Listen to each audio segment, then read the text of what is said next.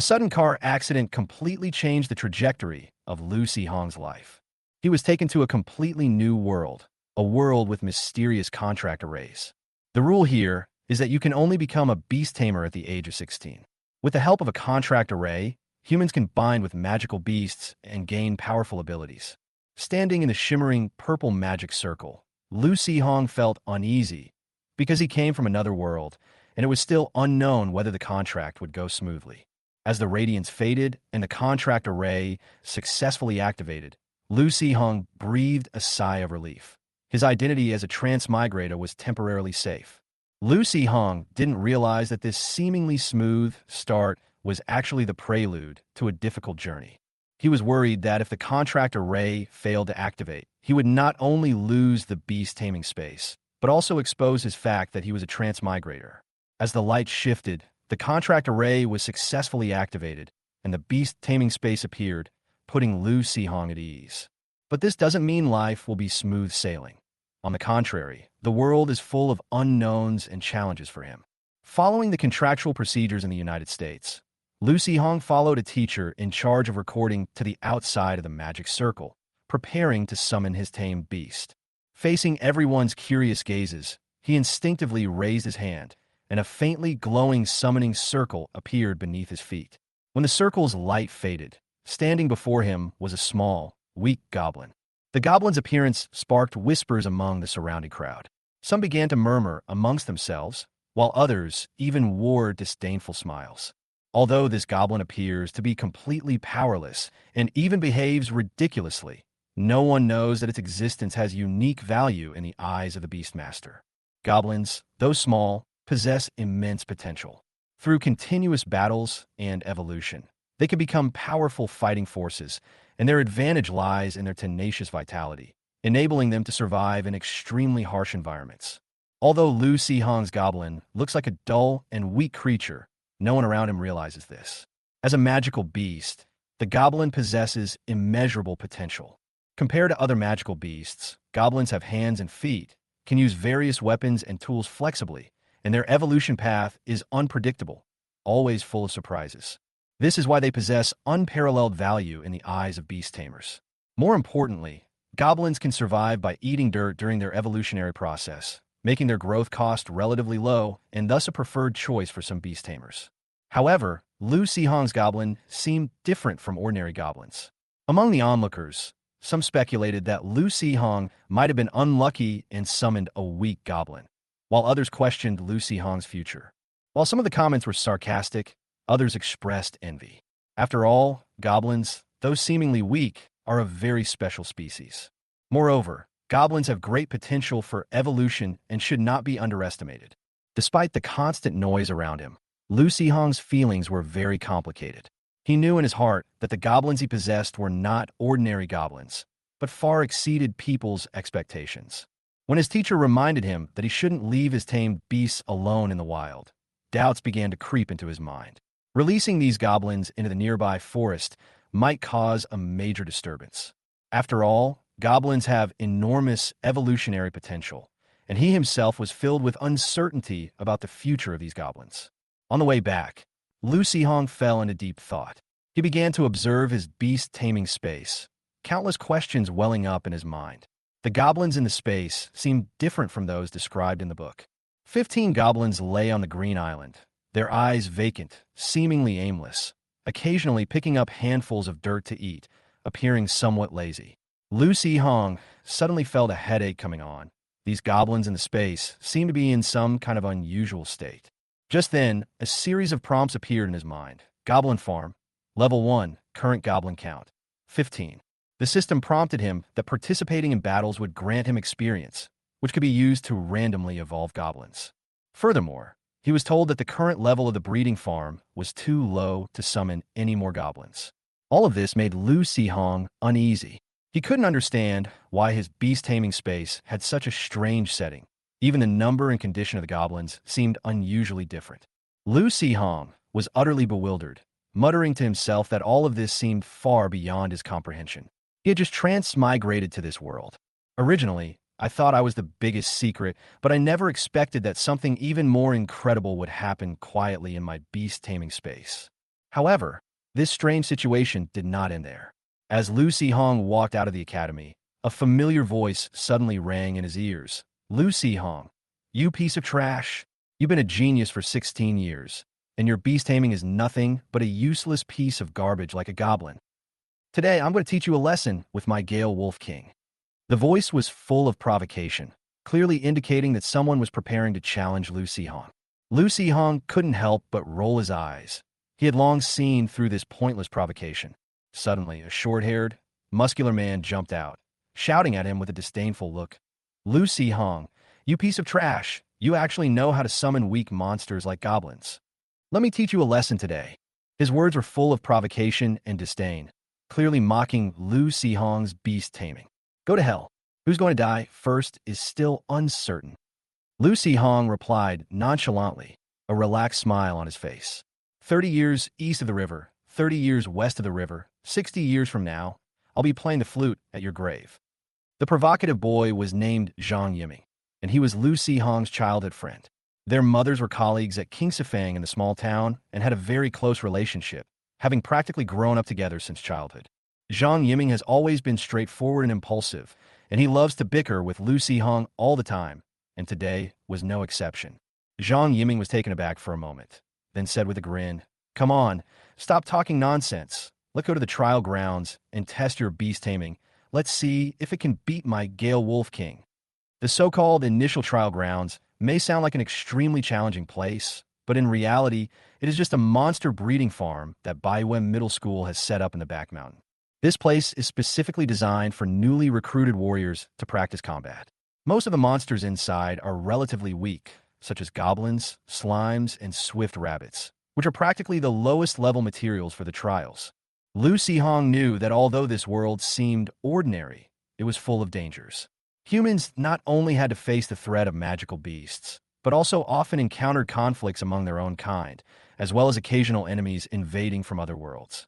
As a charioteer, besides cultivating one's combat abilities, many people spend their entire lives training to survive. Although Lu Hong has only recently become a new knight, he has already fought against monsters more than once in his practical classes at school.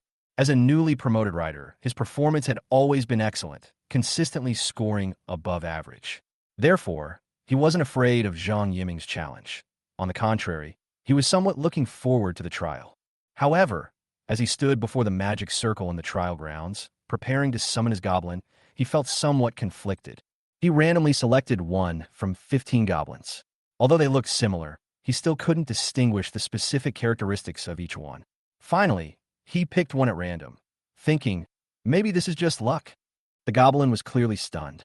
When he saw Lu Hong walk out with a short wooden stick, a look of confusion flashed in the goblin's eyes. It probably didn't understand why its opponent had weapons while it had nothing. Clearly, this duel was never fair from start. However, Lu Hong's goblin clearly didn't care about any of that. It immediately accepted the command, grinned maliciously, and pounced. As a result, the battle did not proceed as anyone expected. The two goblins started fighting over the wooden stick, and then they huddled together and started fighting each other, making what should have been a serious battle rather absurd. Lu Hong watched from the sidelines for a long time, unable to bear it any longer. Finally, he couldn't resist stepping in to help, though he only slightly adjusted the situation. In the end, his goblin barely managed to win by a narrow margin. Looking at the goblin with its bruised and swollen face, Lu Hong felt a mix of emotions. After the battle, he recalled the goblin, checked his beast taming space, and found nothing changed except for a new history entry. Defeated the cowardly goblin, gained 1 experience point. Lu Hong raised an eyebrow, remembering that he had been told that experience points were used to evolve goblins. However, he had only gained 1 experience point, while evolving once required 10 experience points, which was clearly not enough, and he was immediately disappointed. He secretly thought to himself, it seems that if I want to evolve into a goblin, I'll have to fight more monsters. There are quite a few monsters in the misty forest near the town, especially slimes that often appear near that river. Thinking of this, Lu Hong's eyes lit up. The misty forest had always been a battleground for adventurers, and he had been to that forest since he was a child. Although the recent Warcraft riots were quite serious, he still couldn't resist going to take a look. After all, his goblins were far from being evolved. He decided to go to the misty forest alone since he had no classes in the afternoon. After saying goodbye to Zhang Yiming, Lu Sihong headed towards the east gate of the town. The town he lived in was originally built to serve adventurers in the misty forest, but now it has grown into a small city with a population of 30 to 40,000. Lu Sihong crossed the stone bridge at the east gate, the only passage to the misty forest. The bridge was equipped with mechanisms designed to quickly sever the passage and protect the town when monsters attacked. Although these measures were sometimes ineffective, there remained a line of defense for the town. Upon arriving at the East Creek, Lu Sihong encountered several slimes, which his goblin quickly defeated, earning him 2 experience points. After observing his surroundings, he found that apart from the slimes, there was no danger. So he decided to continue forward, cross the stone bridge, and enter the outer edge of the misty forest. Soon, Lu Sihong spotted a swift rabbit, which was incredibly fast. Lu Sihong and the goblin began to work together to capture it. However, the swift rabbit was simply too fast, and Lu Sihong could only watch his target escape. Damn, these rabbits run way too fast, Lu Sihong said with some annoyance. Just as he was about to turn and leave, an injured wild boar suddenly rushed out from the depths of the forest and ran straight toward Lu Sihong. Lu Sihong's heart started racing. He knew that wounded wild boars were often more ferocious, which was not a good sign. He quickly turned back to leave, only to find himself already deeper into the forest. Huff, huff. The wild boar's panting grew closer, and Lu Sihong's heart tightened. He knew that he was facing more than just the threat of this boar. The wounded wild boar charged toward Lu Sihong at incredible speed, its eyes filled with madness, completely ignoring the skinny goblin beside him. To most monsters, a lone goblin is nothing to worry about. Lu Sihong knew that such a goblin, in a one-on-one fight, was no match for a wounded wild boar. Faced with the approaching wild boar, Lu Sihong decided to disregard any hidden risks and summoned all 14 remaining goblins from his beast-taming space in one go. With a series of flashes from the magic circle, 15 goblins appeared before him, each holding a short wooden stick, ready to fight. At that moment, the boar froze, staring blankly at the sudden appearance of the goblins, clearly puzzled as to what he had just encountered. The goblins' collective advantage quickly became apparent. Many beast tamers believed that goblins possessed a latent survival of the fittest trait whenever their groups had a numerical advantage. They become exceptionally ferocious, even berserk, in battle. At this moment, under Lu Sihong's command, the goblins charged at the wild boar without hesitation, and a fierce attack quickly ensued.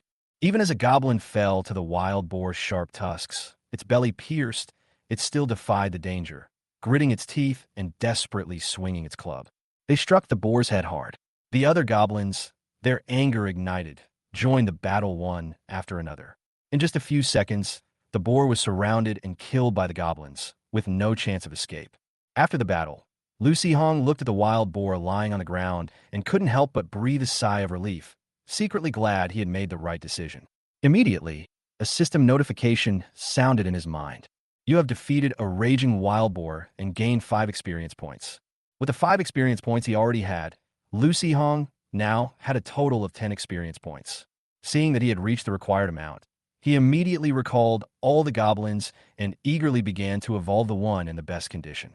You consume 10 experience points to use the evolution function on the goblin. Evolution successful. The goblin has evolved into a goblin laborer.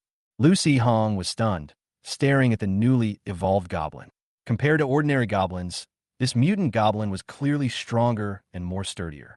Although its height hadn't changed much, it looked like a completely different being. Lu Sihong couldn't help but feel confused. Could there really be such a species among the goblin race? Moreover, judging from both its name and appearance, this newly evolved goblin didn't seem to have any combat abilities. It looked more like a craftsman. Immediately, another system message appeared in Lu Sihong's mind. Goblin laborers, basic craftsmen in goblin society, possessing basic casting and construction skills, and able to command ordinary goblins to perform simple tasks. Further evolution grants more specialized production skills. Evolution requires 100 experience points. A craftsman, Lu Sihong was taken aback, feeling somewhat disappointed, but also thinking that it might not be entirely without value. After all, although this goblin wasn't particularly strong in combat, its existence might offer some help.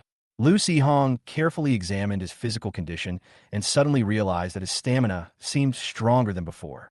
This might be feedback he received from Goblin evolution. He began to ponder.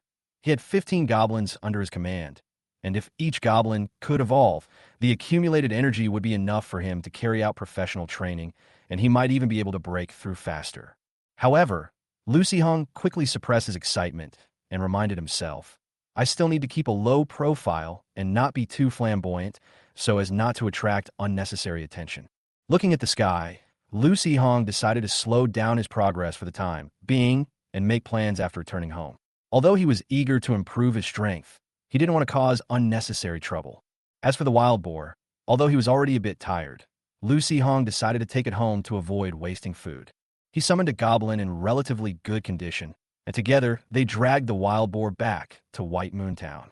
Along the way, Lu Hong noticed that the town's guards couldn't help but show a hint of surprise as they watched their actions.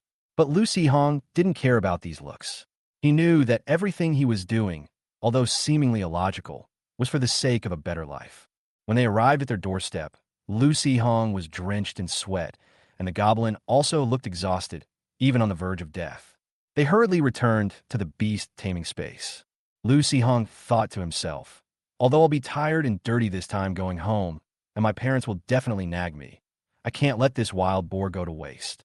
When Lu Hong stepped into the house, his younger sister Lu Zian, who had been waiting at the door, froze. Her eyes widened and her mouth slightly agape, as if she had never expected to see such a scene. Lu Hong couldn't help but laugh. He walked up to her and ruffled her hair with his dirty hands, making a mess of her originally clean and tidy hair. Lu Zian is Lu Hong's cousin. 3 years ago, her parents died in a flying monster attack, and she was subsequently adopted by Lu Hong's parents. Although her family wasn't wealthy, but they still did their best to take care of the little girl who had lost her parents. Lu Hong doted on her and tried his best to make her happy. Although Zian was somewhat timid, he always found ways to make her feel warm. Just then, Lu Hong's father, Lu Yuanyang, came out of the house and saw the scene at the door. He was immediately startled. Why are you only coming back now? Yin Yin has been waiting for you for ages. Lu Hong gave an awkward smile. Something came up? I'm a little late. Then, pointing to the wild boar behind him, he said, Look, what's this? Lu Yuanyang's eyes widened. When he saw the huge wild boar, he couldn't help but shout, Holy crap, what's going on? What is that? Li Qin ran out upon hearing the noise. Seeing the wild boar on the ground and Lu Hong looking exhausted, she narrowed her eyes slightly. What have you been up to now? Sensing its owner's anger, the giant, demon-faced spider, which had been lying in a daze in the living room, scrambled out with its 8 long legs, hissing threateningly. When the ghost-faced spider saw the wild boar that Lu Hong had just brought back, it let out a mocking laugh. Cuckoo! Its body stiffened. Then it obediently crawled over and used its silk to drag the wild boar aside. Li Qin glanced at it and said coldly, You're very free, aren't you? Come over and drag this wild boar to the side. Although the ghost-faced spider seemed unwilling, it still silently completed the task. Then, Li Qin turned to Lu Hong, her tone full of reproach. You dare to go to the misty forest to hunt wild boars with just a goblin? Are you planning to slay a dragon with a goblin warrior? Her words were full of dissatisfaction. Lu Hong couldn't help but retort softly, I'm not stupid.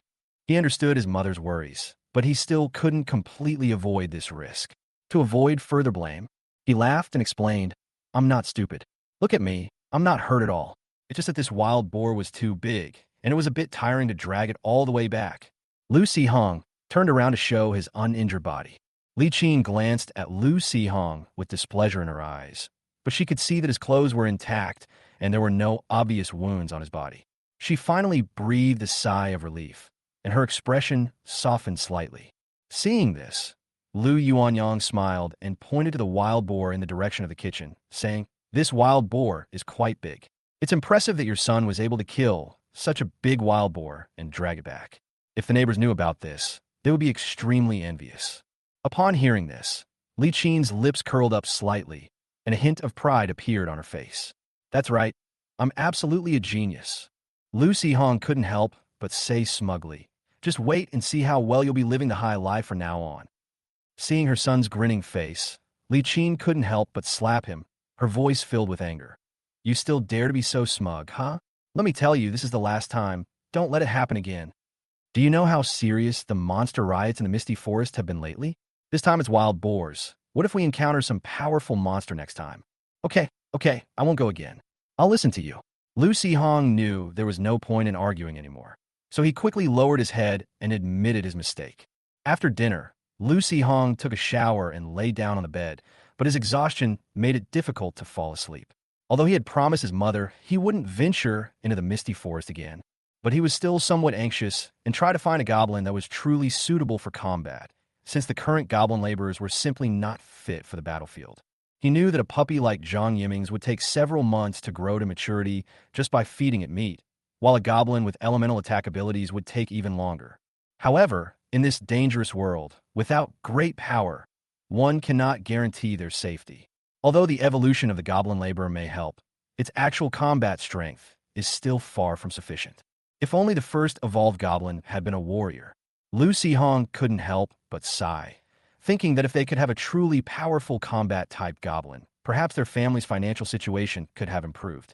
This wild boar will at least sustain the family's food expenses for half a month. Although Mom might scold her a few times, she must be quite happy inside.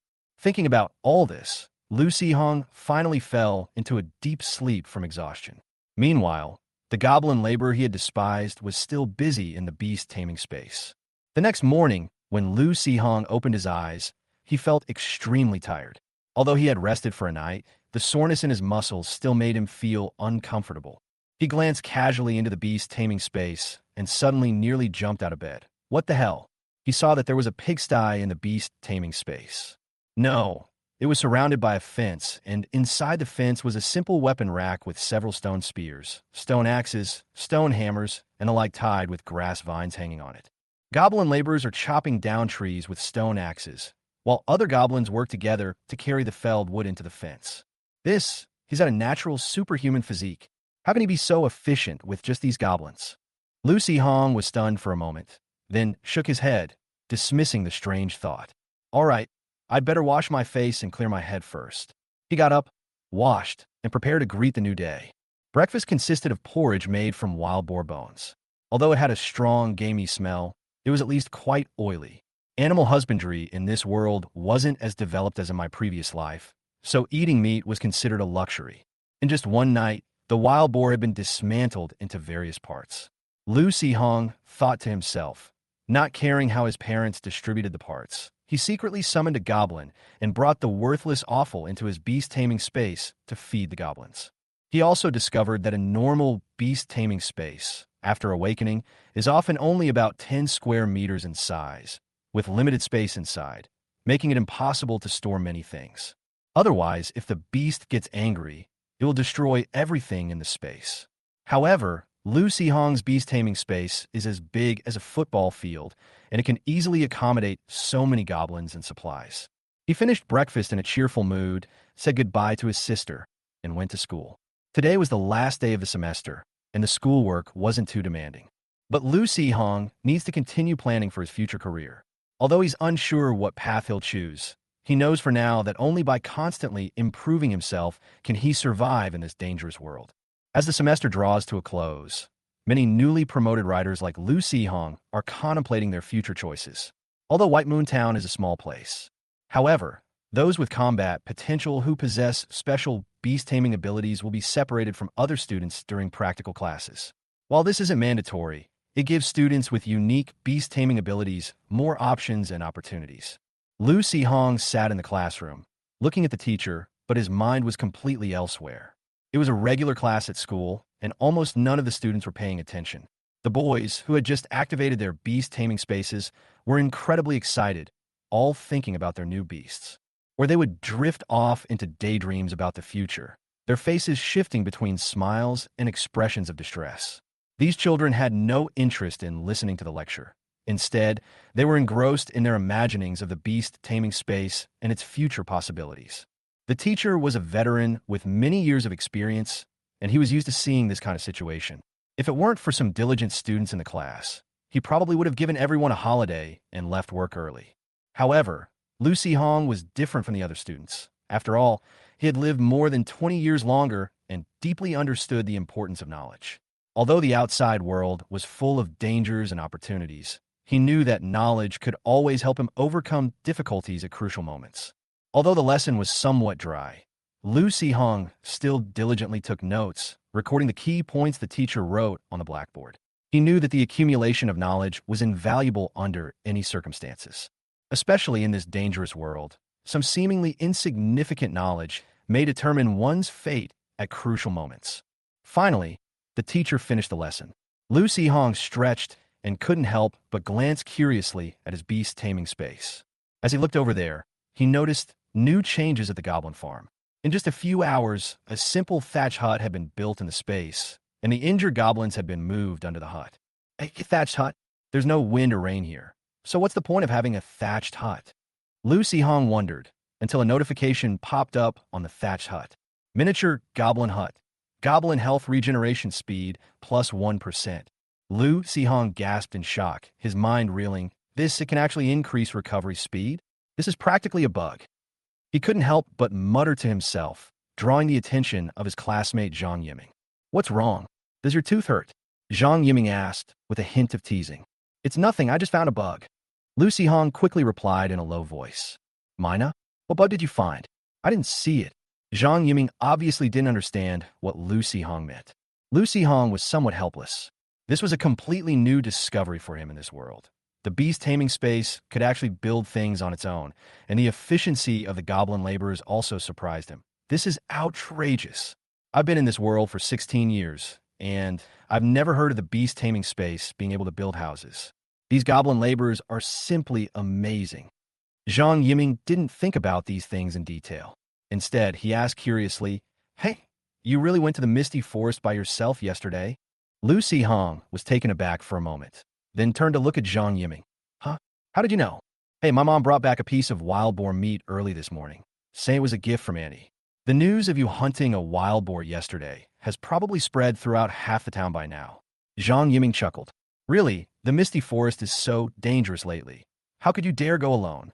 Lu Si-hong knew Zhang Yiming was concerned about him, so he could only smile helplessly and say, Because my goblin is an adult, it needs to go through battles to grow. He didn't mention the goblin's evolution or the special circumstances of the beast taming space, since this information wasn't suitable to reveal to his friends yet. Zhang Yiming frowned. There's no need to be in such a hurry. Didn't you say yourself that fortunes change every 30 years? As long as you live long enough, anything is possible. Wait a moment. Wait until my Gale Wolf King matures. He seemed a little worried. Your little puppy will take at least half a month to grow into a big dog, a Wolf King? Haha, when will that happen? Lu Si-hong rolled his eyes, looking somewhat disgusted. Don't say anything, brother. If my mom asks, we'll just say I went fishing with you in the west of town. Ah, you still have to lie to your mother? Zhang Yiming asked in surprise. When my brother becomes successful, I'll take you with me. Lu Si-hong patted his best friend on the shoulder, looking very serious. TCH, who's leading whom is still up in the air. All right, take care of yourself. Zhang Yiming shook his head. Don't you know who I am? From childhood to adulthood. When have I ever done anything I wasn't sure about? Lu Si-hong raised his chin, full of confidence. Zhang Yiming sighed. Those who are good at swimming often drown, Xiao Hongzi. Hey, you made progress. You've even learned to use idioms. Lu Si-hong teased with a smile. Get lost. Zhang Yiming pushed Lu Si-hong helplessly. After afternoon classes ended, with the teachers gone, the students were free to do as they pleased. Lu Si-hong took the opportunity to finish his boxed lunch, then skillfully climbed over the school wall, carefully avoiding the gazes of acquaintances as he headed towards the east gate of the town. Today, he plans to enter the Misty Forest again. Although only 3 goblins are injured and unable to fight, the rest of the goblins have fully recovered. More importantly, the stone weapons that the goblin laborers crafted for the other goblins have greatly enhanced their combat capabilities. Now, Lu Si-hong, wielding several evolved goblins, is at least 2 to 3 times stronger than he was yesterday. He didn't venture deep into the Misty Forest rashly, but cautiously approached its outer perimeter. He hoped to encounter some weaker magical beasts, like the Gale Rabbit and the Digger Rat, to gain experience and also to bring back some food to improve his family's meals. However, Lu Si-hong's good luck didn't seem to last long. Although he quickly spotted the Swift Rabbit and the Groundhog, they were too fast to catch easily. Just when he thought the day was destined to be fruitless, he unexpectedly encountered a wild goblin squad. No, this wasn't entirely an accident. Lu Hong looked at the goblin leading the group.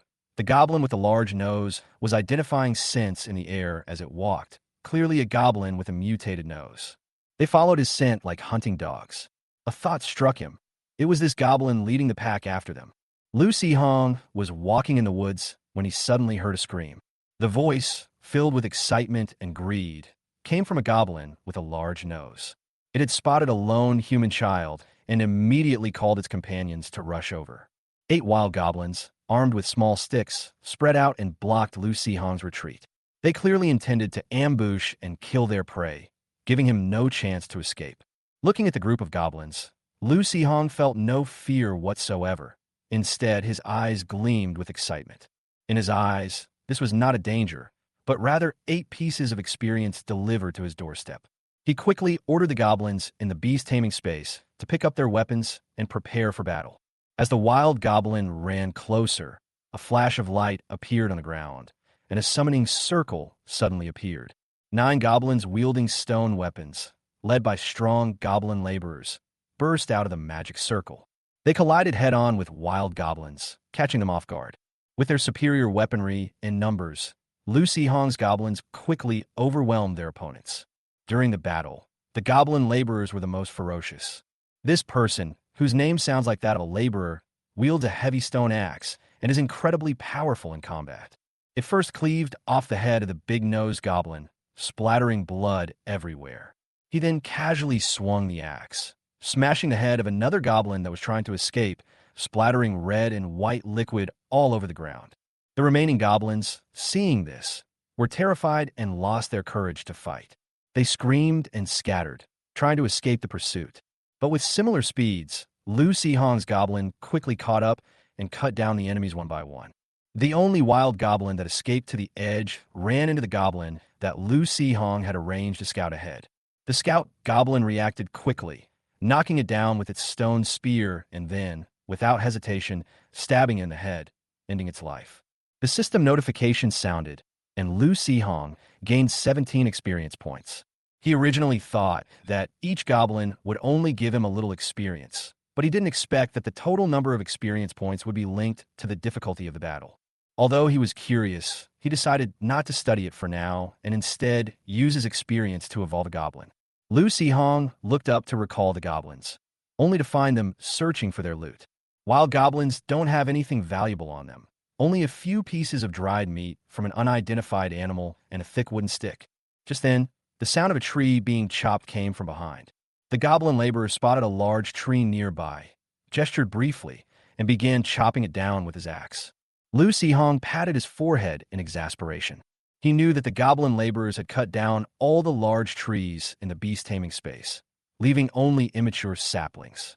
Too lazy to stop him, he left the laborers to continue cutting down trees, sent the other goblins back to the beast-taming space, and selected the one in the best condition to begin evolving. The system prompted that 10 experience points had been consumed, and the goblin had successfully evolved into a goblin warrior. As the light faded, the ordinary goblin's appearance suddenly changed. It became muscular, tall, and imposing, standing out among its kind. Lu Hong was overjoyed to see this, relieved that he had finally trained a soldier. He thought to himself that if he were to evolve into a handyman, he would probably have to develop into a farmer. After the laborers finished cutting down the tree, Lu Hong recalled it back to his spatial dimension, taking the wood with him. Then, he summoned the newly evolved goblin warriors. The difference was not apparent in the beast-taming space, but when it stood beside him, Lu Hong discovered that this warrior's form was more perfect than any of the similar ones he had seen in the school's breeding farm. The goblin warriors at the school are taller and stronger than their ordinary counterparts, but they don't have such a strong physique and imposing presence. He knew perfectly well that this effect was caused by the cheat software. Lu Hong's gaze fell on the corpse on the ground, and a sense of unease rose in his heart. Although goblins are not strong in combat, they are quite intelligent and know how to avoid human settlements. Normally, they wouldn't appear in this area. Lu Hong hoped that this group had simply wandered out from the depths of the misty forest. He recalled the beast tide he experienced when he was 8 or 9 years old, which nearly destroyed White Moon Town. If it weren't for an ordinary, honest man who awakened his fusion ability for the sake of his wife and daughter, and partnered with a pastry chef to kill the leading high-level magical beast, the town would probably have already fallen. Although he was a little worried, Lu Sihong didn't plan to leave because he only needed 3 more experience points to evolve another goblin. He recalled his goblin warrior, summoned a regular goblin, and headed out of the forest. His safety was still the top priority, so he planned to go to the river to look for the slime. Sure enough, I encountered 3 or 4 slimes by the river. After defeating them, my experience points increased to 9. The time had come, and he decided to go home. Along the way, he pondered the problem of the goblin warriors being exposed. It would be too conspicuous to take it out directly. Let's wait until we enter the initial trial grounds. It can be explained that the goblins evolved due to the stimulation of battle, which is reasonable and will not arouse suspicion. After returning home, Lu Sihong stayed obediently for a few days. Although he didn't sneak off to the misty forest again, he wasn't idle either. Since acquiring the goblin warrior, the energy fluctuations within his body had become increasingly noticeable. Every night, after dinner and before going to bed, he would take advantage of his free time to stay alone in his room and secretly try to mobilize the energy in his body using the basic cultivation methods taught by his teacher. Generally speaking, the amount of energy within a tamer depends primarily on the strength of their beast and the tamer's own aptitude. In this world, all energy is categorized into different levels, much like water exists in its 3 forms: mist, rain, and stream. With the advancement of beast-taming civilization, this system has continued to evolve, and later added levels such as springs, streams, rivers, lakes, and seas. Even the beast-taming masters with the highest energy concentration have only reached the lake level. The larger the lake's area and the more water it contains, the more it can compare to the vast and boundless grandeur of the sea. Lu Sihong's current energy concentration is in the mist stage. Although the energy is visible, it is intangible and the concentration is extremely low. He has not seen any obvious effects after cultivating for half a day. After all, the goal of the basic training method is not to make him a professional overnight, but to enable the rider to control the energy in his body and prepare for future growth. Despite this, Lu Sihong did not give up. He found several rusty kitchen knives in the storeroom, sharpened them, and threw them into the beast-taming space. He then had the goblin laborers take out a thick stick, tie the knives to it, and make a makeshift broadsword to prepare a spare weapon for the goblin warriors. Time passed quickly, and Monday finally arrived. As always, Lu Sihong dragged his best friend Zhang Yiming and a few other classmates along, and they rushed to the initial trial grounds. They received a breeding goblin, and Lu Sihong sent his goblin warrior forward. With a few swings of his hammer, he successfully killed it. However, Lu Sihong did not rush to summon the goblin warrior. He decided to take a gamble. Although the goblin warrior was powerful, if it could evolve into a mutated goblin that could cast spells, its combat power would definitely be even stronger. So, he consumed 10 experience points and underwent an evolution. Consumes 10 experience points. Goblin evolution. Goblin wanderer. With a flash of light, the goblin, which had been in its normal form, instantly transformed into a disheveled, dissolute ragpicker. Lu Sihong stared in astonishment at the mutated goblin before him. What happened? Goblin Wanderer. This is a special goblin who lives a free and unrestrained life, often wandering around and scavenging for trash. Did I fail to evolve? Lu Sihong was somewhat annoyed, wanting to complain, but then he thought of the goblin laborer's example and suddenly realized that perhaps this wanderer also had hidden potential. After all, the goblin laborer's performance was already enough to make him look at him in a new light. However, just as he was about to consider the potential of this ragpicker, the system notification sounded again. Goblin wanderers will randomly appear around the world, and after being defeated, they will return to the farm with the junk they have collected. What's going on? Lu Sihong was speechless for a moment. Just as he was about to observe further, the king of rags suddenly disappeared, completely vanishing from the beast-taming space. Damn goblin. Lu Sihong couldn't help but curse, thinking to himself that he hadn't received any substantial feedback whatsoever. However, the system's energy feedback did not disappoint him. Although this goblin looked somewhat slovenly and unreliable, the energy feedback it gave him was similar to that when the goblin warrior evolved. Lu Sihong began to think that this wanderer might not be entirely useless. After a brief moment of surprise, He immediately summoned his goblin warrior and swaggered out of his training ground with it. To attract more attention, he deliberately shouted loudly, Old Zhang, Zhang Yiming, come out and see my genius goblin warrior. Hearing the sound, Zhang Yiming rushed over from a distance. When he saw the goblin warrior, he was almost stunned. Holy crap, really?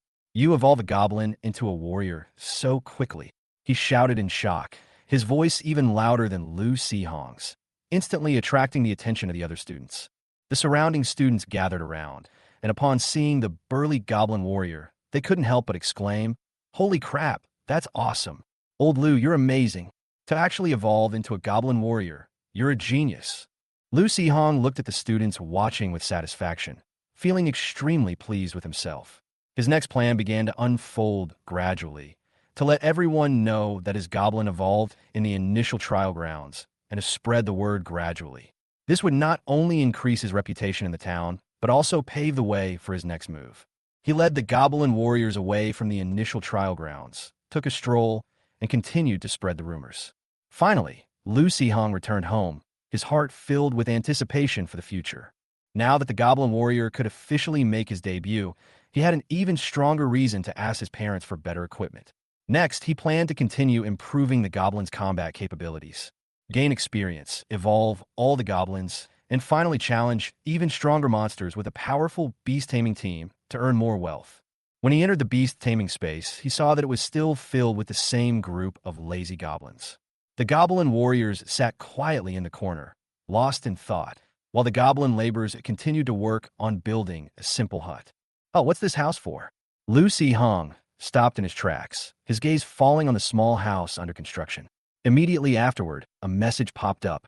Goblin thatched hut under construction. Nonsense. Lu Sihong couldn't help but roll his eyes, his mood instantly dropping.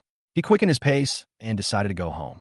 When Lu Yuanyang and Li Qin saw the goblin warriors their son had summoned, they were filled with surprise and joy. However, after the initial joy, a problem arose for Lu Sihong's parents. Goblins could survive on dirt, but goblin warriors couldn't. To help goblin warriors continue to improve, they needed to be given enough food. Even if they couldn't have meat every meal, they should at least have one meal a week. In fact, Lu Sihong suspected that his goblin warrior had already been upgraded to its most perfect state. If the conditions were right, it could continue to evolve without any special training. However, he did need such a reason to convince his parents to allow him to roam the outskirts of the misty forest. Finally, after Lu Sihong's various reasoned and emotional persuasion and his numerous vows and guarantees, Lu Yuanyang and Li Qin decided to buy him a basic set of armor and weapons and allow him to adventure with familiar adventurers or hunters in the edge of the misty forest. Lu Sihong thought that if he wanted to find a trustworthy hunter to accompany him, then his best friend Zhang Yiming's father, Zhang Dashan, would undoubtedly be the most suitable candidate. In his youth, Zhang Dashan was an adventurer who, at the height of his power, even gained the ability to merge with beasts. Unfortunately, he suffered an accident during an adventure, which severely damaged his body and weakened his foundation. His wife was pregnant at the time, and the family had some savings, so he chose to retire and return to his hometown to become a hunter. His tamed beast is a crimson tiger with fiery red fur. When enraged, its fur surges like flames, unleashing fire-based power that inflicts intense fire damage in battle. Zhang Dashan became a hunter partly for a living, and partly so that the Crimson Flame Tiger could eat meat every day. If a beast lacks suitable food for a long time, its abilities will deteriorate, and the rider's own strength will also be affected. With Zhang Dashan's strength, as long as he doesn't venture too deep into the misty forest, protecting Lu Sihong shouldn't be a problem at all. Moreover, Lu Sihong's mother, Li Qin, and Zhang Dashan's wife, Lu Xiaojuan, have been friends for many years, and the two families have always had a good relationship. Lu Sihong believed that Zhang Dashan would not mind taking him along on the hunt. He thought this arrangement was quite good. By sticking close to a strong player in the early stages, he could safely accumulate experience points. Once you have enough experience, upgrade the goblin warriors you see on the surface. When they reach a certain level of strength, you'll have a reason to venture out to the edge of the forest on your own.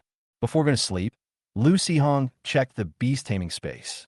The goblin laborers were very efficient. They built a new thatch hut in just a few hours. He focused his attention and finally jumped out of the detailed information about the thatched hut. The information indicates that this is a simple storage area for items, which can be used to store important items and reduce the space occupied by the items. Generally speaking, the size of the beast taming space is related to the rank and size of the beast. For beginner riders like Lu Sihong who have just activated their space, the space is usually only enough for their beast to rest and move around. If the beast has a good personality and high intelligence, it can also help the rider place some items in the space, but only small and important items. Lu Sihong's Goblin Farm has a great advantage. It has a spacious layout, and since goblins have hands and feet, building a warehouse is a piece of cake. He even thought how wonderful it would be if he could enter the beast taming space, build a house inside, and hide there when he encountered danger. Unfortunately, this idea had been proposed and studied before, but none of them were successful. Beast tamers can bring items into the space, but no living creature, whether human or other magical beast, including undead creatures that are not completely dead, can enter the beast tamer space. Lost in thought, Lu Sihong quickly fell asleep. I woke up, and a new day began. He glanced casually at the beast taming space and suddenly noticed a corpse in the thatched hut. Upon closer inspection, it was discovered to be a goblin wanderer, whose status was displayed as recovering. It turned out to be that goblin who liked to go out alone. Lu Sihong couldn't help but wonder, didn't it just go out yesterday? How could it be killed so quickly? While I was wondering what was going on, a detailed record automatically popped up at the Goblin Farm. Records show that the Goblin Wanderer encountered the kobold gold prospectors when he entered the misty forest. While evading pursuit, it picked up a gold nugget from the ground.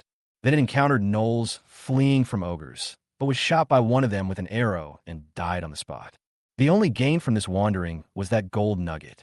Lu Sihong was startled, finding the goblin's experience truly thrilling. He immediately searched the farm for the gold nugget and finally found an ugly gold stone in a straw shed where the items were stored. He speculated that the goblin laborers built thatched huts likely to store the spoils brought back by the wanderers. Although the gold didn't look good, Lu Sihong thought it was very valuable. He planned to make up an excuse, saying he found it by the river, and have his parents sell it to raise the money needed to buy equipment. Receiving such a pleasant surprise first thing in the morning kept him smiling all day. Fortunately, everyone knew that his goblin had evolved yesterday, so no one suspected that he was out of his mind. Thanks to Lu Sihong's plan, his classmates' publicity, and his parents' unintentional boasting, the entire Baiwa town and surrounding farms knew that Lu's son was a genius. Just 1 week after activating the beast taming space, the goblin evolved into a goblin warrior by eating dirt. That morning, as soon as he arrived at the school, he was called to the principal's office and given some encouragement. The principal said many nice things, but did not give him any substantial reward. After all, there are almost no patterns to goblin evolution. It all depends on luck, and no one can predict when the next evolution will occur.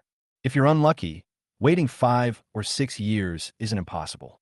If it were another magical beast with high evolution potential, the principal might have rewarded it immediately. Unfortunately, Lu Sihong's tamed beast is a goblin, so the principal doesn't dare to make any empty promises. Lu Sihong didn't care. In his view, the goblin warriors were not considered powerful. Fortunately, the principal made a promise. As long as his goblin warriors evolve again, the school will not only waive tuition fees, but also provide a lot of money and resources. In Lu Sihong's eyes, these rewards were as if they were already in his hands, just temporarily held by the school. After Lu Sihong returned to his seat, Zhang Yiming immediately came over, his face showing curiosity and a slight smugness. "What did the principal call you for? Did he give you some kind of reward?" he asked quietly. Lu Sihong shook his head slightly and answered softly. There was no reward. They just said that if the goblin warrior could evolve again, they would waive my tuition and give me some resources as a reward. Zhang Yiming couldn't help but feel indignant after hearing this. Hey, the principal is too stingy. The reactions of the classmates who overheard their conversation varied greatly.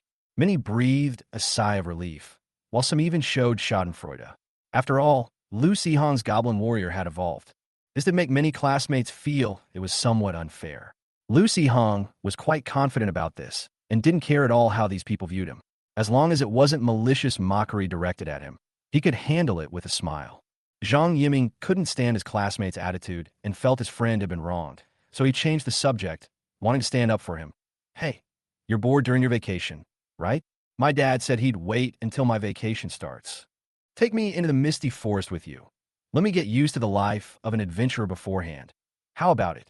With my dad leading the way, maybe your goblin warrior will evolve soon. That way, some people won't have to gossip anymore. All eyes immediately turned to Lu Hong, some with envy, and some even begged Zhang Yiming to take them along.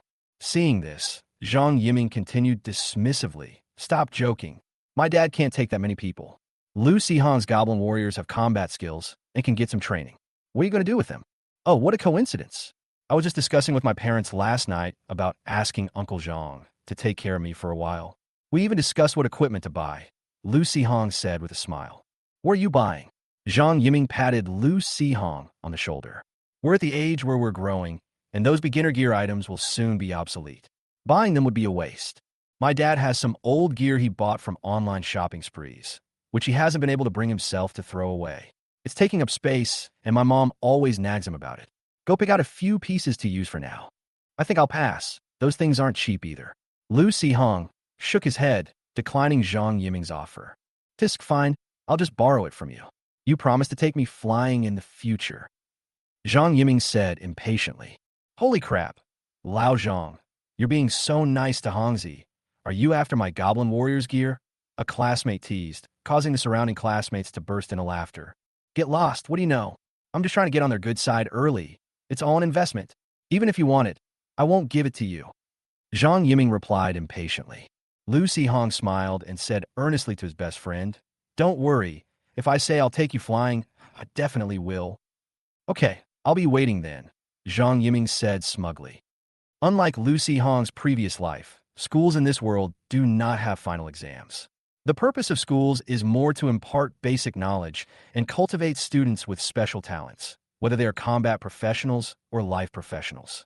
The school's goal is to provide these promising students with opportunities for development and to recommend them to higher-level colleges or functional departments, which is why the principal spoke with Lu Hong. Although the principal didn't give him a direct reward, it at least showed that Lu Hong had caught the school's attention. For Lu Hong, this wasn't important.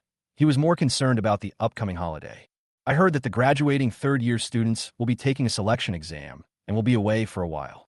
Lu Hong plans to take this opportunity to prepare his equipment and go into the misty forest with Zhang Yiming's father." After being persuaded by Zhang Yiming and his mother, the Lu family ultimately decided not to buy him new equipment. Instead, he borrowed some old equipment from Zhang Dashan, plus a machete. With the remaining money, Lu Hong bought a better quality broadsword and equipped the Goblin Warrior with it. Although reluctant, Lu Yuanyang still sharpened the machete until it gleamed. Li Qin, meanwhile, listened to the sharpening sound, tossing and turning in frustration, and finally couldn't help but run out and yell at Lu Yuanyang. She felt the sound of sharpening the knife was disturbing her sleep. Lu Yuanyang, while sharpening the knife, comforted her. "Keep it down. The children are asleep." Li Qin rolled her eyes, a vague sense of worry creeping into her heart. She didn't voice it, simply staring blankly as Lu Yuanyang continued sharpening the knife. The only sound in the courtyard was the soft grinding of the knife. Lu Hong was naturally awake, his heart filled with anticipation and excitement. He secretly opened the window and saw the somewhat worried expressions on his parents' faces. Although he knew he couldn't soothe their emotions, he still gently closed the window and lay back down in bed. He was excited, yet unable to calm down. To kill time, Lu Hong decided to check on the goblins in his beast-taming space. He saw that the goblins were still either eating dirt, munching on grass, or just staring blankly. Suddenly, he noticed a goblin warrior sitting next to the goblin laborer, and something seemed to have changed. "Oh, what's this room used for?" Lu Hong stared at the activity inside the thatched hut for a while. Then suddenly a new message popped up. "Goblin Wanderer's Chronicle. The Goblin Wanderer enters the misty forest. The Goblin Wanderer encounters a pack of wolves, but the wolves are not interested in Goblin Wanderer meat. They were intimidated and driven away. A battle broke out between the two groups of human adventurers, but no humans died. After they left, the Goblin Wanderer picked up a broken dagger and a snapped sword from the scene of the battle. The Goblin Wanderer ventured deep into the misty forest. He encountered a rock bear walking its cubs. The rock bear used rock spike on the Goblin Wanderer, who is now dead. This journey yielded 2 scrap metal pieces.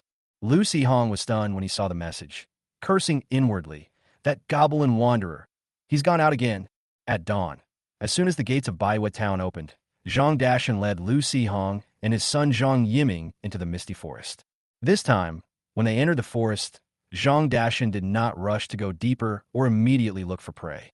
Instead, he guided the two along the way, teaching them survival skills for adventurers. He used his eyes to identify scratches on tree trunks, footprints on the ground, and even changes in wind direction and soil. Every detail became his teaching tool. Occasionally, when he encountered a few small prey, he did not summon his beasts, but instead picked up his bow and arrow and shot them casually. By the time Lu Sihong and Zhang Yiming reacted, their prey had already been accurately hit in vital areas and lay on the ground unable to move. Both of them benefited greatly from the learning process and realized the gap between real wilderness life and textbook knowledge. At noon, Zhang Dashan finally let his tamed beast, the Crimson Flame Tiger, come out of his spatial storage to rest and have lunch. He set up a pile of firewood, let the Crimson Tiger release flames to ignite the firewood, and then skinned, bled, and gutted the prey he had captured that morning and began to roast them over the fire. The aroma of meat gradually filled the air. He took out a small bottle from his pocket, sprinkled on some seasoning, and the aroma became even stronger. The Crimson Tiger lay lazily on the ground, its fur shimmering red in the sunlight, making it look like a ball of flame. This giant tiger was strong and had a steady aura. It seemed that as long as it was there, no other magical beasts in the forest would dare to approach. Zhang Dashan tossed a roasted swift-wind rabbit to the Crimson Flame Tiger, which took a bite, unfazed by the heat, and chewed it up and swallowed it whole, bone and all. Lu Sihong smiled. He knew that this Crimson Flame Tiger was once a top-tier beast taming creature from the era of adventure. Even though its master had now retired to the ranks of hunters, its strength was still enough to suppress the surrounding magical beasts. Zhang Dashan looked at the two of them and said slowly, "Today's itinerary is mainly to let them gain experience." Instead of rushing them deeper into the area, he taught them how to observe the terrain, identify scents, and learn the steps for handling prey. Lu Sihong listened attentively, occasionally helping to adjust the fire or turn the roasting meat. Zhang Dashan mentioned that the misty forest has been quite turbulent lately, with monsters frequently becoming restless. He encountered a pack of ironclaw wolves when he was hunting for food last time. The wolves seemed to be driven mad by hunger, and they actually attacked him and the Crimson Tiger. He acted decisively, killing the leader first. Otherwise, he and his beast tamer would likely have been injured. Hearing this, Lu Sihong realized that even experienced hunters should not underestimate this forest. For a while afterward, they lingered on the outskirts, and Zhang Dashan spotted another lone old wolf. He had Lu Sihong summon goblin warriors so he could practice on them himself. Zhang Dashan expected that although the goblin warriors were physically strong, they lacked combat experience and could at best fight the old wolf to a draw. However, the result surprised him. The goblin warrior, wielding a sharp broadsword, killed the old wolf in just a few rounds. Lu Sihong felt relieved to see that the goblin warrior's wounds were not serious. Zhang Dashan was slightly surprised, believing that this goblin's fighting power was beyond the norm. However, his combat skills are still lacking. When he swings his knife, he easily hits the hardest bones on the wolf's body, causing the weapon to chip. He said that once he accumulates more combat experience, he will soon become a truly qualified combat-type beast tamer. Although the goblin warrior couldn't speak, he understood what he meant, looked down at the gap, and showed a reluctant expression on his face. It glanced at the old wolf's corpse again, seemingly contemplating how to proceed in the next battle. In the afternoon, they continued walking on the outskirts of the forest. While observing the surrounding environment, Zhang Dashan taught the two boys various wilderness survival skills. For Lu Sihong, the content he learned firsthand was more real and more cautionary than what he read in books. As night fell, Zhang Dashan found a secluded open space to spend the night. While tidying up the surroundings, he explained the precautions for camping in the wild to the two of them.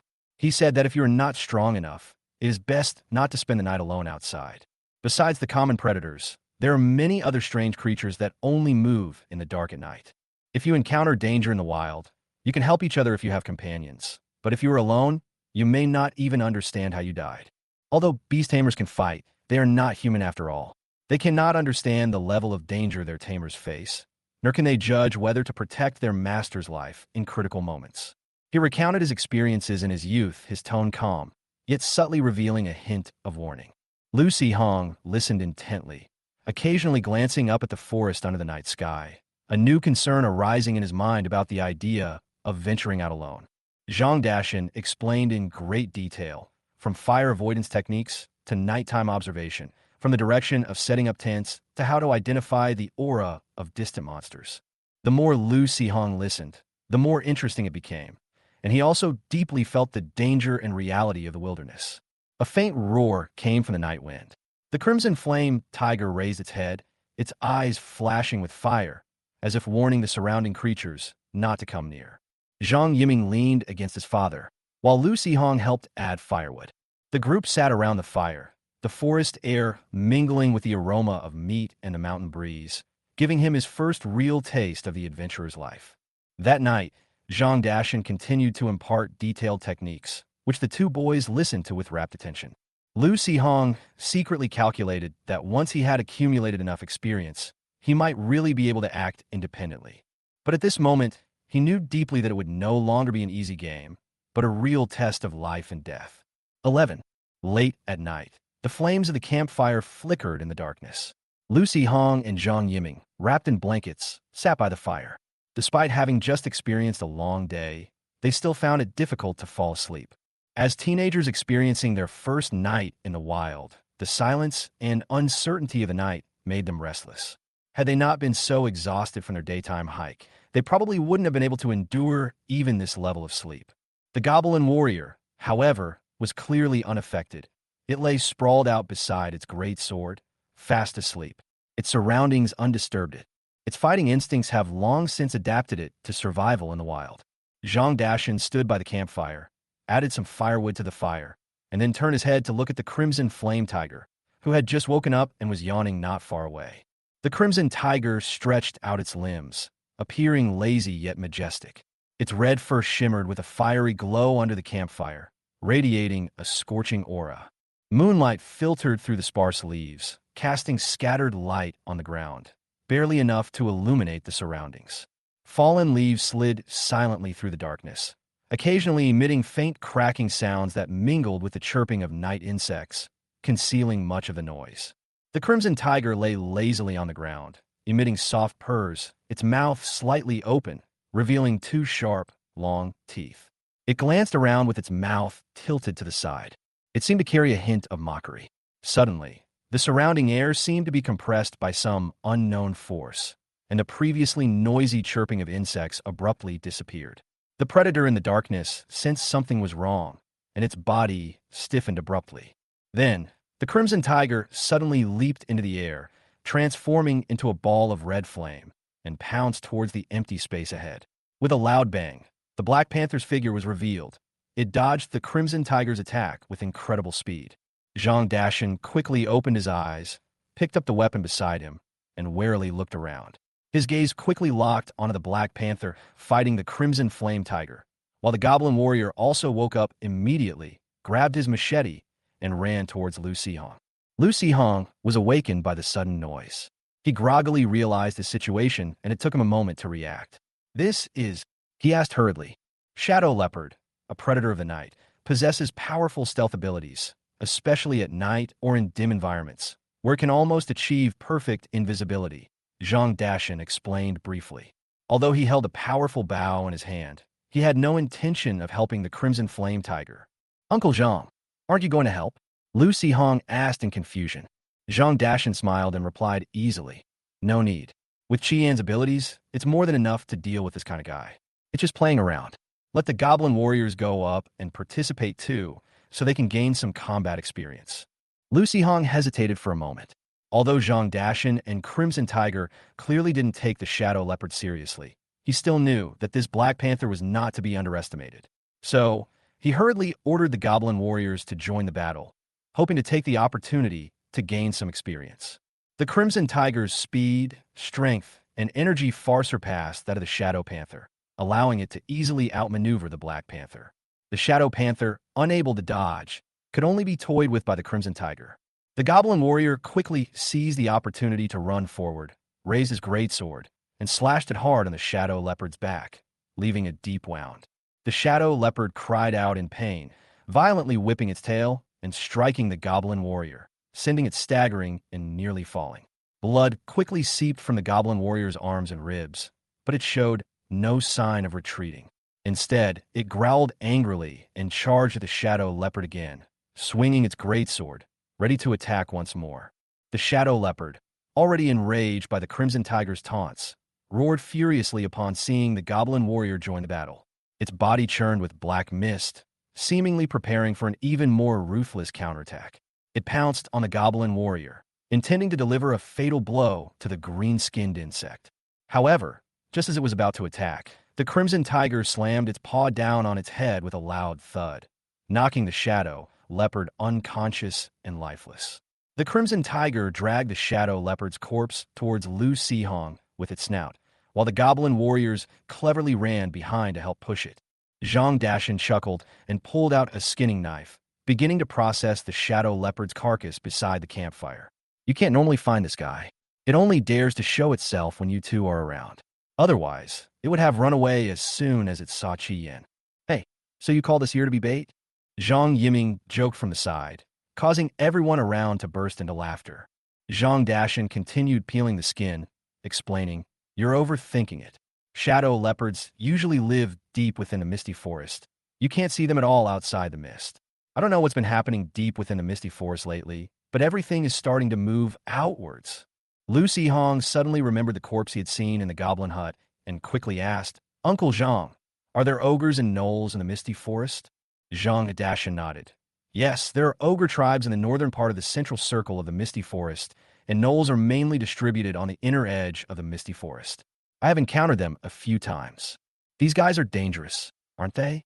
I heard they can forge iron and make weapons." Zhang Yiming couldn't help but interject. Zhang Dashan nodded. "Yes, both ogres and gnoll humanoid magical beasts possess some iron-making skills. I once met a master swordsmith in a city whose beast tamer was a gnoll lord. That guy's blacksmithing skills were on par with a master swordsmith." Hearing this, Lu Sihong felt a surge of warmth in his heart and suddenly thought of his goblin laborer.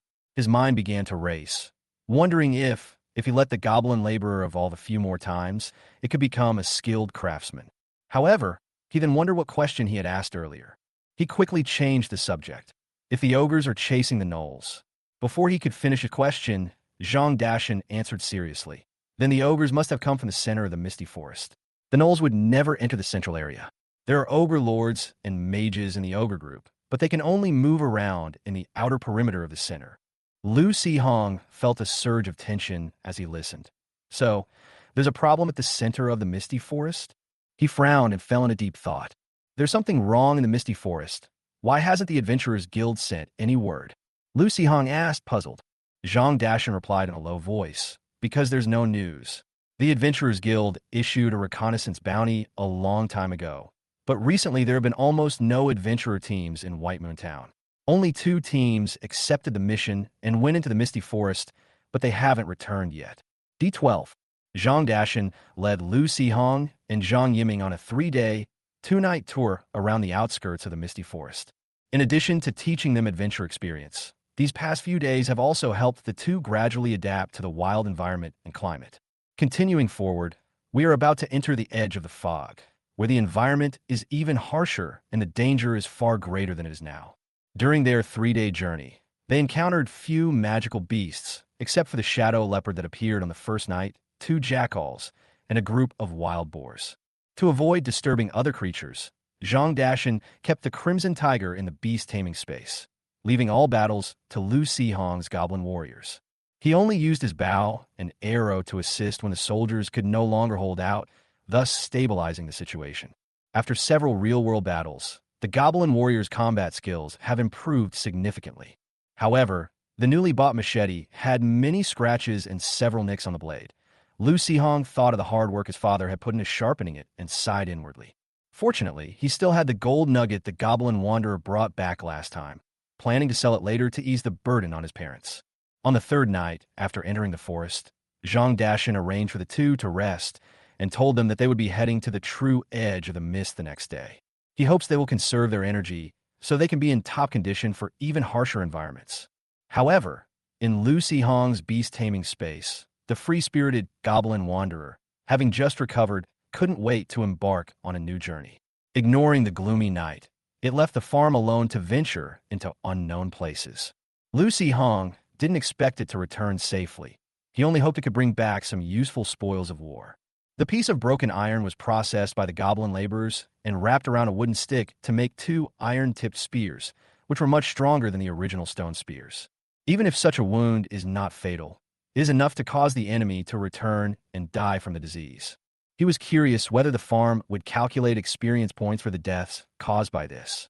The Goblin farm has accumulated 63 experience points so far, and if they're lucky, they can accumulate 100 points before leaving the forest. However, he later discovered that further evolution of Goblin warriors required additional conditions besides experience. System prompt: Goblin warriors must undergo sufficient combat training. He wasn't clear on the standard of enough, and could only hope for as many battles as possible to prepare for future evolution. The night passed peacefully. In the early morning, after getting ready, Zhang Dashan stopped circling around and led them directly toward the edge of the fog. The trees began to grow taller, and the undergrowth became so dense that it almost blocked the road. A thin mist gradually rose into the air, reducing visibility and making the forest appear cold and gloomy. As Zhang Dashan walked, he explained that the reason this fog was dangerous was because it contained a large number of energy particles. The closer you get to the center, the more concentrated the energy becomes, and the stronger the monster becomes. Ordinary creatures that cannot absorb this energy are not qualified to stay in the misty zone. He kept a close eye on the changes around him, reminding the two to be wary of the magical beasts that were good at hiding. No sooner had he finished speaking than he suddenly raised his bow and swiftly shot an arrow at a large tree in front of him. The arrow pierced the bark-like surface, but instead of the sound of wood cracking, there was the sound of blood splattering. A giant lizard, its skin fused with the tree trunk, suddenly leaped out. Before it could escape, a crimson light flashed past. The crimson tiger leaped out of the mist, its scorching flames shattering the lizard's skull with a single blow. Zhang Dashan quickly determined that it was a chameleon whose skin was precious and valuable. He took out a knife and began to skin the lizard, saying that the lizard meat tasted sour and smelly and was not suitable for consumption. After hearing this, Lucy Hong expressed his desire to keep the meat as food for the Goblin warriors, and Zhang Dashan did not object. He knew that Goblin warriors weren't picky about food, but the Crimson Tiger was notoriously picky. Zhang Dashan shook his head with a smile, marveling at how easy it was to raise such low-level magical beasts. After skinning the lizard, Lucy Hong had the soldiers take it into the beast-taming space, dividing it in half for his companions who were recuperating there, and keeping the other half for himself to eat. They continued forward, but Zhang Dashan became noticeably more cautious once they reached the edge of the fog. He only ventured into the areas with the lightest fog, carefully explaining the hidden dangers to the two of them. However, accidents always happen unexpectedly. Just as he was explaining the key points of mushroom identification, the Crimson Tiger suddenly growled and crouched down on alert. The next moment, a giant wild boar covered in rocks roared and charged out of the fog. Zhang Dashan recognized the creature as a ground-shaking boar and was startled. He immediately grabbed the two men, quickly lifted them up a large tree, and then nimbly climbed up himself. Upon hearing the command, the Crimson Tiger leaped up the tree, and the group cautiously hid among the dense foliage. Zhang Dashan whispered for them to be quiet, and Lu Sihong and Zhang Yiming quickly covered their mouths. Immediately, they saw the giant wild boar flee frantically, followed by several smaller members of its kind, all looking terrified. Just then, a white sphere flew out of the fog and hit a wild boar that was following behind. The sphere burst open, turning into a sticky white liquid that tried to trap its prey. The hard rock armor blocked some of the attacks, but the wild boar struggled to break free, discarded the armor, and fled. But then a series of white spheres shot out again, hitting its body one after another and sticking it to the ground. A series of piercing screams echoed through the forest, and the fleeing wild boars dared not turn back, instead running even faster. Immediately afterwards, more than a dozen huge, yellowish-brown spiders burst out of the mist. They are covered in spiky shells, emit a low hissing sound, and move extremely fast. As one of the largest spiders passed by the trapped wild boar, it spat out a mouthful of green mucus. Instantly, the wild boar's body convulsed, and it fell silent. By the time the spiders had passed, half of the wild boar's head had been corroded and dissolved, with blood and brain matter spilling all over the ground. When Zhang Dashan saw the characteristics of these spiders, his expression changed drastically, and a wave of fear surged in his heart. Those were swarms of stinging spiders. He knew these monsters never stopped midway and never let any sign of life slip by. If it were just Zhang Dashan alone, he wouldn't panic. Even if he couldn't defeat them, he could still get the Crimson Tiger to help him escape. But now that there are two more teenagers with him, he can't guarantee that he can get them out safely. The appearance of the swarm of stinging spiders made him nervous. He could only pray that the wild boar herd would lead the large spiders away and not come towards the direction where he was hiding. But things didn't go as planned. One of the panicked wild boars broke away from the group and stumbled towards the big tree where they were. It hadn't run more than a few steps when the stinging spider spotted it. Several sharp hissing sounds rang out as white spheres shot out one after another, exploding in the air. The wild boar's limbs were stuck to the ground, and it struggled desperately, but could not get free. A stinging spider broke away from the main group, stepping on dead leaves, and quickly crawled towards the wild boar, intending to pack its prey into food and take it back to its nest. In its terror, the wild boar unleashed its innate talent, causing several sharp rock spikes to rise from the ground and pierce the poisonous spider. The venomous spider was agile, easily dodging the attack with several leaps, then circled behind the wild boar and dripped its corrosive saliva. When the acid comes into contact with the skin, it instantly produces white smoke. The stinging spider let out a piercing laugh, mocking its prey. The intense pain caused the wild boar's internal energy to go haywire. With a deafening roar, a large number of rock spikes burst forth from the ground at the same time, and more than a dozen sharp blades struck the body of the poisonous spider, leaving several bloody holes in its abdomen. The stinging spider let out a miserable cry, and with a burst of strength from its 8 legs, it leaped into the air. It retaliated mid-air, spraying a mouthful of green venom directly into the wild boar's head.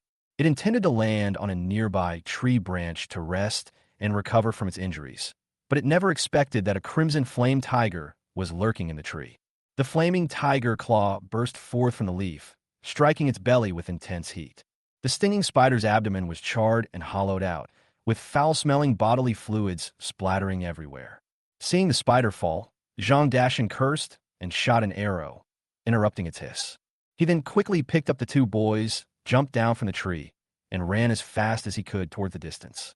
Lu Sihong and Zhang Yiming were pulled so hard they stumbled and dared not turn around. The scream was so loud that it was bound to attract other stinging spiders. The Crimson Tigers must stay behind to draw attention. They can only escape on their own. As he ran, Zhang Dashan gave a deep command. "Don't talk, just run." Fortunately, they were close to the edge of the fog, and after escaping the thin fog layer, their vision returned to clear. The outer forest was quiet. It seemed that the other magical beasts had avoided the commotion caused by the spider swarm. The 2 ran until they were out of breath, and when they stopped, they collapsed to the ground, unable to even speak. Zhang Dashan instructed Lu Sihong to summon goblin warriors to be on alert, and then had Zhang Yiming summon the Galehound to go back and investigate. The 2 did as instructed, and the Swift Hound disappeared into the forest with a low growl. Zhang Dashan explained that both goblin warriors and Swift Hounds can serve as watchdogs. The former is stronger and can fight against ordinary magical beasts, but against a poisonous spider, it probably won't even have a chance to fight back. Zhang Yiming asked whether the Crimson Flame Tiger had returned to the beast-taming space. Zhang Dashan shook his head and told them to rest.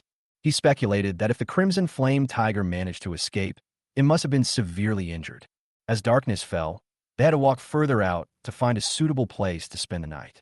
After resting for a while, the Swift Dog reported that no spiders were chasing them, which reassured Zhang Dashan, who then led the 2 to continue their retreat. As night fell completely, he found a large, solitary tree and had them climb it. To prevent them from falling, he used a rope with a slip knot to tie the 2 people to the tree branch. Without the Crimson Tiger, the campfire will only bring new dangers. Knowing that the boy was still unsettled, he assigned him the task of keeping watch, having him and the goblin warriors stand guard together while he rested against the tree trunk. The woods were quiet, with only the occasional rustling of leaves in the wind. Lu Sihong and Zhang Yiming stared at each other for a moment, not daring to speak, and could only stare blankly at the blurry starlight in the darkness. As night deepened, the Crimson Tiger ultimately succumbed to its injuries. It returned to Zhang Dashan's beast-taming space while in a near-death state. Zhang Dashan's heart sank, knowing that the Crimson Flame Tiger was risking everything to lure away the poisonous stinger spider. After the poison entered its body, it fled the colony, but ultimately could not withstand it. The stronger the beast-taming power, the longer it takes to revive. This death has taken a heavy toll on Zhang Dashan, and it will probably take him several weeks to recover. He was worried about the strange activity in the misty forest. The poisonous spiders originally lived at the junction of the middle circle and the core, so how did they end up on the edge?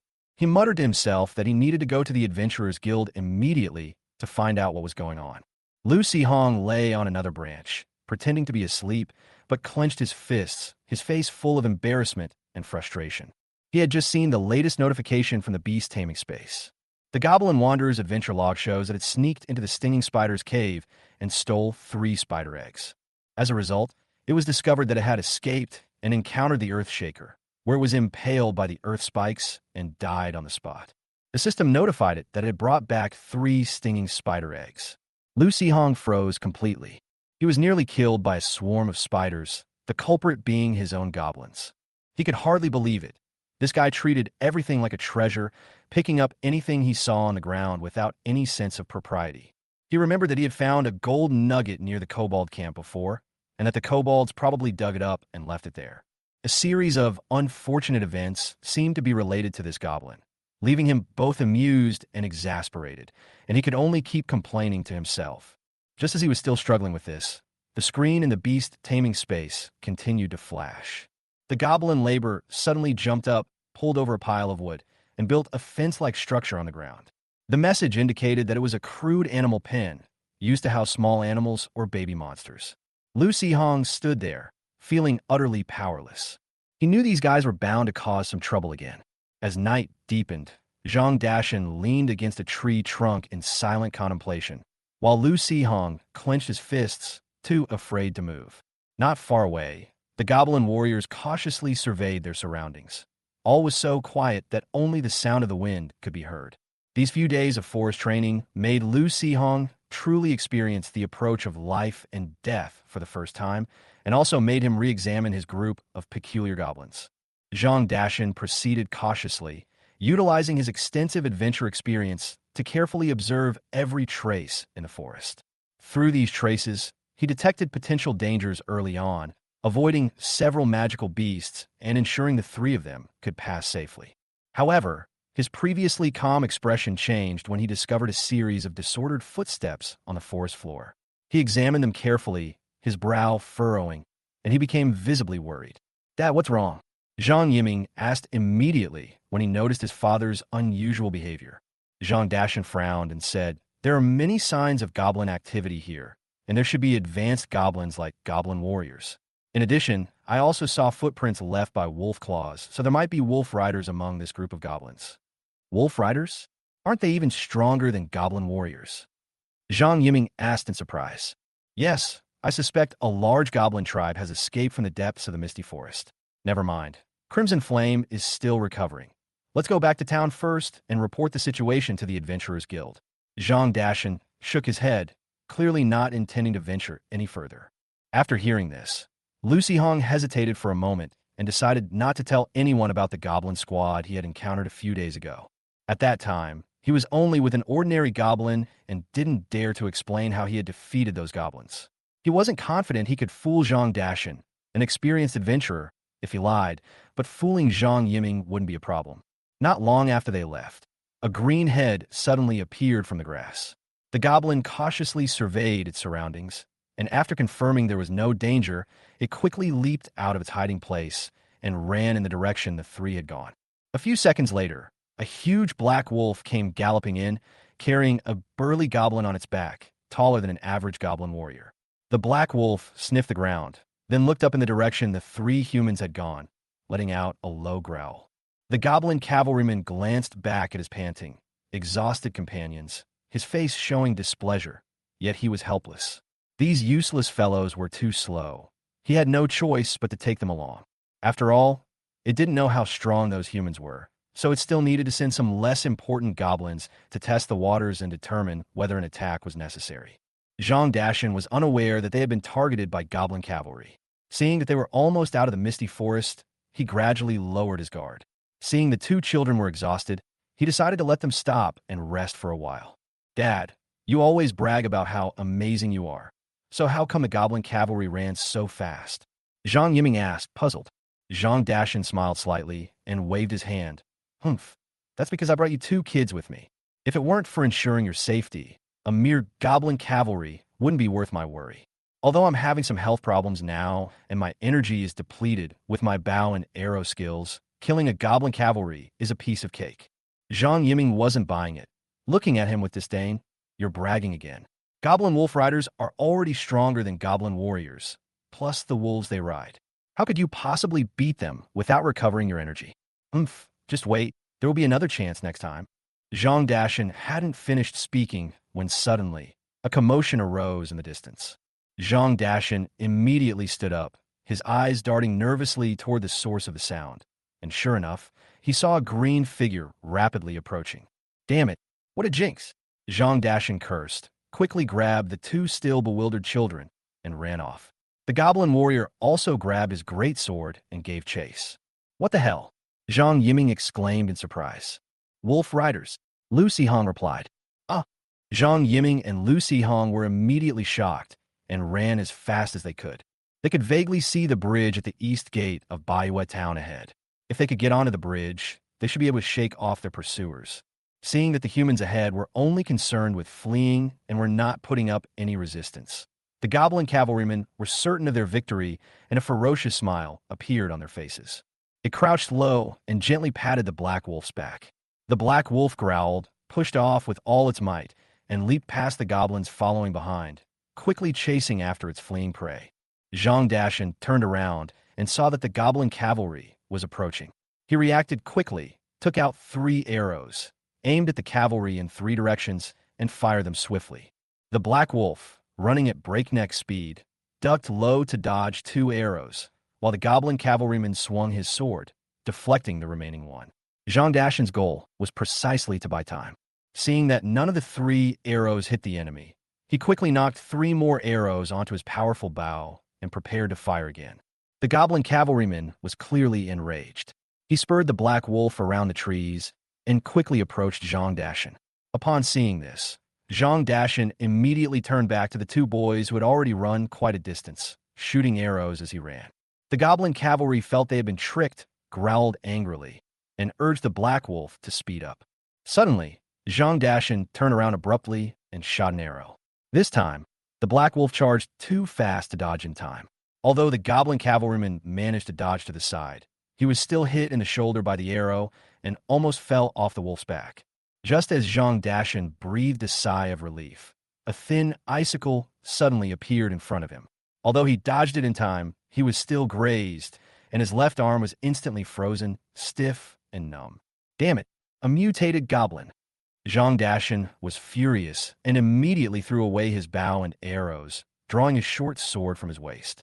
The goblin cavalrymen, seeing the enemy wounded, showed excited expressions, quickly drew their arrows, and urged the black wolves to continue the pursuit. Sihong, have your goblin warriors hold off the cavalry and buy us some time. Zhang Dashan hurriedly shouted to Lu Sihong. Lu Sihong turned around and saw that Zhang Dashan's arm was injured. He quickly grabbed Zhang Yiming, who was about to turn around, and continued to run away. He ordered the goblin warriors to block the goblin cavalry behind them. Keep running, Uncle runs faster than us, Lu Sihong said as he sped up. At the same time, he turned all his attention to the goblin farm, deciding to use all his experience to evolve all the goblins, just in case.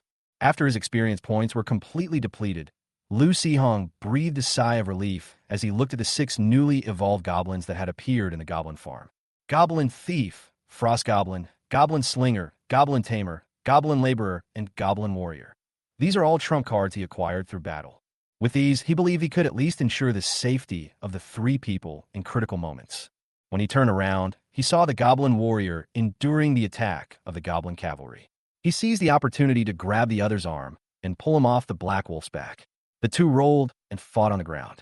The Goblin Cavalry were significantly stronger than the Goblin Warriors, and with their Black Wolf mounts constantly interfering, they quickly gained the upper hand. In the end, The goblin warrior was killed in the fierce battle, his body turning into light and disappearing, returning to Lu Si-hong's beast-taming space, where he lay quietly beside the goblin wanderer. The goblin warrior's sacrifice bought enough time that the cavalry lost their chance to pursue. When it rode the black wolf back to catch up, Zhang Dashan had already led the two boys onto the bridge.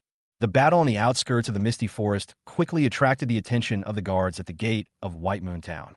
They recognized the hunters, a common sight in town, as being chased by goblins.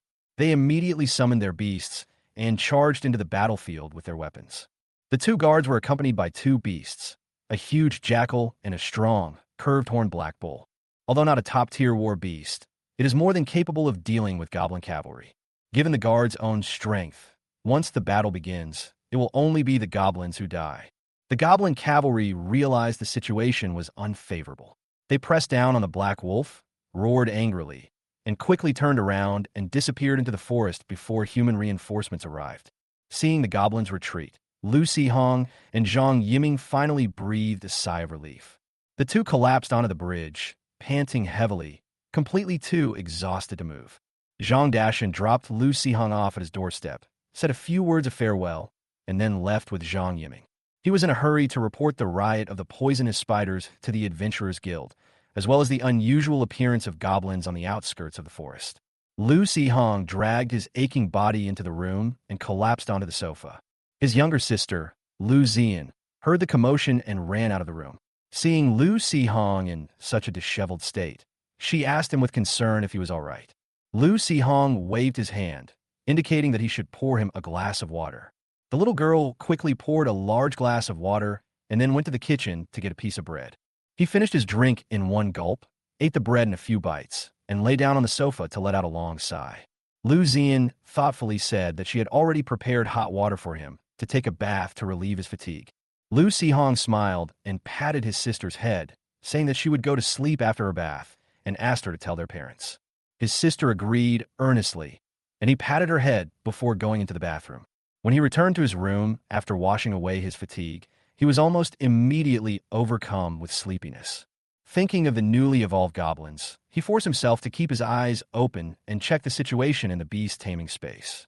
The crude animal pen has been erected, and two goblin laborers are repairing a grassy nest with branches and dry grass. There were two completed grass nests nearby, each containing a stinging spider egg. The goblin tamer was lying next to an egg, listening intently and adjusting the position of the nest. Lu Si-hong quickly realized that they seemed to be trying to incubate the 3 spider eggs. The farm thoughtfully displayed a notification message. Stinging spider eggs are hatching, with a success rate of only 25%. He muttered to himself, feeling that the probability was too low, and if he failed, all his previous efforts would be in vain. What frustrated him even more was that the arrival of these eggs was thanks to the goblin wanderer. If it hadn't taken the eggs of 3 poisonous spiders without permission, the Crimson Tiger wouldn't have died, and they wouldn't have been chased so desperately. It will not force him to use up all his experience points. If they had stayed in the forest for a few more days, perhaps the goblin warriors could have evolved, instead of lying immobile in the space with the wanderers. Despite his thoughts and anger, Lu Si-hong couldn't do anything to the already dead goblin wanderer. All I could do was vent my anger in silence. Exhaustion washed over him, and he soon fell into a deep sleep. The farm continued to operate. The goblins were busy with their own tasks. The animal pen was quiet, and 3 spider eggs in the grass nest awaited an unknown outcome. Lu Si-hong had barely stepped out on his adventure when he nearly lost his life, leaving his mother, Li Qin, utterly panicked. Wiping away tears, she muttered to herself, urging him to choose a job, saying that any way of life would do. Although Lu Si-hong knew his mother was just saying this in anger, but he could understand her concerns. In this dangerous world, the fate of the weak depends entirely on luck, especially for the strong like beast-taming masters. Their lifespan is several times that of ordinary people, and they maintain their peak condition for most of the time. The temptation is too great, and almost no one can resist it. However, Li Qin's concerns did not affect Lu Si-hong's determination. He knew that, apart from a certain pastry chef in the town, most people were constantly striving to become stronger. For him, becoming stronger was a necessity for survival. 2 days later, Lu Si-hong regained his strength and quietly slipped away to a farm on the west side of town to catch a few fish, which he then brought home. In front of his parents, he pulled out a dirty dog's head gold from his pocket. She claimed to have discovered it by accident while catching fish. Although the stone was dull in color and covered in mud, Li Qin's eyes immediately lit up when she saw it. She quickly closed the window and door, had the ghost-faced spider guard the door, and then carefully observed it. "Old Lu, look, I feel it's true," Li Qin said excitedly in a low voice. Lu Yuanyang took the gold, tested it, and nodded, saying, "It should be real. Perfect timing. Sihong's goblin warrior is dead, and that machete is almost useless. It's a good opportunity to buy him a better weapon." Li Qin hesitated for a moment, but finally nodded in agreement. "Okay, I'll listen to you." Lu Sihong quickly refused, saying, "No need. Goblin warriors don't need such good equipment right now. It would be a shame if we lost it again." However, his parents completely ignored his opinion. They decided to buy him a better weapon because equipment is usually not lost. If it is lost, it means the beast has died, and the human situation will be very bad, possibly even resulting in death. By then, having money would be useless. Although Lu Sihong felt that such expensive equipment was unnecessary, he still had to accept his parents' decision and only asked that the equipment be slightly better than the greatsword. After all, if the Goblin Warrior evolved further, he might need to change his weapon. Meanwhile, the town's Adventurers Guild organized a team to search the Misty Forest and discovered a makeshift goblin camp with over 200 goblins inside. Among them was a gigantic goblin leader, whose strength even surpassed that of the Goblin Knights. The Adventurers Guild decided to eliminate this goblin tribe to prevent them from posing a threat to the town's residents. In addition, the Adventurers Guild released a message about a monster riot in the Misty Forest. A young green dragon had broken into the heart of the forest and occupied a large area. This forced the monsters there to migrate, causing a dramatic change in the monster ecology of the entire Misty Forest. Due to this uprising, many monsters began to roam freely, and the guild issued reconnaissance bounty missions, but so far not many adventurers have been able to successfully complete the missions. Upon learning this, the residents of White Moon Town breathed a sigh of relief, and their fear of the beast tide dissipated considerably. The Adventurers Guild's announcement stated that the monster riots on the outskirts of the Misty Forest had largely subsided. However, the Goblin tribe remains active on the outskirts, posing a certain threat to the town. In order to protect the town, the guild has decided to launch a siege, planned for 3 days from now. As the number of applicants continued to increase, the residents of White Moon Town began to find the operation increasingly interesting. Most of them didn't possess powerful beast tamers. However, some residents, through years of effort, have cultivated some beasts with strong combat potential, which can provide some assistance, at least in group battles. After the number of participants reached more than 200, the danger of the battle was greatly reduced, and it turned into a group activity. Many people who were originally hesitant joined the team. The owner of Qingxi Workshop, where Lu Sihong's mother Li Qin works, is an old lady named Huang. She decided to participate in this crackdown and simply gave the entire workshop a holiday, even a paid one, which Lu Yuanyang greatly envied. "What are you so envious of? Do you also want to take Xiaohua to fight goblins?" Li Qin glared at Lu Yuanyang. When Lu Yuanyang saw the family's little squirrel and chipmunk nearby, he immediately laughed and complained, "I just wanted to join in the fun." Li Qin rolled her eyes and ignored him, instead turning to Lu Sihong and asking, "What are you going to do then? Do you want to come with me to see how old Lady Huang fights?" As soon as Lu Sihong thought about it, an image of himself standing among a group of aunties leading spiders, listening to their chattering, flashed into his mind. He couldn't help but tremble all over and immediately refused his mother's suggestion. "No need, I can go by myself." Li Qin sighed helplessly, but still reminded him, "There will be a lot of people, so don't rush to the front. Goblin warriors are just low-level magical beasts. It's too risky." Lu Sihong could only nod with a smile, while thinking about how to improve his strength, since everything was just beginning. At his goblin farm, the wanderer, barely resurrected, began a new round of wandering. He frowned upon seeing the records the wanderer had brought back. Apparently, the fellow had brought back another piece of star gold, ore. Lu Sihong sighed. What's the use of this ore? He didn't know either, but the goblin farm's information mentioned its name. Although he didn't know its specific value, he knew how rare it was. At this moment, the goblin wanderer's wandering records suddenly popped up, showing that when it first entered the depths of the misty forest, it encountered a young green dragon and was killed by a poisonous mist attack. Why doesn't this guy take a bath? Lu Si-hong shook his head helplessly. Just as he was pondering these things, Li Qin's voice interrupted his thoughts again. What do you mean by shaking your head? She glared at Lu Si-hong. Huh? Lu Si-hong came back to his senses in a daze and looked at his mother. Seeing her son's confused expression, Li Qin raised an eyebrow, a hint of murderous intent flashing in her eyes. Didn't you hear me? Then, she picked up a broom and hit him. Lu Si-hong smiled and dodged, but in his heart he was thinking that now that his parents had begun to support him, the adventures to come would be even more challenging. Before dawn, Lu Si-hong was awakened by the noise from the street. He opened his eyes and heard his mother calling him to get up downstairs. He casually responded. He opened the window and saw groups of townspeople on the street, carrying various mythical beasts, walking excitedly toward the east gate. When humans have an absolute advantage, they often exhibit the same level of excitement as goblins when facing enemies. Lu Si-hong and Zhang Yiming arrived at the east gate and saw that hundreds of people had already gathered outside. Zhang Pied, the guild leader of the Adventurers Guild, a short, white-haired old man, loudly told people to put away their pets to avoid overcrowding at the entrance. Just as Zhang Pied was explaining the precautions to everyone, Zhang Yiming gently tugged at Lu Si-hong's sleeve, signaling him to look to the side. Lu Si-hong turned his head and saw 4 unfamiliar teenagers, 2 boys and 2 girls, dressed in matching adventure outfits, standing outside the crowd talking in hushed tones. Zhang Yiming whispered that they were students from Qingzhou Academy. Looking at the school names on their uniforms, Lu Si-hong guessed that they were here for a holiday trial. One of the long-haired girls held a staff and looked somewhat resentful about the trial mission, worried that entering the edge of the mist would be very dangerous.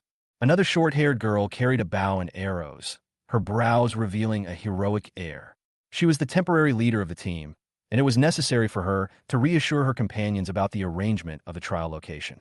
She mentioned that someone had discovered the Goblin tribe in advance, which could avoid the danger of colliding with the tribe if the trial was too exhausting.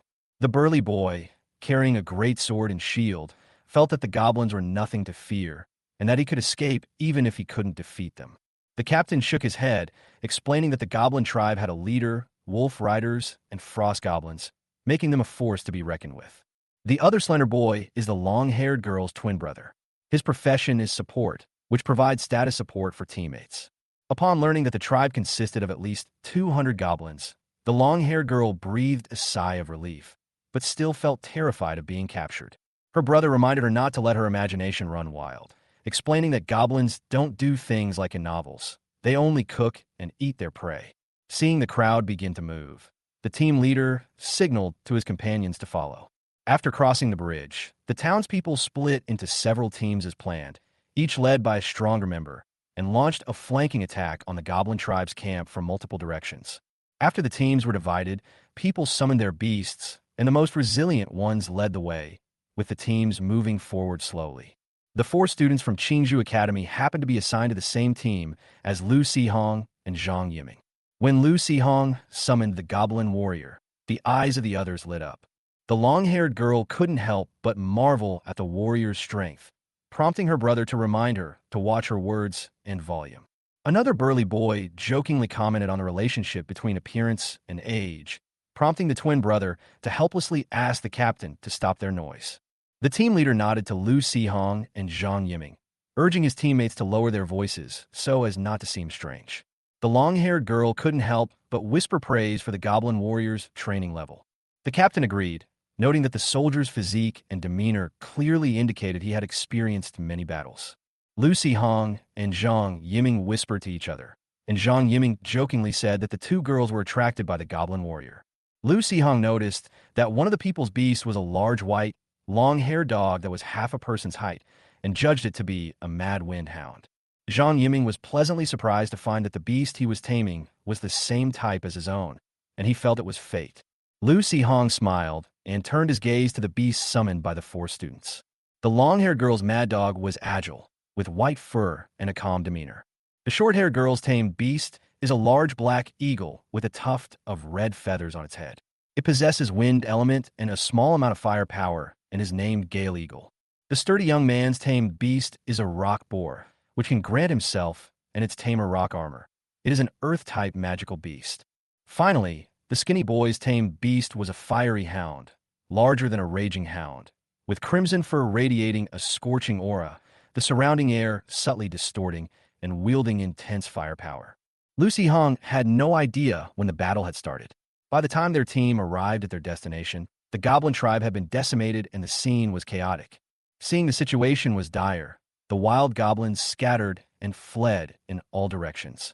The townspeople, witnessing this, immediately dispersed, attempting to block the escape route of the goblins. Lucy Hong and Zhang Yiming were already at the front of the group, so they moved faster than the others. Lucy Hong's eyes lit up, and he quickly locked onto a wild goblin warrior that was trying to escape. He called out to Zhang Yiming beside him, and then led his goblin warriors to charge forward. Zhang Yiming quickly understood his best friend's meaning and gave chase with his mad hound. Lucy Hong's goblin warrior was clearly much stronger than the wild one, and with the help of the mad hound, it quickly knocked down the desperately fleeing goblin warrior. The battle ended quickly. Lucy Hong turned around to find another enemy to gain some experience, but found a battlefield full of townspeople and beast tamers, with far too few goblins to go around. Some people didn't even have a chance to fight before the battle was over. Left with no other choice, he could only have his tamed beast leave a few marks on the surrounding trees as proof that it had been to the battlefield. Lucy Hong was somewhat frustrated. He had come all this way, but had gained very little. This time, the townspeople's actions were quite large-scale. Even the magical beasts that were originally there had long been scared away. Lucy Hong wanted to sneak out to gain some experience, but found there was no prey to kill. Just then, he noticed 4 students from Qingzhou Academy discussing something together. A moment later, they broke away from the group and, with their tamed beasts, headed deeper into the forest. Lucy Hong's heart skipped a beat. These students must be here for their holiday trials, which was why they were venturing into the forest to find magical beasts to train their taming skills. Judging from their direction, it seemed they were heading towards the edge of the mist. Given their equipment, getting there wasn't impossible. Just as Lucy Hong was pondering this, Zhang Yiming rushed over, looking flustered. He patted Lucy Hong on the shoulder and said he overheard people in town talking about how a goblin leader had indeed appeared. Lucy Hong casually asked who had killed it, but Zhang Yiming shook his head, saying it had run away before the battle even began. Lucy Hong was somewhat surprised. How could the goblin leader have escaped when the goblin camp was surrounded? Zhang Yiming explained that the goblin leader reacted extremely quickly. Seeing the situation was not good, he rushed directly to the edge of the mist, enduring the attack of the beast tamer to make it through. He was probably injured, but he shouldn't be coming back. Zhang Yiming looked around, but didn't see the Green Bamboo Academy team. Lucy Hong pointed to the depths of the forest and said they had already left, probably to undergo trials. Zhang Yiming suddenly slapped his thigh and said they definitely didn't know about the goblin leader yet, and they should catch up and remind them. Lucy Hong felt it was unnecessary, since the 4 students were all professionals, and they also had 4 beast tamers. They could easily handle a goblin leader. Zhang Yiming, however, insisted that since it was their first time here, they might need a guide, and urged Lucy Hong to go with them. Lucy Hong initially wanted to refuse, but then he thought that if he encountered magical beasts deep in the forest, he could gain some experience. Even if he was discovered upon returning, he could shift the blame to Zhang Yiming. The goblin leader had already been scared away, and as long as he didn't approach the misty area, there wouldn't be any major danger. So, when Zhang Yiming pulled him forward, Lucy Hong said no, but his body did not resist at all. The two quickly chased after the direction in which the students of Qingzhou Academy had left. However, their physical strength was far inferior to that of the professionals, and they chased for a while without seeing any sign of the academy team. Zhang Yiming gradually lost heart, found a clean spot to sit down, and rested, panting heavily. Lucy Hong's body, enhanced by energy, was somewhat more relaxed than Zhang Yiming's. Seeing his best friend give up the chase, he breathed a sigh of relief, because going any deeper would bring them close to the edge of the mist, and if any dangerous creatures emerged from within, the consequences would be unpredictable. Just then, a series of heavy footsteps came from afar. The two turned around and saw a large goblin, over 4 meters tall and with bulging muscles, running towards them, covered in blood and panting heavily. Zhang Yiming exclaimed in a low voice, for it was indeed the goblin leader. This exclamation immediately drew the goblin leader's attention. The goblin leader first glanced at them in fear, and after confirming they were just two young humans, a ferocious grin appeared on his face. He charged forward, wielding a massive stone hammer. Lu Sihong immediately grabbed Zhang Yiming and turned to run away, while simultaneously ordering his goblin warriors to intercept them. However, the goblin warriors were far too weak compared to their leader. Even though the leader was injured, he was still no match for them. The goblin leader swung his stone hammer. Although the goblin warrior blocked the attack with his weapon, the immense force still forced him back several steps, and he fell to the ground. Zhang Yiming's swift hound barked tauntingly at the sight, but the leader seized the opportunity and struck the swift hound away with a side hammer blow. The swift hound let out a painful howl, its body transforming into a streak of light and disappearing. Seeing this, Lu Sihong shouted, ordering Zhang Yiming to split up and escape. He then turned and made a provocative gesture towards the leader, provoking the latter to roar and chase after him. Zhang Yiming, panting heavily, turned around and could only see the goblin leader chasing after Lu Sihong's retreating figure. Regret welled up inside him, and he slapped himself, gritting his teeth and forcing his exhausted body to run desperately out of the forest, hoping to find the townspeople for help. Soon after, 4 students from Green Bamboo Academy, led by 2 large dogs, quickly arrived following the goblin leader's tracks. Upon seeing human footprints on the ground, their expressions changed. They realized the goblin leader might have encountered others and immediately sped up their pursuit. Lu Sihong was engrossed in the fierce battle with the goblin leader. Although he was somewhat exhausted, he was not flustered. On the contrary, he felt a faint sense of excitement. This was a battle he had never experienced before, and now, as the battle progressed, he felt the connection between himself and these beasts growing stronger. He knew he was no longer an ordinary person who could only rely on external forces. Each battle deepened his connection with these beasts, making him gradually stronger. As the goblin leader chasing him drew closer, Lu Sihong's heart stirred, and he quickly made a decision.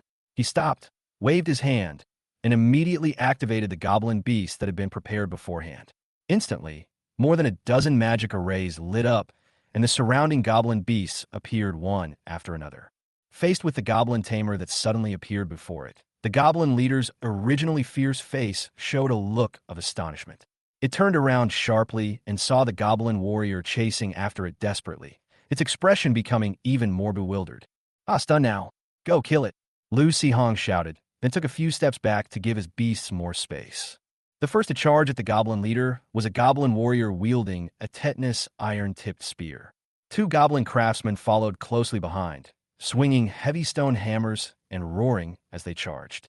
The goblin tamers and thieves mingled behind the other goblins, stone spears in hand, ready to attack. The frost goblin stood still, concentrating its magic in its hands, patiently waiting for the perfect moment. The goblin slingers, carrying wooden baskets, swiftly moved to either side of the goblin leader, ready to create an opening at the crucial instant. As the battle unfolded, the goblin slingers hurled their stones accurately at the goblin leader. Caught off guard by the sudden attack, the goblin leader was struck in the arm, and blood splattered again. In that instant, the goblin warrior seized the opportunity to attack, plunging the iron-tipped spear deep into the goblin leader's wound, tearing it open. The goblin leader roared in pain, frantically swinging his great hammer in an attempt to retaliate, but the agile goblin warrior easily dodged his attacks. The battle intensified, and the goblin leader's rage grew. Faced with increasing attacks, it found itself in dire straits. The once powerful goblin leader, besieged by a group of goblin beasts, suffered an unprecedented blow. Finally, in the chaos, the goblin leader lost all ability to retaliate. Roar! The goblin leader let out a final scream as his head was severed by the goblin warrior's fatal blow. Seeing the fallen goblin leader, Lu Sihong breathed a sigh of relief. He then ordered the remaining goblins to clean up the battlefield and quickly return to the beast-taming space. The goblin thief didn't forget to pick up the beating heart and bring it back to the beast-taming space, which piqued Lu Sihong's curiosity about its peculiar behavior, but he didn't have time to investigate the details. He led the wounded goblin warrior away from the scene, a vague unease settling in his heart. Although the battle was temporarily over, he knew that many monsters still lurked in the misty forest, and the challenges ahead had only just begun. On his way back to the town, Lu Sihong ran into the rescue team, led by his best friend Zhang Yiming. Seeing that he had finally returned safely, Zhang Yiming immediately rushed over. Seeing that Lu Sihong was unharmed, he burst into tears of joy. "Why are you, a grown man, hugging me and crying like this?" Lu Sihong raised his hands somewhat awkwardly, but felt a warmth in his heart. Zhang Yiming's cries immediately attracted the attention of the surrounding residents, who all looked at the father and son. Seeing Zhang Yiming's cries growing more intense, they couldn't help but burst into laughter. This scene quickly spread throughout Baiwa town, and Zhang Yiming's death instantly became the talk of the town. After a series of battles, Lu Sihong finally gained enough experience points in this dangerous forest. Looking at the data in his hand, a surge of excitement welled up inside him. With accumulated experience, he knew he was not far from evolving his goblin warriors, and with that evolution, his beast taming space and combat power would also experience a qualitative leap. However, even though the battle was over, Lu Sihong was not in a hurry to return. After all, he still remembered the goblin tamer's request, and his demand for the flesh and blood of the strong piqued his curiosity. He secretly pondered that if he could make good use of the results of this battle, he might be able to further improve his beasts. As the team regrouped and returned, he had more ideas for the next steps, especially after witnessing the combat capabilities of the goblin warriors and other beast tamers. Lu Sihong increasingly understood. These beasts, which he once regarded as tools, have unknowingly become his companions, and even, in some cases, his dependents. At this moment, Lu Sihong caught another glimpse of the goblin wanderer's condition, recalling some of the items it had brought back and its strange behavior. A sense of unease welled up in Lu Sihong's heart again. What exactly was the goblin wanderer hiding? Its unconventional ways might conceal some unknown secrets. However, the most important task at present is to improve the combat capabilities of the goblin warriors as soon as possible. After all, there are still many challenges ahead, and the unknown powerful enemies deep in the misty forest are the real threat. On the way back to the town, Lu Sihong pondered silently while arranging the training of his goblin tamers. As night fell, he finally made a decision in his heart. No matter what, he was determined to lead these goblin tamers further. As long as the goblin warriors can evolve to a higher level, I will no longer fight alone in future battles, Lu Sihong vowed to himself. Chapter 21, The Light Ring. The goblin warrior has successfully evolved into a goblin warrior. Goblin warrior. After many battles, the goblin warrior finally activated its bloodline with its bravery and gained even greater power. Powerful. Goblin warriors possess immense physical strength. Valor. Goblin warriors show no fear when facing powerful enemies. Their rich combat experience has given them a keener combat instinct. You have fulfilled the goblin warrior's wish. You have received a random reward. Your goblin thief has received a buff. Double the results with half the effort. Twice the result with half the effort. This means achieving double the leveling effect with half the experience. A goblin with this status will have its evolution experience required halved at its current level. During evolution, another goblin of the same rank that meets the evolution requirements will also evolve simultaneously. If there are no other goblins of the current rank that meet the evolution requirements, only the goblin with this status will evolve. After successfully evolving, Lu Sihong did not linger in the misty forest. He hurriedly led the taller and stronger goblin home. Along the way, everyone who saw Lu Sihong and the goblin warriors following behind him showed expressions of surprise. When Li Qin returned from the workshop and saw the goblin warrior, she was shocked. Then, as if remembering something, a surge of anger rose in her heart, but it vanished when she saw her son's excited face.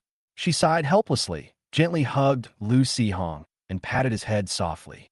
"Promise Mom you'll stay safe." Lu Sihong's initial excitement subsided immediately, and he replied softly but firmly, "Okay, I'll go cook first. I'll make a lot of dishes today to celebrate tonight." Watching his mother's retreating figure, Lu Sihong touched his slightly sore nose and asked the goblin warrior to take out 2 swift rabbits and an iron-headed wolf from his beast-taming space. He then carried them into the kitchen by hand. "Today's spoils." Li Qin smiled and said, "Keep it for your tame beast. It's evolved into a goblin warrior, and it needs to eat more meat to continue growing." Lu Sihong shook his head. "It's okay, we've left 1 iron-head wolf for it." Li Qin was somewhat surprised. She had thought that the goblin warriors had evolved after being stimulated during their battle with the iron-head wolf. But if there were 2 of them, They must have encountered each other after they had evolved. However, a goblin warrior chasing a swift rabbit and turning it into a goblin warrior? Although we know that the evolution timing of goblins is arbitrary, this is still a bit too outrageous. Seeing Li Qin in a daze, Lu Hong found a little strange but didn't pay much attention.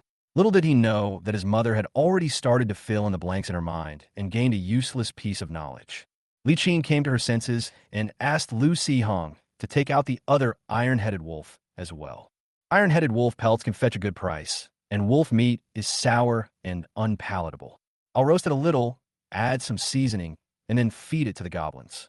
Lu Hong readily agreed, and, together with the goblin warrior, followed Li Qin to the courtyard.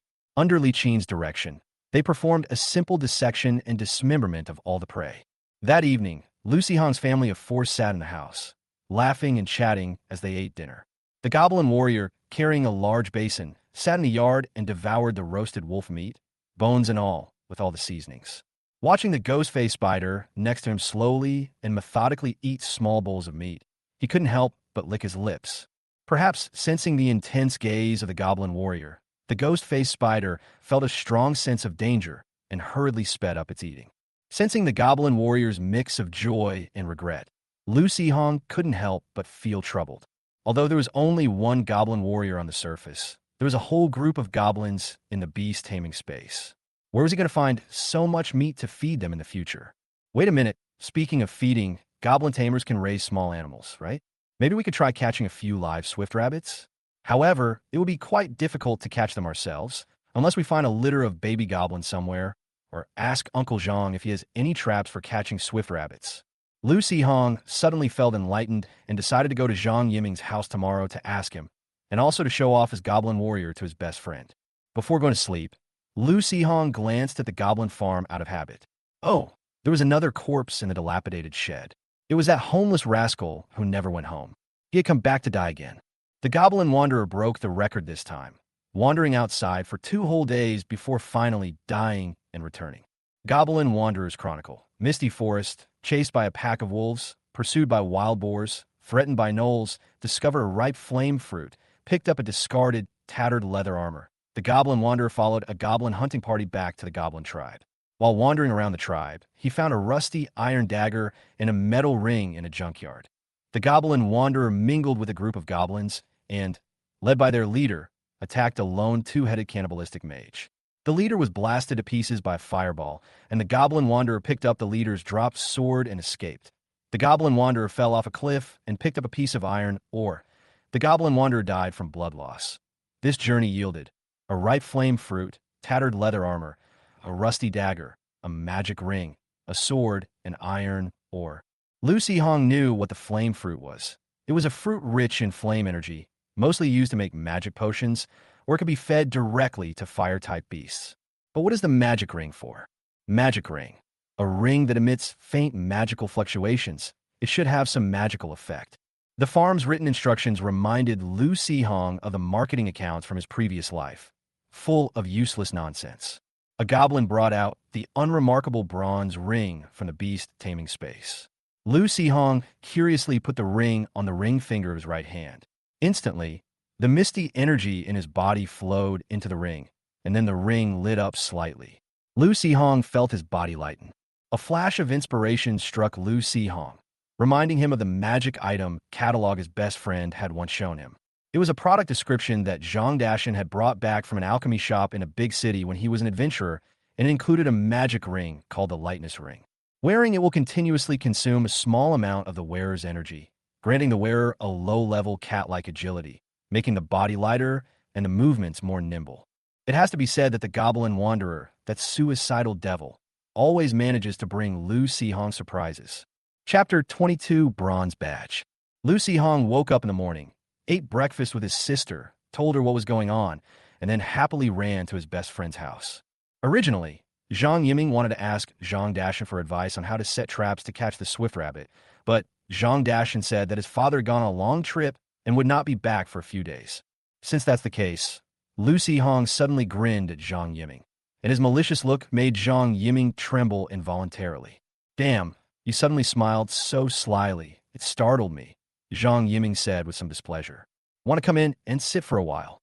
Don't move. I'll show you a big treasure. Lucy Hong was still smiling as he reached out and summoned a beast-taming array on the ground. Zhang Yiming was initially confused as to why his best friend was acting crazy so early in the morning. Then, when he saw the Goblin warrior appear in the summoning circle, he looked somewhat dazed. No, what did you eat, Goblin warrior? How did you suddenly grow so big? Although he already had the answer in his heart, Zhang Yiming still couldn't believe it. Lucy Hong didn't say anything. He just looked at him and smiled. Zhang Yiming stared at Lucy Hong, his mouth slowly agape. No way. Holy crap. Holy crap. You're Goblin warrior? Lucy Hong nodded and said with a hint of smugness. How about that? I'm awesome, right? Holy crap. You're fucking amazing. Zhang Yiming shouted excitedly, circling the Goblin warrior and unable to resist reaching out to touch the Goblin warrior's muscles. However, as he touched him, Zhang Yiming's expression became somewhat dejected. Although he was still smiling, his expression was obviously stiff. A teenager like him really didn't have very good acting skills. Lucy Hong immediately saw what Zhang Yiming was thinking. The saying, I fear my brother's hardship, and I also fear his driving a Land Rover, isn't necessarily due to jealousy, though perhaps a little. But more so, it stems from the fear that as friends become successful, one will fall behind, eventually drifting apart and becoming strangers. Zhang Yiming probably hadn't thought that far ahead, but he did have some feeling about it. Lucy Hong patted his somewhat stunned best friend, raised an eyebrow, and said, How about it? Are you scared by my talent? Don't worry, we're brothers for life. When I make it big, I'll definitely protect you for the rest of my life. TCH, you're just lucky. Once my Gale Wolf King develops, it will surpass you very soon. Zhang Yiming was somewhat moved, but he would never admit it on his face. Young people's emotions come and go quickly. Zhang Yiming instantly became excited again. If it's a Goblin warrior, are you qualified to register as an adventurer? It's a pity the Goblin warrior is a bit too big. Otherwise, I have some old equipment at home. All right. Don't be so heartless as to sell your father's property without a second thought. That's all your dad left behind as a keepsake. Lucy Hong grabbed Zhang Yiming's arm, afraid that this guy would go into the house and take out all of his father's belongings. What do you know? The biggest advantage of goblins is that they can use all kinds of equipment.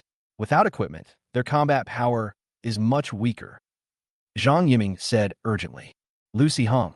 Nonsense, of course I know that, but I don't go out on adventures. At most, I'll go to the outskirts of the misty forest to hunt some wild game. What equipment do I need?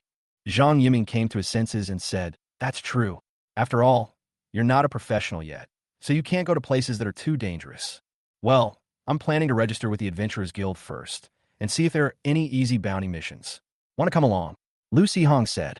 Zhang Yiming's expression shifted slightly, clearly indicating that he wanted to go along, but he shook his head and said, No, someone is coming over today, and my mother specifically told me to stay home and wait for them. All right, I'll be going now.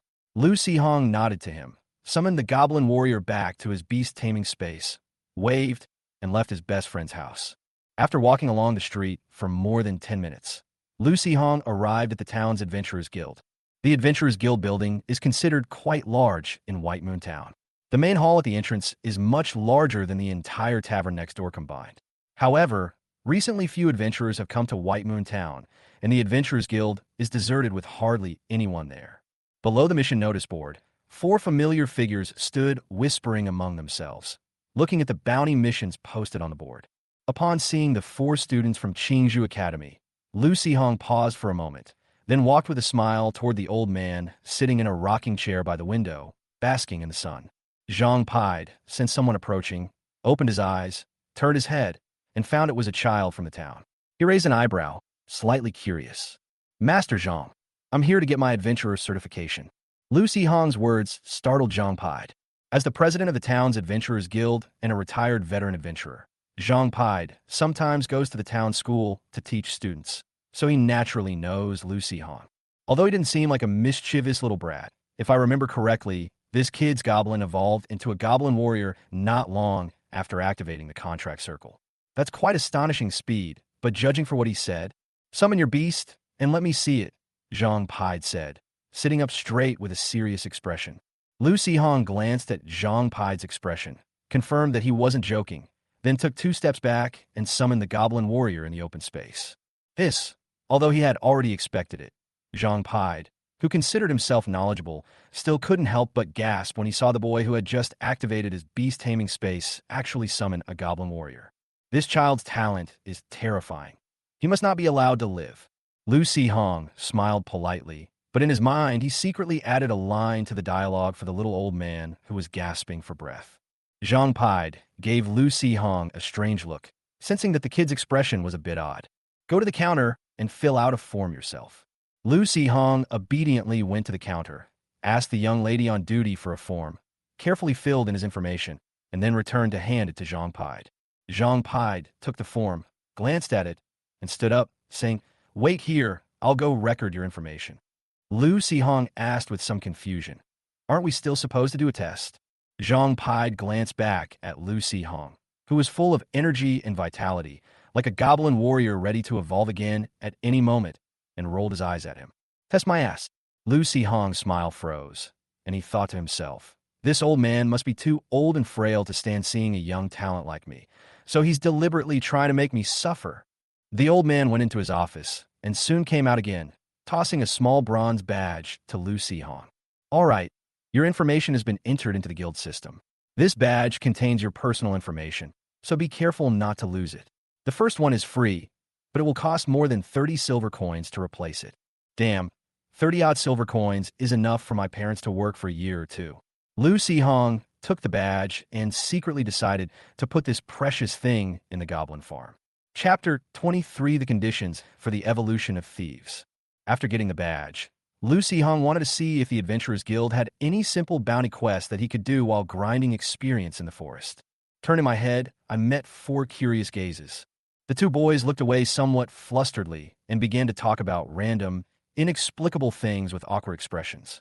Suyu smiled and nodded at Lu Hong, her face slightly flushed as she tidied her hair. Then she turned Zhao Xiaoshue's head back, who was still staring at her with curiosity, completely unaware of what was happening. Lu Hong smiled and walked directly to their side. "Hello, brothers and sisters," Lu Hong said with a smile. "Hello," Suyu nodded and smiled. "Hello, little brother," Zhao Xiaoxue responded warmly. "Ah, haha. Hello, handsome young man," Zhao Xiaofeng said with a smile, though he looked slightly embarrassed. Hello," Hu Shuo replied somewhat shyly. "Little brother, you just summoned a goblin warrior. How old are you?" Zhao Xiaoxue asked curiously. Although it was somewhat presumptuous, the others did not stop him, but instead looked at him with some curiosity. Lu Hong nodded and said, "Yes, goblin warrior. As for me, I'm 16 years old this year and will be in the 2nd year of middle school in the fall." "Wow," everyone exclaimed. Zhao Xiaofeng said, "What are you doing as a 2nd-year student? You could have entered the academy early." "Yes, little brother, you should already have Miss-level energy, right? You might as well go to the academy sooner and become a professional. Staying in middle school is a waste of time," Zhao Xiaoxue nodded and said. Suyu patted her companions and said with a smile, "Don't talk nonsense if you don't understand. Goblins are different from your beast tamers. As for goblin warriors, their energy density may not be enough to become professionals. Little brother, you can ask your teachers or principal after school starts. Even if you want to enter the academy early, school recommendation is the fastest and safest way." Lu Hong hurriedly nodded his thanks, but then noticed that Zhao Xiaofeng and Zhao Xiaoxue also had expressions of realization on their faces. These 2 are quite good-looking, but they don't seem very reliable. I chatted with the Academy's trial adventure team for a while and learned that they had just returned from completing a mission in the Misty Forest and planned to rest at the Adventurers Guild for 2 days.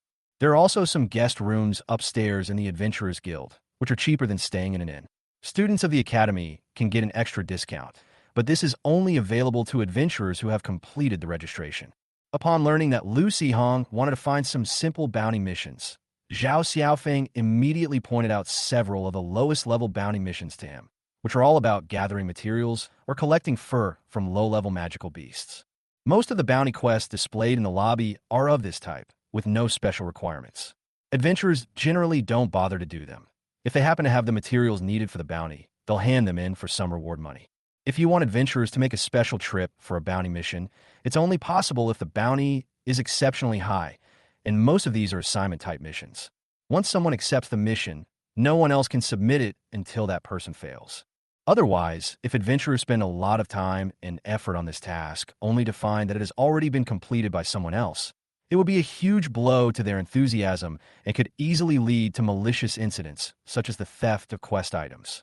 Of course, not just anyone can accept assigned tasks. In addition to adventure level, there are various other requirements. However, these things have nothing to do with Lu Sihong for the time being. He just wanted to earn some extra money while entering the Misty Forest. After carefully noting down the information needed for those simple tasks, Lu Sihong smiled and said goodbye to the student adventure team before turning and leaving the Adventurers Guild. Since it was still early, he wanted to explore the Misty Forest. He had learned from chatting with Su Yu and the others that the reason for the recent decrease in adventurers in the town was that a huge underground ruin had recently appeared in a place called the Wasteland, and all the adventurers had gone to the ruin to join in the fun. I don't think I'll be going back to White Moon Town for the next few months. After hearing this news, Lu Sihong felt much more at ease. Every time he summoned a group of goblins to fight, he was always worried about being discovered. The next goal is to upgrade the Goblin Thief. Because of the twice the result with half the effort effect, the difficulty of leveling up a Goblin Thief lies not in experience, but in its own leveling conditions. Have the Goblin Thief attack and successfully hit the enemy 10 times while in stealth, giving him full confidence in his stealth ability. Completion, 1 out of 10. Is it difficult? It doesn't seem too difficult. As long as you coordinate well and let the other goblins attract the enemy's attention, it's quite easy to complete. As for the other goblin that evolved at the same time, Lu Sihong most wanted to evolve the Frost Goblin because the elemental attack was just too good and it could definitely be kept as a trump card for a critical moment. Unfortunately, the evolution conditions for Frost Goblins are a bit difficult to meet. The Frost Goblin needs to master the energy of ice before it can continue evolving. It will meet the evolution requirements in 53 days, where the time can be shortened by using items containing the power of ice, such as frost fruits. Lu Sihong simply chose to let things take their course. He would first meet the evolution requirements for the Goblin Thief, and then see which goblin met the requirements and start the evolution process. In any case, every goblin had its unique use, so evolving any one of them wouldn't be a loss. Having easily found his way to the edge of the Misty Forest, Lu Sihong didn't rush into the forest. I found a slime by the river. After looking around and seeing that no one was around, I immediately summoned the Goblin Thief and sent it to assassinate the slime. The Goblin Thief concealed himself and then slowly approached the slime. Because the light fluctuations were so obvious when it moved, even a completely mindless slime sensed something was wrong and focused its attention on the Goblin Thief's location. Lu Sihong had anticipated this situation. He picked up some small stones from the ground and threw them at the slime to attract its attention. Taking advantage of the slime's distraction, the Goblin Thief quickly circled behind it and forcefully thrust his iron-tipped wooden spear down. A stream of water spurted out of the slime's body from the gap, and then it slowly deflated. TSK, how did he just stab it to death? Lu Sihong was originally thinking of trying to complete the evolution conditions a few more times from a slime, but he was stabbed to death by the Goblin Thief. But looking at the Goblin Thief's somewhat excited eyes, perhaps that so-called confidence is more important than the degree of completion? Lu Sihong wasn't entirely sure, so he decided to take the Goblin Thieves to find a more powerful enemy. Lu Sihong summoned the Goblin Thief back to the beast taming space, summoned the Goblin Warrior, and turned to walk into the depths of the forest. Chapter 24 Raiders and Craftsmen. The great stag cried out in distress, trying to escape, but the Goblin Warriors held onto its 2 antlers tightly, rendering it unable to move. The Goblin Thief concealed himself, swiftly circled behind the giant stag, and forcefully thrust his iron-tipped spear into the stag's vitals. While stirring it, he skillfully and quickly retreated, escaping the stag's hind hooves' attack range. However, the Goblin Thief was clearly overthinking things. At this moment, the great deer's hip muscles were taut, its eyes were bloodshot and bulging, its teeth were clenched and white saliva was constantly seeping out, and it had no intention of raising its leg to attack the enemy behind it. Lu Sihong, who was watching from the sidelines, felt his leg muscles tense and felt a faint phantom pain in his groin. For some reason, as the evolutionary conditions become more and more complete, the Goblin Rogue's attack methods become increasingly flamboyant, always targeting the enemy's lower body vitals. While this is quite effective, however, fortunately, after killing the giant deer, the condition for 10 stealth attacks was finally met. After the Goblin Thief returned to the beast taming space with the great horned deer, unsurprisingly, A large yellow exclamation mark appeared above the Goblin Thief's head, and a quest titled Goblin Thief's Wish. The hidden battle popped up. The quest description was very similar to that of the Goblin Warrior, and it also had a randomly drawn quest reward. Now, all that's needed is 8 more experience points to reach 50 experience points and unlock evolution. As for the other goblin that evolved at the same time, it's unclear when it met the evolution requirements. It was the first goblin labor to successfully evolve. The Goblin Labor's Wish. The evolution of skill.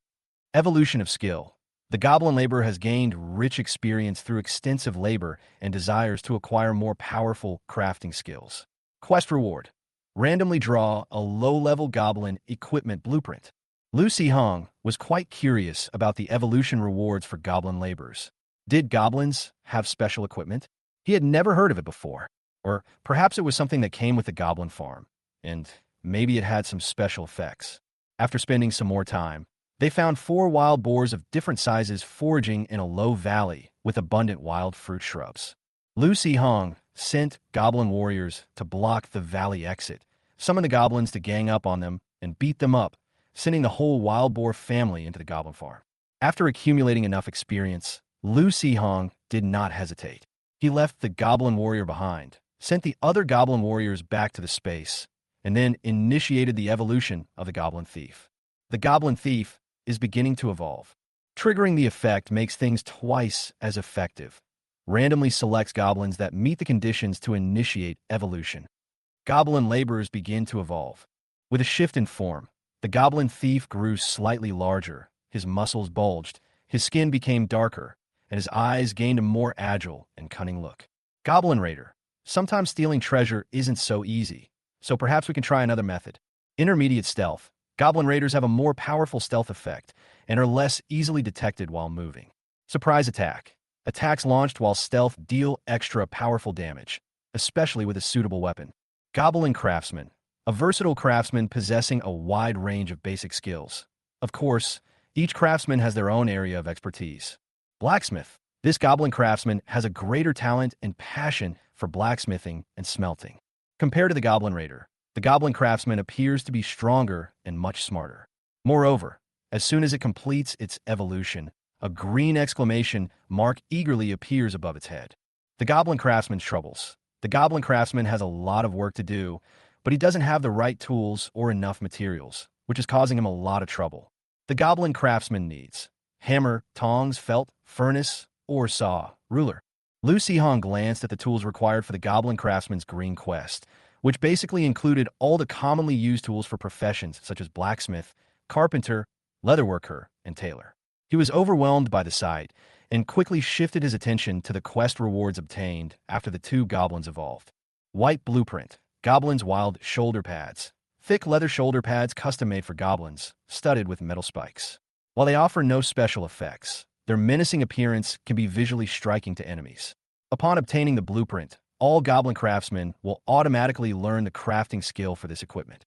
Green Blueprint. Grass Cake. A green cake made from pure natural grass. Goblins who eat it will become happier, and their injury recovery speed will be slightly accelerated. So even the strongest goblins can't escape the fate of eating grass. Lacking suitable tools, the goblin craftsman, with nothing else to do, has set off to pull weeds, apparently preparing to make some grass cakes for the goblins to celebrate. Lucy Hong turned his attention back to reality and discovered that the wild fruits on the bushes in the valley were exactly what was needed for a bounty quest in the Adventurers Guild, and seemed to be the ingredients the tavern owner used to brew fruit wine. They summoned the goblins again and had them gather the wild fruits and pile them aside.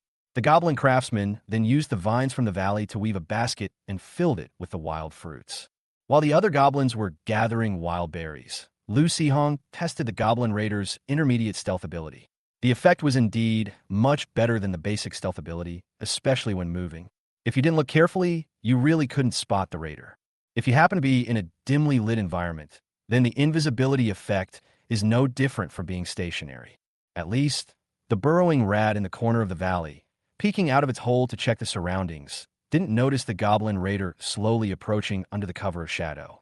Because Lucy Hong wanted to try putting the burrowing rat into the goblin farm and letting the tamer raise it, the Goblin Raider did not kill the burrowing rat directly.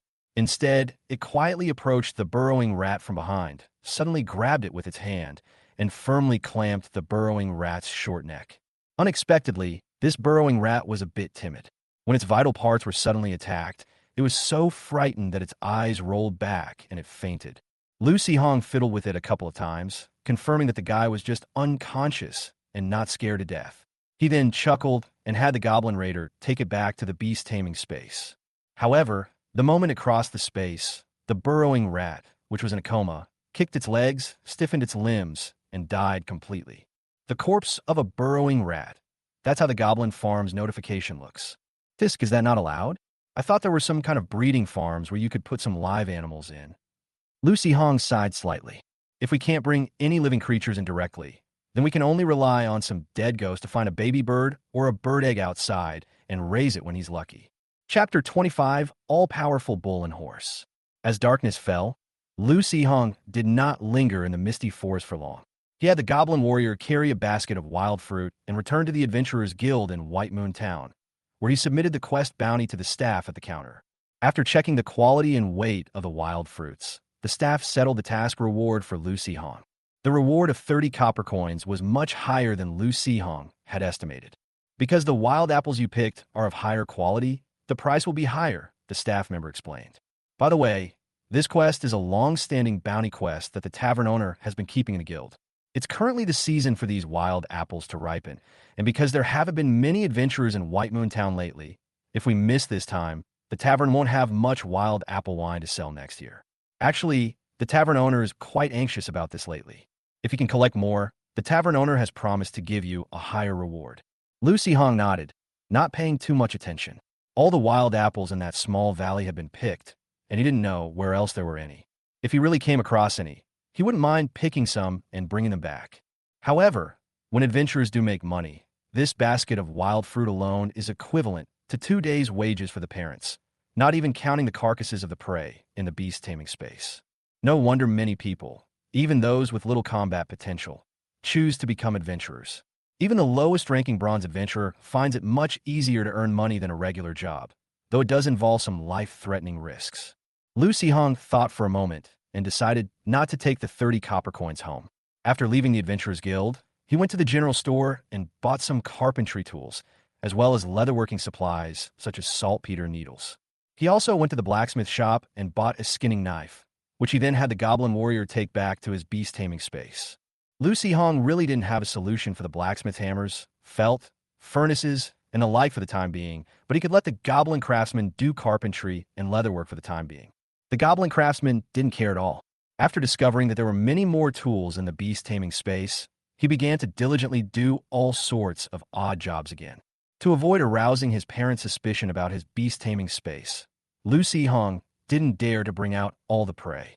He only took the giant deer, the 2 largest wild boars, and a few smaller prey. The rest were skinned and processed by the Goblin Craftsman, who then used rough cooking methods to make roast meat and distributed it to the goblins at the farm. Even so, when Li Qin and Lu Yuanyang returned and saw the prey in their yard, they were very surprised and delighted. While happily taking out knives to process the prey, they couldn't help but calculate how much money they could sell these things after they were broken down. It's fine if you don't count, but it's even more fun when you do. I can't help but laugh out loud in my dreams at night. Seeing his parents so happy made Lucy Hong feel quite pleased as well. It wasn't until bedtime that Lucy Hong discovered that the Goblin Craftsman was leading goblin laborers, moving a pile of wood and processing it, seemingly preparing to renovate the simple goblin hut. When Lucy Hong woke up the next day, the thatched hut had disappeared, replaced by a sturdier-looking wooden longhouse. Goblin Wooden Hut, a wooden hut built from ordinary wood.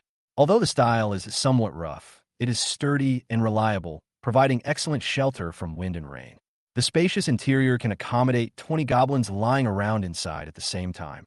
Building effect, goblin regeneration speed increased by 10%. What a workaholic. He's got the body of a beast of burden. He doesn't need to rest at all, right? Looking at the goblin craftsmen and goblin laborers who were working overtime to renovate another thatched hut, Lucy Hong couldn't help but sigh in his heart. He can't slack off since the goblin is working so hard. He needs to go out, earn money, and buy a blacksmith shop for the oxen and horses. No, for the model worker. In a cheerful mood, Lu Sihong hummed a tune as he walked toward the east gate of the town, only to see two groups of young people standing facing each other in the distance. On one side were four students from Qingzhou Academy, and on the other side were also four students from Qingzhou Academy. Could this be a competitor or an enemy? Lu Sihong's mind was filled with all sorts of campus rivalry scenarios, but his body instinctively shrank to the side. He had to hide first. Otherwise, what if Su Yu and the others saw him and greeted him, causing him to inexplicably provoke a few enemies? Just then, a girl wearing exquisite leather armor and with a long ponytail walked past Lu Sihong. After taking a couple of steps, she suddenly stopped, turned her head, squinted her eyes, and after confirming it was him, greeted him, Lu Sihong. Hey, senior sister Xiaoho. Lu Sihong then realized that the person walking past him was an acquaintance, a senior sister from the same school who was a year ahead of him, and hurriedly responded. Xiaoho Yu smiled and nodded slightly at him. Are you going to the Misty Forest too? Lu Sihong hesitated for a moment, then nodded. Yes, we're going out. Wait, senior, are you going too? Your Crescent Moon cat probably doesn't have much combat ability yet, right? It's all right, I didn't go out alone. My brother and his friends came to the Misty Forest for their holiday trials, and they took me to the edge of the mist for a bit of experience, Xiaoho Yu explained, then turned to look at the town gate. Strange, why do I see what looks like 8 students from the Green Bamboo Academy? Lu Sihong knew that Xiaoho Yu had mild nearsightedness, but she disliked wearing glasses because they were inconvenient and she couldn't recognize her relatives beyond 10 meters. There are 8 of them, and they don't seem to get along very well. TSK, what a hassle. If I go up now, wouldn't I just have 4 more enemies at Qingzhou Academy for no reason? Xiaoho Yu said somewhat unhappily. Great minds think alike, senior. Luckily, I was prepared. Xiaoho Yu smiled smugly, took out a black mask from her bag, put it on to cover most of her face, and turned to ask Lu Sihong, how is it? Can you still recognize me? Lu Sihong shook his head. I don't recognize him, and he looks pretty cool. Do you have any extra face masks, senior? I want one too, junior. Upon hearing this, Xiaoho Yu smiled slightly, her beautiful eyes behind the mask curving into 2 crescent moons. Put on another hat, Lu Sihong said, pointing to the leather hat hanging on her back. Yes. Upon hearing this, Xiaoho Yu coiled her ponytail and put on a leather hat, completely obscuring her appearance except for her beautiful, expressive eyes, which were slightly more striking. Okay, I'm going now. Shall we come together? Xiaoho Yu asked. Lu Sihong shook his head. I just remembered I have something to do. I need to go home first. Okay, see you next time. Xiaoho Yu waved and turned to walk out of the town. Once Lu Sihong had walked away, he immediately found a corner to hide in, only peeking out to observe, intending to wait until everyone outside had left before going out himself. Chapter 26 is indeed a menace. Lu Sihong didn't know Xiaoho Yu very well, only that she was from a wealthy family and owned several farms in the west of Baiwa Town. She didn't live in Baiwa Town, but usually lived in a large manor near the farms. Lu Sihong had never seen Xiaoho Yu's brother before, but judging from his demeanor, he should be the tall man who was the leader of the 4 unfamiliar Qingzhou Academy students. After all, the other 3 members were all women. A handsome and robust playboy. That was Lu Sihong's first impression of Xiaoho Yu. The people outside the town were stunned to see Xiaoho Yu emerge with her head covered, which broke the tense atmosphere between the 2 groups. After Xiaoho Yu talked with her brother, the 5 of them left the town gate together and headed towards the Misty Forest. After Xiaoho Yu and the others left, Su Yu and the others gathered together for a chat. They seemed to have given up their original adventure plans for the day and turned back to the town. Seeing Su Yu and the others return, Lu Sihong felt a little guilty and subconsciously hid himself even more. After a while, he overheard some conversations as they passed by. What bad luck. I've been planning adventures for days, and then I run into these 2 jinxes. Think about it another way. Maybe this is a warning from the goddess of fate, telling us not to go out today. Hey, now that you mention it, it does make some sense. Do you think Xiaoho Yang is just blinded by lust? He actually took those 2 troublemakers to the Misty Forest? Isn't he afraid of getting himself killed? No, that's not it. Didn't you see Xiaoho Yang secretly rolling his eyes when those 2 idiots were arguing with you? I guess it was a task assigned by his teacher.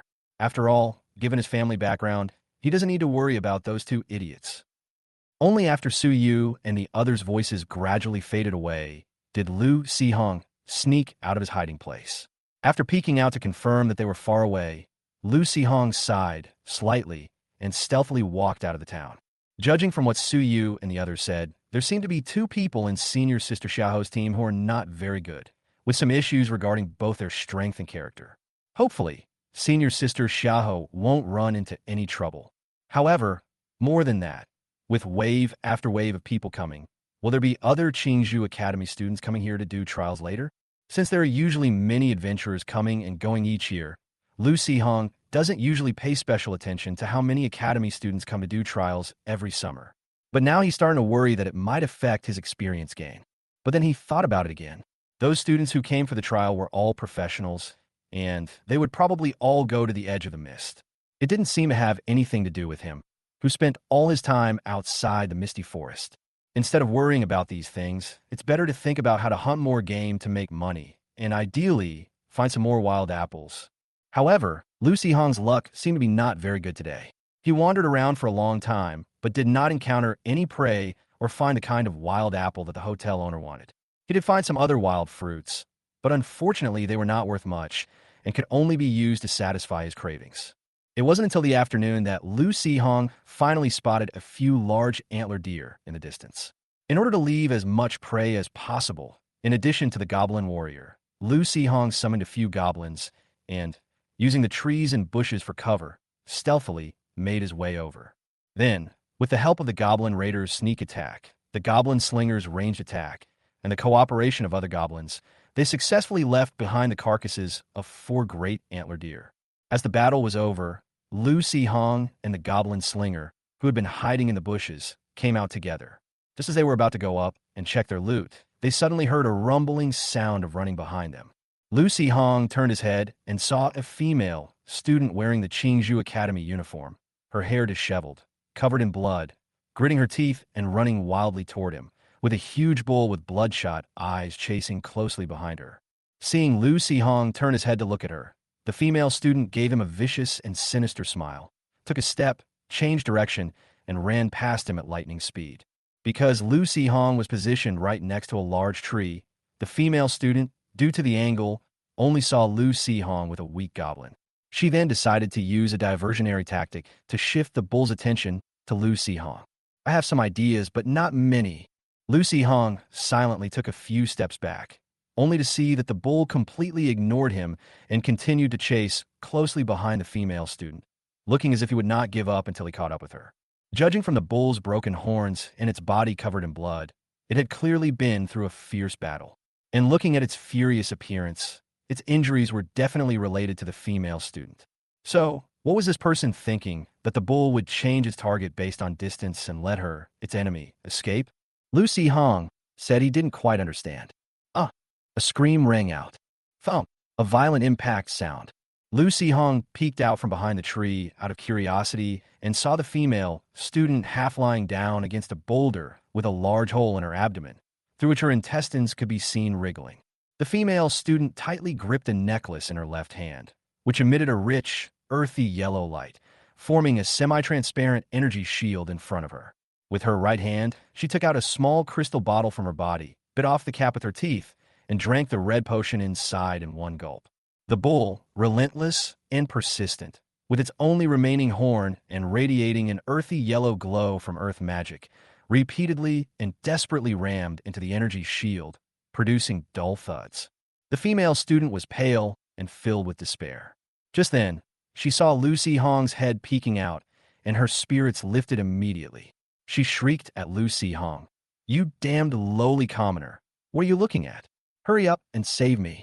I am the legitimate daughter of the Laying family.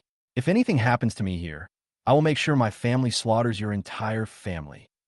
Lu Sihong, who had been watching the show with a blank expression, paused, his brows furrowed, and a cold glint flashed in his eyes.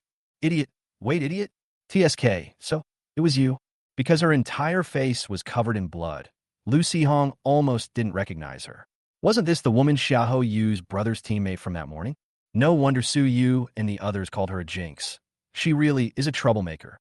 Although I don't know if what you said is true, I'll assume you're an honest person. I was just worried that my secret would be exposed, but if she's dead, things will be much easier. Lu Sihong pondered for a moment, then quickly climbed up a large tree and hid. He secretly observed the battle below through the gaps in the dense leaves and sent the goblins back to the beast taming space with the carcass of the great horned deer.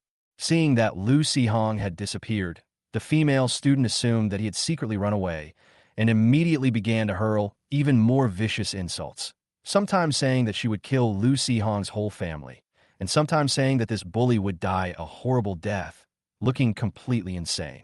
It's unclear what kind of magical equipment the female student was wearing, but the energy shield, which looked like it was about to collapse and flickered unpredictably, managed to withstand the bull's continuous ramming. On the contrary, the bull, after charging for a while, lost the red light in its eyes, and its limbs went limp and it collapsed to the ground, its chest rising and falling slightly, clearly on the verge of death. As the bull collapsed, the female student, relieved to have escaped death, burst into unrestrained and joyful laughter. I don't know what kind of magical potion I drank earlier, but my severe abdominal injury is almost healed. The female student released her left hand, dispelling the energy shield. She glanced with a hint of heartache at the faded yellow gemstone on the necklace, slowly rising to her feet. Her eyes were filled with malice as she snarled, "That damn commoner! You just wait, I'll definitely." Swoosh! A wooden spear with an iron tip suddenly appeared out of thin air and plunged into the female student's throat, twisting it forcefully. The female student gripped the spear tightly with both hands, staring wide-eyed at the goblin that had suddenly appeared in front of her, her face full of disbelief. Chapter 27. Loot from... Haha.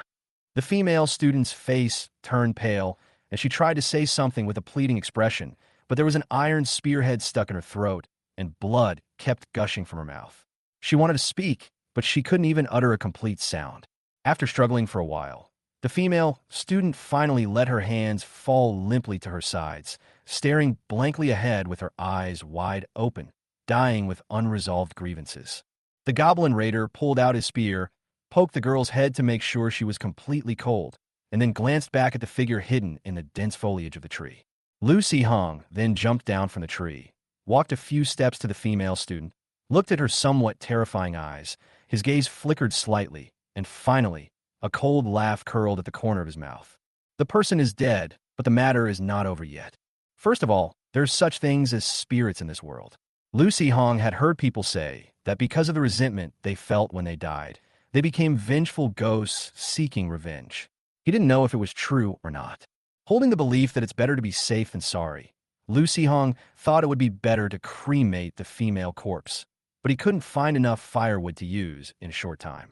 Moreover, in this desolate wilderness, if someone happens to pass by, or if the female student's teammates come after her and see this scene, it will be troublesome. Lu Sihong decided that he should first drag the female student's body and the half-dead bull on the ground into the goblin farm. After everything is prepared, we'll find a secluded place to deal with it. At this moment, the goblin plunderer carefully examined the female student's corpse, stepped forward and ripped off the necklace from her neck. Then, he rummaged through the female student's clothes and pulled out a small women's bag. He turned around and handed the two items to Lu Sihong as if they were treasures. Then, to Lu Sihong's somewhat speechless look, the goblin raider stripped the female corpse of her outer clothes and was about to continue removing her inner clothes. Although I know the goblin must have discovered some treasure on the female student, its current behavior is really like that of a pervert. All right, you can get the rest of the stuff once you're in your space. You should slaughter this cow first and see if you can get some experience points. Lu Sihong spoke up to stop the goblin raider's actions, allowing another goblin to drag the female corpse into the beast taming space. Upon hearing this, the goblin raider's eyes lit up. It leaped onto the bull's back, brandished its iron-tipped wooden spear a few times, aimed at the spot, and then reached in and rummaged around until it dug out the bull's still-beating heart. Lu Sihong's eyelids twitched. Seeing that the bull was completely dead, he quickly had it carry the bull's carcass back to the goblin farm. Looking at the traces left by the bull and the female student, Lu Sihong thought for a moment, then summoned all the goblins again to completely erase the bloodstains and footprints on the ground. Then the goblins created random battle traces around the area and deliberately walked back and forth, leaving many footprints, making it look like many goblins had fought there. Finally, he summoned the other goblins, leaving the goblin warrior to carry him away from the scene quickly. After getting a sufficient distance away, Lu Sihong began to examine the loot that the goblin raiders had plundered. Lucy Hong had already witnessed the effect of the necklace. It was a rather powerful magical item. The small bag was actually a woman's wallet, containing 2 gold coins and a dozen silver coins. Lucy Hong raised his eyebrows sharply. Having lived in this world for so long, this was the first time he had ever seen something like gold coins. 1 gold coin is equivalent to 100 silver coins. Furthermore, special materials are added during the minting process, imbuing the gold coin with a certain magical power. It is said that some underground ruins contain strange machines that require gold coins or even higher-level magical currencies to operate. When Lucy Hong first heard about these things, he inexplicably thought of the vending machines from his previous life. Although the gold coins were very valuable, they were obtained illegally, so Lucy Hong really didn't dare to use them now. He took out the silver coin and put it on his person, stuffed the gold coin and magic necklace into his wallet, and summoned a goblin to take back to the farm. Worried that the goblins might do something strange to the female corpse, such as making sashimi or grilling it, Lucy Hong focused his consciousness into the goblin farm. The female student's body was gone, but her clothes and everything else had been completely stripped off and placed in the goblin craftsman's newly built wooden warehouse. Goblin wooden storage reduces item storage space by 10%, slightly slows item spoilage. Bloodstained clothes. Magic bodysuit. Women's bodysuit imbued with a faint magical power. The heart of a strong man. The essence of the wild bull's flesh and blood. A special piece of meat that gathers some of the essence of the wild bull's power. Goblins that eat it have a certain chance of gaining a temporary trait and a very small chance of learning a permanent trait. It is recommended to feed it to melee goblins. Slowly deteriorating. Low-grade Earth-type monster crystal. A crystal containing a small amount of Earth-type power essence, obtainable with a low probability from Earth-type monsters. Lucy Hong searched around and only found the carcass of a bull being dismembered by goblin craftsmen, but not the female student's body. He was slightly stunned when he saw goblin laborers filling a pit with soil at the edge of the farm. So, the goblin laborers buried their bodies instead of cremating them. This guy looked like he was filled with resentment when he died. I wonder if he'll turn into an evil spirit or something. Come to think of it, I've never even seen what an evil spirit looks like. If I could actually hatch one, it wouldn't seem like such a big deal. So, can you control the evil spirits hatched from a goblin farm? Lost in thought for a while, Lucy Hong finally came to his senses and had the goblin tamer take the strong man's heart and feed it to the poisonous spider spawn. He then had the goblin warrior eat the essence, flesh, and blood of the wild bull. After all, the goblin warrior is his own summoned beast, so the stronger the better. If he could learn a permanent trait, wouldn't that be a huge win? As it turns out, Lucy Hong was indeed overthinking things. Fortunately, although he didn't grasp the permanent characteristics, Lucy Hong did see the effects of the temporary characteristics. Goblin Warrior. Powerful, brave, bull power. Temporary, the Goblin Warrior gains additional strength enhancement, and his body is also protected by a small amount of Earth-type energy. Duration. 15 natural days. It looks really impressive. However, speaking of which, Xiaoho and that female student entered the Misty Forest together, right? This female student was chased by the bull like this. I wonder how Xiaoho and the others are doing.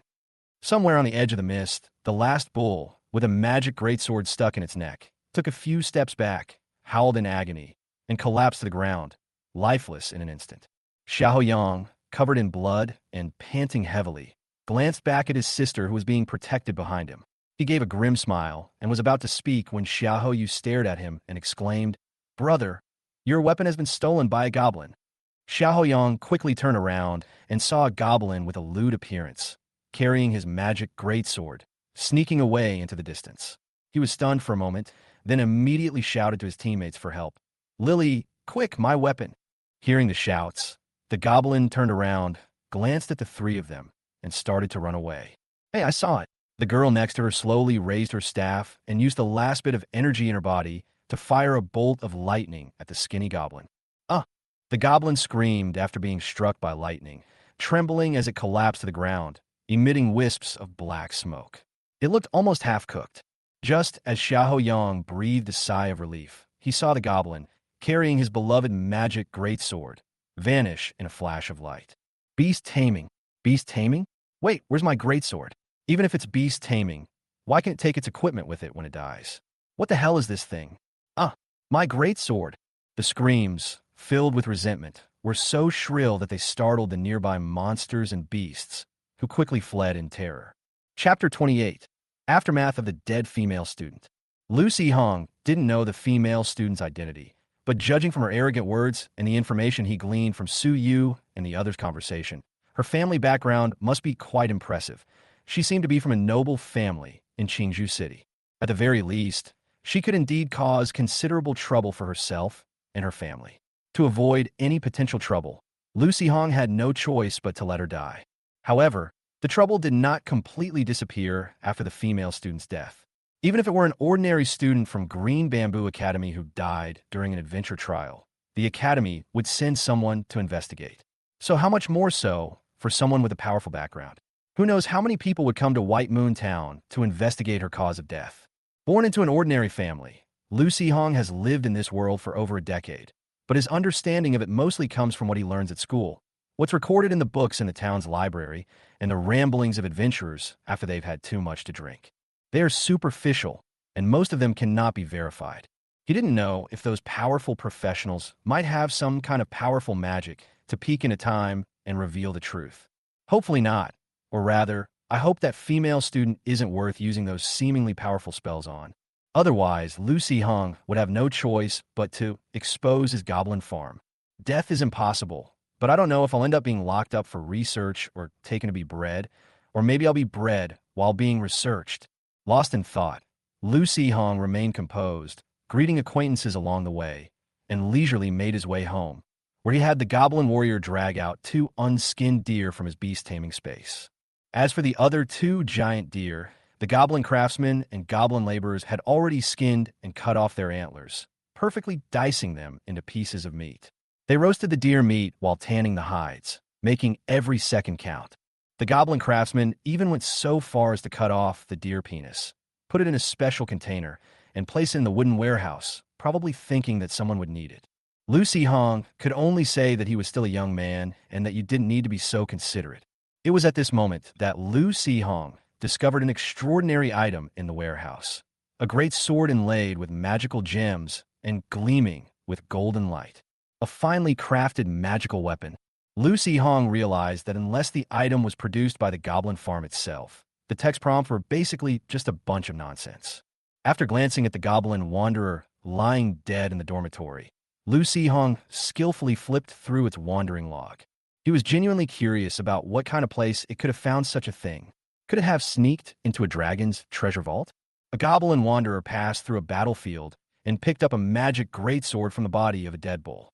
Nearby human adventurers discovered the goblin wanderer and used lightning magic on him, killing him. So, this guy picked up other people's weapons from monster corpses while they were fighting. Wait, a bull? Could it be Senior Xiaohou and her group?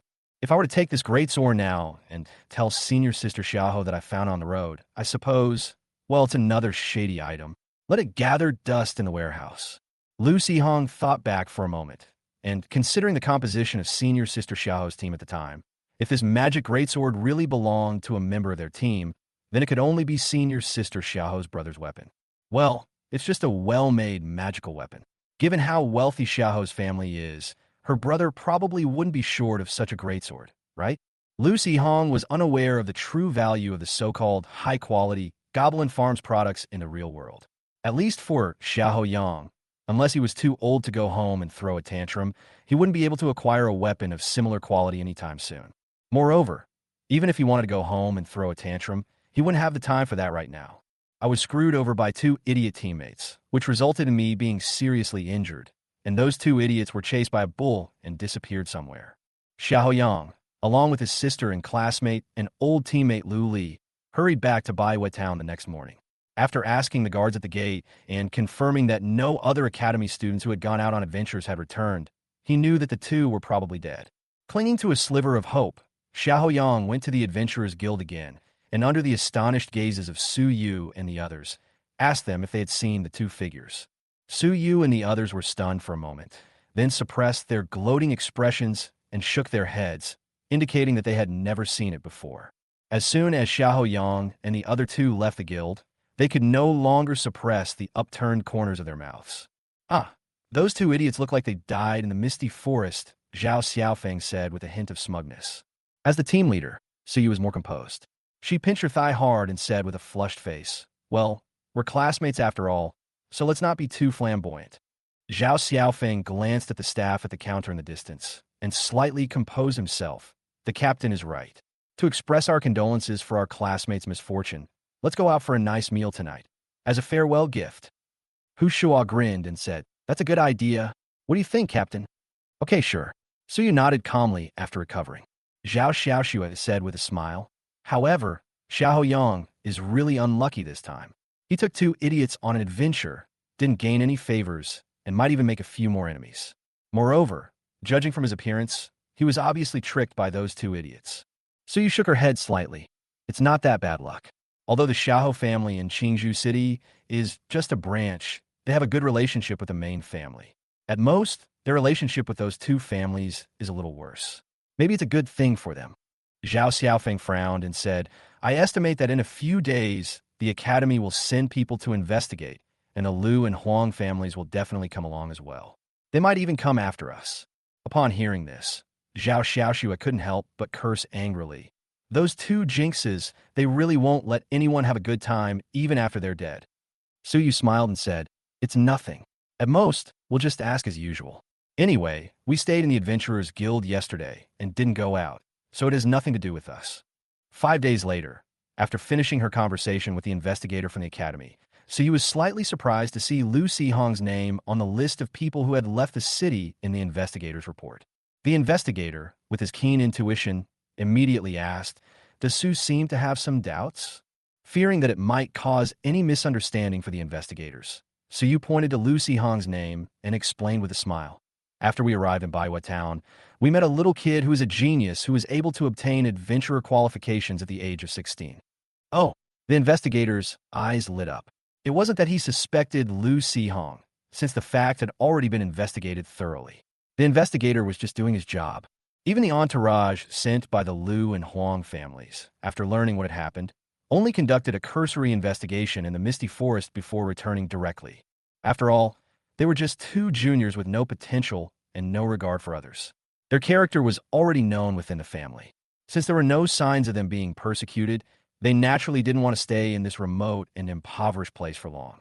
However, the Academy's investigators, after reviewing the information on this prodigy, might be able to gain some unexpected credit by submitting it to the Academy. Chapter 29, Paying Respects to Uncle and Aunt. Lu Sihong said he was tired from too many battles recently, so he needed to rest at home for a few days. His family didn't find it strange, since hunting in the wild is not an easy task, and it's normal to feel tired and want to rest. Despite maintaining a calm demeanor, Lu Sihong was somewhat flustered inside. However, he had been staying at home for 7 or 8 days without knowing that someone had already come to Baiwa town and investigated the disappearance of the two female students thoroughly. Even investigators from the academy carefully reviewed some of his information and took it back to Qingzhou Academy. As for the investigation, it has naturally come to an end. Although the two female students came from a prestigious family with considerable influence in Qingzhou City, encountering accidents while adventuring in this dangerous world was all too common. However, their disappearance was so thorough that not only were their bodies not found, but even fragments of their clothing were not recovered. However, investigators found traces of a goblin tribe at one of the missing person sites. Although several days had passed, the varying sizes of the footprints indicated that it was a relatively powerful goblin tribe.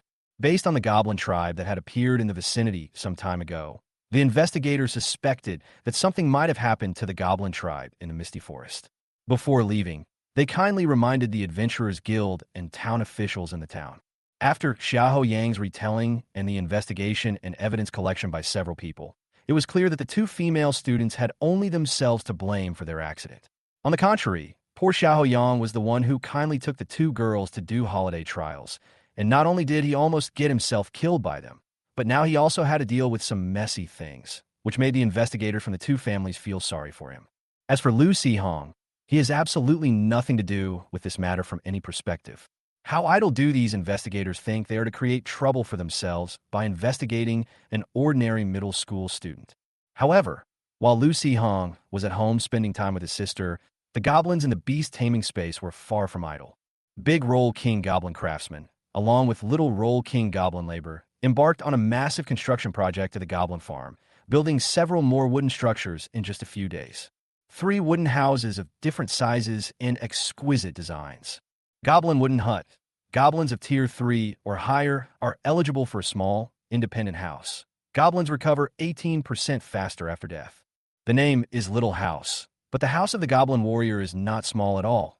It is the Goblin Craftsman's own house, about the same size as the Goblin Raiders. However, after seeing the effect of the wooden cabin, if he had enough experience, Lu Sihong would have liked to upgrade the Goblin Wanderer. The effect of the wooden cabin was obviously most suitable for this wanderer, since as long as he was still alive, he was always on the road to death. However, this guy roams freely outside every day, but he still hasn't met the conditions for evolution. The Goblin Wanderer needs to find his purpose in life while wandering.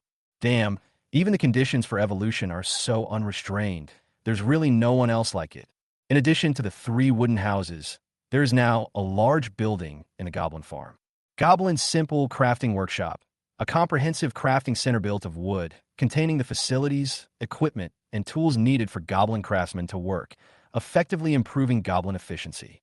Material consumption for Goblin crafting is slightly reduced, and crafting efficiency is slightly increased. Lu Sihong took a closer look.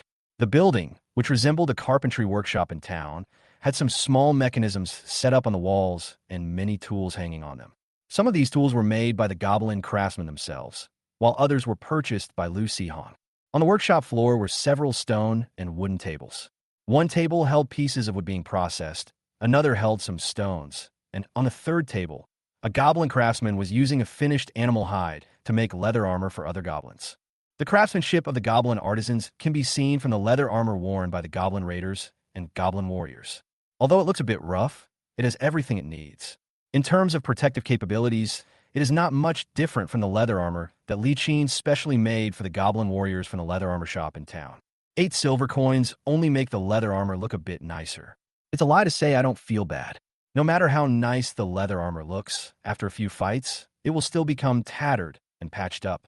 Unfortunately, Lu Sihong couldn't explain the origin of the leather armor he took directly from the Goblin Farm. Thinking that he still had a gold coin and a dozen silver coins in his hand, Lu Sihong breathed a sigh of relief. It's just a small amount of money, so be it. There was still a lot of empty space in the workshop, which was obviously reserved for other tools and facilities. Thinking of the menu in the Goblin Craftsman's wish quest, Lu Sihong could roughly figure out what those places were for. On his day off, Lu Sihong finally left home. Not because he had finally come to his senses and was preparing to continue hunting in the Misty Forest, but because it was the anniversary of his uncle and aunt's death, and his parents were taking his younger sister to pay respects to her parents. Naturally, Lu Sihong was also going along. Although Li Qin's ghost-faced spider was large, it was not suitable for long-distance riding.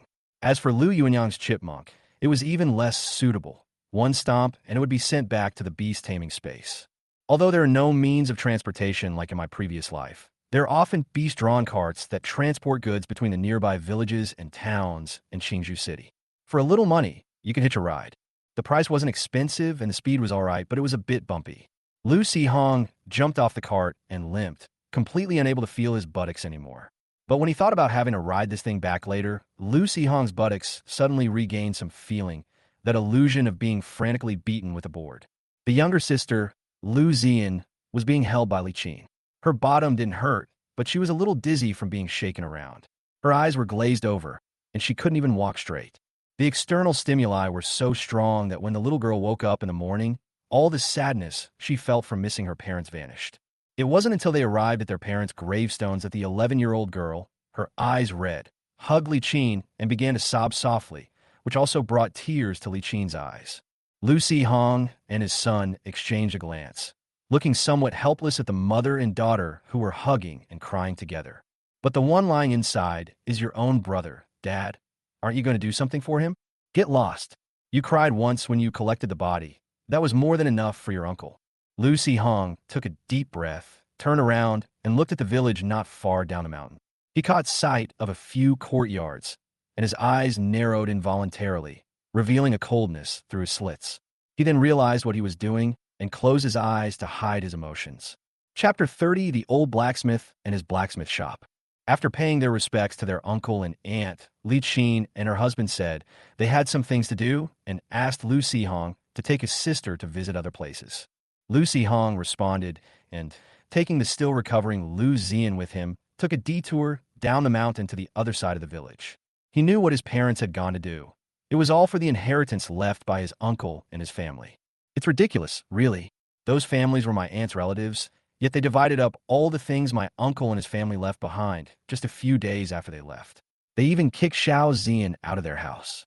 If it weren't for the kindness of the other villagers who took her in and gave her food, we might have found another corpse when Lu Hong and the others arrived. Li Qin and her husband weren't fighting over the property. The affairs of the village were already complicated and unclear, and the old village chief was trying to smooth things over, openly and secretly siding with those scoundrels. Li Qin and her husband couldn't do anything about it. However, when Lu Hong's uncle got married, his deceased grandmother gave his aunt a jade pendant. Although the pendant was not very valuable, it had some special meaning. Lu Yuanyang had always wanted to get the pendant back, but those people denied that they had taken it. But Lu Zian remembered clearly that her mother had hidden the jade pendant in a jewelry box, and that jewelry box had been taken away by her mother's so-called relatives. Lu Hong had little hope for the outcome of his parents' actions. If those bastards were willing to return the items, they wouldn't have dragged it out until now. He couldn't expect them to suddenly develop a conscience, could he? Before coming here, Lu Hong had thought that since the Goblin Raiders could turn invisible, they could steal the jade pendant. But the problem was that they had no idea who had the jade pendant. Lu Hong shook his head slightly and wandered around the village with his sister. As they wandered, they came to the front of a blacksmith shop. Seeing the sign hanging in front of the blacksmith shop that read, "Shop closed, clearance sale, last day," Lu Hong was startled.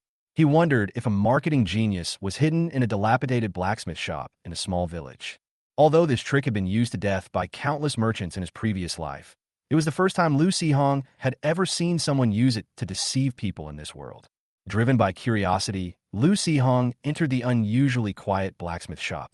There was no clanging sound of hammering in a typical blacksmith shop. The flames in the furnace had been extinguished for a long time, and there wasn't a drop of water in the cooling tank. There was only one burly old man who was slightly taken aback when he saw a young man leading a young girl in. "Young man, what's wrong with you?" "Well, I saw the sign outside, so I came in to take a look," Lu Hong said with a smile. "Oh, feel free to look around, but I don't have much to see here. It's mostly hoes, sickles, and the like, not the kind of blacksmith shops that make weapons outside," the old man said with a chuckle, turning around to continue packing his things. Lu Hong then noticed that the old man was putting some miscellaneous items from the shop into a large box. The shop didn't have many things to begin with, and it looked empty. With the old man's movements, there were even fewer things left. "Oh, are you really closing down?" The old man gave Lu Hong a strange look. "Otherwise what?" "Ha ha, that's right, what else could I do?" Lu Hong thought to himself that he was really stupid.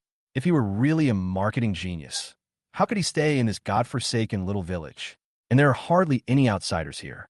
He couldn't possibly use this trick to fool the villagers, could he? He'd be beaten to death. "I'm getting old, and my body can't keep up anymore. My daughter's going to take me to live with her in my old age, so I might as well close the shop." The old man looked around at the things that had been with him for decades with some reluctance and sighed slightly. It's just a pity about these old buddies.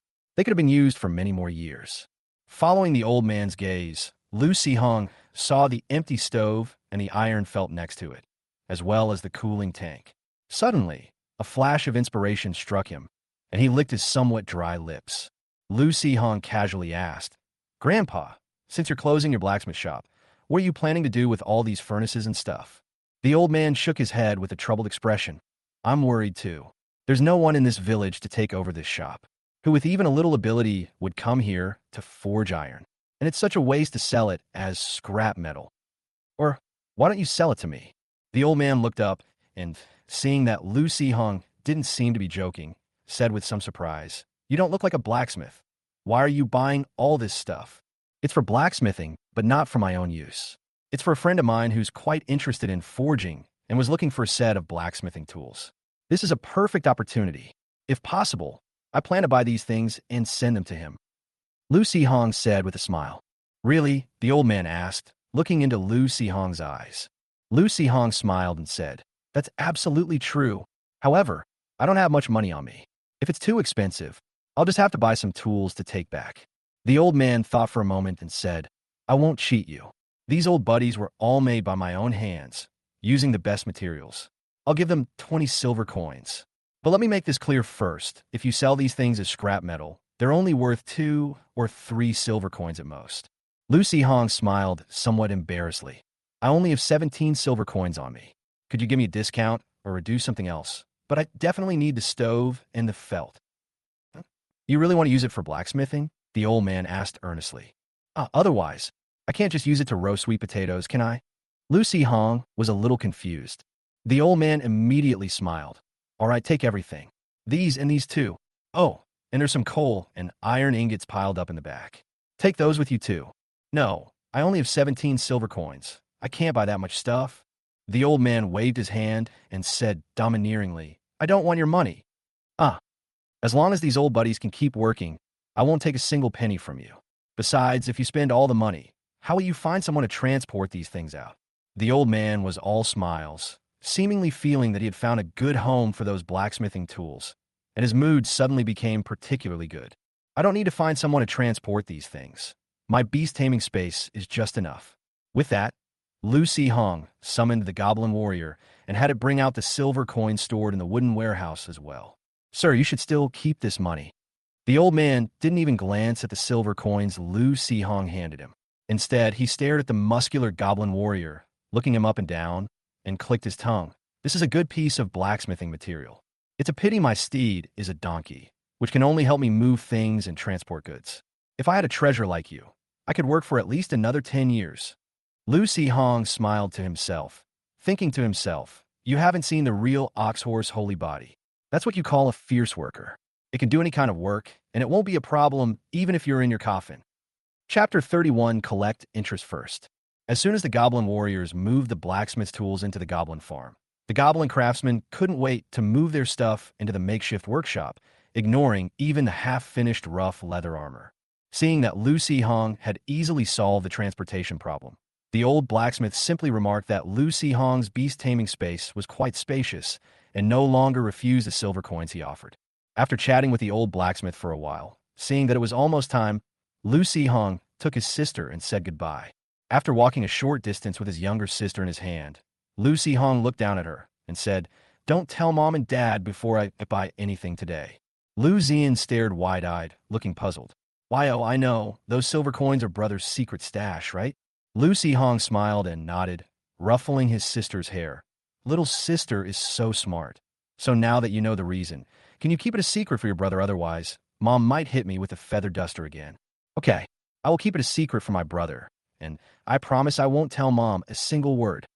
Lu Zian said in a clear but firm voice, her big, bright eyes wide open. Yes, brother believes you. Having resolved a minor oversight, Lucy Hong seemed to be in a great mood, but he didn't notice Lu Zian secretly curling her lip in a slight expression of disdain. Returning to the place where they had parted ways with their parents, they could see the anger on their faces from afar. Clearly, not only had they failed to achieve their goal, but they had also been angered by those shameless guys. Lucy Hong couldn't help but narrow his eyes. There's a saying in medicine, take one step back and you'll get breast hyperplasia. Take one step back and you'll get ovarian cysts. For his mother's health, Lucy Hong felt obligated to help her collect some interest and adjust her mood. As for that family heirloom jade pendant, I'm lucky to have it. I'm destined to lose it. Let whoever wants it, it's up to them. As Lucy Hong and his sister approached, Lu Yuanyang quickly tugged at Li Qin's clothes, and the two quickly composed themselves and greeted them with smiles. Where did you go? We've just wandered around the village. Shouldn't we head back? Lucy Hong said casually. Li Qin nodded. It's about time. Let's go to the village entrance to wait for the car. Oh, you guys go first. I need to find a place to take care of my business. Lucy Hong let go of his sister's hand and turned to walk towards a secluded corner in the distance. Tisk, why didn't you do this sooner? Li Qin said with a look of disgust. Lucy Hong said with a grin, Isn't it inconvenient to bring my little sister along? Li Qin rolled her eyes and hurriedly pulled Lu Zian forward, saying, We'll wait for you at the village entrance. Hurry up. I know. Lucy Hong saw his family walk away out of the corner of his eye, and then a summoning circle appeared on the ground beside him. After a flash of light, the goblin did not appear. Lucy Hong remained calm, pointing to a few houses in the distance, and said in a low voice, Just those few houses. After it gets dark, and most of the villagers are asleep, Sneak in. Don't move anyone inside. Slaughter all their livestock and everything else. Don't leave a single one alive. Even the eggs, smash them to pieces. After thinking for a moment, he added, take anything of value you may find. Make a big commotion before you leave, and try to get people to see you. But whatever you do, don't die in front of humans, and don't let them discover your identity as a beast tamer. Feeling that the Goblin Raider had fully understood his meaning, Lu Hong waved for it to leave and loosened his belt to relieve himself. The saying goes, if you're going to put on a show, you have to go all the way.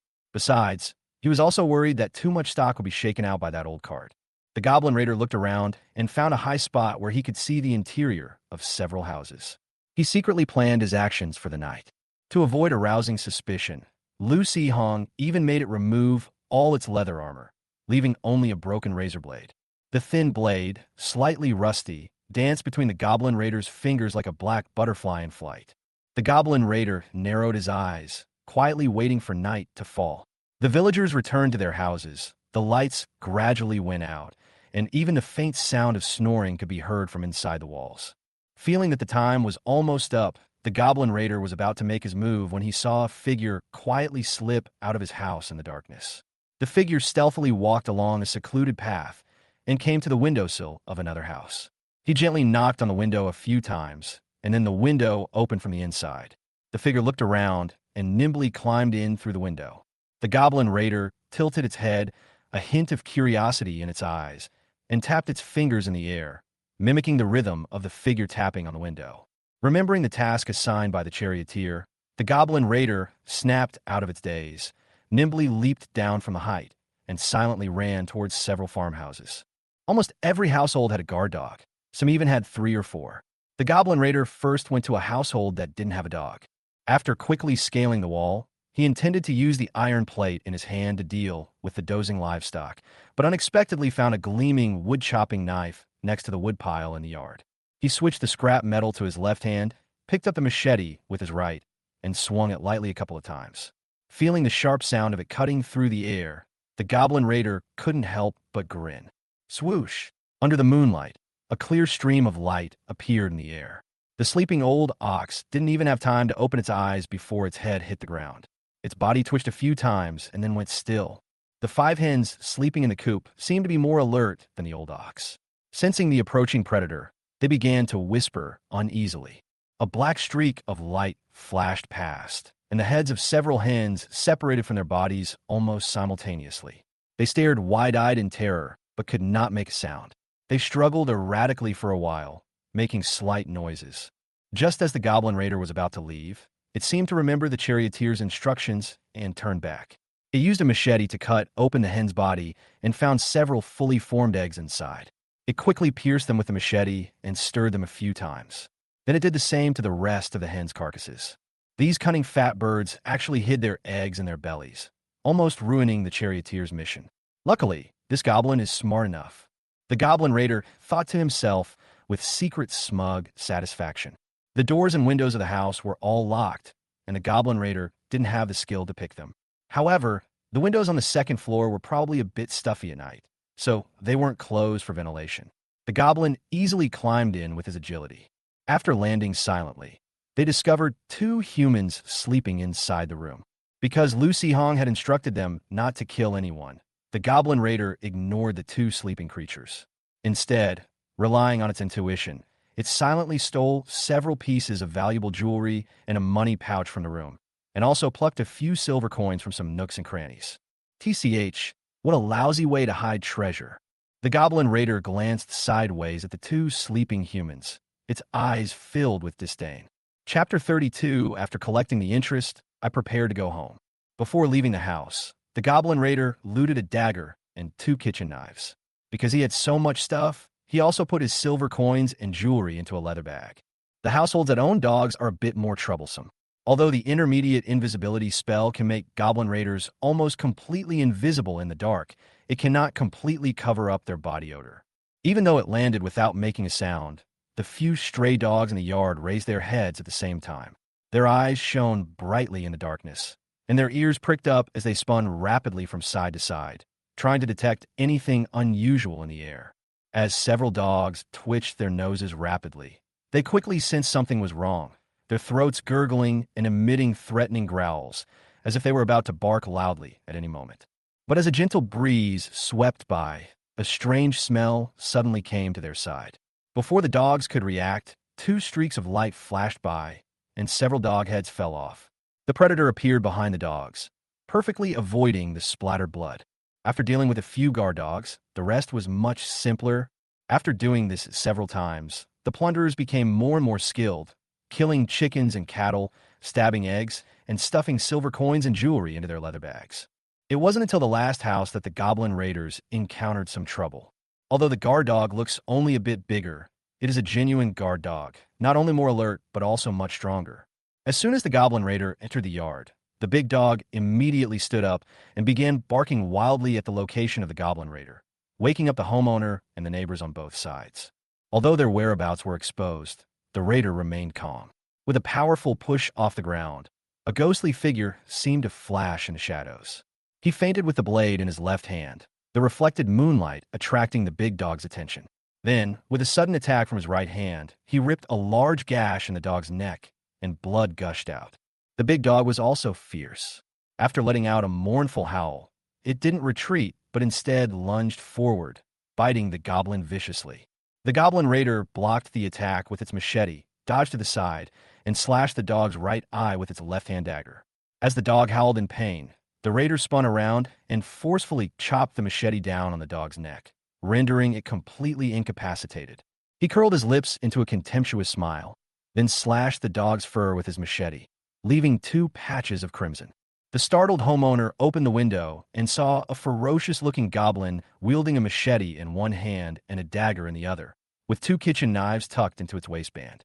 The goblin glared at them fiercely, then rushed into the chicken coop and, right before their eyes, slaughtered all the laying hens, even attempting to disembowel them to remove their eggs.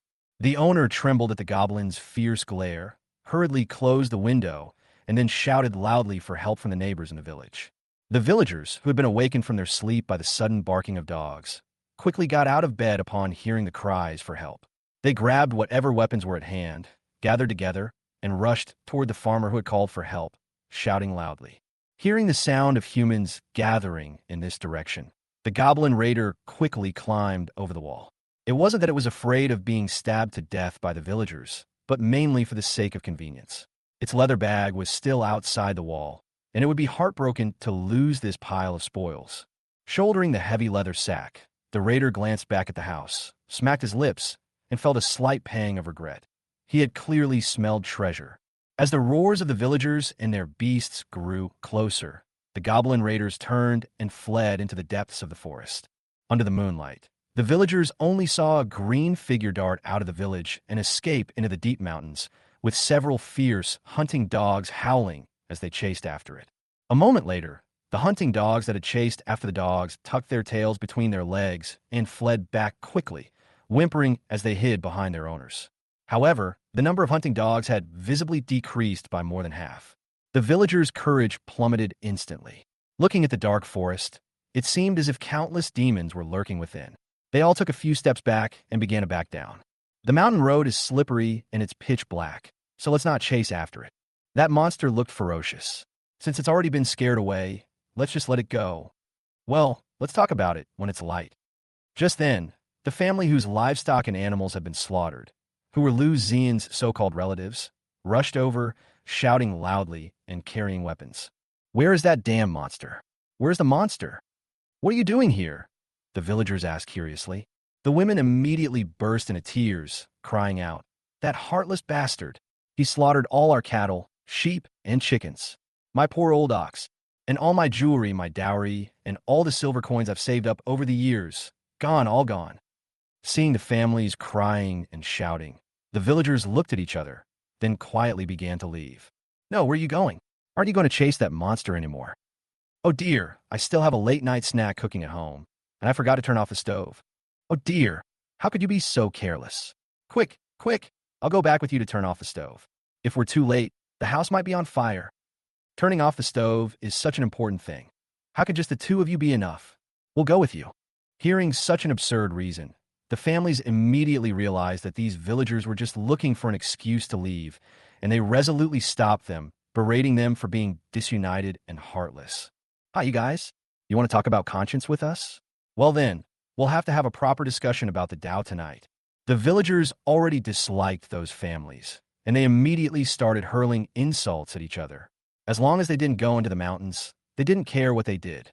Just as the villagers down the mountain were arguing fiercely, a guy circled around the forest, avoiding the clamoring crowd, and slipped back into the village. He saw a house with its doors wide open, but no one in it, and suddenly grinned silently. After checking that no one was around, he nimbly ran inside. When he came out, the leather bag on his back was visibly bulging even more.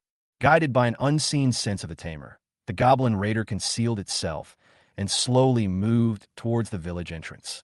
Because he now carries a leather bag full of loot, the goblin raider's movement speed is significantly reduced while in stealth mode to avoid alerting others, and the stealth effect is greatly diminished.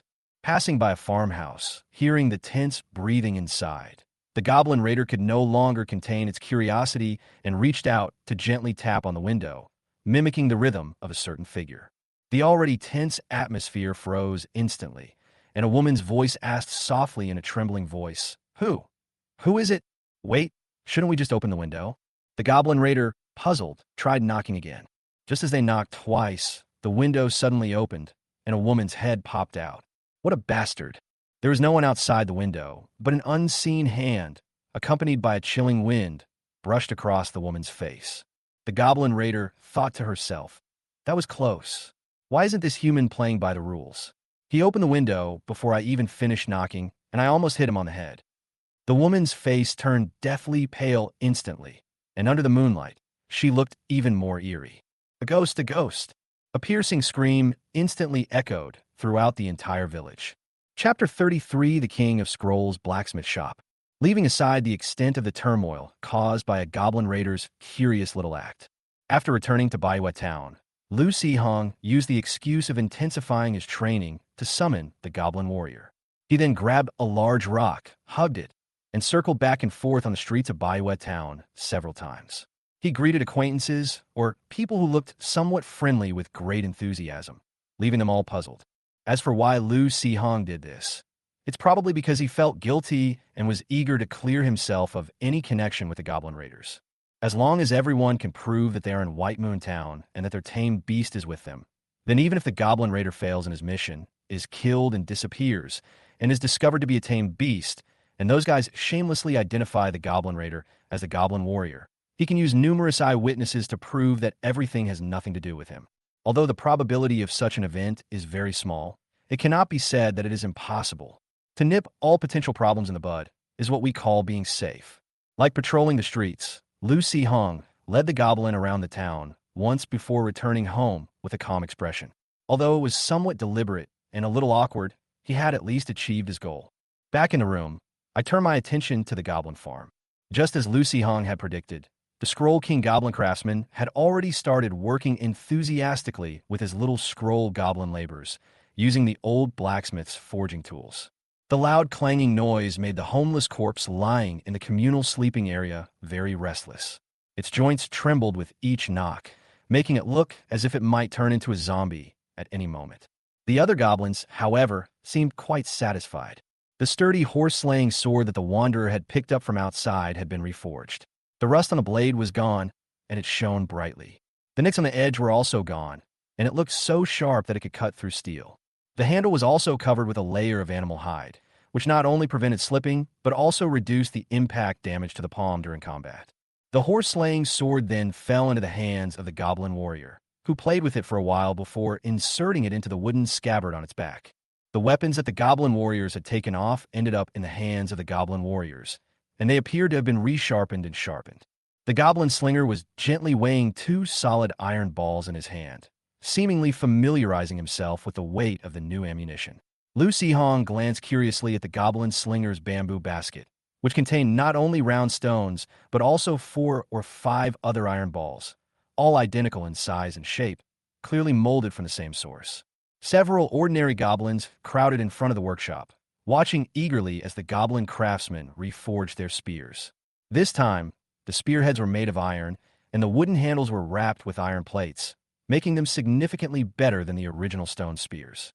The Frost Goblin, however, showed little interest in these ordinary weapons, sitting quietly in his hut in contemplation, completely undisturbed by the noise outside. Lu Hong watched with great interest the Goblin craftsman's rough forging techniques and listened to the rhythmic but somewhat monotonous sound of iron blocks striking each other, and unknowingly fell asleep. When Lu Hong woke up the next morning, the Goblin craftsman had already reforged all the Goblin weapons. He had also found 2 short swords in the pile of junk that the Wanderer had picked up and repolished and forged them, seemingly to leave for the Goblin Raiders. What's being forged right now, judging from the shape of the metal, appears to be an axe. Clearly, the next step is to forge it a set of handy metal tools. Does this guy really not need any rest? Thinking about how hard his beast tamers had worked, and how he himself was still not up at this hour, Lu Hong struggled internally for a while, but finally decided to punish himself. Okay, I'll punish myself by not getting out of bed for an hour. After not leaving the house for a week, Lu Hong couldn't stand it anymore. He thought to himself that if he was really suspected, it would be even stranger to keep hiding at home. The Goblin Warrior hasn't accumulated enough experience points, 500 points, yet so many ordinary goblins haven't evolved, and there's a mountain of debt at home. Oh, that debt is almost paid off. It wasn't that much money to begin with. Lu Hong made a lot of money from selling the hides and flesh of his prey.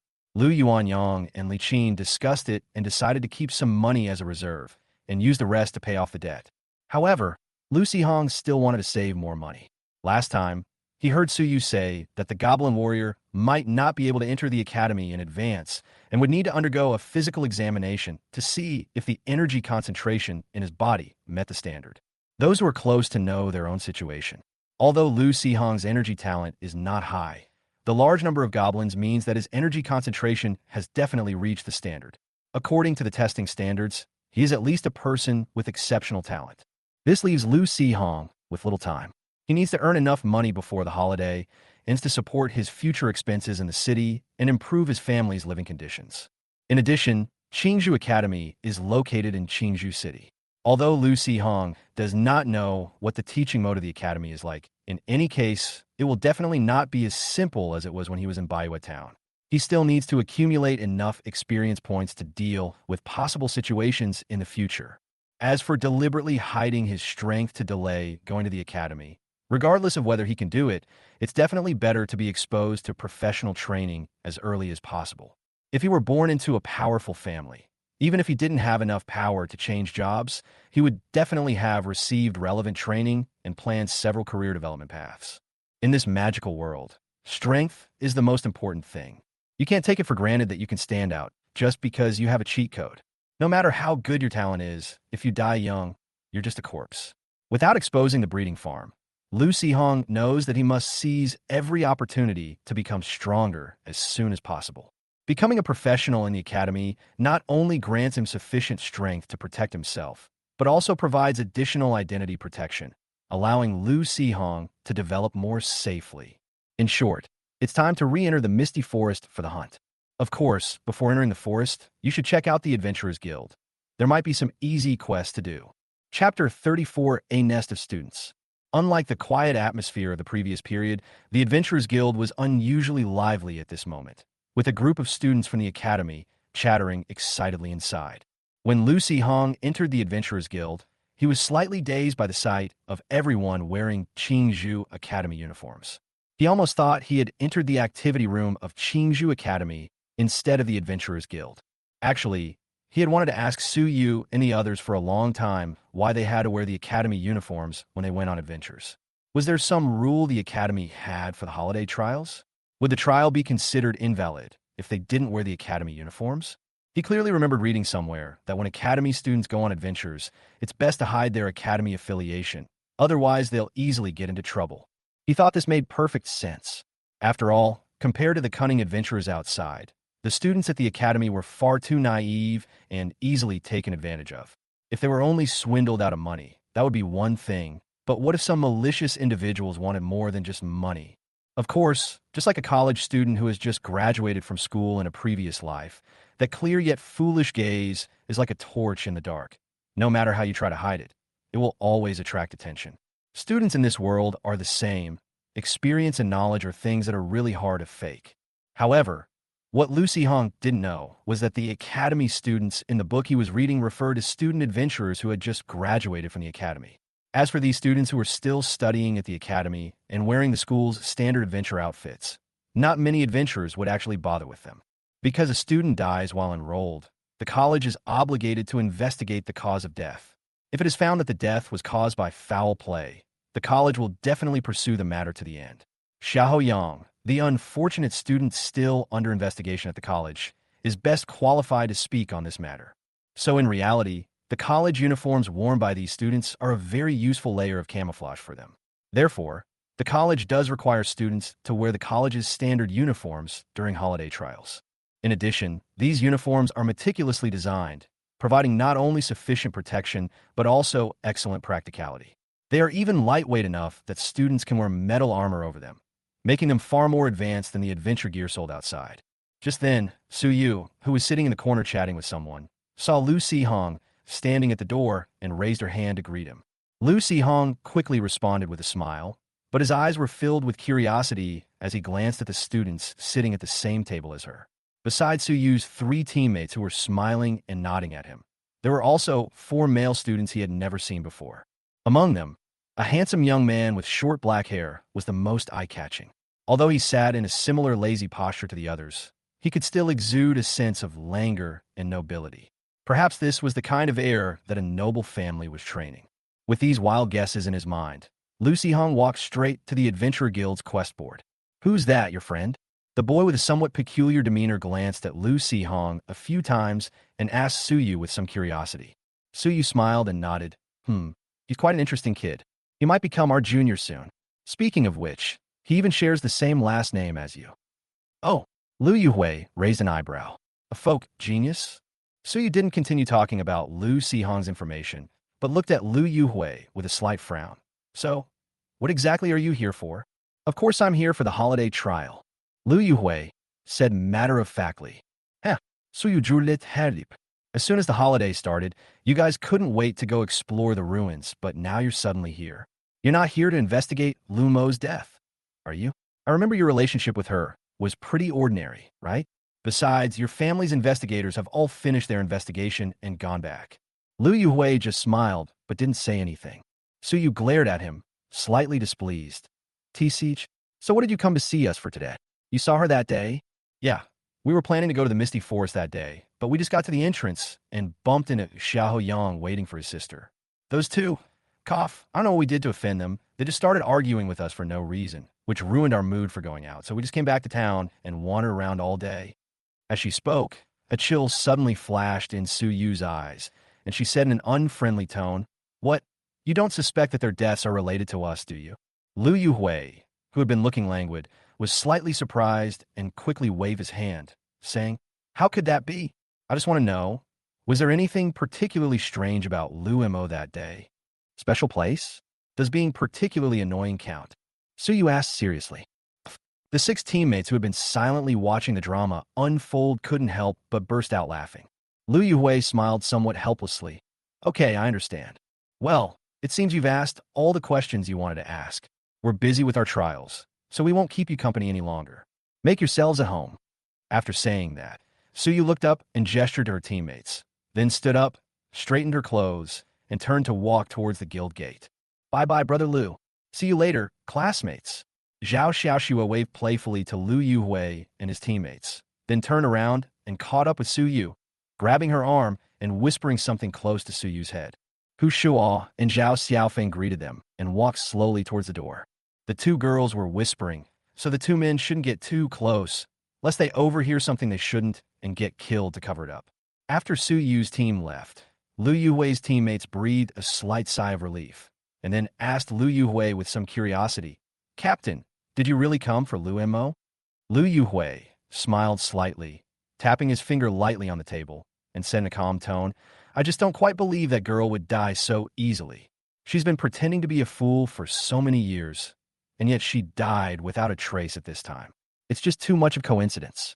"Well, what I mean is, even if you really came for Lu Mo, you don't need to be so absolute in front of Su Yu, do you?" a teammate cautiously suggested. Liu Yuhui's smile froze, as if he had thought of something. He asked his teammate, somewhat uncertainly, So you was unhappy just now because of this? She thought I suspected her of being involved in Lumo's death. Wasn't that what made her unhappy? The three boys exchanged a glance and simultaneously sighed softly. Chapter 35: The Raiders Return with a Loot. Lucy Hong stood in front of the task board, but his mind wasn't entirely focused on finding a task. He secretly observed the students around him out of the corner of his eye, seeing that most of them just glanced at him strangely and no one paid any special attention to him. He felt much more at ease. It seems there are no problems. I focused all my attention on the quest bounties and looked them over carefully. They weren't much different from before. However, there were fewer quests that required venturing into the edge of the mist to find plant materials or obtaining materials from monsters. It seemed that these quests had been completed by the students who came out to do their holiday trials. Looking at the reward amounts listed on similar tasks, Lu Hong was so envious he almost drooled. The goblins were strong enough to walk on the outer edge of the mist, but unfortunately, I wasn't a professional and didn't have the ability to survive in the mist. Lu Hong sighed softly, turned around, and found that Su Yu and her companions had disappeared. He paused for a moment, then turned and left the Adventure Guild. I was originally thinking of talking to Su Yu to try and find out about the missing female student, but after thinking about it carefully, it would be strange for me to ask her such things out of the blue. Maybe I would become a suspect, even if I wasn't one. Oh well, I'll just let things take their course. Perhaps because more people were entering and leaving the Misty Forest, the prey in the Misty Forest near the town were scared away. Lu Hong and the Goblin Warrior wandered around for a day and only managed to catch a lone Ironhead wolf. It looked like it hadn't eaten for a long time, and its eyes were green with hunger. When it saw Lu Hong, it howled and charged over, completely disregarding the Goblin Warrior. The Goblin Warrior didn't even need to use a weapon. He knocked it senseless with a single punch, grabbed its head, twisted it hard, and with a crack, it was silent. Although the Goblin Warrior deliberately refrained from using his knife to preserve the wolf pelt's integrity, the iron-headed wolf itself had numerous wounds, with many areas gnawed bare, making it worthless. Lu Hong pondered that next time he went out, he should bring some dry food and stay in a misty forest for a few days and nights, and hunt more game before going back. Anyway, I have so many goblins I can still have goblin raiders keep watch for me. Speaking of which, what on earth are the raiders doing? Why haven't they come back after a whole day? Could it be that they're having too much fun outside and don't want to come back?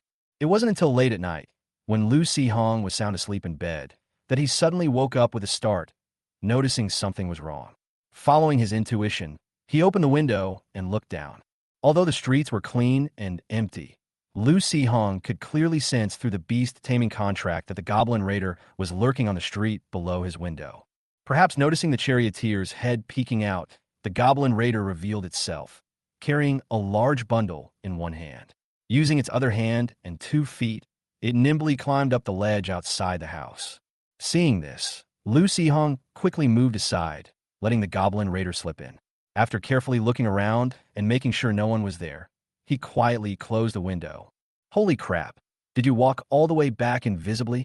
Lu Hong turned around, looking at the Goblin Raider covered in dust with some surprise.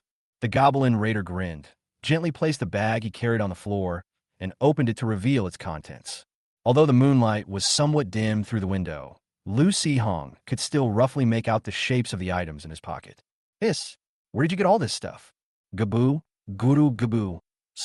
The Goblin Raider gestured with his fingers, but Lu Hong didn't understand a thing.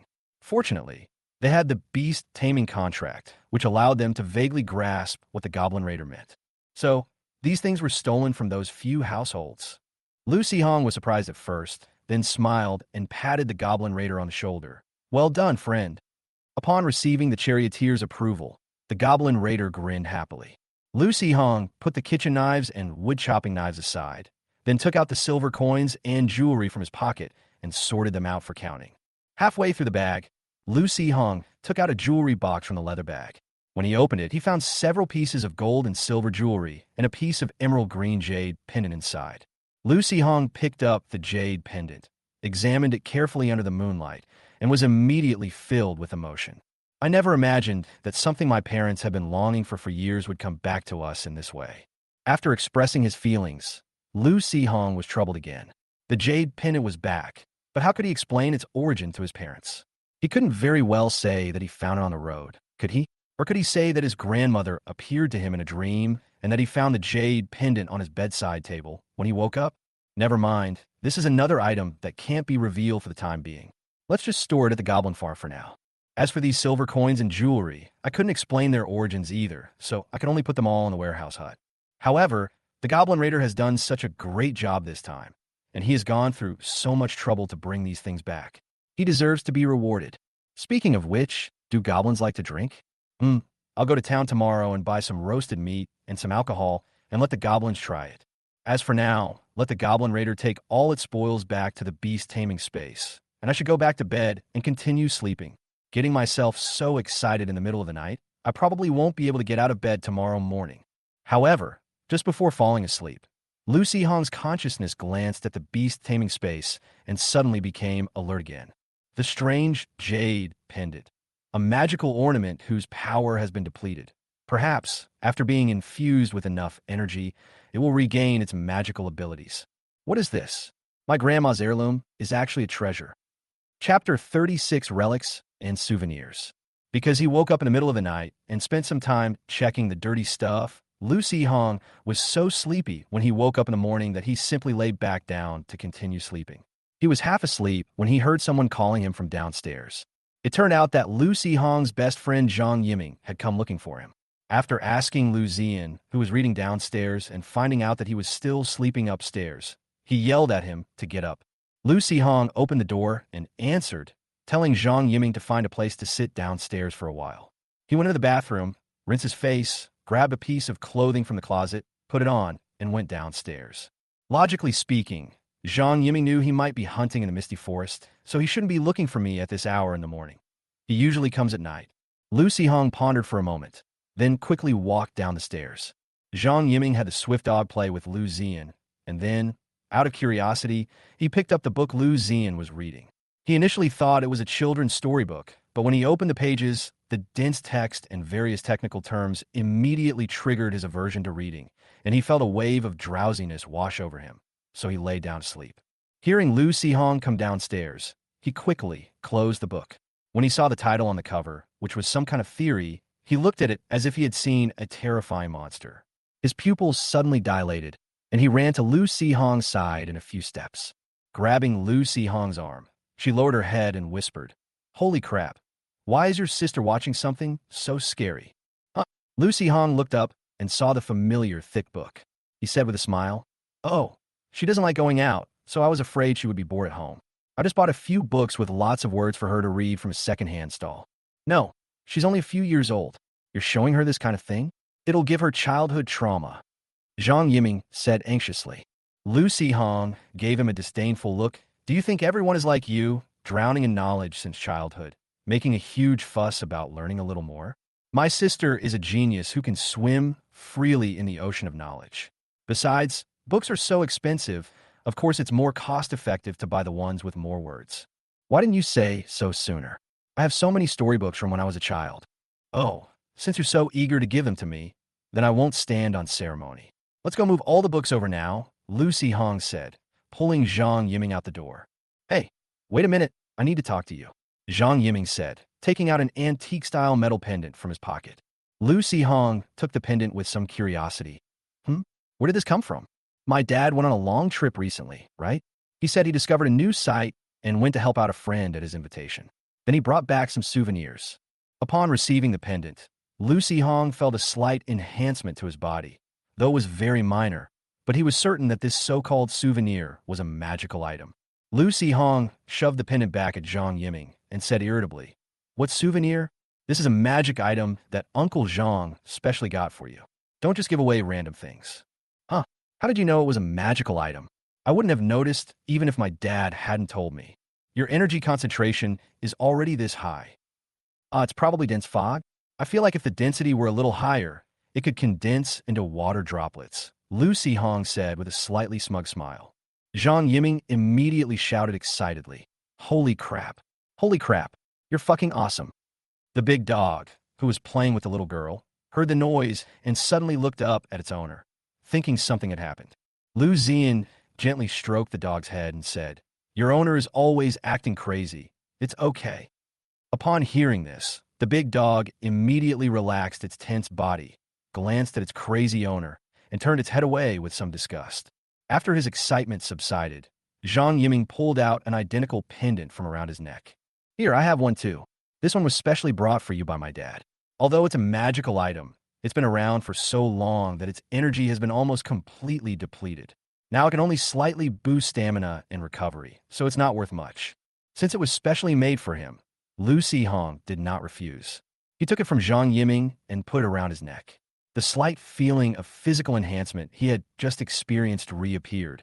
Do you know about the ruins that appeared a while ago? After Zhang Dashan returned, he told his son about what he had seen at the ruins, and Zhang Yiming couldn't wait to share it with his best friend.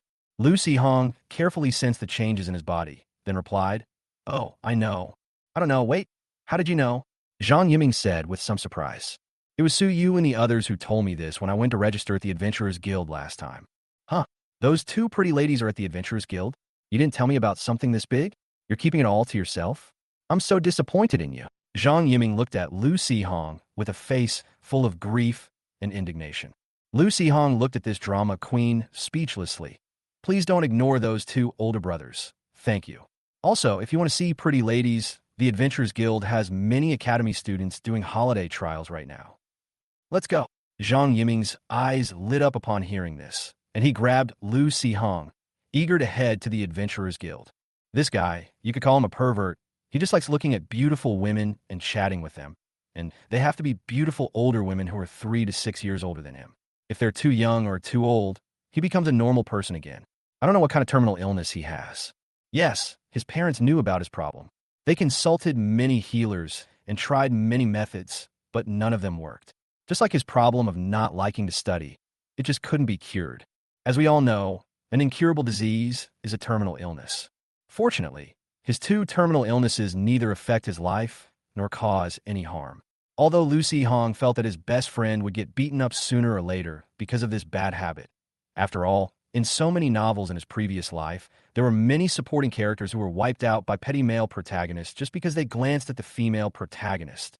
Presumably, there aren't that many mentally ill people in reality, so a beating should be enough. Lu Zian raised her head slightly, looked at Lu Sihong, who was being dragged out the door with a helpless expression, pouted, glanced at the silly Zhang Yiming with some disdain, and gently patted the big dog's back. "Go find your stupid owner." Upon hearing this, the big dog stood up, nuzzled the little girl affectionately, and slid its tail around before closing the door behind it. Lu Zian smiled slightly, reopened the book, found the page she was reading before, and continued reading quietly. Although she has watched it several times, she gains new insights and understandings every time she watches it, and Lu Zian really enjoys this feeling. Chapter 37, Goblin Gravedigger. Lu Sihong had assumed there would be many students in the Adventurers Guild, but when he brought Zhang Yiming there, he found it completely empty. There were hardly any guild staff members, and the old guild master who usually sat by the window drinking tea was nowhere to be seen. Strange, where are they? Even if they went out for trials, it's impossible for so many people to travel together, right? Lu Sihong said with a puzzled look. Zhang Yiming strode in and chatted with the young lady at the counter for a while. After getting the information he wanted, he still felt a little unsatisfied and returned to Lu Sihong's side, turning back every few steps. It is said that some students from Qingzhou Academy discovered fragments of what appeared to be ancient relics on a kobold during their adventure, and they want to go into the kobold's mine to investigate. The kobold's mine? Isn't it their lifeline? Lu Sihong said with some surprise. Zhang Yiming scratched his head. Really? No wonder. Anyway, those students got beaten up by a bunch of kobolds and almost lost their lives in the mine. They ran back to the Adventurers Guild last night for help and even brought out that relic fragment. After examining it, the guild leader confirmed that it was a fragment of an ancient relic. So, late last night, the guild leader took several guild staff members and a group of students from Qingzhou Academy to the kobold mine at the edge of the mist to investigate the situation. Upon hearing this, Lu Sihong's expression immediately became somewhat serious. "What's wrong? Why do you suddenly look so gloomy?" Zhang Yiming asked, somewhat puzzled. Lu Sihong shook his head helplessly. "Even if you don't like listening to lectures, are you daydreaming when the teacher is chatting with us? Ancient ruins can be an opportunity or an abyss for adventurers. But for ordinary people who don't have the ability to protect themselves, The appearance of most ruins means trouble. Whether it's the danger that the ruins themselves may pose, or the chaos that will inevitably be caused by the arrival of a large number of adventurers, it's all big trouble. Then what should we do? What can we do? We'll just have to leave it to fate. Anyway, if they really find the ruins, the town officials will definitely issue warnings and notices. We'll see what happens then. But your dad has a lot of connections, so maybe you can talk to him first. There might be some benefits, Lucy Hong said thoughtfully. After parting ways with his best friend from the Adventurers Guild, Lucy Hong returned home and thought about it, still feeling somewhat uneasy. I originally planned to save the experience points and use them when I got to the academy, but it seems I should evolve all the regular goblins first. Maybe the breeding farm will give me some surprises. Then, the goblin farm really gave him a big surprise. Special building graveyard detected. Goblin successfully evolved into a gravedigger. Goblin gravedigger can dig up corpses from burial sites such as graveyards, mass graves, and cemeteries to summon undead. Currently, a maximum of 3 undead can be controlled. The strength of the summoned undead is affected by the goblin gravedigger's own strength and the strength of the corpse's owner in life. The current number of goblins at level 1 or higher has reached its limit. You can only evolve more goblins after upgrading your goblin farm. Oh dear, now even if Lucy Hong wanted to continue evolving goblins, he couldn't. As for how to upgrade the goblin farm, players are encouraged to explore on their own. This game is trash. Even a dog wouldn't cough. Unable to continue evolving goblins, Lucy Hong had no choice but to shift his attention elsewhere. Putting aside what exactly a goblin gravedigger is, you probably couldn't find any relevant information in any books or records of human society. More importantly, how could there be a graveyard in a goblin farm? Lucy Hong glanced at the communal sleeping area first. Good. The wanderer had successfully come back to life and run away from home. The goblins in the breeding farm don't actually die, so where would they get a graveyard? After a careful search, Lucy Hong finally found a small stone tablet standing upright in a corner of the farm.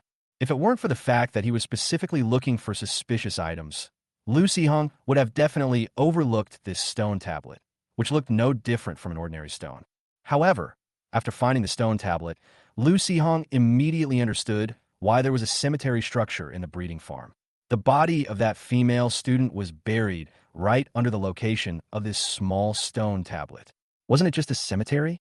Just then, the goblin gravedigger, with his cunning and treacherous appearance, borrowed a shovel from the goblin craftsman and excitedly ran off to dig up the grave. Back then, there were no sophisticated tools like shovels. The goblins simply dug a shallow pit and buried the female student's body. The gravediggers only dug a few times before exposing the body again. Because not much time had passed, Lucy Hong originally thought he would see a disgusting, rotting corpse, but to his surprise, the gravedigger dug out a very clean skeleton, without a trace of rotten flesh, as if it had been dead for hundreds of years. A normal corpse wouldn't decompose this quickly. Lucy Hong guessed it was due to the goblin farm. Although simply placing a stone to create a grave was a bit perfunctory, that was the effect. Lucy Hong's mind raced with random thoughts. If he ever ran into some fool again, he wouldn't have to worry about finding a place to dump the body. After the goblin gravedigger dug up the skull, he stroked the skull with one hand and muttered strange incantations. A faint gray mist emanated from the skull's head and slowly gathered into a transparent, blurry figure in front of the goblin gravedigger. Lucy Hong had seen this thing in a book in the library. It was the lowest level wandering spirit among the undead, on the same level as the gray skeleton. Although this thing is weak in attack and slow in movement, it is immune to most physical attacks. Unless the beast tamer happens to know some energy attacks, ordinary people have no choice but to run away when they encounter it. In certain special situations, it might come in handy. The goblin gravedigger was overjoyed to see that he had successfully summoned the ghost, and he started dancing with glee. Even with an ugly goblin wriggling its rear end in front of it, the ghost didn't react at all, simply floating quietly in midair. On the contrary, Lucy Hong, who was observing from the side, felt that the gravedigger's dance was really an eyesore. Just when his patience was about to reach its limit, the goblin gravedigger finally stopped and gently waved to the motionless wandering spirit. The wandering spirit then blankly crashed into the goblin gravedigger. Upon contact, the wandering spirit vanished instantly, while a terrifying, indistinct ghost face appeared on the back of the goblin gravedigger. Hiss! He actually offered himself up to feed a ghost. Just how strong must this goblin gravedigger's destiny be? Chapter 38: The Gravedigger Who Must Die. To be fair, the goblin gravedigger was quite well-mannered. After summoning the wandering spirit into his body, he rearranged the female student's remains as they were, covered them with soil, and even put the small stone that served as a tombstone back in its original position. Lucy Hong didn't know if the cemetery and the breeding farm had any other function, but after staring at it for a long time, a simple annotation popped up. This is a simple cemetery.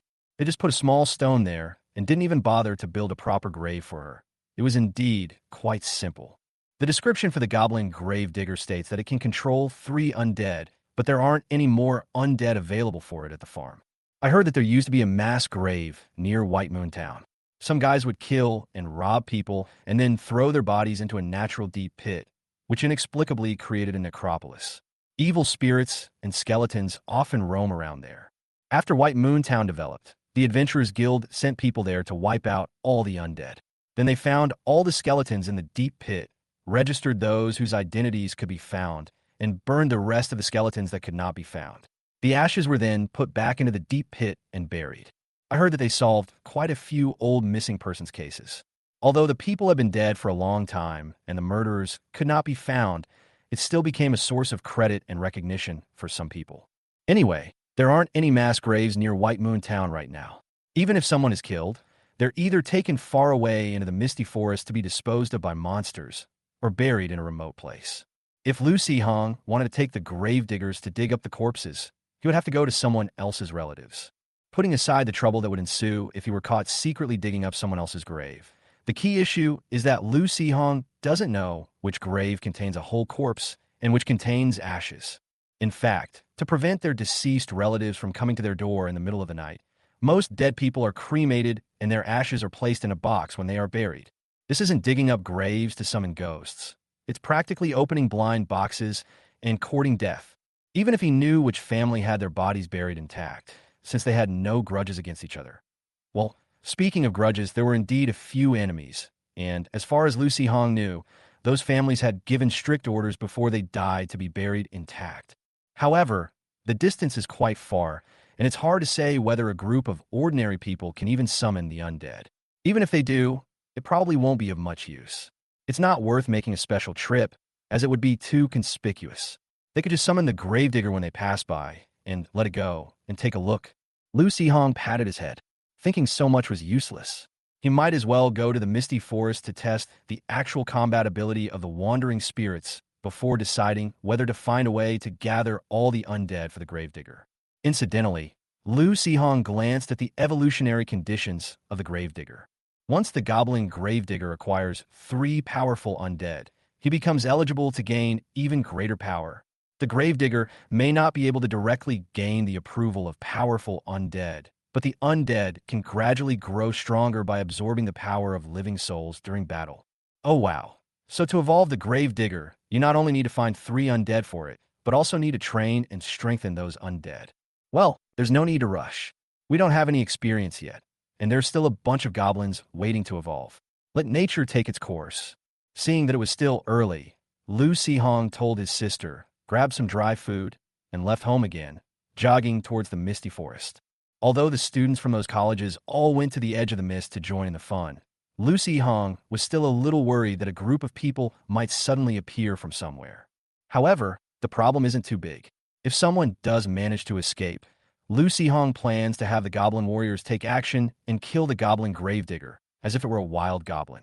As for why the goblin suddenly disappeared like a tame beast, Lu Hong could only say, "Oh dear, it's a tame beast.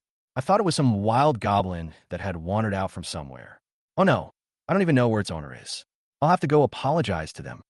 Fortunately, by the time Lu Hong finished his experiment and gained a general understanding of the wandering spirit's strength, none of the scenarios he had envisioned had occurred. The wanderer's actual combat ability is, as expected, the worst among the undead. It had to go in and out 7 or 8 times to kill the great horned deer. If it weren't for the goblin warrior helping to control it, the great horned deer would probably have disappeared without a trace. However, this guy is indeed basically immune to pure physical damage, and when he attacks, he seems to have a slight mental intimidation or fear effect. For example, when rabbits or ground squirrels, the ghost sneaks away and suddenly jumps out. Those cowardly creatures don't even try to escape. They just crouch in place, trembling, and are directly impaled to death. Their eyes were wide open, as if they had seen a ghost. Oh, they really had seen a ghost. Aside from its gruesome death, its fur was completely unblemished, making it a top-quality prey. However, Lucy Hong discovered a problem. The attack range of the wandering spirits seemed to be limited by the gravedigger. They could only move within a radius of 300 meters centered on the gravedigger. Once they went beyond this range, they couldn't go beyond it at all, as if there was an invisible barrier blocking them, and they couldn't even stick out a finger. The range isn't large, but it's sufficient in most situations, and it might even get an upgrade after the gravedigger evolves. Although the goblin farm wasn't explained, it's reasonable to assume that once the goblin gravedigger is killed, the undead it summoned will also be unable to continue fighting. It's unclear whether they'll return to the beast-taming space with the gravedigger, simply disappear, or become wild monsters. Sure enough, the gravedigger had to be the first to do it. Hey, let's do an experiment. When you're resurrected, I'll have the goblin craftsman roast a whole deer for you, Lucy Hong said to the gravedigger. Goblin, the gravedigger was somewhat bewildered. Lucy Hong looked at the goblin warrior, raised his right hand on his neck, and said, "Give it a quick death." The goblin warrior nodded, and before the goblin gravedigger could react, a white light flashed, and the gravedigger's head flew into the sky in a daze. Then, along with the headless corpse, turned into radiance and scattered. At the same time, the wandering spirit that had been floating in midair with a blank expression also disappeared. Lucy Hong turned his attention back to the goblin farm, looking at the corpse of the goblin gravedigger lying in the large communal room. He slept peacefully with his eyes closed. At least he didn't die with his eyes wide open, which is good. Then, Lucy Hong ordered a goblin in the breeding farm that was in a daze to turn the lying gravedigger goblin over to confirm that the terrifying ghost face on its back was still there. Lucy Hong nodded. So, when a goblin gravedigger dies, it brings the summoned undead back to the farm with it. Chapter 39, The Tavern Owner's Hidden Fruit Picture. There's a tavern next to the Adventurers Guild. It's basically the only place in White Moon Town that sells alcohol. But when Lucy Hong went to the Adventurers Guild in the morning, the tavern wasn't open yet. It was already afternoon when Lucy Hong came out of the misty forest. He figured it was about time, so he decided to go to the tavern first to see what kind of alcohol he could buy for the goblins. Of course, the goblin raider had to pay the lion's share, since it was the one who brought back the money for the alcohol. Because there are few adventurers in town right now, and the town's drunkards haven't finished get off work yet, the tavern is deserted with hardly any customers. The tavern staff are busy moving barrels of wine and washing dishes, preparing for the evening's peak business hours.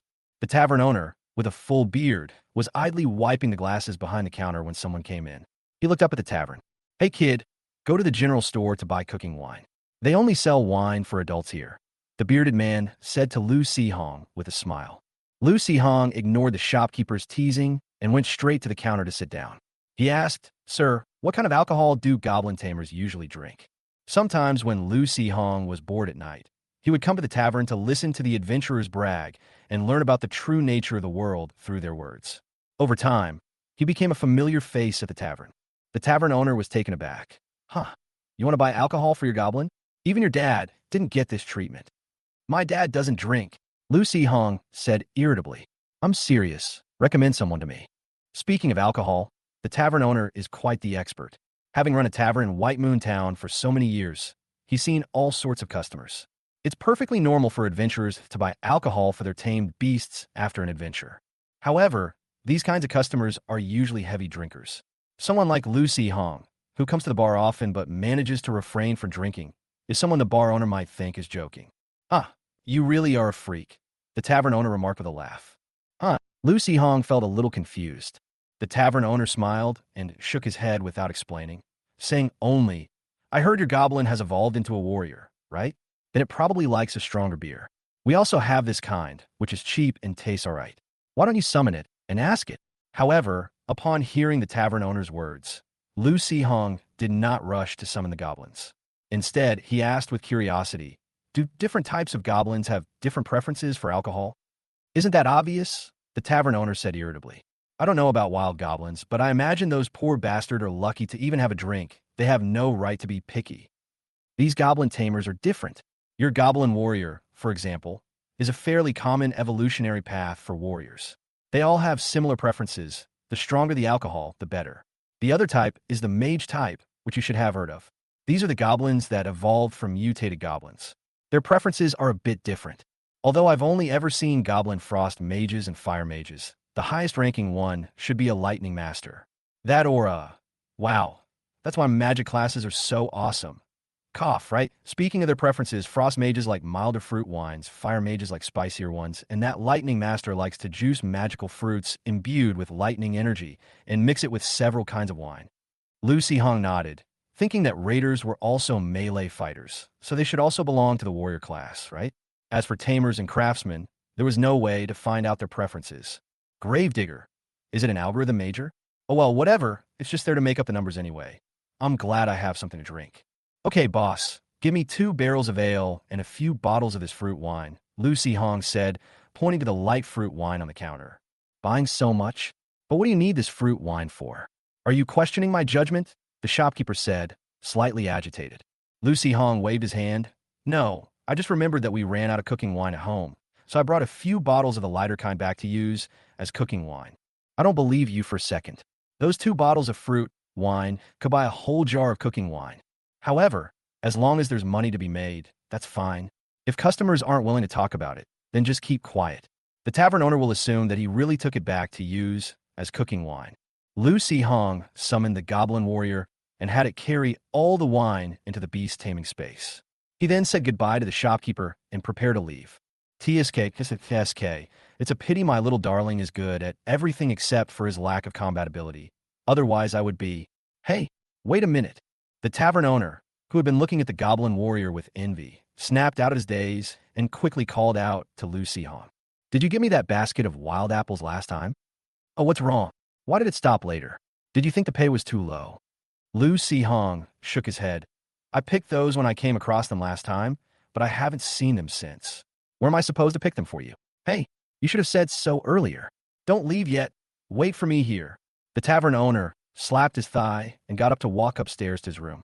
Lucy Hong was taken aback, a slight guess forming in his mind, but upon further reflection, it all seemed rather far-fetched. Then, the tavern owner came down with something that looked like a map. Looking at the crookedly written map indicating the location for picking wild apples in the misty forest, Lucy Hong took a small breath. No, if you have such a treasure, why do you need to post a quest at the Adventurers Guild? Why not just find a few hunters to gather it for you? The tavern owner shook his head and whispered, these kinds of quests are originally a perk that the Adventurers Guild specifically found for novice adventurers. We agreed with the Adventurers Guild to try to find adventurers to do them. It's just that we didn't expect there to be so few adventurers this summer, and those students aren't interested in these kinds of quests. Since you're here today, why don't you go and pick some more wild apples for me? Otherwise, there really won't be any wild apple wine to sell next year. This stuff looks sour and astringent. Would anyone actually drink it? Lucy Hong asked curiously as he took the map. Who said this wine is for humans? The tavern owner gestured to the goblin warrior. Some vegetarian beast tamers really enjoy this fruit wine. By the way, those places on the map are quite secluded with lots of wild fruits and bushes. Wild animals often gather there. Be careful when you go. Lucy Hong's eyes lit up upon hearing this. Huh, such a good thing? Why didn't you say so earlier? Chapter 40, The Closed Underground Ruins. As it turned out, the goblins really did enjoy drinking. The 2 barrels of ale that Lucy Hong bought were quickly finished by them. Only the frost goblin took those bottles of fruit wine back to his hut and sipped them slowly, looking like he could drink them for a long time. However, Lucy Hong forgot to ask the tavern owner about the goblin beast's drinking capacity. Running around without leather armor, pretending to be a maggot and digging holes in the ground. These are all minor things. Goblins, even when not drunk, don't do these things out of line. But what were those 2 unevolved goblins thinking? That riding a poisonous spider would turn them into goblin knights. Thanks to these 2 drunkards, Lucy Hong saw goblins die in the goblin farm for the first time. After their heads were corroded by venom, the 2 goblins did not turn into light, but were teleported directly to the dormitory and laid down on the same bed as the gravedigger. Just as they were speechless, another corpse suddenly appeared in the dormitory. startling Lu Sihong. He thought it was some goblin doing something reckless again, but upon closer inspection, he realized it was the deadbeat, the Wanderer, who had returned. Goblin Wanderer's Chronicle. Misty Forest, attacked by a pack of ironhead wolves. Deep in a misty forest, encountered a battle between a goblin tribe and a lizardman tribe. The lizardman tribe was defeated and fled. The Wanderer seized the opportunity to join the pursuit. While cleaning up the battlefield, he picked up a lizardman rune from a lizardman shaman. Lizardman reinforcements joined the battle. The goblin tribe retreated, and the Wanderer accidentally fell into a deep pool while escaping. The Lizardman rune's effect activated, and the Wanderer was swept into a cave by the turbulent current. The Wanderer passed through the cave and discovered an underground ruin, chased by gray skeletons, chased by rotting zombies. The Wanderer discovered a female human fighting with undead creatures. The Wanderer picked up a magic orb from the ground and was then pursued by the female human. The Wanderer fell into a trap in the ruins and was completely destroyed. This journey yielded Lizardman Rune, Frost Magic Orb. Lizardman Rune possesses some power to manipulate water. Frost Magic Orb, a magic orb imbued with powerful frost magic. Frost goblins would probably love this item. So this guy stole the loot while everyone else was fighting? Lu Sihong thought, somewhat speechless. Luckily, this guy is elusive and no one can connect me to him. I just need to be careful with the loot. However, underground ruins in the misty forest? There shouldn't be many, right? And if adventurers are going in and out, does that mean the guild elders have already opened the ruins and entered to explore? But something just doesn't feel right. Lu Sihong didn't think much of it. Although the goblins were still acting drunk, they didn't cause too much trouble. However, the frost goblin seemed to have received some signal. It staggered away from the goblin hut, went to the wooden warehouse to retrieve the magic orb, and then fell asleep outside the warehouse with a silly grin on its face. Lu Sihong glanced at it. It had only drunk a whole bottle of fruit wine, and only half of it. Lu Sihong sighed slightly, wondering if he would be able to enter the misty forest to find a wild apple orchard tomorrow. Fortunately, although goblins have a low alcohol tolerance, they also sober up quickly. When Lu Sihong woke up in the morning, he saw that the goblin craftsman who was wielding a sledgehammer and wiggling his butt yesterday had finished making a pair of leather shoulder guards with metal barbs and was adjusting them for the goblin warrior. Goblin's wild shoulder pads. Originally just a menacing leather accessory used to intimidate opponents, the barbs have been transformed by the goblin craftsman's skillful work. If the goblin wearing them possesses some shoulder ramming techniques, they might leave a lasting impression on their enemies. The goblin's courage is slightly increased, and fear resistance is slightly improved. However, the only truly useful attribute of this equipment is probably the last one. After all, goblins don't know kung fu and don't have 3.5 years of experience shoulder push. Apart from over-the-shoulder throws, Lu Sihong really couldn't think of how a goblin warrior could use that cluster of gleaming metal nails in actual combat. It would be better to make it a spike glove with a row of holes for every punch, which might even be able to block blades or something. However, simple leather goods with a few rows of nails can create special effects comparable to magical equipment. So what more could you ask for? I'll just need to find an excuse to explain to my mom why we put nails on the goblin's shoulder. Although he accepted the tavern owner's request to collect wild apples, Lu Sihong still habitually took a detour to the Adventurers Guild.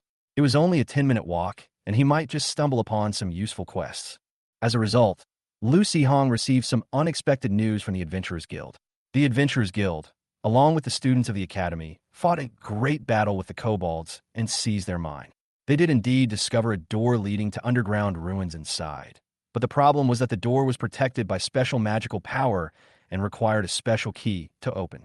What surprised everyone the most was that they discovered from the surrounding traces that the gate to the ruins had been opened not long ago, and there were still traces of a battle between humans and kobolds. Therefore, some people have already entered the ruins with the key. Looking at the students who were exhausted but still gathered in the Adventurers Guild Hall for a heated discussion, Lu Sihong couldn't help but twitch his eyebrows. Good heavens, so the female adventurer the Goblin Wanderer encountered actually used a ruin key to open the door? If a student hadn't accidentally discovered a clue on the kobold, that female adventurer could have quietly and silently devoured all the treasures of the ruins. However, what's a little strange is that in all these years, no one has ever heard of obtaining clues about ancient ruins from kobolds. That means the kobolds had only just unearthed the gate to the ancient ruins. So how did this female adventurer know that the gate had been unearthed? Did the key to the gate have an automatic notification effect? In any case, now that the entrance to the ruins has been discovered and the existence of the underground ruins has been confirmed, the Misty Forest is likely to be in turmoil soon. As for the key that doesn't contain any relics, nobody cares at all. Even the most fortified gate, once it can be discovered on a physical level, is still just that, a gate.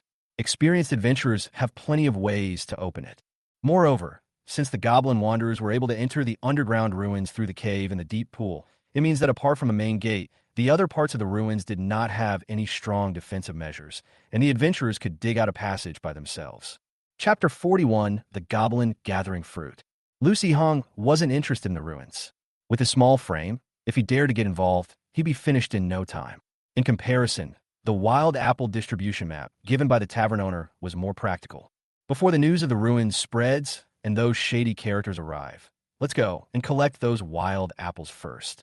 Maybe if we're lucky, we can also get some wild boar or deer along the way. However, the map the tavern owner gave them was actually a map of the Misty Forest torn from the Adventurer's Handbook, with a dozen or so marks on it to indicate the location of the wild apple. The map itself was rather rudimentary, simply marking a few important roads and some conspicuous landmarks to provide adventurers entering the Misty Forest with some rough guidance. As for the location of the wild apple, it was marked even more haphazardly, and the bushes were indeed very well hidden. Lucy Hong and his goblin warriors searched for half a day in the Misty Forest. If they hadn't run into a fat wild boar that had just eaten its fill and emerged from the bushes, Lucy Hong would never have found the bushes that were hidden by a lot of trees and weeds. After releasing the wild boar into the farm, the goblin warrior used his saber to clear a path through the dense bushes and grass. Lucy Hong followed behind, keeping a low profile, and after pushing aside the dense greenery, he finally saw a large grove of bushes covered with wild apples and a large flock of birds and beasts foraging inside. The goblin warrior was tall and fierce-looking. As soon as he entered the bush, the bighorn deer and swift rabbits panicked and tried to run away, startling a large number of birds that were pecking at fruit. All the goblins, except for the 4 lying on the large communal bed, were summoned by Lucy Hong and charged forward excitedly with their weapons. The dense vegetation made this place a secret foraging ground, but it also blocked the way for animals that wanted to escape. In their haste, they not only failed to escape the bushes in time, but also got entangled in the thorny branches and vines. On the other hand, small animals such as swift rabbits and ground squirrels either dug a hole in the ground or simply burrowed into a pile of grass and disappeared in an instant. Just then, the frost goblin, holding a magic orb, gathered its magic power and shot out an ice arrow. The ice arrow suddenly scattered halfway through its flight, turning into fine, fragmented ice rain that covered a large area. The surrounding plants were hit by the icy rain, and a thin layer of frost immediately condensed on their surface, causing them to wilt quickly. The prey that were fleeing frantically were not so bad. They only felt a chill and their bodies stiffened slightly, but they quickly recovered after being stimulated by their blood. However, the smaller rabbits and mice, upon being touched by the icy rain, immediately emitted a faint chill, their bodies stiffened, and they lost the ability to move. One swift rabbit's head was even frozen into an ice block, becoming a frozen rabbit head. As other goblins passed by, they casually snapped the necks of the little creatures. Lucy Hong looked at the orb in the frost goblin's hand with some surprise. Although the description said it contained powerful frost magic, it didn't say that this thing could also improve the frost goblin's magical control ability. It's important to know that even after evolving into a goblin frost mage, a goblin's ability to control magic is not very good. What spells they know depends entirely on their bloodline awakening, and casting spells relies entirely on instinct. They basically have no ability to adjust the form of spells. Only at the controller stage can a mutated goblin of the spellcasting class resemble a spellcaster, allowing it to make its spells more elaborate. But now, the frost goblin can actually manipulate and change the way spells are used with this frost orb. Lucy Hong felt that this magic orb was probably much more valuable than he had imagined. This feud is huge. But what does the feud the Goblin Wanderer have to do with me? A novice beast tamer whose beast is a goblin warrior. I'll have the goblin craftsman make a disguise for the orb later. It just doesn't feel safe to carry it around like this. After a battle that was not difficult at all, most of the prey were left behind by the goblins, except for the small ones that ran fast. 3 great elk, 2 springbok, a wild boar, and 7 or 8 rabbits, mice, and even an underdeveloped swan. As they fled, they were caught in the freezing rain, which slowed their flight speed considerably, and the goblin slingers seized the opportunity to bring them down. These prey provided Lu Hong with a total of 75 experience points, which, combined with the experience he had accumulated over this period, brought his total to more than 460 experience points. The goblins returned to the farm with their prey, and were summoned again with their wicker baskets. It was time to gather wild apples.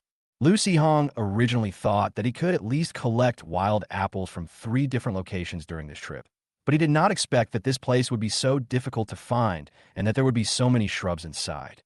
If it weren't for the large number of goblins and so many wild apples, he and the goblin warriors would have had to stay here for at least 2 days. Even so, by the time the goblins had finished picking more than 20 baskets of fruit, it was already completely dark. Lu Hong had no choice but to return to the town and hand over the wild apples he had picked. No, given the normal size of the beast-taming space, I can't possibly bring all these fruits back at once. Forget it, I'll just put them in the goblin warehouse for now and send 2 baskets to the guild every day to complete the quest. As for why he wasn't taken directly to the tavern, it was the tavern owner's own request, saying there were some messy relationships involved. Lu Hong wasn't interested in delving into it, since it wouldn't do him any harm anyway. Although it was a bounty mission without a level, he would still get adventurer points for doing more of it. Once you've accumulated enough points, you can complete a few challenging tasks to level up your adventurer rank. Bronze adventurers can only enjoy some convenient services at various adventurer guilds, but starting from the iron rank, adventurers can regularly go to the nearby adventurer guild to receive a monetary subsidy. Although the amount is not large, it is still an extra source of income. Of course, an adventurer's rank isn't something that stays the same once you reach it. Besides needing to regularly earn enough quest points, you also need to actively participate in quests called for by the Adventurers Guild and not violate any laws or regulations. And these are just the most basic conditions for maintaining your adventurer's rank. Unless they suffer serious injuries during a mission and can retire at their current adventure level and receive regular subsidies, adventurers may experience a drop in level or even be disqualified from being adventurers at any time for various reasons. Chapter 42 Guild en Kuntisha. It was getting late, and fearing his parents' worry and even more afraid of getting a beating from his mother, Lu Hong didn't rush to the Adventurers Guild. Instead, he went home first, retrieved a few prey animals as his haul for the day, and only went out to the Adventurers Guild to hand in his quest after dinner. Compared to the morning, the Adventurers Guild was much quieter now, with only a dozen or so students sitting in 2s and 3s. After Lu Hong finished turning in his quest at the counter and was about to leave the Adventurers Guild, he saw Su Yu's 3 teammates huddled together with 3 other male students, whispering among themselves and occasionally glancing furtively at a couple not far away. With those furtive dog-like looks, Lu Hong wasn't sure whether he should greet them. While he hesitated, Zhao Xiaoxue reached out her fair little hand and waved to him. Does this world even have sunscreen? How can someone who's always out in the wild have such fair skin? That girl's hands are really... Ugh, it's all Zhang Yiming's fault, that bastard, making me keep paying attention to weird stuff. Lost in thought, Lu Hong sat down next to Zhao Xiaoxue, glanced at Su Yu and Lu Yuhui's backs, and asked curiously, "Are you two shipping a couple on the spot?" But the atmosphere between these two seems a bit strange. What's CP? Zhao Xiaoxue was taken aback for a moment, then assumed it was some kind of dialect or slang. However, she reacted more strongly to the second half of Lu Hong's sentence. Right? You also think the atmosphere between these two is weird, right? A noble young master and a wealthy merchant's daughter, 2 people in love, are unable to be together due to the vast difference in their social classes, yet they are inseparable because they attend the same school, spending every day and night together. Lu Hong's pupils contracted slightly, and he couldn't help but think, hiss, is the relationship between these two really that complicated? How can the plot be so melodramatic? That's enough, we've let it go, but little brother Lu Hong doesn't know anything. What if the truth gets out? Don't forget, the captain can also lose his temper. Zhao Xiaofeng tapped his sister's head and warned her sternly. Lu Hong breathed a slight sigh of relief upon hearing this, but felt inexplicably disappointed. It's pretty much the same anyway. Zhao Xiaoxue muttered softly. Zhao Xiaofeng rolled her eyes. Not at all. What class difference? Lu Yuhui's parents have absolutely no problem with Suyu. He's Suyu's father, and they only have one daughter. Why would they insist on finding a son-in-law to live with them? Lu Yuhui has been groomed as their successor since childhood. How could he possibly become a son-in-law who lives with his wife's family? Lu Sihong, huh? This thing looks pretty melodramatic. Ahem. Pang Yin, the boy sitting opposite Zhao Xiaofeng, and also a member of Lu Yuhui's team. A trainee soldier carrying a large shield, coughed softly, interrupting Zhao Xiaofeng. Isn't it unnecessary to go into such detail? What does it matter? Almost everyone in the academy knows about this anyway. Once Brother Sihong goes to Qingzhou, he'll find out sooner or later, Zhao Xiaofeng said nonchalantly. The three male students were slightly taken aback. Then one of them realized, right, this young man was just turning in a quest at the counter, right? He hasn't even entered the academy yet, and he's already qualified as an adventurer? TCH, what do you mean he hasn't entered the academy yet? This little brother is only 16 years old this year. Zhao Xiaoxue said with a hint of pride. Why do you two siblings seem even more arrogant than me? And why do you seem so confident in me? There's no reason for this. I've never had any tests done, so it's impossible for anyone to know that the energy concentration in my body has already started to condense into liquid droplets. Lu Sihong thought with some doubt. It was probably because the gravedigger broke through that boundary when he upgraded that the energy form in Lu Sihong's body had changed from pure mist to occasionally showing tiny water droplets. Huh, that can't be right.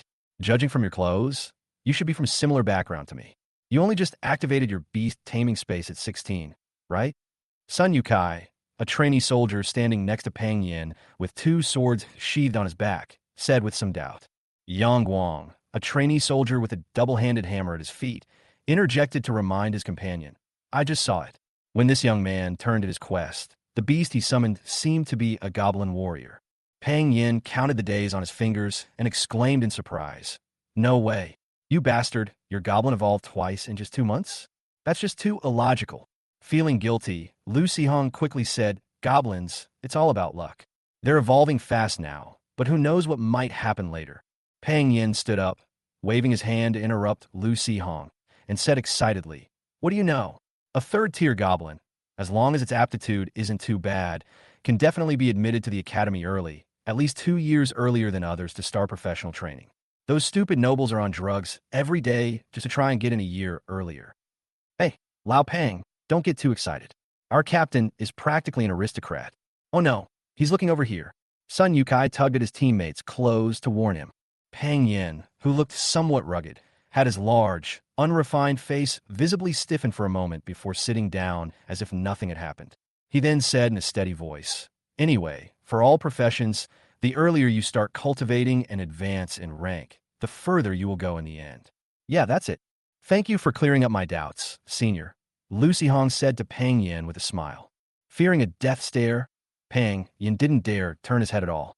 He could only sit upright and ask Lu Sihong, trying to make conversation, I wonder what mission you've come to deliver, young brother. Before Lu Sihong could speak, Yang Guang, who was sitting next to Pang Yin and now behind him, answered for him. I just saw it. The goblin warrior took out 2 baskets of fruit. It must be from that wild apple-picking quest.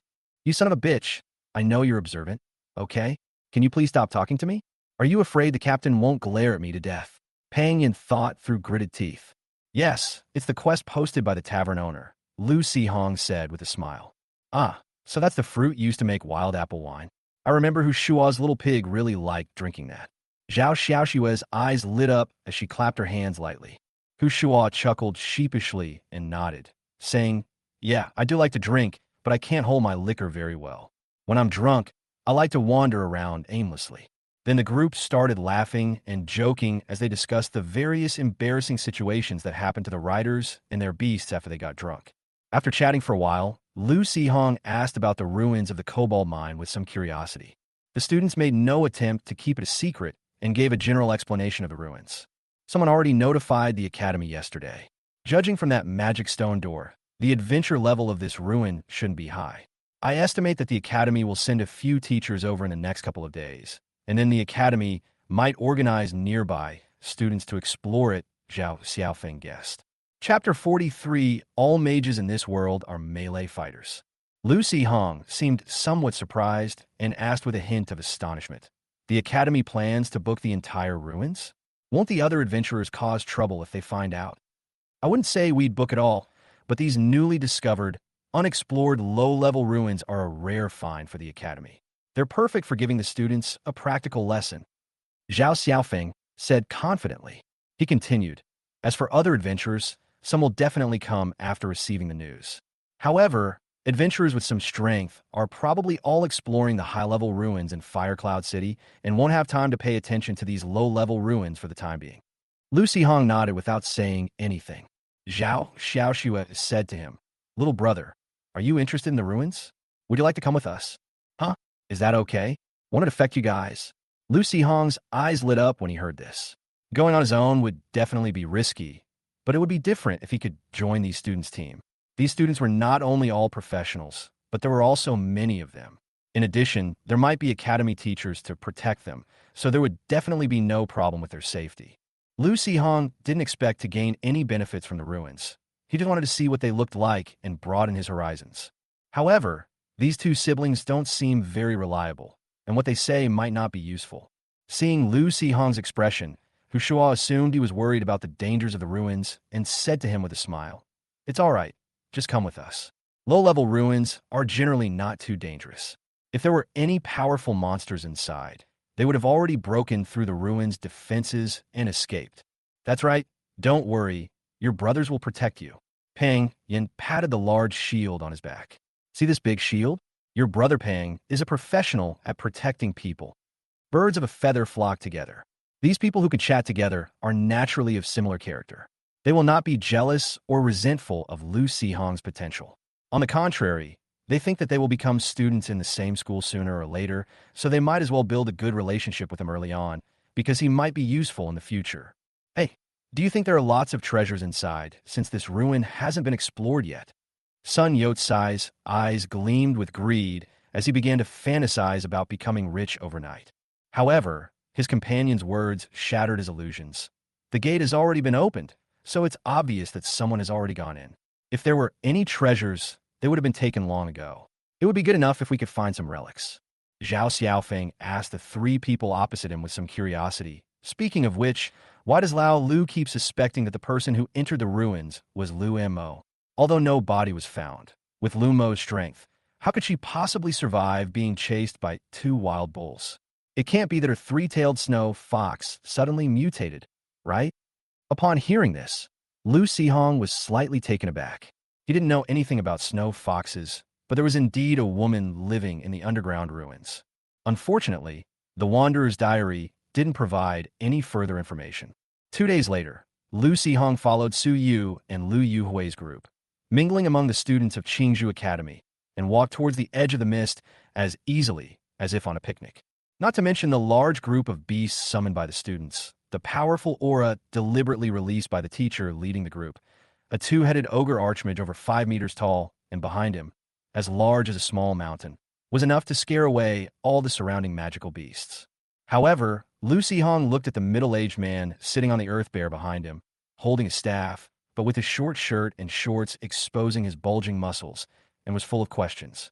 He whispered to Zhao Xiaofeng beside him, "Brother Feng, is that teacher in the back really a high-ranking mage? He looks more like a warrior to me."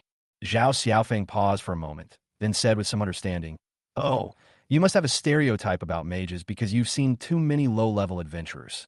Unlike those guys outside who have no potential, as students of the academy, basic combat skills, basic spell knowledge, and energy manipulation techniques are all compulsory courses. Because becoming a beast tamer who has awakened the ability to combine forms is the most basic goal for academy students. Take Teacher Zhu, for example. He is a great mage who specializes in fire magic, but the Earth Bear's combat power lies more in strengthening his physical body and melee combat ability. After Teacher Zhu merges with the Earth Bear, although he can easily use the power of beast control as a mage, if he does not master enough combat skills, it will be a great waste of his combat ability. Speaking of which, Teacher Zhu should be breaking down the door later. You will see it for yourself when you see it." Upon hearing this, Suyu turned her head and said somewhat speechlessly, "What are you thinking?" When Teacher Zhu merges into his bear form, the power of his slap is almost the same as that of a fiery meteorite. We don't even know if the Cobalt Mine can withstand it. How could we possibly be allowed to watch from the sidelines? All right, then it seems you won't have that luck. Zhao Xiaofeng realized, shook his head, and said to Lu Sihong with some regret. Lu Sihong didn't feel any regret. Instead, he looked curiously at the front of the line and asked the young female teacher sitting on the ogre's shoulder, "Where is that teacher?" In contrast, the female teacher, with her slender figure and exquisite makeup, was more in line with Lu Sihong's image of an academic monk. Teacher Zhang. Zhao Xiaofeng's face showed a complicated expression, and the others also had complicated expressions. At first, I also thought Ms. Zhang looked like a refined lady. Brother, Teacher Zhang is a great mage of the wind element. His ears are very sharp. Zhao Xiaoxue quickly whispered to her brother. Ahem, what I mean is Sihong, don't underestimate Teacher Zhang's strength just because she's beautiful. Besides specializing in wind magic, she's also a master alchemist, specializing in potion making. And since her beast tamer is also a mage, she doesn't pay much attention to close combat skills. However, as you know, ogres are naturally huge and prefer to use heavy weapons in battle. Zhao Xiaofeng tiptoed ahead to make sure the female teacher hadn't noticed him, then leaned close to Lu Sihong and whispered. Although Teacher Zhang looks thin and frail, it's said that she gained a special talent in a high-level ruin, allowing her to share the power of ogres and beast tamers. She always keeps a meteor hammer and a spike club in her spatial equipment, and she's incredibly terrifying when she gets angry. Even the dean doesn't dare to mess with her. Is it really that scary? You really can't judge a book by its cover. He looks so quiet and gentle. Lu Sihong thought timidly. Chapter 44, The Mage's Fist Shakes the Heavens and Earth. Because of the large number of people, the team did not move very fast. By the time Lu Sihong and his group arrived at their destination, it was already completely dark. The Kobold Mine. Judging from a name, Lu Sihong originally thought it would be some kind of mountain cave, but it turned out to be an underground cave with its entrance covered by a lot of green plants. This location is so well hidden. How did you find it in the first place? Lu Sihong asked curiously. Zhao Xiaofeng casually replied, Oh, you mean this? Well, the classmate who discovered the cave had a kobold warrior as his tamer. It said that he happened to be passing by here, smelled the ore, and got the urge to mine, so he led that classmate to this place. Lu Sihong inexplicably thought of a certain scoundrel who often went to goblin tribes in the wild to steal things. Sure enough, traders are the most dangerous beings. Lu Sihong was still in a daze when Zhao Xiaofeng grabbed his shoulder and quickly pulled him back. Question mark. Lu Sihong looked puzzled. Zhao Xiaofeng explained, Teacher Zhu is about to unleash a powerful move. You're too weak. Be careful not to get caught in the crossfire. This is still a long way from the mine. Although Lu Sihong had some doubts, he was someone who listened to advice and obediently retreated a considerable distance. Even so, Hu Shuo took the shield off his back and held it in his hand, deliberately standing in front of him. Looking at the mine entrance more than 300 meters away, Lu Sihong couldn't help but think to himself, does it have to be this exaggerated? It's just dismantling a door. Suddenly, accompanied by a violent tremor of the entire earth, a muffled roar came from underground. The ground around the mine suddenly sank down, and countless pieces of rock and soil were thrown into the sky by the powerful force, carrying with him a cloud of mud and sand that blotted out the sun. Lu Sihong had just steadied himself when he saw huge rocks raining down from the sky, and he immediately felt a little panicked. Sensing the rider's panic, the goblin warrior used his massive body to shield Lu Sihong, holding his sword and calmly watching the incoming stones. Guard the gale. The woman's calm shout, though not loud, was clearly heard by everyone present. Grass clippings flew everywhere, trees bent over, and the howling wind transformed into a huge, constantly flowing green barrier, enveloping the students and bouncing back all the stones and clods of earth in the air. Looking at the tall figure sitting on the cannibalistic magician's shoulder, seemingly casually unleashing such powerful magic, Zhao Xiaoxu couldn't help but exclaim with admiration, Teacher Zhang is so cool. When will you have that kind of power, bro? What nonsense are you spouting? With my mental talent, if I don't become a warrior, I'm destined to be nothing more than a background support. Zhao Xiaofeng looked at his sister as if to say, what kind of crazy talk is this? Zhao Xiaoxue glanced at him with a hint of disdain, shook her head and sighed, her face full of anger at his lack of ambition. Zhao Xiaofeng snorted coldly. What kind of expression is that? We're both only good for being useless support characters, and you're actually looking down on me. Once the falling rocks had mostly dissipated, Zhang Peipei gently waved her staff, transforming the green barrier into a whirlwind that swept away the yellow dust and revealed a huge crater and a black bear about 10 meters tall. Looking at the enormous crater, Lu Sihong muttered to himself, "It's just a door. Does it have to be this exaggerated? With that kind of power, the underground ruins must have been buried already, right? It's all right, don't worry. Teacher Zhu knows what he's doing." Zhao Xiaofeng patted his shoulder reassuringly. "What number? The B number?" Lu Sihong thought to himself silently. Behind the student group was a small group of adventurers who had come after hearing the news. They had prepared various excuses to sneak into the underground ruins and make some money, but now they all huddled together, staring with terrified eyes, stammering and not daring to say a word. What's with all this talk about making a fuss over nothing? You need a strong person willing to reason with you first. The college teachers are so busy. Let's not waste their precious time on these worthless lies of ours. Although they were already having second thoughts, it was already dark, and returning directly to the town would be too dangerous. So they decided to retreat further away, build a campfire, and stick together to get through the night. Zhu Zian dispelled his combined form and exchanged a faint smile with Zhang Peipei. Qingzhou Academy had no intention of booking the entire venue, but these adventurers themselves dared not go in. They couldn't blame the academy teachers for not inviting them, could they? For a low-level ruin, there's really no need to make such a big fuss. Compared to violently demolishing the door, it would be much simpler for the Earth Bear to directly estimate the location of the ruin and dig a tunnel down. However, a necessary display of force can effectively avoid wasting time on some idiots, and the surrounding monsters will be frightened and will try to stay away from here, reducing a lot of trouble. Zhu Zian and the Earth Bear guarded the gate of the ruins. Zhang Peipei and the cannibal magician went in first and came out a short while later. They exchanged a few words with Zhu Zian with relaxed expressions. After that, the two teachers announced that the students were free to move around. The Earth Bear built two simple huts out of earth and stone at the entrance of the ruins. The two teachers each went inside one of them, clearly ignoring the students' next move. Like most students, Suyu and her group were exhausted after a long day of travel, but driven by their strong curiosity about the ruins, they followed the other students and crossed the gate of the ruins as soon as possible. As Lu Sihong entered the ruins, he noticed that the walls and ground around the broken gate were like crystal, as if they had been scorched by high temperatures, and they still smelled burnt. The others, however, seemed unfazed, carefully avoiding the still warm area, and excitedly squeezed through the gate with various lighting tools in hand. Ding! This area has been selected as a low-level trial arena, open only to low-level trial participants. You meet the requirements and have been selected as a trial participant. You can participate in the trial and receive rewards. Current remaining trial attempts, 9. Upon hearing the voice that suddenly rang in his mind, Lu Sihong was completely stunned. What is this? Unlike Lu Sihong's shock, the students of Qingzhou Academy exclaimed in surprise. Holy crap, it's a training ground? We're rich. We're rich.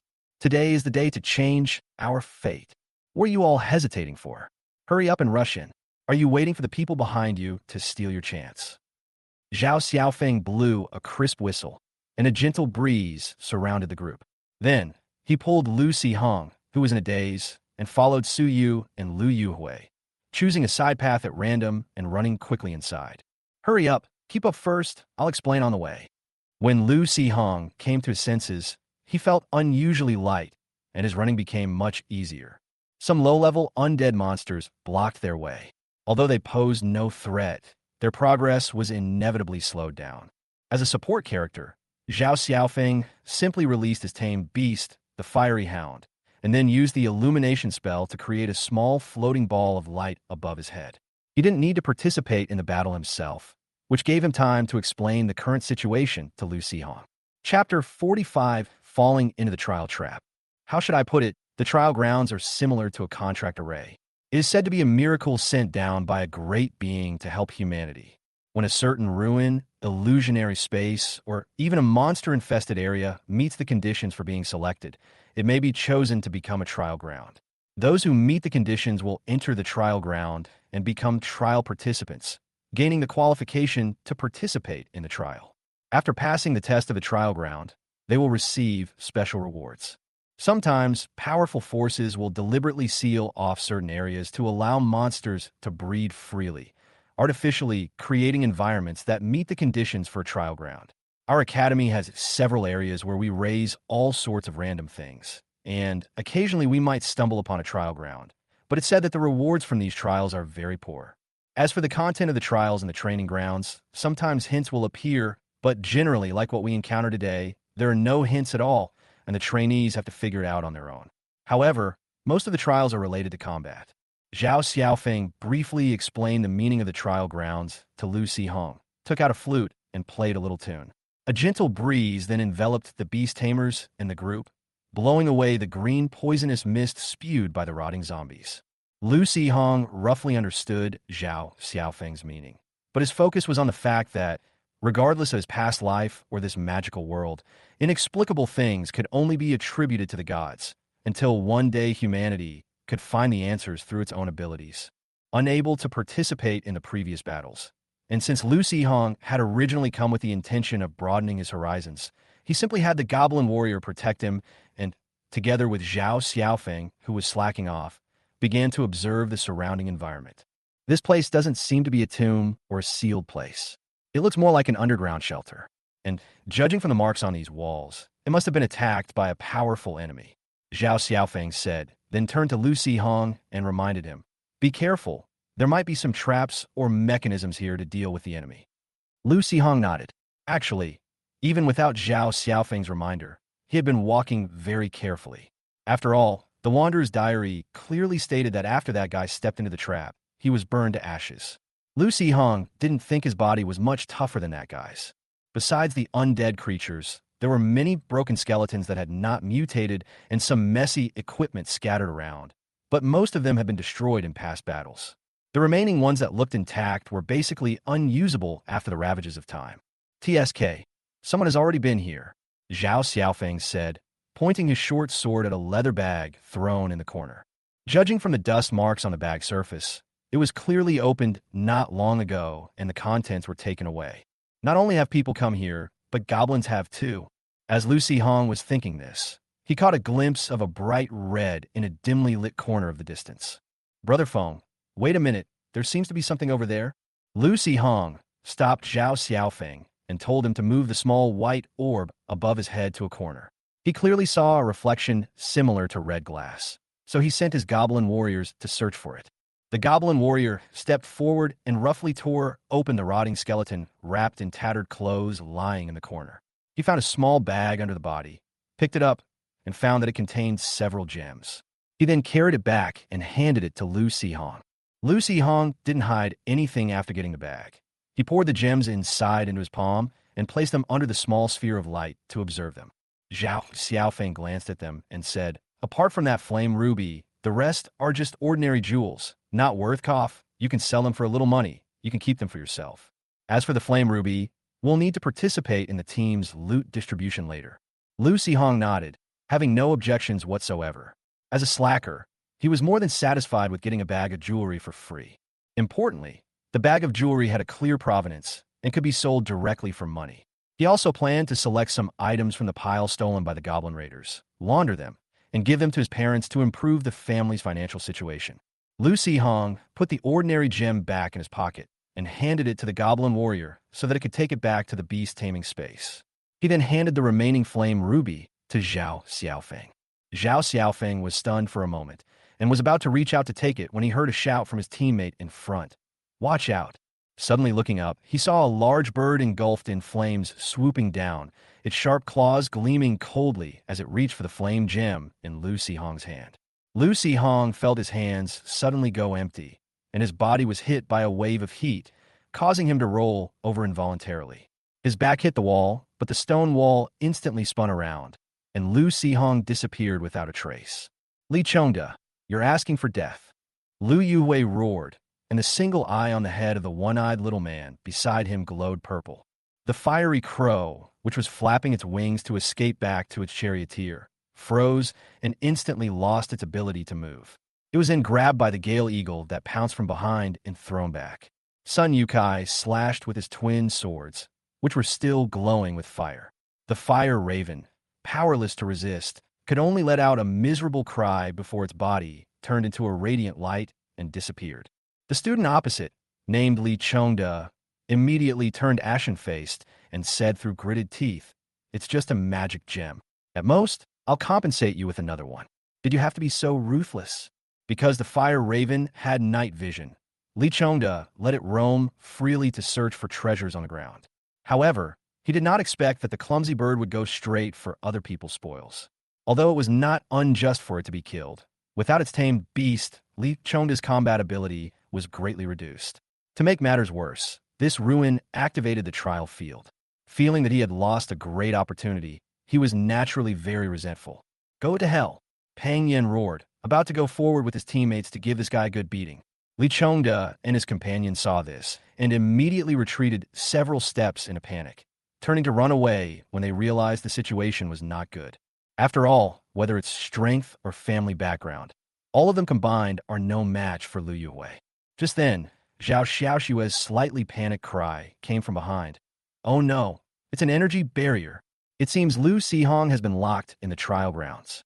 Everyone was stunned for a moment, then turned around and surrounded the wall where Lu Sihong had disappeared. Lu Yuhui gently pressed his palm, glowing with magical flames, against the wall, and a colorless energy barrier rose from the originally dilapidated stone wall, isolating the flame energy from the outside. Lu Yuhui immediately shook his head at Suyu beside him with a grim expression. Suyu was startled and clenched her fists. She felt a pang of regret.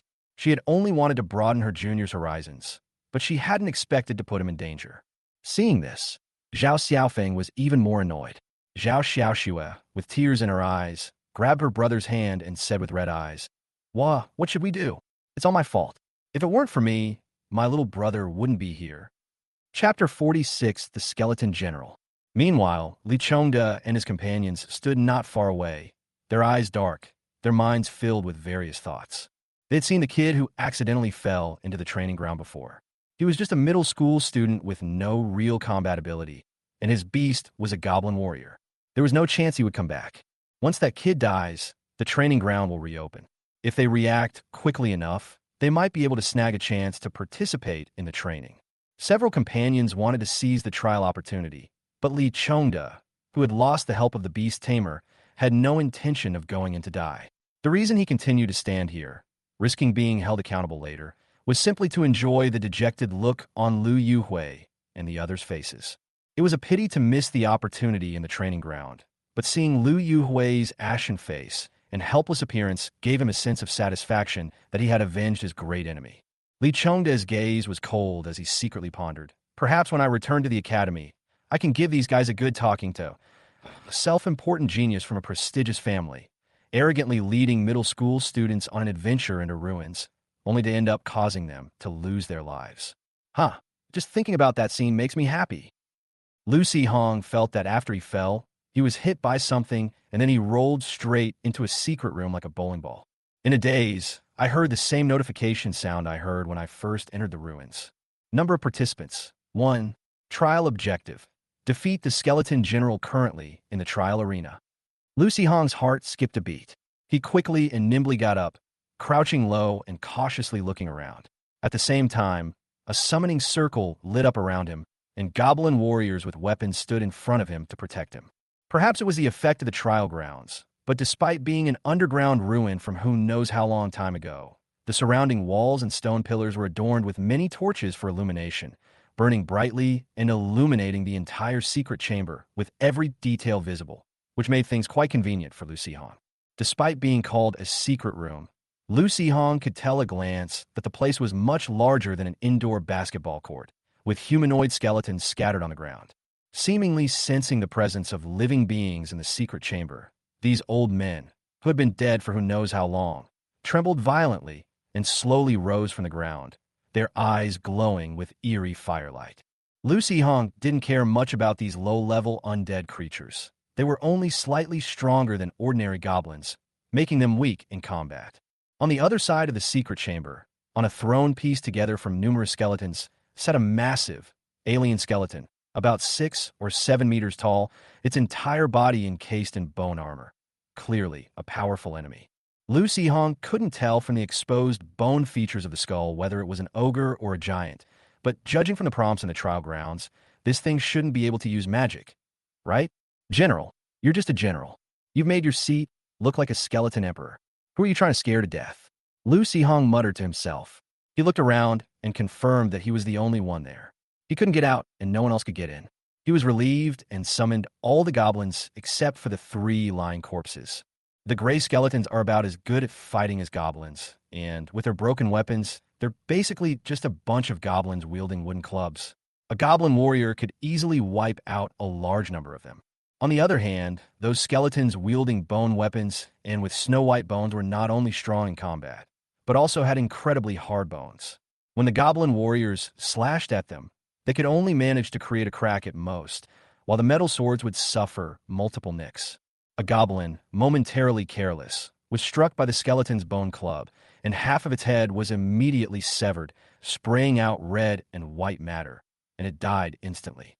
Even with the physique of a goblin warrior and the protection of his thick leather armor, such power would make him wince in pain if he were hit. At this point, we must mention the goblin craftsman and his henchmen, the goblin laborers. One had a large iron hammer, and the other a small one. A touch from them meant certain death, and even a mere slap would cause serious injury. Bones and skeletons, if struck head-on by one of their hammers, would all be reduced to dust.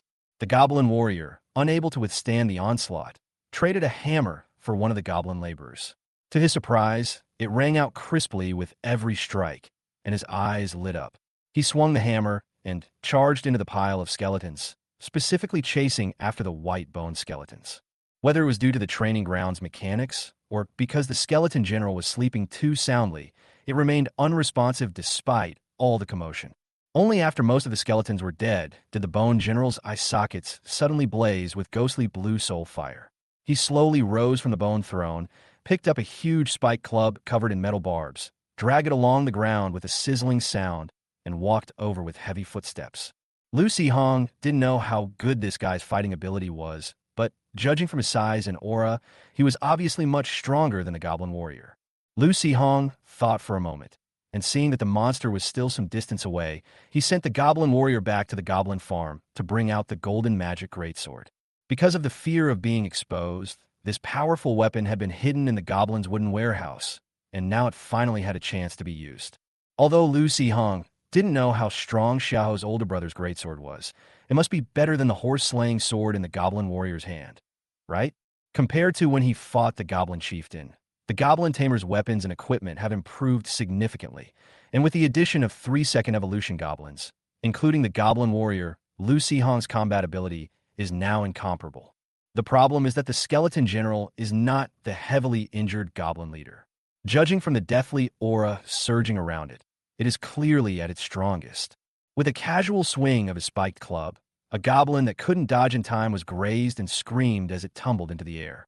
Before it even landed, it turned into a radiant light and returned to the beast-taming space. The goblin slinger hurled a stone at the skeleton general's head, trying to distract it. But the general merely tilted its head slightly, and the high-speed stone slammed into the bone helmet with a dull thud, knocking down some white bone fragments and leaving a barely visible dent. Kukuku. The skeletal general's jaw trembled, as if mocking the weak enemy before him. He suddenly swung his club back, easily repelling the goblin raider that tried to attack from behind. At the same time, he raised his thigh bone and kicked the goblin laborer away. The goblin warrior seized the opportunity, rushed forward, and slashed at the bone armor on the surface of the skeleton general's other thigh bone. Originally, neither the bone general nor Lucy Hong took the goblin warrior's sword strike seriously, since everyone present had witnessed just how strong the bone helmet on the bone general's body was. Seeing that the situation was not good, Lucy Hong was already considering whether to try evolving into a goblin tamer. After the battle, just now, Lucy Hong actually had more than 600 experience points, but the evolution conditions for Goblin Warrior had not yet been met. The tamer was the only one that met the evolution conditions. Just then, the Goblin Warrior's magic greatsword suddenly emitted a dazzling light, illuminating the dimly lit secret room as if it were daytime. Chapter 47 Classic Meat Pigeon, one of 3 options. The golden light that filled the entire secret room appeared for only a moment. Lucy Hong originally thought that he would be temporarily blinded by the bright light. He tried to open his eyes, but found that his eyes were only slightly sore and he did not feel too uncomfortable. However, the skeletal general's thigh, which had been slashed by the greatsword, looked as if it had been scorched by intense heat. Large sections of its bone armor had been burned away, exposing the thigh bone, which was now completely black with several obvious cracks and emitting a pungent, burnt smell. At the same time, General Skeleton was caught off guard by this unexpected serious injury and lost his balance. Although he managed to slam his spiked club into the ground without falling, he lost the ability to dodge for a moment. Just then, a perfectly round iron ball, carrying immense force, hurtled straight toward the skeleton general's eye socket.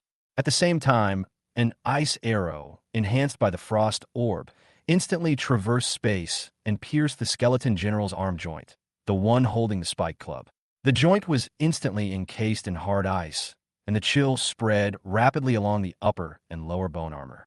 Thump! The iron ball was much more powerful than a stone. Although it didn't hit the eye socket, it left a noticeable crack on the skull. The skeletal general let out a low, angry roar, stomping his feet on the ground as he tried to swing his spiked club in a wide spin, only to find that his right arm joint was frozen stiff. He failed to complete the spin and nearly fell flat on his face.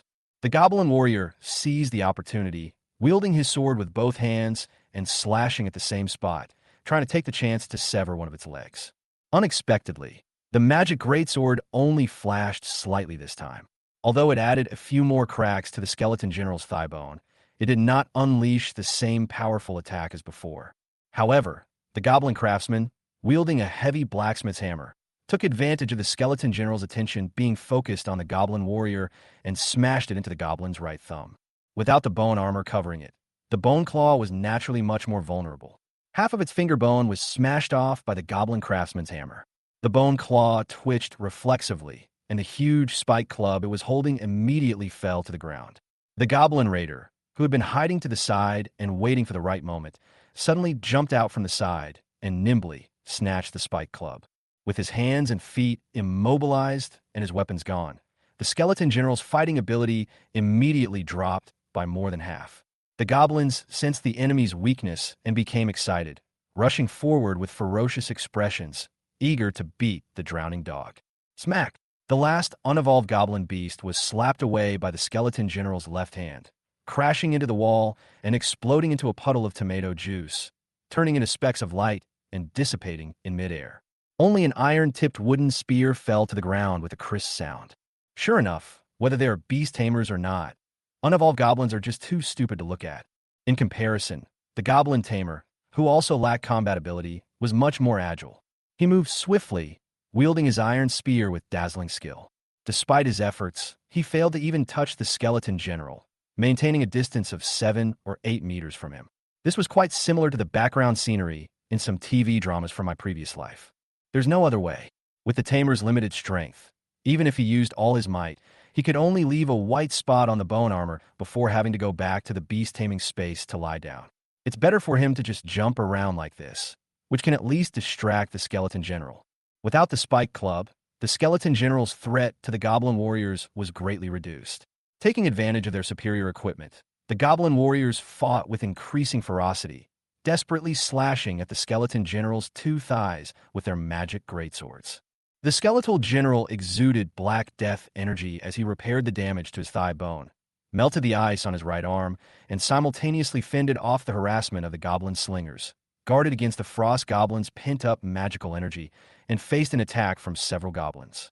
The blue ghost fire inside the skull burned brighter and brighter as it pondered intensely, and wisps of white mist began to emerge from the top of its head, as if it were about to explode. Finally, the magic greatsword seemed to have recharged its energy, and with a single swing, it erupted with dazzling light, completely severing one of the skeleton general's thigh bones. The goblin raiders, reacting with lightning speed, snatched the severed leg bone from the skeleton general before he could react.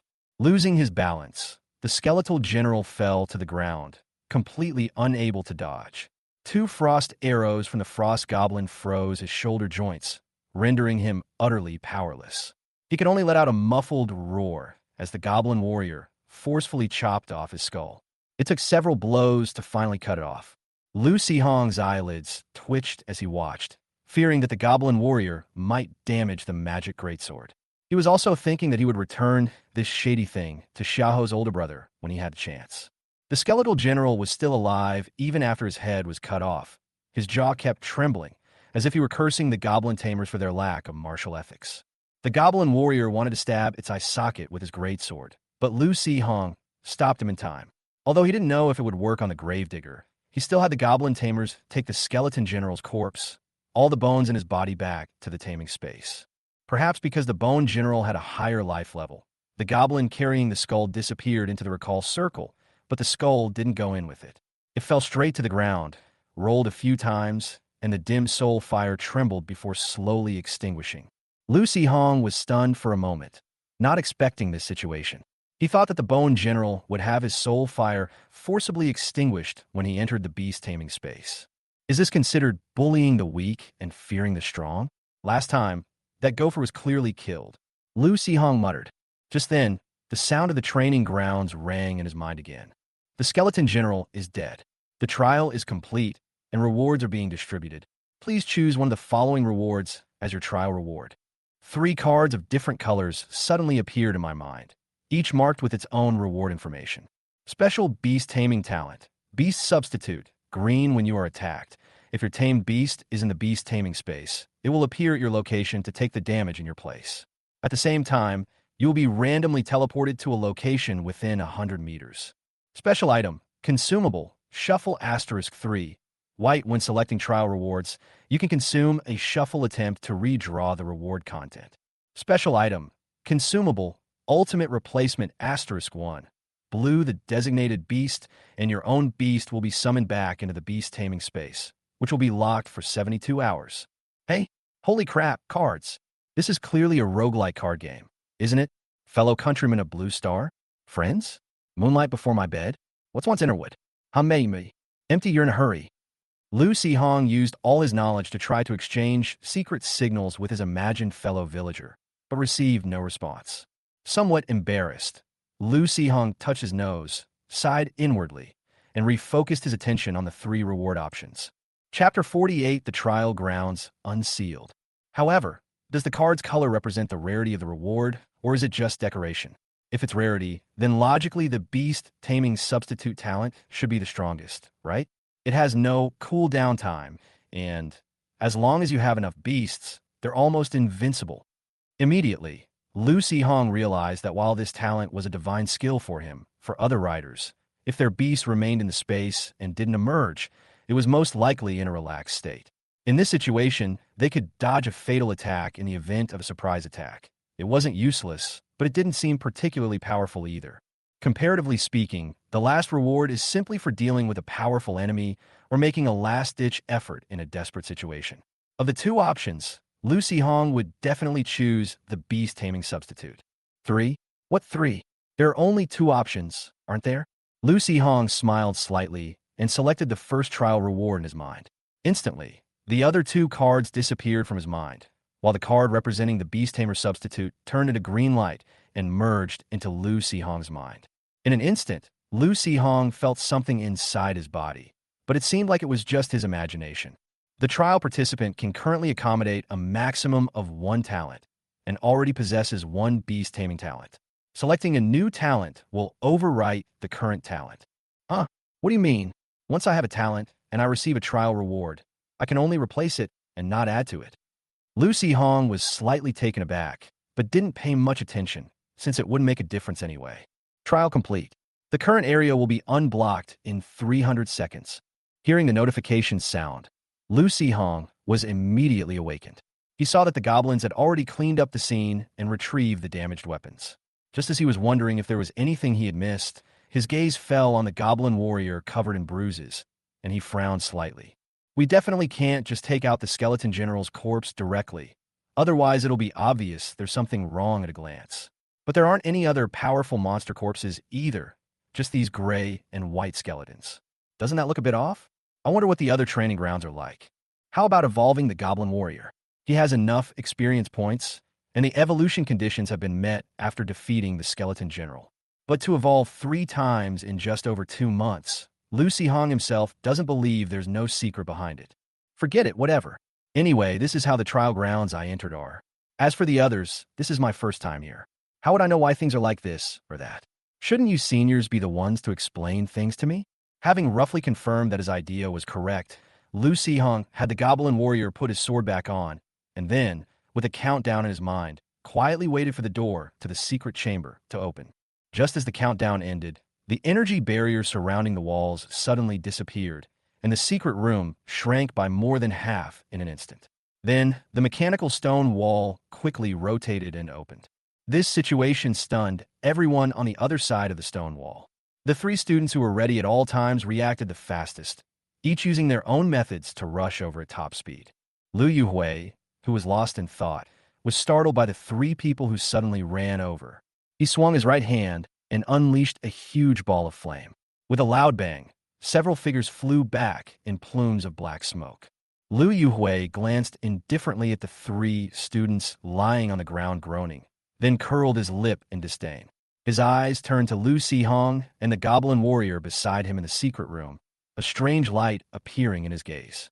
The mischievous siblings Zhao Xiaofeng and Zhao Xiaoxue were the first to rush in, searching Lu Sihong's entire body while asking him if he was injured anywhere. No, Sister Xue. Men and women shouldn't touch each other. No, even men and men shouldn't. Let me go first. I'm fine. I'm not hurt at all. You don't need to take off your clothes. I'm telling the truth. I swear. Lu Sihong couldn't handle the two people's enthusiasm and hurriedly looked to the others for help. Seeing that Lu Sihong was indeed all right, Suyu breathed a sigh of relief and smiled as she rescued him from her teammates' clutches. However, they had just escaped one danger only to fall into another. As soon as Zhao Xiaofeng and her brother were pulled away, Pang Yin and his two muscular men rushed up and hugged Lu Sihong in celebration. Good lad, I thought you died in the trial grounds. I almost did something wrong, Pang Yin said, still a little shaken, as he put his arm around Lu Sihong. Then, he asked curiously, by the way, how did you pass the trial with the help of a Goblin warrior? Upon hearing this, Lu Sihong was about to recite what he had just composed when, unexpectedly, holy crap, you're incredibly lucky. You actually ran into the easiest low-level trial. Dual Sword Warrior Sun Yukai said, fiddling with the skeleton remains on the ground around him. They're all gray and white skeletons. No wonder you didn't get hurt at all. Right. Lu Sihong's eyes lit up, and he immediately gave a thumbs up. Brother, you're so smart. Hey, I've lived a few more years and gained more experience, Sun Yukai said, raising an eyebrow with a hint of pride. Liu Yuhui frowned as he looked at the Goblin warrior's injuries, exchanged a puzzled glance with Su Yu, and then both revealed a knowing expression. You must have some hidden lucky talent, right? Your luck is just too outrageous. The Goblin evolved so fast, and you triggered the trial field on your first visit to the ruins, and it was even the lowest level. Your trial reward must be pretty awesome, Pang Yin said excitedly, patting Lu Sihong on the shoulder. Pang Yin, shut up. Liu Yuhui suddenly glared at his unreliable companion. The muscular man paused for a moment, then realized what was happening and immediately covered his mouth. Realizing something was wrong, he covered Lu Sihong's mouth as well, whispering, Don't say it. Don't tell anyone. Keep what you got to yourself. As he spoke, Pang Yin made a pointed remark, glancing deliberately at the students outside the secret chamber, especially Li Chongda, who looked like a ghost with resentment all over him, the hatred in his eyes almost solidifying. TSK, good heavens, this guy almost killed me, but he looks like the victim? Lu Sihong glanced at them and secretly memorized their appearances. All right, now that you're all right, let's leave here. We've been traveling all day and have been through a lot. Let's go back to the surface and rest for a bit, Su Yu said with a smile. Lu Sihong did feel quite tired, but he was puzzled. Aren't you going to look at the training grounds? Su Yu shook her head and explained, the ruins here have been almost completely explored, and we've even discovered the entrance to the next level. However, the death aura inside is quite dense, and there might be some powerful monsters. We need to make some preparations first. Besides you, 2 other trial areas were triggered, both solo trials. However, they weren't as lucky as you. One encountered a mutated skeleton warrior, and the other a vengeful spirit, and they almost couldn't get out. Zhao Xiaofeng was talking incessantly on Lu Sihong's left, while Hu Shuo, holding a shield, was on his right. Pang Yin and the others were also there in front and behind, carefully protecting Lu Sihong, afraid that he might encounter some accident while walking. The alien skeleton warriors didn't sound as powerful as the giant skeleton generals. As for the vengeful spirits, Lu Sihong felt that encountering them would be very troublesome. He wondered if the magic greatsword could even harm the incorporeal vengeful spirits. As they chatted and laughed, the group stepped out of the ruins and immediately smelled a strong aroma of roasted meat in the air. Looking up, he saw a huge magical beast sitting on a bonfire made of piled-up logs. Because its outermost skin had been removed, Lu Sihong couldn't tell what kind of magical beast the lump of meat originally was in the firelight. The one in charge of grilling the meat was the tall, two-headed ogre archmage. With a gentle flick of its blue hand, the monster on the grill was flipped over, and the oil that seeped out from the heat slid down its golden, crispy skin and dripped onto the firewood, making a sizzling sound. The earth bear lay obediently on the ground, its eyes gazing longingly, occasionally twitching its nose as if inhaling more fragrance could alleviate its hunger. Two college teachers sat around the campfire, discussing something in hushed tones. The students smelled the aroma of roasted meat and suddenly realized that they hadn't eaten in a long time. However, it was late, they were exhausted, and the monsters around them had all been frightened and disappeared. So they could only take out some dry food and eat their dinner casually, enjoying the aroma of roasted meat. As for the monsters that the ogres are roasting, only a lunatic would have any ideas about them, trying to snatch food from the earth bear's mouth. Believe me, they'll slap you one by one and turn you into radishes for planting in the ground. Just eat your own food honestly, and after breakfast, find a place to sleep. Once you're asleep, you can dream about anything. Just then, several figures walked up to the two teachers and said loudly, "Teachers, I'm reporting that Lu Yuhui and Su Yu brought people from outside the academy into the ruins without permission and even stole a trial field opportunity." After saying that, Li Chongda looked at Lu Yuhui and the others in the distance, a smug smile on his face. Upon hearing this, the other students turned to look, whispering among themselves, their faces displaying various expressions. Some looked at Lu Sihong with curiosity, others with disgust, but some cast playful glances at Li Chongda and his group, their eyes filled with disdain and mockery. Pang Yin and his group were immediately filled with anger and were about to go over to argue, but Lu Yuhui stopped them with a gesture. He glanced coldly at Li Chongda and the others with his handsome eyes and said indifferently, "Don't bother with these idiots." Su Yu patted Lu Sihong on the shoulder and said to him with a smile, "It's okay, just watch over him." At this moment, the female mage, sitting cross-legged by the campfire, asked calmly and in a cool voice, "So, is there a problem?" Li Chongda paused slightly, not realizing anything was amiss. Instead, he wondered if his teacher hadn't heard him clearly, and said somewhat urgently, "He's not even a student of the academy, yet he stole our reward. Teacher, you should. What should I do? Are you teaching me how to do things?" The female mage merely glanced at him indifferently, but Li Chongda felt as if he had been stripped naked and thrown into a frozen wasteland, all his filthy thoughts exposed, about to face terrifying divine punishment. Academy stuff? You dare say that? It's probably because our lava lord has been too kind and lenient with you all, making you fools a bit clueless. Go back and study the imperial code properly. In all territories, apart from the lord and the royal family, no one has the right to claim the ruins in the wild as their own. The female mage sneered, and another thing, after spending over 2 years at Green Bamboo Academy, you can't even compete with a middle school student who just formed a beast-taming contract. If I were you, I would have already killed myself outside. And you still have a nerve to come to me to complain. A bunch of useless trash who took drugs and had to pull strings to get into the academy. Ahem. Seeing that the monk was getting more and more carried away with her cursing, Zhu Zian quickly coughed loudly to interrupt her and waved for the others to leave. Li Chongda and his companions, intimidated by Zhang Peipei's imposing presence, had long wanted to escape. Upon receiving their teacher's signal, they felt as if they had been granted a pardon. Gasping for breath, they bowed and ran away, their heads covered in cold sweat. Well, these people do bring a lot of resources to the academy after all. Zhu Zian tried to persuade her in a low voice, but was met with a cold snort from the female mage. Pang Yin and his companions, seeing that the female sorcerer had scolded those idiots so badly that they fled in shame and indignation with just a few words, started clapping enthusiastically. Great! Teacher Zhang, you're so cool. Teacher, you are my goddess. Zhang Peipei glanced at the group, a slight smile playing on her lips, and said coldly, You lot, come here too. The muscular men who were clapping paused, their smiles froze, and they couldn't help but swallow hard. Lu Yuhui couldn't help but laugh out loud because his companion's changing expressions were so amusing. He patted Pang Yen on the shoulder and calmly led the way over. Lu Sihong followed behind the group, but felt a cold gaze fixed on him from the side and behind. Without even turning his head, he knew it was the guy who had tried to steal a chicken but ended up losing the rice instead. Suyu glanced in that direction, smiled faintly, and said softly, Don't worry about that guy. His family is just a branch of a prominent family from another city. To put it nicely, they came to Qingzhou City to develop their careers. To put it bluntly, they lost in a family struggle and were exiled by the main family. They may look respectable, but in reality, they've almost completely squandered their wealth.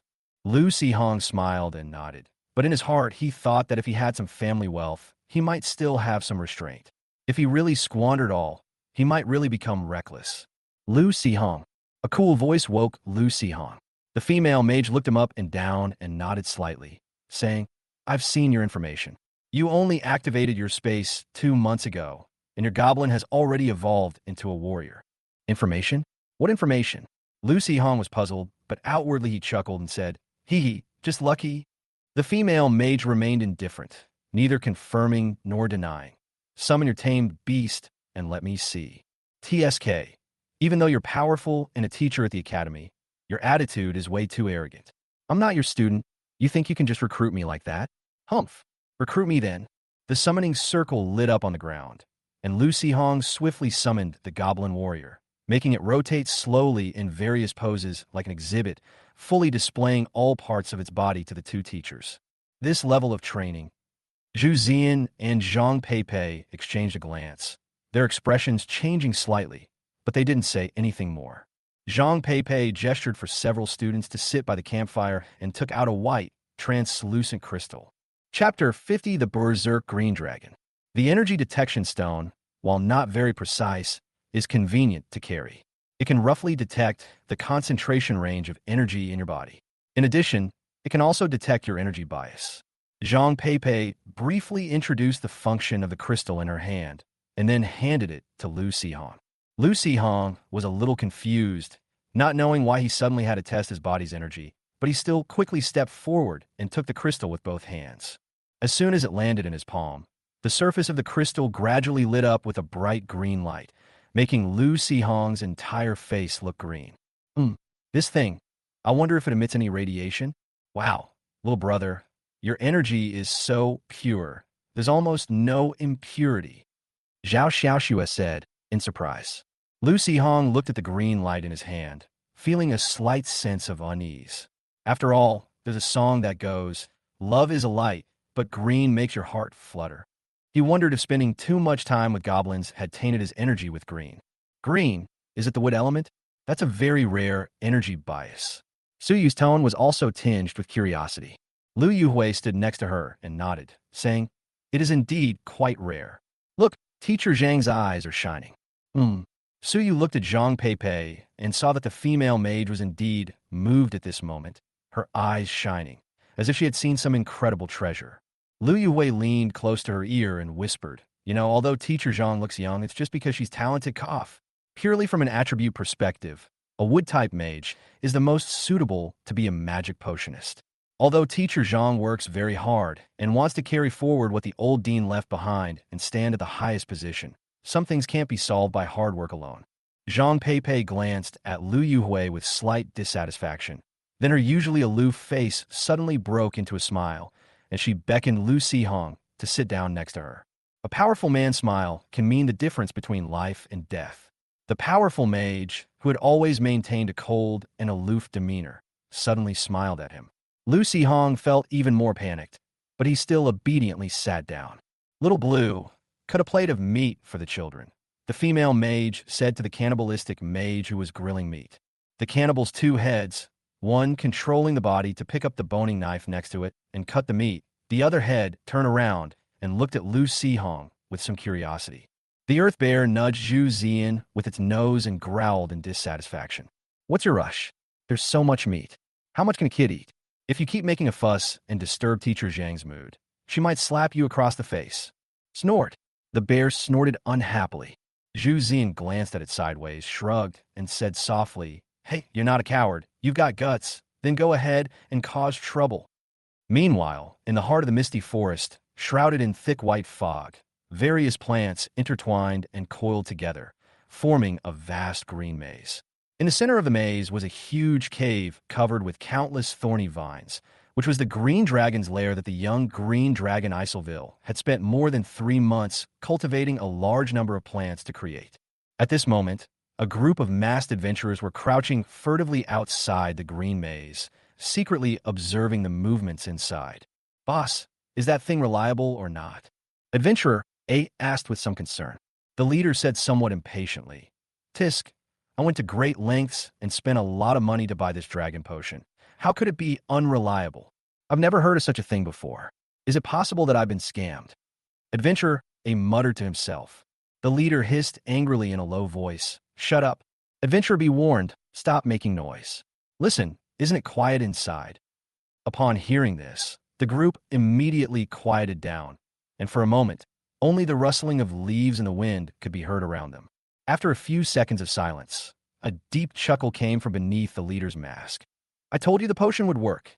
It must be because the green dragon ate that jungle sheep that the potion took effect. Ha ha, we're rich. Let's go. While the green dragon is asleep, let's empty its treasure vault. However, I heard that this green dragon has only been here for a short time. Is there really any treasure in the dragon's nest? Hey, why you care so much? Just follow the leader. Anyway, the leader paid for the potion.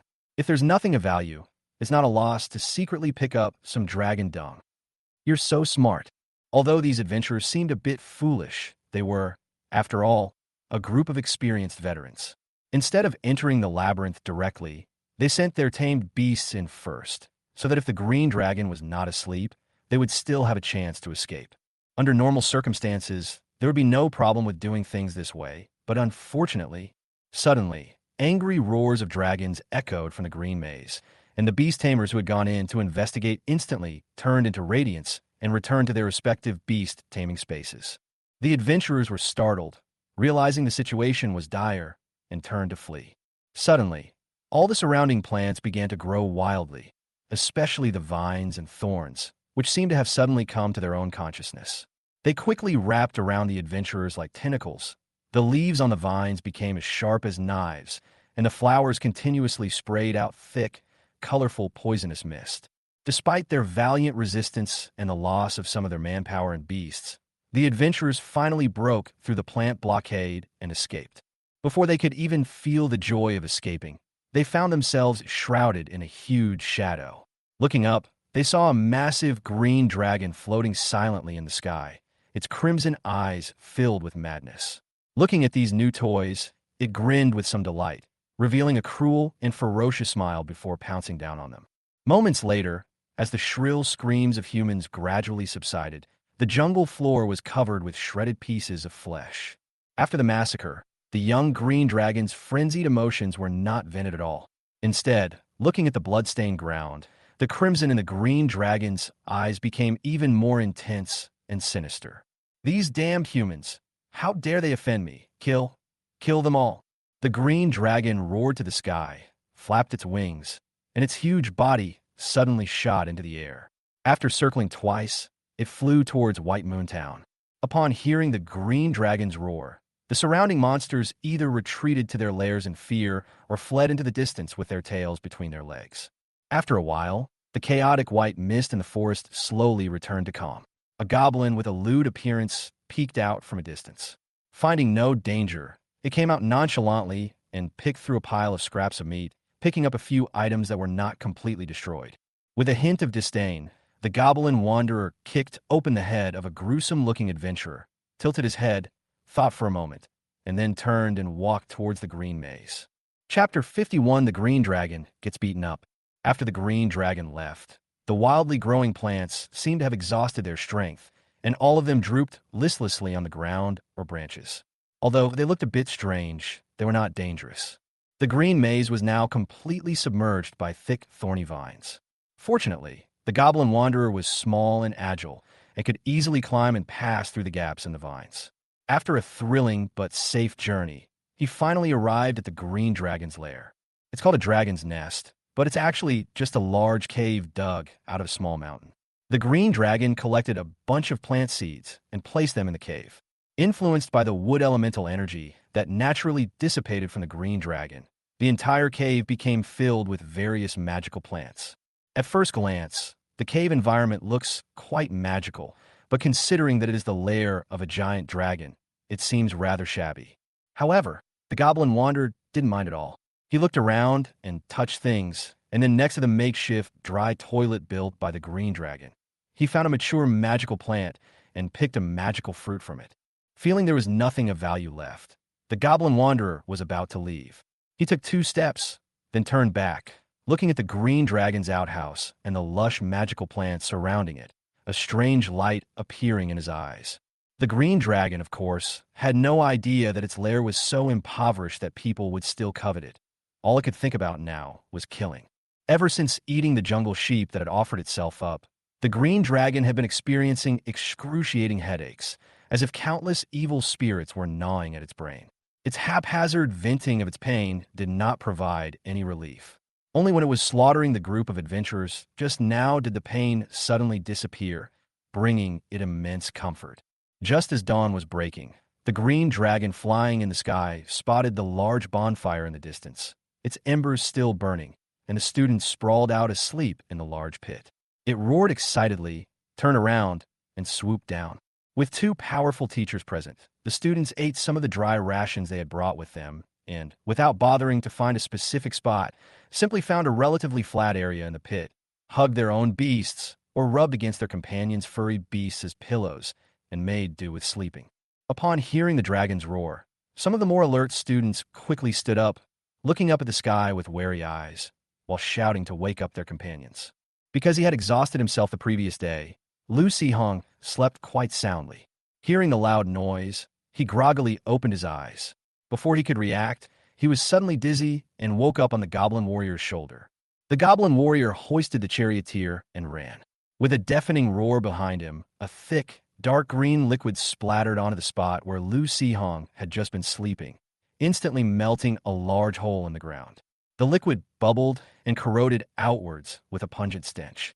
Lu Si-hong looked up and saw a tall, 3-headed cannibalistic mage. Between the heads of the 2 ogres was the head of a female mage, enlarged 2 or 3 times. The 3 mouths opened and closed simultaneously, chanting 3 spells to form a powerful magical shield that withstood the Green Dragon's breath attack from the sky. However, although the massive dragon breath was blocked, large amounts of green solution spheres, carrying strong corrosive properties and emitting highly toxic fog, were scattered everywhere during the energy collision. The Earth Bear, standing upright, extended 5 fingers from its forepaws, manipulating the energy of the earth and fire to form a blazing, diamond-shaped pillar of lava, which it hurled with all its might toward the Green Dragon in the sky. The Green Dragon had completely gone mad, focused solely on breaking through the magical shield in front of it, ignoring the massive stone pillar attacking from the side. The lava stone spear slammed into the side of the Green Dragon with tremendous force, causing a violent explosion that sent scorching lava flying everywhere. The Green Dragon howled in pain, rolled sideways, and crashed heavily to the ground. The 3-headed ogre, who had been waiting for the opportunity, let out a series of loud laughs. A sudden gust of wind rose around its body, and with a powerful push from its thick thighs, it leaped into the air. Holding a thick spiked club in both hands, flames rose from its palms, and it smashed it down on the Green Dragon that had just stood up. Perhaps the Green Dragon reacted extremely quickly, turning to the side to avoid its head being smashed open, but the spiked club still slammed hard into the Green Dragon's right wing. Amidst the raging flames, fragments of broken dragon scales burst forth. The young Green Dragon let out a mournful howl and turned to spew a stream of green dragon breath at the ogre. But the massive ogre, aided by the raging winds around it, simply tapped its feet lightly and its body sprang backward. The female mage's head, which had been focused on casting spells, handed over control of her body to the head on the right, and the ogre's head on the left simultaneously ended their spellcasting. Hurricane roar. Flame impact. The gale, carrying orange flames, bound the green dragon to the spot, rendering it unable to move and forcing it to endure the endless cutting of wind blades and the scorching heat of the flames. Whether it was the high temperature that dissolved the toxins in the green dragon's brain, or the physical pain that finally rescued it from its madness, in any case, before being roasted into a whole roasted dragon by the surrounding high temperature, the young green dragon finally regained its senses, mobilized the magic in its body, and a green light appeared on its body surface. While resisting the onslaught of flames, the green dragon used life magic to heal its wounds. When the hurricane subsided slightly, it used its powerful body to withstand the damage and charged headlong out of the firestorm. Then, a giant hand made of lava rock shielded his head, almost knocking him back into the storm. With a shrill howl, the light on the green dragon suddenly exploded, turning into a thick green mist that spread rapidly in all directions. At the same time, a bunch of huge thorny vines suddenly sprang up from the ground around it, launching indiscriminate attacks on all living beings around it. Ogres, bears, and even the students who had run far away to secretly watch the battle were all entangled by the suddenly grown thick vines. The students used all their abilities or had their beasts help them break free, but their speed of breaking free couldn't keep up with the speed of the vine's growth. Instead, the poisonous thorns on the vines cut their bodies, and after coming into contact with their blood, the toxins invaded, leaving them weak all over or completely losing consciousness. Using the interference of the vines and the cover of the thick fog, the green dragon flapped its wings and quickly soared into the sky, fleeing into the distance, leaving behind a somewhat childish shout. "I didn't mean to. Humans are trying to harm me." TSK. She actually woke up. The female mage said with a hint of regret as she dispersed the two huge fireballs that were being gathered together by the gale above her head. Chapter 52. The female mage in a hurry to take on disciples. As the green dragon disappeared into the distance, the enormous vines immediately drooped limply to the ground like dead pythons, remaining motionless. The thorny plants that had been wrapped around some students, though no longer growing wildly, still clung tightly to their prey's bodies. Pang, Yin was wrapped up like a rice dumpling by more than a dozen thick and thin thorny vines. His head was drooping, his eyes were vacant, and his mouth was slightly open, constantly spitting out white foam. Judging from the fact that his skin was purple all over, he had obviously been poisoned and made stupid. Fearing accidental injury, Lu Yuhui and the others dared not use magic. They could only work with their beast tamers to cut the poisonous vines off with knives or claws. Is this guy a pig? He's already run away, but he still insists on going back to get a closer look. Zhao Xiaoxue complained irritably as she took out the powder from her bag, poured it into a cup, mixed it with water, and prepared an emergency antidote. This might be the legendary best viewing spot, where you can not only see more clearly, but also personally experience the green dragon's magical attacks. Lu Hong couldn't help much and could only mutter complaints from the sidelines. The group laid Peng Yin flat on the ground, pried open his mouth, and poured the antidote into his mouth. With the help of Zhao Xiaoxue's water-based detoxification technique, the purple color on Peng Yan's skin quickly faded. Fortunately, the green dragon probably just wanted to escape.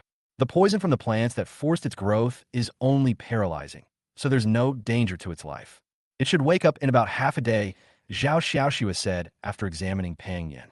The group breathed a sigh of relief, while Zhao Xiaoxue, carrying the hastily prepared antidote, went to treat the other students around her. Most of those poisoned were strong and healthy warrior professionals. Lu Hong asked curiously, "Teacher Zhang, you could have kept the green dragon there, right? Why did you let it escape?" If it were any other dragon, Teacher Zhang definitely wouldn't let it escape. After all, dragons are made of rare alchemical materials. But as for the green dragon, our country is allied with several ancient green dragons.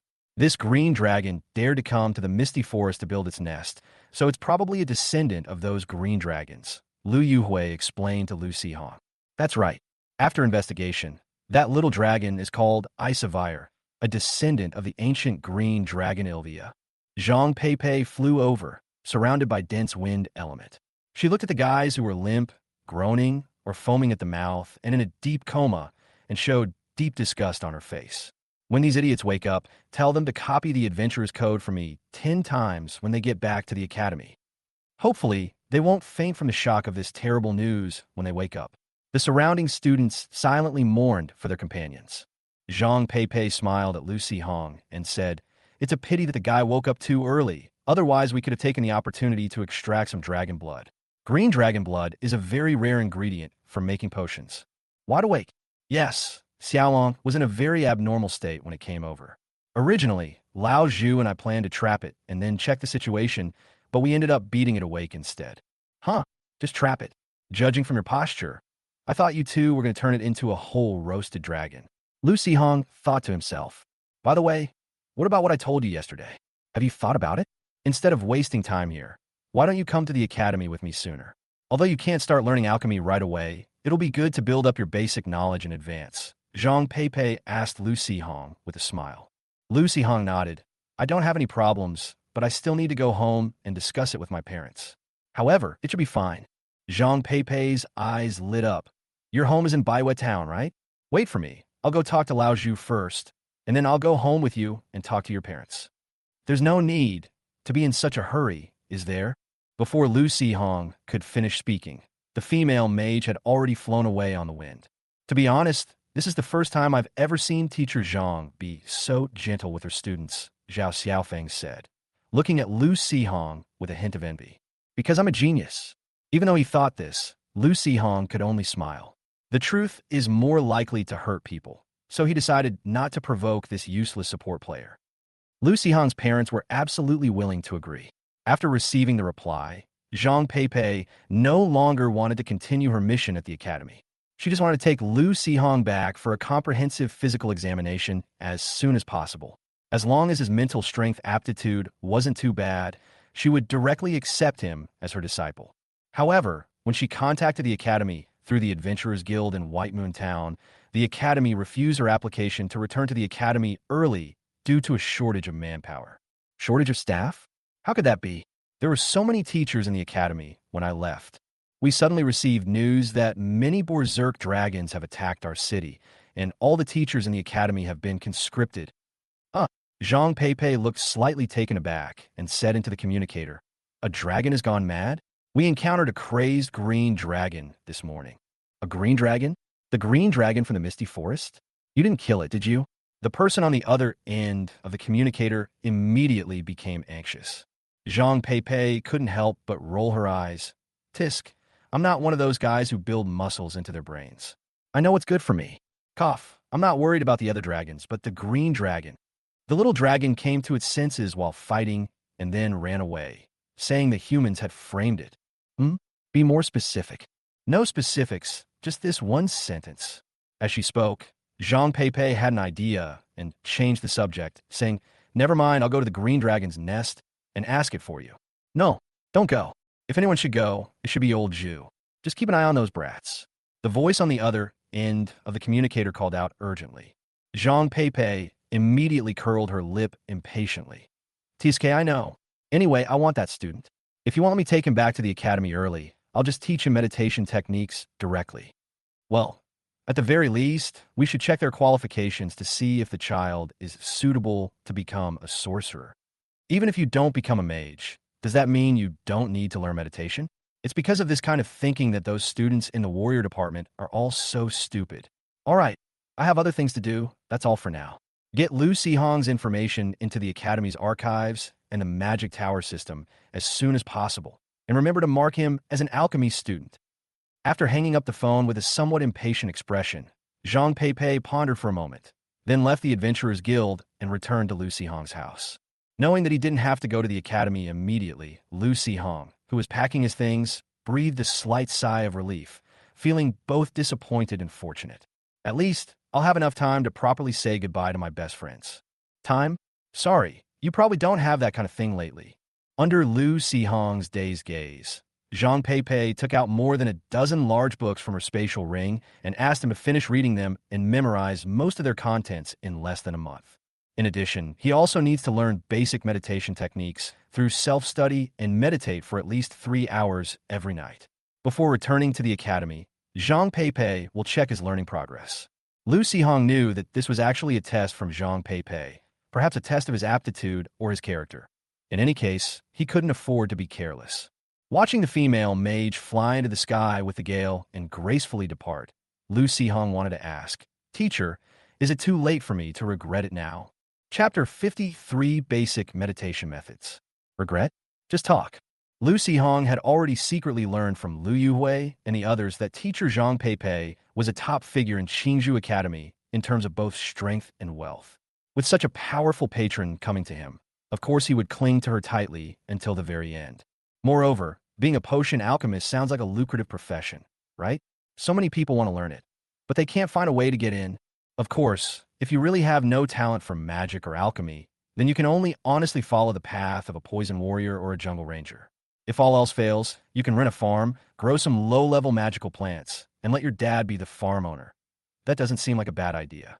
He shook his head, banishing those images of a peaceful life from his mind. This world is different from his previous one. To live a peaceful life, one needs powerful backing. Knowing that Lu Sihong wouldn't be leaving for the time being, Lu Zian, who had been listless, immediately cheered up and took the initiative to help him move the dozen or so large books left by Zhang Peipei to Lu Sihong's room. After her mood brightened, Lu Zian realized that the books she had helped move were her favorite large volumes. Books are expensive, and Baiwei Town is just a small place with no proper bookstores. The few old books that Lu Sihong managed to find have long been worn out by Lu Zian. Zhang Yiming had also brought over some storybooks he'd read as a child, but Lu Zian flipped through them casually and felt they weren't as interesting as the bedtime stories her brother used to tell her. The stories often fell apart. For example, Tang Sanzang and the Monkey King's pilgrimage to the west would inexplicably end up in the Grandview Garden, and Lin Daiyu would become a nun, even uprooting a 1,000-year-old tree in the courtyard to bury the flowers. Lu Zian couldn't understand many things to begin with, and this story was a hodgepodge. Just when she was starting to get a sense of it, the plot would jump off to who knows where. To this day, Lu Zian still doesn't know whether Tang Sanzang actually led the 108 heroes to Mount Ling to find the Buddha and obtain the true scriptures. Lu Sihong noticed that Lu Zian was staring blankly at those large books and thought she was having a reading spree. However, he didn't know if Teacher Zhang would allow others to read these books. After thinking for a while, he picked out a book that seemed to be not too secretive, basic illustrated guide to magical plants, and let Lu Zian look through it in the room, telling her not to tell anyone what she saw in the book. Lu Zian was pleasantly surprised and nodded vigorously. She took her book, sat down in the corner, and quietly began to read. Seeing his younger sister so well-behaved and sensible, Lu Sihong's lips unconsciously curled up. Then, looking at the remaining thick books, he sighed resignedly and picked up the lightest and thinnest one, Basic Meditation Method, to read. The book doesn't actually contain much about meditation techniques, only about 2 pages. It mainly contains various precautions and warnings for beginners. For example, if you experience any unusual physical symptoms during meditation, such as dizziness, headaches, or weakness in your limbs, you should stop practicing immediately.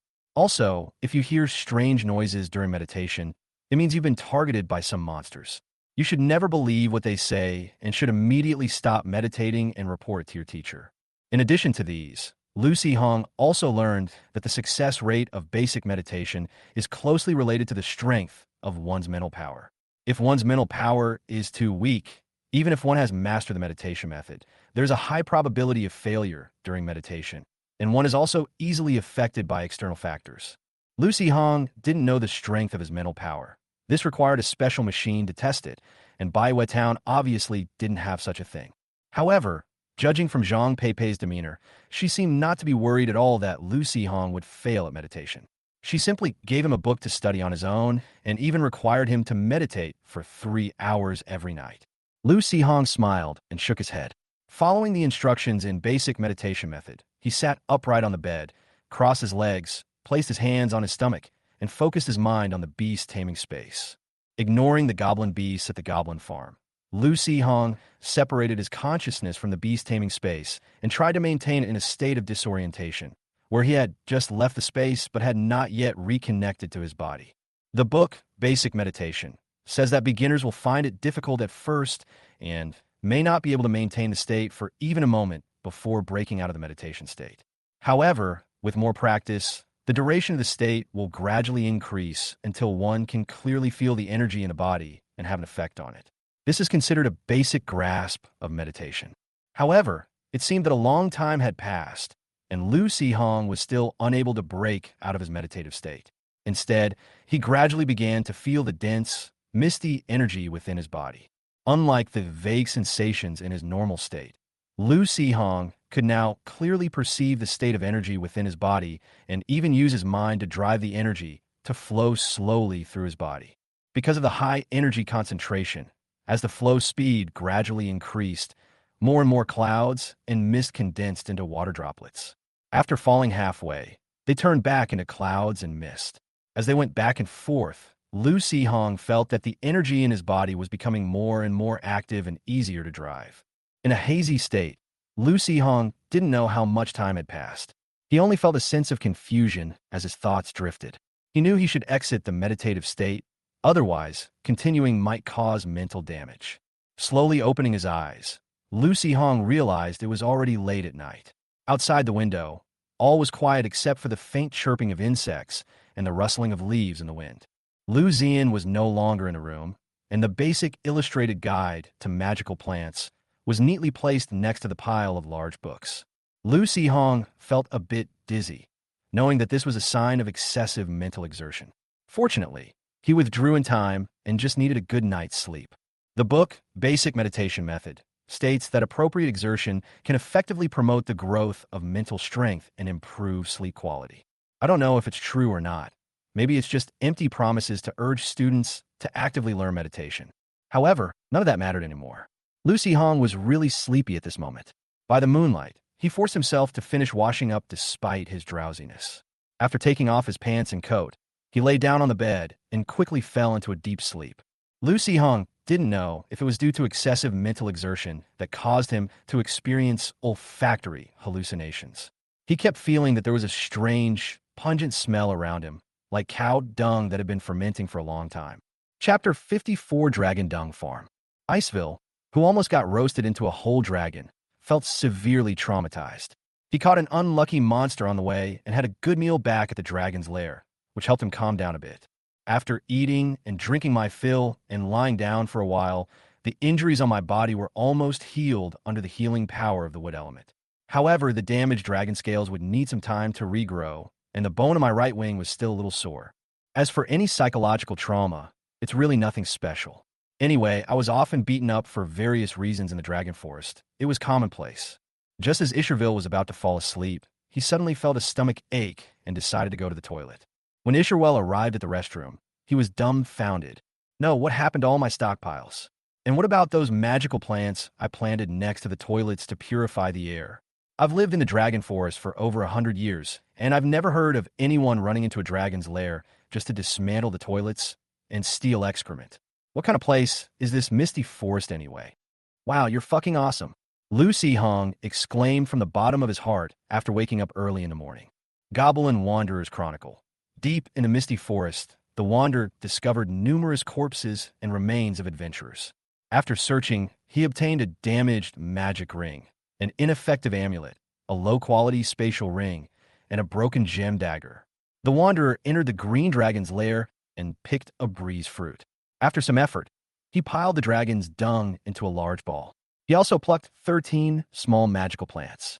While plucking the plants, he was pierced by poisonous thorns and collapsed while pushing the dung. His travels yielded several damaged magical items, a low-quality spatial ring, a huge ball of green dragon dung, and a few intact magical plant stems. After reading this suggestive written record, Lu Hong felt completely uneasy. No wonder there's always a strange smell.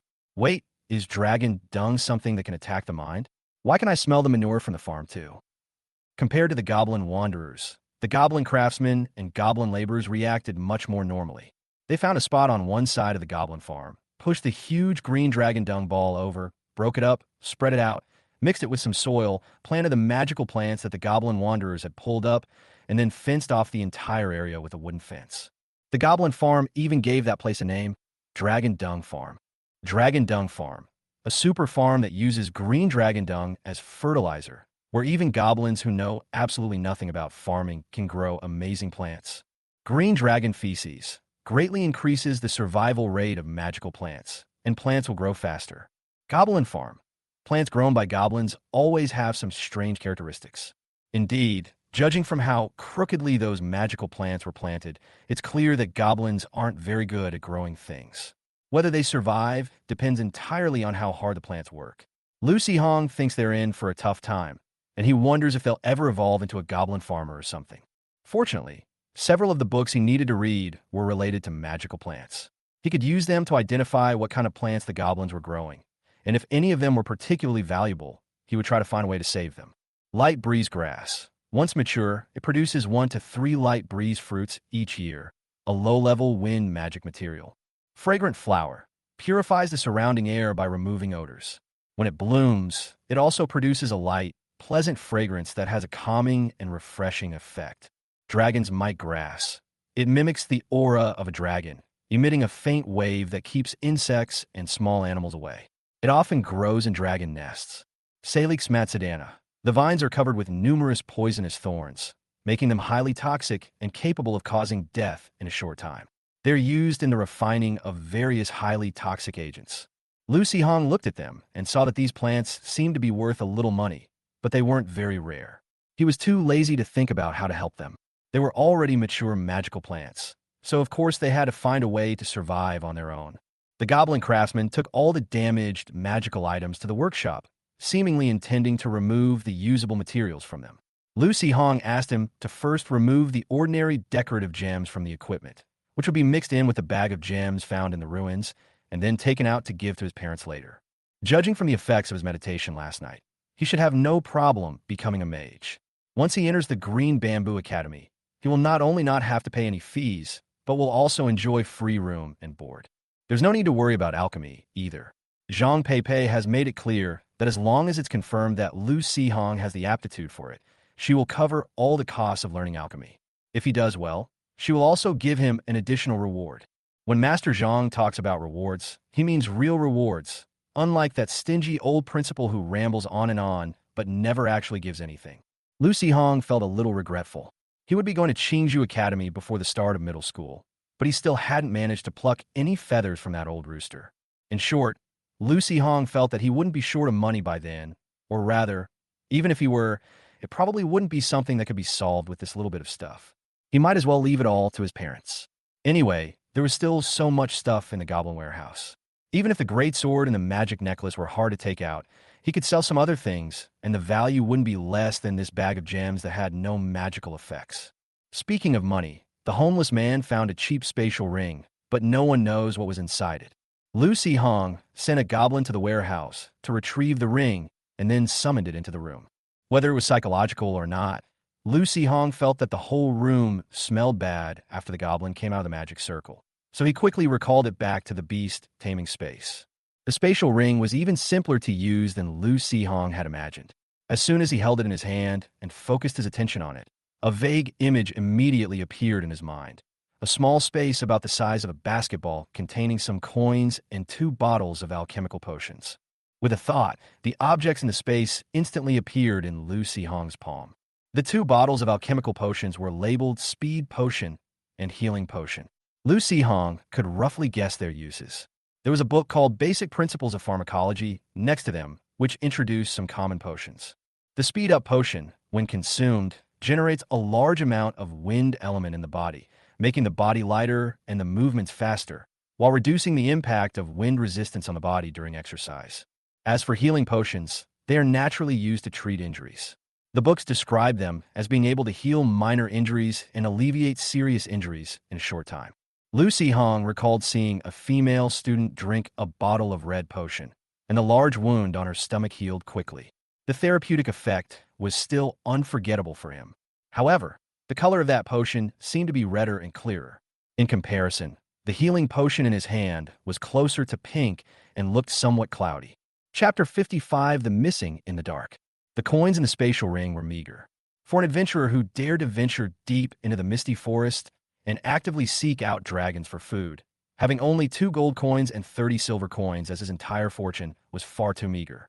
With a hint of disappointment, Lu Sihong stuffed everything back into the cheap spatial ring, took off the relic souvenir that Zhang Yiming had given him from his neck, strung the spatial ring on the chain, and put it back on. If someone who never wears rings suddenly has multiple rings on their hand, their parents will definitely ask questions. Hanging them on a pendant and hiding them inside their clothes allows them to use the functions of a spatial ring without having to make up lies. It's simply perfect. After packing up his spoils, it was time for some pleasant studying. Looking at the pile of massive books at his feet, Lu Sihong sighed deeply. While Lu Sihong was forcing himself to study at home, news of the discovery of the underground ruins gradually spread, and the scattered adventurers around Qingzhou City slowly gathered in Baiwa Town. Most of these people are not very strong. Some have been in the game for more than 10 years and are still only bronze adventurers. Others don't even have the qualifications to become adventurers and can only work as assistants to other adventurers to make a living. They dared not go to faraway places, but when they heard that ruins had appeared in Baiwa Town, they thought they would come and join the fun and try their luck. Suddenly, the town of Baiwa was bustling with people, a chaotic mix of all sorts. After a long period of quiet, the town was lively again, with fights, brawls, and petty theft occurring from time to time. However, as a town built for adventurers, the residents of White Moon Town were already used to this kind of life. When they had nothing to do, they would watch these guys do all sorts of silly things and just have fun with them. After hearing that the number of these bastards might continue to increase, the residents took out the tools they had hidden away specifically for use during the beast tide, reinforced and locked their doors and windows, and even set up some traps in their houses. Whenever the number of adventurers increases, some particularly foolish individuals appear. Due to petty theft, die in traps set in the homes of townspeople, causing a lot of trouble. Lu Sihong's family was a bit more relaxed. Although the ghost-faced spiders had poor growth potential, they could still weave a few sticky spider webs and set up some simple traps without much trouble. Besides, there's the Goblin warrior, who hasn't been returning to the beast-taming space lately. He just sits in the yard all the time, watching the adventurers passing by on the street with his indifferent eyes, intimidating those with ill intentions. As dusk approached, a gaunt, bald man with a gloomy expression, dressed in a black robe, passed by Lu Sihong's house, muttering to himself. He glanced at the Goblin warrior, sitting in a daze at the door. The bald man's eyes lit up slightly, and he muttered to himself, "Such a robust physique, truly excellent material." A sinister smile curled at the corner of the bald man's mouth. Then he slowly lowered his head and silently walked forward. As darkness fell, White Moon Town quickly became quiet, with only a few buildings remaining, still brightly lit. Several burly men, drunk, emerged from the town's tavern, embracing each other and staggering down the street, babbling incoherently as they went. Hiccup. This lousy place has no place to relax except for the tavern. TCH, third brother, we're all brothers. We all know each other. You, how many coins do you still have in your pocket? Still thinking about finding a woman. Hee woman. Damn it, that good-for-nothing second brother is drunk again. I'm not bringing him to the bar next time. Stop fooling around, go back to the hotel, and get some sleep. We have a mission with Boss Lin and the others tomorrow. If you get up late, you'll get a scolding. Wait a minute, boss. When we first came here, didn't we say, hiccup, that we were going to explore the ruins? How did it turn into a mission? Just do your own thing. Why worry about so much? Fuck you to death. Hey, you bastard. Why did you poke me? Late at night, these noisy guys were making a lot of noise walking down the street, but no residents opened their windows to yell at them. Perhaps the houses here have better sound insulation, or maybe it's just a habit. After all, it's an adventurer's town. The burly man, who was being called the boss, thought to himself, and perhaps the alcohol was taking effect, as he felt his head becoming increasingly dizzy. Strange, how come we've been walking for so long and still haven't reached the inn? The third brother said, squinting his eyes in surprise. Hey, where's the moon in the sky? The second brother, who was the most drunk, had a flushed face and grinned at his companions, saying, hee, there's danger. The eldest brother was suddenly startled, realizing something was wrong. He took out a green pill from his pocket and put it in his mouth. The bitter and spicy taste instantly invigorated him. Damn it, wake up, we've been tricked, the leader roared, throwing aside his companion who was half hanging on him, pulling out his weapon and quickly summoning his beast. The remaining few burly men, who were still somewhat conscious, were slightly stunned. Before they could even process what was happening, they instinctively summoned their own beasts. However, by then it was already too late to realize it. The dim, hazy moonlight suddenly vanished, plunging everyone into complete darkness. All they could hear were screams of agony. The drunkard's tamed beasts had been killed by something unknown and returned to their tamed beast space. Without their beast tamers, These guys, who weren't even professionals, panicked and shouted in the darkness, wildly waving their weapons. They didn't even see what their enemies looked like before they fell to the ground one by one, silent. The eldest brother was a bit smarter. He figured that the monster might be using sound to find its prey in the dark, so he abandoned the idea of taking out a light source from his pocket. He immediately crouched down on the spot, held his breath, and tried to avoid the monster's attack. What a cute little thing. Maybe I could play some games with you another time, but unfortunately, I don't have much time. A hoarse laugh came from the darkness, but the listener could not discern the source of the sound. Before the eldest brother could react, he felt something hit his head, let out a muffled groan, and collapsed to the ground unconscious. Then, from the darkness came the sound of something being dragged, along with strange low laughter and eerie murmurs. After everything returned to silence, the darkness dissipated like mist, and the cold moonlight shone down again. There was no trace of anyone on the desolate plain, only some drag marks and faint remnants of battle. The weeds rustled in the night breeze, and the insects that had been silent just moments before began to chirp loudly again. Chapter 56, Goblin Tamer. The continuous disappearances have caused some panic among adventurers, but none of this has anything to do with Lu Sihong. Lu Sihong had been getting a little restless from reading at home these past few days. Thinking that he still had about 700 experience points left, he decided to evolve his Goblin Tamer. Ever since the 3 poison sting spiders emerged from their larval stage, the exclamation mark above its head had been there for several days. Goblin Tamer evolves into Goblin Master. Goblin Tamer. In the process of training magical beasts, goblins gradually master more skills.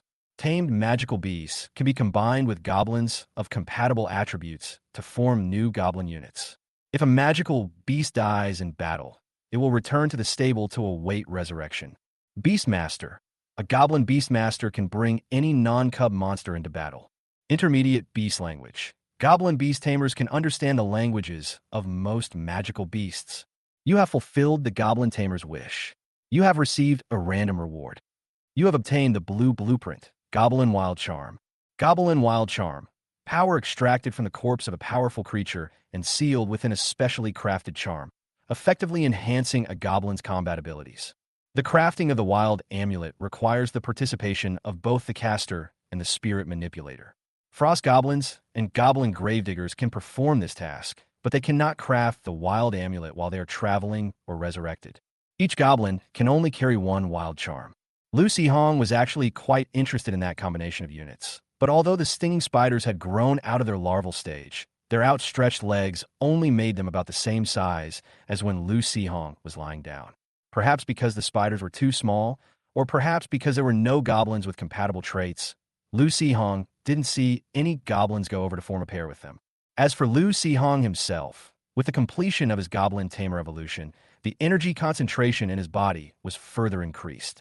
Combined with the effects of practicing basic meditation techniques over the past few days, he was even able to control energy to leave his body. According to the book, From Apprentice Mage to Alchemist Master, he should now try to use the energy in his body to cultivate magical plants. This will not only train his energy control ability, but also allow him to learn and practice knowledge related to magical plant science in the process of cultivating magical plants. Lu Sihong also felt that compared to tediously studying books, cultivating magical plants while learning was obviously more efficient and, of course, more interesting. As for the materials, aren't there a bunch of them readily available? They found an empty flower pot in the yard, had the goblin warrior dig up some soil from the dragon dung farm and put it in, and also pulled up a fragrant flower to bring it out with them. To be honest, this fragrant flower, which the goblin casually stuck in the dragon dung farm, actually grew quite well after 2 days. It's just that the color is a bit strange. When the wanderer first brought it back, the flower's color was quite normal. How come it's become greener and greener after a few days in the goblin farm? It's almost the same color as the leaves below. The scent is much stronger than described in the book. I wonder if it's the effect of the green dragon's dung. Lu Sihong also found what is said to be the most effective method of using green dragon feces in one of the books.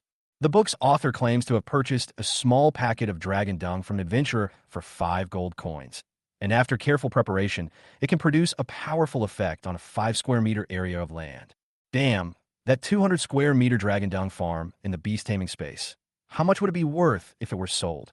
Unfortunately, Unless Lucy Hong wants to expose the secret of the Goblin farm, he wouldn't dare to sell it for money. In contrast, there are no worries about growing magical materials, refining them into potions, and selling them. After planting the fragrant flower in the pot, Lucy Hong followed the instructions in the book, holding the plant with both hands and manipulating the energy in his body to slowly guide it towards the fragrant flower. Nourished by the wood elemental energy, the magical plant, which had become somewhat wilted due to the rough transplanting method, shook its leaves and became much more energetic. Its damaged roots grew back and inserted into the dragon manure soil to absorb the nutrients it needed for growth. However, Lucy Hong noticed that most of the energy, after leaving his palm, did not enter the plant but instead dissipated directly into the air. The rate at which the fragrant flower absorbs energy is limited. No matter how high the energy concentration in the surrounding environment is, it's useless if it can't absorb it. So Lucy Hong first tried to reduce the energy transfer, and after succeeding, he wanted to control the energy that was separated from the plant so that it would stay around the plant for a longer time, giving the plant more time to absorb it. After an afternoon of fussing, Jing Xiangwa was full of energy, but Lucy Hong himself was listless due to excessive mental exertion. When my parents came home in the evening, they found the whole house filled with a strange floral fragrance. After smelling it, they felt much less tired. Lucy Hong only said that he picked it from the edge of the mist last time, but he had forgotten to take it out of the beast-taming space.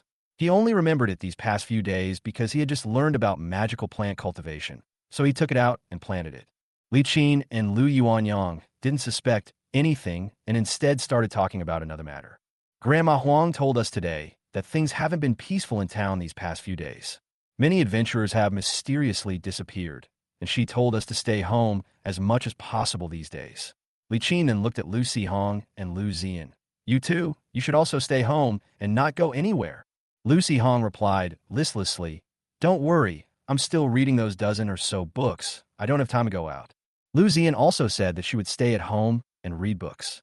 You look like this. Are you really not sick? Should we go see a doctor? Li Qin asked worriedly, looking at Lucy Hong's half-dead state. Lucy Hong waved his hand. It's nothing. I just accidentally overexerted my mental energy. I'll be fine after a good night's sleep. Okay, then you should go to bed early. Lucy Hong did feel a bit sleepy. Seeing that he couldn't do his meditation practice that night, he simply went to sleep. Ayong, you continue to keep watch downstairs tonight. I'm going upstairs to sleep. Lucy Hong told the goblin warrior who was sitting on the ground, gnawing on a pork bone, and then walked upstairs, feeling weak all over. The goblin warrior glanced up at its rider, then nonchalantly continued to devour the large bowl of bones in front of it. Lu Yuanyang had bought these bones for it on his way home from work, passing by the slaughterhouse. Although there wasn't much meat on the bones, they had been simmered for a long time with seasonings, making them a delicious and tasty snack. Chapter 57: The Strange Man Lying Outside the Window. Because of the excessive mental exertion, Lucy Hong slept very soundly that night. In the dead of night, accompanied by a slight noise, a head suddenly poked out from outside the window, silently peering at Lucy Hong on the bed. Although his head was covered with a black cloth, by the moonlight one could see that his face was covered with patches of scales that looked like those of snakes or lizards. In particular, his hands, which were clinging to the outer wall, were almost completely covered with fine scales, and his nails had become sharp and long, digging deeply into the wall. Even its pupils were strange. They were neither perfectly round like those of a human, nor narrow like those of some nocturnal animals. Instead, they were somewhere in between, as if they were undergoing a transformation but had not yet been fully completed. After peering out the window for a while and confirming that Lucy Hong was fast asleep, the strange man gripped the wall with one hand and pulled out a sharp knife with the other. He then slashed the brass latch through the gap in the window with a sharp motion, making a crisp sound as it was easily cut in two. With a slightly smug smile, the man hooked his fingernail onto the wooden frame and gently pulled open the window. However, as the window opened, a transparent spider silk stuck to the window was pulled, and a clump of spider silk placed on the roof suddenly burst open, covering everything in its path. Caught off guard, the strange man panicked and frantically tore at the spider silk covering his body. However, the spider silk was incredibly sticky, and the more he tore at it, the more silk stuck to his body. Moreover, as he moved violently, the spider silk dried quickly and became even stronger. At the same time, the window suddenly swung open, and two large swords turned into white light, leaving two huge wounds on the monster's chest. The strange man cried out in pain, slamming his legs against the wall, tearing free from the spider's silk bindings, and crashing heavily to the ground, letting out another scream. The raider grimaced in disappointment. He had aimed for the monster's head, but the creature had dodged it. But the raider didn't pursue any further. Instead, it closed the window, drew the curtains, and retreated back into the shadows. Its task was to guard the sleeping keeper, while the other goblins would deal with the guy below. Just as the monster crashed to the ground, a deafening explosion rang out, and the first-floor door was flung away by the force of the impact. The goblin warrior, holding a thigh bone in one hand and a horse-slaying sword in the other, charged out menacingly. Realizing the situation was dire, a black summoning circle appeared beside the strange man, and a large black cat with scarlet eyes rushed out, shrieking loudly as it pounced on the goblin warrior like a madman, scratching and clawing at him without any regard for anything else. While his tamed beast was entangled with the enemy, the strange man took off his outermost clothes and pants, broke free from the spiderweb, took out a bottle of alchemical potion, and drank it. His body suddenly swelled up a bit, and then, like a monkey-like monster, he quickly escaped using both hands and feet. After the goblin warrior killed the crazed giant cat and vanished into black smoke, the strange man had already disappeared without a trace. Lucy Hong's family and the surrounding residents were all awakened from their sleep and turned on their lights to secretly check the situation outside. Meanwhile, the commotion also attracted a nearby patrol team. Suddenly, the street became unusually lively. Because of the need to defend against occasional beast tides, the eastern wall of White Moon Town is quite tall, while the walls in other areas are not as strong. In addition, to make things easier for the residents and save expenses, the western and southern gates are left open at night.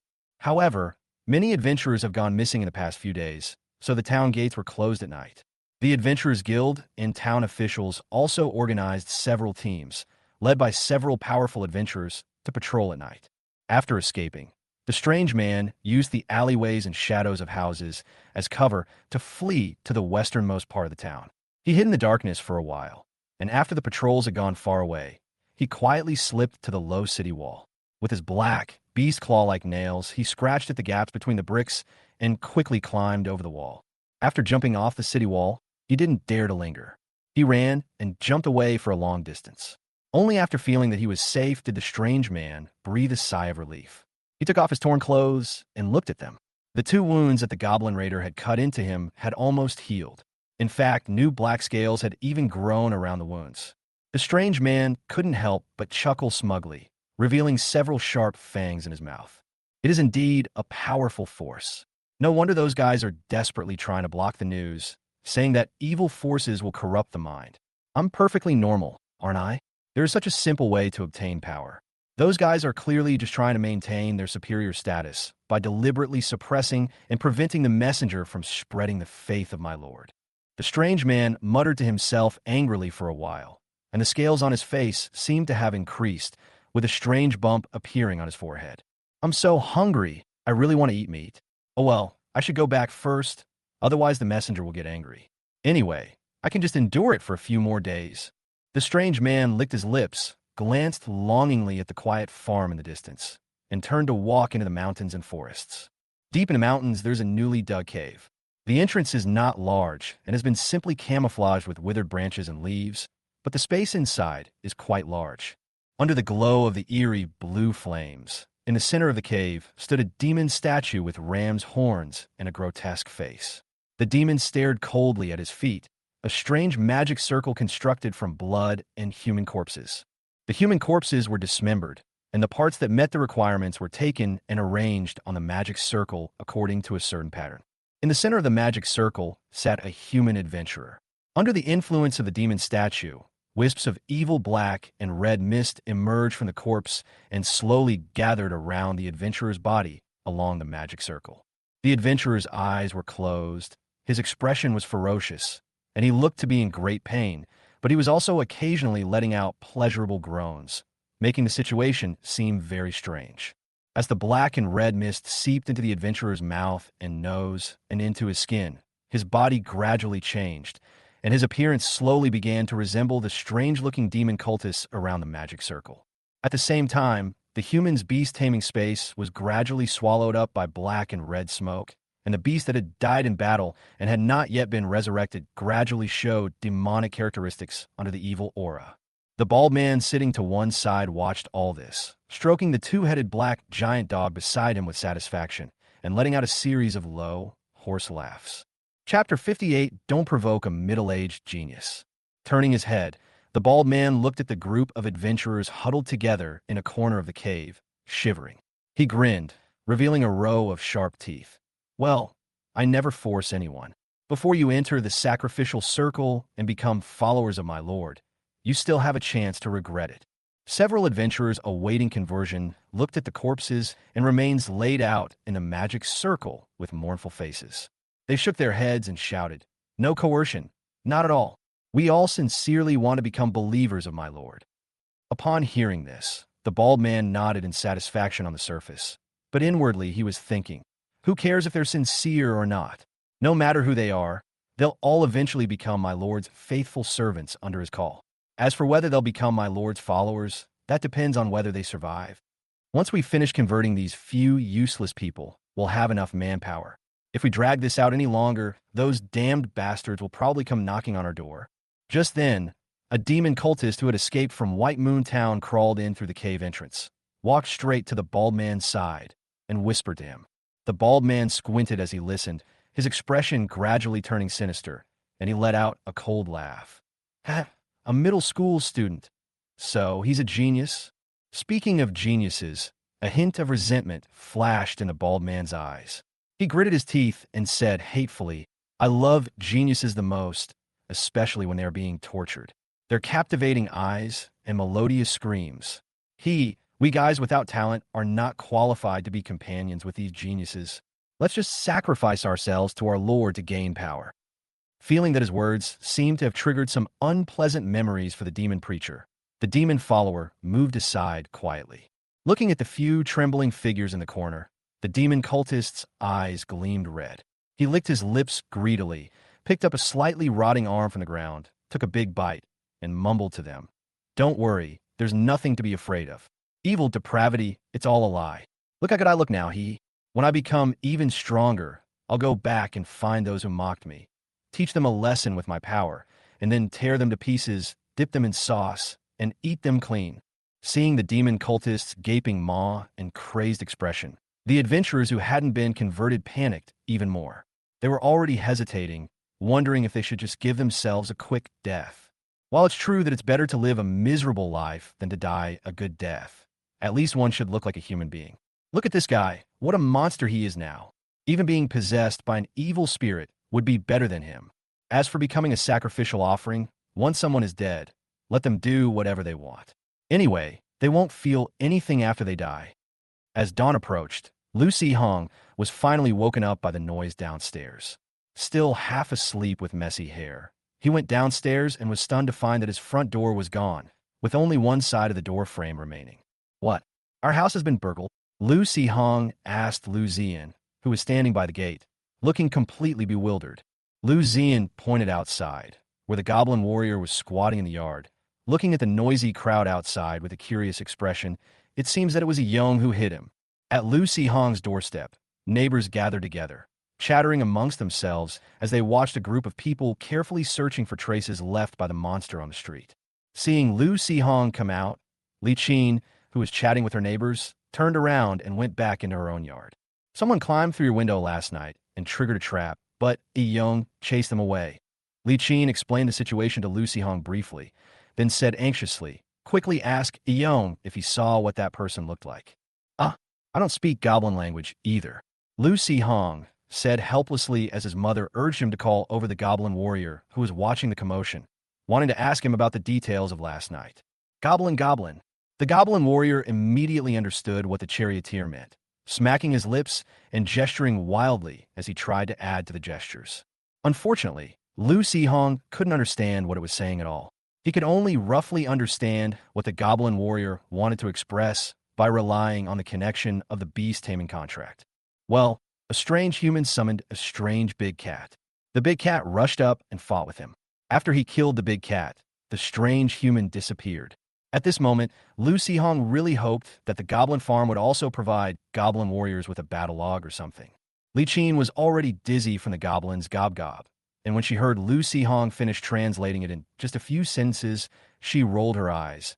It's been jumping around and talking for so long, and you finished it in just 2 sentences? Lu Sihong helplessly shrugged, indicating that he had done his best.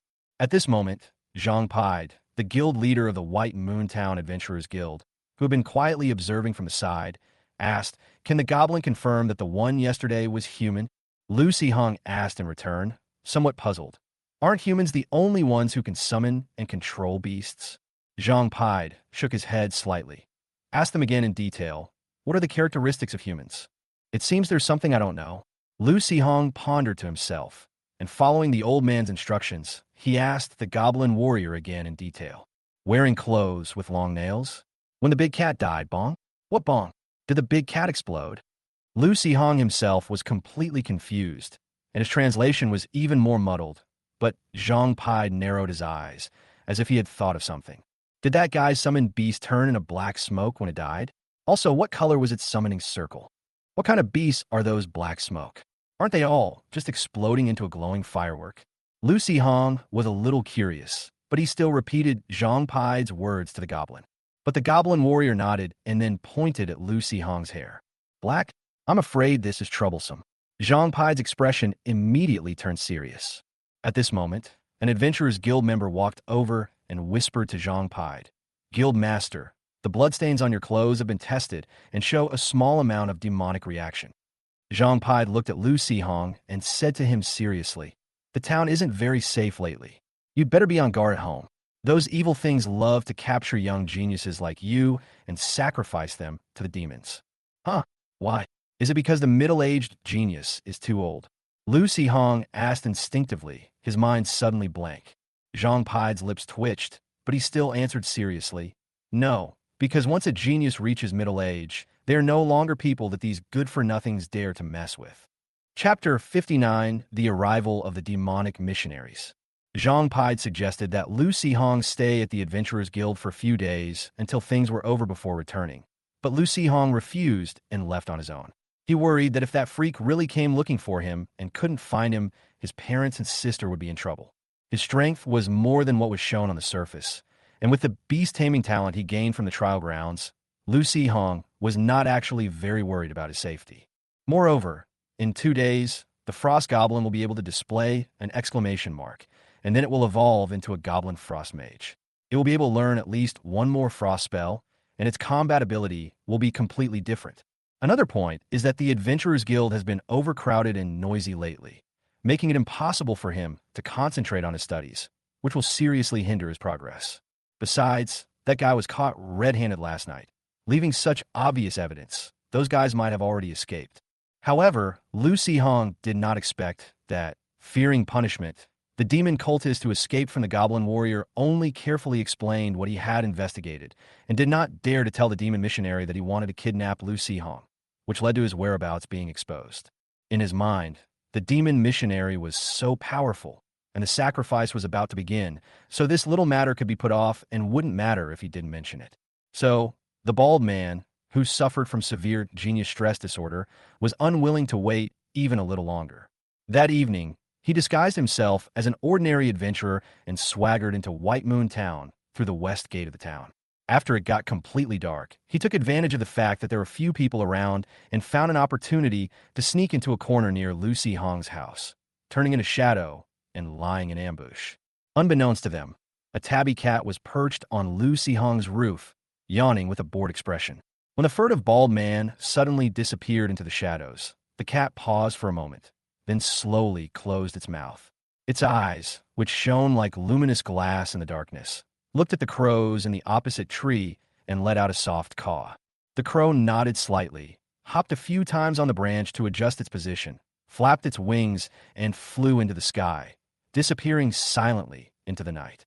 Some tamed beasts, though lacking significant evolutionary potential, are intelligent enough and possess some simple spell-like abilities.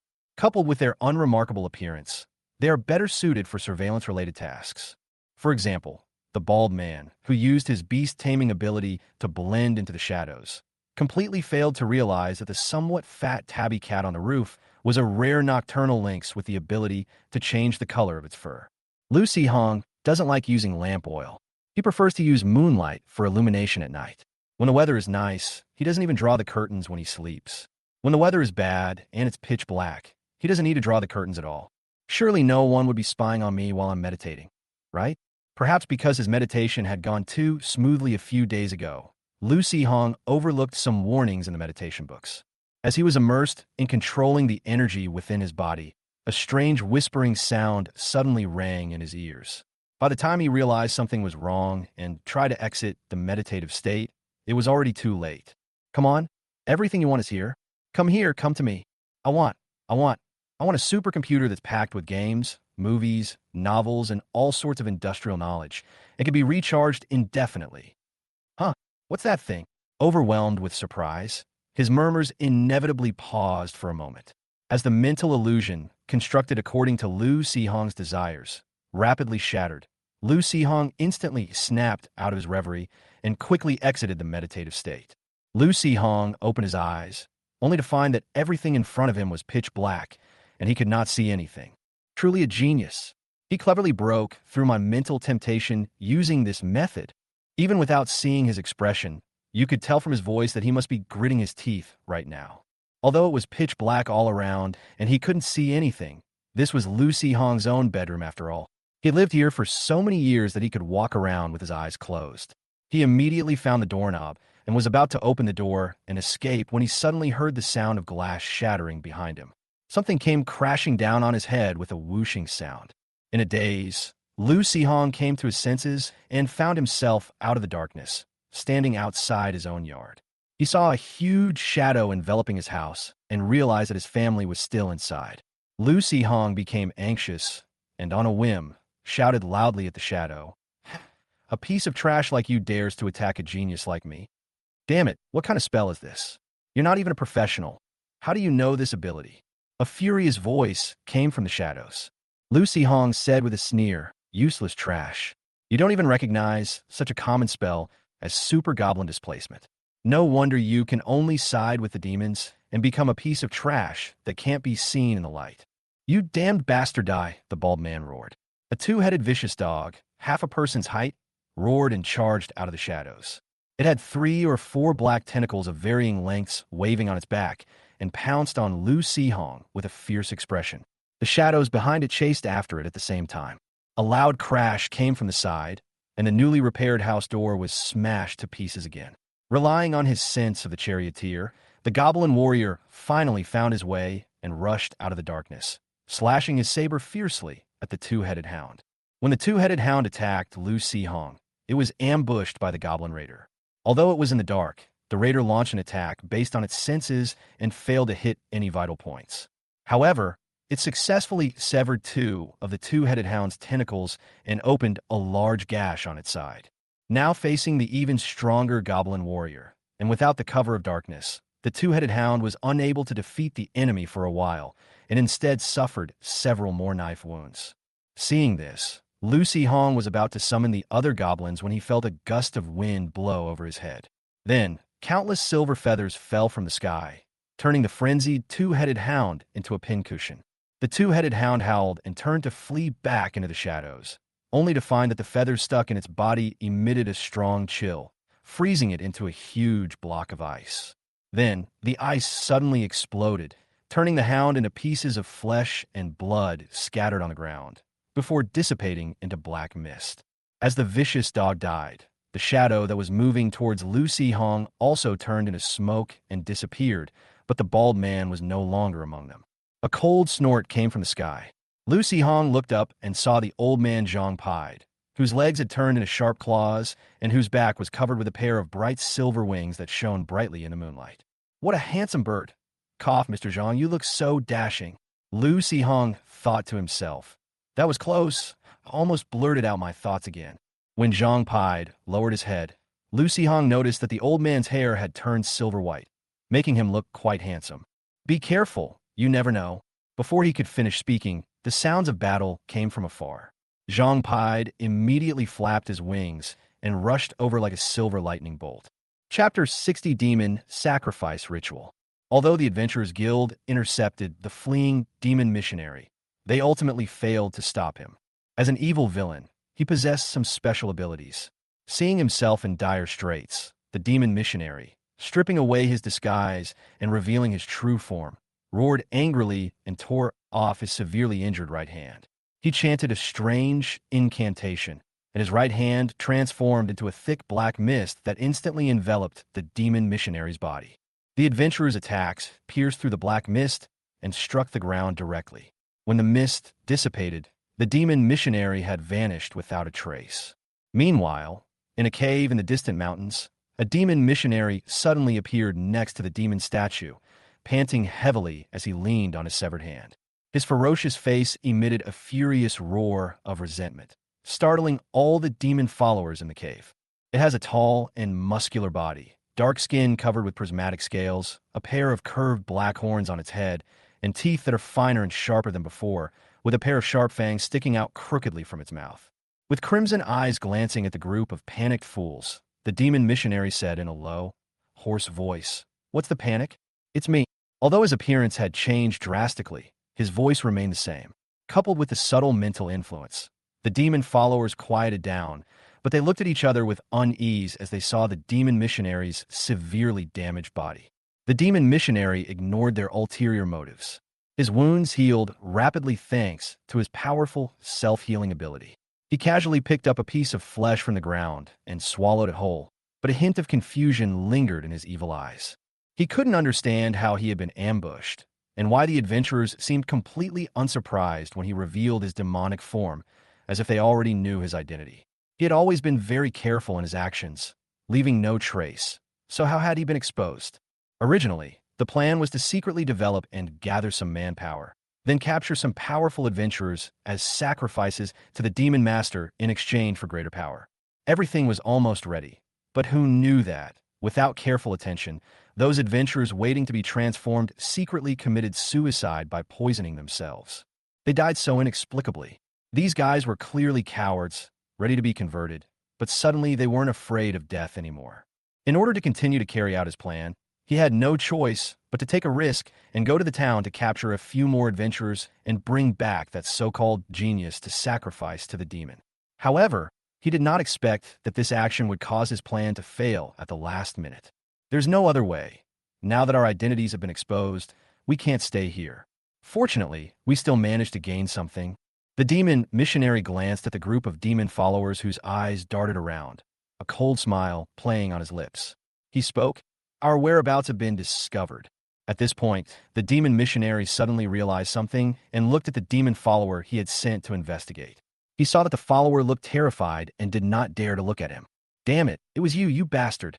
The timing was wrong, so the demon missionary could only glare at him fiercely, suppressing his anger, and said in a hoarse voice, "Don't panic. Just follow me and perform the ritual, offering those sacrifices to the Lord. He will open the portal and send an army of demons to help us." Upon hearing this, the demon followers immediately perked up again. Following the demon missionary's instructions, they piled all the human corpses and remains in the cave onto the sacrificial circle. Then, they sat down in several staggered circles around the sacrificial circle and began to chant softly, following the demon missionary who sat in the center of the circle. Under the gaze of the demon statue, a large amount of dark red mist was generated in the sacrificial circle, gradually spreading outwards and enveloping the demon cultists. As the mist seeped into their bodies, the demon followers gradually became dazed, their expressions blank, and their minds slowly sank into the illusion. Then, eerie whispers rang in their ears, causing them to unconsciously begin chanting along. "I am willing to offer my flesh and soul to please the demon lord, beseeching you to bestow your might, grant you immense power, and give you your most loyal preacher, so that he may spread fear and darkness for you." Several demon followers with stronger mental strength sensed something was wrong. Their expressions twisted as if they were trying to wake up from the illusion. However, they saw more evil mist surging and enveloping them, causing them to sink back into the illusion. In a daze, they finished reciting all the incantations along with the others. In an instant, the dark red smoke swirling around the demon cultists transformed into hellfire, devouring their souls and burning their bodies. Even the beasts in the beast taming space, which were gradually turning into demons, were not spared. On their deathbed, these demon followers finally awoke, but it was too late. In the immense pain of their souls being burned, they could not even utter a complete sentence, and they turned to ashes while wailing.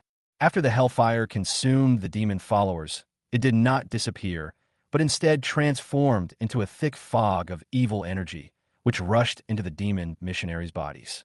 The demon missionary spread his arms with a joyful expression. His missing right hand, shrouded in thick fog, rapidly grew new flesh and blood, making his demonic features more pronounced. Two bulges rose on his back, from which emerged a pair of incomplete demon wings. Although they were merely ornaments, and the demon missionary could not gain the ability to fly with just these wings, they represented that the demon missionary's power had become even stronger. The two-headed hound, which had been dead and was lying in the beast-taming space, was pulled out of the space and quickly regained its vitality under the influence of the dark red fog. Its body swelled from more than 1 meter tall to more than 2 meters tall, and the number of tentacles on its back doubled, becoming thicker and longer.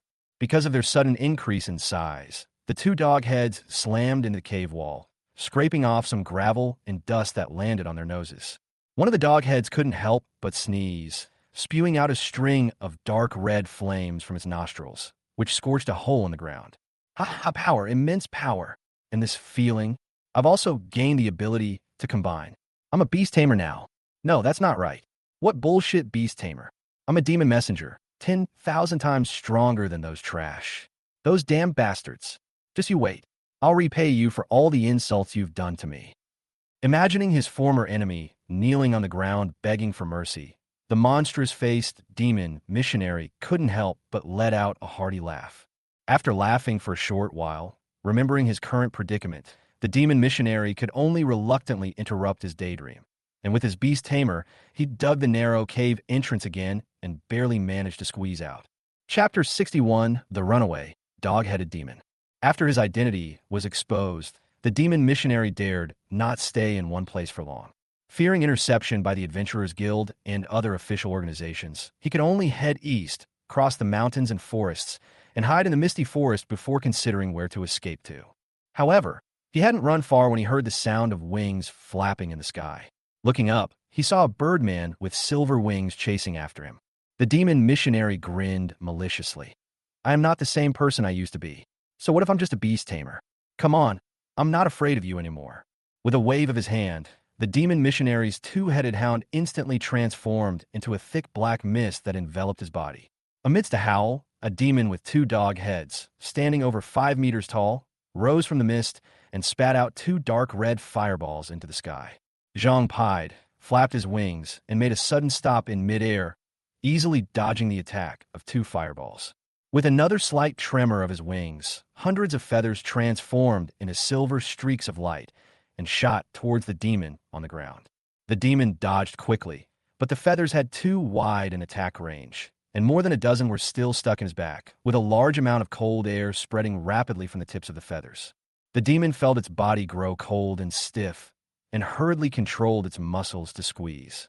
At the same time, it waved the tentacles on its back to sweep off the feathers. One of its dog heads kept shooting fireballs to disturb Zhang Pied, while the other dog head began to chant softly. In an instant, a large amount of black mist appeared around his body, completely hiding him, and then it quickly drifted eastward. Against any other enemy, the demon missionary might have wanted to kill him to vent his anger. But this birdman in the sky was a different story. Although he had wings, they were merely decorative. He had no ability to fly whatsoever, and he wasn't a proper mage. Aside from illusions and mind control, he had virtually no ranged attack capabilities. If they continued to waste time with this birdman here, they would be doomed once his reinforcements caught up. Seeing the enemy trying to escape while hiding in the black mist, Zhang Pied conjured a large magical bow radiating a cold aura in his right hand and a finely crafted magical arrow inlaid with magical gems, an arrow that looked extremely expensive, in his left hand. He channeled the energy in his body into the arrow and shot it towards the black mist. 2 dark red flames shot out from the black mist in an attempt to intercept them, but were pierced and scattered by the fast-moving arrows. 7 or 8 tentacles waved around, but they couldn't even touch the edge of the magic arrows. Suddenly, the earth trembled violently, and a giant ice flower bloomed abruptly from the thick black fog. Countless ice spikes instantly pierced and froze everything they touched, turning the mountains and forests into a frigid wasteland. Two mournful howls of dogs echoed from the black mist. The dog-headed demons poked their heads out of the thick fog, glaring fiercely at the exhausted silver-winged birdman in the sky. The right eye of one of the dog heads was bleeding profusely, with traces of frost around it, clearly indicating that it had been severely injured and was no longer usable. "Woof, you wretched creature, come down and fight me if you dare, woof." With his brute strength nowhere to be used, and mental manipulation having little effect on such a powerful opponent, the demon missionary, feeling utterly frustrated, roared furiously at the sky. However, with one dog head saying a curse and another dog head echoing it, it doesn't seem very intimidating. Instead, it looks rather comical. "I'm getting on in years. You want me to go down and fight you hand to hand?" Zhang Pied, looking slightly tired, sneered. He was too lazy to argue with that idiot. He just stared at the enemy with a sharp look in his eyes, thinking to himself that the energy consumption of that attack was too great and he probably couldn't maintain the combined state for long. Just then, a commotion arose in the distance. A group of adventurers riding various large magical beasts, such as tigers, leopards, and wild boars, emerged from the mountains and forests. It was the Adventurers Guild support team, who had finally caught up with Zhang Pied after following the silver feather mark he had specially left behind. The dog-headed demon suddenly came to its senses, its 3 eyes glowing red, and its 2 heads barking wildly. The thick black mist quickly dispersed, enveloping a large area of forest, while the demon missionary himself turned and fled frantically towards the misty forest. Zhang Pied chased after for a distance, shooting out several volleys of feathers before finally giving up. In a flash of silver light, he broke free from his fusion with his beast. Before free-falling, he was caught by the silver-winged rock's claws and slowly descended to the ground. Leaning against Da Peng, Zhang Pied felt somewhat tired. After catching his breath for a while, he let out a sigh with a hint of melancholy. The adventurers were stopped by the black mist and fell far behind. In the ensuing chase, they inflicted considerable damage on the dog-headed demon, but ultimately managed to let it escape into the depths of the mist. The situation deep within the misty forest was complex, with numerous magical beasts and monsters. The enemy was a powerful, fused demon. The adventurers acted with extreme caution, but they still lost track of the dog-headed demon and had no choice but to return to report. In reality, the demon missionary hadn't escaped very far. He had simply taken advantage of the poor lighting in the misty forest and used his beast-taming ability to hide in the shadows, thus escaping the adventurers' pursuit. After hiding for a long time and making sure they were safe, the demon missionary and the 2-headed hound finally emerged from their shadow state. Previously, hiding in the black mist, it took a powerful blow from Zhang Pied. Not only was one of its eyes gouged out, but its body, hidden in the black mist, was also covered in wounds. The wounds were also corroded by the cold air, which severely affected the demon's self-healing ability. Afterwards, it was chased by those adventurers all the way, who threw a bunch of random attacks and spells at it, causing damage such as corrosion, burning, and poison. It was only because its physical strength was strong enough after being demonized that the demon missionary was able to barely survive and escape into the misty forest. At this moment, although the demon missionary had managed to heal some of its particularly serious injuries thanks to its self-healing ability, it was exhausted and also felt intensely hungry. Despite the fact that the 2-headed hound was seriously injured, it did not dare to send it back to the beast-taming space for treatment. It just wanted to find an easier prey to deal with and get some fresh meat to fill its stomach first. At this moment, the 2-headed vicious dog, which was lying on the ground panting with its head drooping, suddenly twitched its nose, raised its perfectly healthy head, twitched its 2 ears, and let out a low growl from its throat. The demon missionary clearly had a better grasp of dog language and immediately understood the meaning of his beast. Looking at the direction obscured by the trees in the distance, a wicked smile appeared on his lips as he and his beast disappeared back into the shadows. After a while, a disheveled girl, carrying a bow and arrow and wearing the uniform of Qingzhou Academy, followed by a 3-tailed white fox, carefully walked out from behind the bushes. Chapter 62, The Goblin Riding a Spider. Lu Mo cautiously surveyed her surroundings. Finding no danger, she relaxed slightly. Then a dejected expression appeared on her face as she inwardly lamented her ill-fated life. After pretending to be useless for so many years, I finally managed to persuade that idiot to use my connections to get Xiao Yang to take them into the misty forest for a holiday trial. I originally wanted to find an opportunity to slowly investigate the underground ruins, but as soon as that idiot came out, he provoked a herd of wild bulls, almost causing me to be trampled to death by them. Fortunately, by a twist of fate, they finally found the entrance to the underground ruins and took the opportunity to disappear, completely escaping the control of the Liu family. Using the illusion magic abilities that the mutated two-tailed snow fox had mastered, it deceived the senses of most of the undead and found many good things in the underground ruins. However, it failed to obtain the most valuable frost orb. I don't know how a goblin got out of the underground ruins. While I was fighting the bone warrior, it stole the orb and then fell into a trap with it, burning everything to ashes. I searched for ages inside, but there was nothing left. How could a magic orb burn away so easily? Is it because it's an ice orb that melts when it comes into contact with fire? I've never heard of that. Not only was the pearl gone, but after finally finding a training ground and using all his skills, including the snow fox's illusion magic, he managed to pass the trial after a long time. However, when he came out, he found that the underground ruins had been occupied by the Green Bamboo Academy, and there were students fighting skeletons everywhere. In order to avoid being taken back to the Liu family, he hid for a long time and finally managed to find a secret passage in a corner of the ruins and successfully escaped. Right now, there's no other way but to cross the misty forest and reach another city. Fortunately, I gained a decent talent for beast taming during the trial, and with the clues left by my parents, finding other treasures should be much easier.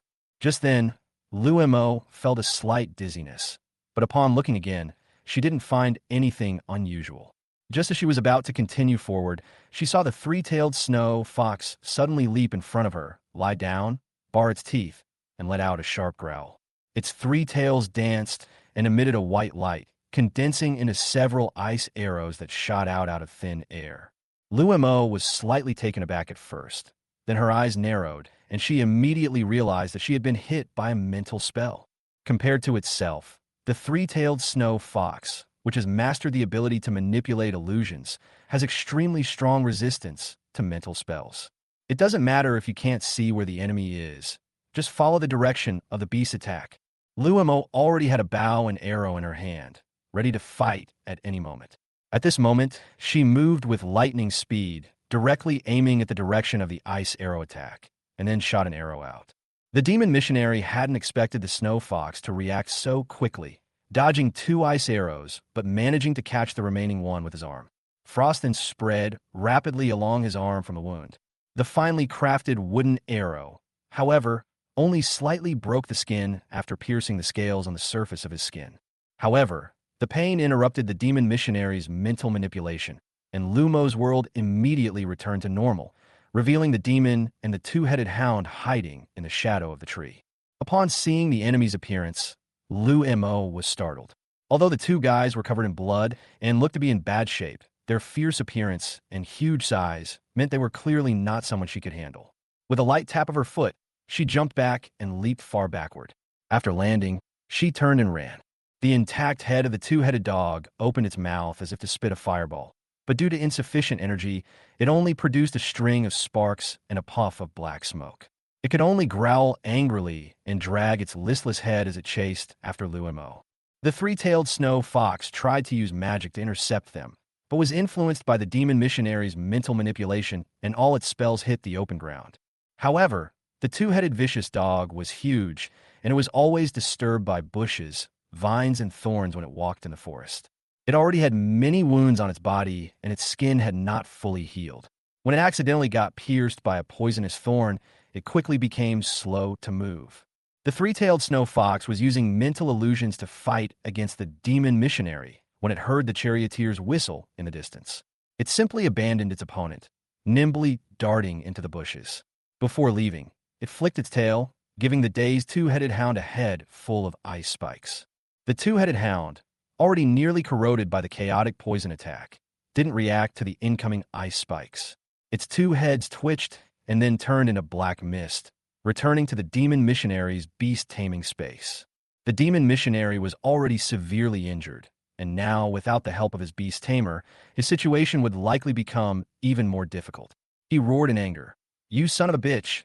I hate you geniuses the most." Perhaps it was because of his roar, but suddenly a rustling sound came from afar, and then a lewd-looking goblin rode out, riding a stunted, underdeveloped poisonous spider. The demon missionary stared blankly at this bizarre combination, wondering if he had fallen into some strange illusion. The goblin wanderer glanced at the ugly-looking fool and patted the stinging spider beneath him. The stinging spider suddenly turned and approached the demon missionary, spitting out a large clump of white, viscous substance that stuck the demon missionary's lower body to the ground. Then it quickly fled on its 8 legs. The demon missionary, under attack, finally realized that this absurd thing was actually real.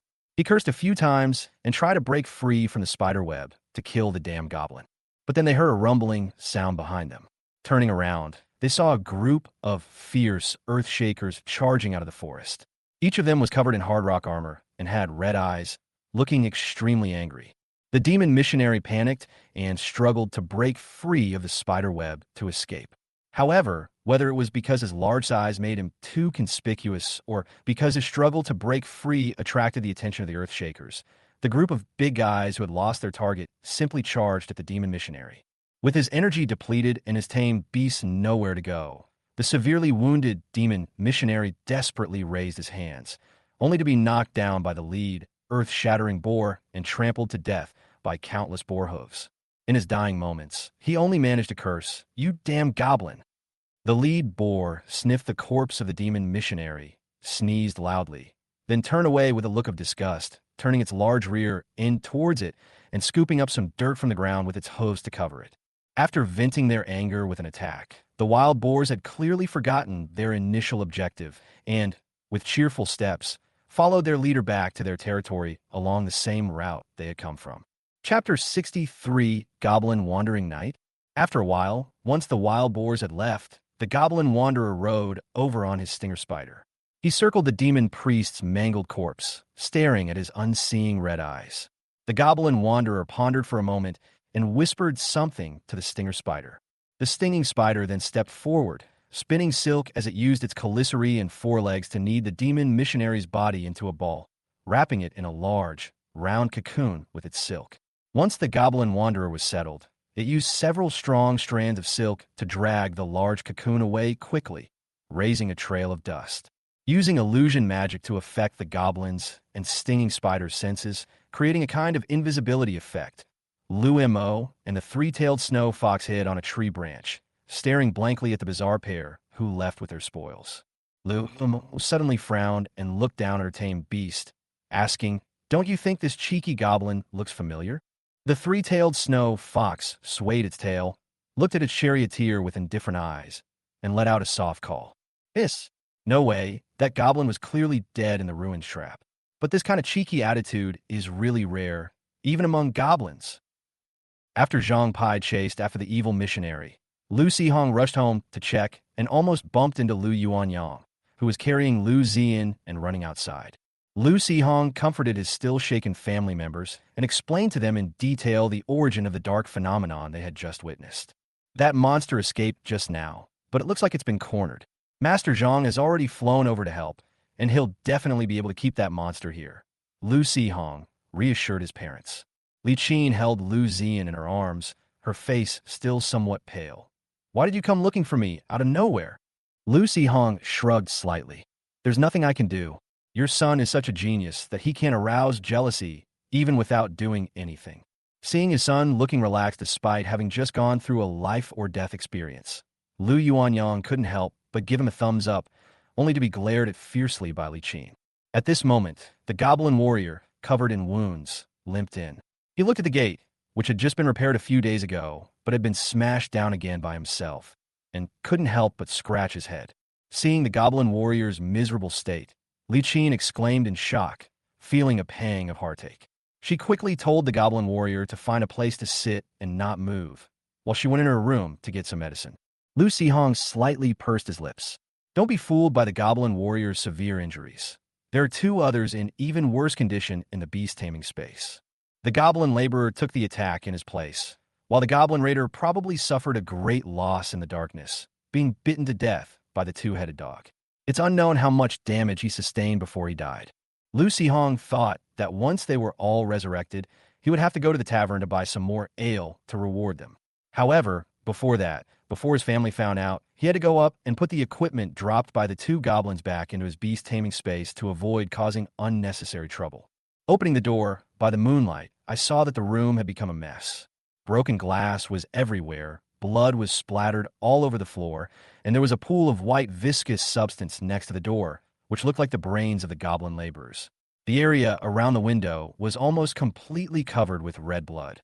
It seemed that the Goblin Raiders had died in a more gruesome way than I had imagined. In addition, the room was covered with knife and claw marks, and the furniture was completely destroyed. Lucy Hong suddenly felt a headache coming on. How was he going to explain these signs of battle to others? The books that teacher Zhang Peipei gave me, I don't know what material the covers were made of, only had some scratches on the surface and some red and black blood splattered on them. At least they were still readable. I suppose teacher Zhang can understand these stains caused by non-human factors, right? In addition, Lucy Hong also discovered a problem. When a beast-taming substitute was triggered, the goblins all came out wearing equipment, and when they died, they would dissipate into light particles and disappear just like ordinary beast taming. If others had any understanding of the beast-taming substitute talent, it might arouse some suspicion. However, this isn't a big problem. After all, the talent for taming beasts is something that can't be explained. Why is the goblin generated by the super goblin substitute so strange? What's the use of asking yourself this question? You should ask the creator of the trial grounds. Yeah, anyway, the goblins I summoned were all equipped, so I might as well just pretend I didn't know anything this time. I'm not really sure why the goblin could fight that two-headed dog so fiercely, since this is the first time I've triggered this talent. However, the frost goblin usually carries such an expensive orb, and its body is so fragile. What if it gets killed while being swapped out? That would be a huge loss. Hopefully, it will learn a survival skill when it evolves in a couple of days. Lucy Hong summoned a goblin and had it take back the equipment of the raiders and laborers. He then lit an oil lamp, went downstairs to get cleaning tools, and went upstairs to clean carefully. A while later, more noise came from downstairs. It was obvious that the neighbors had come over to join in the fun. It was the middle of the night. I don't know where they got so much energy. Didn't they care about being late for work tomorrow? Lucy Hong didn't want to go downstairs and get involved, lest he be caught and questioned. After cleaning the room, he tore off the blood-stained blankets and sheets and took a clean one from the closet to replace them. With no windows and the raider dead, sleeping didn't feel safe. His meditation was interrupted halfway through. Lucy Hong sat on the bed, scratching his head, and focused his mind on the goblin farm. Although the laborer had died, it did not dampen the goblin craftsman's enthusiasm for work. At this moment, it moved all of the skeleton general's bones to the edge of the graveyard, whispering with the gravedigger while setting up the bones into strange shapes that looked quite earthy. Lucy Hong glanced at the other goblins out of boredom, sensing something was off. Looking closer, he noticed only 2 spiders remained next to the goblin tamer. Had someone eaten one? Impossible. If anyone dared to eat a spider, the goblin tamer would surely fight them to the death. Lucy Hong searched for a long time, but couldn't find a remaining stinging spider. Finally, he found the answer in the information records of the goblin farm. The goblin wanderer requested a poisonous spider from the goblin beastmaster. The goblin wanderer and the poisonous spider combined to form the goblin wanderer knight. What the heck? A wandering knight? With a puny build, a wanderer would have a hard time even being a cavalryman. Chapter 64, The Packaged-Up Demon Missionary. Lucy Hong didn't know when he fell asleep. When he woke up, he found himself covered with a blanket. The broken window was covered with a thin layer of spider silk. The ghost-faced spider was an old weaver, and the spider's silk it wove was of even thickness. When the morning sunlight shone in, the whole room seemed to be covered with a layer of fine gauze, creating a hazy and atmospheric atmosphere. Stretching lazily, Lucy Hong glanced at the goblin farm as usual. He had originally wanted to see how the goblin craftsmen were doing with the construction in the graveyard, but unexpectedly, in the open space of the animal pen, 3 stinging spiders were busy around a white object. Upon closer inspection, it turned out to be the corpse of something wrapped in spider silk into a cocoon, which the spiders were busy dismantling. Soon, the cocoon was mostly torn open, revealing the corpse of the demon missionary. However, this thing had been trampled by a group of huge magical boars, and its flesh was a bloody mess, as if it had been run over by a road roller. Lu Hong couldn't tell what kind of creature was it all, but its unclosed eyes showed that it must have died a very miserable death. After staring at it for a while, a notification popped up on the corpse. Inferior demonic creature corpse. A severely damaged, slightly demonized human corpse of little value. Huh. Although it's completely unrecognizable from its original form, the shape of this body doesn't seem to fit human characteristics at all. You're telling me it's just mild contamination? Lu Hong was speechless at the annotation, but fortunately, since the stinging spider was back, the Goblin Wanderer was probably lying on the floor again, so he could just look at its diary. Goblin Wanderer's Chronicle. The Goblin Wanderer scavenged iron or on the ground, was chased by a pack of kobolds, but successfully escaped. The Wanderer scavenged a mutilated jungle sheep carcass, was chased by a pack of wolves, but successfully escaped again, and the Wanderer and his mount shared the carcass. The Wandering Goblin Knight attempted to carry away a boar cub, but was kicked and slightly injured by the cub. He was then chased by a herd of Earthshaker boars. While fleeing, the Goblin Knight discovered a demonized human emanating a repulsive odor. As he passed by, he launched a slime attack. After the Earthshaker boars left, the Wandering Knight returned to the battlefield, packed up the demonized human's corpse, and carried it away. The Wandering Knight discovered a finely crafted iron crossbow in a gnoll camp. The gnolls stole the bolts, but the knight attacked, killing them and reclaiming the crossbow. The knight was then attacked by the gnoll tribe and began to flee. He was eventually shot and killed. This journey yielded Experience X5, Iron or Demonized Human Corpse, Finely Crafted Iron Crossbow, Iron Bolts X20. Lu Hong said that there were too many flaws in this report, to the point that he felt a tightness in his chest. Good grief. Just because you have a mount, you dare to run into people's houses and steal things, huh? You even dare to kidnap a child in front of their parents? You should be grateful that the trees in the Misty Forest are big and thick enough that you weren't trampled to death. Especially that last message. A home invasion robbery where the victim was killed, followed by revenge from the victim's relatives, and even in his dying moments, he put on a show of borrowing arrows with straw boats, right? Lu Hong suddenly thought a question. The annotation said that the Goblin Wanderer should appear randomly anywhere, but why does it always run to the Misty Forest? If its appearance range is actually in its vicinity and the Misty Forest is outside White Moon Town, this guy can run into the forest to roam. But Green Bamboo Academy is in Green Bamboo City. Will it change its wandering location to the entire Green Bamboo City? If a goblin robber appears out of nowhere, and the Adventurers Guild and the administrators of Green Bamboo City investigate, what if the investigation leads back to us? We'd be doomed, but it seems I don't know what to do about it. Speaking of which, this guy has been evolving for so long, and although he hasn't lived for very long, he spent more time outside than all the other goblins combined. How come he still hasn't triggered the evolution condition? Even if he's going to evolve into some kind of goblin robber, at least give me a hint so I can give up completely. Lu Hong sighed deeply as he looked at the Wanderer's corpse, while the other goblins seemed quite happy. The Goblin Tamer played with the newly acquired, finely crafted iron crossbow for a while, then took the blood-stained iron bolts to the Goblin Craftsman.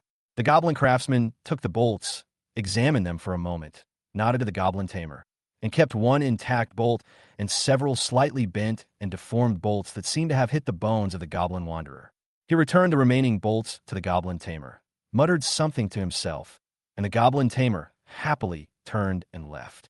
However, the Goblin Craftsman ignored the crossbow bolts for the time being, and instead took out a piece of black bone and continued to gently tap it with a small hammer. The Goblin Gravedigger and the Frost Goblin surrounded the demon missionary's corpse. One pointed to the missionary's tattered chest, and the other pointed to his deformed skull, chattering amongst themselves until they finally reached an agreement. The Frost Goblin held a frost orb in one hand and pressed the other hand against the missionary's forehead, a thin layer of frost forming in his palm. The Goblin Gravedigger then began a strange dance around the missionary's corpse. A faint, dark red mist gradually appeared on the body, gathering along the surface to the forehead, where it merged with the cold air to form strange runes that seeped into the missionary's forehead. Then, with a crisp sound, a dark red bone fragment on the missionary's forehead, covered by a thin layer of white frost, detached itself. The Frost Goblin picked up the bone fragment, examined it closely, and nodded slightly to the Goblin Gravedigger. The goblin gravedigger chuckled and beckoned a few goblins to help drag the demon missionary's corpse toward the graveyard, though it was no longer called a graveyard. The massive body of the skeleton general was dismantled into pieces and stuck in the ground, emanating a faint black aura that stained the surrounding land gray-black and exuded a cold and evil smell. It has a very strong underworld feel to it. Graveyard, mass grave, undead region. A special area constructed from the remains of powerful undead creatures. A perfect place to dump corpses. It can also be used to cultivate undead. Rapid decomposition. Bodies buried here will complete the processes of decomposition and rigor mortis in a very short time. The land of the dead. The more corpses buried there are, the denser the necromantic aura will become, which can be used to enhance and cultivate undead creatures. The goblin gravedigger, carrying a shovel, circled the undead region, found a spot, dug a large pit, and then, with the help of other goblins, pushed the demon missionary's corpse into it and buried it. Then they dragged over a pre-prepared stone tablet and placed it on the grave of the demon missionary. Finally, under Lu Sihong's speechless gaze, she started dancing a strange dance on the grave. I was just bragging, but you actually went and danced on a grave. Chapter 65, Goblin Wild Charm. The windows of Lu Sihong's room and the front door of the house were completely beyond repair this time. Cracks even appeared on the surrounding walls. Lu Yuanyang couldn't fix them himself, so he had to find a carpenter and a bricklayer nearby. The bricklayer, accompanied by an armadillo, could slowly transform soil and stone into each other. He applied a special type of soil to the crack, spread it evenly, and then transformed it into part of the stone brick, thus completing the repair work. With the help of a monkey with green leaves on its head, the carpenter removed the remaining door frame remnants and reinstalled the main door. Just as the carpenter went upstairs to fix the window, Zhang Pide came over with 2 employees of the Adventurers Guild. He told Lu Sihong that the demon missionary who attacked him had escaped into the misty forest. Although it was highly unlikely that he would return to White Moon Town, they still suggested that Lu Sihong stay at the Adventurers Guild for a while, just in case. After listening, Lu Sihong was initially somewhat enlightened, but then a little doubtful. He subtly asked Zhang Pide some questions, and, after figuring out the general physical characteristics of the demon missionary, he felt relieved and gave several reasons to refuse Zhang Pide's suggestion. After all, the missionary is now lying peacefully in the land of the dead, and there's absolutely no way he'll come looking for trouble again. Speaking of which, the Wanderer did solve a big problem for me this time. But unfortunately, this guy's never home, so I can't even get him a reward. As Lu Sihong pondered, he casually responded to Zhang Pide's persuasion, which displeased the old man, who then turned and walked away angrily. If it weren't for your talent, I wouldn't even bother with you. Lu Sihong didn't mind at all. After all, the old man was indeed concerned about him. He smiled and waved after him, calling out, "Take care, Uncle Zhang. I'll come to see you when I have time." "What the hell are you looking at?" Zhang Pide didn't even turn his head. Despite his age, his short legs swung incredibly fast, and he disappeared in an instant. When Lu Sihong returned to the house, he saw his mother frowning and staring at him with a strange expression. Lu Sihong instinctively took a step back. "What?" Li Qin narrowed her eyes, revealing a dangerous glint in them. "Why do I feel like you're absolutely certain that monster won't be coming back?" Cough, "No. Oh dear, I almost forgot. I haven't nurtured the fragrant flower yet." Lu Sihong clapped his hands exaggeratedly, hurriedly carrying the fragrant flower that was placed in the center of the living room to the doorway and nourishing it with his own energy. After being kept outside for 2 days, the flowers of the pure fragrance flower, which were originally a bit green, gradually returned to their normal color. However, the flowers of the few plants that remained in the dragon manure farm had turned completely green. At a glance, it was impossible to distinguish which were flowers and which were leaves. Lu Sihong planned to have Goblin pull one out in a few days to study it and see if any of its other characteristics had changed besides the color.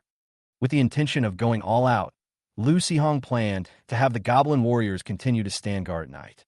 Li Qin rolled her eyes at him and snorted coldly. "Even oxen and horses need to sleep. Aeyong is so badly injured, and you still wanted to keep watch at night? Don't you have any humanity?" What could Lu Sihong do? He could only mutter to himself, while grinning foolishly as he summoned the Goblin warrior back to the beast taming space. The Goblin warrior had just returned to the beast taming space and was about to go back to his goblin hut to recover when the Goblin craftsman came over and handed him a black bone amulet. Goblin Wild Charm, Necromancer, Inferior. A small rune crafted from the bones of the Bone General. It absorbs some of the Bone General's power, but unfortunately, due to severe energy loss, the rune's power is not very strong. Low-level power enhancement. The Bone General was once a powerful ogre warrior. After becoming undead, most of his former power was absorbed by his bones. Wearing this rune grants a small power boost. The Dead Yearn. The undead cannot possess life, yet they yearn for it. When they inflict actual damage on enemies, they draw upon a small amount of life force to heal themselves. Another amulet, crafted from the skull of a demon missionary, has been hung on the Goblin Raider's leather armor by a Goblin craftsman, who has even thoughtfully tied it with a bow. Goblin Wild Charm, Demonic Inferior. A small rune crafted from the bones of a slightly demonized human, barely imbued with some faint demonic power from the mutilated corpse. Low-level Shadow Power. For reasons unknown, the goblin obtained a small amount of shadow power from this inferior demonized human. When in darkness, it gains an additional stealth bonus. The Demon's Whisper. These idiots, living in such terrible conditions, instead of improving their living conditions, just love to babble in other people's ears all day long. The goblin's words may cause slight mental disturbance to enemies, causing them to fall into a dazed state. Lucy Hong felt that, as expected of equipment that required the participation of 2 or 1.5 goblin spellcasters to create, the magical effect was far superior to that leather shoulder armor with nails. I don't know if this thing will work for me. I'll try it out when I get a chance. Just as he was about to leave the beast-taming space and enter a meditative state, he saw the goblin craftsman pluck a bunch of grass from the ground, skillfully knead it into the shape of a cake, and deliver it to the goblin warrior's hut. The goblin warrior took the grass cake, looked at it with a conflicted expression for a while, as if he had mentally prepared himself. With a fierce look on his face, he stuffed the grass ball into his mouth in a few bites.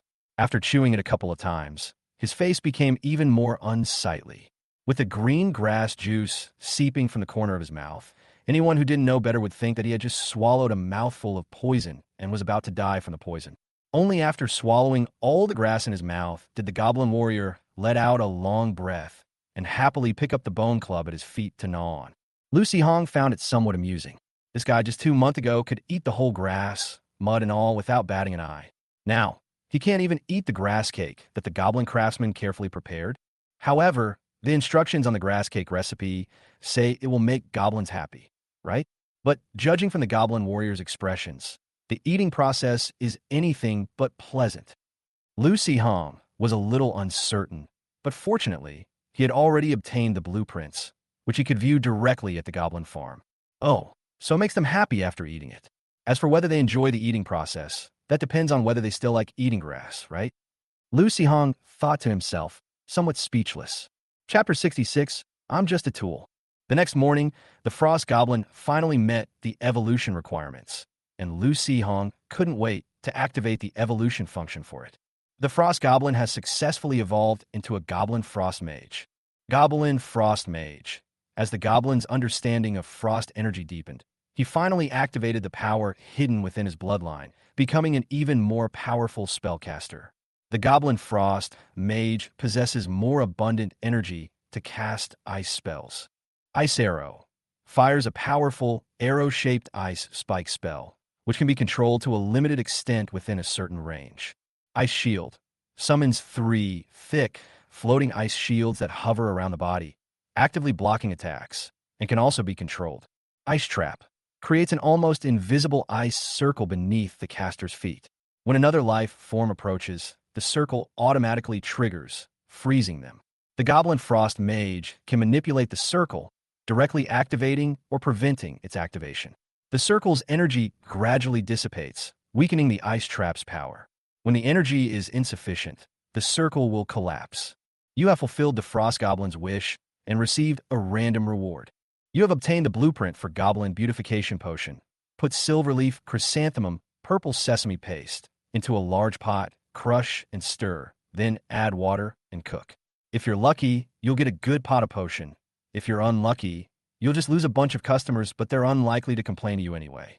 Of course, goblins can also choose to use more refined methods to process these medicinal materials, resulting in a higher success rate and better quality finished products. However, this requires a basic understanding of medicine. Additionally, Using herbs grown in the Goblin farm will further enhance the potion's effectiveness. Goblin Beautification Potion. After drinking, the user's skin will become greener and brighter for half an hour, with some minor effects. Within 10 minutes, the user's size will slightly increase, sanity will slightly decrease, physical pain will slightly decrease, fighting spirit will be greatly enhanced, resistance to mental spells will be greatly strengthened, and the user will be immune to most fear spells. After 10 minutes, the body will enter a weakened state, accompanied by a strong feeling of hunger, requiring the user to consume a large amount of food in a short period of time. Wait a minute, if I'm not blind, this says beautification potion, not berserk potion, right? Also, you call those things side effects? Wait, it says user, not goblin, so other people will also experience the effects if they drink it? Increase size, decrease sanity, and it's green. Doesn't it feel like some scientist transformation? A few days later, Lucy Hong was squatting at home, struggling with a pot of mung beans. After a period of practice, he has gradually mastered the skills of energy manipulation and is now trying to use wood attribute energy to speed up the germination and growth of mung beans. The emerald green energy flowed slowly from Lucy Hong's fingers to a mung bean soaking in water, and it grew rapidly, sprouting complete roots and leaves in just a few seconds.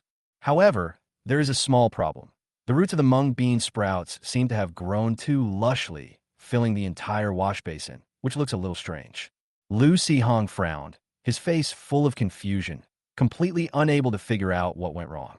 Just then, I heard a crisp clapping sound from behind me. Lucy Hong turned his head and saw Zhang Peipei standing at the gate, smiling at him with a hint of surprise in her eyes, but more so with satisfaction and joy. Sorry, I saw the door was open, and you guys seemed quite engrossed in your performance. Lucy Hong quickly stood up to greet him. Teacher, you're here. Please come in.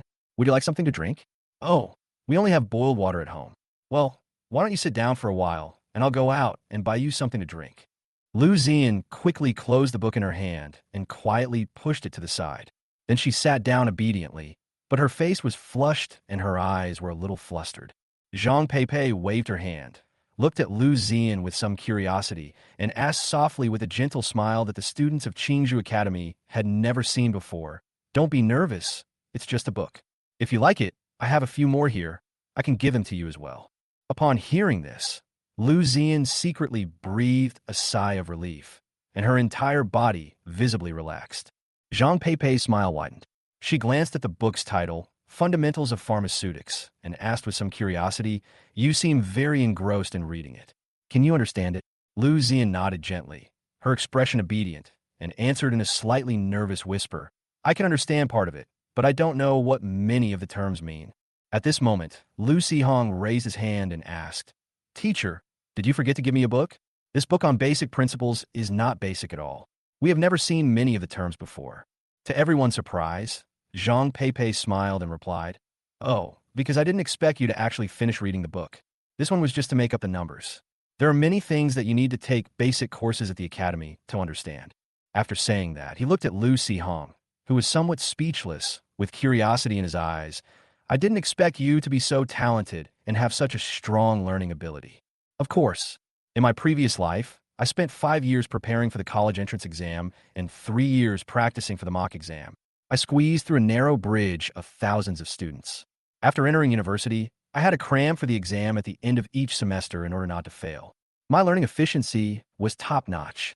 Lucy Hong felt a little smug, but on the surface he smiled and said, "It should be pretty good. Well, you'd better study hard, and it would be best if you could teach your sister properly when you go home for vacation." As she spoke, Zhang Peipei walked over to Lu Zian and took out several books from her spatial storage. She placed them on the table and smiled at the girl, saying, "Some of the books I have are inconvenient to give you, and some are too profound for you. If you're interested in these, you can browse through them. If there is anything you don't understand, you can ask your brother when he comes back." "Wait, that's not right. It seems like I'm the student you want to take under your wing." Lucy Hong inexplicably felt that his position was somewhat insecure. Seemingly noticing Lucy Hong's strange expression, Zhang Peipei smiled and explained, "A clever and studious little girl, quite like me when I was young." Okay, I know you were bright and studious as a child. So someone like my sister is the kind of person you truly like, while I'm probably just a tool to carry on your legacy." Lucy Hong, the tool, suddenly realized what was happening. Chapter 67, Eye-Catching Gold Coins. Although he wiped the bloodstains off the book cover, Lucy Hong couldn't do anything about the dark red bloodstains on the sides of the pages, or the marks left by claws. Zhang Peipei ran her fingers over the scratches on the cover of Fundamentals of Pharmaceutics and asked casually, "When I came back, I heard you were attacked a couple of days ago." "Yes, they're supposedly followers of the devil, jealous of my exceptional talent." Seeing that Lucy Hong showed no fear whatsoever, but instead appeared somewhat smug, Zhang Peipei couldn't help but let out a soft chuckle. Those remnants, like cockroaches in a sewer, are always impossible to get rid of completely. "I'm sorry, it was my oversight. I forgot this isn't Green Bamboo City. It's not that safe." "Huh? What does this have to do with you?" Zhang Peipei's sudden apology surprised Lucy Hong. Zhang Peipei shook her head slightly. "I said I would take you as a student, so I should at least take basic protective measures for you. It's just that I came out in a hurry this time and didn't bring anything with me. But luckily, I will be returning to Qingzhou City in a couple of days, and I will make it up to you then." "Oh, have you finished exploring the ruins?" Hearing that he was about to leave, Lucy Hong's mood became complicated, and Lu Zian, next to him, also looked a little disappointed. "Well, we've explored enough, and the number of adventurers is increasing, so it's not worth much anymore. By the way, your mother's tamed beast is a demon-faced spider, right?" Lucy Hong nodded, not understanding why Zhang Peipei was bringing this up. "I know a recipe for an alchemical potion. Long-term consumption can allow the ghost-faced spider to continue to mutate and evolve. The ingredients are not hard to find, but the price is quite high." Seeing Lucy Hong's eyes suddenly light up, Zhang Peipei's lips curled into a smile. "I can give you the formula, and I can also provide you with some materials. As for the potion, you can refine it yourself when you are capable." Zhang Peipei lightly tapped the scratches on the book and added casually, "Who knows when danger will strike? This world is really too dangerous. The goblins of the Misty Forest have been considering moving to a different place lately. They feel like they're being targeted, as they are attacked for no reason wherever they go. Whether it's kobolds, gnolls, lizardmen, or ogres, they all turn red and shout for their companions as soon as they see each other, then swarm up and fight each other to the death. Sometimes you're walking along the road when suddenly a few earth-shakers, shadow panthers, or something similar rush out, go crazy killing a few goblins, and then leave looking refreshed. Sure enough, a few ogre warriors who were out hunting spotted a sneaky goblin squad in the jungle. They abandoned their prey and charged at them with howls, smashing the hideous green-skinned goblins into mincemeat. After venting their frustrations, the ogre warriors, feeling pleased with themselves, were about to return to retrieve their prey when a goblin riding a poisonous spider rushed past them. Tui, tui, tui. The stinging spider moved quickly, spitting a mouthful of white saliva at each of them, which landed on the ogre's feet and stuck them to the ground. Upon seeing that familiar figure, the ogres instantly turned red with rage, their bodies swelling several sizes as they went into a berserk state. They forcefully tore off the spider silk from their feet and quickly gave chase. However, by the time they caught up, it was too late. They only saw that damned goblin grabbing its hard-earned prey, riding its stinging spider, and disappearing into the bushes. After venting their anger indiscriminately on the innocent trees around them, the ogre warriors grew angrier and angrier. Finally, unable to bear it any longer, they ran back to their tribe, gathered a group of ogres, and went to fight a nearby goblin tribe. The goblins were stunned. A few high-level goblins huddled together and discussed the matter. They felt that they really couldn't stay in this place any longer, so they immediately decided to move away. They didn't care where they went, as long as it wasn't in this wretched place. Let's go now, leave all that mess behind." The source of the trouble was the goblin wanderer sharing the food it had just found with its companions. The goblin wanderer was small and had a small belly, so it was full after a few bites, and the poisonous spiders basically took care of it. Perhaps it's because it's been eating too well with the wanderers lately, but this stinging spider is developing much better than its two brothers. It's over 4 meters long and looks like an off-road vehicle. Not only is it crawling faster, but the keratin layer on its body has become harder and it's more skilled at using its silk. The silk can be used to stick to enemies, set up obstacles, escape, pick up things, and pack up loot. It's very useful. When they had almost finished eating, the goblin wanderer suddenly raised his head to look into the distance, listened for a while, and then patted his companion. Upon receiving the instruction, the stinging spider immediately tossed aside the remaining food. its 8 legs blurring into a blur, and with a soft, rustling sound, it dashed off at lightning speed. Not far away, an unlucky human adventurer encountered a group of migrating goblins during his adventure. He was almost captured and used as food supplies. He managed to escape by all means, but then ran into a rock bear that was foraging for food. He used all his skills, even having his beast tamer sent back into space, and finally managed to kill the enemy. However, the adventurer was severely injured and exhausted, pinned down by the massive rock bear and unable to move. The small bag containing healing potions had fallen to the distance during the fight. On his deathbed, he saw a goblin riding a poisonous spider running towards him in the distance. The adventurer was stunned for a moment, then laughed self-deprecatingly, thinking to himself that he was about to die and that he was having such an absurd hallucination. Then you see the goblin jump down from the spider, pick up its pouch, and rummage through it. Since the other items had already been used up during the adventurer's escape, the goblin only found the remaining healing potion in the pouch. After thinking for a moment, it put the healing potion back in the pouch, then hung the pouch around its neck and tried it on, finding it fit quite well. The wanderer hesitated, looking at the rock bear pressing down on the adventurer. It seemed to be being held in someone's arms, and it didn't look like something he should pick up. Just as he was about to turn and leave, he felt something flash before his eyes. Upon closer inspection, he realized that there was a dagger stuck in the rock bear's body, with a flame gem embedded in the hilt, shining brightly in the sunlight. The goblin wanderer was immediately unable to move.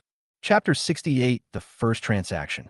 People should have principles, and so should goblins.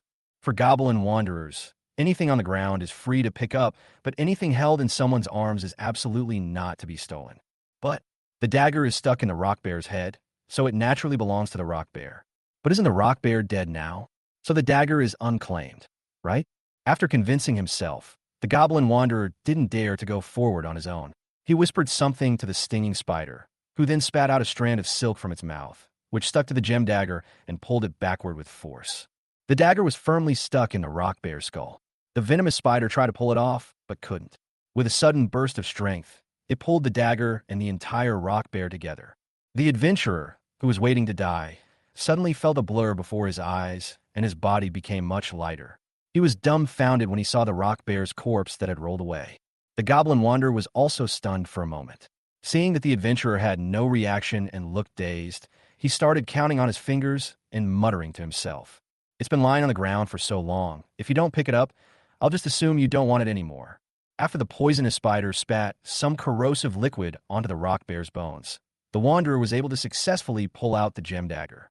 Seeing that the adventurer was still lying on the ground, dumbfounded and unresponsive, the wanderer happily had the poisonous spider wrap the rock bear in a cocoon and drag it behind him as he prepared to leave. The adventurer had already realized he wasn't daydreaming, but he was completely weak and had lost too much blood. He felt he had no chance against the poisonous spider and was just giving up and waiting to die when he saw the strange pair completely ignoring him, packing up the rock bear and preparing to leave. Recalling the goblin's clenched teeth as he pulled out his dagger, a sudden inspiration flashed through his mind, and he weakly called out to the goblin wanderer, "Wait!" The goblin wanderer turned to look at the adventurer with some confusion. "My bag, healing potions." The wanderer immediately pressed his hands against the small bag on his body, looking at the adventurer warily. The poisonous spider also hissed threateningly, as if to say, "I'll give you another chance to rephrase your words." Seeing that the goblin could indeed understand him, the adventurer was pleasantly surprised and tremblingly extended a hand, holding a gold coin in it. "I'll trade you this." The goblin wanderer stared at the coin, which gleamed in the sunlight, and paused for a moment. He then took out a bottle of pale pink, slightly cloudy healing potion from his bag, examined it, pondered for a moment, and tilted his head to look at the adventurer.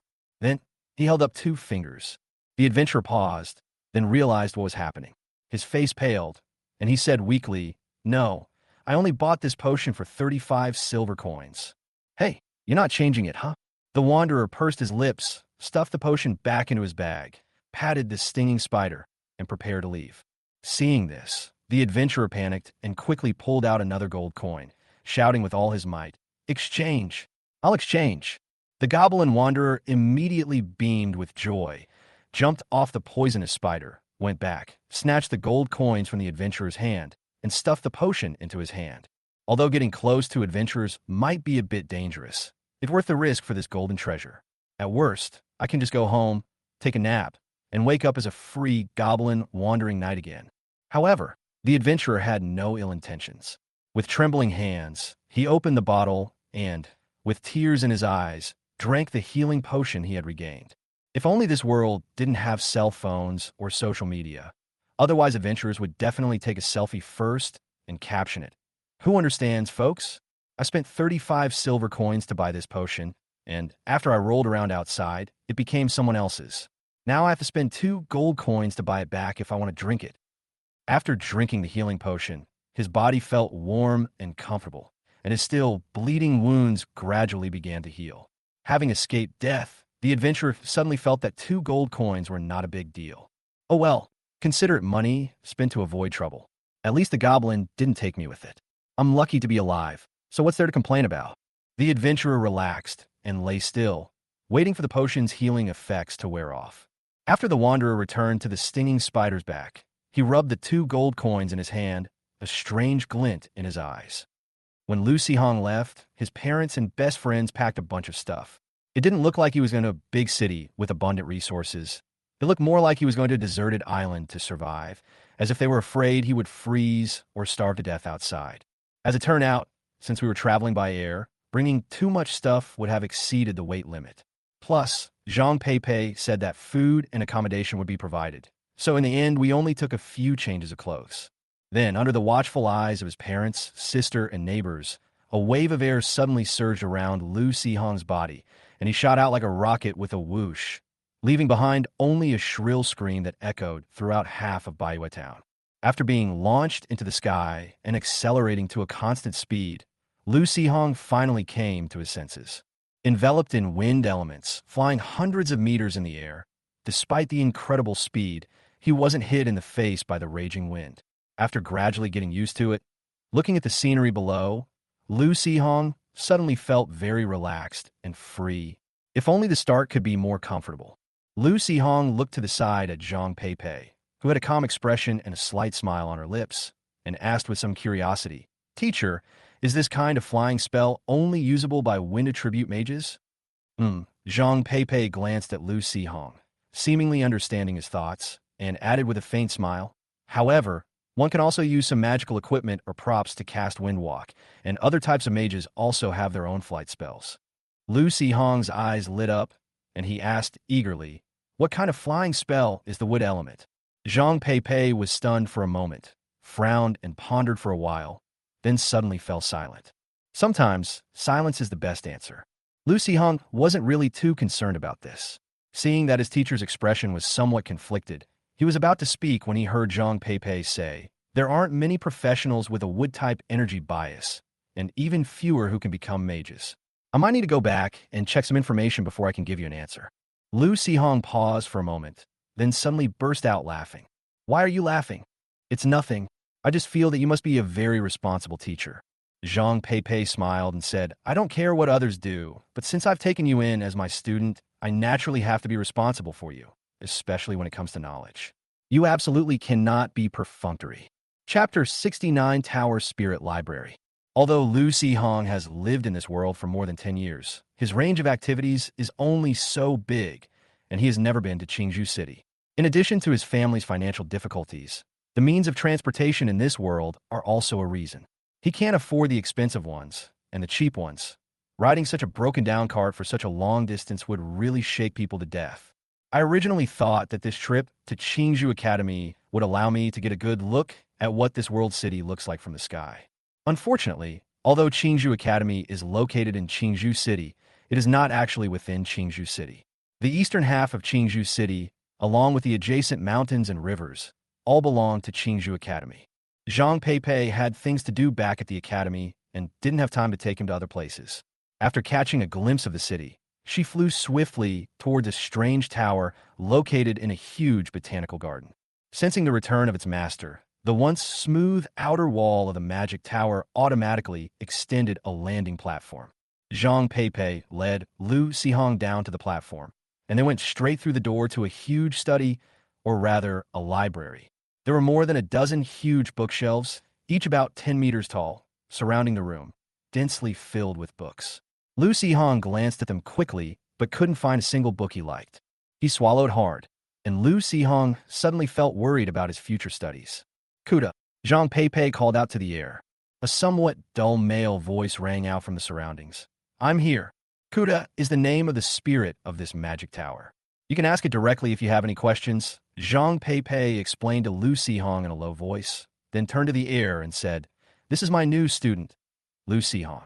The academy should have already sent you his information, right? Tailing immediately replied, Lu Sihong's information has been collected. Okay, you can explain some of the rules of Qingzhou Academy to him first. I have something to do and need to see the dean first. Oh, and give Lu Sihong the apprentice-level access to the magic tower. All right, Lu Sihong has obtained apprentice-level access to the alchemy magic tower. Stay here and learn about the basics of the academy. I'll come back to find you later. After Zhang Peipei finished speaking, she saw Lu Sihong nod, then turned around, walked back to the platform, and flew away using the windwalk spell. Lu Sihong, shall we begin explaining the rules of Qingzhou Academy now?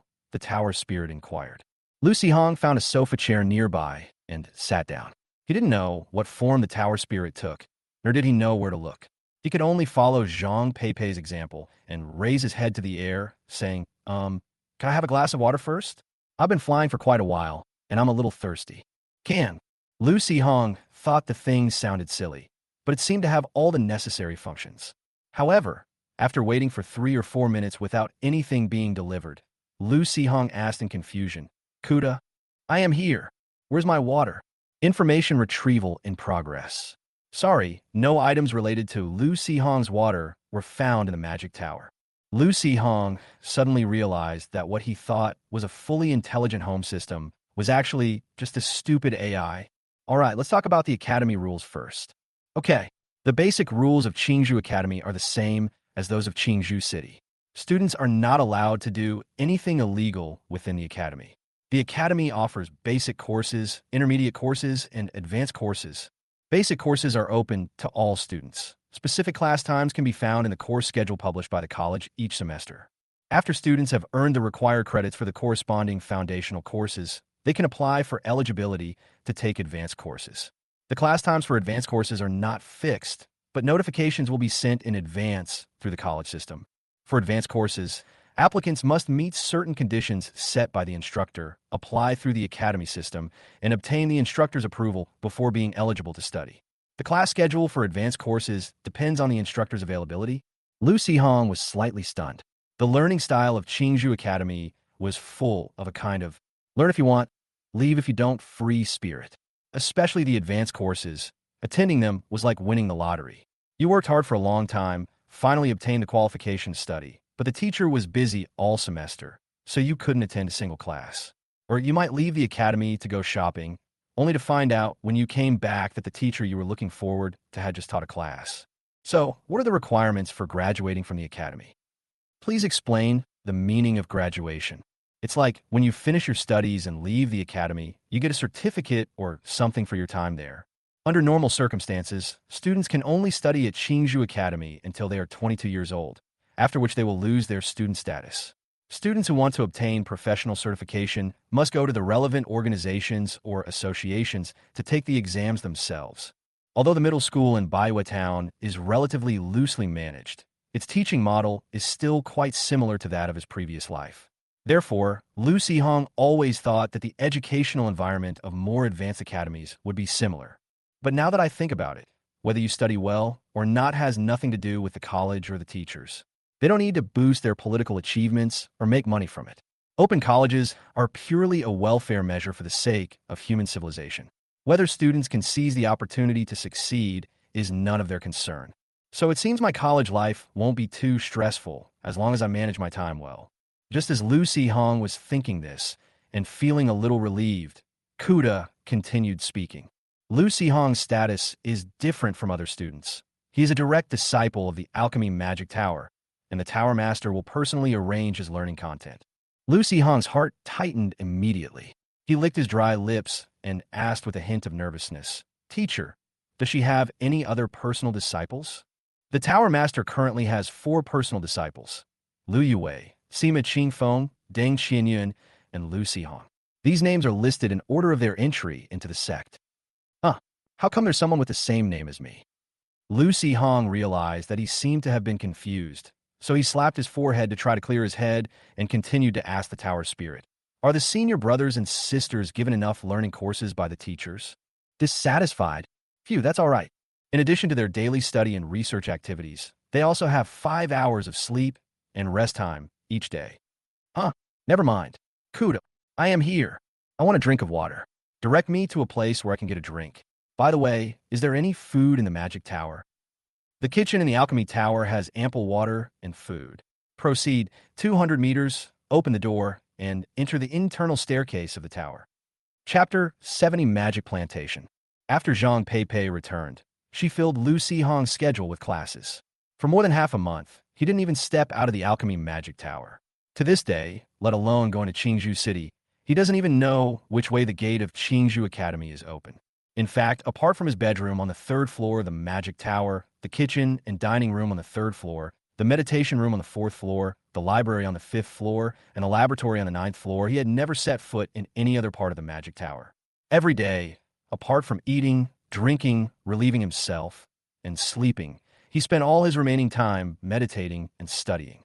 A bottle of sleeping potion before bed and a bottle of awakening potion upon waking ensures he's energetic and full of drive all day. He also eats and drinks special magical food made from various magical beast materials and magical ingredients. Regardless of the taste, the nutritional content is definitely sufficient. Even though he's exhausted every day, Lu Xihong feels his physical condition is getting better and better. He had secretly asked the tower spirit how much these things cost. The tower spirit calculated that the things he consumed every day, including those in the laboratory, would cost between 15 and 50 gold coins. This startled Lu Xihong. Did it really cost that much money to train a disciple? It's not your money you're spending, so why are you worrying about these things? Before you become a formal alchemist, I will cover all your expenses. After you become an alchemist, you won't have to worry about money anymore, Zhang Peipei said to Lu Xihong in a calm tone. What could he do but treat himself like an animal and study like crazy? Although it was a purely intensive learning process, with the help of various potions and magical foods, Lu Xihong's learning progress was very fast.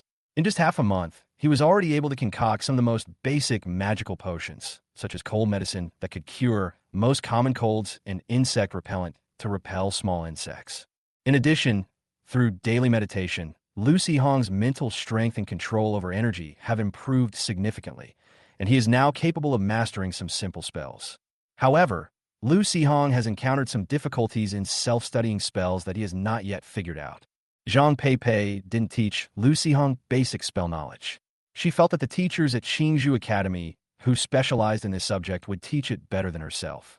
She told Lu Xihong to wait a few more days, and he could go to the academy to attend the classes after the basic spell courses started. After all, he couldn't stay in the magic tower forever. In fact, according to the normal procedure, Lu Xihong should have taken a physical fitness test when he entered Qingzhou Academy, which would serve as a reference for his career choice. However, Zhang Peipei had seen Lu Xihong's energy manipulation ability when he was playing with bean sprouts in Baiwa Town. Since he was engrossed in learning in the magic tower at the time, Zhang Peipei didn't want to waste his time and interrupt his study. So she randomly found a freshman with decent data in the file and copied the test data onto Lu Xihong's file. Given Zhang Peipei's status at Qingzhou Academy, she didn't take it seriously at all, but she never expected it to cause Lu Xihong a little trouble. Lu Xihong stayed in the magic tower for more than half a month without going out, but there was another guy who had been wandering around outside for almost half a month without going home. Outside the alchemy tower, there is a huge magical plantation, but it is actually a magical plant forest. It is a piece of land that the Lord of Green Bamboo Academy, or rather, the Lava King, specially allocated to Zhang Peipei so that she could cultivate alchemical materials. Although Zhang Peipei was skilled in alchemy, she had virtually no talent for planting. She simply planted magical plant seedlings and seeds that she brought back from outside or that were gifts from others, and then threw in various things that were beneficial to plant growth, such as green dragon blood, green dragon dung, and green dragon bones. It wasn't that she had any deep-seated hatred for the green dragon. It was just that these things were really useful. Zhang Peipei didn't really manage those magical plants much. They were left to grow naturally, Yet they grew unexpectedly well, gradually forming a magical forest that attracted many magical creatures. To avoid any accidents, Zhang Peipei specially built a huge wall around the plantation and found a grand mage specializing in magic arrays. Using a lot of precious materials, she set up a giant magic array in the magic plantation to confine the magic plants and the lured magic creatures within the plantation's boundaries. At the same time, it could also gather the surrounding free magic energy, allowing the magic plants to grow better. Zhang Peipei doesn't usually manage the plantation much. She only occasionally gets some precious magical plants or seeds, and then finds a suitable environment to plant them, and then waters them with some fertilizer. But whether they can grow depends on how hard the plant works. The plantation contains many weak magical beasts, such as forest slimes, swift rabbits, and burrowing rats, as well as some magical insects that have followed their scents, and some flying magical beasts, all of which are creatures with strong reproductive capabilities. After all, if the reproductive capacity wasn't strong enough, we probably wouldn't see those magical beasts for long, because in this huge magical plantation, there are many terrifying carnivorous magical plants, as well as a two-headed cannibalistic mage who often comes into the forest to gather supplies. Due to the influence of the magic circle, the botanical garden is actually somewhat similar to the misty forest. The concentration of magical energy increases the further into the forest you go, so most of the dangerous magical plants and giant insects are inside the forest, while the outer areas are home to some weaker magical creatures. Although the plantation was actually Zhang Peipei's private property, she didn't care about the naturally grown, low-level magical materials. Students of Qingzhou Academy could apply to the academy and, if approved, enter the plantation to collect them. Before entering the plantation, students need to read some warning messages, such as not being able to collect advanced magical plants and not being able to enter the depths of the forest. Although the warning didn't specify what would happen if violated, those allowed into the botanical garden were mostly composed senior students who naturally knew the general information about the garden. Whether it was the dangerous monsters deep in the forest or the rumored alchemist with a terrible temper who liked to use errant students as guinea pigs, they could keep them obediently staying on the outskirts of the botanical garden to collect the low-level magical materials they wanted. Just as several alchemy students were gathered together, carefully picking the newly ripened fruit from the magical plants, they suddenly heard a commotion in the distance. Then, a huge yellow spider, carrying a small green one, ran past them quickly, followed by a dozen or so large beetles. From their rapid chirping, it was clear that they were quite agitated. As they went, they crushed all the magical plants in their path to dust. Chapter 71, The Wanderer Who Was Shot in the Head. The students looked at each other in bewilderment. Did you see that spider just now? It looks like a goblin. Holy crap, it really is a goblin? I thought I was seeing things. I also saw that it was a goblin, and it seemed to be an ordinary goblin that hadn't evolved yet. How come there are goblins in the botanical garden? Aren't there only large insects? Goblins are like cockroaches by the time you see one. They've already overrun the population. Oh dear. Shouldn't we hurry up and notify the academy? Hey, don't rush. We're already here. Let's get our materials ready first. Look at those plants. They've all been trampled by insects. If we don't collect them quickly, they'll go to waste. Yes, I think you're right. Upon hearing this, the other students immediately realized what was happening, and their eyes lit up as they looked at the remains of the magical plants scattered on the ground. The Goblin Wanderer Knight was very adaptable. Although he had arrived in an unfamiliar environment and was picking magic fruits, a strange flower bit off his head. But it was nothing, just a matter of taking a nap. After returning, it quickly became familiar with the environment. Relying on the poison sting spider's powerful mobility in the jungle, it picked a large pile of magic fruits in the botanical garden. After its small bag was full, it even had the poison sting spider weave a large bag out of spider silk and picked anything it saw and put it inside. However, there were too many magical plants in the plantation, and it quickly lost interest in the low-level magical materials. But after a few attempts, the Wanderer discovered that the high-level magical materials that it coveted were surrounded by some very dangerous magical plants. They seemed to use those tempting magical fruits as bait to lure prey, specifically guarding around those plants, waiting for prey that can't resist the temptation to come to them. Of course, most carnivorous plants can't move, so rather than guarding around the plants, it's more accurate to say that they eat enough prey using these baits, which is why they grow so strong. As for the types of prey, apart from some smaller magical beasts, they're mostly giant insects, the most numerous species in this magical forest. At first, these insects weren't this big, but this place was perfect for raising insects. The air was filled with magical energy, and the food around them consisted of magical plants that were rarely seen outside. Powerful magical beasts dare not enter, and apart from some carnivorous magical plants, it is almost no natural enemies, so it can grow as fast as it can. These magical insects are also good alchemical materials, and the botanical garden does need an ecosystem, such as helping some plants pollinate or becoming food for certain carnivorous plants. So after observing for a period of time, Zhang Peipei only eliminated a few insects with strong flying abilities that might threaten the residents of Qingzhou City. Then she had the tower spirit of the alchemy magic tower, and her own tamed beasts keep an eye on them. If any insects posed a greater threat, she would catch them and take them back to use as alchemy materials. The rest were left to reproduce freely in the botanical garden. When needed, she would catch some to make materials or to use for testing potions, which saved her the trouble of going outside to collect them. However, these insects, who had lived carefree lives for so long, never expected that a goblin riding a poisonous spider would suddenly appear in a magical forest and run into their nest. One of them carried a sack of spider silk and picked up insect eggs everywhere, while the other simply treated the place as a self-service canteen, eating and drinking to its heart's content, crunching and eating the newly hatched baby beetles clean. By the time they realized what was happening, the insect nest had been completely ransacked. A group of beetles went berserk, determined to kill the two robbers on the spot. However, the stinging spider could jump high and far, and even use its silk as a swing. Even a man who had acquired the ability to fly over skyscrapers could do so with his silk, let alone a spider itself. The tall trees and complex jungle environment posed no obstacle to the stinging spider. On the contrary, they provided footholds everywhere.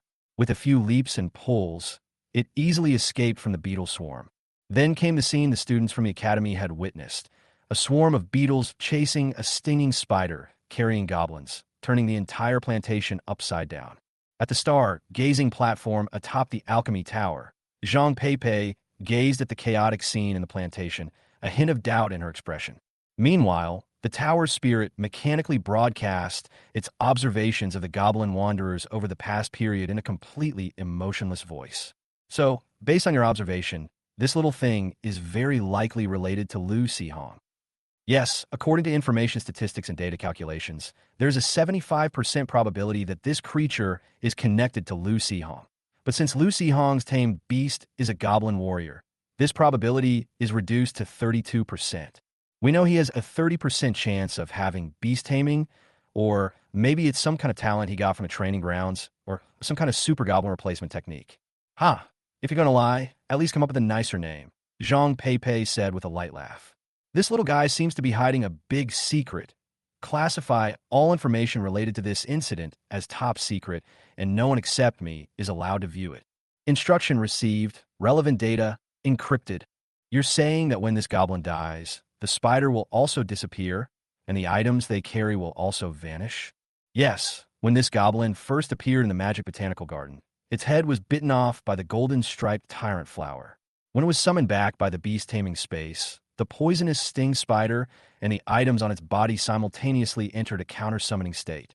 I've never seen a beast that can bring items back to its spatial dimension before. Zhang Peipei's lips curled up slightly, and a hint of curiosity appeared in her eyes. With a flick of her right finger, a soft whistling sound rang out in the air.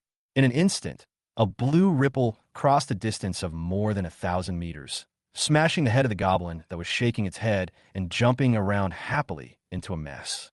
The force was controlled perfectly, blowing off a head without grazing the spider silk sack on the shoulder. Then, seeing that both the poisonous spider and the items on the two magical beasts turned into glowing light and dissipated, Zhang Peipei raised her eyebrows in surprise, her curiosity growing stronger, and asked, "Will they reappear in 3 days?" It has been 3 days, 5 hours, and 32 minutes since the first appearance.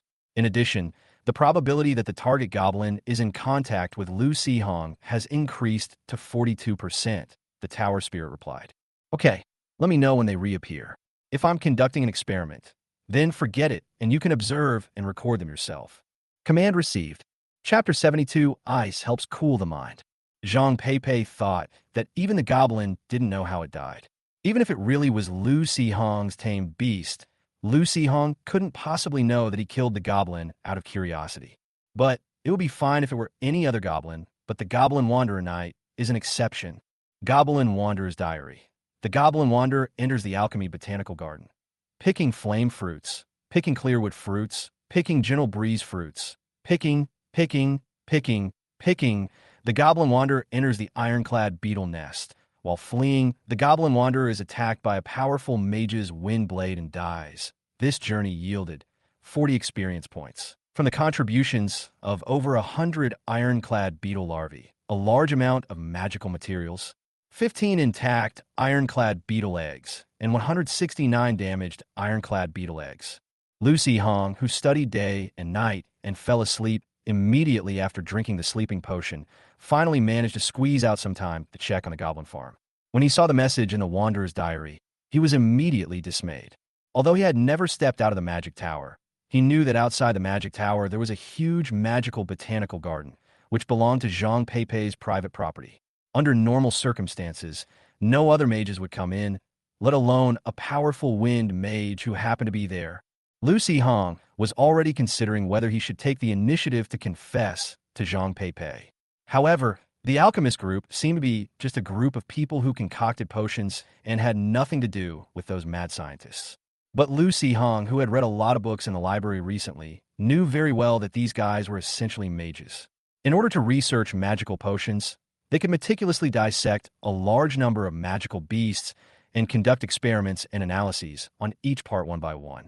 One of the alchemy masters, while researching the materials from the bodies of magical beasts, also took the time to write a comprehensive encyclopedia of magical beast cooking. It detailed thousands of magical beasts, the characteristics of the meat from each body part, which parts were the most delicious and which are the most nutritious. It also included numerous recipes. When the book was first published, it was enthusiastically received by culinary masters and gourmet connoisseurs. After spending some time together, Lu Sihong had come to understand Zhang Peipei's personality. He wasn't worried about being dismembered on the lab table, but he was sure that his teacher would do some strange experiments to satisfy her curiosity. Just thinking about it was terrifying. Forget it, let nature take its course. Lu Sihong pretended he knew nothing and would answer when the teacher asked.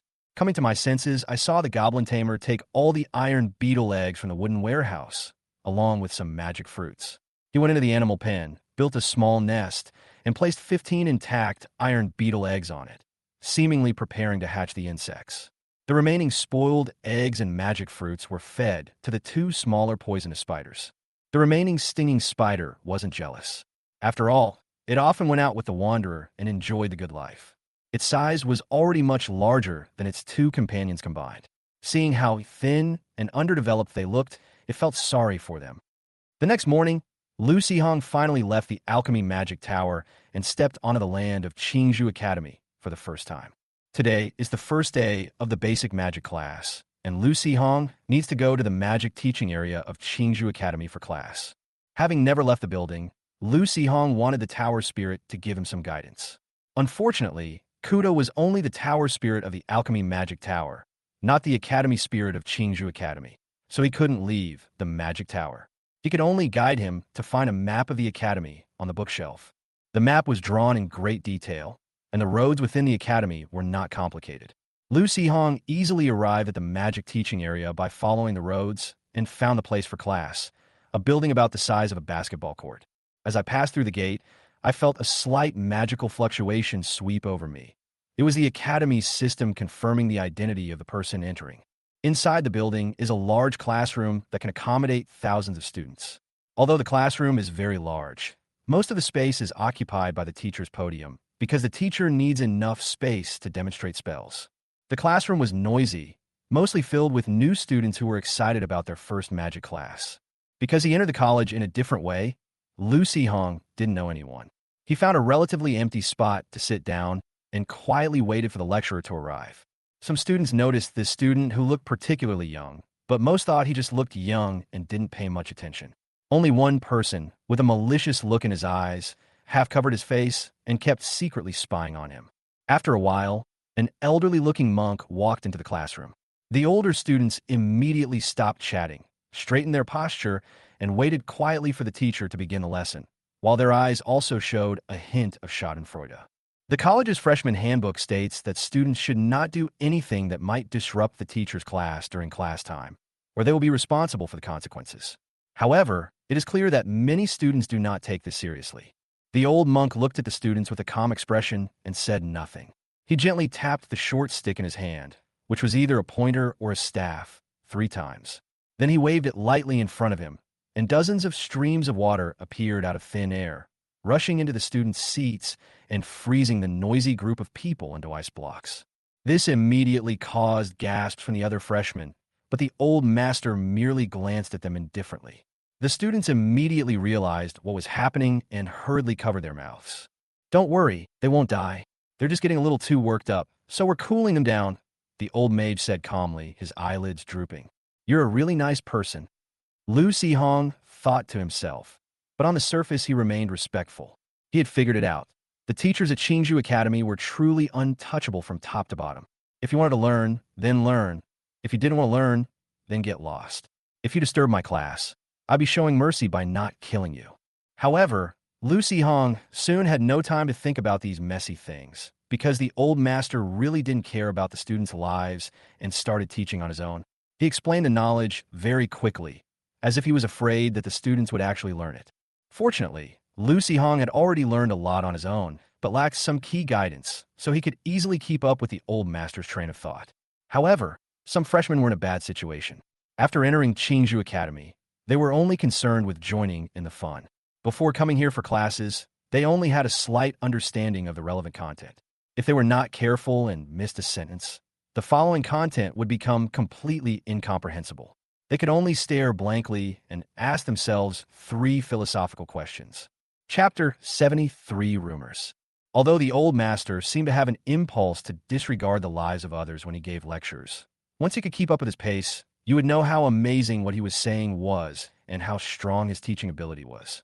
He didn't say a single word of nonsense, nor did he miss a single key point. Throughout the process, Lu Sihong was constantly switching between 3 emotions: enlightenment, comprehensive understanding, and sudden realization. However, just before the end, the old master suddenly said, "Well, that's about all for this lesson. If any of you understood it, then you don't need to waste your time coming to the next 5 lessons. And those of you who are not good enough don't need to worry about falling behind. In the next 5 lessons, I will break down what we talked about today and explain it again in detail. All right, that's all. Get out of class dismissed." After saying that, the old master turned and left the classroom. At the same time, accompanied by the cracking sound, the freshmen who had been in the ice for the whole class were finally released from the ice. Their faces were pale and bluish, partly because they were frozen and partly because they felt ashamed or angry because of the stares of their classmates. Lu Sihong simply remarked that the old man was both cold and aloof before leaving the classroom. He probably never dreamed that what he considered a very simple basic magic course would take someone 2 years to complete and still not pass the assessment on the fundamental principles of magic, requiring them to attend classes with the new students. Lu Sihong could not have predicted that after he left, a certain resentful person would intentionally or unintentionally spread rumors about him among the students. Originally, Li Chongde only wanted to annoy Lu Sihong, but some minor problems arose. During the spread of the rumors, some bored freshmen, in order to verify the authenticity of the rumors, investigated Lu Sihong's information. What they found was that Lu Sihong's test data was exactly the same as that of certain talented freshmen. You should know that Qingzhou Academy's physical examination is very meticulous. 1 or 2 identical data points may be a coincidence, but if all the physical data points are the same, then there is definitely a problem. Just like that, Lu Sihong inexplicably became the public enemy of the new students, especially those who considered themselves righteous, who all said they would teach Lu Sihong a lesson. Of course, this only applies to a portion of the freshmen. The upperclassmen, upon hearing that the person getting in through connections was Zhang Peipei's student, immediately rolled their eyes. Does Professor Zhang need connections to get people into the college? Are you kidding me? Wait, is Teacher Zhang taking on new students? What do they look like? Should I go and make myself known to them soon? Lu Sihong was completely unaware of these matters. He felt as if his run and due meridians had been opened, and he was eager to return to the magic tower to conduct some spell experiments. During his previous self-study, Lu Hong felt that he could already use some simple spells, but he always encountered various problems during the casting process. However, after listening to the old mage's explanation, he felt that he was now very strong and could definitely successfully release all the spells he had learned on his own. After going through all sorts of processes, Lu Hong realized that he wasn't as strong as he had imagined. Besides theoretical knowledge, he was still lacking in energy control. However, he still managed to master 3 spells. A thorn spell can be cast after a short incantation period, consuming energy to directly summon magical thorns to entangle the enemy. Alternatively, it can consume thorn or poisonous vine seeds, significantly shortening the incantation time and inflicting different poison effects on the enemy, depending on the plant seeds consumed, such as rotting, blinding, paralysis, etc. Lu Hong also has a batch of seeds from the Dragon Dung farm, specifically from the Salix Matsidana plantation. These seeds have a rather unique effect. In addition to being highly toxic, enemies stung by the poisonous thorns will turn green all over. The rabbit that Lu Hong used for his magic experiment turned green like jade when it was poisoned, and then turned into a puddle of pus. It was so tragic that it couldn't even preserve its purity in death. Besides the thorn spell, Lu Hong also mastered the basic wood healing spell and the general spell lighting. Because he wasn't proficient in the spell, the small ball of light he summoned had a slightly greenish tint. Inside the magic tower, where there were plenty of magical crystal lamps and ample light, the problem wasn't apparent. However, if one entered a pitch-black cave, the green lighting spell would instantly create a lively atmosphere. Lu Hong originally thought that he only needed to take a basic magic course, but he didn't expect that he would also have to take a basic warrior course. Your goblin warrior will most likely not be able to evolve magical abilities. If you don't master some combat skills, what will you do when you can combine with it in the future? Are you going to hand over control of your body to the goblin? Zhang Pei explained calmly. Lu Hong was stunned. Wait a minute, I still have a bunch of random goblins here. Do I have to learn everything? The raiders are fine, but what about the slingers? The academy doesn't teach slinging. And what about the gravediggers? Where am I supposed to learn the skills of tomb raiding and ghost raising? Also, there are many things that you can't learn just by reading books. You still need to attend the courses at the academy, but there's no rush. You're still young, so focus your energy on alchemy. Zhang Pei spoke calmly, but Lu Hong could sense her inner conflict. She wanted him to focus on alchemy, but she was also worried that this would lead him astray. Lu Hong smiled slightly. Okay, then I'll go to the warrior basics class tomorrow. But teacher, can I start learning low-level healing potions now? Hearing this, Zhang Pei, who was quite satisfied with the student's learning progress, couldn't help but curl the corners of her mouth. It's too early. Let's talk about it after your cold medicine has a success rate of over 90%. That'll be soon. I already have about an 80% success rate. Lu Hong felt that if he meditated for a few more days and his mental strength increased, his control over energy and his ability to perceive plant materials would improve further. At that time, the success rate of making the cold medicine would exceed 90%. Zhang Pei glanced at the brown, transparent liquid Lu Hong was mixing and frowned slightly. What are you doing? Happy water is a beverage that tastes great and can give you a slight boost of energy. A slight energizer? Zhang Pei glanced at the remaining plant residue, then smelled the aroma emanating from the air. She raised an eyebrow slightly, a look of anticipation in her eyes. After watching Lu Hong drink the strange liquid himself, she instructed the tower spirit, Kuda, record Lu Hong's symptoms after drinking this happy water. Command received, begin recording. Upon hearing this, and watching the teacher turn and leave, Lu Hong instinctively felt that something was wrong. Chapter 74. Lu Hong, looking like he has kidney deficiency. No wonder the teacher had that expression when she heard me say that it was a slight way to refresh myself. In the morning, when Lu Hong left the magic tower for the warrior area, he had dark circles under his eyes and looked completely exhausted. He was only thinking about making the taste closer to cola, but he didn't expect that ordinary plant spices would react with the magical materials, turning from a mild stimulant into a super stimulant.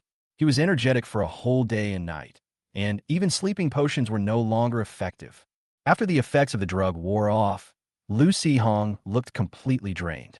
During the basic combat class, the hot-tempered, burly warrior teacher managed to suppress his temper, afraid that his voice would be too loud and scare the guy who looked like he was about to die to death.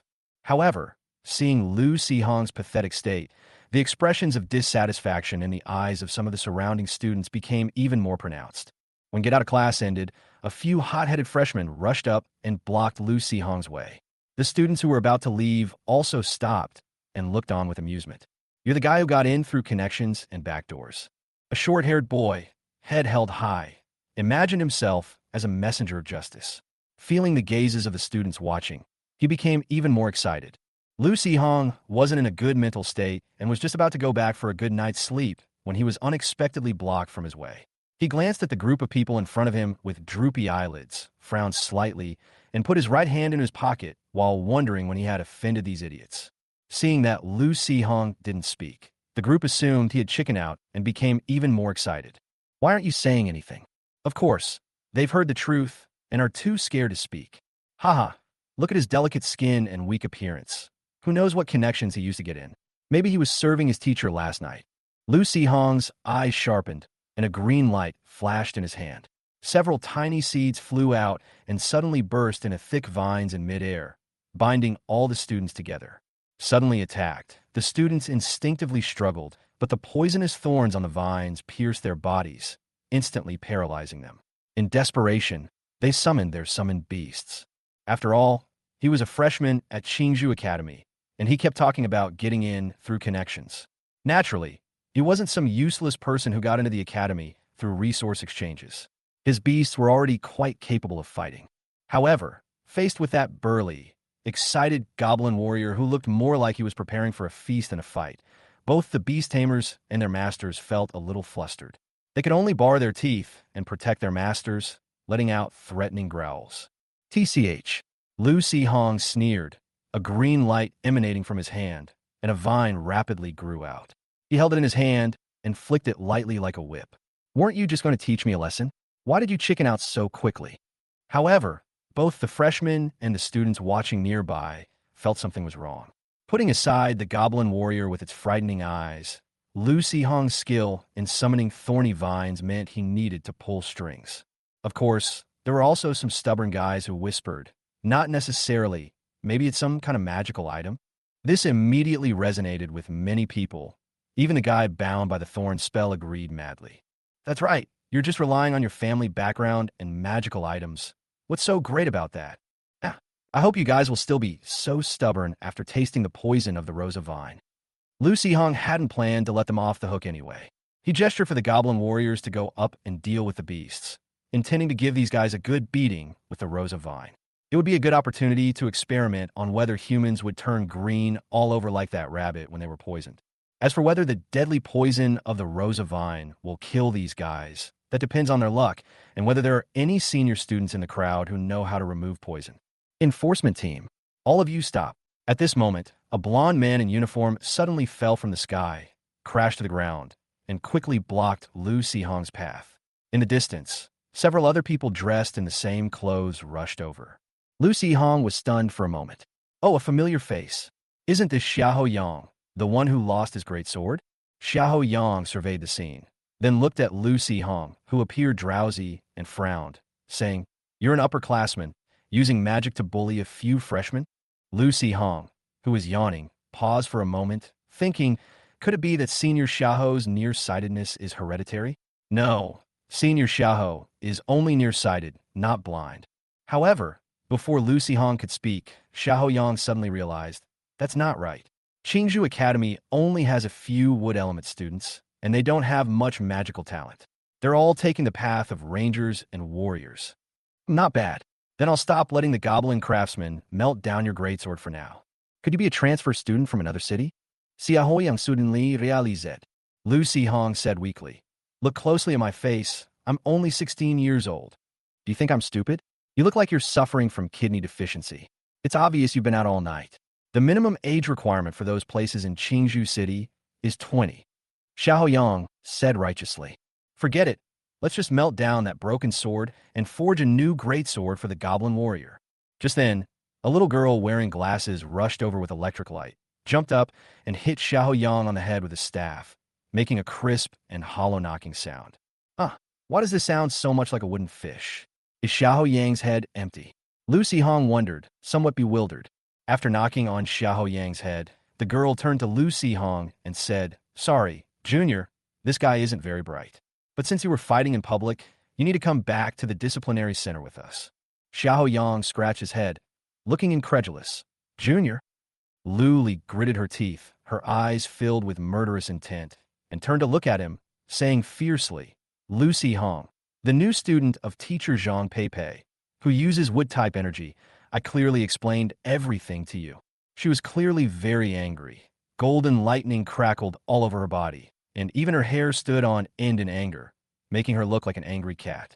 Seeing the murderous look in his companion's eyes, Xiao Yang's gaze drifted away, and he said somewhat awkwardly, "Ahem, maybe, I forgot he—" At this moment, Lu Hong suddenly laughed and said, "Oh, since you know who my teacher is, that makes things easier.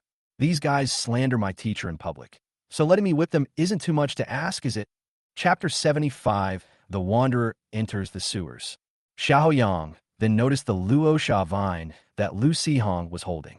Looking at the green thorns on the vine, he instinctively felt that there was some danger and couldn't help but take a step back. What is this thing? It looks so creepy. Ugh, fighting and vigilante justice are not allowed in the academy. Lu Hong, his eyelids drooping, said in a sarcastic tone, "Oh, it seems my teacher's name isn't so effective after all. Senior Xiao didn't give me any face at all. She even told me that if I encountered anything at the academy, I could just mention her name. TSK. No way. I'll have to give her a good talking to when I get back. What alchemy master? Sounds impressive, but it's really nothing special. She got bitten by a pack of mad dogs, and I can't even teach her a lesson." Xiao Yang and several members of the enforcement team immediately changed their expressions. Not only them, but also the senior students among the onlookers looked panicked and had an urge to turn around and leave immediately. However, these people were afraid of being caught in the crossfire, but they were also very curious and wanted to stay and watch the drama unfold. In the end, they could only half cover their faces, hunch their bodies and hide in the crowd, looking furtive, which left the freshmen around them completely confused. "Ahem, Junior," Xiao Yang was about to explain. The students bound by the vines couldn't take it anymore. "Ouch, it hurts so much. Can't you untie us first? Just how powerful is this kid? How dare you? It's huge, big enough to easily crush you." Xiao Yang yelled at them irritably, then continued to Lu Hong, "Don't worry, Junior, if they really insult Teacher Zhang, not only will they be disqualified from being students of Qingzhou Academy, but they will also be handed over to the Qingzhou City Security Bureau for investigation." The students were stunned upon hearing this and dared not shout any further. "No, really? Senior, are you kidding me?" Seeing the indifferent eyes of the surrounding law enforcement team members, who didn't seem to be trying to scare them at all, the men panicked. Ignoring the stinging pain caused by the vines, they twisted their bodies and begged for mercy. "No fun, you guys figure it out." Now that he was certain they would be punished, Lu Hong had no intention of challenging the academy's rules and causing trouble for the teacher for no reason. He yawned, waved his hand, and turned to leave with the Goblin warriors. The members of the enforcement team looked at each other, but dared not step forward to stop him. The child looked like he was about to die suddenly. If they accidentally injured or killed him, they would be captured by Teacher Zhang and made into drug slaves in the magic tower until they died. Xiao Yang pretended not to see it. The whip in this kid's hand was frightening, and his words were even more frightening. If he were really taken back to the disciplinary center, who knows how much trouble it would cause. He had already had enough of a hard time lately, and he dared not provoke an alchemy master. Lu Hong now clearly understood his teacher's status in Qingzhou Academy, or rather, Qingzhou City. However, there was one thing he was quite curious about. How could his teacher, an alchemy master who could earn hundreds of gold coins in a minute, have time to go to Baiwa Town to manage the training of a group of little brats? Forget it. I don't want to think about it anymore. I'm so sleepy. I'll go back to sleep and think about it later. 3 days later, in the morning, at the Alchemy Magic Tower, standing on the observatory, Zhang Peipei watched Lu Hong's departing figure and said calmly, "Has that strange goblin still not appeared?" Kuda's mechanical voice rang out. "Yes, the target goblin has not reappeared since its last death." "Strange. Could we have been discovered?" "That's impossible." Zhang Peipei frowned, puzzled. Kuta then prompted, "Master, the Academy has sent a message asking whether to cancel the admission of those students and imprison them in Qingzhou City Prison." Let go. After all, they're just idiots from the warrior department. They don't have much bad intentions. Hmm. Let them sign an agreement with Lu Si-hong, agreeing to voluntarily test drugs on Lu Si-hong 30 times in the future, and that'll be the end of it. Received. A reply has been sent to the college. TSK, this is boring. You continue to monitor it, and let me know if that goblin appears. Ugh. By this time, the Goblin Wanderer Knight had been wandering in the underground sewers of Green Bamboo City for a day. Of course, it had no idea that it was in the sewers of a city. It just thought, what kind of place is this? There's stinking garbage and sewage everywhere. The light is so dim that it's almost impossible to see anything. Fortunately, the poisonous stinger spider had good night vision, otherwise it might have been killed as soon as it came out. First, he was inexplicably chased for a long time by a group of giant cockroaches that were bigger than him. He finally managed to shake them off, but then he ran into a group of giant rats that chased him for a long time with red eyes. Annoyed by the pursuit, the venomous spider turned around and unleashed a mouthful of corrosive venom, splashing it onto the densely packed rats. Instantly, it melted over a dozen, severely injured dozens, and lightly wounded hundreds. The injured rats, driven mad by the intense pain, attacked and tore at their companions, causing chaos in the swarm. The wandering knight seized the opportunity to escape. Then, amidst the swarming of rats, an even larger rat leader emerged, biting several of the crazed rats to death. Looking in the direction the wandering knight had gone, the red light in its eyes intensified. After wandering around the sewers for a while, the homeless man found no treasures, but he did find a stinging spider that was happily munching on some lone rats and cockroaches it caught in its web, which made the homeless man hungry. After thinking for a moment, the wanderer jumped off the back of the stinging spider, fought with a cockroach whose head had been gnawed off, successfully tore off a thick hind leg of the cockroach, broke open the shell, tasted the tender meat inside, and found it tasted all right. Just then, the wanderer heard some noises coming from the passage in the distance, and hurriedly climbed back onto the stinging spider. After a rustling sound, the wandering knight silently disappeared into the darkness. Then, accompanied by footsteps, a middle-aged adventurer, along with two young adventurers, a man and a woman, carrying torches and weapons, cautiously walked out. They were also accompanied by a large black dog and a large tabby cat. Tisk, it's so inconvenient that the mage isn't here. If a fight breaks out later, these torches won't be of any use, the middle-aged adventurer said somewhat irritably. The boy said in a low voice, that idiot. The people from a mage guild all said that his mental strength wasn't enough, but he insisted on trying to research the giant fireball and almost roasted himself alive. Well, there's nothing we can do about it. He almost got into Qingzhou Academy, but he couldn't because the enrollment quota was full. Becoming a formal mage as soon as possible has become his obsession. The girl explained softly for her companion. The boy, however, didn't take it to heart. He was rejected because he was less talented than others. Now that they've all entered the academy, he still wants to become a formal mage first. That's just stupid. All right, enough nonsense. We'll lure those monsters out soon, the middle-aged adventurer said irritably. Strange. Why are there so many spiderwebs here? Huh. Why are there giant cockroaches that have been eaten? The girl said, pointing to the cockroach corpses left on the ground. Seeing the cockroach legs still twitching, the middle-aged adventurer's expression suddenly changed drastically. Chapter 76 Cockroaches, Rat Swarms, and Adventurers. Whoosh! The middle-aged adventurer raised his torch above his head and looked up. In the dim, flickering light, he saw a huge yellow spider lying on top of them, with a green head sticking out from its back, giving them a strange smile. The wanderer thought it was giving a friendly smile, but its face, its demeanor, and the dim atmosphere made it appear to humans as the grotesque smile of a terrifying monster. The middle-aged adventurer was so frightened that he dropped his torch, let out a heart-wrenching scream, and turned to flee. The two young adventurers hurriedly gave chase. During their escape, when the light went out, the middle-aged adventurer took out a white crystal from his person, turned the mechanism, and it emitted a bright light. Upon seeing this, the boy shouted, "Damn, Uncle, why didn't you take out this good stuff sooner? You don't know anything. This is for emergencies.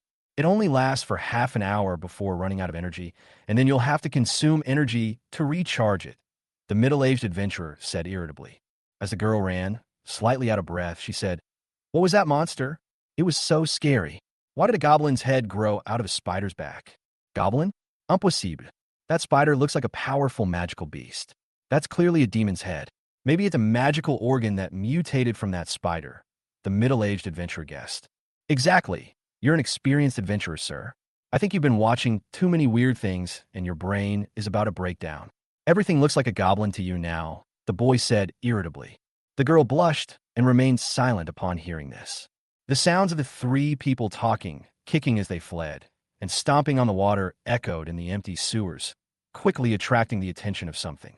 Suddenly, accompanied by a dense, rustling sound, a large swarm of giant cockroaches poured out of the passage opposite. Holy crap, what's that? It was a sharp-eyed girl who first noticed the anomaly in the darkness. The middle-aged adventurer lifted the crystal and glanced at it, then turned pale. Cockroaches, so many giant cockroaches. Didn't they say they only found a small group of cockroaches? Their reproduction rate is too fast, the boy exclaimed in surprise. Stop talking nonsense and run, the middle-aged adventurer shouted, turning around and fleeing again. The group ran to the fork in the road they had come from earlier, but because one of the forks was inhabited by a spider monster, they had no choice but to take the other path. The girl was running too fast, and when she turned, she stepped on something, lost her balance, and fell. Fortunately, she was agile enough to roll over and get up in time. However, after running a few steps, she realized that her small bag had been thrown into the corner of the sewer during the roll. With the swarm of cockroaches so close at hand, she had no chance to go back and get it, so she could only turn around and continue running away. After the swarm of cockroaches had all chased after the adventurers, a spider silk shot out from the shadows above and snatched away the small bag that had been left in the corner. The spider was hanging upside down on the ceiling. The wanderer's body was covered with spider silk and fixed to the back of the stinging spider. Although this ensured that he would not fall, hanging upside down like this was really uncomfortable for his head. After his companion climbed down the wall to the ground, the wanderer curiously opened the small bag the girl had left behind. By the dim light, he saw that inside, besides several bottles of murky-colored potions, there was also a book with the title Goblin Warrior's Forced Love on the cover. The homeless man, who was illiterate, casually flipped open the book and found it to be full of colorful pictures. He became interested and studied it for a long time before suddenly throwing the book on the ground and stomping on it, muttering curses under his breath. What disgusting bastards.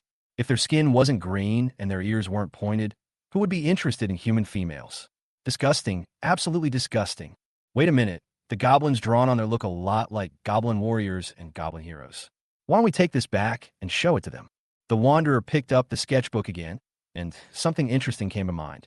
He suddenly let out a sly laugh, which startled the stinging spider, causing it to tremble violently. On the other side, three unlucky adventurers, chased by cockroaches, hadn't gone far when they ran into a group of giant rats searching for enemies, and were now trapped between two groups of monsters.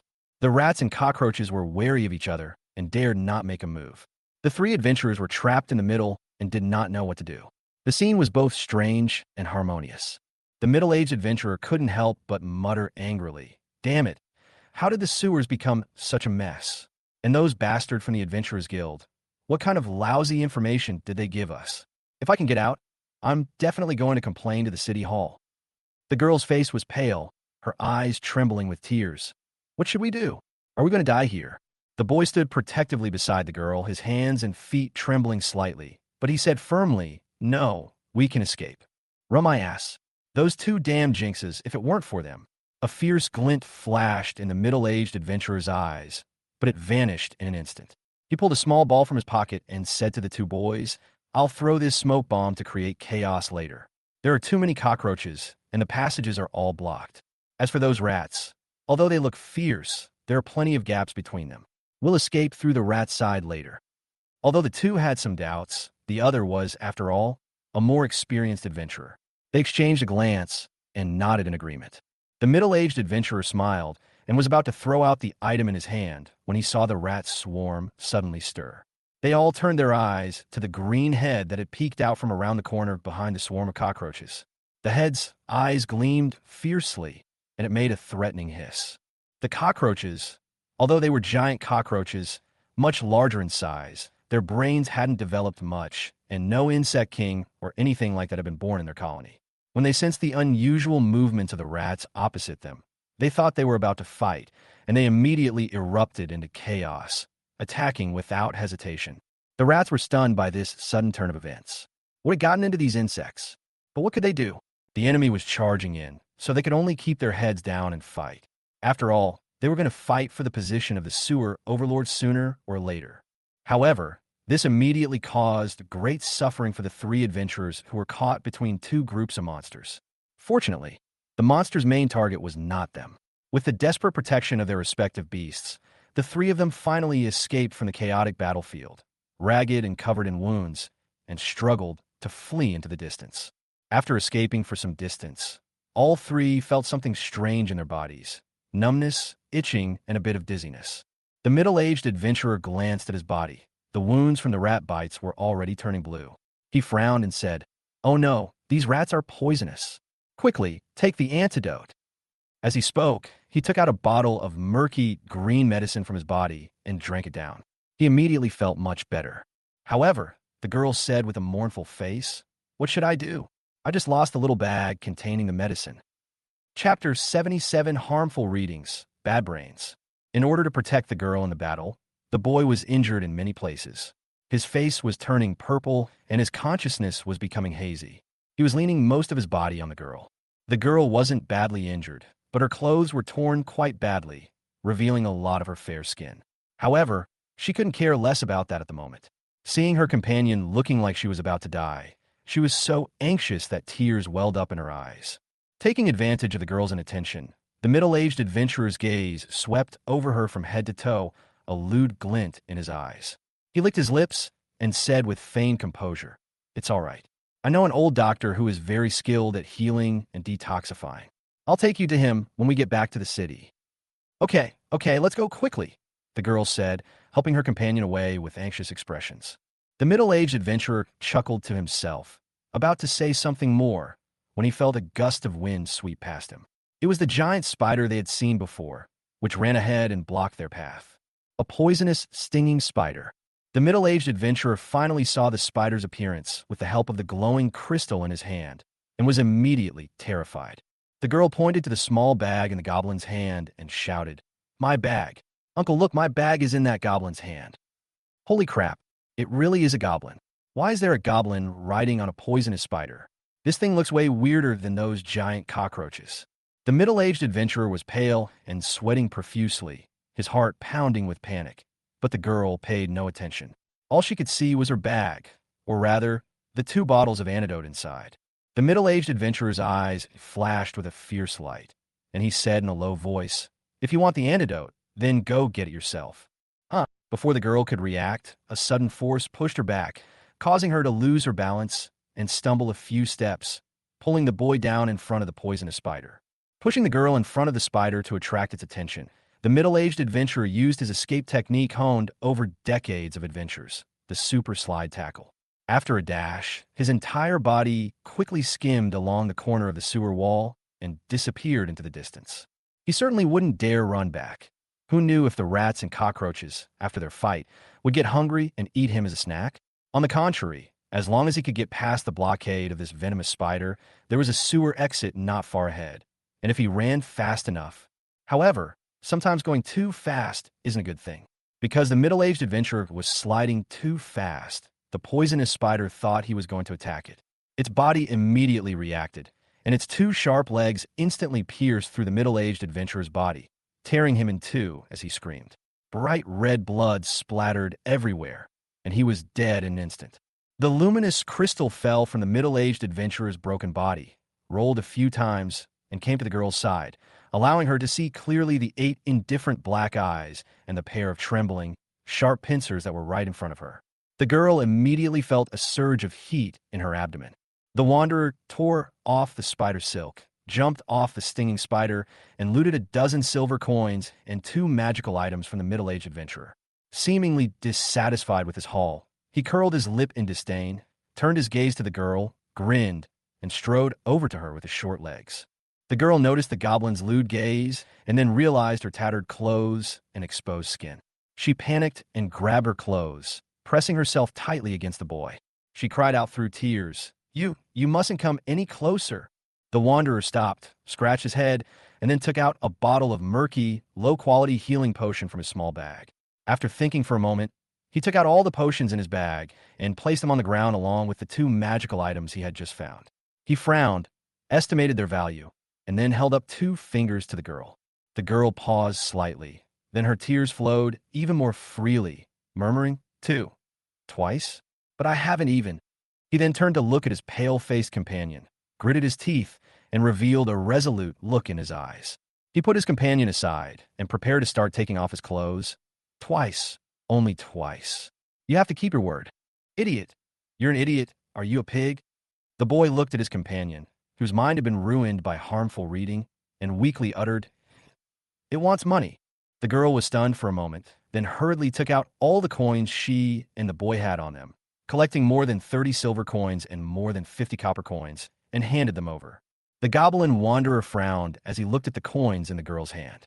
After hesitating for a moment, he placed a bottle of inferior healing potion in front of him and put the rest of his items away one by one. The girl was stunned for a moment, then quickly said, "I don't want the healing potion. I want the antidote, the green one." The wanderer paused for a moment, then followed the direction the girl was pointing and saw the bottle of antidote. He picked it up, examined it, and shook his head at the coins in the girl's hand. "No, this inferior antidote only cost us 5 silver coins from the shop." Seeing that the goblin was unmoved and was about to put the antidote back in the bag, the girl had a sudden idea. She took off the gold necklace around her neck and threw it to the goblin. "Gold!" The wanderer's eyes lit up immediately. He grabbed the gold necklace, examined it by the faint light of the glowing crystal, and nodded in satisfaction. He picked up the potion and slowly walked towards the girl. The girl instinctively shrank back a little, then realized what was happening. Holding the coin in her hand, tears welled in her eyes, and she looked at the goblin with a determined gaze. The wanderer completely ignored the girl's chaotic emotions, didn't even glance at the pile of copper coins, picked out the silver coins from the girl's hand, and put them away, then placed 2 bottles of antidote on top, paused, and added a bottle of inferior healing potion. The girl stared blankly for a moment, then instinctively said, Thank you." "Bryn." The goblin tilted its head and glanced at her, picked up the glowing crystal from the ground, and rode away on its spider. After being given 2 bottles of antidote and 1 bottle of healing potion, the boy finally recovered and hurriedly escaped with the girl. "That goblin is so strange, it actually sells things to us. Wah, those potions were clearly ours. Why do we have to spend money to buy them back? And it's such an expensive price." The girl suddenly realized. The boy said irritably, "Since you've already lost the stuff, it's naturally up to whoever finds it. Besides, we should thank that goblin properly." "Huh? Why?" "And I already thank you." Having found the entrance, the boy reacted to the sudden light by taking off his clothes and covering the girl with them. Although they were tattered, they could at least provide some cover. "That goblin isn't interested in you, but that doesn't mean that bastard isn't interested either. If we hadn't been lucky enough to run into this strange goblin, who knows what would have happened to us?" The girl realized what she meant, and her eyes widened. "Huh? You mean uncle? Damn it. I thought we were from the same village and would really take care of us. Now that I think about it, how much money has this bastard already swindled from us?" the boy said angrily. "Remember this. From now on, don't believe anyone except the 3 of us." Okay. Thinking about it this way, that goblin was really nice. Not only did it give us an extra healing potion, it also left us some copper coins. Are you a pig? It clearly doesn't want these copper coins. Chapter 78, Trial Agreement. Unlike Lu Si-hong, who lived alone in the Alchemy Magic Tower, most other students lived in dormitories with multiple people.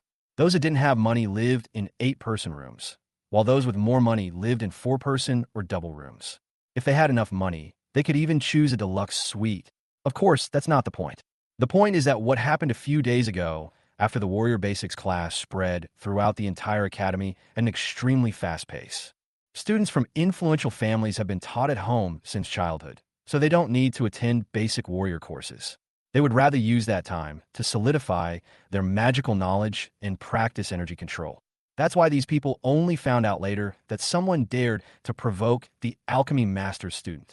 Although they had vaguely heard rumors that a teacher had used connections to get a student in, for them, this was just a common practice. Using a large amount of resources for tuition to send in students whose talents do not meet the standards in order to subsidize students from poor families has always been the college's practice. I never expected that the so-called teacher who got in through connections would actually be the alchemy master Zhang Pei. These country bumpkins are really good at making a fool of themselves. However, it doesn't matter whether those idiots live or die. What matters is that they are Master Zhang students. It would be great if we could get to know them in advance, become familiar with them, and even make friends. So, when Lu Hong went to class that day, a group of classmates with rather unique demeanors greeted him very warmly. Some of them even brought gifts, which left him completely bewildered. It took him a while to figure out what was going on. When Get Out of Class ended, after greeting the enthusiastic classmates, he strolled out of the classroom amidst the complicated gazes of the other students. As soon as he came out, he saw Xiao Yang and Lu Li standing on the road with those idiots from yesterday.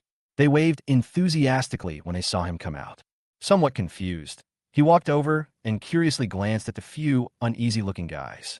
Seeing their cautious and apologetic expressions, Lu Hong thought to himself with a sly grin, "I still prefer your arrogant attitude back then."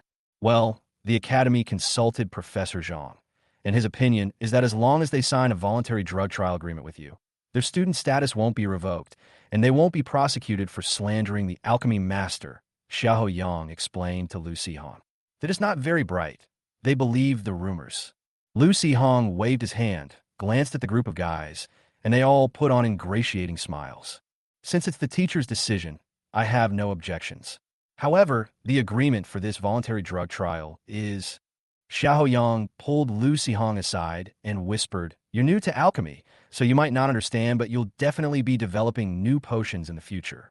You can experiment with magical beasts or beast tamers at first, but ultimately you'll need to test them on humans. Death row inmates in prison are basically pre-booked by the Alchemy Guild. Although you can pay civilians, there's a significant difference between them and powerful adventurers. Generally, adventurers aren't willing to be guinea pigs unless they're in dire straits. Of course, someone like Teacher Zhang, who's already famous, is an exception, but you junior. Good heavens." Lu Hong understood instantly. He glanced at the 30 free drug trials on the agreement, then at the number of people, 7 idiots, which adds up to 210 trials. Sure enough, for a child from a commoner background, losing his student status at the academy must be worse than death. After explaining the trial protocol, Xiao Yang continued, "Someone deliberately spread rumors that you got in through connections. Well, it seems that Professor Zhang didn't want your testing information to be leaked, so he just copied a student's information and uploaded it. It just so happened that someone discovered it. Plus, these guys came from out of town and don't know anything. They think that getting in through connections at the academy is something important.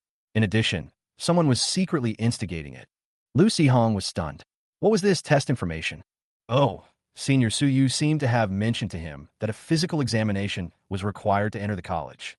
So the teacher just copied the information for him, right? Seriously, this guy, he might as well have made the information top secret. As for the source of the rumor, we're still investigating. Lu Hong smiled and said, "I can guess roughly. After arriving at the academy, I've been locked in the magic tower by the teachers and haven't seen anyone. The only one I've seen is probably that guy named Li. What was his name again? Li Shung?" Lu Li, who had been standing silently to the side, prompted, "Yes, it should be this guy who hates me the most. Or maybe it's one of his companions, but I don't have any evidence." Lu Li nodded. "It should be him. Your rumor started circulating after the first basic magic class, and he happened to attend that class. Wait a minute, hasn't that guy already been at the academy for 2 years? What's he doing there? It's such a simple thing. Surely he hasn't learned it after 2 years." Lu Hong said, somewhat puzzled. Xiao Yang, who had been inexplicably stabbed, looked somewhat embarrassed. Lu Li chuckled and said, "People's brains are different. What if some guys have empty heads and just can't learn? No wonder the teacher called him a good-for-nothing last time." Xiao Yang, feeling stabbed in the back again, hurriedly interrupted, "Ahem.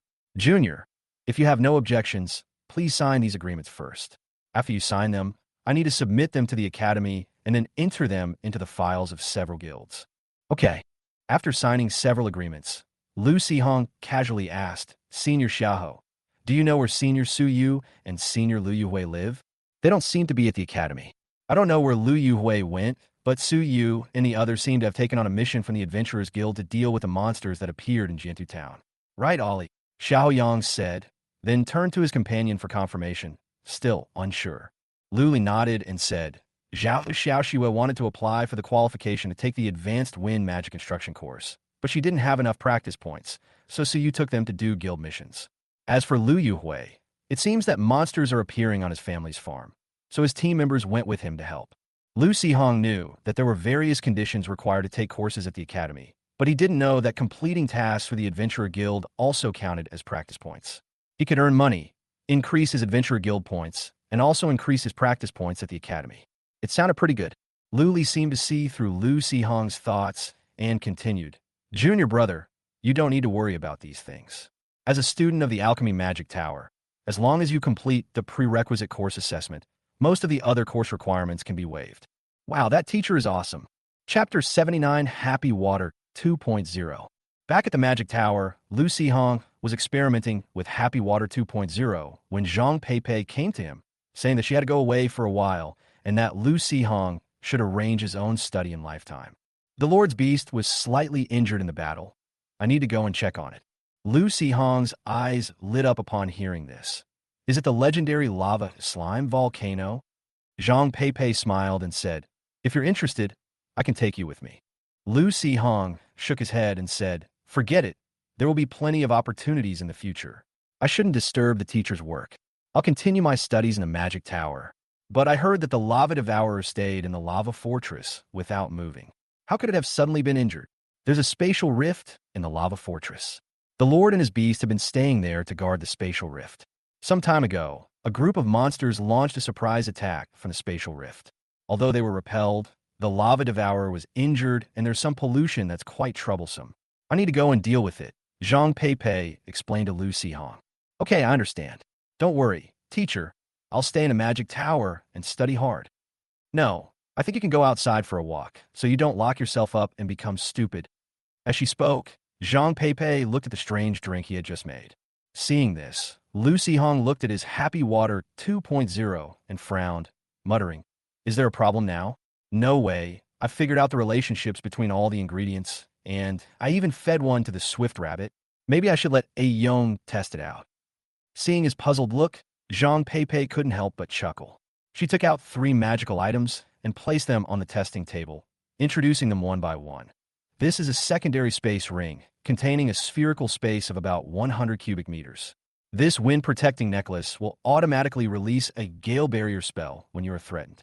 Finally, this escape amulet, when infused with magic, will activate and construct a teleportation spell to send you back to the Magic Tower. This thing is useless after one use, and it's quite troublesome to make. Don't use it unless it's dangerous.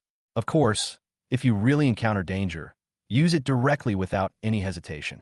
Alchemy masters all say it's troublesome, so this thing must be either ridiculously expensive or something that money can't solve at all, Lu Sihong thought to himself as he picked up the escape talisman and looked at it.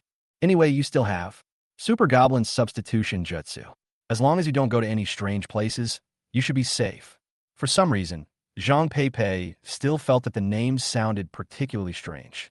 She took out a money bag from her spatial ring and gently tossed it onto the experimental table, making a heavy impact sound. These are your reward for studying hard during this time. Feel free to go to Qingzhou City and buy whatever you want. Lu Sihong opened the bag and was instantly dazzled by golden light, which startled him so much that he quickly closed the bag again. Wow, teacher, this is too much, Zhang Peipei said calmly. Only 200 gold coins, not even enough for your alchemy experiments over a few days. Oh yeah, I'm a spendthrift who squanders dozens of gold coins every day. Thinking about it, 200 gold coins doesn't seem like much. Lu Sihong felt at ease and put the money pouch into the spatial ring he had just acquired. He already owed enough, so what difference would a little more make? Zhang Peipei continued. Your senior brother Sima Qingfeng is the vice president of the Alchemy Guild in Qingzhou City. You can go directly to the Alchemy Guild to find him if you have any problems. As for the Academy, after this incident, no one should bother you anymore. If there are any problems that can't be solved, you can also ask Kuda to help you contact the dean. Lu Sihong nodded, then looked at Zhang Peipei and asked, Teacher, I have 2 more senior female students, right? Shouldn't I find an opportunity to visit them? Your 2 senior sisters, one got into trouble outside and is currently under house arrest, and the other has gone on a journey and we don't know when she'll be back. We'll talk about it then.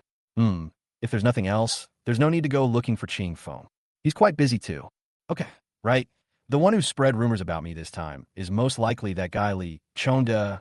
Seeing Zhang Peipei's puzzled look, Lu Sihong prompted, He's the guy who caused me to fall into the trial field in the underground ruins, then complained to you, and you called him a piece of trash. Although I don't have any evidence yet, do you think we should give him a hard time or something? Zhang Peipei stared at Lu Xihong for a moment, then said with a smile, "Everyone says he's a good-for-nothing. He can't get close to me at all, so there's really no way to make things difficult for him. If you really want to vent your anger, I can only ask the dean to revoke his student status." That's right. This guy is so low class. It's really not appropriate for you to make a move. It's not worth ruining your reputation for such a piece of trash. I'll handle it myself. Lu Xihong nodded. Zhang Peipei shook her head and said, "Okay, but don't waste too much time on that kind of person. It's not worth it." "Okay, then I'll take advantage of the situation and trick him again when we run into him," Lu Xihong said, as he started mixing his own happy water again. He casually asked his teacher, "Teacher, is there any way to compress a lot of air into a liquid and then shake it slightly so that it will come out again?" Zhang Peipei placed her hand on the cup, and a breeze suddenly arose. The liquid was pushed down by the powerful air pressure, and then the brown, transparent liquid in the cup was filled with tiny air bubbles. "So, yes, that's it." Lu Xihong licked his lips, picked up the Happy Water 2.0 pressurized version, drank it all in one gulp, then let out a long burp and said with a satisfied expression, "Wow, so refreshing, that's the feeling." So, being locked up in a magic tower for too long has damaged his brain? Zhang Peipei thought with some worry. At first, Lu Xihong really thought that he wouldn't leave the magic tower except for attending classes. After all, there were still so many books he hadn't read and so many spells he hadn't learned. This feeling of being able to truly feel his strength improving little by little was really addictive. However, he encountered a tiny problem that evening. The Goblin Knight, who had spent 2 days wandering the sewers, was not caught by the rat swarm, but instead encountered an adventure team clearing out monsters. He was swiftly and decisively defeated, and even the poisonous spider was seriously injured. Incidentally, just in case, if no trace of the master is found around the tamed beast in the wild, in most cases, the tamed beast will be treated as a wild monster, regardless of whether the monster is wearing any equipment or other accessories. If a powerful tame beast is found acting alone in the city, the tamer will be punished after being caught. Monsters, especially powerful ones, are no less intelligent than humans. When they discovered that human beast tamers could not only roam freely in cities, but also lower the guard of human adventurers in the wild by wearing specially made equipment, they began to imitate them. After killing beast tamers and adventurers, they would put the dropped beast tamer equipment on themselves, disguise themselves as beast tamers, and attack humans, causing them a lot of trouble. So later on, if the master was not around, the beast tamer would be treated as a wild monster and would not be held responsible for killing it. In fact, in many important places, it is forbidden to bring your own beast with you without permission. Chapter 80: The Wanderer Grandpa Wants to Evolve. Goblin Wanderer's Chronicle. The wandering knight enters the sewers of Green Bamboo City and encounters a swarm of giant cockroaches. Encounters a swarm of demonic rats. The wandering knight sets up a safe haven and accidentally captures a small number of giant cockroaches and demonic rats. He is ambushed by adventurers, but the wandering knight retaliates, killing the human adventurers. The wandering knight trades with the adventurers, losing 3 inferior potions but gaining a gold necklace and 35 silver coins. He is pursued by a swarm of demonic rats. During his escape, he encounters an adventurer team who attacks the wandering knight. The wanderer dies and the poisonous spider is severely injured. This journey yields experience *42, inferior potions *4, silver coins *35, gold necklace *1, charged glowing crystal *1, book *1. The Goblin Wanderer's wish has been fulfilled. The allure of trade. Wanderers discover through their interactions with human adventurers that when the adventurers desperately need certain items, they're willing to exchange money and goods worth several times, or even 10 times, the value of what they require. The hard-working and meritorious old wanderer is finally about to evolve, and has even earned enough experience points for himself to evolve. Lu Xihong must fulfill his wish as soon as possible. However, there's a small problem. Although Lu Xihong did not go to the academy for a physical examination, Zhang Peipei had a general idea of his energy level. He was in the stage of transitioning from a fog state to a rain state. Lu Xihong worried that if the energy feedback from the Goblin Wanderer's evolution happened to propel him into the next stage, it would be difficult to explain. After much thought, he simply evolved the Goblin Warrior as well, even though the evolution frequency was indeed too high. It's going to evolve. What can I do? I can't exactly stop it from evolving, right? There were a lot of insects in the plantation, but this place was right under Kuda's nose. If he did anything funny, Kuda would definitely report it to the teacher. After thinking it over, Lucy Hong still felt that good students should listen to their teachers and not stay in a magic tower all the time. He would go out for a stroll tomorrow. In addition to the 3 spells he learned last time, he has mastered a poison mist spell in the past 2 days. He can spray or release a slightly toxic green mist within a range of 50 meters. With the 2 life-saving items given to him by his teacher, Lucy Hong feels that he is much better than those wild bronze adventurers outside, both in terms of skills and abilities. Going to the Adventurers Guild and taking on a simple task should not be a problem for him. If he couldn't find a suitable quest in the Adventurers Guild, Lucy Hong also considered going to the sewers of Green Bamboo City, wandering around inside, not caring whether he found any monsters to kill or not, just evolving his Goblin Warrior before coming out. During the battle with monsters, the Goblin Warrior, eager to become stronger, was stimulated and evolved again. What a joyous occasion. Then, during the adventure, they unexpectedly obtained a recipe for a Goblin Beauty Berserk Potion. Quite reasonable. In addition, the green exclamation mark above the Goblin Craftsman's head has been lit for a long time. It has cut down all the trees in the beast taming space, and all the wood has been used up. I don't know what it wants to make, but it urgently needs a batch of wood.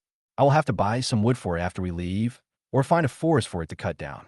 The Goblin Gravedigger wanted to find a graveyard to dig up a ghost, but let's leave that aside for now.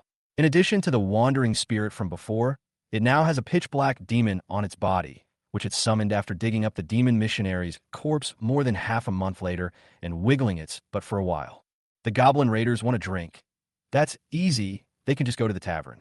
Luckily, the space ring the teacher gave them is big enough, so they can buy more ale and meat.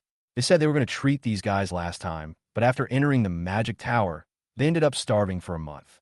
Luckily, the Goblin Wandering Knight brought back a rock bear, which gave them plenty of time to eat. Speaking of rock bears, the goblins even crafted 2 wild charms from rock bear teeth, claws, and skulls. Goblin's wild charm, Rock Bear Weak, a magical charm crafted using the teeth and claws of a rock bear, drawing upon some of its power. Low-level bear sharpness. Goblin blades, claws, teeth, and other parts gain an additional sharpness bonus when attacking. Low-level bear power. Goblins gain a small power boost. Goblin's wild charm, Rock Bear Weak, a magical charm crafted from the skull of a rock bear, absorbing its elemental power. Rock Skin. Goblin Skin receives additional rock protection, granting a small defense bonus. Earth Sensing. When a goblin stands on the ground, it can detect nearby enemies by sensing the slightest tremors in the earth. Lucy Hong asked the Goblin Warrior to take out the amulet and tried it on himself, but he couldn't feel any change in his body. It seemed that only goblins could use it to produce an effect. Finally, the 2 amulets were given to the Goblin Warrior and the Goblin Frost Mage, respectively. There are also Goblin Warriors and Goblin Laborers, all of whom meet the evolution requirements, but Lucy Hong doesn't have enough experience at the moment, so he can only wait and see. After having Kuda check the course schedule and confirm that there would be no basic warrior classes for the next 3 days, Lucy Hong casually grabbed a dozen or so bottles of alchemical potions of various functions from the lab, then went to the study to get a map of Green Bamboo City before leaving the Alchemy Magic Tower. It took another 3 hours before they finally stepped out of the gates of Qingzhou Academy and entered Qingzhou City for the first time. The pedestrians coming and going, the architectural style he had never seen before. Well, it was just so. Although this world, with the help of beast taming and magic, was not much worse than the other world in many aspects, having seen so many fantastical ideas in the games of his previous life, these real buildings were only interesting to Lucy Hong, but far from being awe-inspiring. It was nothing like before. When he first arrived in this world, he was shocked to find that this seemingly backward world had a complete water system, that he didn't have to go outside to dig a hole to go to the toilet, that he didn't have to use leaves to wipe his, but that they could even make glass, and that they could even repair broken walls with mud. These strange and wonderful things shocked Lucy Hong. Besides, Lucy Hong didn't have much time to wander around outside. He only had 3 days, and he didn't know if he could find a suitable quest at the Adventurers Guild. All right, his files seemed to still be in White Moon Town. He needed to retrieve the bronze badge from the Goblin warehouse and register at the Adventurers Guild counter before he could accept the quest. The Adventurers Guild wasn't far from Qingzhou Academy. Following the map, Lucy Hong walked for about 10 minutes, crossing 2 streets, and found the Adventurers Guild in Qingzhou City. Compared to the simple house in White Moon Town, this massive 5-story building in front of us is far more impressive. It's like the difference between a rural savings bank and a CBD bank tower. Chapter 81, The Yellow Chocobo That Can Find Its Way. The Adventurers Guild in Green Bamboo City, though spacious, was bustling with adventurers, making it anything but empty. Around the main hall were many rooms, some for employers to interview adventurers, and others for adventurers to network and form temporary teams. There was even a bar selling drinks and simple food on one side of the hall, but they didn't sell alcohol, probably to prevent adventurers from getting drunk and causing trouble. I don't know what the upper floors were for, but I didn't see anyone going in or out. Lucy Hong didn't have much time, so he just glanced at it, took out the bronze badge, registered at the counter, and then went to the task list. The bounty missions here are divided into several areas according to their difficulty. Lucy Hong glanced through them and finally had no choice but to obediently walk to the lowest level, the beginner mission area. Investigating the sewers, clearing out village monsters, overrunning the farm with groundhogs, searching for a lost cat. Wait, there really are quests like that. What adventurer would take on something like that? It's tiring, troublesome, and the rewards are meager. I don't want to. I'm an adventurer, and you're asking me to catch a cat. A boy next to Lucy Hong said with a face full of resistance. What can we do? We're out of money. If we don't do more missions, we'll have to find odd jobs, the girl said with a pained expression. Okay, at least give me a normal mission. But our strength is already insufficient, and it will take several more days for Afu and the others to revive. Another boy, who looked weak, said with a face full of self-reproach, It's all my fault. If I hadn't seriously injured myself, we wouldn't have had to spend so much money on medicine, and you wouldn't have almost not made it back. Come on, given the situation, it wouldn't have mattered whether you had those 2 little fireballs or not. In fact, with that damn bastard around, he would have gotten us killed sooner or later. Yeah, thanks to that goblin. I wonder if it's still in the sewers. They're gone, I heard. The team that went down to do the quest later encountered a goblin riding a spider and killed them on sight. How could this be? The girl was immediately saddened upon hearing this. The boy quickly said, Don't worry, it's not dead. It and that spider were both beast tamers, and they simply vanished after being killed. With tears in her eyes, the girl said in surprise, It's a beast tamer? No wonder it would trade with us. But who puts their beast tamer down the sewer alone? If they're caught, they'll be punished, right? The frail boy said with some curiosity, Wait a minute, if it's a beast taming, that's even stranger. Whose beast taming can also have a mount? They might be the tamed beasts of 2 good friends. So the tamed beasts are good friends too, the girl guessed. Perhaps. Maybe it's some merchant's tamed beast. Otherwise, why would it be trading with people? Maybe, if you don't want to catch cats, how about we go wash dishes at the tavern? Then let's go catch the cat. Someone actually accepted. No, their plight seems to be related to the homeless. This guy, I don't know where he got a shrewd business acumen from. It must be in his bloodline. Anyway, it definitely has nothing to do with me. The charioteer? Lucy Hong searched through the task list and found a task that looked pretty good. Clear out the monsters at the lumberyard. The rabbits, rats, and deer in the forest have gone mad, severely disrupting the lumberyard's operations.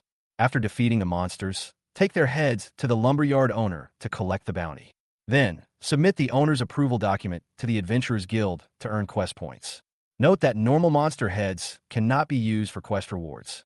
The logging camp wasn't too far away, so it was a good place to buy some timber.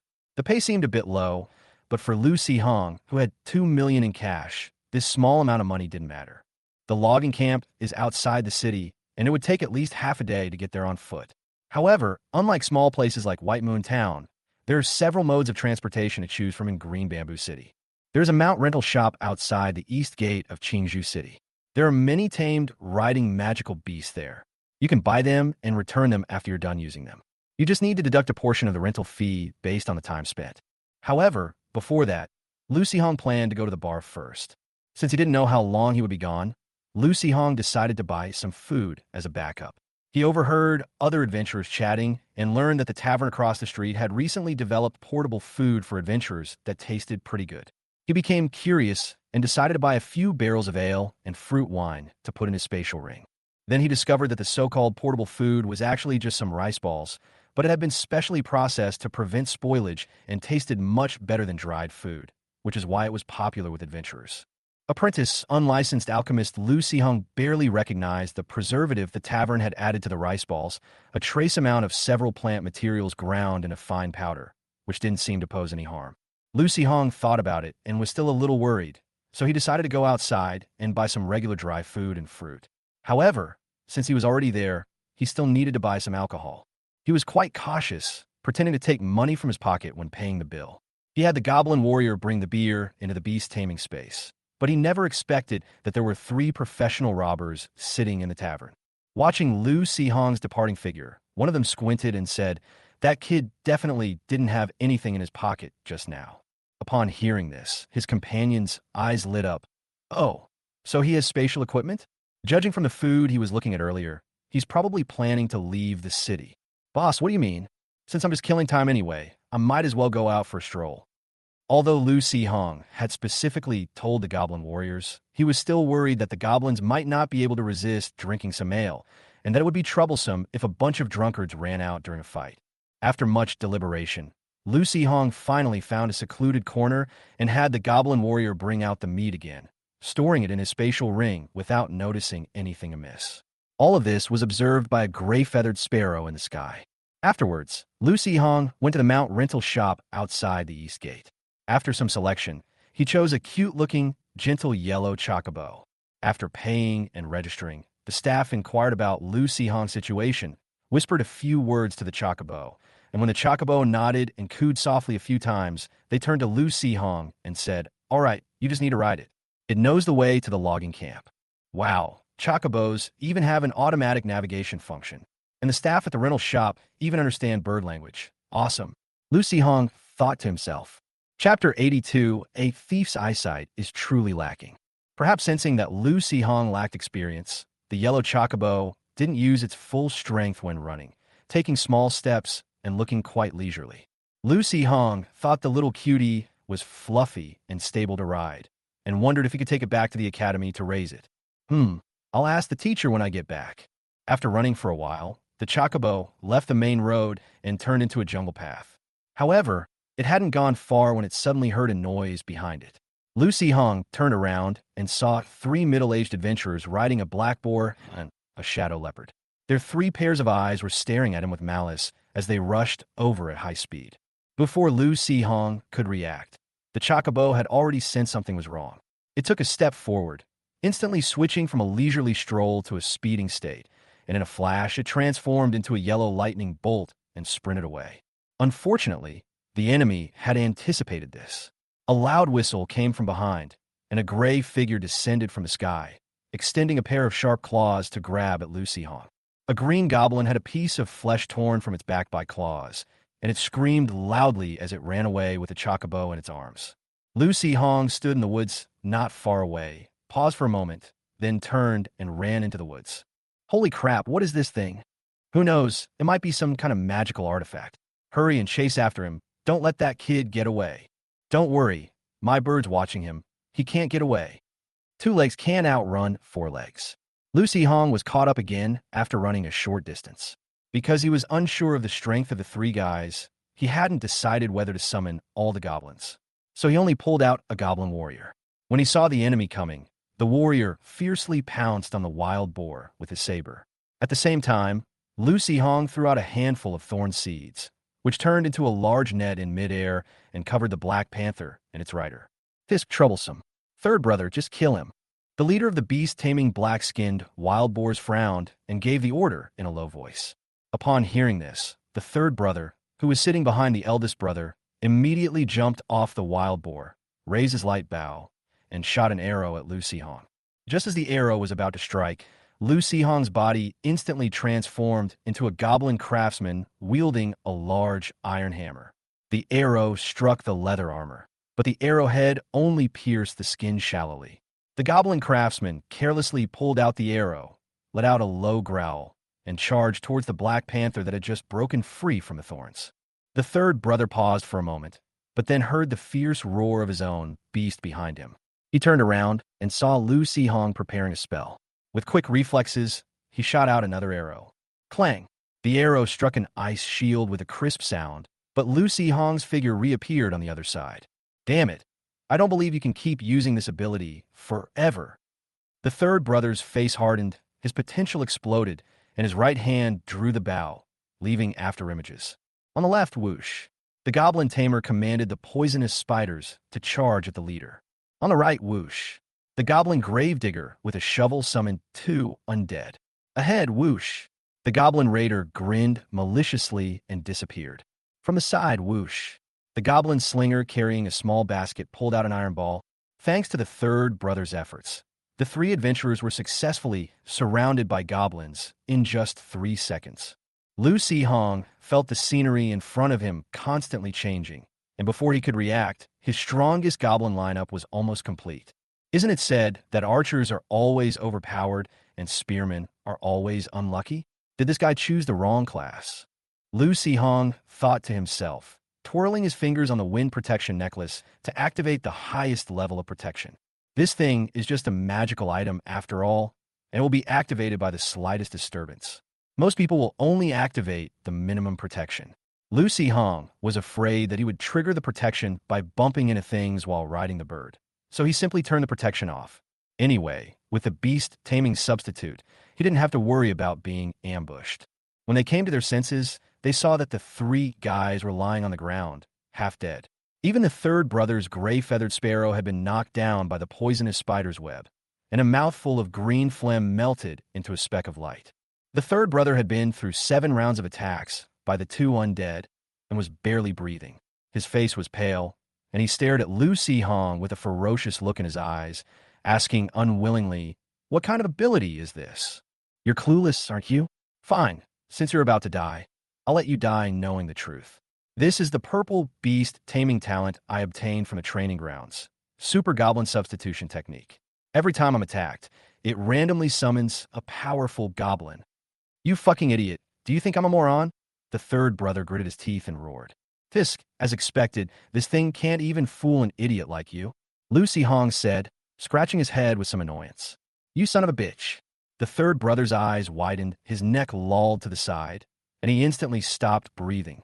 The second brother had his throat slit by the raiders, blood flowing all over the ground, and he had long since died. Only the eldest brother, half of his body covered in frost, was still breathing. He didn't struggle at all, just lay on the ground calmly waiting to die. "Hey, I'm telling you, this is outside Qingzhou City. Aren't you afraid of getting into trouble by chasing after a student from Qingzhou Academy like this?" Lu Sihong said with some curiosity.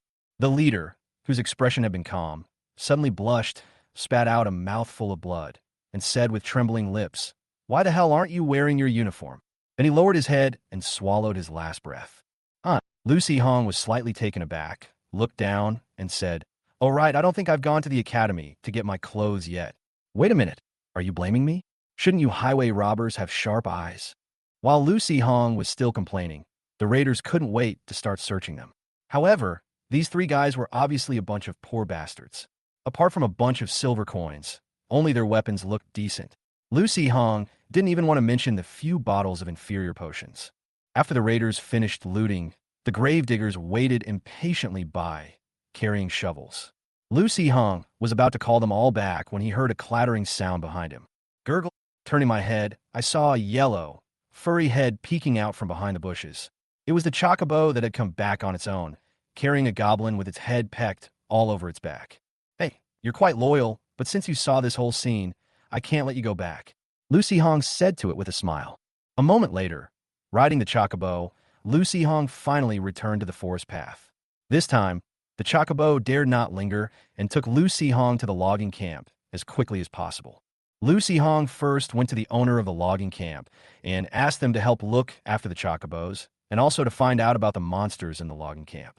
"Hey, it's nothing really. We've encountered this before. I guess there's been another battle at Lava Fortress, and something strange leaked out. It got into the monsters in the forest, and they've gone berserk again," the lumberyard owner, a burly, white-haired old man with a big belly, said with a chuckle. "But, young man, are you really sure you'll be all right on your own?" Lu Sihong patted the goblin warrior's chest, summoned a magical thorn from his hand, and swung it around, saying confidently, "Don't worry, I'm a professional." Chapter 83, Captain, Dispatch, Wandering Merchant. When the Swift Rabbit and the Digger Rat are in good mental condition, Lu Sihong needs to use his brain to kill them. After all, these guys put all their abilities into escaping, and if they're determined to run away, they're difficult to catch. But when these guys are mentally unstable and rush over with red eyes, the situation is different. First, he stomped on a crazed digging rat to death.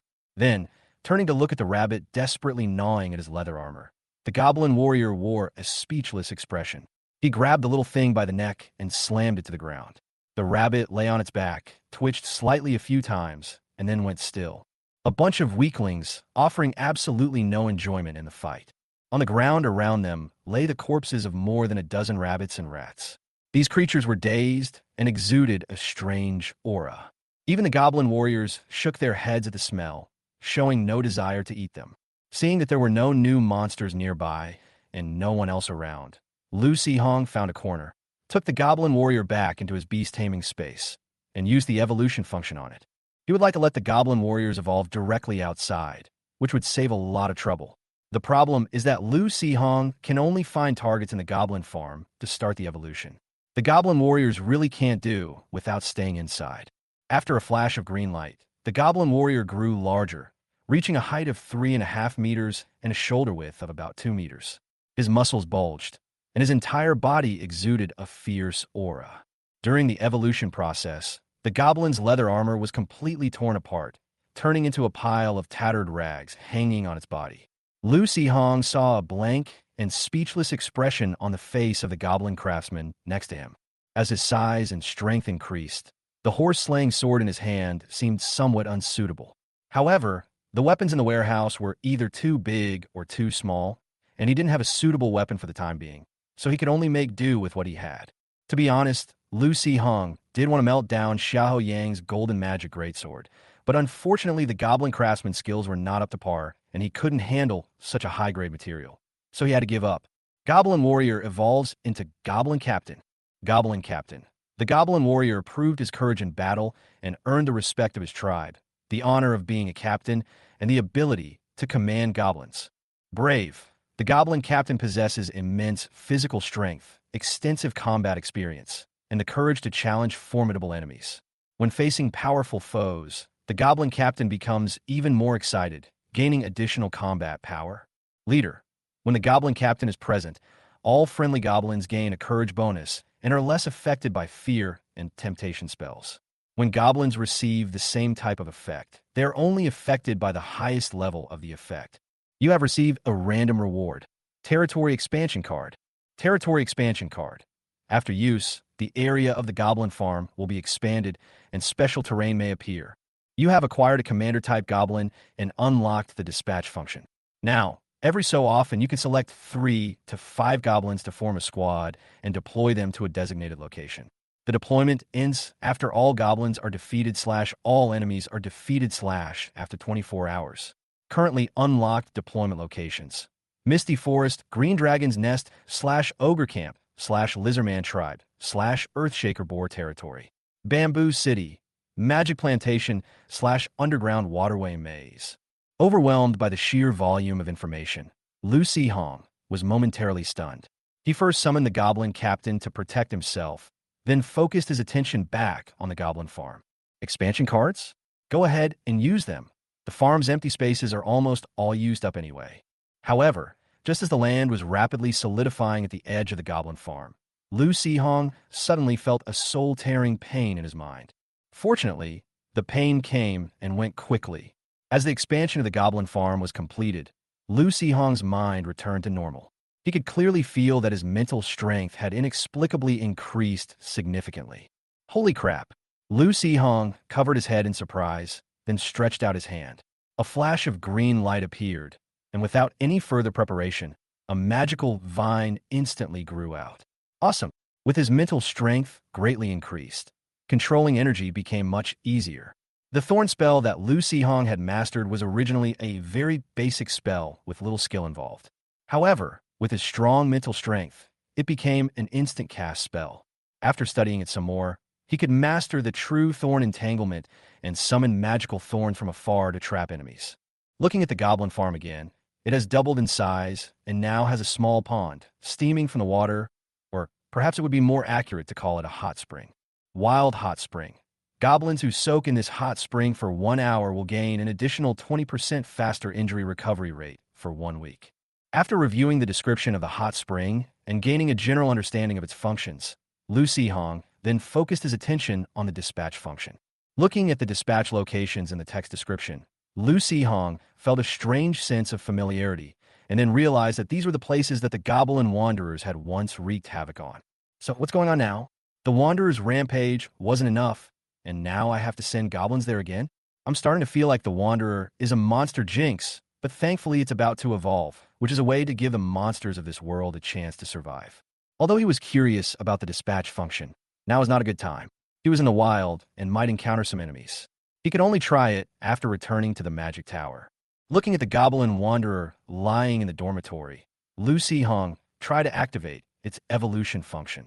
Although he had never tried to evolve a goblin while it was dead, and had never heard of anyone's beast evolving while it was dead, the Wanderer would only stay obediently in the beast space when it died. Fortunately, the evolution was successful. The Goblin Wanderer has successfully evolved into the Goblin Wandering Merchant. Goblin Wandering Trader, traveling freely on his journey, he promptly helps those in need, and in return, he earns a meager sum of money as payment. Freedom to roam. Nothing can bind the Wandering Merchant's steps. If it wants to go somewhere, it can always find a way. The Wandering Merchant has a wider range of movement and can easily find hidden paths. Born a merchant. The Wandering Merchant always manages to seize business opportunities, and you can tell how much he wants to sell his goods for just by looking at his hand gestures. Because goblins have a limited number of fingers, they usually don't give change. You have fulfilled the Goblin Wanderer's wish and received a random reward. The random reward has been converted into a fixed reward. Goblin Merchant's Backpack. Goblin Merchant's Backpack. A unique item for the Merchant Goblin. It looks like just a small backpack, but it's actually a magical storage device. Besides being able to store a large number of items, goblins can also use this backpack to directly take small items from their warehouse to replenish their stock.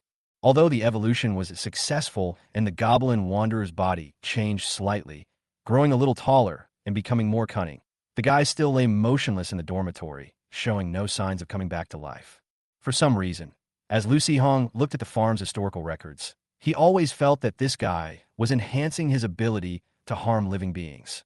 You have acquired the Merchant Goblin, unlocking the basic shop feature.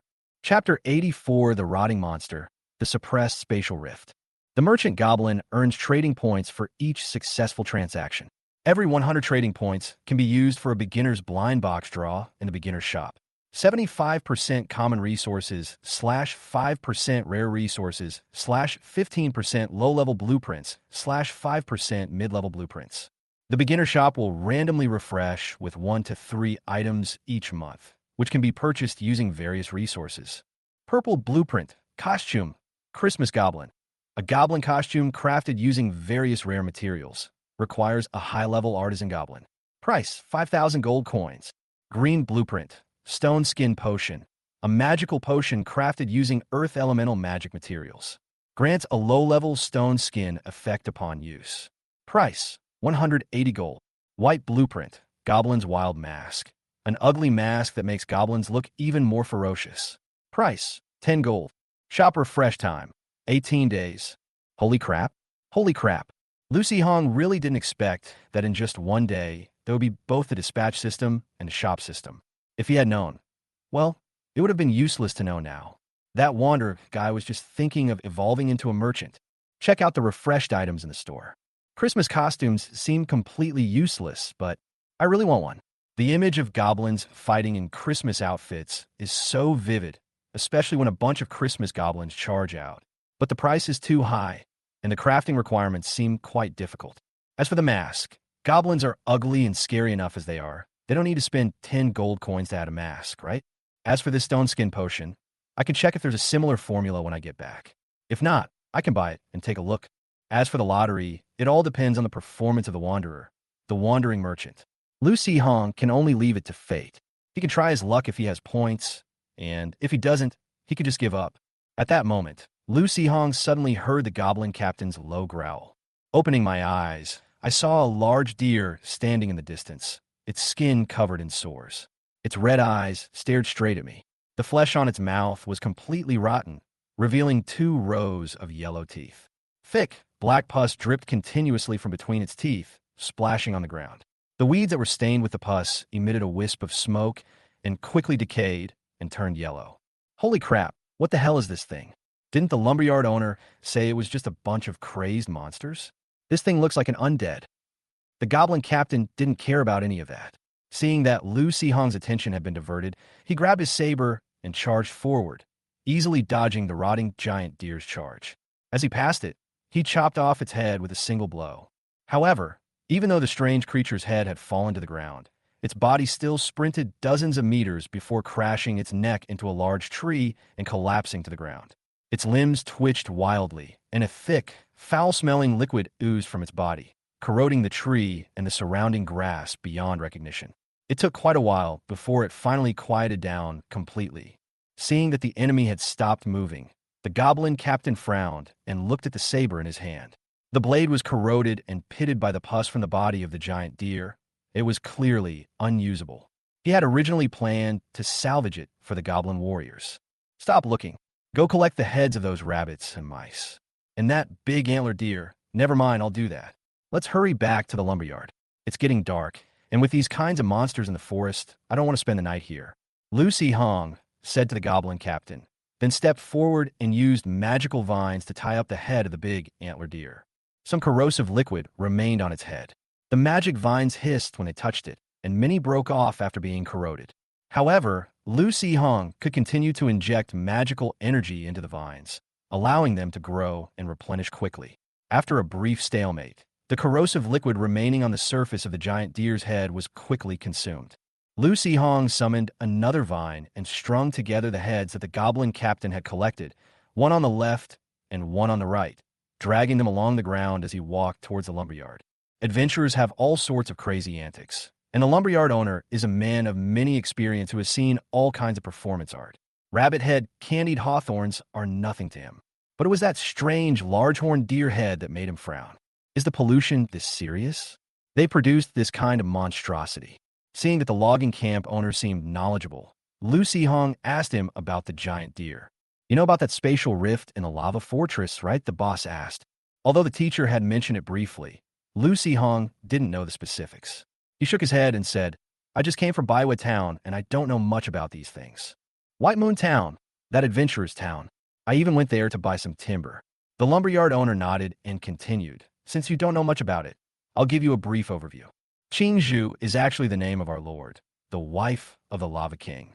When the Lava King was first appointed lord, he established a small town here.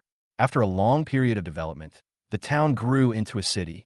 The Lava King was powerful and long-lived, but his wife's tamed beast was just a jungle sheep.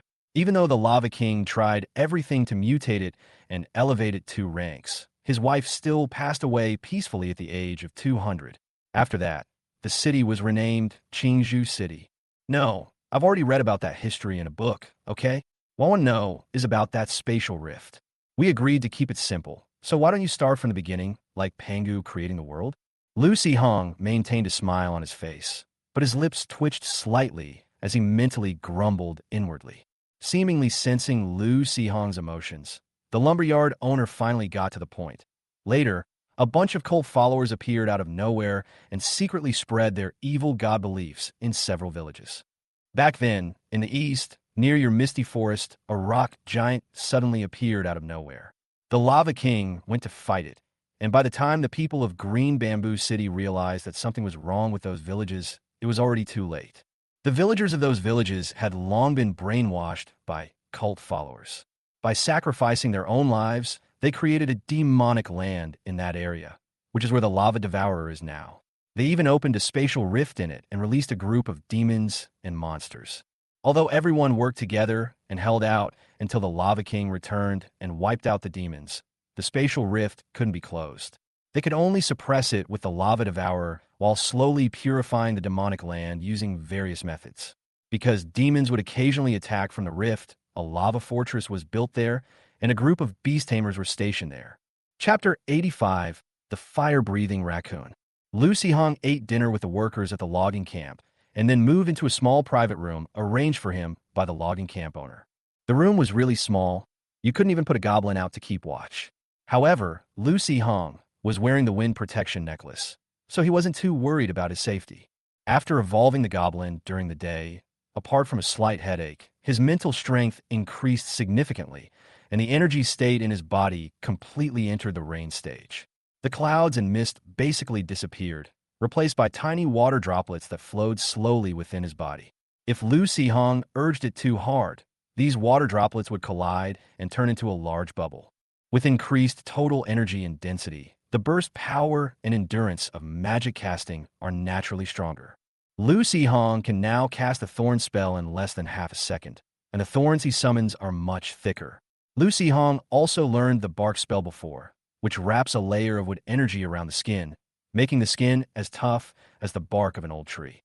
Although it reduces some flexibility, it provides strong protection. However, due to insufficient mental ability and energy control, he had not been able to cast the spell successfully until now. This time, it only took him 5 seconds to chant the incantation and induce a mental resonance, quickly constructing the spell structure in his mind. Then, he felt the wood elemental energy inside and outside his body react simultaneously, rapidly enveloping his skin and condensing into the structure of tree bark. Lucy Hong tapped his arm. The surface was hard, and his arm felt numb, as if he were wearing a layer of hard leather armor, which slightly affected his movements. Lucy Hong knew that there was a dragon scale spell among the advanced spells, which was actually to transform tree bark into the shape of scales. It had strong defensive capabilities and did not affect movement. However, that thing required a high level of mental strength and energy control, so Lucy Hong could not think about it for the time being, unless he got a dozen more territory expansion cards to boost his mental strength to the level of an advanced mage. Seeing that it was getting late, Lucy Hong was about to meditate before going to sleep when he suddenly heard a commotion outside, vaguely hearing things like monsters and pollution. When Lucy Hong ran to the entrance of a logging camp, he saw the workers holding torches and various tools as weapons, looking somewhat panicked. In the dim firelight, a huge creature, resembling a sludge slime covered in the heads and limbs of a monster and emitting a nauseating stench, slowly moved toward the crowd. The workers wouldn't be so panicked by that alone. The problem was that the deer heads, rabbit heads, hooves, and claws that had been melted away, with most of their flesh rotting and bones exposed, could still move and even open their mouths to make various roars. This looked quite terrifying. The goblin captain was about to charge forward with his saber when he was stopped by the lumberyard owner. The owner picked up a pitchfork from a worker and tossed it lightly. The pitchfork flew swiftly and plunged into the slime's body with a whoosh. Dozens of black tentacles shot out from the slime's body, instantly enveloping the pitchfork. In less than a second, the tentacles retracted, and the pitchfork had vanished without a trace. At the same time, the strange heads on the slime's body seemed to have been stabbed, letting out shrill screams and turning their heads in unison, their scarlet eyes fixed on the lumberyard owner. Lucy Hong was startled by the sudden scream. He happened to be standing next to the lumberyard owner, and the strange look from those people made him feel uneasy. He couldn't help but silently take several steps back. Physical attacks won't work, but this guy is slow. Little brother, don't you know magic? Cast a long spell and give a good one. I need to know how to do it myself. I haven't even taken the apprentice mage exam yet. With so many people, we can't let Frost Mage come out. Lucy Hong pondered for a moment, then pointed his right hand at the slime and sprayed out a thick green poisonous mist that enveloped the slime completely. However, this slime was not a normal life form to begin with, and its body was filled with corrosive fluids, so it did not react to the poisonous fog at all. Lucy Hong threw out another seed of the Rosa Vine, which transformed into a thorny net that enveloped the slime. As expected, the slime swallowed it whole.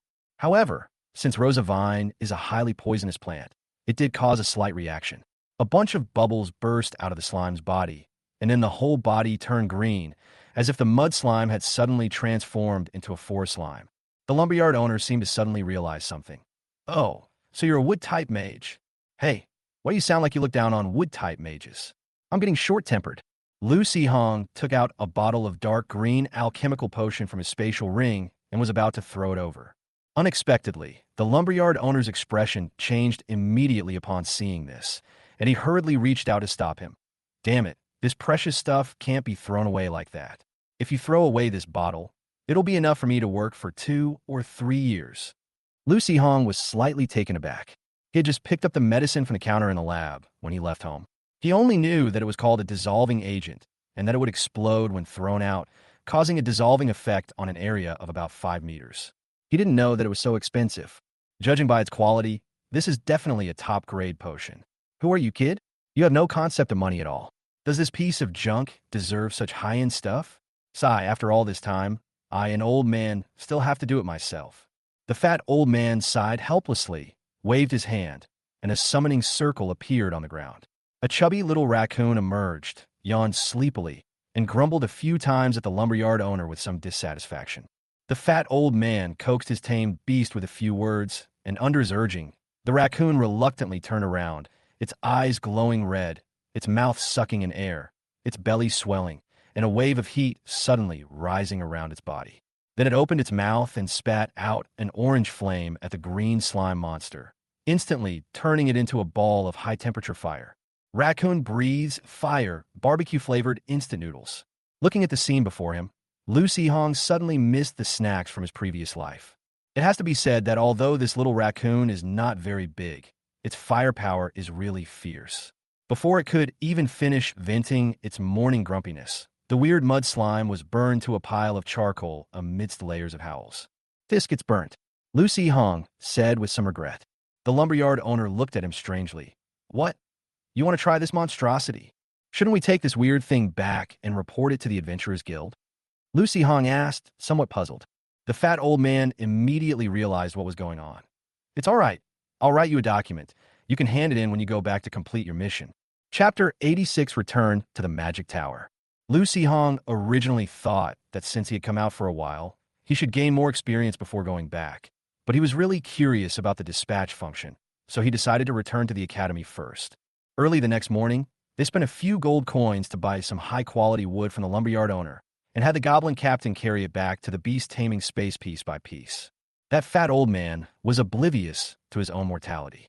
Not only did he refuse to accept money, he also brazenly told Lucy Hong to take whatever he wanted, even filling up his beast-taming space. Lucy Hong thought to himself, if I weren't afraid of exposing my secret, I would show you what it means to have trouble with your words. Riding the yellow chocobo, the journey was smooth until we reached the city gate, where we were stopped by the guards. First time riding a bird into the city. Although it sounded a bit strange, it seemed to make sense, and Lucy Hong nodded. The guard frowned. Then you'd better take the bird in first and study the rules for riding in the city properly. Okay, I understand. Lucy Hong obediently dismounted from the bird's back and took the reins in his hand. Seeing that he looked young, the guard added, Don't take this lightly. If you break the city's rules, you'll be fined at best, and in serious cases, you might even end up in jail. Don't worry, there are countless roads, but safety is the most important. I definitely won't ride a bird in the city until I've memorized the rules. Quite cultured. The guard nodded and made way for him. Go in. Lucy Hong led the bird for about an hour before finally arriving at the Adventurers Guild.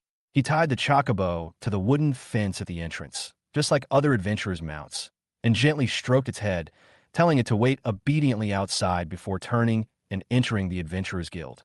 While handing over the lumberyard owner's quest documents and monster information to the counter and waiting for the staff to confirm, the adventurers next to them overheard discussing the teachers from Green Bamboo Academy who had gone out to provide support. I heard that all the teachers from Green Bamboo Academy have returned. Does that mean the dragon calamity has been resolved?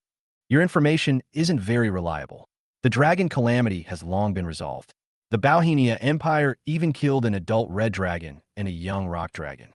Moreover, teachers from the Green Bamboo Academy and teachers from other academies fought over the red dragon's body. Oh, is that so? Tell me about it. I don't know the specifics, but I heard that the teachers from Qingzhou Academy were the main force during the battle. As a result, the red dragons were all crippled. People from other academies came to try and steal the credit, saying that adult red dragon materials were rare and they wanted to take them back to forge equipment. Shaw, they have forging masters, but we have alchemy masters. Hey, Master Foundry, forget about other academies. Just say Red Rock Academy. Isn't it because we're afraid of offending people? After all, those guys got a severe beating from the teachers at Qingzhou Academy, which was incredibly embarrassing. Huh, is Qingzhou Academy that strong? Weren't we supposed to be about the same strength? Well, I took some drugs when we fought the Red Dragon. Listening to the adventurers' conversation, it was clear that the Red Rock Academy was quite dissatisfied with the situation, feeling that the teachers at Green Bamboo Academy hadn't won through their own abilities and that their victory was unfair.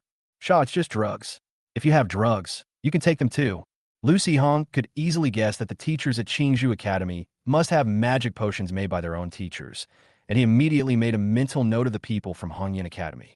Previously, Lucy Hong was curious about the college's advanced and high-level courses, but after checking, he found that most of the courses were not offered this semester. He thought it was just because the time hadn't come yet, but it turned out that all the teachers had gone out to fight and were not in the college at all. Because the adventurers were having a heated discussion and revealing all the information from various sources, Lucy Hong, out of curiosity, didn't rush to leave. He ordered a drink at the bar and stayed at the Adventurers Guild a little longer. Those dragons, for some unknown reason, suddenly went mad and attacked human towns, causing considerable damage to the border. However, most of them fled after regaining their senses. Only a few dragons, some of whom had been beaten up and became stubborn, insisted on fighting to the death, and others, after regaining their senses, wanted to escape, but it was too late. The most interesting thing was that after the two green dragons regained their senses, they turned around and ran away back to their dragon nest. However, an ancient green dragon rushed out of the dragon forest and gave the two green dragons a good beating. They were then taken back to the human city and asked the local lord to give the green dragon some of his dragon blood as compensation. That was real bloodletting. It said that 2 whole barrels were used. When the 2 green dragons flew away, their entire bodies were shaking. Although many people died and the town was destroyed, it wasn't the green dragon's intention. They were indeed framed. Humans couldn't really turn against the green dragons, so the 2 lords could only accept the green dragon's apology. Hearing this, Lu Sihong thought of the green dragon in the misty forest. It can only be said that both White Moon Town and that green dragon were lucky. They happened to run into the teachers and the others. White Moon Town was not attacked, and the green dragon suffered no other losses except for being beaten up, except for the emptied toilet. Afterwards, based on the green dragon's description and the investigations of several human organizations, it was suspected that the potion targeting the dragons was developed by orcs or evil god organizations and used by human adventurers through various means to be applied to those dragons, triggering this dragon attack. The Adventurers Guild has posted a bounty. Anyone who provides useful clues about the dragon attack will receive a large reward from the guild. After hearing the whole story, Lu Sihong left the Adventurers Guild satisfied and returned to the Magic Tower with the yellow chocobo. Before the teacher returned, Lu Sihong asked Kuda if it was possible for the teacher to allow him to keep chocobos in the alchemy zone. According to calculations, there is an 80% chance that the Tower Master will agree to Lu Sihong's request to keep a chocobo. In addition, Qingzhou Academy has a special mount boarding facility where Lu Sihong's chocobo can receive excellent care. Lu Sihong nodded. Well, I still have a lot of faith in Kuda's calculation ability. Since he said it's 80% likely, then the teacher will most likely agree. So I'll temporarily let the chocobo roam near the magic tower. Kuda, remember to take care of it for me. Speaking of which, the alchemy area is actually outside Green Bamboo City. Every time you leave the city, you have to go around in a big circle. Without a mount, it's quite a long way to walk there. I guess the teacher is used to flying around by himself, so he never thought of opening a gate in the wall. There's a hidden door in a magical wall at the edge of the alchemy plantation. Lu Sihong just needs to call out to Kuda next to the door, and Kuda will open it for him. Why didn't you say so sooner? Lu Sihong did not consult with them, so Tailing will not perform any unnecessary calculations. Lu Sihong sneered. I think you're too calculating. Don't think I don't know that when you talk to me, the amount of calculation you use is less than 1/10 of what you use when you talk to my master. Yes, you admitted it so readily. Chapter 87, Summoning Wave. Lu Sihong entered the magic tower, went back to his room, took a shower, and changed his clothes. Remembering the potion recipes in the Goblin farm shop, he asked Tailing, Kuda, help me look up information about the stone skin potion. No relevant content was found. Liu Xiang Fronith. No? Maybe the potion name is different. Can you help me find another magical potion that can produce a similar effect to stone skin? Search successful, relevant content found. Advanced magic potions, rock armor potions, master level potions, earth armor potions, rock dragon protection potions. For more detailed information, Lucy Hong can go to bookshelf 03 and find the following books. No need. Lu Hong shook his head. Putting aside the level of these magical potions, which are either high level or master level, you can tell from their names that they have nothing to do with stone skin. In that case, I don't know about other places, but at least the Alchemy Tower does not have the recipe for stone skin potion. Lu Hong had enough money for 150 gold coins, but after buying them, he didn't have much money left. Forget it. Out with the old, in with the new. Lu Hong sank his consciousness into the beast-taming space and chose to purchase the stone skin potion formula. But the breeding farm popped up a prompt. Insufficient gold coins in the warehouse. Lu Hong summoned the Goblin captain again and had it take all the gold coins back to the beast-taming space and put them into the Goblin's warehouse. At the same time, Lu Hong was a little curious. Did these gold coins have any special use for the Goblin farm? Or were they simply taken to comply with the original game rules? And what would happen to these gold coins that were taken away? Purchase successful. 150 gold coins have been deducted. After the purchase was successful, Lu Hong obtained more detailed formula information. Like the previous Goblin beautification potion, the stone skin potion formula was very Goblin-like.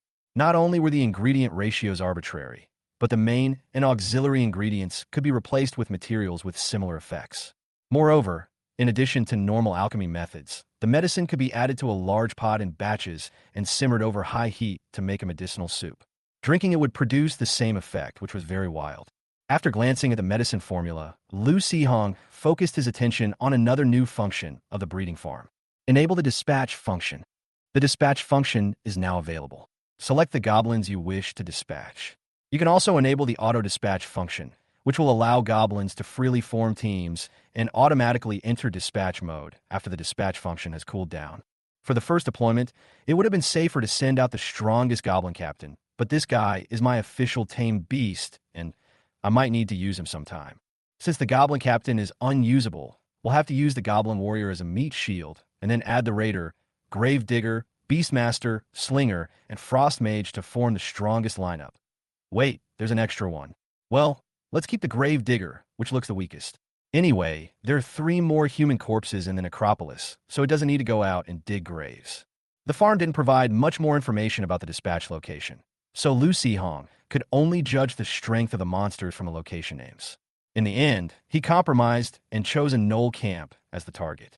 Worried that the goblins might lose their equipment if they died outside, Lu Hong also asked the frost mage to leave the frost orb in his hut. Once everything was ready, Lu Hong decided to use the dispatch function, and 5 goblins and 1 spider instantly disappeared from the goblin farm. At that moment, Lu Hong suddenly heard the tower spirit's questioning voice. An abnormality has been detected in Lu Hong's body.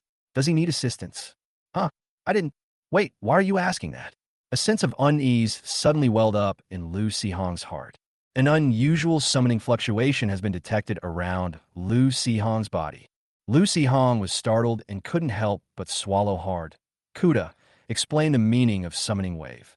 Okay, when a human summons or recalls a beast, or when a beast dies and is forcibly recalled, very slight spatial ripples and special energy fluctuations will appear around the human's body. Apart from those with exceptionally keen spatial perception, only Kuda can currently detect the summoning fluctuations.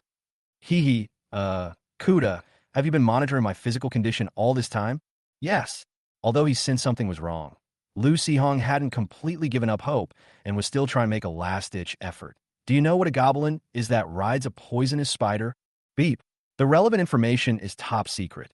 Lu Hong is not authorized to access it. Lu Hong's pupils dilated sharply. The light in his eyes vanished instantly, and he said somewhat absent-mindedly, Kuda, do you know what protesting too much means? No, relevant information was found. Do you want to parse this content? You should rest now. Lu Hong was a little discouraged. Only the teacher could classify such information as top secret, right?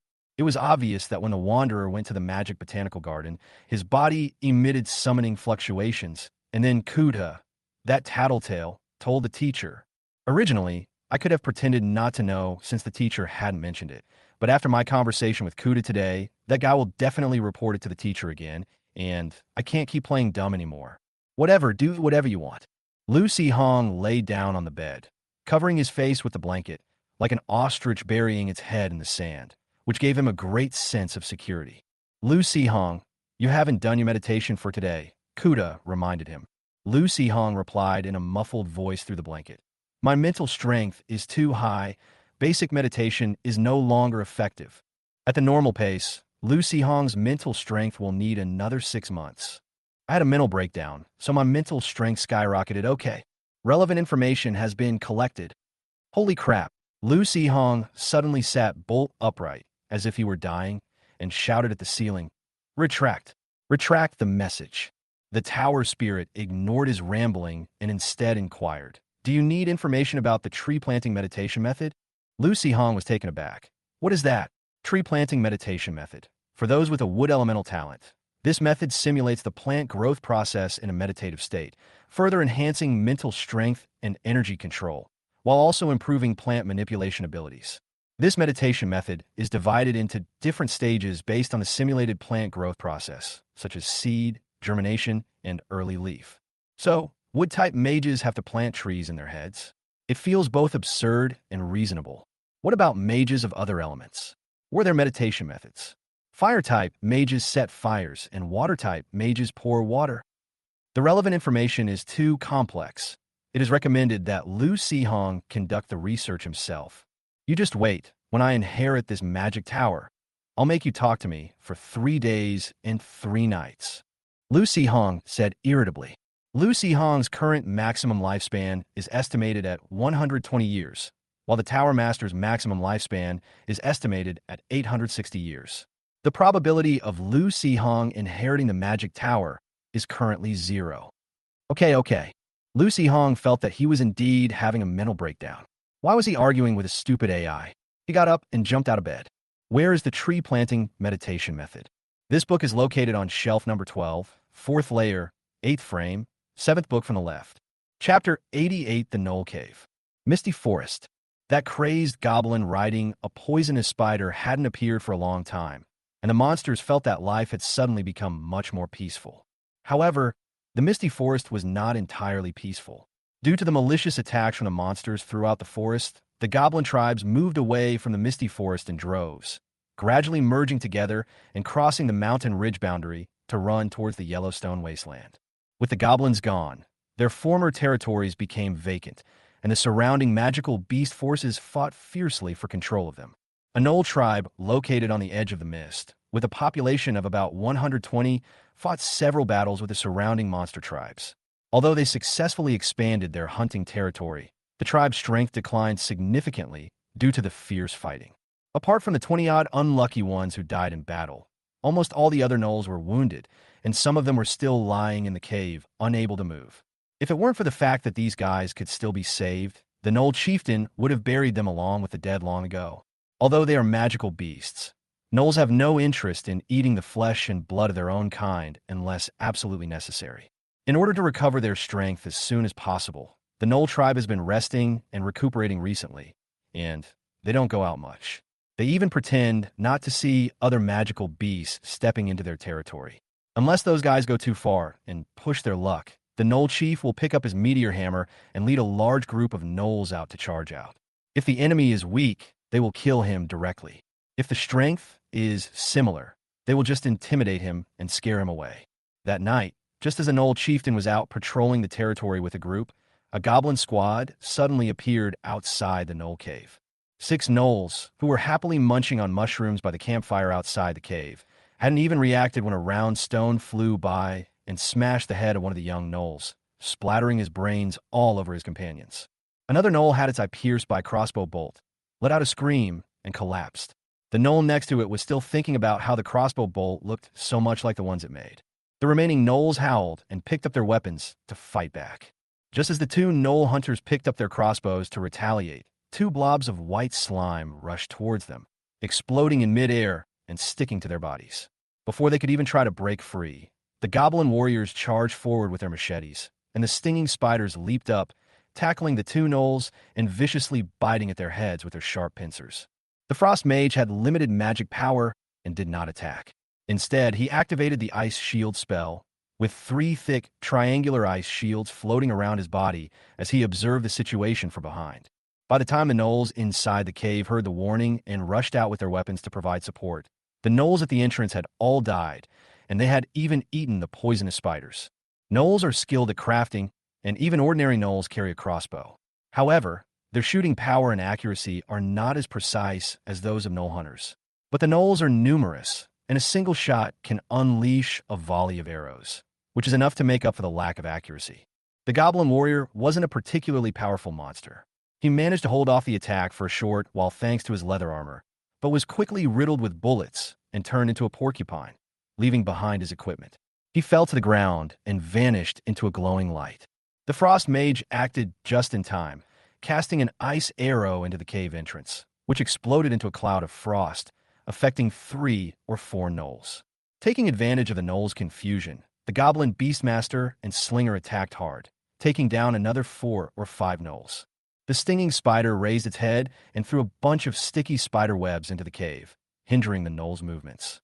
It also sprayed several mouthfuls of corrosive liquid into the cave, causing the gnolls whose flesh immediately festered and wailed, letting out shrill screams. Just then, a furious roar came from afar. The gnoll chieftain, who had returned from patrol, saw that his lair had been attacked by several greenskins, and that several of his people's corpses lay at the entrance. He was instantly enraged and went into a berserk state. His already tall figure swelled even more. His eyes turned bloodshot, and he wielded a huge steel meteor hammer, leading several gnoll warriors as they charged forward menacingly. The Frost Mage, positioned at the very back, became the first target of the gnoll leader's attack. However, just as the gnoll leader rushed to the Frost Mage's side, about to smash the green-skinned spellcaster into mincemeat with a hammer, he suddenly felt a chill on the soles of his feet, and a cold air rose from below, instantly freezing his entire body. However, the gnoll leader was powerful and full of vitality. In addition, he was in a berserk state at the moment. With a sudden effort, he broke free from the ice, and even the frost on his body melted quickly. Just as it regained its mobility, an icy arrow struck its face, freezing its head so hard it nearly turned into ice tofu, instantly pulling it out of its berserk state. Those who can rise to the position of tribal leader have, after all, fought their way up from the bottom. The gnoll leader's fighting instincts are still very strong. Although his brain was frozen and his thinking was much slower, his actions were still decisive. The heavy meteor hammer slammed down with a whoosh. Although it was blocked by the ice shield, the force was still great and the ice shield shattered instantly. The Frost Mage was hit by the huge force and was sent flying. After rolling a few times on the ground, his head lolled to the side and he was silent. The remaining Goblin Slingers and Goblin Tamers didn't survive long either. While the Frost Mage was being attacked, they were surrounded and beaten by the Gnoll Warriors who rushed up, and with the Gnoll Hunters finishing them off from a distance, they actually died even faster than the Frost Mage. With the Tamer dead, the stinging spider that was fighting the Gnoll also vanished instantly. The enraged Gnoll leader, who had originally planned to vent his anger by thoroughly ravaging the enemy's corpses, froze when he saw the green-skinned corpses disappearing one after another. Looking at the strangely familiar scene, he felt a chill run down his spine. The Gnoll spellcaster, a Gnoll sage, muttered something while pointing at the equipment dropped by the goblins. The Gnoll chieftain suddenly realized, those damned things, when you die, take not only your belongings, but even the crossbow bolts shot into your rear. Judging from their appearance, they're probably just summoned beasts sent out by some foolish humans. I don't know how they got in here, but as long as it's not that weird goblin, it's fine. Although they were curious about why these guys had so many nails stuck in their shoulders, the Gnoll chieftain didn't think the leather armor was very well made. After picking and choosing, only the Goblin Warrior's machete looked passable. The tribe suffered heavy losses, but all they got in return was a pile of tattered leather armor.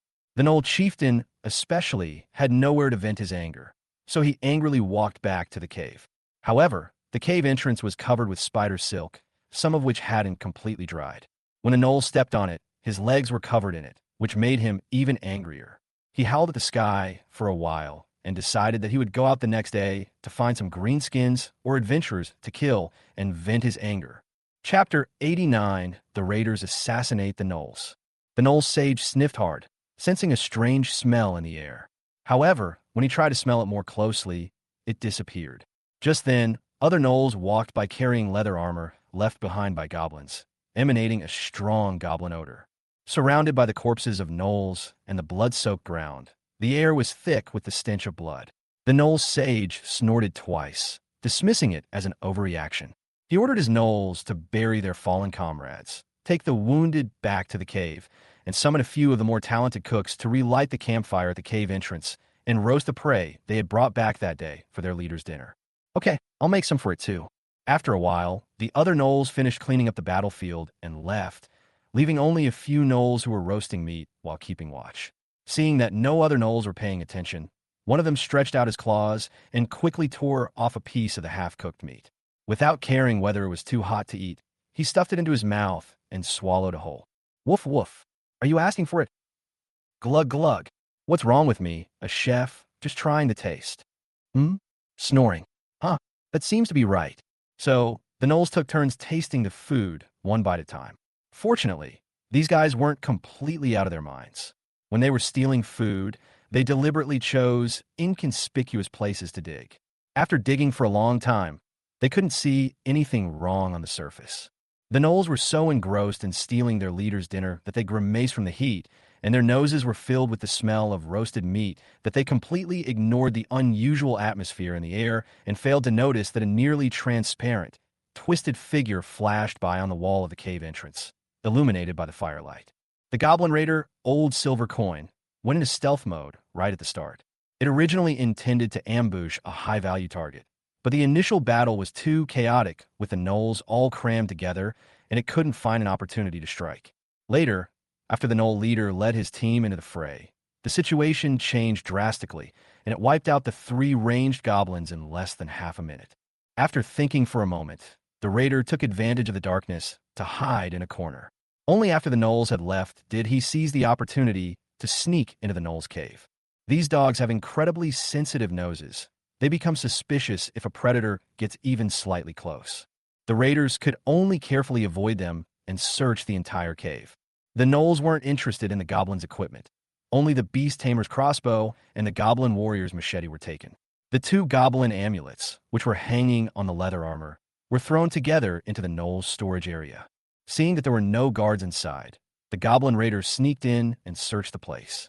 Apart from 2 goblin wild charms and a few silver coins, he didn't find anything of value. He guessed that anything of value had been taken by the gnoll chieftain.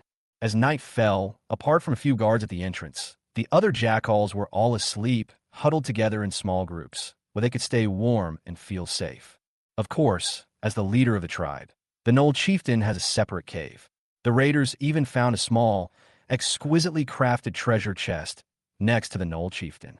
No one knows where it got it from, but it clearly treasures the chest, even sleeping with it in its arms. The raider tentatively took a few steps toward the chieftain's cave. Before it got very close, the gnoll chieftain, who had been shouting loudly, suddenly fell silent, his nose twitching as he strained to detect anything unusual in the air. Seeing this, the raiders quickly retreated. After a while, the gnoll chieftain's snoring could be heard again in the cave. The goblin raider frowned, rubbed the dagger in his hand, and turned to walk deeper into the cave. Since he couldn't get the treasure, he might as well take some lives first. Besides the gnoll leader, the gnoll sage also occupied a cave by himself, and this guy was also a relatively important enemy in the eyes of the goblin raiders. The gnoll sages are also quite vigilant, but their physical strength is much lower, and their sense of smell is not as keen as that of the gnoll leader. The goblin raider cautiously tested the safe distance before crouching quietly at the cave entrance. Its eyes fixed on the sleeping gnoll, it began to mutter under its breath. As the wild charm effect was triggered, a faint mental wave, carrying malice, spread outwards. Accompanied by eerie murmurs, the sleeping jackal sage seemed to be having a terrible nightmare. His expression was panicked, cold sweat poured down his forehead, and his mouth kept opening and closing, first emitting threatening growls, which slowly turned into timid pleas for mercy. The raider tentatively took a few steps forward. Seeing that the enemy was trapped in a nightmare and unresponsive, he covered the wise man's mouth with one hand, stabbed the wise man's eyes hard with his dagger, and then quickly twisted them. The gnoll only stared and struggled instinctively for a moment before falling silent. pulling a tattered cloth over the Knoll Sage's head, slightly slowing the spread of the bloody smell. The Goblin Raider concealed itself and left the Sage's cave. Once outside, the raiders discovered that the Demon Whisperer was far more effective than they had imagined, especially against these sleeping enemies. The kobolds outside, who were dozing off, were all trapped in nightmares, shaking their heads and unable to wake up. The raider swung his daggers with both hands, a sinister grin on his face. Without even covering his mouth, he aimed at the back of his enemy's head, eyes, jaw, heart, and other parts of his body, stabbing and twisting instantly to end his enemy's nightmare and send them straight to hell. No matter how agile the Goblin Raider was, it was still inevitably splattered with blood, but it didn't care. It even stuck out its tongue to lick the enemy's blood off its dagger, and stared with bloodshot eyes at the place where the gnolls were nursing their cubs. The charioteer once said, "Don't leave the enemy even a single egg, so you certainly can't let the enemy's cubs go." When the stench of blood filled the entire cave, the Gnoll chieftain realized something was wrong and rushed out. By then, only about 20 members of the entire Gnoll tribe were still alive. With the tribe's only wise man gone and all the cubs slaughtered, the Gnoll chieftain, driven into a berserk state, frantically searched the cave for any sign of the enemy, smashing everything to pieces.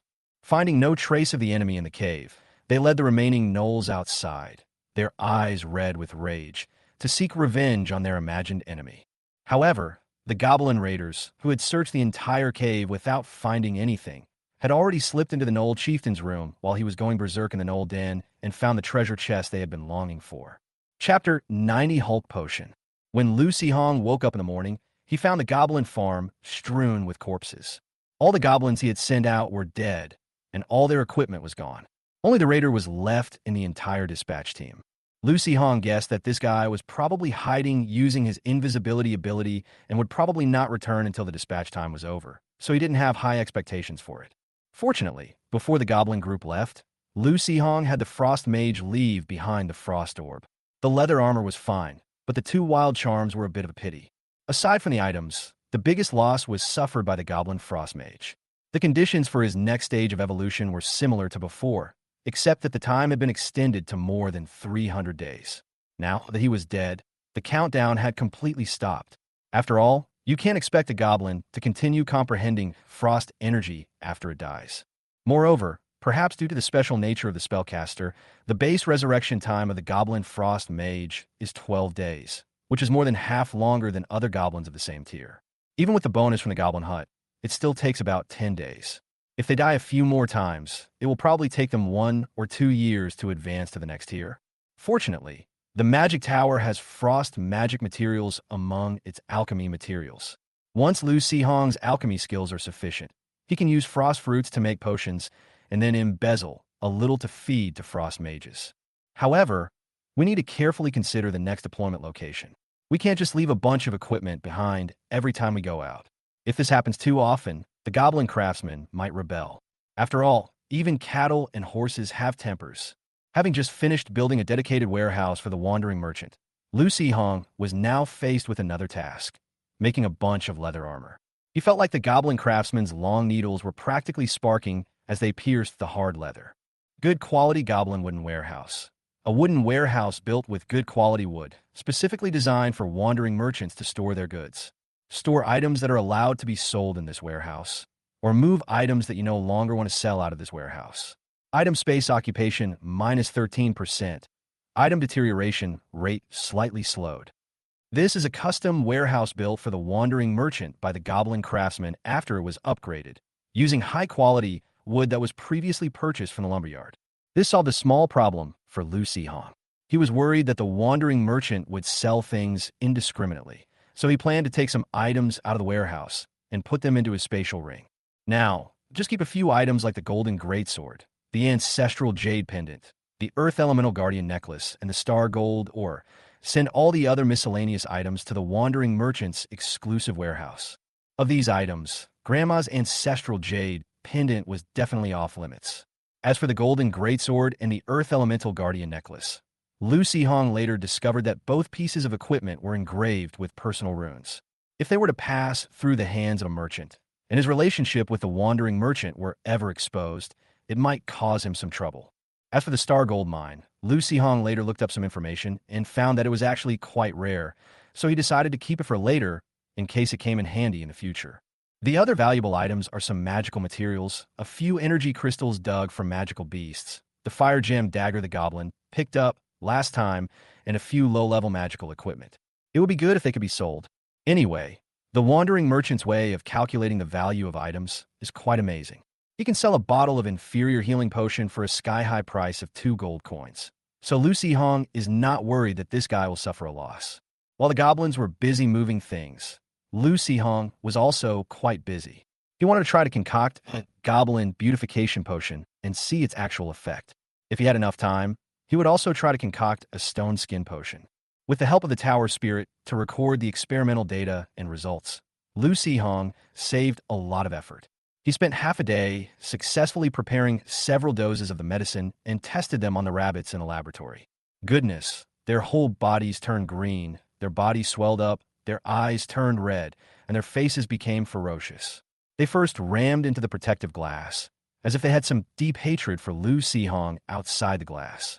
It wasn't until the glass was smeared with blood that these guys finally snapped out of it and started targeting their usual food rivals. They began fighting and biting each other, quickly turning into a chaotic melee. Before the effects of the drug even wore off in 10 minutes, these guys were already a pile of mangled flesh, and, in the end, there wasn't a single winner. Huh? Wasn't it supposed to slightly reduce sanity? So this reduction isn't division, it's subtraction? No wonder it said pain was reduced, mental resistance was strengthened, and most fear spells were ignored. They've gone completely insane. Of course, they're not afraid of anything. Lucy Hong looked at the goblin captain beside him. He had originally thought of letting it drink a bottle to try, but now he thought better of it. Who knew that this guy might be harboring resentment towards him despite his seemingly obedient appearance? He might even chase after him and attack him if he went berserk. He decided to wait for his teacher to come back and let her take a look before making a decision. In comparison, the stone skin potion is much simpler to prepare and its effects seem more normal.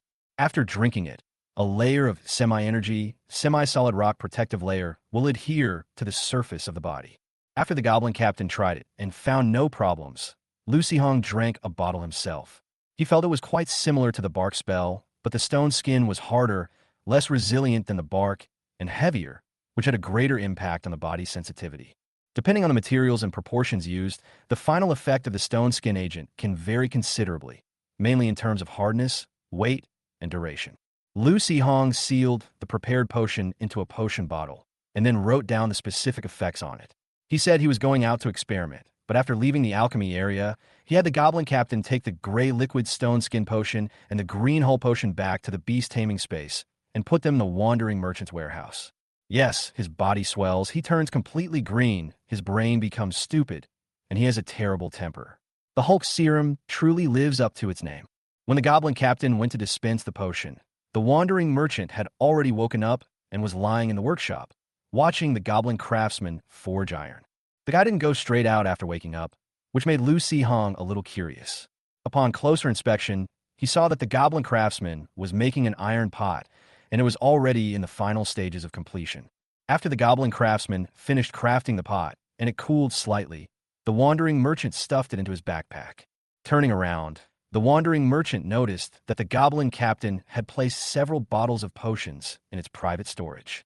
He scurried over, picked up the Hulk potion and the stone skin potion, examined them, chatted with the goblin captain for a while, and then took 2 bottles of each type of potion and stuffed them into his backpack. Finally, he ran to the animal pen, found his companion, checked the wounds on the stinging spider, and after confirming that it was not seriously injured, he climbed onto the spider's back by stepping on its legs, pulled on a few strands of spider silk to secure his body, and then disappeared in a flash. Chapter 91: The Hulk Transforms. The kobolds, gnolls, goblins, and other social monsters in the Misty Forest, especially those with a little status in their groups, usually prefer cooked food. However, the cooking utensils they use are rather unsightly. Those races that can forge iron and make utensils are alright, but those who can't forge iron just pick up a rusty helmet or a piece of iron armor and use it as a pot, which is disgusting to look at. The wandering merchant then thought that he could find a goblin craftsman to make a large iron pot and see if he could open up a market for it among the monster tribes. The idea itself wasn't wrong. However, the wandering merchant was clearly unaware of his status among the various tribes in the misty forest, which had reached the point where he could stop a child from crying at night. The moment the monsters saw the wandering merchant appear at their doorstep, they all let out terrified and angry roars. If there were an adventurer who was proficient in animal language, they would probably understand the following meaning. That damn green monster is here again. Everyone, guard the food and the cubs, block up the warehouses, and pick up everything on the ground. Don't give it a chance. Damn it, you dare show your face again. Brothers, come on, let's kill it. Green-skinned devil. The green-skinned devil is coming. While fleeing, the goblin merchant munched on dried fish he had picked up from the kobold camp. He couldn't understand why these guys would shout and kill him the moment they saw him, giving him no chance to communicate at all. As darkness fell, and he still hadn't encountered a single rational customer, the goblin wandering merchant grew somewhat disappointed. The inhabitants of the misty forest are far too barbaric and unreasonable. Forget it, when it comes to transactions, it's always better to find someone more rational. Just then, the wandering merchant faintly heard sounds of battle coming from afar, which immediately triggered its business opportunity radar. It hurriedly stopped the poisonous spider, pricked up its ears to listen carefully, and its eyes lit up and a smile appeared on its face. Lynn Dayton, despite his bold name and imposing physique, possessed superhuman strength from a young age. However, due to a childhood encounter with a raging monster, he witnessed his wet nurse and attendants being torn to shreds before his eyes, leaving him with psychological trauma. Although he is talented and has good combat abilities, he will immediately develop psychological problems and cower in a corner when he encounters a powerful and ferocious monster. However, this guy's family is in the food business and has considerable assets. He is generous with his money and willing to help others, so he has made many good friends. To overcome his bad habit, Lynn Dayton often teamed up with friends to go on adventures in the wild and kill monsters. After years of persistence, it has indeed been quite effective. However, if you walk the dark road too often, you're bound to run into a ghost. They were walking along peacefully when suddenly a ferocious Knoll chieftain appeared and, without saying a word, led a group of Knoll warriors in a frenzied attack on them. Lynn Dayton was doing well at first, swinging his large hammer with a whooshing sound and smashing the heads of two Knoll warriors. However, after being overwhelmed and beaten by the stronger Knoll leader, looking at those ferocious eyes and ferocious face, the terrifying scenes from his childhood flooded back, and fear instantly overwhelmed his mind. Lynn Dayton screamed in terror, quickly threw away his weapon, and nimbly climbed a nearby tree. He covered his ears and curled up into a ball, leaving his companions in grave danger under the jackal's attack. I'm so sorry.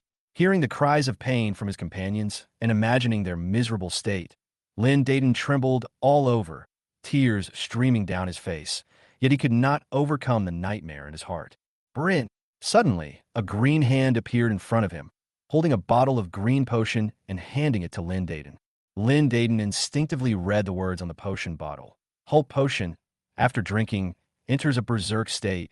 The body swells slightly and almost ignores fear. Ignores fear. Lynn Dayton was slightly taken aback.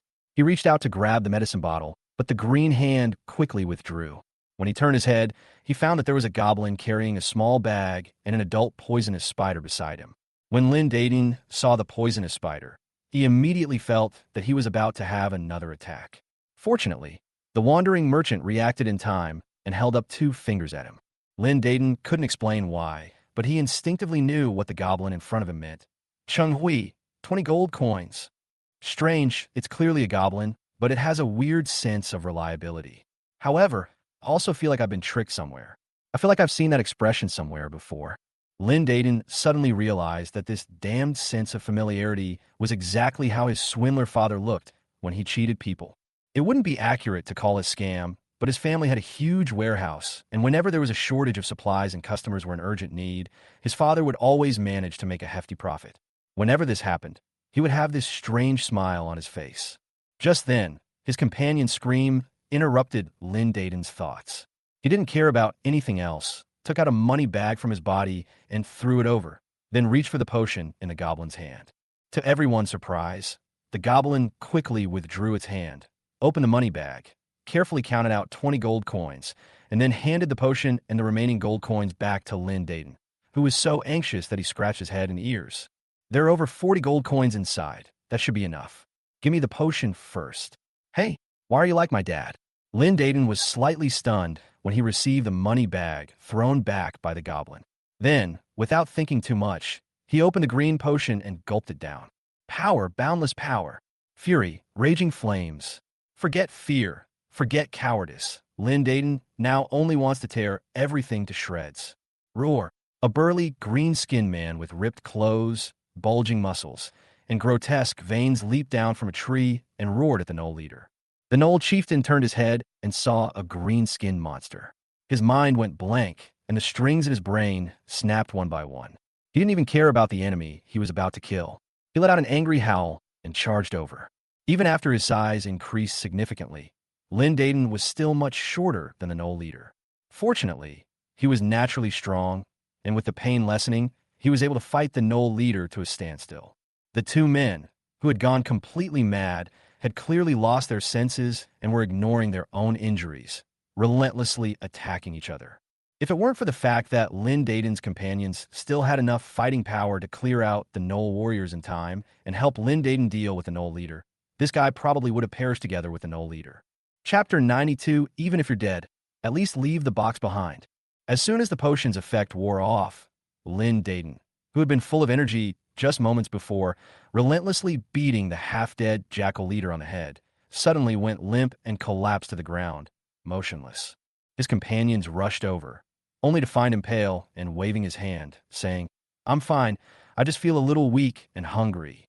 "Ouch, why does my whole body hurt?" his companion said irritably. "Of course it hurts. Don't you know how many blows you've taken? You have so many bones in your body, how could it not hurt? But what's wrong with you? Weren't you having a seizure just now? How come you're all better now? And why is your skin so green? I thought you were some kind of goblin mutant." Another companion asked curiously, clutching his wound. "Huh, why hasn't my skin color changed back? Could it be that it's always like this?" Lynn Dayton looked at his skin color in confusion. Then, when he heard his companion mention goblins, he came to his senses and looked up, where he met the wandering merchant who was still clinging to the tree. Lynn Dayton weakly stretched out his hand and said, "Brother, can my skin change back?" The companions turned around curiously and discovered the goblin and the poisonous spider hiding in the tree. They were startled and almost attacked, but Lynn Dayton stopped them in time and calmed them down. The wandering merchant poked his head out of the tree, took out a bottle of Hulk potion, and tapped the words on the bottle with his little paw. Lynn Dayton immediately understood what the goblin meant, but the problem was that after drinking the medicine, he had no idea where he had put the bottle.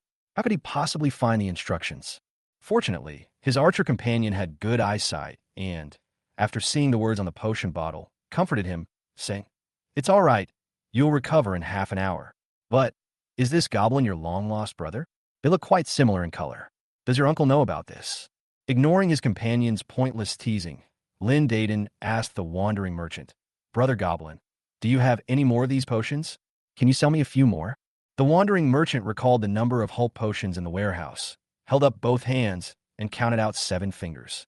Lynn Dayton had more than 20 gold coins left on him, and borrowed some more from his companions, bringing his total to 60 gold coins. He then bought 3 bottles of green potion from a wandering merchant. "Holy crap, this medicine is so expensive. Damn it, I'm tempted to rob this goblin." Don't talk nonsense. This goblin is clearly a beast tamer. I've never even heard of this potion. Its master might be a powerful alchemist. Be careful not to get into trouble. A battle had just taken place here, and the ground reeked of blood, making it clearly unsafe. Lynn Dayton and his companions drank the healing potions they carried, applied bandages and ointments, used a few tools, rested for a while, and after recovering somewhat, they helped each other and limped away. Before leaving, Lynn Dayton greeted the wandering merchant. "Brother, I didn't bring enough money this time. I'll buy medicine from you next time I have the chance." The wandering merchant waited for a long time until the humans finally left. He then happily climbed down from the tree and had the stinging spider pack up the Knoll leader and his steel meteor hammer. The remaining few Knoll warriors will serve as the spider's dinner. After suffering such severe injuries last time, it needs to eat more to recover. Unfortunately, the merchant's backpack was too small, and the Knoll chieftain was too big to fit in, so the poisonous spider had to carry it, which slightly affected its movement. Afterward, the wandering merchant continued to roam the misty forest, but it was clear that it could not find any new customers until it arrived at the lair of the green dragon Isherville. The green dragon possesses a powerful talent for wood-based magic, but lacks innate precognitive abilities. Naturally, it couldn't know that the little green creature before it had once visited its cave. It was simply curious how this little guy riding a poisonous spider dared to come to the dragon's lair. Anyway, goblins aren't tasty, and poisonous spiders don't have much meat. Since it was bored anyway, it decided to listen to what the little guy had to say. For some reason, the green dragon looked somewhat weak. It lay there lazily, chanting softly for a while, casting a mental communication spell on itself and the wandering merchant. After exchanging a few words, it learned that the little guy was actually a merchant who had come here to do business with it. It found it somewhat amusing. "You goblin look so poor, what could you possibly have to do business with me? What I need some gems to decorate my cave." Gems?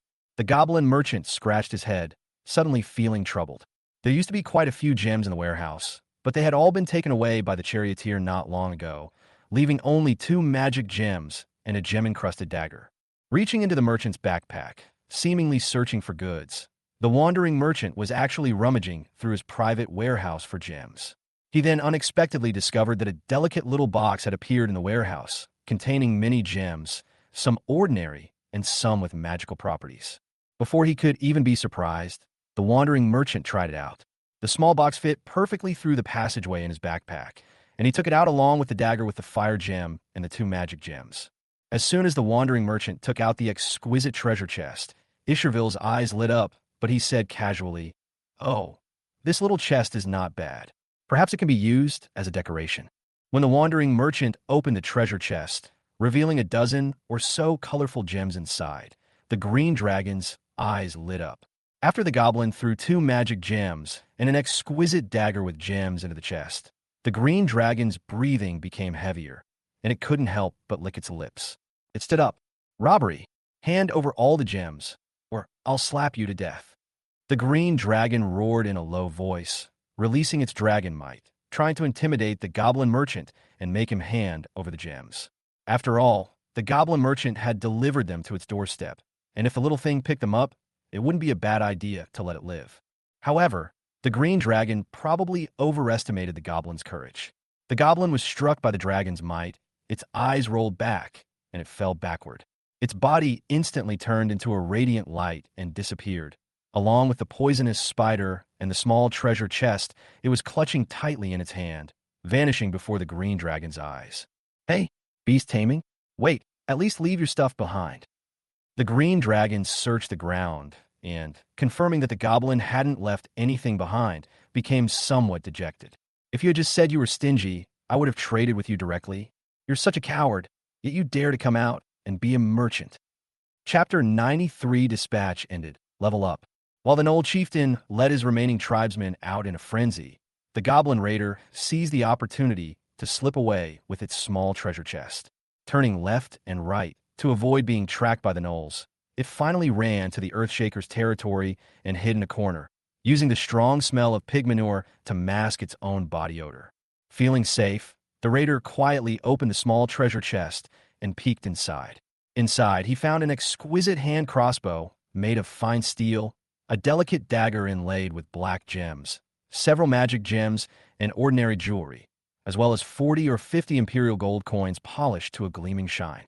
At first glance, the goblin raider took a liking to the serrated dagger imbued with shadow magic. Previously, the goblin wanderer had also brought back a dagger inlaid with a fire ruby, which would deal additional fire damage to enemies when attacking, and the dagger itself was also well made. However, the raider disliked the ruby on the dagger because it was too bright, especially in the dark. It was like holding a red light bulb in his hand, which made it harder for him to hide. This shadow dagger, however, is perfectly suited for the raider. Holding it in one's hand is like grasping the shadow itself, and the shadow power contained in the wild amulet resonates with it. The raiders, hidden in the shadows, could clearly feel that not only had their stealth abilities been enhanced, but their perception had also been greatly improved, allowing them to vaguely detect the small insects hidden under withered leaves and among the grass around them. Quietly closing its eyes and lying in wait, the raider carefully sensed the power of shadow. Unbeknownst to it, the shadow rippled slightly, and the raider returned to the beast-taming space. All enemies are dead. This mission is now complete. For goblins have fallen. Enemies killed. 1 Gnoll Sage, 6 Gnoll Warriors, 6 Gnoll Hunters. Total rewards for this mission: 426 EXP, 1 Exquisite Treasure Chest, 1 Steel Crossbow, 1 Shadow Dagger, 53 gold, 5 Magic Gems, and several common gems. Lu Hong was just about to meditate when, just as his consciousness drifted into the breeding farm, he saw the Goblin Raider being sent back. It happened earlier than he expected, and the result of the mission was not quite what he had imagined. He had thought that the enemy was too strong and the raiders would have found a place to hide, but now it seemed that this guy had turned to assassination after failing to launch a direct attack. However, after flipping through the kill list, all he saw were a bunch of Gnoll warriors and hunters. The most unusual one was the Gnoll Sage, but it didn't seem like a leader-type monster. The farm's report didn't describe the specific battle process either. Without summoning the raider, Lu Hong could only guess at the battle process himself. Now that he has enough experience points, he can evolve both the Goblin Warrior and the Goblin Laborer, so that those 2 exclamation marks won't be bothering him all the time. Although he didn't know if there would be any energy fluctuations during the Goblin's evolution that the Tattletale would notice, Lu Hong had already given up and didn't care anymore.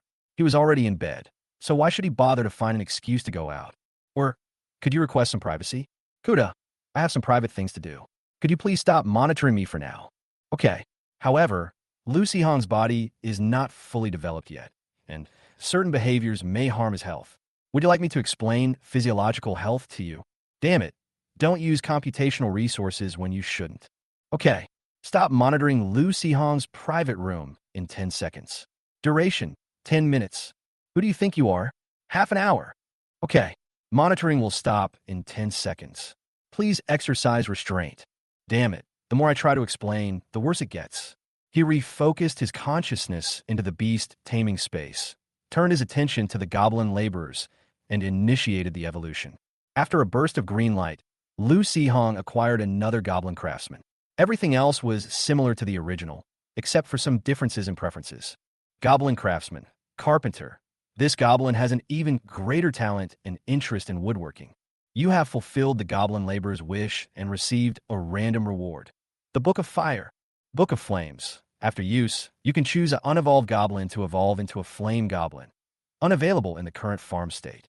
After the laborers finished evolving, the Goblin Warriors lying on the large communal bed also evolved. After confirming their evolution, a flash of green light appeared, and they turned into goblins that were over 2 meters tall. Compared to the previous Goblin Warriors, this guy looked fat and big-eared. Goblin Warrior evolved into Goblin Shield Bearer. Goblin Shield Bearer. Rather than a frenzied attack, the Shield Bearer prefers a steady defense, waiting for the enemy to reveal an opening in battle before launching a fatal blow. Plump. The thick layer of fat provides the Shield Bearer with powerful defense and a longer energy reserve, but at the same time, it also limits the goblin's mobility. Compared to charging and chasing, the Shield Bearer is better suited for defense and protection. You have fulfilled the Goblin Warrior's wish and received a random reward. Green Blueprint Gem Gauntlets. A thin layer of metallic scales is wrapped around tough animal hide and finally inlaid with a polished, low-grade magic gem. Depending on the magic gem's properties, the goblin will deal minor elemental damage during melee attacks. Note: unless the goblin has a strong control over magic, different magical elements will conflict, weakening or rendering the elemental effect ineffective. Compared to the Goblin Captain, this Goblin Warrior's position in battle is rather awkward. His rank is low and his combat ability is weak. On the contrary, as a melee fighter, he takes a lot of hits. For example, when he was sent out to fight the Gnolls, he was shot into a pincushion. Although I knew it wanted stronger survivability and defense, I never expected it to evolve into a fat goblin. After evolving Goblin Warrior and Goblin Laborer, only Goblin Gravedigger and Goblin Slinger remain. The evolution conditions for these two are, for one, collecting 3 ghosts and strengthening them to a certain level, and for the other, killing a sufficient number of enemies with ranged attacks. The way monsters strengthen themselves is by killing enemies and absorbing the power of the dead in the killing to become stronger. So, for these two to evolve, all they need to do is find a place where monsters are weak and send them out to fight. There are still 5 goblins that haven't evolved yet, and we don't know what the upgrade requirements are for the breeding farm. Just as Lu Hong was thinking about this, a notification suddenly popped up from the farm. The upgrade requirements for the Goblin farm have been met. The following resources can be used to upgrade it. Upgrade requires 50 gold coins, 500 experience points. Lu Hong was certain that the upgrade conditions for the farm had not just been met. However, since he hadn't asked, the farm wouldn't give him any hints. Just like that idiotic tower spirit outside, it was all about not taking initiative and not refusing. Chapter 94, The Legend, created by Money Power. Lu Hong used the tree planting meditation method, planted a tree in his mind for a while, and then fell asleep. When he woke up the next day, he found that the wandering merchant had already gone home. However, this time he did not lie in the dormitory. After all, he had evolved twice and was qualified to have his own single room. However, looking at the business diary of the wandering merchant, filled with entries of attempting to communicate, being driven away, Lu Hong felt utterly speechless. You could say this guy is clever. It has no idea of its status. In a misty forest, it's practically capable of stopping a baby's crying at night. You could also say it's stupid. It can seize a business opportunity and sell 4 bottles of Hulk Potion in one go. It's not cowardly, yet it dares to trade with dragons. It's not daring, yet a single dragon might send it sprawling. In addition, there was the corpse of the Knoll chieftain. Lu Hong didn't know how this thing ended up in the hands of the wandering merchant, but the moment he saw the chieftain's corpse, he felt that this guy was definitely the lost chieftain of that Knoll tribe. It's good that the whole family died neatly together. And these transaction points, if I get 8 points, does that mean I get 1 point for every 10 gold coins I earn? That's not easy to earn. Lu Hong didn't linger too long on the farm business. He had a basic soldier training course today, and he needed to rush out to attend. Besides the basic courses in Magic and Warriors, the Academy offers many other low-level courses. However, for Lu Hong, the most important thing right now is to learn magic and alchemy. The others can be put aside for the time being. Anyway, he is still young and can catch up on them in a couple of years. After the basic warrior course ended, Lu Hong didn't exchange many pleasantries with the enthusiastic classmates. He ran back to the magic tower early, made himself a quick bite in the kitchen, and then led the goblin captain into the magic botanical garden. He told Kuda that he was going to the forest to practice what he had learned in the warrior course, but actually he was eyeing the bugs in the botanical garden, wanting to steal some experience points. He currently has 287 experience points, and the farm needs 500 to upgrade. Although he can wait for the dispatch function to reopen and the goblins to revive and go outside to gain experience, Lu Hong really can't wait. The goblin captain's weapon hadn't been replaced yet. It was still that corroded horse-slaying sword, only repaired by the goblin craftsman. Lu Hong planned to find some time later to go to the weapon shop in Qingzhou City to take another look and choose a suitable one for him. The goblin craftsman skills are still a bit rough. He can handle repairs or simple weapon making, but forging a fine weapon from scratch is too difficult for him. The goblin captain led the way, wielding his broadsword to clear away weeds and create noise to drive away snakes, insects, and rodents, while Lu Hong followed behind, carrying a small round shield and a one-handed sword. Although his main goal was to gain experience points, Lu Hong also wanted to put what he had learned in the basic course into practice.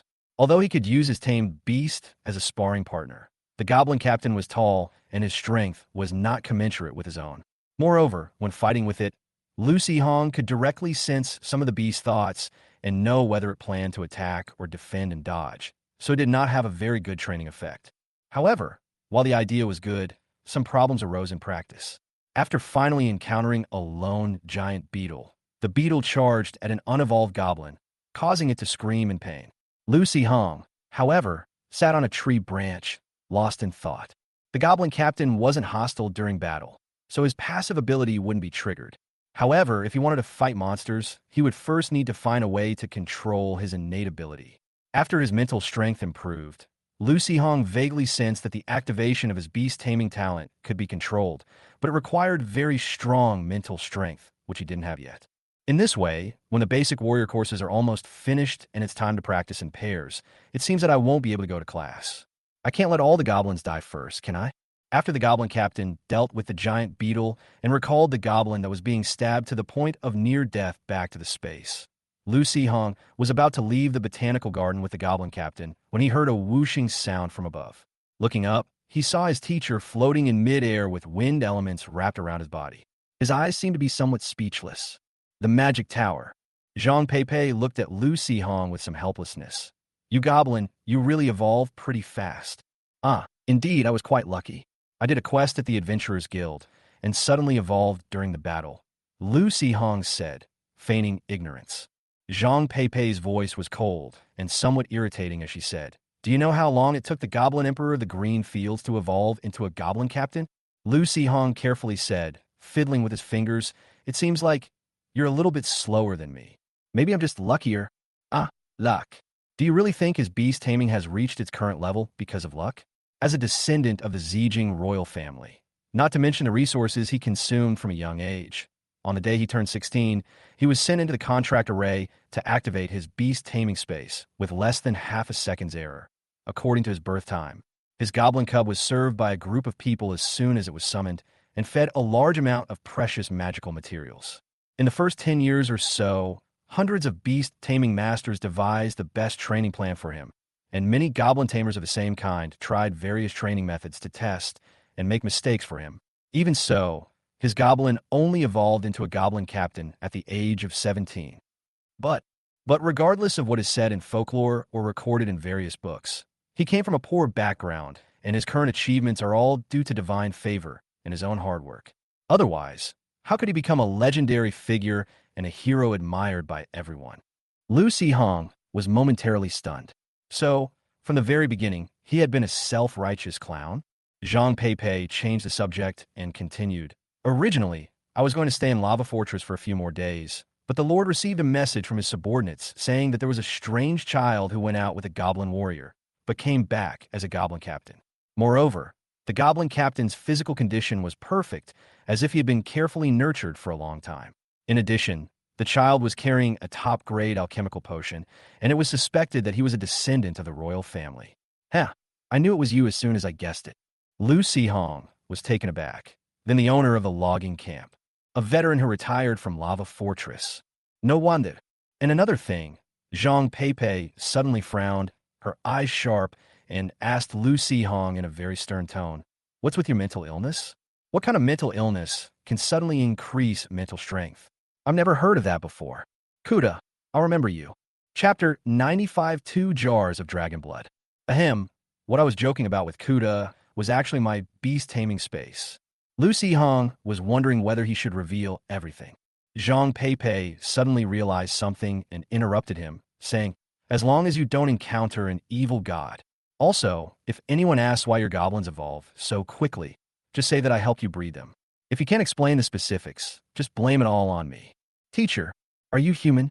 Zhang Peipei suddenly looked at Lu Hong with a cold gaze and a strong sense of mental pressure. Absolutely purebred. Lu Hong said confidently, his eyes fixed on the man and his chest puffed out. Zhang Peipei stared intently at him. Then her gaze softened. She turned her head and looked up at the sky. That's fine then. I don't care about anything else. My teacher's wish is to make all of human civilization stronger. But my wish is for my teacher's name to be forever engraved in human history, whether as someone's master or someone's grandmaster. Lu Hong licked his slightly dry lips. Maybe I can grant both of these wishes. Zhang Peipei glanced at him, a smile unconsciously spreading across her face. I think so too. All right, if you need anything in the future, just tell me directly. In the Alchemy Magic Tower, you don't need to hide anything anymore. However, you still need to be careful outside. Lu Hong's mind flashed through various movies and TV shows from his past life. I understand. Those in power will definitely keep all the power in their own hands. If they're too sharp and showy, they might suddenly disappear. Zhang Peipei shook her head slightly. You don't need to worry too much about the Zijing royal family. They are believers of the god of contracts. If they know that your beast taming space is special, they will only regard you as a chosen one of the gods. Are there really gods? Lu Hong asked in surprise. These are the secrets of the contract temple. I only know a little about them, but they must exist. Otherwise, where would such a magical power as the beast taming space come from? I'm telling you to be careful of others. People's hearts are unpredictable, and there are followers of evil gods hiding among the people. Before you fully grow up, it's always good to keep a low profile. Lu Hong nodded. That's right. Zhang Peipei took out a bottle, a crystal container filled with red liquid. It looked somewhat viscous, like the blood of some kind of creature. But Lu Hong could keenly sense that it contained a rich wood-type magic.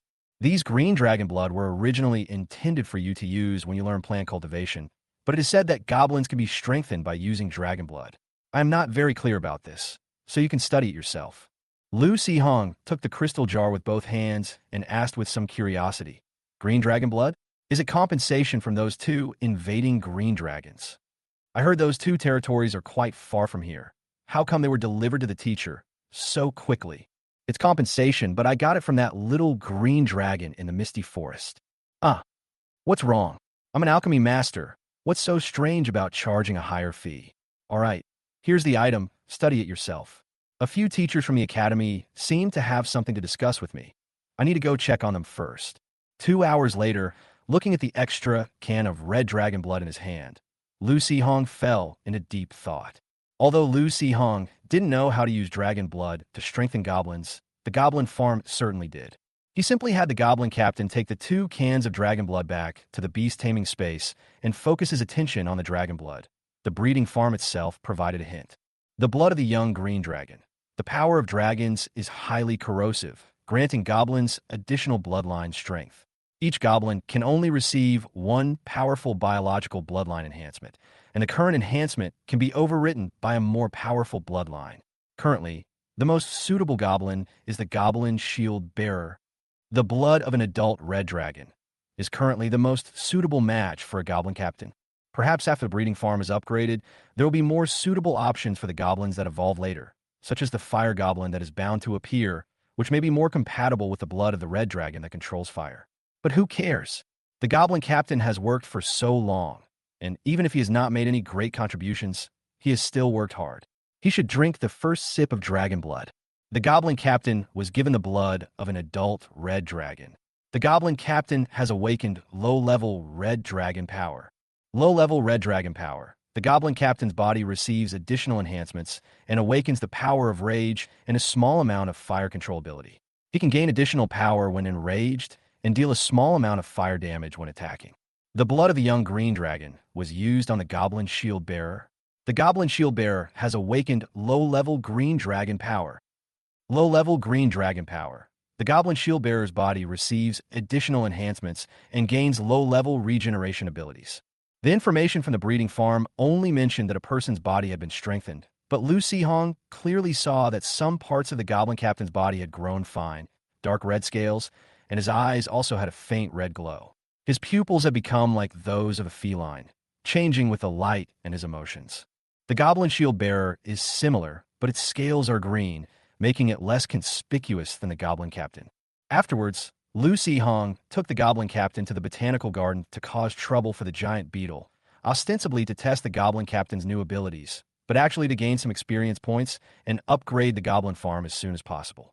However, the Goblin Captain has indeed changed. After awakening the power of the red dragon, a faint flame appears on his body when he attacks, causing burning damage to enemies he touches. His weapon also becomes covered in flames, and when he strikes a bug, it will cause a slight fire explosion, resulting in a burn effect. There's also the rage effect. As the battle goes on, the Goblin Captain will gradually enter a berserk state, becoming stronger physically, but his mind will become less sharp. However, the giant beetles in the botanical garden were not very strong. Even when a group of beetles surrounded and attacked the Goblin Captain, they couldn't make him truly enraged. Instead, the giant beetles were slashed and squealed, and the entire jungle was filled with the smell of burning protein. In the end, seeing that their group had suffered too many losses, the beetles could only leave behind corpses and run away in a panic. With the enemy no longer in sight, the scorching aura emanating from the Goblin Captain gradually dissipated, the red light in his eyes slowly faded, and reason returned to his mind. After his rage completely subsided, the Goblin Captain looked somewhat tired, and his entire body visibly relaxed. Lu Hong climbed down the vine from the branch and examined it closely. The Goblin Captain's body was covered with marks left by insects hitting and biting him. Only the areas covered by dragon scales were almost unmarked. Chapter 96 Garlic Turtle. The Goblin Farm has been upgraded. The current number of goblins that can evolve is 15. You have received a reward. Goblin Cubs, *5. Note: There is a small chance that goblin babies will appear when the store refreshes its inventory, and there's also an extremely small chance that goblin babies will be obtained from the beginner blind boxes. By consuming a book of fire, the goblin has successfully evolved into a fire goblin. Lu Hong wasn't sure if it was just his imagination, but he felt that when the farm was upgraded, the tree seed he had condensed using meditation seemed to swell slightly, as if it was about to sprout. However, he didn't pay much attention to them, as his attention was immediately drawn to the few tiny creatures running around on the ground. Compared to the lazy goblins, their cubs were much more lively, curious about everything around them, and wanting to bite and try everything they saw. As a result, these 5 little creatures that had just emerged were first kicked to death by poisonous spiders, then drowned in the hot spring, and 2 of them ran to the dragon dung farm.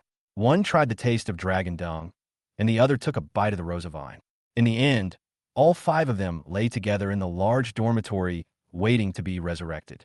Lu Hong was curious whether there was something wrong with his goblin species, or whether wild goblins were also this reckless. In addition, the farm is short of wood again.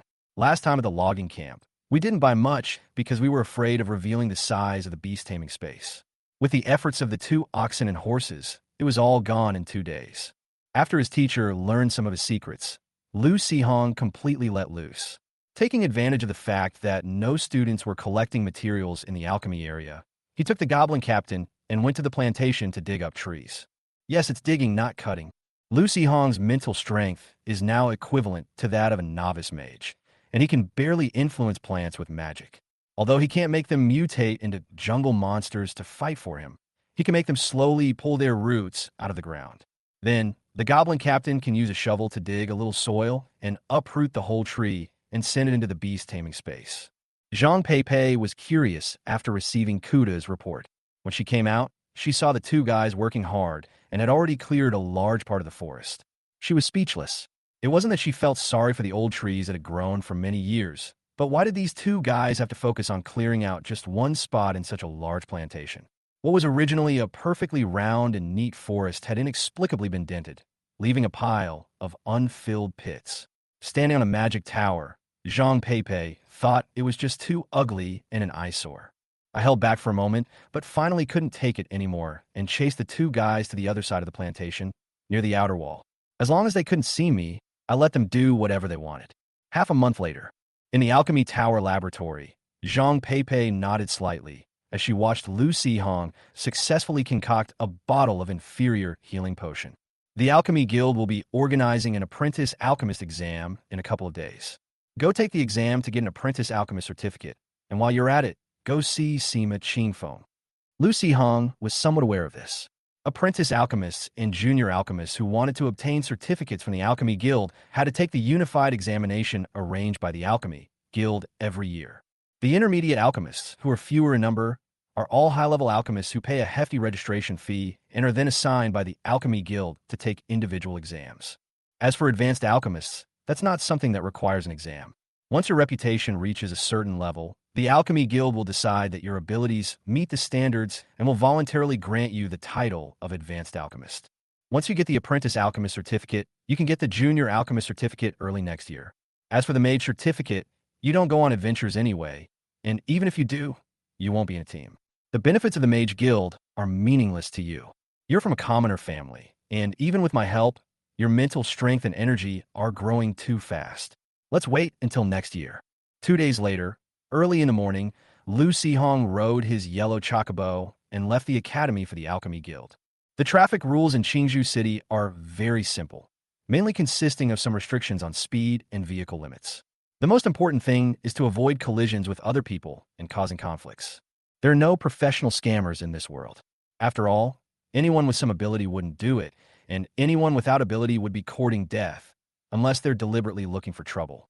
To avoid trouble, Lu Hong specially wore the adventure outfit of Qingzhou Academy this time, which had a large academy logo on it, making it visible from afar. Find the Alchemist Guild and register with the counterstaff for the afternoon exam. There were probably a lot of people taking the exam, so even though Lu Hong arrived early, he still had to wait in line for quite a while. After reviewing the information Lu Hong had filled out, the staff member proactively asked, "Mr. Lu Hong, are you Chairman Sima's junior brother?" Lu Hong nodded, guessing that his senior knew he was coming and had informed the staff in advance. Sure enough, when the staff saw him nod, they had other staff take over their work and led Lu Sihong toward the higher-ups of the Alchemy Guild. Guildmaster Sima instructed in advance that if you come here, we will take you to his private alchemy room to find him. Following the staff to the door of a large alchemy room, Lu Sihong knocked and entered after receiving permission. His first impression was of the giant toad in the middle of the laboratory. Giant toads are not unusual, but toads with green buds growing on their backs are quite unusual. Garlic turtle! Lu Sihong couldn't help but exclaim, his voice cracking with surprise. What is that? Sima Qingfeng asked, his expression blank with surprise. Knowing that his junior brother was coming, Sima Qingfeng, who was usually unkempt, dressed up specially today. When he heard someone knocking on the door, he even sat on the sofa and struck an elegant pose. Then, what the heck is this garlic turtle? Lu Sihong then noticed the handsome middle-aged man sitting on the sofa, wearing gold-rimmed glasses. Oh no, it's nothing. You must be senior brother Sima. Hello, senior brother. I'm Lu Sihong, a disciple recently accepted by our teacher. I'm sorry. It's because your beast taming is so domineering that I couldn't help myself. Lu Sihong said somewhat embarrassedly. Is it called a turtle because it's too domineering? It's a toad. How can it be associated with a turtle? Sima Qingfeng was puzzled, but he didn't pay too much attention to it. He stood up, shook hands with Lu Sihong, and said with a smile, I've heard my teacher mention you. I originally wanted to go to the magic tower to see you, but my teacher said that you are at a crucial moment in your studies and told me not to disturb you. Oh, what a coincidence. The teacher also said you're very busy and told me not to bother you. Chapter 97 Distant Greetings Between Fellow Disciples. After exchanging pleasantries for a while, Lu Sihong finally couldn't resist his curiosity and asked Sima Qingfeng what kind of beast the big toad lying obediently on the ground was. Sima Qingfeng laughed and said, Hee hee, have you never seen one before? This guy is indeed very rare. I have been cultivating it for so long, and I have never encountered one of its kind. However, when I was looking up information about it, I saw it in the ancient books. A master beast tamer once saw a similar magical beast in the Demon Abyss Forest. The Demon Abyss Forest? I feel like I've seen that name somewhere before. Lu Sihong was a little unsure whether he had seen it in a book. That place, Sima Qingfeng shook his head slightly without saying more, then smiled and said, Speaking of which, the reason why my teacher accepted me as a disciple was also thanks to this guy. My energy attribute is predominantly water, and although the purity is very high, my teacher had always wanted to find a disciple with a wood attribute. It was only because my beast taming ability was so rare that it aroused my teacher's curiosity, and also because the water attribute has some advantages in alchemy, that he decided to take me as his disciple. Luckily, my teacher took me as his disciple. Otherwise, I really wouldn't know how to nurture this guy on my own. Back then, it had just evolved from a long-legged green tadpole into a frog carrying seeds, only able to throw leaves and spray poison mist. Later, as it grew, I discovered that this guy had a strong ability to control plants, helping me cultivate quite a few magical plants. Otherwise, my journey on the path of alchemy wouldn't have been so smooth. As Sima Qingfeng spoke, he felt a pang of emotion and couldn't help but reach out and pat the giant toad's head. The giant toad comfortably closed its eyes and moved its head closer to Sima Qingfeng. Lu Sihong found it interesting and couldn't help but lean closer and gently touch the toad's skin. It was fleshy and smooth and felt better than he had imagined. What's its name? I've always called it Little Frog. I'm used to calling it that since it was little.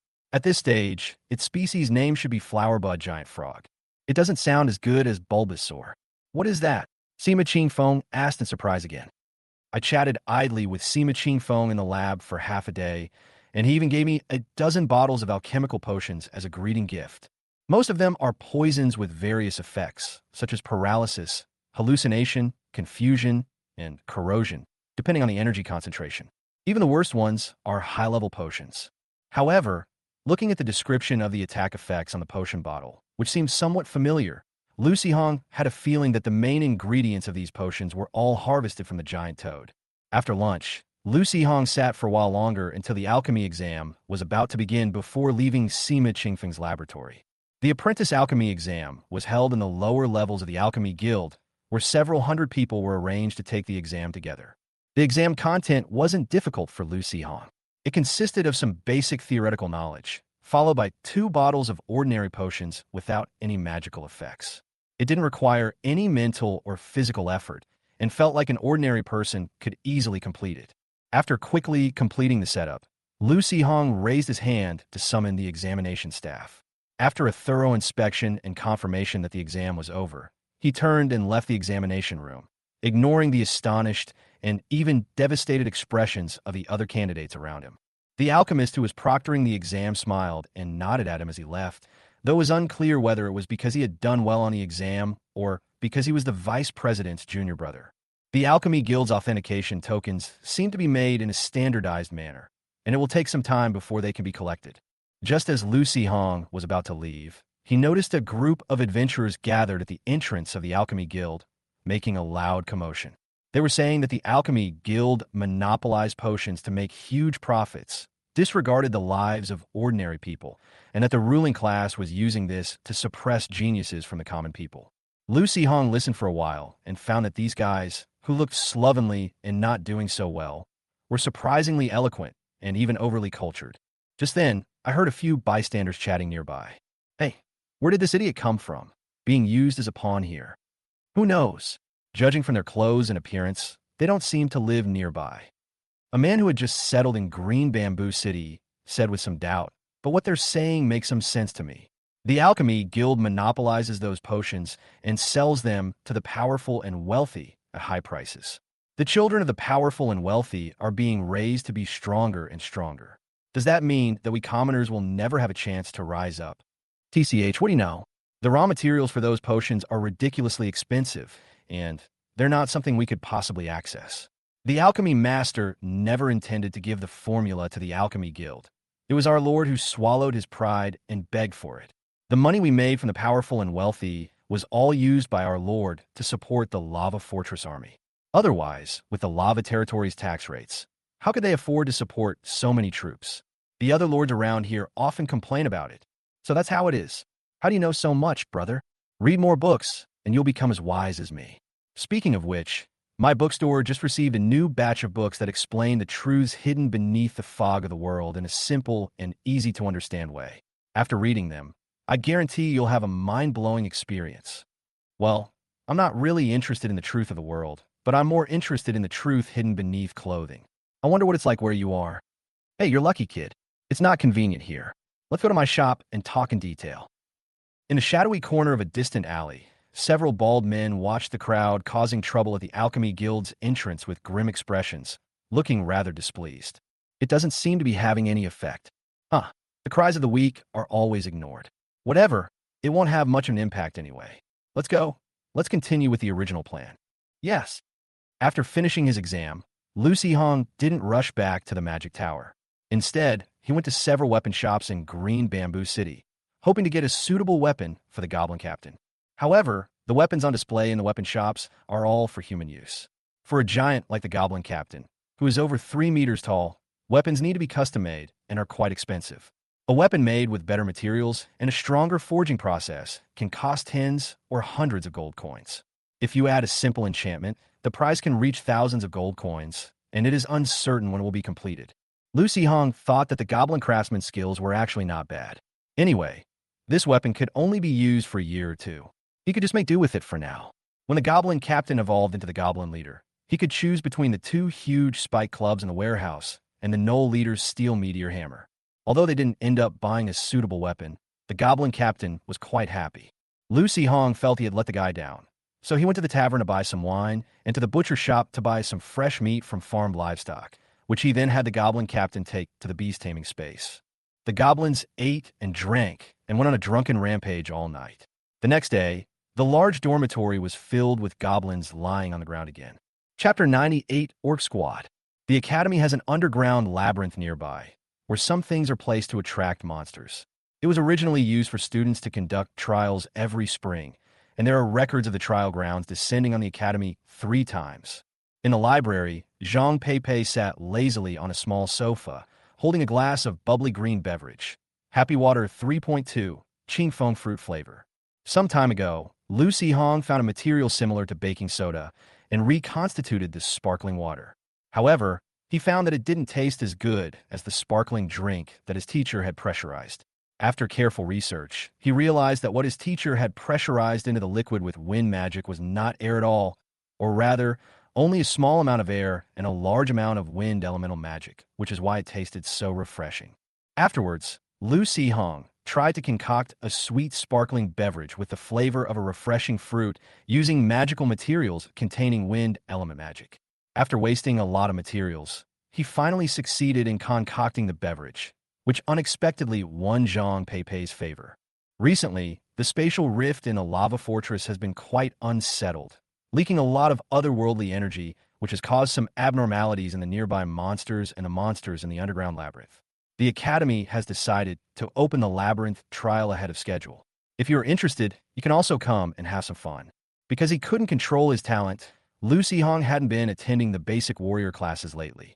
As for magic classes, he only needed to attend the old mage's essential lessons every now and then, and didn't need to attend them the rest of the time. Qingzhou Academy doesn't offer courses specifically for wood-type mages, but it does offer advanced courses for wood attribute rangers and warriors. Although the prerequisites for attending these courses are waived, Lu Si-hong isn't particularly interested in them for the time being. Zhang Peipei was worried that if this guy stayed alone for too long, he would become more and more withdrawn. She wanted him to go out and move around more. The underground maze trial was a good option, with teachers from the academy watching over him and not too dangerous. It would be good for him to go there and make some friends. Lu Si-hong nodded, then asked with some curiosity, "Teacher, I heard from some senior students that in the autumn, the orc tribes in the north often come to the border of the empire to plunder things, and the academy sends students to the cities there to provide support every year?" Zhang Peipei nodded. "Yes, that's how it is in previous years, but this year there might be some changes. I don't know why, but a while ago, the goblins from the Misty Forest suddenly formed a large group and went to Yellowstone Wasteland, and they even united the local goblins. It's still uncertain how things will turn out." "Oh, is that so? Maybe that green dragon did something again that caused the goblins to act strangely." Lu Si-hong casually shifted the blame onto the young green dragon. Lu Si-hong was just casually shifting the blame, but the orc tribe really believed that the green dragon of the Misty Forest had deliberately driven the goblins away. As for why, it's for revenge, of course. The last dragon rampage incident was not only believed by humans to be the work of orcs, but also by most orc tribes. Otherwise, why would it be such a coincidence that when the dragon attacked human cities, several orc tribes attacked border cities and brought back a lot of food and human slaves? Once the green dragon realized its mistake, out of revenge, it drove the goblins to Yellowstone Wasteland to plunder the orcs' resources for survival. There was absolutely nothing wrong with that. However, once the green dragon started it, other dragons immediately followed suit, and large numbers of goblins were driven from all directions to the vicinity of the orc plains, which might really create a terrifying green plague. However, the Orcish High Shaman believed that the green dragon's character made it impossible for him to do such a thing. While coordinating the Orcish army to clear out the surrounding goblins, he also sent several orc squads to infiltrate the Misty Forest to investigate the truth. Others may not know, but the Orcish High Shamans certainly do. Those potions that caused the dragons to go berserk last time weren't made by orcs at all. The Orcish tribes that went to rob human cities were just fooled. It is said that a big customer wanted a large quantity of wild animal pelts and minerals and offered a high price. These guys organized a team and went there. As it turned out, they saw the humans being attacked by dragons, so they took advantage of the chaos to raid several villages and towns on the border and plundered some people and food. Looking back now, it's obvious they were just shifting the blame. This so-called Goblin tribe, driven away by the green dragon, might also be the work of that mysterious force designed to weaken the orc tribes. We must investigate. We absolutely must investigate this thoroughly. So, with a few words from above and tireless effort from below, several orc squads traversed mountains and valleys, enduring hardships and losing nearly half their members along the way, before finally infiltrating the Misty Forest and splitting up to conduct their investigations. Unlike humans whose power comes from taming beasts, orcs' power is accumulated in their bodies generation after generation by their ancestors plundering magical beasts. Once activated, their bodies will exhibit different beast-like characteristics and gain different levels of power. Because orcs are inherently ugly and don't resemble humans at all, before activating their bloodline, they are a group of green-skinned barbarians with pointed ears and fangs. As their power increases, their appearance will become more and more like wild beasts, and they will look more like their own kind of monsters, such as gnolls and lizardmen. The reconnaissance team sent out to investigate mostly activated bloodlines of feline-like magical beasts. They were agile, had keen senses, and some even had night vision similar to big cats, making them more suitable for moving around in the jungle. 5 wounded orcs formed a reconnaissance team and carefully walked through the misty area north of the misty forest. Suddenly, the orc whose ears had completely turned into black cat ears stopped in his tracks and faintly heard the sounds of battle coming from his left. The orcs crept stealthily, using the trees and weeds for cover, and followed the increasingly loud sounds until they found the place where the battle was taking place. A strange goblin group is engaged in a fierce battle with a group of kobolds, and it seems that the goblins are clearly gaining the upper hand, even though the kobolds appear to outnumber the goblins by 6 or 7 times. These goblins look strange. They don't seem like wild goblins. They're more like human-tamed beasts. A beast man with a severely injured left eye, roughly bandaged with strips of cloth, said softly. Another orc, missing half an ear, looked around warily. Could it be the Goblin Emperor's army nearby? No, the Goblin Emperor's army doesn't have beast-taming equipment like that. That goblin with the shovel looks over here. Has it spotted us? Why does it feel so cold behind me? An orc turned around in surprise, only to see a malevolent spirit lying on his back with a ferocious expression, secretly draining his life force. When the orc turned around, it opened its mouth and let out a fierce howl. Chapter 99, what a coincidence. I also have berserk drugs. The ghost cry had a certain mental impact. The other 4 orcs were all right, just a little shaken, as if their brains had been hit by a hammer, leaving them slightly dazed. But the orc who was on the ghost's back was hit by the ghost's howl almost face to face. His body was launched into the air like a startled cat. After landing, he was full of panic and drew his weapon, wildly swinging it around. However, the ghost had already run away after letting out its cry, and the orc's swordplay was in vain. Meanwhile, the goblins and kobolds who were fighting were drawn to the commotion. The goblin shield-bearer flicked his iron-clad wooden shield, sending the kobold warrior flying. He then retreated steadily to the side of the beastmaster and the slinger, his gaze sweeping over the orc squad. His emerald pupils narrowed, and the wounds on his body, recently inflicted by the blade, were enveloped in a faint green magic, rapidly stopping the bleeding and healing. While the kobolds were distracted, the goblin raider suddenly appeared beside the kobold mage, slit his throat with a single stroke, and then fled at lightning speed, disappearing in the blink of an eye. The kobold mage clutched his throat and collapsed to the ground, utterly exhausted. The kobold tribe, having suffered heavy losses, had lost all will to fight. They dropped their weapons, tucked their tails between their legs, and fled in low, mournful cries.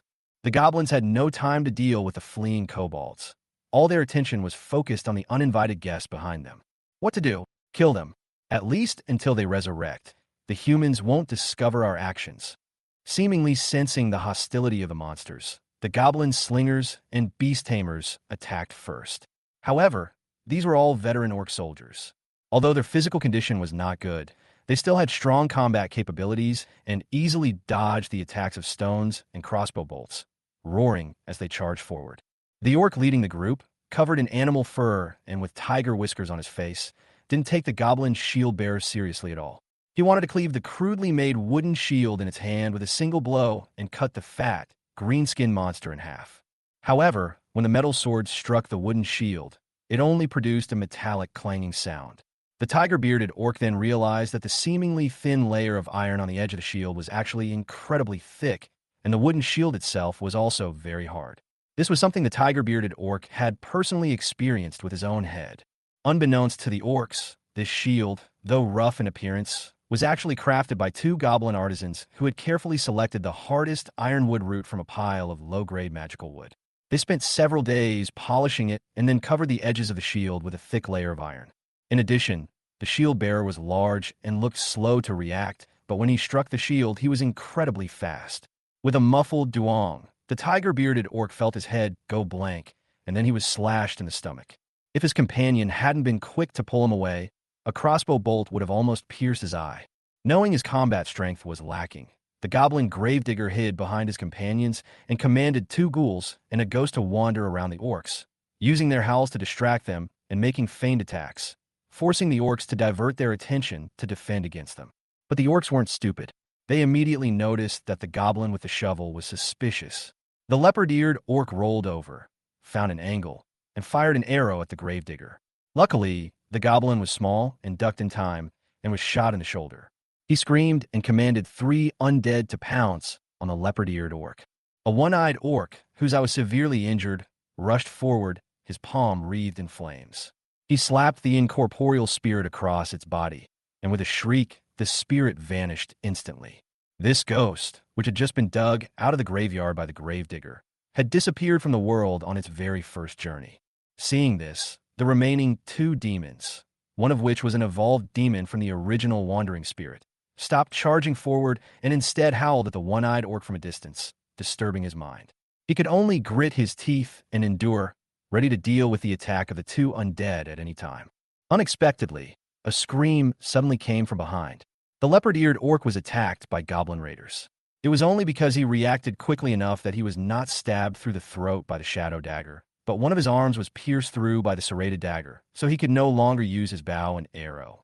One orc was locked in a fierce battle with the stinging spider, while the other 2 orcs were being entangled by the shield bearer, with the beastmaster and slingers providing range support. What the hell are these things? I've never heard of goblins being able to control spiders and undead. The tiger-bearded orc complained, panting. After the battle, the wounds that had just healed on his body burst open again, and he bled a lot. The one-eyed orc's face hardened as he said, "This can't go on. I need to drink the berserk blood potion. You'd better give me the life blood potion right away." "But Captain, your body, I'm afraid you can't handle it," his companion said with some concern.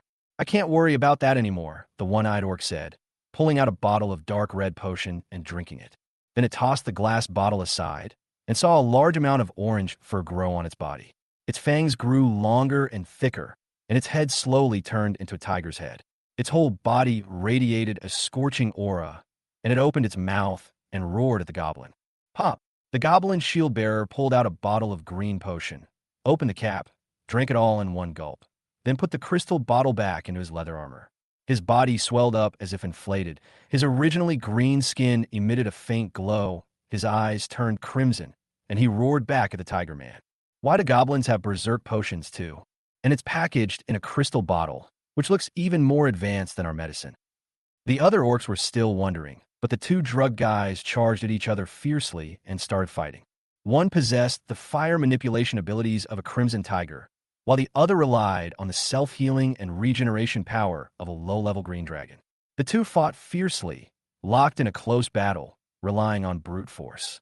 The orcs thought that the goblins were no longer protected by the shield-bearer and wanted to take the opportunity to capture the 2 ranged goblins. However, without the elemental damage from the one-eyed orc, the 2 goblins came back and attacked one of the orcs. Meanwhile, the goblin gravedigger took advantage of the orcs' inattention, found a corner, dug a hole, and hid. The leopard-eared orc held a short sword, wary of a raider's sneak attack.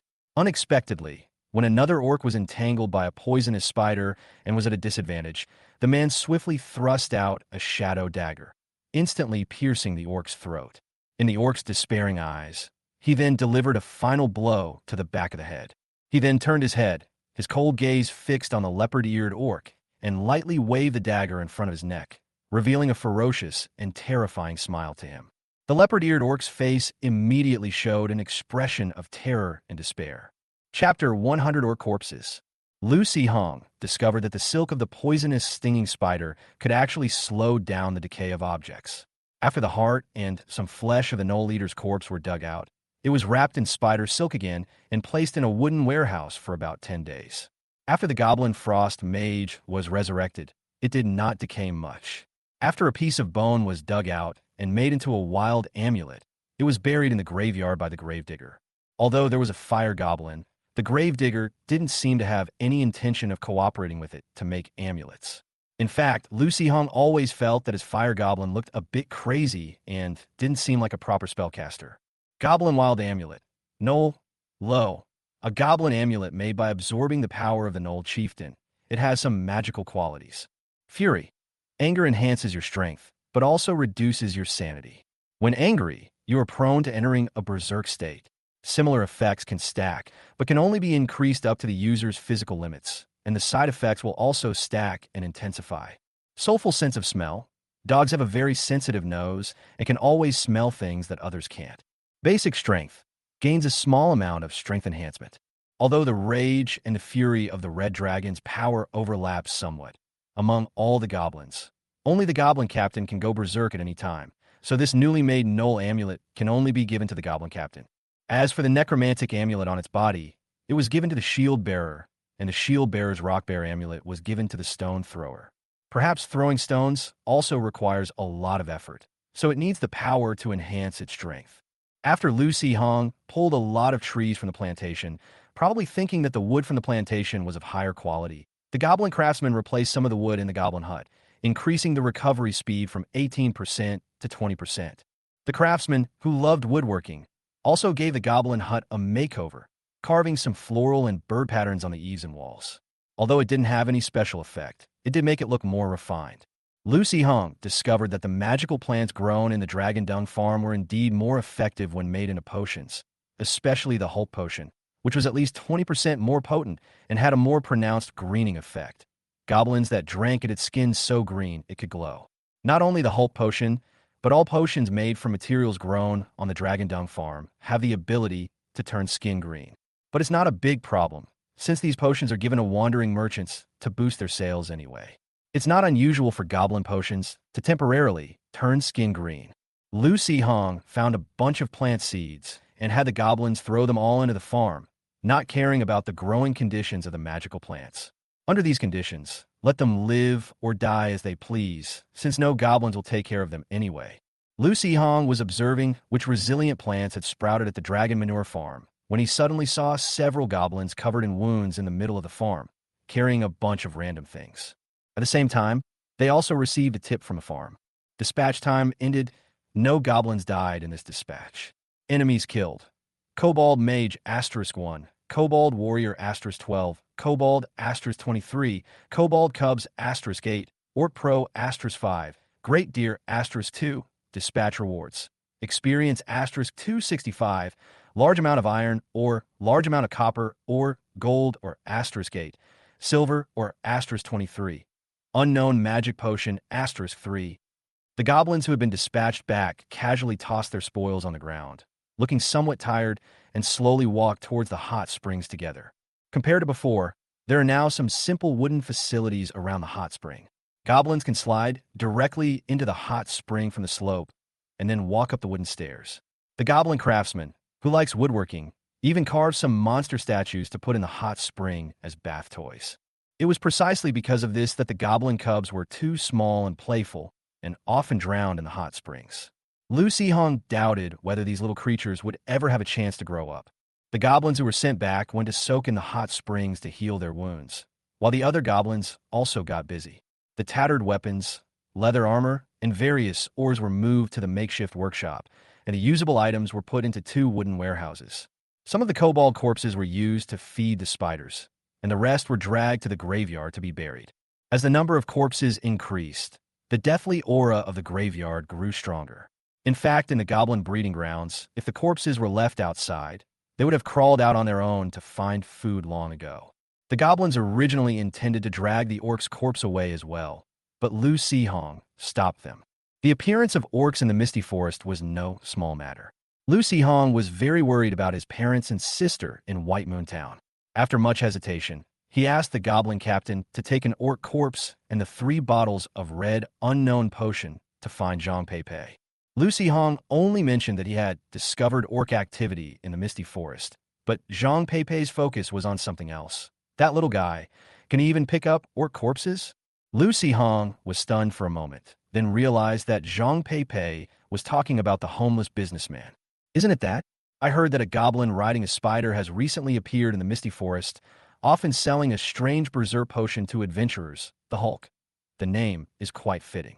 Seeing Lu Si Hong's expression, Zhang Pei realized she had guessed wrong and said with a smile, "I thought you only had this one goblin to run around in." I'm getting more and more curious about your beast-taming space." Lu Si Hong patted the goblin captain's body, making it take out the Hulk potion and stone skin potion from its body. "I thought Kuda had already told you the process of me preparing the potions." Zhang Pei picked up the Hulk potion and looked at it, explaining, "I only have it monitor your physical condition. The potion formula is the most important asset of every alchemist. That data is only accessible to you. This bottle is the stone skin potion, right? It's quite pure earth magic. Why do those adventurers turn green after drinking it? Well, it's probably related to the materials I used. I'll write down the recipes for these two potions for you. Their alchemy systems are quite different from the ones we use now, so they might give you some inspiration.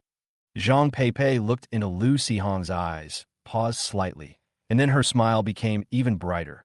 Just have Kuda release the experimental data for these two drugs to me. Kuda, make the experimental data of the Hulk potion and stone skin potion available to the teacher.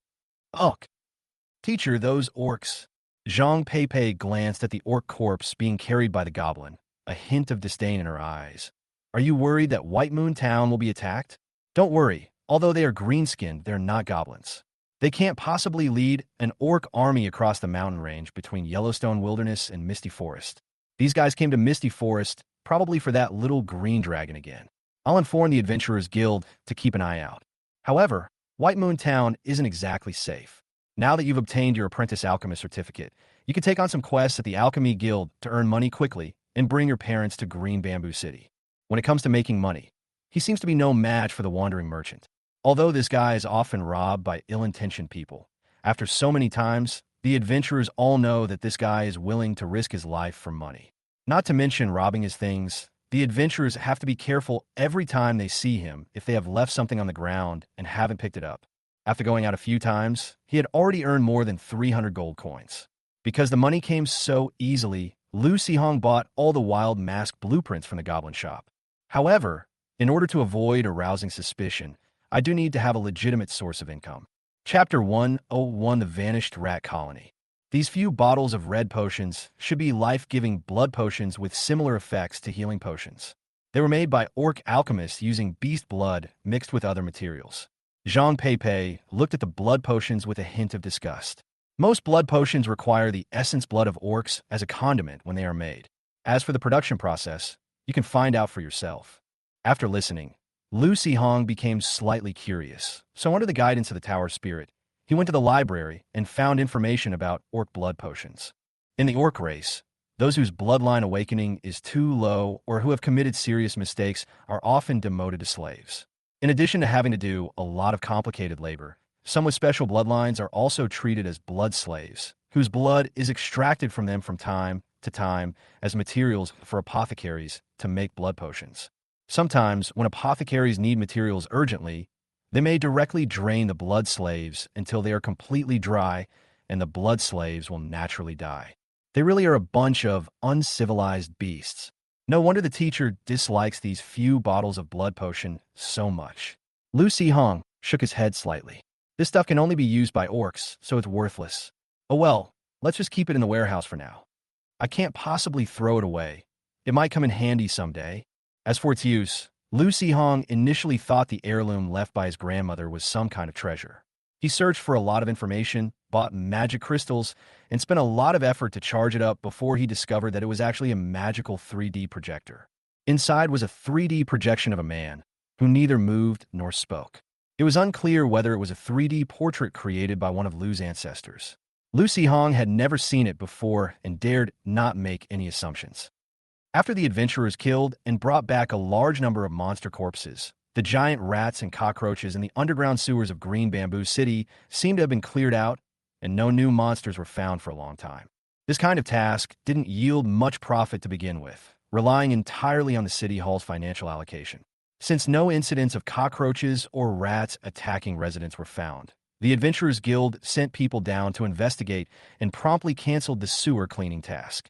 At night, the stars and moon were obscured by dark clouds, and the whole world was plunged into darkness.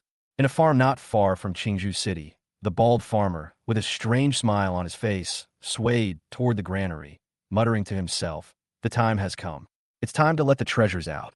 Opening the granary door, there was not a single grain of grain inside, only a large number of constantly flashing red dots.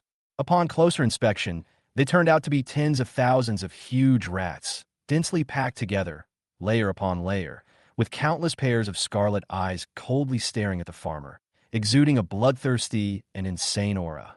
If it weren't for the rat swarm leader suppressing them, They would have pounced the moment the door opened and devoured the farmer to nothing. With a low hiss, the rat leader, whose size rivals that of an old ox, raised his head and looked indifferently at the farmer.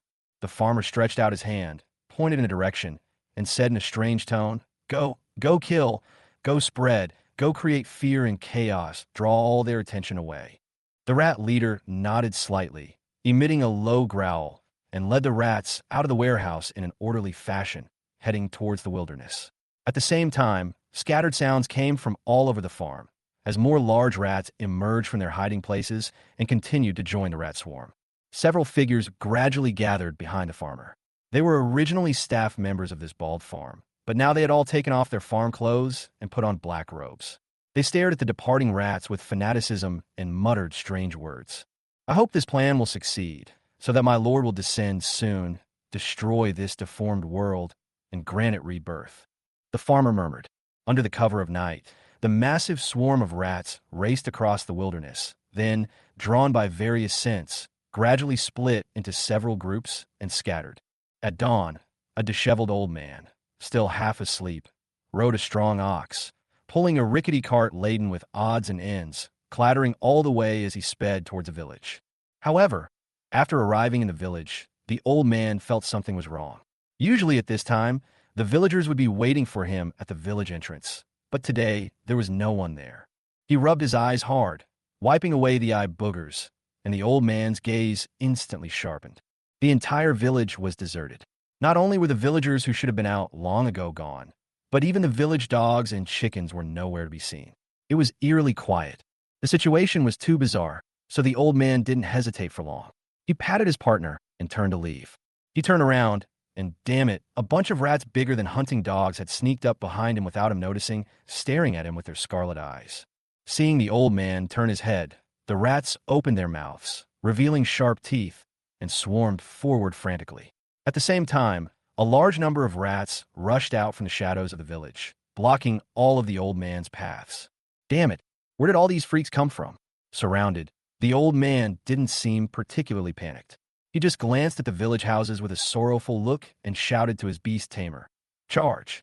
With a powerful push from its hind legs, the rickety cart that hadn't fallen apart despite the constant shaking exploded into a pile of broken wood, shooting out with tremendous force and crashing into the large rats, instantly killing them. With a deep, low roar, a layer of stiff rock armor quickly solidified on the surface of the bull's body. Then, it lowered its head, started moving at 0 frames, and instantly transformed into a high-speed armored vehicle. Completely ignoring the rat's attacks, it charged out, stepping over piles of flesh and blood. Although the rat's teeth and claws had become much sharper, they were completely useless against the thick rock armor. Moreover, they couldn't launch any effective attacks. Their mere flesh and blood would turn into mincemeat the moment they touched the speeding dump truck. Their remaining physical instincts only allowed them to swing their claws and create sparks on the rocks. The old man, however, who was lying on the back of the bull, had his legs being grabbed and bitten, and he was grimacing in pain. "Neo Air, you specially brewed this. At least give me a layer of armor. I've been feeding you for so many years for nothing."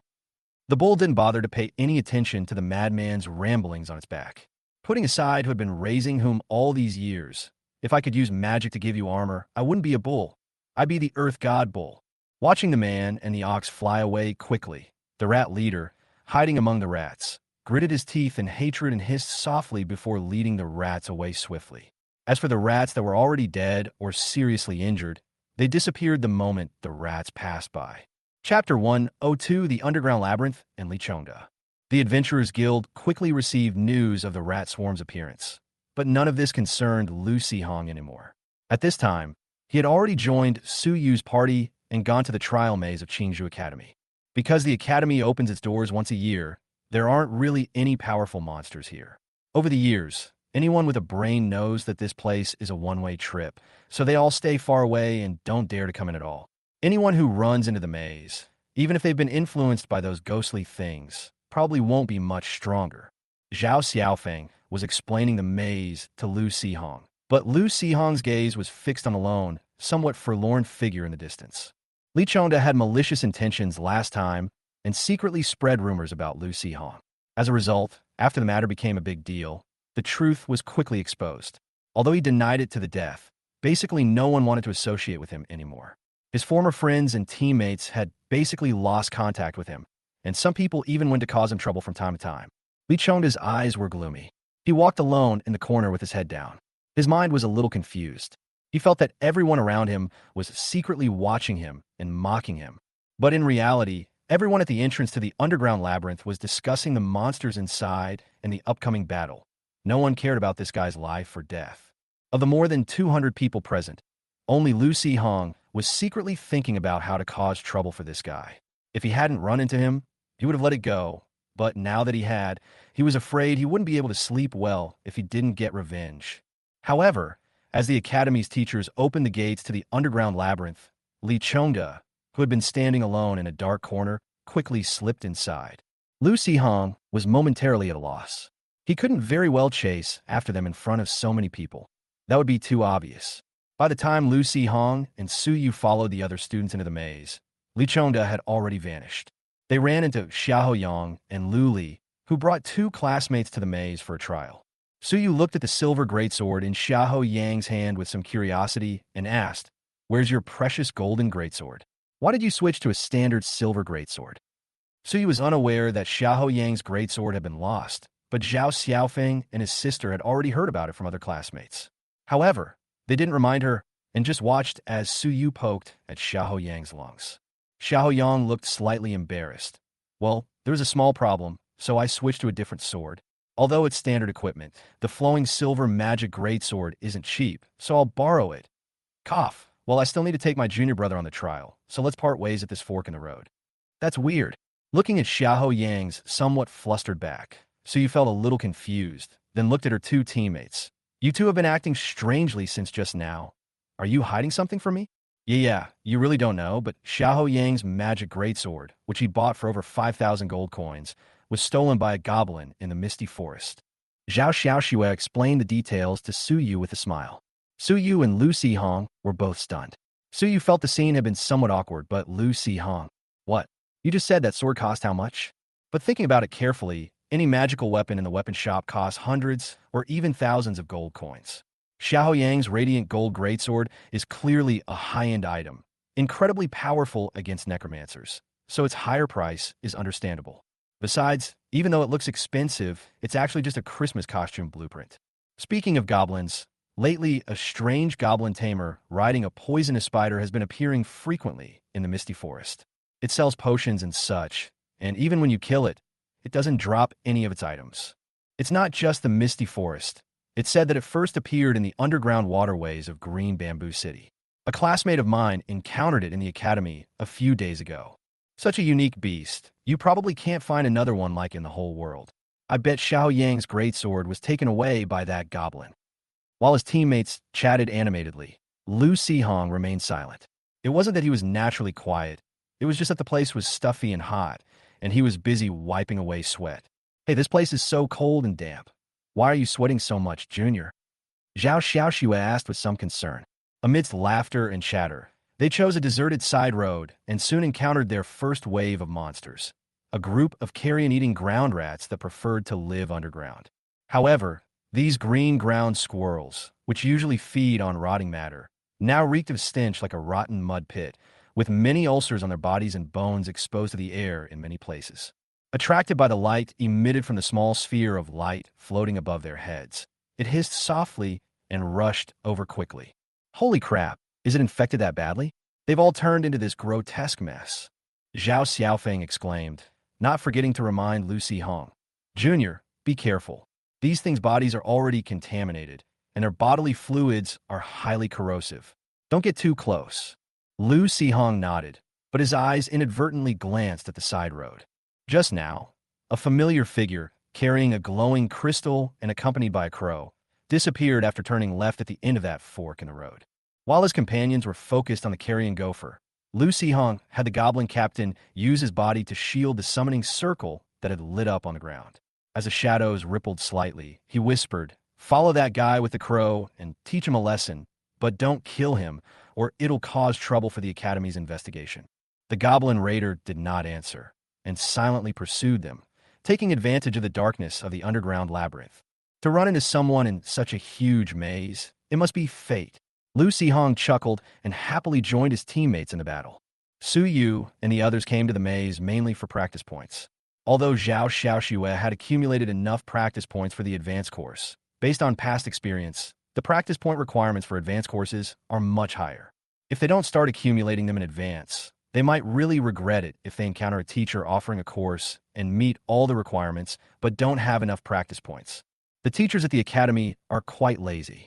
They only open courses on a whim if it's not to meet the academy's requirements.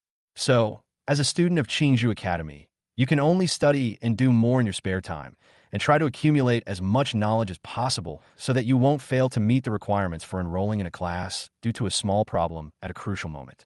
Chapter 103: The Evil God Statue and the Free Shadow Gem. The Goblin Captain wore a leather gauntlet covered in iron on his right hand.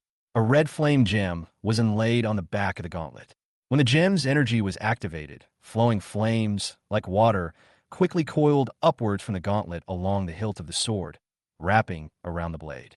As the Goblin Captain swung his sword, a blazing red light flashed, and the frenzied carrion rat was instantly cleaved in two.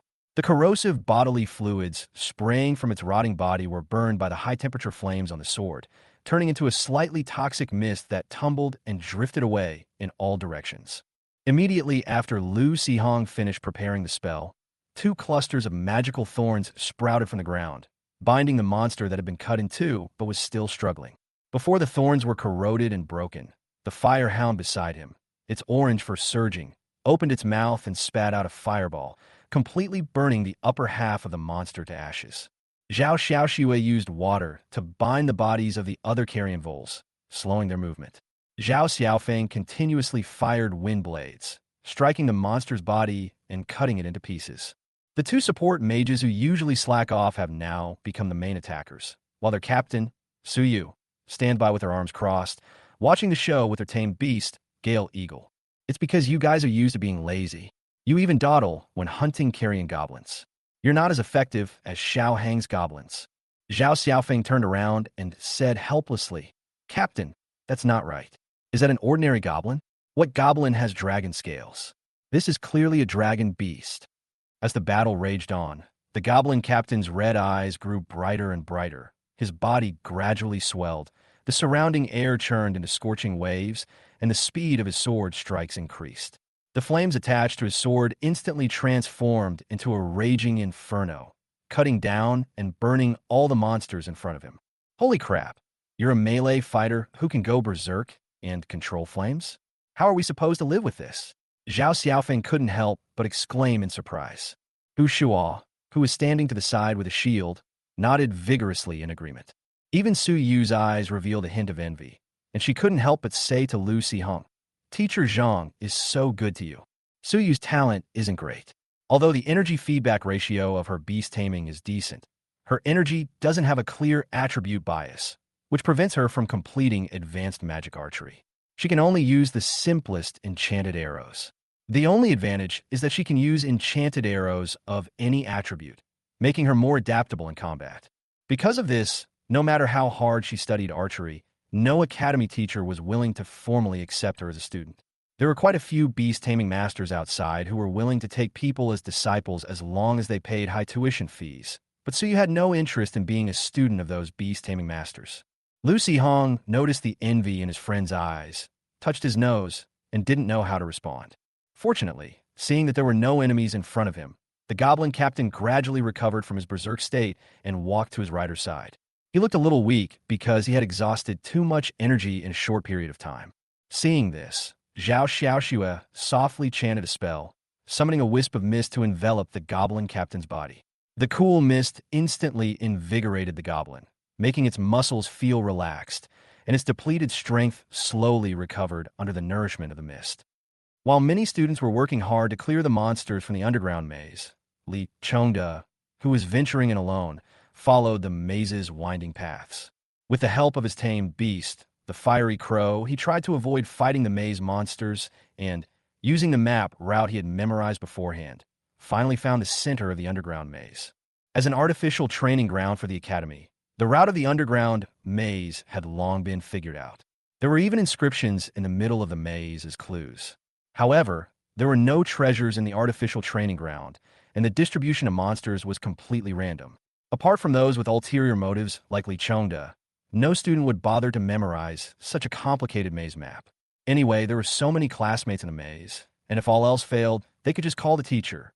After carefully observing for a while and confirming that there was no one else around, Li Chongda had the blazing fire crow bring out a pitch-black statue from the beast taming space.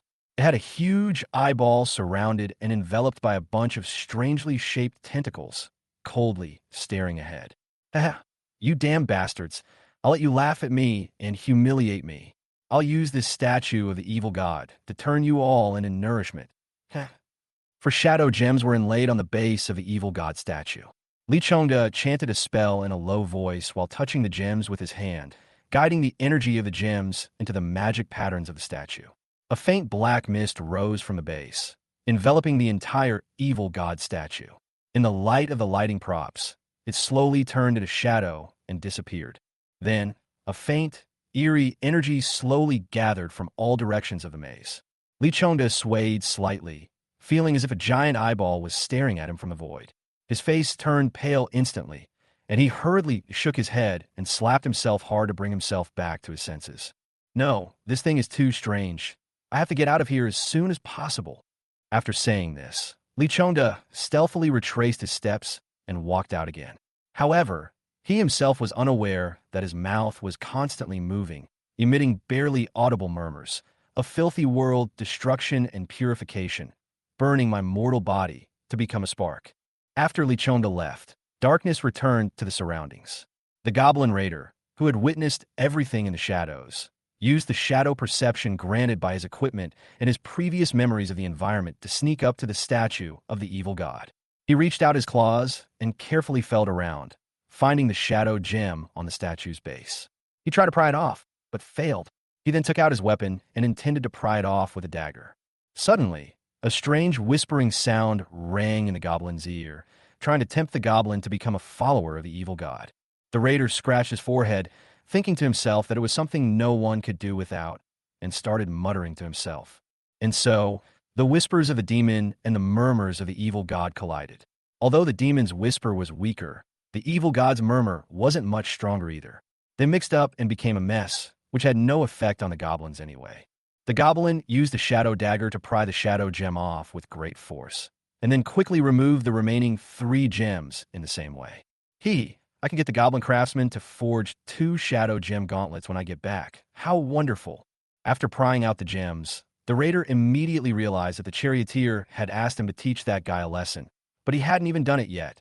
He quickly got up to chase after him, but after taking 2 steps, he turned back and kicked the evil god statue into the corner drain. If we can't catch up with that guy and kick this thing into the ditch, ruining his setup, that would probably be considered causing him trouble, right? The students, who were fighting monsters in the maze, discovered that when these strangely looking maze monsters died, they emitted a foul, rotting odor.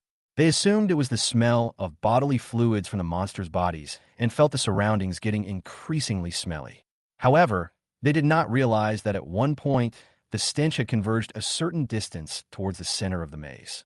Then, as if provoked by something, all the monsters in the maze suddenly roared wildly, left their positions, and actively searched for and attacked the humans in the maze. In an instant, the entire maze was filled with the sounds of battle, and the students' pressure suddenly increased. The weaker teams could only fight and run, while the stronger teams changed their previous lazy attitude and used all their strength to fight the monsters while also rescuing their classmates. The teacher in charge noticed the unusual activity in the maze, but after investigating, he couldn't find the source of the disturbance.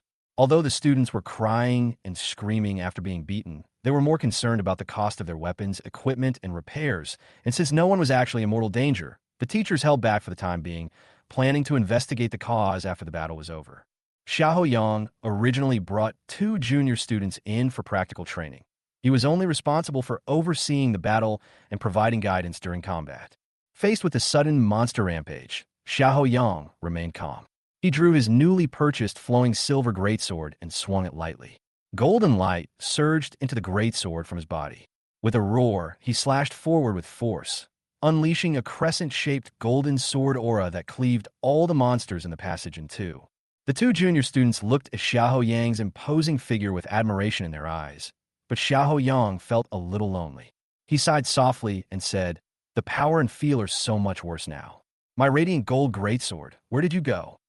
Lu Li, standing to the side, adjusted her glasses, curled her lip in slight impatience, and gathered energy in her staff, releasing a leaping yellow lightning bolt that completely charred the decapitated, struggling, rotting monster.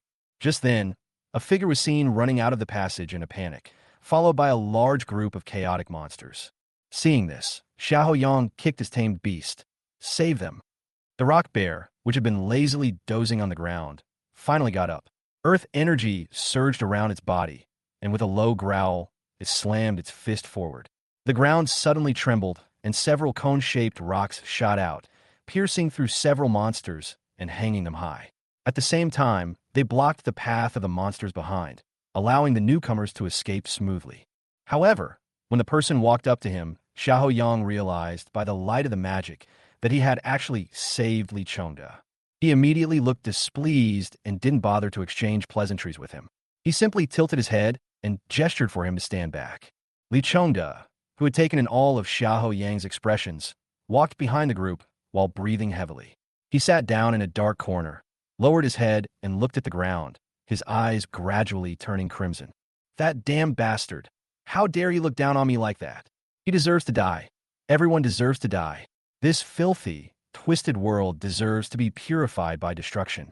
Purify, burn my mortal body, turn it into sparks, raging flames, raging flames."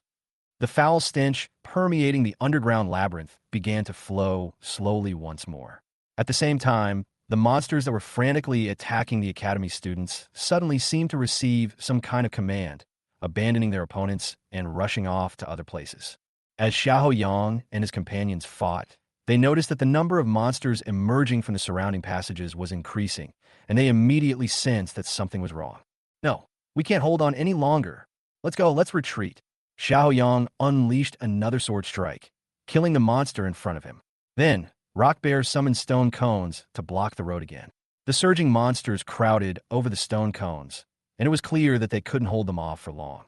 He called to his companions to run away quickly. One of the younger students frowned and said, "That's strange. Don't you guys think it's getting smellier and smellier here?" "Of course it stinks. With so many monsters dead, how could it not stink? Let's go." Another junior replied irritably.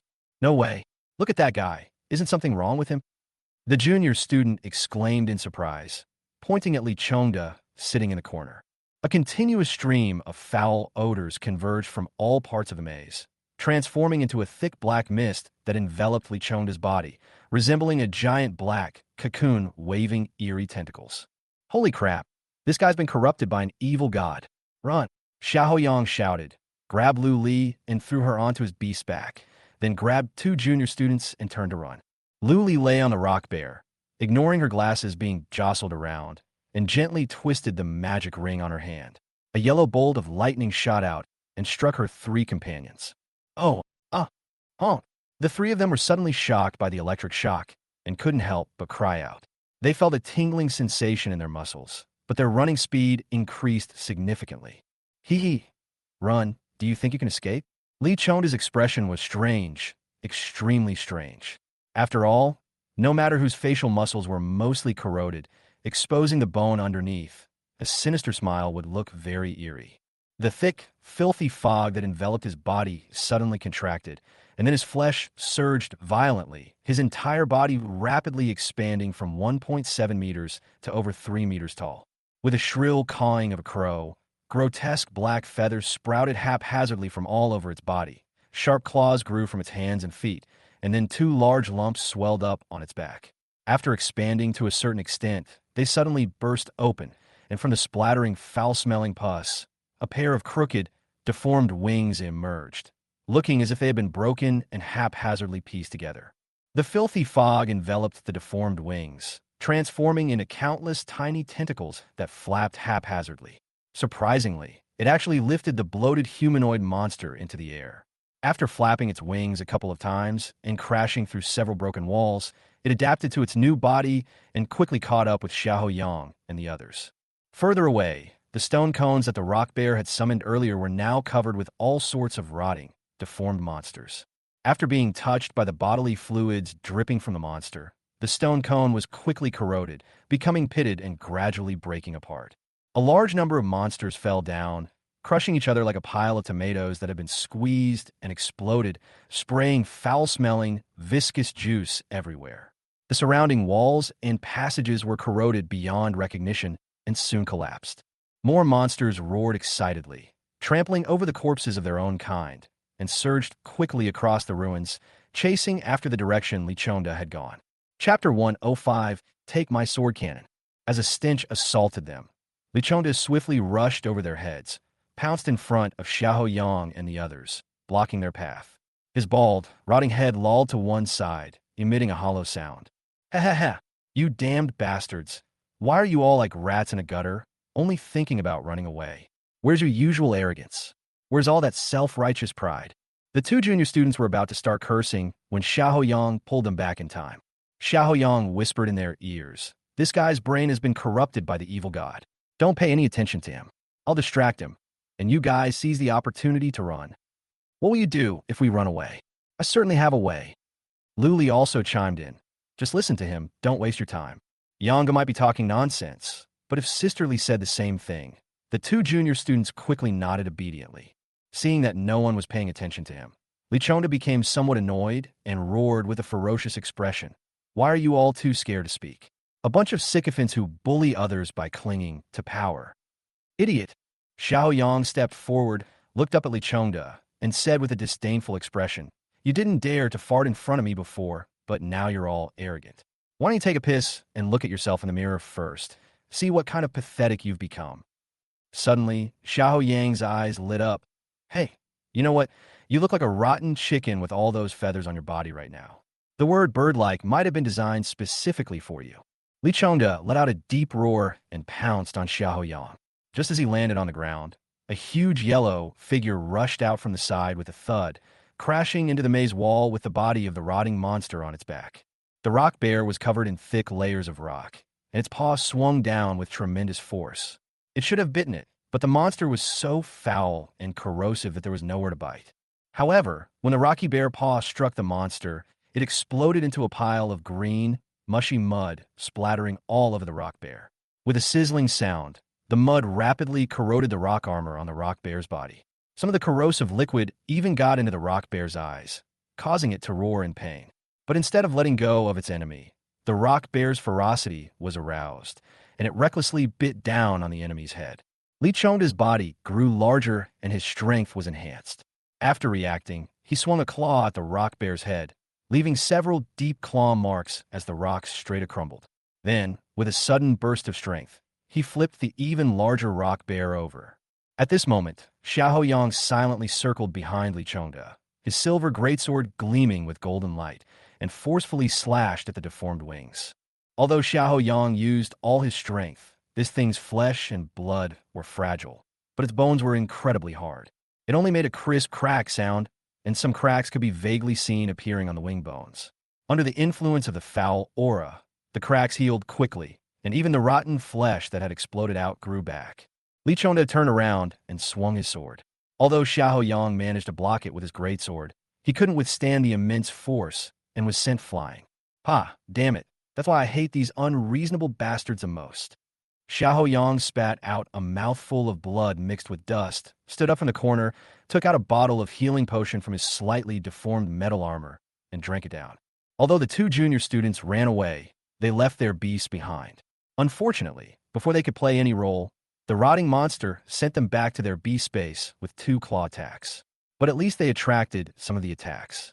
Luli's three-tailed snow fox swept across the rock bear's head, temporarily freezing its wounds to stop the bleeding. When the rock bear charged again, she hid behind it and used ice arrows to harass the enemy.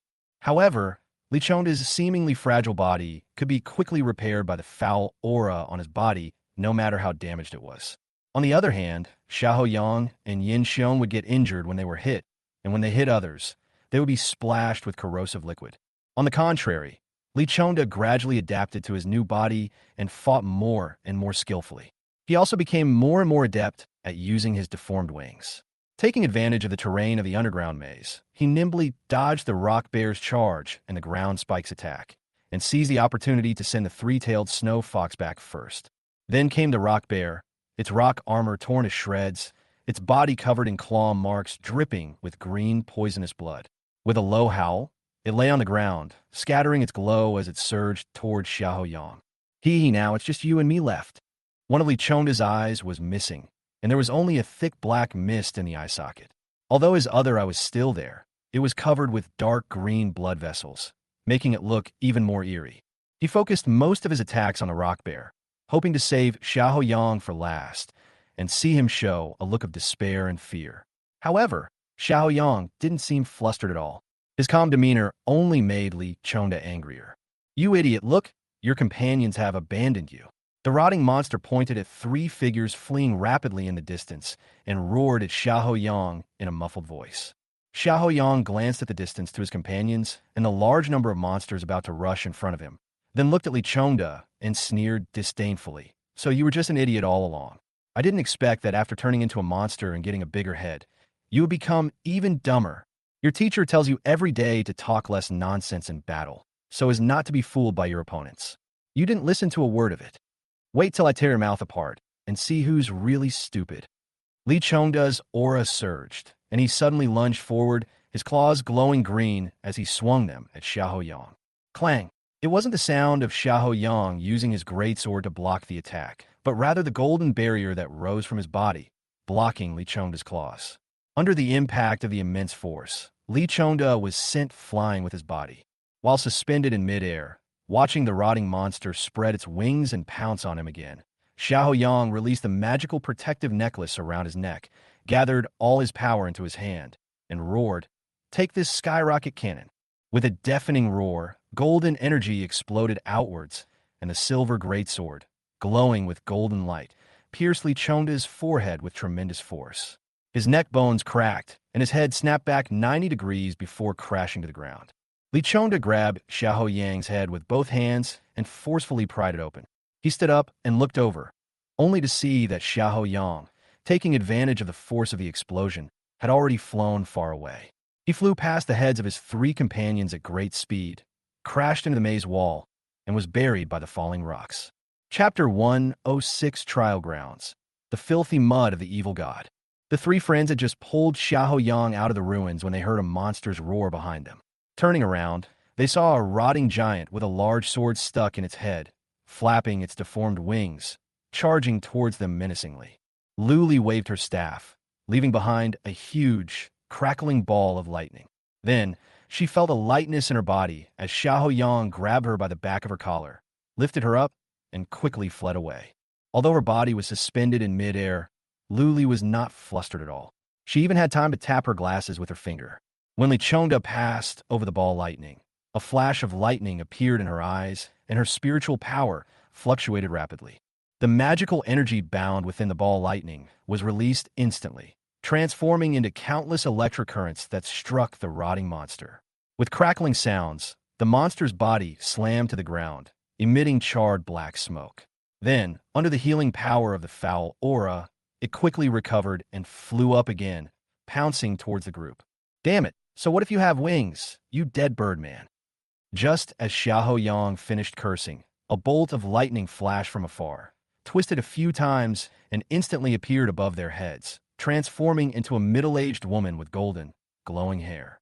She hovered in midair, waving a pair of golden wings that shimmered with lightning, and gave Xiaoyang a cold glance. With his right hand adorned with a golden claw, he extended it and made a grasping motion towards the front. A vast amount of magical energy rapidly gathered, transforming into a giant fireball, which burst forth wrapped in a layer of golden lightning. The violent explosion shook the entire underground labyrinth, and the rotting monster, charred black from the precise hit, was blasted away. Xiaoyang immediately abandoned Lu Li and grinned, clapping enthusiastically. Wow, Teacher Huang is awesome. TCH. Teacher Huang sneered disdainfully, transforming into golden electricity as he chased after the rotting monster. Xiaoyang let out a soft breath and wiped the cold sweat from his forehead. Brother Yang, That silver greatsword you just bought. The junior student whispered a reminder. Xiaoyang paused, his lips twitching slightly. No, it's nothing. The flowing silver greatsword is of very good quality. Even if it's teacher Huang's Thunderfire cannon, we could just pick it up and fix it after we're done fighting. Do you still have money to fix it? I certainly don't have any more money to lend you. Luli stood up from the ground and gently patted her pants. Xiaoyang immediately looked miserable. I've emptied my sister's savings too. Ever since I got involved with those two unlucky guys, nothing's been going right for me lately. That goblin in the misty forest. I'll deal with it when I run into it. Everyone says that Goblin is greedy and no one knows who its owner is. My radiant greatsword, I just hope it's not just gathering dust in the warehouse. Whether the radiant gold greatsword will ever return is unknown, but Xiahou Yang's flowing silver greatsword will likely disappear soon as well. Li Chengde was blasted far away, rolled several times on the ground, struggled to get up, roared angrily at the sky, forcefully pulled the silver greatsword off his head and threw aside. Just as he was about to turn around and charge forward again, he saw the monsters around him, corrupted by the filthy aura, surging and pouncing on him. Li Chengde's body instantly melted like a wax figure. He screamed in terror and struggled desperately to escape, but was eventually overwhelmed by countless monsters. He melted into a huge, dark green mud monster that was 10 meters tall. Countless monster heads and limbs stretched out of the mud, and together with the rotting human head in the middle, they emitted eerie cries that overlapped with those of the golden-winged man in midair. Teacher Huang bombarded the monster with magic, blasting a huge crater. Golden lightning flowed all over the monster's body, making it tremble. But after the magic effect wore off, the blasted mud quickly filled back in, and the charred parts also recovered rapidly. In addition, a large number of rotting monsters surged from all directions, plunging into the mud monster's body and becoming part of it, making its body grow larger and larger. The hundreds or thousands of heads on the surface of the mud monster emitted eerie roars while continuously spraying corrosive mud and green poisonous mist at the enemies in the sky. At the same time, the outstretched limbs transformed into countless tentacles of various sizes, waving wildly in an attempt to reach the enemies in the sky. Because they were not long enough, they ended up whipping themselves, exploding several of the surrounding heads. Then, under the repair of the filthy aura, those heads quickly regenerated. Realizing that the sounds emanating from those heads were affecting his mental state, Teacher Huang could only create distance, retreating while continuously using magic to damage the monster's body and slow down its movement. Just after the mud monster led all the rotting monsters away, a claw reached out from the shadows, grabbed the silver greatsword that was emitting a faint glow, and pulled it into the shadows. Finally, the raider poked half its head out of the shadows, looked at the disgusting monster in the distance that was over 10 meters tall and still growing, then looked down at the small dagger in its hand, a hint of difficulty on its face. After pondering for a while, he finally shook his head slightly and disappeared back into the shadows. Lucy Hong, Su Yu, and the others first discovered that the monsters they were fighting had fled. Then, accompanied by a slight tremor in the maze, they heard a huge explosion in the distance. Finally, a teacher used magic to spread the retreat order throughout the underground maze, and they quickly turned around and fled towards the maze gate. However, after running a short distance, a voice suddenly rang in his mind. Limited time intermediate trial grounds. The filthy mud of the evil god is now open. Kill the designated monster within half an hour, and all participants will receive trial rewards. The training ground? Zhao Xiaofeng's eyes lit up. Su Yu frowned and said hesitantly, "It's best to stay away from anything related to evil gods. Go take a look, stay away, and if it gets too dangerous, run away." Zhao Xiaoxua whispered, trying to persuade her. Lu Sihong took out several bottles of alchemical potion from his spatial ring and handed them to the group. Low-level, sobering potions, highly effective in resisting mental temptations. The group's eyes lit up as they looked at Suyu. Suyu hesitated for a moment, but ultimately drank the potion in her hand in one gulp. Then, with a bitter face, she said, "Let's make this clear first. If you feel anything is wrong, leave immediately. Don't hesitate at all." Zhao Xiaofeng and the others nodded, then downed the medicine in their hands in one gulp, and then all of them wore bitter faces. "Is it really that bad? It's just wasabi mixed with coffee and a little garlic, right? In my past life, many people considered wasabi-flavored coffee their go-to coffee." After drinking the potion, Lu Sihong calmly put the bottle back into his spatial ring. These few bottles of medicine were the best-tasting batch of the waking-up potions he had concocted. When he first started using them, the rabbits in the lab would immediately reflexively play dead as soon as they smelled the odor. If you insisted on feeding them more, they would actually die on the spot, making the potion seem like some kind of biological weapon. Chapter 107 Red Dragon's Fury. On his way to the battlefield, Lu Sihong paused slightly as the Goblin Raider, separated by a wall, was recalled into his beast-taming space by a summoning array in the shadows. Although Lu Sihong sensed that the raider was unusually excited and acting suspiciously, he didn't think much of it, since this guy was good at petty theft. Following the sound, the group quickly found the location of the battle. However, judging from the situation, it was clearly not a battle they could participate in. The three teachers of the academy all entered a combined state, but they did not approach the huge mud monster. Instead, they stood at a distance and continuously bombarded it with powerful spells, damaging its body. With the addition of a large number of rotting monsters, the body of this eerie mud monster has grown increasingly enormous. Although the teachers noticed something was wrong in time and intercepted the huge monster horde that appeared out of nowhere, far exceeding the capacity of a maze. But after the monsters died, the foul aura on their bodies did not disappear. Instead, it coalesced into a visible dark green smoke that merged into the mud monster's body. Thousands upon thousands of monster heads opened their mouths, emitting roars of pain or pleasure, which overlapped and formed a massive sonic wave that spread outwards in waves. Even the three teachers couldn't resist the seductive voice of the evil god and could only stand far away to cast spells. Needless to say, the students were even more affected by the sound, even though they had retreated a long distance and experienced various abnormalities. Students in the mage class fared slightly better, as their mental strength was relatively strong. Students in the warrior class, however, fared much worse. They were all in a daze, their faces contorted in a grimace. Those with strong willpower could manage to run out of the affected area, while those with weak willpower would receive care from their mage companions, such as being electrocuted or frozen, and then dragged far away like dead dogs. In the end, most of the trainees could only watch from afar, with only a few mages and beast tamers using spells with exceptionally long range to try and snag a reward at the end of the trial. Lu Sihong and the others drank the low-level, sobering potion and didn't feel any temptation. However, if they got even slightly close, their heads would buzz and they would feel a strong sense of nausea. In the end, all I could do was stand far away and try to take damage by using ranged attacks, just like the other students. Hu Shuo and his rock boar could only watch helplessly, but the two support mages, after holding back for a long time, one shot out a green windblade that flew a long way and successfully blew up the head of a rotting groundhog, while the other threw out a series of water arrows that fell to the ground halfway through the flight, but smashed several craters in the process. As for Lu Sihong's casting range, let's not even mention it. The mud monster's body was constantly being destroyed and reassembled, gradually shrinking in size, but its resistance to attacks was constantly increasing. It was even able to withstand the magical attacks of the three teachers and slowly move forward. Perhaps feeling that things couldn't continue like this, Teacher Huang took out a bottle of red medicine from her person, seemingly intending to drink it, but then hesitated. Red Dragon's Fury. Although the distance was far, Lu Sihong recognized the bottle of potion in Teacher Huang's hand with a familiar feeling. After all, he also had a bottle of that stuff. Zhang Peipei felt that the preparation was not perfect and did not want to give it to others to use, so she gave it to Lu Sihong to play with.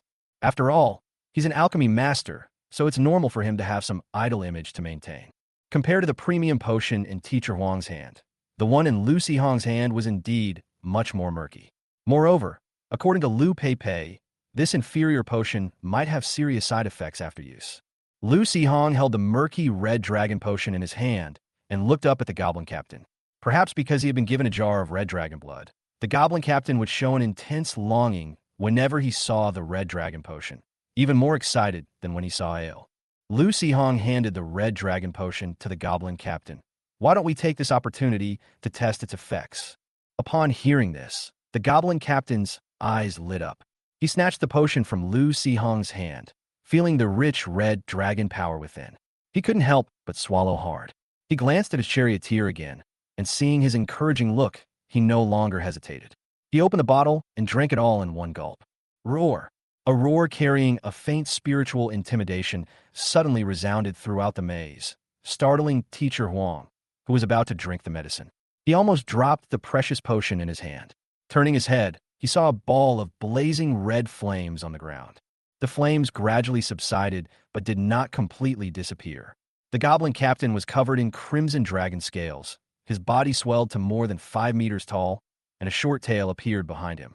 His eyes were as red as fire gems, and flames constantly flowed between his mouth and nose with each breath. Holy crap, you've ripped your leather armor again. The charioteer's voice pulled the goblin captain's increasingly muddled thoughts back to normal, and he looked at his body. The leather armor wasn't bursting. It was almost completely burned off, emitting a strong, burnt smell. Thinking of the goblin craftsman's mournful and angry eyes, the goblin captain's mind cleared up a little. Fortunately, the goblin amulet and the gem glove were magical items after all, and although the edges were a little charred, it wasn't a big problem. While he still had some sense, the goblin captain quickly stripped off the 2 pieces of equipment and threw them on the ground along with his horse-slaying sword. Then, with his bloodshot eyes fixed on a monster in the distance that was much larger than himself, his mind was completely overwhelmed by rage and madness. His body swelled up slightly again, and he let out a roar with a faint dragon's might as he charged forward menacingly. Like a giant fireball of lava, it crashed into the mud monster's body, making a sound like a red-hot iron block being thrown into ice water and releasing a large amount of green, poisonous mist. The rotting heads on the mud monster roared angrily, and countless tentacles swarmed in from all directions, desperately grabbing the goblin's body and trying to merge it into their own. Then, a loud bang was heard, and crimson flames filled everyone's vision. The entire underground labyrinth trembled violently, and large amounts of dust and rubble fell from the rock layers overhead. Fortunately, whether it was due to the effect of the trial grounds or the fact that the maze was sturdy enough, it did not collapse. However, where the mud monster was originally located, there was now only a huge crater. The mud monster was not dead, but it was blown into 17 or 18 pieces, turning into a bunch of much weaker monsters, which were trying to move towards the center of the crater, seemingly trying to regroup. Holy crap, what did you feed the goblin? I only know that the orcs have a kind of self-destructing blood potion, but it shouldn't be this powerful. Zhao Xiaofeng looked at Lu Xihong in astonishment. Lu Xihong said calmly, "What's self-destructing drug? That's a master-level potion made with a bunch of precious materials. It's just that this guy's body is too weak, and he can't withstand the effects of the drug." Chapter 108 guarantees a pity system with a 10 pull. What are you talking about? Who are you calling weak? Zhao Xiaofeng asked loudly, his face full of astonishment, thinking of the goblin captain's muscular physique, which was even stronger than a bull's. Lu Xihong smiled, but didn't explain. He lowered his head to collect the equipment that the goblin captain had left behind, but it was still a little hot to the touch because it had just been burned by the goblin's flames. Squatting on the ground, Lu Xihong carefully recalled the symptoms the goblin captain had experienced after taking the potion, planning to organize them later and hand them over to his teacher. After all, records of goblins taking master-level potions are quite rare, and goblins with dragon-like features are even rarer. When the goblin captain exploded, his entire body was almost completely swallowed by the mud monster. After enduring the full force of the massive explosion, the mud monster was blasted into more than a dozen pieces, which flew everywhere. Then Teacher Huang chanted in the sky for a long time, summoning a large number of lightning and fireballs, which blasted that place into a pitted mess, and the mud monsters became even more shattered. This thing has now turned into hundreds of smaller mud monsters, which are repairing their physical wounds and trying to get closer to each other to reassemble. They don't have the time or energy to generate rotting heads, so they can't utter the bewitching voice of the evil god. Seeing this, the 3 teachers simply handed over the rest of the work to the students, letting them clean up the non-aggressive mud monsters. Looking somewhat tired, Teacher Huang disengaged from his tame beast, grabbed the claw of a golden eagle with one hand, and slowly landed on the ground. The students were initially a bit disappointed, having finally gotten a chance to participate in the trial, only to be forced to stay far away and likely not receive any rewards after the trial. But they were surprised to find themselves able to participate at the last minute. What more could they say? They just had to go for it. Taking advantage of the chaos and the confusion of who the beast tamers were, Lu Xihong secretly summoned the flame goblin and the Frost Mage while running around. He then sandwiched them among a group of magic-type beast tamers, casting spells at the monsters. After their energy was depleted, he summoned them back without anyone noticing. If the quality wasn't good enough, they made up for it with quantity. Although the students' attack power was a bit weak, there were many of them. They fought and grabbed at each other, and soon completely consumed the filthy aura of the mud monsters, turning them into lumps of charred and frozen mud. The filthy mud of the evil god is dead. The trial is over. The reward for this trial is a blind box draw. All participants can receive 0 to 10 draws based on their contribution. Each draw costs 1 Imperial Gold coin. As the public announcement sounded in everyone's minds, accompanied by a streak of colorful light, more than a dozen blind box drawing machines suddenly appeared in the venue. Yes, they were the same as those vending machines, with large metal boxes specifically designed to draw blind boxes. Upon seeing this thing, Lu Sihong was momentarily disoriented. If there hadn't been so many people around, he would have given it a few more coded messages. Seeing Lu Sihong staring blankly, his friends assumed he was stunned and enthusiastically taught him how to use the machine. Look, just put the Imperial Gold coins in this little opening, and it will start flashing. You can then choose the box you want. Actually, they're all the same, since they're basically all empty anyway. Empty. Lu Sihong looked at the excited faces of the students around him, thinking they were going to get something good, but you're telling me most of them are empty? Seeing Lu Sihong's surprised expression, Suyu smiled and explained to him, the rewards in the trial grounds are all very special items. Even if the probability is small, there's always a chance of winning, right? By the way, do you have any Imperial Gold coins on you? If not, thank you, rich lady, but I already have someone who's taking care of me. Lu Sihong smiled at Suyu and took out 10 gold coins from his spatial ring. Because there were many students, everyone was queuing up, so they stood aside and watched. Most of the blind boxes were empty, and everyone looked dejected. Only a few students managed to get something, and when they did, the people around them would gasp in surprise. Lu Sihong found it quite interesting, feeling like he was drawing prizes at a small shop near the school gate in his past life. At that moment, someone nearby suddenly shouted angrily, "Damn it, these crooks gave me fake gold coins. Holy crap, this is fake. You can't tell it all from the surface." Forget it, don't be angry. Yours is pure gold. It'll be worth a lot of money if you sell it. Here, I'll lend you one. Look, this is what happens when you get scammed. Although it's called a gold coin, the equivalent amount of gold is worth far less than a single Imperial Gold coin. More importantly, when you encounter a situation where you need to use Imperial Gold coins, you're so angry you feel like killing someone, Zhao Xiaofeng said from the side. Lu Sihong nodded. Thankfully, although the wandering merchant also accepted gold, the Goblin farm only accepted Imperial Gold coins. It was a bit strange, really. Why would it only accept Imperial Gold coins? Oh well, better not think about it too much, lest it become unsettling and cause unnecessary worry. After everyone had drawn their lots, Lu Sihong followed Zhao Xiaofeng and joined the queue.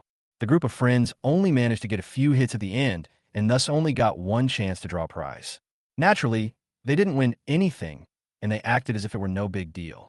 Moreover, since they were from well-off families, they didn't care about losing a single gold coin. In contrast, Lu Sihong was quite confident in himself. After all, the Goblin captain had made indelible contributions and sacrifices to defeat the monster, and as its rider, Lu Sihong naturally received 10 chances to draw prizes. As is well known, most legitimate games have a pity system for every 10 pulls. While stuffing gold coins into his hands, Lu Sihong secretly prayed in his heart that the powerful beings behind the trial grounds would not learn from some inhumane things. Finally, whether by coincidence or because there was a guaranteed 10 pull pity system, Lu Sihong successfully obtained a magic card from the blind box. Fusion Trial Card. Consume this card to temporarily increase the physical attributes of both the rider and the beast and grant the ability to fuse with the beast. This state lasts for 10 minutes. After the duration ends, the fusion state will be cancelled. After using the trial card, you must fuse with the beast within 1 minute, otherwise the state will disappear immediately. The students around him were already surprised to see Lu Sihong put 10 gold coins into the machine. But when he actually pulled the prop out, the people around him immediately started discussing it intensely. Holy crap, who is that guy? How can he draw 10 times? You don't even recognize the new disciples of the Alchemy Tower? It's him. But disciples of the Magic Tower don't have special privileges in the trial grounds, right? You were asleep just now? Oh, The captain said I was bewitched by an evil god and was afraid I would go on a drunken rampage, so he knocked me out. I was later woken up by the sound of an explosion. Why do I feel like it's your captain who's gone crazy? Chapter 109, Did you drop a golden greatsword or a silver greatsword? The teachers went to check the anomalies in the underground maze, and the students sat together to rest. Xiaoyang walked past them looking listless, and Suyu greeted him, but he didn't respond. Lu Li, who was following behind, explained to the group with a helpless expression. This guy just bought the silver greatsword and lost it again. We've been looking for it for a long time, but haven't found it. Maybe the battle was too intense just now, and it was corroded by the monster or destroyed by magic. This is indeed a bit tragic, so you could only manage an awkward laugh. Zhao Xiaofeng muttered under his breath. First I lost the radiant gold greatsword, and now I've lost the flowing silver greatsword. What's the difference between this and being kicked by 2 women in a row? Yes, judging from his condition, there really is no difference, Zhao Xiaoshu nodded. Lu Sihong could only force a laugh and say, You might not believe it, but his first wife is lying in my house. Subconsciously, Lu Sihong's attention shifted to the beast taming space, glancing at the gold in the warehouse. Hey, what's that glittering silver thing next to the golden greatsword? Holy crap. No way. Wasn't the wandering merchant burned to ashes by the ogre archmage and supposed to lie there for about a day? He was definitely lying there. Suddenly remembering something, Lu Sihong looked at the guy lying in the makeshift workshop, happily watching the goblin craftsman make gem gloves. Good heavens! Are you all incompatible with Xiaoyang? Taking turns to bring misfortune upon him? His wives, ugh. How am I supposed to talk to him about this? Stand in front of him holding 2 swords, squinting at him and asking, Did you drop this golden greatsword or this silver greatsword? Both of these swords belong to someone else. Just as he was scratching his head, a crazy figure ran into his field of vision, holding a flame fruit in one hand and a torch in the other. It circled the warehouse once, and Lu Sihong thought that this guy was going to set the warehouse on fire, but then he saw it hopping away again. Is this guy's brain damaged from eating too many flame fruits, or is there something wrong with that Book of Flames? The farm shop has just added 2 new items. Book of Enlightenment. When used by a goblin spellcaster, there's a very high chance of learning a new skill from their bloodline. The fewer skills a goblin already possesses, the higher the chance of successfully learning a new skill. Price, 3,000 gold coins. Book of Enlightenment. Use on an unevolved goblin to evolve it into a spellcasting goblin or an intelligent goblin. Price, 1,000 gold. Originally, Lu Sihong wanted to save up gold coins to buy the Book of Enlightenment, but now he thought, why not buy a house in Qingzhou City first?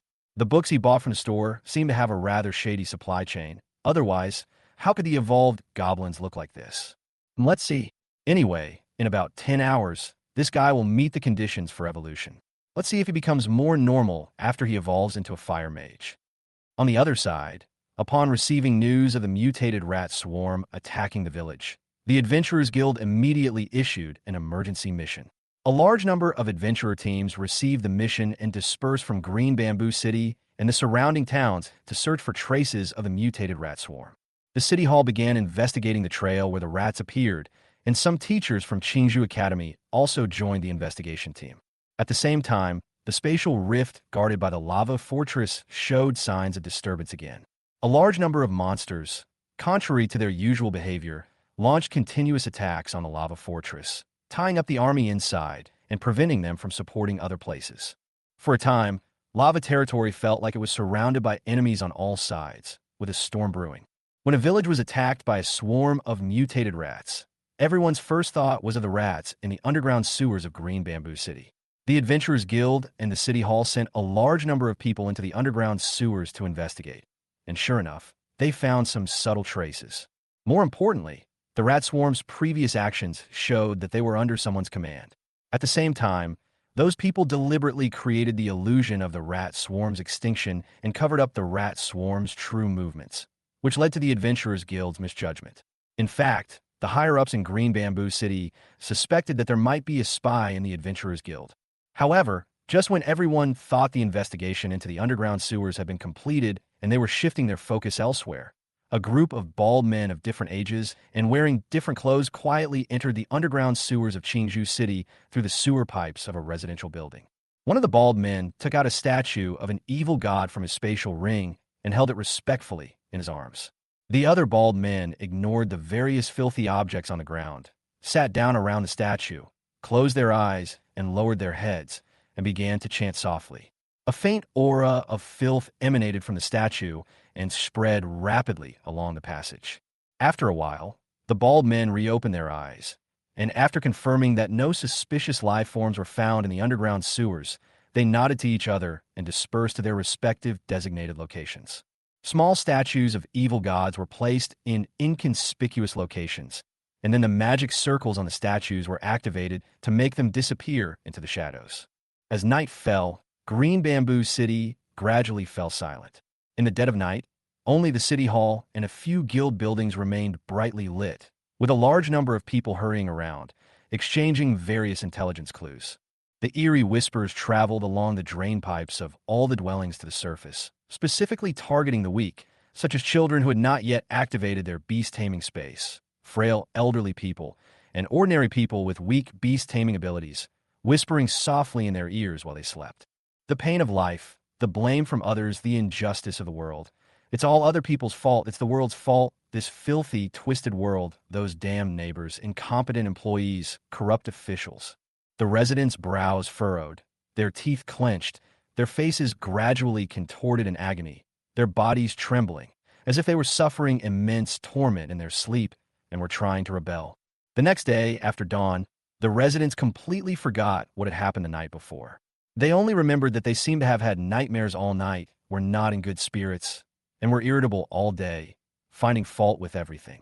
Throughout the day, the city of Qingzhou was filled with the sounds of arguments and numerous fights. The city was already short-handed, and the remaining officials were also extremely busy. When faced with these troublesome incidents, they simply decided to punish everyone equally. The troublemaking residents dared not speak out, but secretly harbored resentment towards the city's officials and, incidentally, other powerful figures.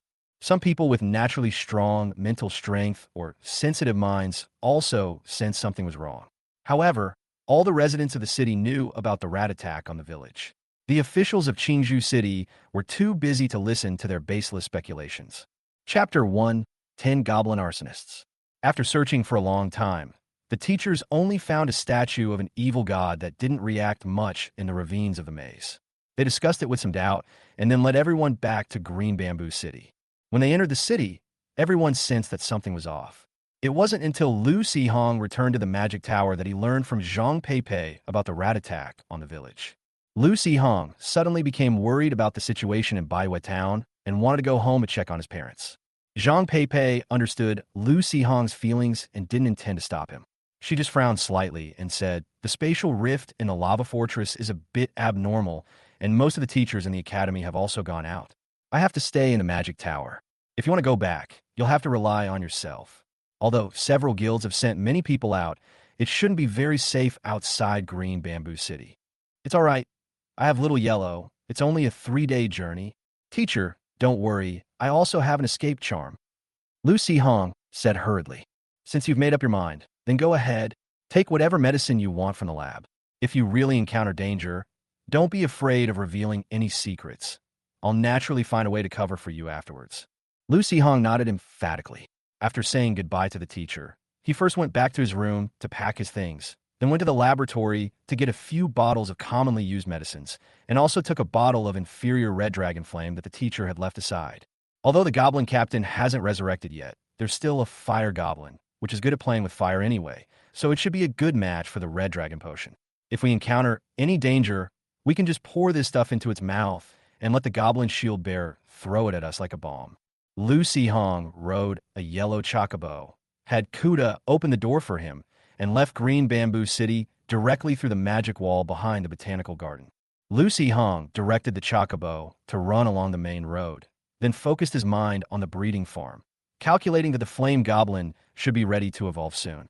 Actually, Lu Sihong's experience would have been more reliable for evolving the goblin raider, but for some reason, the upgrade conditions for assassinating enemies and plundering treasures were almost met, but it suddenly changed, wanting to comprehend some kind of shadow power, and only after comprehending it could it continue to evolve.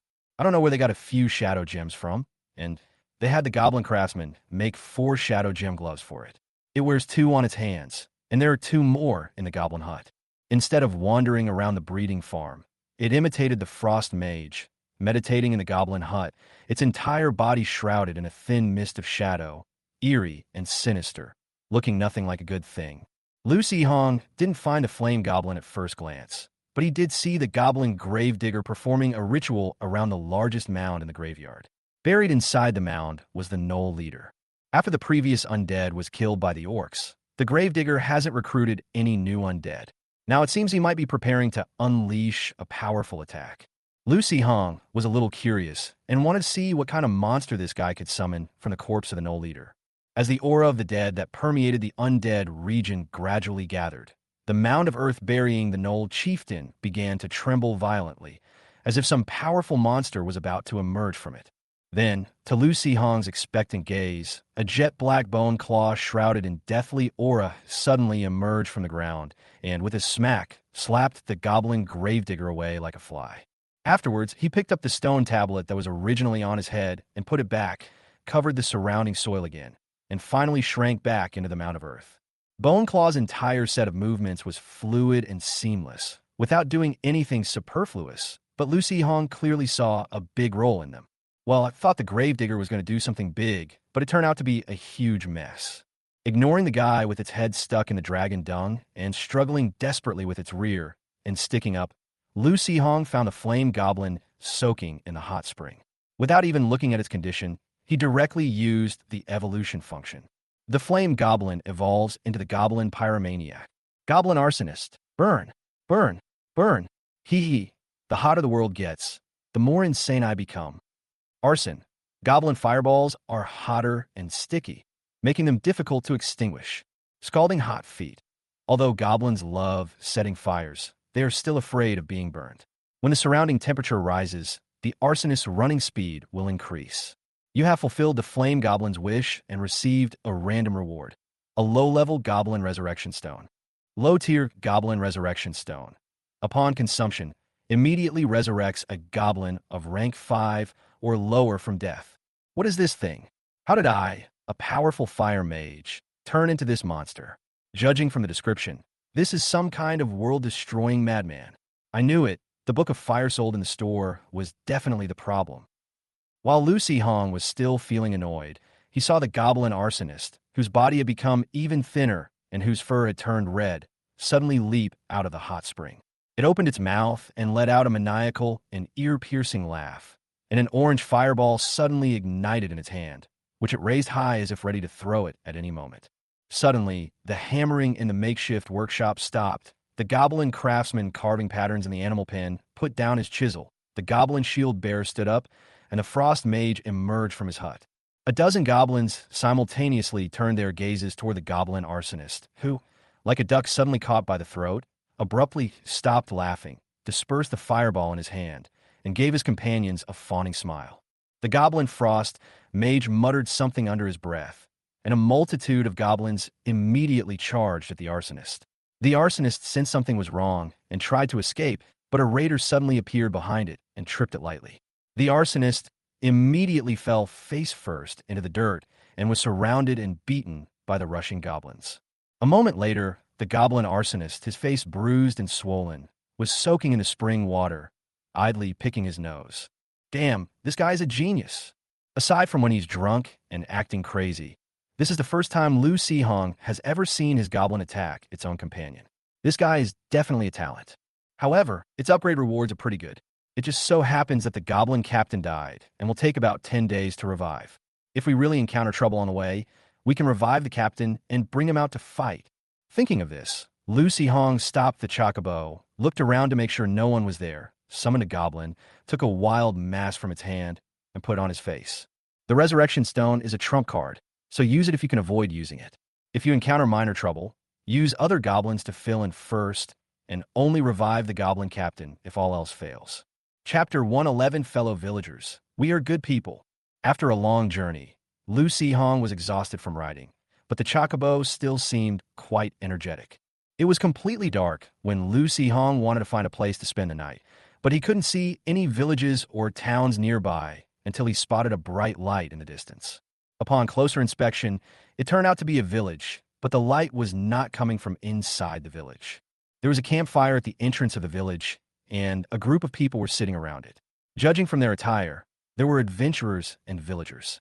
Not far from the campfire, a neatly arranged pile of corpses lay on the ground.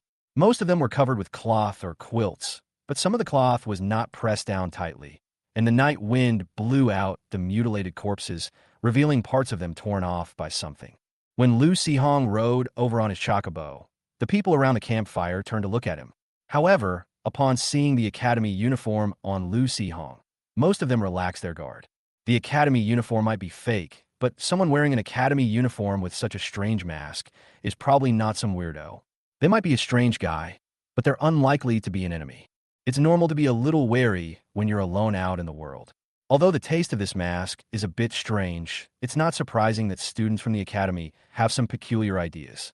Several members of their adventure group had previously worked at the Green Bamboo Academy, and they had made quite a few jokes when they first joined the group. Recalling all this, everyone started teasing those members. Lu Hong glanced curiously at the adventurers by the campfire, then turned back and frowned at the corpses laid out on the ground. By the firelight, he could see that the corpses were still very fresh, and some of the blood had not even congealed, indicating that they had only recently died. Looking at the village in the distance, it was not very clear in the dark, but it was still possible to see that most of the buildings in the village had been severely damaged, and there were still some scattered lights. Looking at the villagers around the campfire, whose mental state was completely opposite to that of the adventurers, dejected, listless, and disheveled, Lu Hong could easily guess that the village had just been attacked by monsters. Lu Hong found a spot by the campfire between the adventurers and villagers and sat down. The chocobo also squatted down beside him. The adventurer sitting next to him nodded to him in a friendly manner, then turned back to continue chatting with his companion. These rats are really weird. We've cleared them out several times, but they always seem to pop up from some random place. They say these things are related to the evil god, specifically the spatial rift that the lava fortress suppressed. Otherwise, if it weren't for the help of cultists, how could these rats be so smart? The losses in lava territory this time were too great. I heard that 5 or 6 villages disappeared overnight. Not even a chicken was left. They were all eaten clean. Those bastards, don't let me see them, or I'll break their bones inch by inch. It's not just cult members. I heard that several traitors have been discovered in Green Bamboo City, including a high-ranking official in the city hall. The higher-ups are idiots. They've been in there for years and haven't been given any important positions, so they became resentful and were then seduced by the cult. It's said that he waited for many years, only to have his position taken by a newly arrived son of a powerful and influential family, which led him to harbor a desire for revenge against the higher-ups. TCH bullshit. That position was created by the city hall specifically for that privileged son of a powerful family. He paid a fortune to get it, just to gain prestige and prestige. It's just a nominal title, completely useless. He's been in the city hall for so many years, and he can't even see through this? It would be crazy if the higher-ups promoted him. Lu Hong was listening intently when a freshly roasted corn cob was thrust in front of him. Turning his head, he saw a little girl with a gray face, her big eyes looking at the mask on his face with some curiosity. When he didn't react, she stuffed the corn into his arms. Lu Hong took the corn, smiled at her, and only realized he was still wearing a mask when his face brushed against something hard. After thinking for a moment, he took out a piece of pastry from his spatial ring and placed it in the little girl's hand. The little girl was stunned by his ability to conjure something out of thin air. She took the pastry in a daze, took a bite subconsciously, and then realized that the pastry in her hand was fragrant and sweet. Her attention was immediately diverted, and she began to eat it in small bites. Looking at the little girl's well-behaved and adorable appearance reminded Lu Hong of Lu Zian when she was even younger, and he subconsciously tried to strike up a conversation. "Little friend, where are your parents?" This question was devastating. The little girl's eyes immediately dimmed, and she turned to look at the villagers' corpses in the distance. Although she gritted her teeth and tried hard to hold back her tears, they streamed down her face uncontrollably. Between sobs, she mumbled, "Don't cry, little girl. Mommy said you can't cry, or you'll attract big rats. Little girl, listen to mommy." Lu Hong's expression froze instantly, wishing he could slap himself a dozen times on the spot. "Damn it, Lu Hong, you really deserve to die." Just then, a girl slightly older than the little girl heard the crying, quickly dropped what she was holding, ran over, hugged the little girl, and patted her back to comfort her gently. Seeing the girl with the youthful face helping him clean up the mess, Lucy Hong felt slightly embarrassed and was thinking about how to salvage the situation. A sigh came from the side, followed by another gentle stab. This child, her whole family, is dead. When we arrived, she was hiding in a metal box, bound by several chains, with only a small gap left for her to breathe. The box wasn't soundproof. She must have. Having clearly understood the unspoken meaning of the person next door, Lu Si-hong felt a tightness in his chest, as if he couldn't expel a pent-up frustration. Perhaps feeling the topic was too heavy or afraid that the girl would overhear, the adventurer changed the subject. "Young man, you're a student at the academy, right? What brings you out at this hour?" "I'm a little worried about my family and want to go back to check on them." The adventurer nodded and pointed to a few of his companions, saying, "Our leader and those guys also came from Green Bamboo Academy. You know what? Those who have been to the academy are definitely different from us. If I have the chance, I'll send my son to the academy too." "Oh, how old is your son, buddy?" I'm not married yet." Lu Si-hong froze for a moment and couldn't help but think to himself, what are you daydreaming about so late at night if you're not married? Just then, a group of people came from afar. As they got closer, they realized that there were several bald men dressed in farm clothes, pulling a cart full of grain. "Everyone, we are from a nearby farm. We heard that this area was hit by a disaster, so we brought some food over." Chapter 112, you bald bastard, you're dead. Although it was a bit strange to bring grain over so late at night, the adventurers didn't think too much about it. They weren't planning to eat the grain anyway, so they decided to help unload it from the truck and let the villagers deal with it themselves. Lu Si-hong wrinkled his nose, suddenly stood up, and shouted, "Don't go. There's something wrong with those things." Everyone was stunned for a moment. The leader of the adventure team gave a wink, and the members quietly retreated. The bald men looked rather grim upon seeing this, and one of them said, seemingly angrily, "What do you mean by this? We came here out of kindness to deliver food, and you're treating us like bad guys." Lu Si-hong sneered. "Say it again in front of me, an alchemist. What's in your car?" Then, like reciting a menu, he listed all the poisonous plants that the bald men had placed on the cart, disguised as food. These things mixed together, let alone eating them, just smelling them up close will gradually make people lose their minds. And you guys, sneaking around like that, and all of you are bald, you're clearly followers of an evil god. Lu Si-hong was just making things up on spot. Anyway, these guys had bad intentions, so it didn't matter if they randomly labeled him. But unexpectedly, he hit the nail on the head and found out the truth. Thinking they had been exposed, the bald men stopped pretending and revealed their malice with ferocious expressions. At the same time, they were all somewhat doubtful, wondering if their organization had been completely exposed. Just as he was about to say a few polite words to elevate the status of his evil god, the leader of the adventure team didn't play along at all. He quickly summoned the beast that was recuperating in the space, and the beast combined into a giant werewolf that pounced on him without any hesitation. The bald man at the front was hit by a claw and almost torn in two, but since he was a follower of the evil god, his intestines were flung out while he was flying in the air. After landing, he managed to summon a rotting rooster and combine it into a disgusting bald, feathered chicken monster. Relying on the powerful healing ability of the filth, he fought a fierce battle with the giant werewolf. Besides the leader, the adventure team also has two beast-taming masters who combine to form a powerful two-headed baboon and a fox spirit with 7 red tails. One fights, and the other uses magic, but they can only manage a draw against a humanoid monster with more than a dozen tentacles. Fortunately, the remaining bald men did not have the ability to combine, but instead summoned a group of strangely shaped beasts that were clearly corrupted by evil gods, and they fought with the members of the adventure team. Several members of the adventure team wanted to lead the villagers away, but the bald men refused. They preferred to endure some attacks rather than leave the village and instead go around to the back to block everyone's path. The followers of the evil god and their tamed beasts possess some strange abilities. Not only do they have powerful regenerative abilities, but their attacks also have strong corrosive and polluting capabilities. They can destroy adventurers' weapons and equipment, and when their bodies are hit, they can also suffer mental shocks, causing them to fall into a state of mental confusion.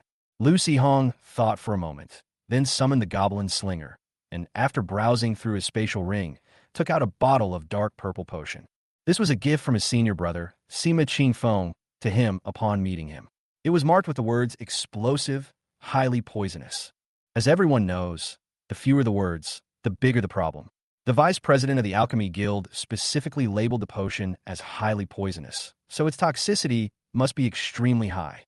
However, the members of the adventure team and the bald guys are now all in cahoots, so if this thing is thrown in, a few of their own people will probably die first. Just as Lu Si-hong was hesitating about whether to switch to a paralyzing drug for easier treatment later, he heard a roar from behind him.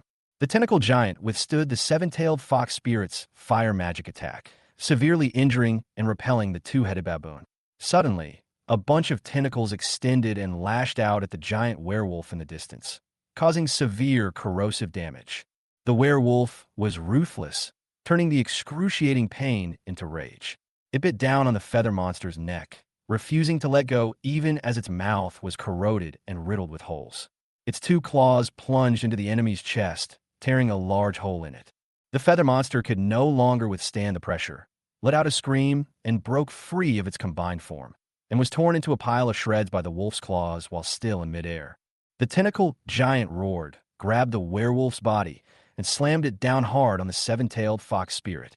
The severely injured two-headed baboon rushed up to catch the werewolf's body, but he and the fox spirit were knocked to the ground and rolled around, breaking free of their combined form. In the face of absolute power, so-called combat skills are utterly meaningless. The tentacle giant excitedly raised its head and roared, intending to completely eliminate the enemy. At that moment, a small object slammed into the head of the tentacle giant with a whooshing sound, causing a powerful explosion. The purple smoke instantly covered a large area, and then, as if it had a mind of its own, it actively clung to the tentacle giant. The pain was excruciating, intense. The flesh that came into contact with the purple smoke melted away rapidly, like snow under the scorching sun, revealing the bones and bizarre internal structure. However, those things didn't last long either, and soon began to dissolve as well, the corrupting power unable to repair them in time. Since becoming followers of the evil god, they have always been the ones corrupting other people's bodies. The tentacle giant never imagined that he would one day suffer from the corrosive poison. "Ah, you damned bastards!" The tentacle giant roared, his entire body suddenly exploding, and countless tentacles shot out like sharp swords, indiscriminately attacking everyone. "Just you wait, I'll be back." After the giant exploded, the bald man who had merged with the giant was not dead. He just left behind a harsh remark and quickly ran away. Lu Si-hong and the chocobo stood together, enveloped by the emerald green hurricane barrier, staring blankly ahead. Two little girls, who were huddled together, were pierced by a long black thorn that suddenly appeared. They slowly fell to the ground, their big eyes looking at the sky with pain and confusion, gradually losing their light. Lu Si-hong felt a sudden dizziness, and an endless rage welled up inside him. "Calm down. Stay calm. When you're poor, you should stay out of trouble. I'll fucking fuck your caution. Fucking scheming. I'm gonna fucking kill you today." Lu Si-hong roared as he mounted the chocobo's back. Sensing its master's anger, the chocobo's eyes sharpened as it stared intently at the fleeing figure in the distance. It took large strides, nimbly dodging the wounded and obstacles on the ground, unleashing its full power, its body transforming into a streak of yellow lightning as it dashed away at incredible speed. Chapter 113 Goblins gang up on the bald man. After being exposed to the cold night wind for a while, Lu Si-hong's mind calmed down a bit, but he still had no intention of letting the bald man go. After that self-destruction, the bald guy was clearly at his limit. Otherwise, he wouldn't have turned and fled so decisively in the face of the heavily damaged adventure team. Lu Si-hong had it all planned out. He would first let the goblins test the waters, then use the resurrection stone to revive the goblin captain, then use the fusion experience card to fuse with the goblin captain, take a small sip of the red dragon potion, and then go in and start hacking and slashing. If you really can't win, just use the escape charm to run away. If he tries his best and still fails, that's fine. But if he doesn't even try, Lu Si-hong is afraid he won't be able to sleep peacefully when he gets back. When the bald man realized someone was chasing him, he was initially startled, thinking it was a member of the adventurers group. But when he turned around, he saw that there was only one person. Upon closer inspection, he realized it was the guy who called himself an alchemist and had ruined their initial plan. That guy, his beast tamer, looks like a goblin. The bald man didn't know that the potion was thrown by the stone thrower, but he glanced at everyone before leaving and had a slight impression of the goblin stone thrower. Thinking he understood Lu Si-hong's strength, the bald man grinned maliciously. This kid, does he think I won't dare to make a move just because he's wearing his academy uniform? Then I'll have to teach him a lesson. After chasing for a while and confirming that there were no other pursuers behind him, the bald man stopped, turned around and looked at Lu Si-hong, saying in a menacing tone, "Come on, little cutie, summon your goblins." Lu Si-hong was just figuring out that he had run far enough, and no one should be able to catch up when he heard this. He glanced at the bald man, gave a cold laugh, and immediately granted his wish. In an instant, more than a dozen summoning arrays appeared around Lu Si-hong, and a group of goblins came out carrying all sorts of weapons. They were accompanied by a poisonous spider and 2 demons, and they glared fiercely at the bald man. The bald man's smile vanished, replaced by a bewildered look. He glanced around in a panic, but found no one else nearby. He was immediately puzzled. What on earth were these things? Was this guy also a follower of some evil god? It's not surprising that the bald man thought that way. The dozen or so goblins all wore wild masks and looked sinister, indeed more like cult monsters than the bald man's followers. Just as the goblins were gathering their strength, a sudden, eerie cacophony of laughter rang out. The arsonist, like a recently discharged mental patient, rushed to the front of the group and, without a word, hurled a fireball. The bald man quickly transformed his hands into large tentacles and shattered the incoming fireball. However, the fireball did not disappear after being shattered. Instead, it scattered, with some sticking to the bald man's tentacles and the rest falling to the ground, turning into specks of fire. The bald man tried to extinguish the flames on his tentacles, but the arsonist didn't give him the chance. He laughed excitedly and ran while firing 3 or 4 fireballs, instantly engulfing the bald man in flames. The bald man panicked and turned to run away, only to find that the venomous spider had already circled behind him. As soon as he turned around, it sprayed him with spider webs. However, the bald man's body was somewhat strange. His skin surface quickly secreted a foul-smelling liquid, which not only extinguished some of the flames, but also easily dissolved the web of the poisonous spider. He ignored the poisonous spider's corrosive venom. Instead, his 2 tentacles swung with tremendous force at the spider, causing severe corrosive damage. However, his delay allowed the shield bearer, who was moving a little slower, to finally arrive. With a sword and shield, he easily entangled the bald man, thwarting his attempt to escape. Afterwards, under the siege of the goblins, especially the attacks of the 2 mage goblins, half of the bald man's body was engulfed in flames, and the other half was covered in frost. His desperate resistance was futile, and he quickly exhausted his energy, leaving him covered in wounds and his resistance growing weaker and weaker. Seeing that the enemy's condition was worse than he had expected, Lu Si-hong breathed a slight sigh of relief, put the poison mist potion back into his spatial ring, and had the goblin slingers waiting beside him join the attack. They wanted to let the goblins torture this guy properly, but they were afraid that it would cause trouble if it went on for too long, so they gave up in the end. He was burned and frozen, but at least they got their revenge. The bald guy really had no tricks up his sleeve. He didn't make a fuss until he was killed, but Lu Si-hong looked around at the completely ignited weeds and the crazy guy jumping around and yelling in the fire, unable to calm down. He reached out and summoned magical thorns from the ground, binding the bewildered arsonist.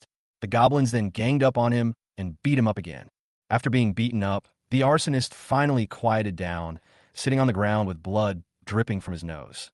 He looked at the frost mage with some envy, holding a frost orb in one hand and scattering ice arrows as ice rain, quickly extinguishing the flames on the ground. Because the bald man had left too many marks on his body, Lu Si-hong originally planned to have the goblins drag his body back to the farm. However, after the man died, his body decomposed rapidly, and even his bones turned into fragments, eventually becoming a puddle of rotten mud that emitted a strong stench. Lu Si-hong frowned and beckoned the arsonist, who was obediently squatting to the side, reflecting on his actions, to come over. He then threw a fireball to burn away the remaining traces. The arsonist's eyes lit up, and he smashed a bunch of fireballs, exhausting all his energy. Looking at the blazing fire, a satisfied expression appeared on his face. Lu Si-hong resisted the urge to beat the guy up again, summoned the goblins back to his beast-taming space, mounted his chocobo, and quickly left the scene. He didn't return to the village he had been in before, but drank a bottle of energizing potion and continued on his way to White Moon Town. He only stopped at the Adventurers Guild in White Springtown to take a nap when he came across the town. At the same time, a number of strange phenomena appeared in Qingzhou City. Many residents unknowingly became followers of the evil god. After being discovered, they were directly twisted into various bizarre monsters and began to carry out a frenzied killing spree in the city. The city hall urgently redeployed most of its forces and even squeezed out several teams from the manpower-strapped lava fortress to come and provide support, eliminating monsters, checking residents, and digging deep into the ground, finding a large number of evil god statues in the sewers and some houses.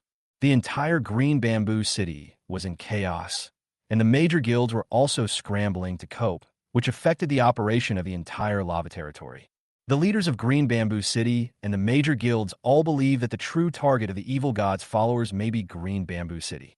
The previous swarm of rats was just bait to distract them, create chaos, and give them an opportunity. Just as they were consolidating their forces, dealing with the anomalies in the city while preparing for an impending attack. Within the lava territory, in a vast underground cavern, a colossal statue of an evil god, carved entirely from black crystal, emitted a dense, black mist of foul energy that slowly settled to the ground. Occasionally, it would coalesce into grotesque, mushy monsters that would then explode violently after absorbing a great deal of this foul power. Around the statue of the god, tens of thousands of people dressed in various styles sat, their faces haggard and their expressions dazed, staring blankly at the evil god statue on the high platform in front of them, constantly uttering buzzing whispers. Chapter 114, Lu Ergu. As the evil ritual proceeded, a large amount of chaotic faith power and life force was extracted from the human body and poured into the crystal statue.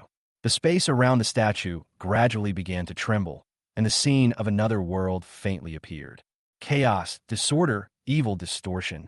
A group of bald cultists stood far behind the crowd, watching the strange phenomena appear around the idol. They became excited and chanted hymns to the evil god with fanatical expressions. In front of this group of bald men was a special guy. Although he was probably their leader, he was covered in hair.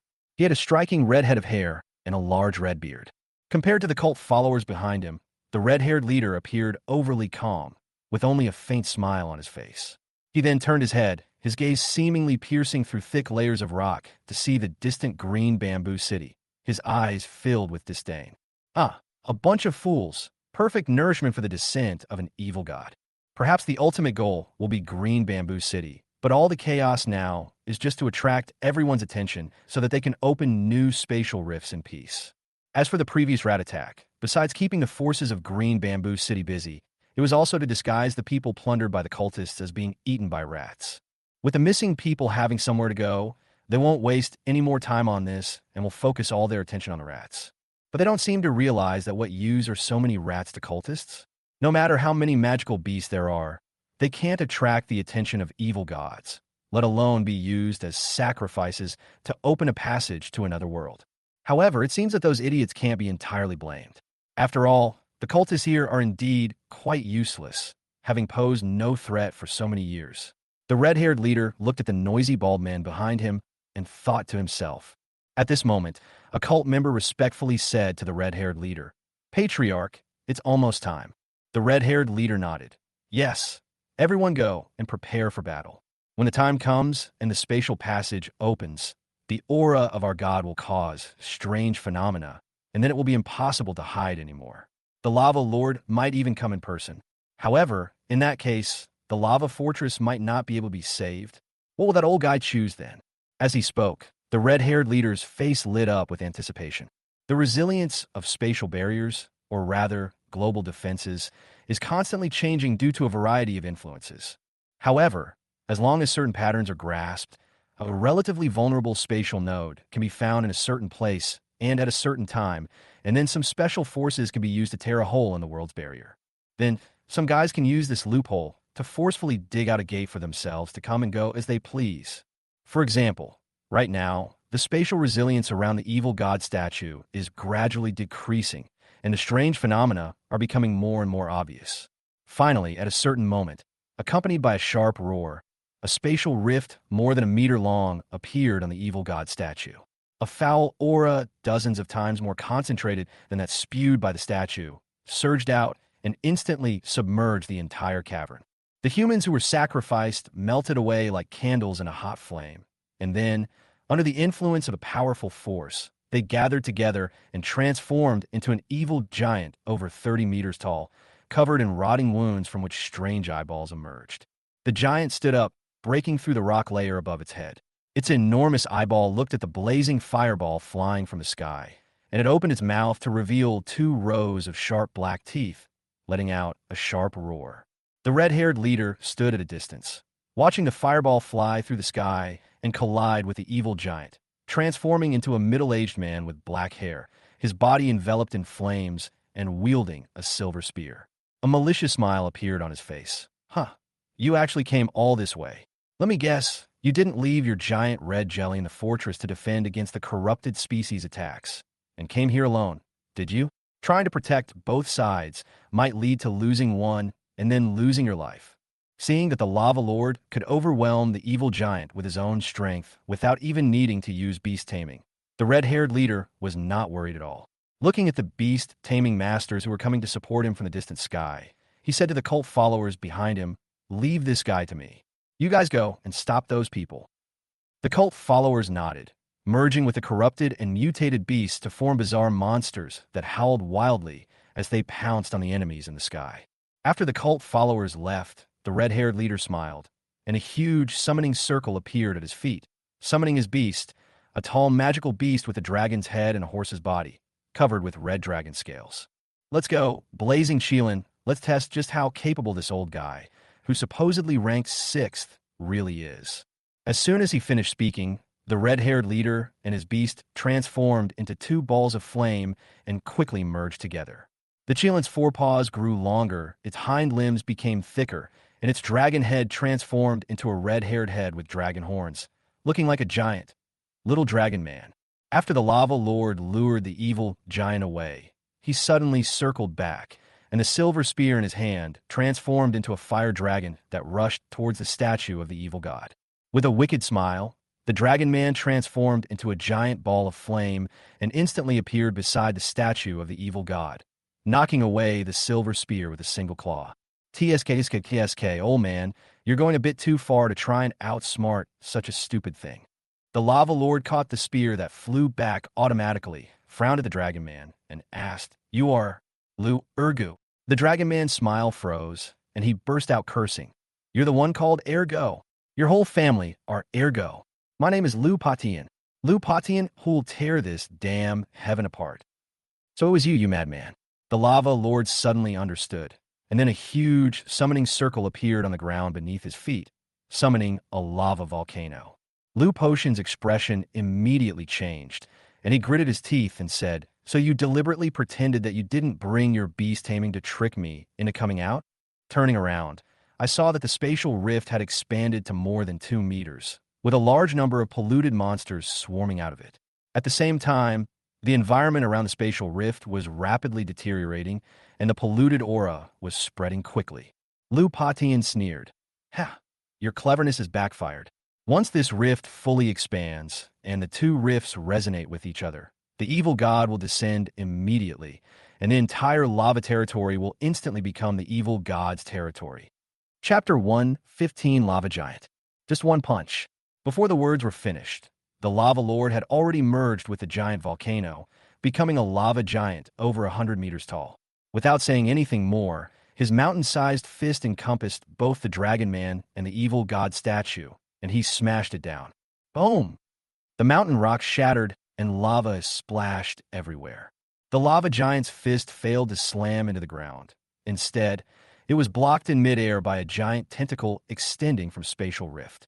The Dragon Man waved his hand to deflect the falling rocks, his heart trembling slightly, but his mouth remained defiant. "Old man, you've blown your own horn." Suddenly, cracks appeared all over the surface of the giant tentacle, and the liquid inside turned into scorching magma that spewed out. At the same time, a piece of the lava giant's fist broke off and turned into a pile of steaming mud before it even hit the ground. The earth beneath the lava giant's feet turned into magma, which replenished his body, growing new fists. At the same time, he kicked the evil giant that pounced on him from behind, turning it into a pile of mud that flew far away with flames. Turning around, the lava giant was engulfed in intense flames, and its lava fist suddenly grew larger, crashing down on the evil god statue like a falling meteorite. The space-time rift was limited in size, and no matter how hard the tentacles tried, they could only squeeze out two that were about the same size. They were smashed to pieces with a single punch. Seeing the evil god statue in danger, the great Dragon Man roared and transformed into a meteor, crashing hard into the lava giant fist. With a deafening roar, the lava giant's fist was shattered once again, but the Dragon Man himself was shot into the distant forest like a cannonball, causing a violent explosion. A stinging spider that had been sneaking around in the woods was burst out of the flames of the explosion. It flew into the air and was burned to ashes, but before it died, it threw out a lump of green stuff. Nobody took that thing seriously. As the lava giant repaired his damaged fist, he slammed down with his other intact fist. When he was a human, the lava lord's marksmanship was quite flashy, but after transforming into a lava giant, he became a mindless brute. No magic, no skill. As long as you have enough power, you can smash everything to pieces. Knowing that its tentacles would not be able to withstand the attack, a giant eyeball suddenly appeared in the space-time rift and glared fiercely at the lava giant. The lava giant paused, clearly having suffered a powerful mental attack, but it only hesitated for a moment before recovering immediately. However, the force of its punch was greatly reduced. Just as it was about to continue smashing down, the big eye glared at it again, causing the lava giant to freeze again, and its punch completely lost its momentum. The lava giant paused for a moment, just about to jump up and give that guy a taste of Mount Tai's crushing force, when he was somewhat astonished to see a goblin carrying a small bag, its limbs outstretched, lying blissfully on the large crystal-carved eyeball, being turned into a puddle of pus by the filthy aura emanating from the evil god statue. Then, under the gaze of three enormous eyes, the massive statue of the evil god suddenly vanished. The entire scene fell silent instantly. The space-time rift stopped expanding, and the eyeball behind the rift pressed itself against it with unusual urgency, as if it wanted to crawl out and see who had stolen its statue, and made it completely unaware of its existence. The lava giant didn't move. Instead, it wore a thoughtful expression. Just then, the Dragon Man, who had just pulled himself out of the rock and witnessed everything, showed an incredulous expression on his face. "What the hell is that, Goblin?" Then Lupatian looked at the large eyeball behind the crack. "Wait, what are you doing? Widen the crack. Why are you just standing there spacing out?" A mental fluctuation. "What? You can't do it? You, a dignified evil god, can't even do this? I've gone to great lengths and done so much. And you can't even hold off the lava lord. You can't tear open the spatial rift, and you dare call yourself an evil god? Go eat shit, you bastard." Boom! A purple beam shot out from the spatial rift and struck the Dragon Man instantly. However, a flame-formed energy shield appeared in front of him, easily blocking the purple beam. Then, his body suddenly transformed into a ball of flame and appeared abruptly beside the spatial rift. One of his dragon claws suddenly grew larger and stabbed fiercely into the large eyeball, tearing off a piece of flesh. Then it transformed into flames again, dodging the angry mental attack from the big eyeball, and reappeared where it had been before. After all this effort, there's no hope of getting the evil god's power, but you should at least give me some reward. The Dragon Man grinned wickedly, feeling he had done his job, and was about to flee when the sky suddenly darkened, and a massive lava mountain descended from the heavens. Boom! A flying kick from the lava giant smashed a huge crater in the ground, causing massive collapses in the surrounding mountains accompanied by a violent tremor. A ball of flame in the distance transformed into the body of a Dragon Man. "You old codger, why aren't you fighting that big-eyed thing? Why are you attacking me?" With a buzzing roar, the lava giant coldly said, "You've killed so many of my people, and you think you can just walk away like this? Just a bunch of lowly people. You can't catch me anyway. So instead of wasting your time with me, you should think about how to deal with me," the Dragon Man said, but he was actually planning his escape when his body suddenly stiffened. It was a large eyeball from the spatial rift that glared at him. The lava giant seized the opportunity and slammed down with a powerful punch, but only left a giant lava crater in the ground, where the Dragon Man was no longer present. "Escape charm," the lava giant murmured, then turned his gaze toward the spatial rift. The large eyeball behind the rift gave him a cold look and quickly disappeared. A large number of rotting creatures exuding a foul stench, surged out of the rift again. The lava lord and the beastmaster dissolved their fusion. The giant slime, its body encased in thick lava, leaped lightly onto the spatial rift. The entire earth trembled violently, the ground cracking open into a massive crater. Countless magma surged forth, turning all the surrounding monsters to ashes, and even the foul stench was burned away as poisonous mist. However, the space-time rift that has already been opened is not so easy to heal again. Although this rift is much smaller than that of the lava fortress, it can easily cause big trouble if not handled properly. The lava lord cannot stay here for long. Otherwise, if he returns too late, the alchemist who is covering for him will really abandon his post. He can only deal with it temporarily. At least until the lava lands cool down, the monsters that can come out through the space-time rift will not be able to leave here alive. Chapter 116, The Goblin's Eye Statue. Lu Hong was resting in his room at the Adventurers Guild, sound asleep, when suddenly he felt a pang of heart palpitation and jolted awake. Then he heard a tremendous roar coming from afar, which shook the entire room violently. Opening the window, I saw that the street was full of residents who had run out of their houses, all looking in the same direction with surprised eyes. Lu Hong followed their gaze and saw that behind the towering mountains, accompanied by booming sounds of varying sizes, flames of different colors were constantly flashing. Clearly, powerful figures were fighting far away, and the ground tremors caused by the battle had reached this place. Fearing that the fighting would spread to the town, some residents hurriedly packed some things out of their houses and tried to escape the town with their families. Their actions immediately triggered a chain reaction, and the entire town was thrown into chaos in an instant. Then, Lu Hong, who was planning to leave with them, was recruited by the Adventure Guild and inexplicably became a temporary security officer in the town, going out to maintain order on the streets. Surprisingly, he does a pretty good job. The originally chaotic crowd becomes exceptionally quiet and harmonious when they are near him. After all, a guy wearing an ugly mask and wielding magical vines with a loud cracking sound doesn't look like he has a good temper. If you accidentally provoke him and get whipped by that thorny vine hiss, just thinking about it makes your whole body go numb.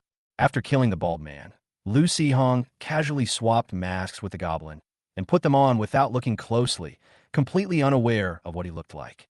As for the cracking sound of the rattan whip, it was simply because he hadn't rested well and was too tired, so he did something to perk himself up. He was quite surprised. Why were these townspeople so loud and boisterous in other places, but so meek and obedient in his area? He wondered if the college student uniforms were particularly useful. The tremors lasted for a while, and then came two strong ones, which collapsed several makeshift houses and some other miscellaneous items. Other buildings were also damaged. Fortunately, most people had already left the town by then, and although the remaining residents were panicked, it did not cause too much of an impact. After the townspeople had all escaped, the world suddenly fell silent. After a while, members of the Adventurers Guild came out to announce that the previous tremors were caused by the Lava Lord fighting an enemy, and that the battle was now over and the enemy had been defeated. Upon hearing this, the townspeople cheered. However, Lu Hong and the other adventurers all had some doubts. The Lord always guarded the lava fortress and never went out. What kind of enemy could make the Lord ignore the spatial rift in the lava fortress and come out to fight? Then, Lu Hong saw the surprise that the wandering merchant had brought him. Holy crap, you really dare to bring anything into your house. Obsidian evil god statue, a bizarre statue imbued with chaotic faith and the essence of evil life. When placed, it gradually corrupts the surrounding environment, giving rise to vile life forms. It can be transformed into a goblin wild god statue by consuming 150 gold coins and 400 experience points, eliminating the negative effects and granting permanent buffs. The enormous eyeball, surrounded by numerous tentacles, continuously emitted a dark green aura, turning the surrounding ground into a swamp of mud, and was slowly expanding its reach. The mud slowly absorbed the filth and gradually coalesced into a slime-like thing. Just as it raised its head, a fireball came hurtling towards it, instantly turning into a ball of flame. The goblin arsonist danced with glee, watching the filthy monster engulfed in flames, letting out a raucous, cackling laugh. Then he conjured another fireball in his hand and stared intently at another monster taking shape in the mud. This guy seems to be having a lot of fun. Lu Hong felt even more annoyed and immediately used gold coins and experience points to modify the evil god statue. Obsidian Eye Idol, a wild god idol worshipped by goblin tribes. When placed, it grants all goblins a special buff. Dark Eye. Dark Eyes. The goblin's eyes are enhanced, its vision is greatly improved, and it gains the ability to see in the dark. The tentacles on the evil god statue began to melt and deform, covering the smooth, large eyeballs and adding an eyelid, making it look much more pleasing to the eye. The statue stopped emitting evil energy, and the muddy puddles on the ground gradually began to return to normal. With the evil god statue gone, the arsonist's joy vanished as well. As if unwilling to accept reality, he anxiously circled the statue a few times, making sure no more filthy monsters would emerge, before appearing somewhat dejected. Yes, happiness doesn't disappear, it just shifts. Seeing the arsonist unhappy made Lu Hong happy. The stinging spider died a rather tragic death this time, and it won't be able to revive for at least 10 days. The wandering merchant probably won't be able to roam around for a while. Later, the Adventurers Guild issued a brief announcement, which stated that the evil plans of the cultists had been completely thwarted, but a new spatial rift had appeared in the deep mountains dozens of kilometers away.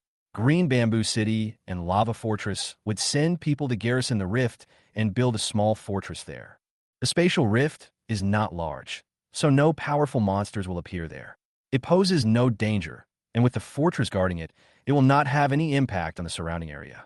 Despite the Adventurers Guild and town officials' best efforts to spread the word, the town was still filled with unease, and many people were planning to move away. But where can they go if they move away from here? Lava Territory is such a small place. Where is there any absolute safety? Lu Hong received news from the Adventurers Guild that after he left Green Bamboo City, many of the city's residents turned into corrupted monsters in the middle of the night, slaughtering and devouring their relatives and neighbors. Some even traveled long distances to seek revenge on their enemies. Among them, wealthy merchants, powerful figures, and officials in the city were attacked the most, since no matter what these people did, there would always be people who hated them. Although the monsters were eventually wiped out, the dead could not be resurrected, and the injured still needed to be rescued. Qingzhou City was in chaos, and even the students of the academy were pulled out to maintain order and help the wounded. There was nothing unusual in Baiwa Town, but Lu Hong hadn't been home for a long time and missed his parents and sister. Since he was already here, he decided to go back first. After the chocobo had rested enough, Lu Hong rode it and continued on his way. He stopped at a village to rest for a while, and after a day and a night, he finally returned to Baiwa Town before dark. Chapter 117, Someone Wants the Hulk for High Price? When Lu Hong returned home, his family had just finished cooking dinner and were eating when they saw him suddenly appear outside the door. They were all stunned for a moment, but after they realized what was happening, they were overjoyed. "Why are you back?" Li Qin looked him up and down, feeling that her son seemed to have grown quite a bit taller since she last saw him. Lu Hong said with a smile, "Isn't there a rat problem in the territory? I was a little worried about you, so I came back to check on you. You knew it was dangerous outside, yet you still ran around." Although she said that, Li Qin didn't show any blame on her face. "You haven't eaten, have you? Sit down and eat. I'll go inside and cook some more dishes." Speaking of food, Lu Hong thought of the little yellow dog by the door. "I'm not hungry, but my chocobo has been running around all day. Let's get it some water. Dad, do we have any corn kernels or anything?" A yellow head peeked out from behind Lu Hong, looking at the people in the room with some curiosity. "Hey, little head, wait a minute. I'll go to old Li's house and get you some food." Lu Yuanyang realized what was happening, smiled, and patted the chocobo's head before going out to borrow something from his neighbor. Li Qin asked Lu Hong, "What about a yong? Have her dad borrow some meat and bones while he's at it." "No need. It overdid the medicine and can't get out for now." Li Qin was slightly taken aback. It exploded? There was nothing new going on in the neighborhood. Lu Yuanyang had only mentioned it casually when he borrowed something, and before long, all the neighbors knew that the young man from the Lu family had returned from Qingzhou City. After Lu Yuanyang finished eating, he was happily giving Xiao Huang a bath in the yard when several Andes came over as a group. "Old Lu, washing your bird." "I'll wash up." Lu Yuanyang came back to his senses and suddenly felt that something was not right, but the others had already walked past him and entered the room. They were all old neighbors, and Lu Hong felt quite warm and fuzzy for not seeing them for a long time. However, after less than 10 minutes, he was starting to feel overwhelmed by the auntie's incessant questions. Li Qin noticed that her son looked tired, so she told him to go back to his room and rest. Lu Sihong immediately agreed, politely said goodbye to the aunties, and pretended to be tired as he fled back to his room. Since he wasn't home, Li Qin had put away all the bedding from his bed. But given the situation downstairs, Lu Sihong didn't really want to go back down, so he simply sat on the floor, looking at his room with a touch of nostalgia.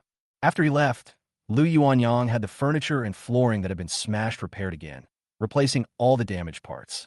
Although the styles were exactly the same, the color difference between the old and new pieces was too great, making them look slightly discordant. After a while, Lu Zian came in carrying a quilt and helped Lu Sihong make the bed. Lu Sihong then remembered that he had come all the way back from Qingzhou City in such a hurry that he hadn't brought any gifts for his family. There were a few books in the ring, but they were all from the teacher's bookshelf and had to be put back after reading. Fortunately, while shopping in Qingzhou City, I bought a lot of pastries and fruits that I usually eat as snacks, and I gave them all to Lu Zian. After thinking for a moment, Lu Sihong took out a few more bottles of medicine. These 2 bottles are disease-curing potions. If someone in your family falls ill and the doctor can't cure them, give them this basic one first. If that doesn't work, then give them this intermediate one. These bottles are healing potions, mainly for treating injuries similar to the disease-curing potions. This is an explosive. If any bad guys come in, use this to blow them up, but make sure you stay far away when you throw it. Basic explosives are fine, but these few bottles of advanced explosives are too valuable. Don't let anyone know, or you'll cause trouble. Lu Zian listened attentively and nodded earnestly. As for why he told his younger sister about these things, it wasn't that Lu Sihong looked down on his parents, but when it came to matters of medicine, he figured his younger sister was probably more reliable than the other 2. The potions in his hand were things Lu Sihong usually kept in his ring, just in case. He hadn't thought too much about it when he left. Otherwise, he should have brought back more potions for exorcism and healing. He originally wanted his parents to move to Qingzhou City. Although they didn't have much money, it would be enough to buy a small house in a remote location. They could buy a bigger one later when they had more money. However, Lu Yuanyang and Li Qin were not keen on going. Having lived in Baiwei Town for so many years, their memories of half their lives were tied to this place. They absolutely refused to leave and go to a completely unfamiliar place. Lu Sihong didn't push too hard. He had thought Qingzhou City was safe before, but judging from this attack by cult members, the safety of Qingzhou City was not that great. Instead of relying on others, it's better to rely on yourself. If you want your parents to be safe, there's an even better way. Evolve Li Qin's Ghost Spider. After obtaining her apprentice alchemist certificate, Zhang Peipei gave Lu Sihong the recipe for the potion that could evolve the ghost face spider. However, the potion was difficult to prepare, and Lu Sihong wasn't very confident in his ability to do it. More importantly, the potion's ingredients are a bit troublesome. It requires a type of demon mushroom that grows in the land of the dead in spring. It's not expensive, but because it will rot if it's picked for more than a week, we can only wait until next spring. Lu Zian carefully noted down Lu Sihong's instructions, then asked with some curiosity, "Brother, are these potions more expensive than the Hulk potion?" "Huh, this thing has become so famous that even my sister knows about it." "Well, it's hard to say about the quality of the potion for the Hulk, but in terms of price, it's probably only a mid-level potion.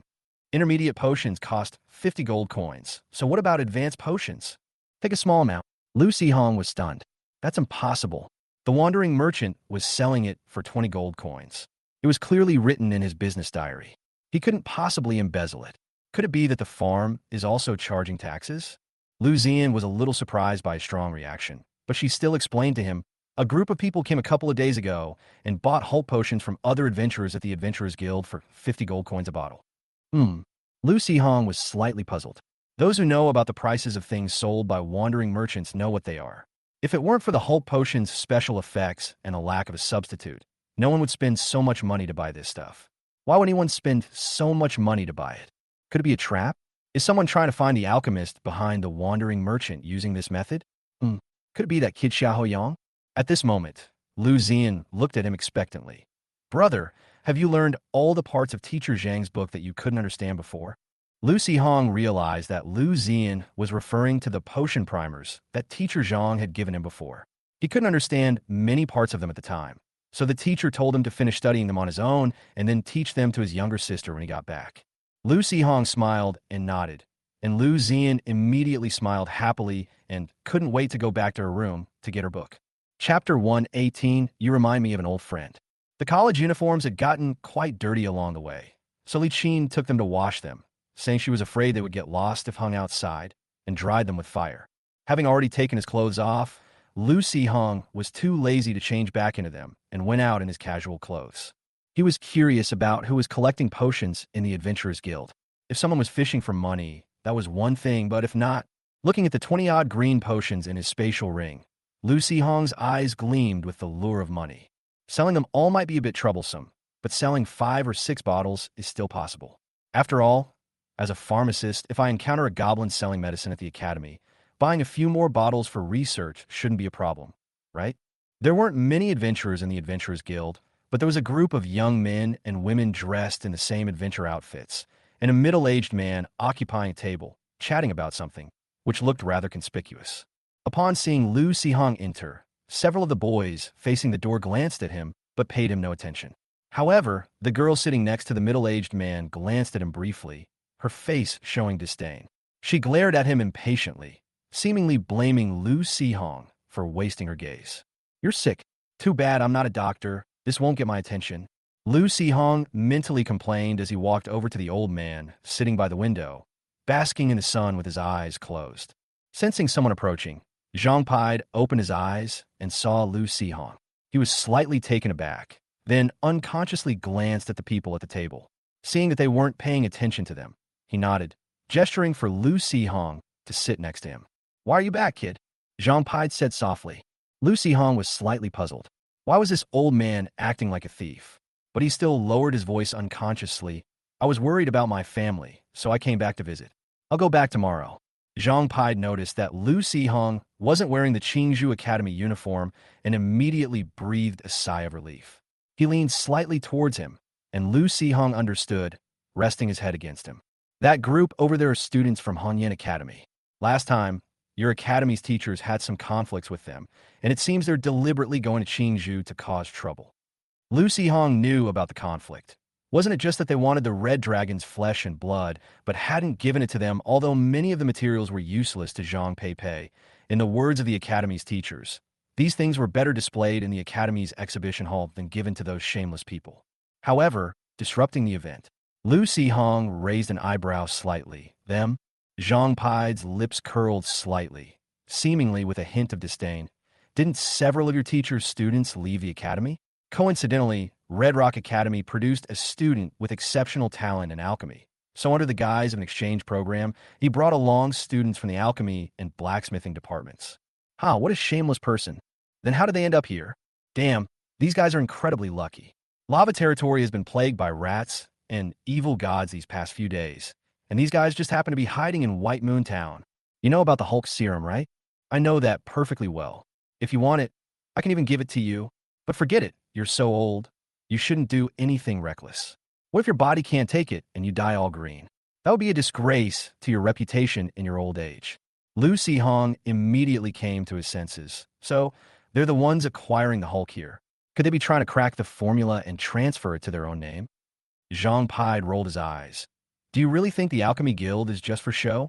They probably just want to use it for research. After all, most of the students at Red Rock Academy are warriors, and this potion will be of great help to them. Warrior-type professions are more likely to retire and become teachers, and they are also cheaper to hire. That green bamboo, Qingzhou, is an exception. It was entirely due to the Lord and 2 generations of alchemy masters that it was built up. It's a pity that the old dean passed away too early. Otherwise, Zhang Pide's face showed a regretful expression. Speaking of which, the current dean is the old dean's son, and can be considered a senior in the martial arts world, though he's never met him before, after all. He's very busy. There's no need to make a special trip to visit him. It would be a waste of time, Zhang Peipei said at the time. After confirming that it wasn't a sting operation, Lu Sihong immediately got to work. He wasn't too worried about cracking the code. The formula and alchemy system provided by the farm were completely different from what he had learned. Even his teachers found it amazing. Hanyan Academy didn't even have an alchemy master, so researching it would be a waste of time. The key point is, even if I didn't know, I'm already standing here. If I let those adventurers make a fortune from this exorbitant brokerage fee, I'm afraid I won't be able to sleep well even with sleeping potions when I get back. What a coincidence. I also have a few bottles of Hulk. I originally wanted to research it myself, but I didn't come up with anything interesting after working on it for a long time. It's good that I can sell them to them and make a profit. Lucy Hong said to Zhang Pai with a smile, and under his surprised gaze, he got up and walked towards the group from Hongyan Academy. I heard you want to buy the Hulk potion. Lucy Hong said with a smile to the curious gazes of the Red Rock Academy students. The middle-aged man's eyes lit up, and he was about to speak when the female student next to him frowned and said, "Judging by your clothes, you're a pauper. You've probably never even seen a gold coin in your life. Do you know how much that potion costs? Do you know the consequences of deceiving an alchemist? Get lost if you don't want to die." Lucy Hong's gaze turned cold, and a hint of disdain appeared on his lips. "Your words and manner of speaking are quite similar to those of an old friend of mine." After saying that, he turned around and prepared to leave, having already made up his mind that he would go back and take out all the Hulk potions from the farm's warehouse and make them wait here for the rest of their lives. What kind of attitude is this? The female student stood up, a crossbow suddenly appearing in her hand. Just as she was about to raise it, she felt a chill in her heart. Looking up, she saw the old man in the distance staring at her with eyes as cold as a hawk, surrounded by a chilling aura, looking ready to attack at any moment. Lucy Hong turned his head and looked at the arrows on the crossbow that gleamed coldly, his eyes growing even colder. The middle-aged man hurriedly stood up, snatched the crossbow from the female student's hand, and pressed her back into her seat. He then apologized repeatedly to Zhang Pai before turning to Lucy Hong and saying, "Young man, I'm sorry, she's not in a good mood. Why don't you take out your potion and let me see it?" Having stayed there for several days without receiving a single bottle of the Hulk, the middle-aged man was starting to get anxious. Although Lucy Hong didn't seem like someone who could produce the potion, what if he did? Looking at the middle-aged man, Lucy Hong narrowed his eyes, and a bottle of dark green potion suddenly appeared in his hand. He said with a forced smile, 100 gold coins a bottle. Want it? Chapter 119, Making a Big Profit. Zhao Xiaowei, the vicious female student standing next to the middle-aged man, glared fiercely and shouted angrily, "You bastard! Are you crazy for money?" Lucy Hong clenched his right hand, and wood elemental energy surged from his palm, transforming into tiny vines that wrapped around the crystal bottle and twisted it fiercely. With a crisp crack, the crystal bottle shattered, and green liquid sprayed out, splashing everyone's faces. The quick-reacting students blocked the liquid with their hands, but Zhao Xiaowei lunged forward, staring wide-eyed and mouth agape, taking a good taste of the Hulk potion. Her face quickly turned green, and it was unclear whether the drug was taking effect or she was just angry. She let out a piercing scream and was about to pounce on Lucy Hong. Zhao Lishan, a middle-aged man, an alchemist with decent skills and a teacher in the alchemy department of Hongyan Academy, quickly pressed down on his student. He glanced at the ice pick that was faintly visible in Zhang Pai's hand and secretly swallowed. "Oh dear, I'm so sorry. You were so loud just now you startled me, and I accidentally crushed it." Lucy Hong said this, but there was a faint smile on his lips. Well, this way of squeezing it was a bit too deliberate, but there was no other way. He used a special crystal bottle to hold the potion, and it would be so embarrassing if it didn't break when he threw it on the ground. It made him look like he was really scared. Ignoring Zhao Xiaowei's frantic state, Lucy Hong produced another identical bottle of potion and said with a smile, 120 a bottle. I have 4 more. Want to buy? Looking at the green vines that had just disappeared from Lucy Hong's palm and the spatial ring in his hand, the students of Hongyan Academy had dark and unreadable expressions. A few of them glanced at Zhao Xiaowei, their lips curling into disdainful smiles, and began to whisper among themselves. This guy seems to be a wood-type mage, right? The spatial ring on his hand looks somewhat familiar. Of course it looks familiar. Our dean's ring is the same style. I heard it cost more than 5,000 gold coins to buy from the capital. 5,000? Holy crap, that's expensive. Expensive? You don't even qualify to buy this if you don't have some status. Nonsense. What nonsense are you spouting? Our genius alchemist, Xiao Hui, already said that judging from this young man's clothes, he's clearly poor. How could he possibly have such high-end items? Zhao Lishan frowned and glared at the students, but they just snorted and didn't continue their sarcastic remarks. Lucy Hong looked at the ring on her hand with some surprise. The teacher said it was a gift from a friend, but didn't mention that it was so expensive. She wondered how many friends the teacher had and hoped to find an opportunity to get to know her. Zhao Lishan looked at Lu Sihong, a glint in his eyes, then a hint of doubt crept in. He smiled and said, "Young man, how can you prove that this is the potion I want? You can't possibly. Yeah, aren't you an alchemist? Don't you have any judgment at all? Whether it's the Hulk or not, just look at the state of the thing next to you." Lu Sihong's lips curled up. "You wouldn't make this kind of request every time someone comes to sell medicine, would you? No wonder you're still here. You don't have any skills to collect any potions, and you're not afraid of receiving counterfeit goods." Zhao Lishan hadn't expected that his probing question would yield no information and instead result in a sarcastic remark. His smile vanished, his face darkening, and he said indifferently, 120 is too expensive. 60 gold coins, I'll take all your potions. Calling me a poor wretch all the time. I thought you were rich, Shaw. Lu Sihong put away the potion and turned to leave. Crunch. Zhao Lishan made a grinding sound with his teeth and said with a gloomy face, "Kid, having more friends means having more options." Lu Sihong turned his head and glanced at Zhao Lishan. Huh, make friends? And then listen to you guys calling me a poor wretch and a lowly commoner? What kind of lowly person would make friends with people like that? Hey, although you didn't call me that, birds of a feather flock together, and I'm not worthy to be friends with you. A commotion broke out in the seats as the students from Hongyan Academy moved their seats back, seemingly trying to distance themselves from the two. Lu Sihong was slightly taken aback. Were these two so unpopular, even in his own college? Oomph, your lava territory's lord is far too lenient, daring to speak to an alchemist like that. Wow, so you're a esteemed alchemist? My bad, my bad. After all, we have alchemy masters in lava territory, so alchemists are generally quite respectable. I forgot that you don't have any alchemy masters in Red Rock territory, so alchemists have become so noble. Lu Sihong said with a self-reproachful expression. A student from Hongyan Academy was so enjoying the story that he couldn't help but burst out laughing. He was punched by his classmate and quickly looked down, gritted his teeth, and pinched his thigh. Zhao Lishan was unable to bear it any longer, and his magic power was boiling. He was about to teach this unreasonable bastard a lesson, but when he met the boy's eyes, he was suddenly shocked. Although he looked arrogant, what was with the expectation in his eyes? He's provoking me. He wants me to make a move. Zhao Lishan's gaze swept over the old man in the distance, only to see that the old man made no attempt to stop him or protect the boy. Instead, he focused all his attention on Zhao Lishan, as if waiting for him to make a move. And then, damn it, he almost fell for their trap. This kid might just be someone this old guy hired to deliberately trick him. Zhao Lishan's back was soaked with sweat. The more he thought about it, the more he realized that this was the case. He suddenly felt that he couldn't stay in this place. Otherwise, he might die unexpectedly at any time. Is Green Bamboo Academy really that prestigious in lava territory? Humph, the more you act like this, the more I'll go to Green Bamboo and utterly humiliate the alchemy department.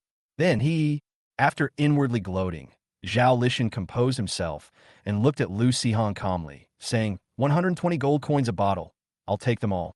Upon hearing this, Lu Sihong paused for a moment, gritted his teeth and resisted the urge to take out all the potions, and reluctantly took out 4 bottles of Hulk.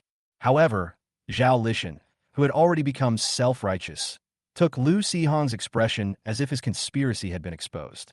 He regarded himself as the victor and proudly counted out 480 gold coins, piling them into a small mountain on the table. What's wrong with this guy? Is he so happy to have been ripped off? Damn, did he sell it too cheaply? Lu Sihong was immediately annoyed, but since he had already said it, he couldn't go back on his word. He could only put the potion on the table and, amidst Zhao Lishan's increasingly obvious smile, put a pile of gold coins into his spatial ring. Forget it, the total cost was less than 2 gold coins, but I made nearly 300 times the profit. What more could I ask for? Lu Sihong was overjoyed inside, but he didn't show it on his face at all. Chapter 1: 20 Goblins of Yellowstone Wasteland. Having achieved his goal, Lu Sihong didn't want to stay any longer. He said goodbye to Zhang Pide and turned to leave the Adventurers Guild. Watching Lu Sihong's departing figure, Zhao Lishan narrowed his eyes, stood up, walked toward Zhang Pide, and asked with a smile, Chairman Zhang seems quite familiar with this young man. I wonder who he is. None of your business. Zhang Pide already disliked this group of people, and now he felt even more disgusted with them, not bothering to give them the slightest bit of a friendly look. Zhao Lishan stiffened, a hint of embarrassment on his face, but inwardly he thought, sure enough, I knew it. I've been here for so many days and haven't received any potions. How come this brat suddenly showed up with potions? If it's all orchestrated by the Adventurers Guild leader behind the scenes, then it makes sense. Umph. Now that his scheme has failed, the old man is furious and has stopped bothering with pretense. No, I need to get out of here quickly, or he might come up with some other underhanded tricks to harm me. Go back and pack your things. We're leaving now and heading to Qingzhou City, Zhao Lishan ordered the students. However, a few students remain motionless, only saying calmly, Teacher Li is still sleeping. Why don't you go and wake her up, Teacher Zhao? Zhao Lishan paused, his movements slightly stiff. Ahem, Teacher Li goes to bed late, so let's wait a little longer until Teacher Li gets up before we leave. The students exchanged glances, their eyes filled with amusement. They weren't alchemy students, so giving them a little face was considered respecting their teacher. If they weren't happy about it, they wouldn't give them even that much face, and there was nothing anyone could do about it. Originally, the alchemy department had an awkward position at Red Rock Academy. With the Purple Thorn Imperial City on one side and Green Bamboo Academy on the other, both had alchemy masters in charge. Anyone with some family ability and a sincere desire to learn alchemy would not choose to come to Red Rock Academy. Unfortunately, these alchemists are incompetent and love to cause trouble. They're always talking about expanding the Red Rock Alchemy Department and cultivating Red Rock City's own alchemy masters. Who doesn't know that the one who was ostracized by the alchemy department and ran off to the alchemy guild headquarters in Ancient Wood City in a fit of anger has long since become an alchemy master? Red Rock Alchemy has long since become a laughingstock of the Bauhinia Empire. After leaving the Adventurers Guild, Lu Sihong saw that no one was paying attention and ran for a distance. In the end, he couldn't suppress the smile on his lips and chuckled to himself. After laughing for a while, he thought of the middle-aged man and the annoying female student and pondered the possibility of sending raiders to assassinate them. He shook his head, banishing the wild thoughts from his mind. He realized he had become too arrogant. Now he even dared to think about killing people. Putting aside the fact that that guy is a teacher at the academy and has some skills, the raiders would most likely just be easy prey. Besides, they don't know the specific background of these people, and if something really happens, they might get themselves into trouble. Shaking his head, Lu Sihong wandered around for a while. When it was almost time, he went to Zhang Yiming's house. It was a rare opportunity for him to come back, and if he didn't go and see this guy, the guy would definitely give him a sarcastic remark next time they met. That evening, an Adventurers Guild staff member came to Lu Sihong's door and specifically told him that the group from Red Rock Academy had left White Moon Town that afternoon and headed towards Green Bamboo City, and that he should keep an eye on them. Lu Sihong naturally knew that this was Zhang Pai's good intention, fearing that he might run into those people on the road and have some kind of accident. Lu Sihong wasn't stubborn, so after thinking about it, he simply stayed at home for 2 more days. The overall strength of orcs is similar to that of human civilization, but their high-end combat power is actually inferior to that of humans. After all, no matter how much their bloodline is developed, they can never reach the level of lava giants. The orcs rely more on their beast god to establish themselves in this world. Although that thing has a limited range of activity and is seen by humans as nothing more than a supersized earthbound spirit, it is not even as divine as the evil god. However, in the Orcish plains, especially near Orcish tribes with ancient idols and long-standing rituals, the power of the beast god is indeed very strong. While it's not entirely impossible to fight, humans have many enemies besides orcs. Naturally, they can't possibly go all out to wipe out an orc race. Otherwise, once their strength weakens, not to mention the surrounding enemies who are eyeing them covetously, some of their so-called allies might be the first to attack them. Moreover, there are some strange things blocking the way from the orcs. Once the orcs are wiped out, humans will have to face those monsters on their own. Therefore, humans only built a few fortresses at the border with the orcs, exiling those who had committed serious crimes, but whose crimes did not warrant death, or those for whom there were extenuating circumstances, to these areas for development. Over time, these fortresses became several border cities, and the descendants of those exiles gradually became the local inhabitants. Humans knew that the Orcish plains were not to be entered lightly, and so did the magical beasts. Therefore, the goblins who were driven to the vicinity of the Orcish tribes did not directly step into the Orcish plains. Instead, they stayed outside, set up camps, and competed with the nearby Orcish tribes for survival resources. Orcs are powerful as a whole, But that doesn't mean all orc tribes are powerful, especially the smaller tribes near Yellowstone Wasteland. The Yellowstone Wasteland is called a wasteland because resources are too scarce to support large tribes. Faced with hordes of goblins from the misty forest, these small tribes suffer greatly, but there is nothing they can do. These small tribes themselves don't have much to offer, so the larger nearby tribes won't care about their lives. Or rather, it would be better if their tribes were overrun by goblins. Directly raiding tribes to steal people will be punished if the High Shaman finds out, but if those tribes perish on their own, capturing the cowardly orcs who fled in battle and enslaving them is not a problem. Therefore, although the Orcish High Shaman demanded that each tribe eliminate the surrounding goblin threat as soon as possible, the small tribes wanted to fight but couldn't, while the large tribes were too far away and didn't want to fight because they felt there was no benefit in it. And so, with no orcs paying any attention, the massive goblin tribe rampaged through the Yellowstone Wasteland, wreaking havoc wherever they went like locusts, completely ravaging the already resource-scarce wasteland. In the end, not only was the grass destroyed, but even the roots of the weeds hidden underground were uprooted and devoured clean. Perhaps it was starving. The newly evolved goblin chieftain even grabbed a goblin and tried to put it in its mouth, but after smelling it, it finally gave up. It wasn't that it suddenly had a change of heart, but mainly because it smelled too bad and was too difficult to eat. Unable to bear it any longer, the goblin chieftain finally decided to lead his goblins to attack the orc tribe on the edge of the orc plains. Just then, the newly resurrected goblin merchant took a step and arrived at Yellowstone Wasteland. Because his spider companion was not there, the wandering merchant felt much less safe. He didn't even bring his merchant backpack when he went out. At this moment, he looked like an ordinary green goblin, or even more silly. Mixed in with the vast horde of goblins, involuntarily swept along, and hearing the enthusiastic shouts of his fellow goblins around him, the wandering goblin trader gradually became excited, joyfully joining the group and yelling as he charged toward the orc plains. Chapter 121. You guys eat meat. I'll just scavenge some scraps. The small tribe that was first hit had only a few hundred or so orcs, and fewer than 200 of them were capable of fighting. Although they had anticipated the goblin invasion, they were reluctant to leave because they couldn't bear to part with their tribe's property. They clung to the hope that the goblins wouldn't enter the orc plains and refused to flee. Faced with the surging green monsters, these orcs had no courage to resist and could only flee in terror. Already emboldened by their superior strength, the goblins became even more excited upon seeing their enemy flee without a fight. They ran even faster, catching the slowest and weakest orc on the ground, drooling as they charged at him with savage eyes. The orc being attacked only had time to let out a terrified cry before being engulfed by the green-skinned creatures and devoured until nothing remained. Having eaten the orc goblins, their bodies gained strength, and their eyes became even more ferocious and bloodthirsty.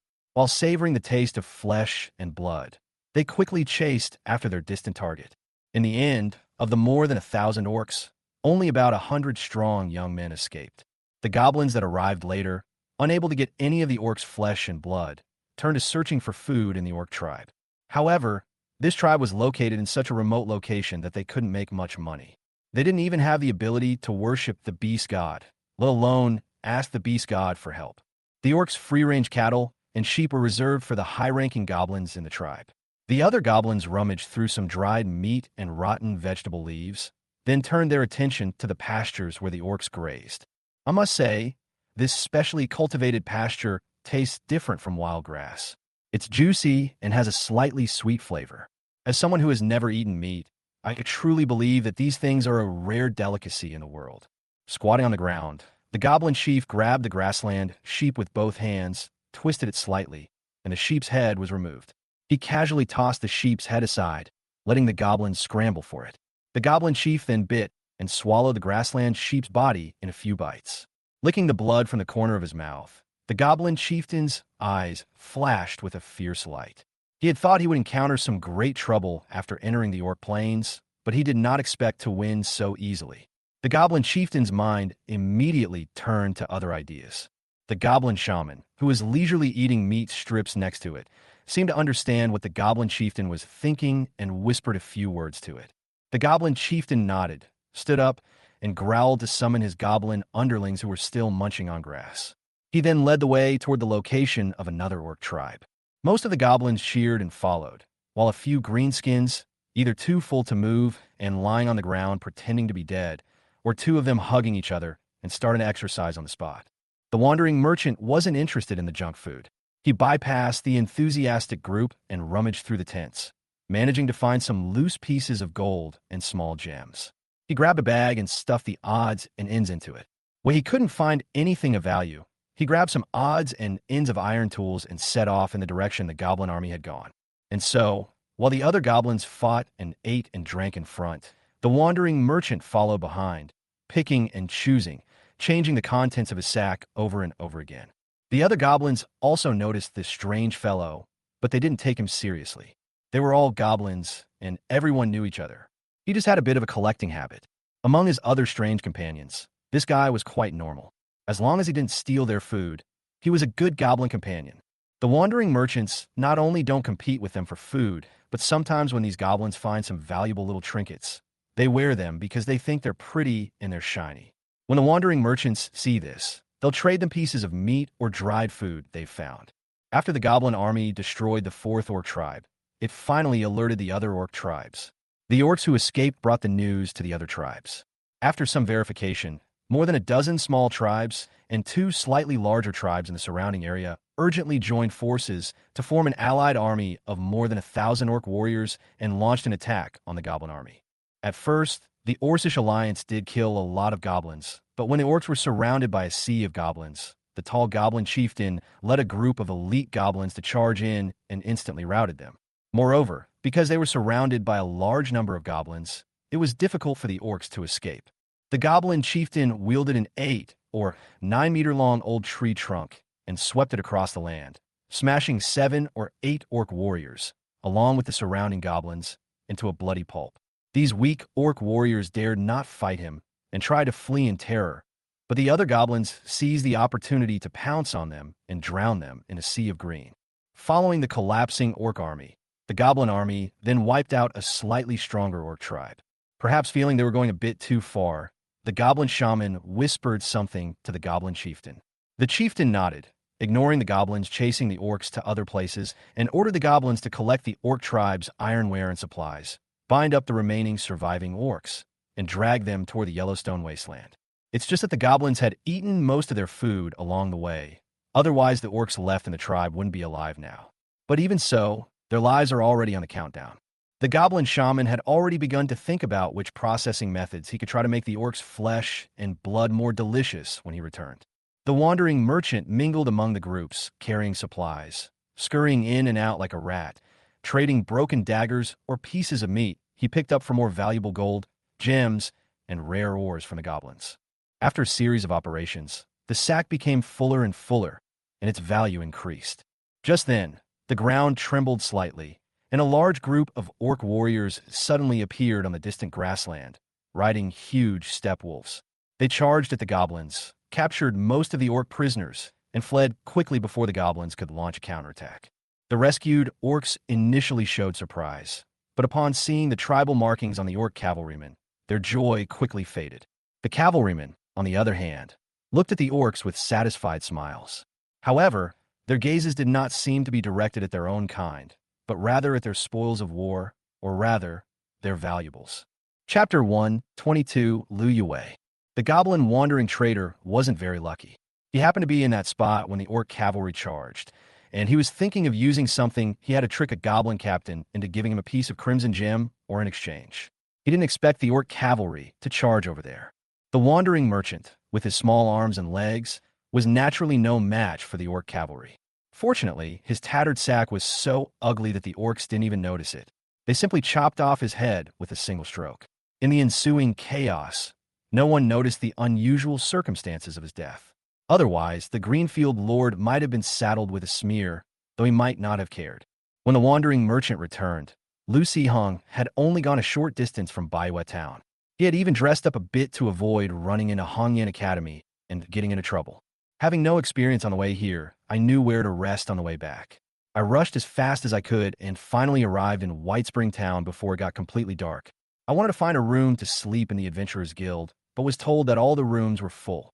Because Qingzhou City sent some people to build a White Spring fortress next to that spatial rift, and they also need to recruit some people to guard the White Spring Fortress. Of course, the main force is still a team from Lava Fortress. However, the Lord intends to use this small gap as a training ground for new recruits. After a period of observation, the newly recruited guards may officially join the Lava Fortress team. Upon receiving this news, adventurers who were confident in themselves and longed for the Lava Fortress quickly gathered in White Spring Town. Right now, only the Adventurers Guild rooms are full, but in another 2 days, the streets will probably be filled with adventurers sleeping on the ground and setting up tents. Lucy Hong was slightly speechless, but fortunately, there was a hotel in the town with some empty rooms available for lodging. The room wasn't big, but it was enough to squeeze in a raider.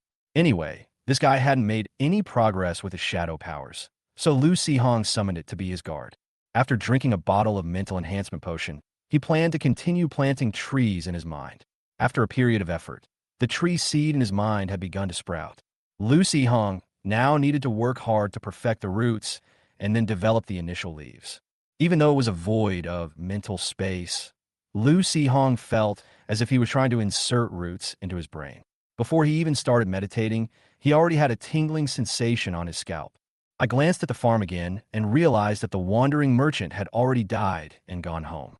Out of curiosity, I looked into its history and suddenly felt my scalp tingle even more. I've often heard of orcs raiding border towns to steal food and people, but this is the first time I've seen orcs being wiped out by goblins. Are goblins really that fierce? Lucy Hong was slightly puzzled, but the wandering merchant's diary only recorded the general details and did not show the specific details of the battle between the goblins and orcs. However, it recorded in more detail how the wandering merchant found the spoils of war and how he traded items with other goblins. In short, while the goblins fought to the death with the orcs, the wandering merchants brought back the most valuable loot. Most of them were raw stones and minerals, along with some crudely made gold and gemstones. The goblin craftsman even managed to extract a few small gemstones with frost effects from them, piecing them together to make a gemstone glove for the frost mage.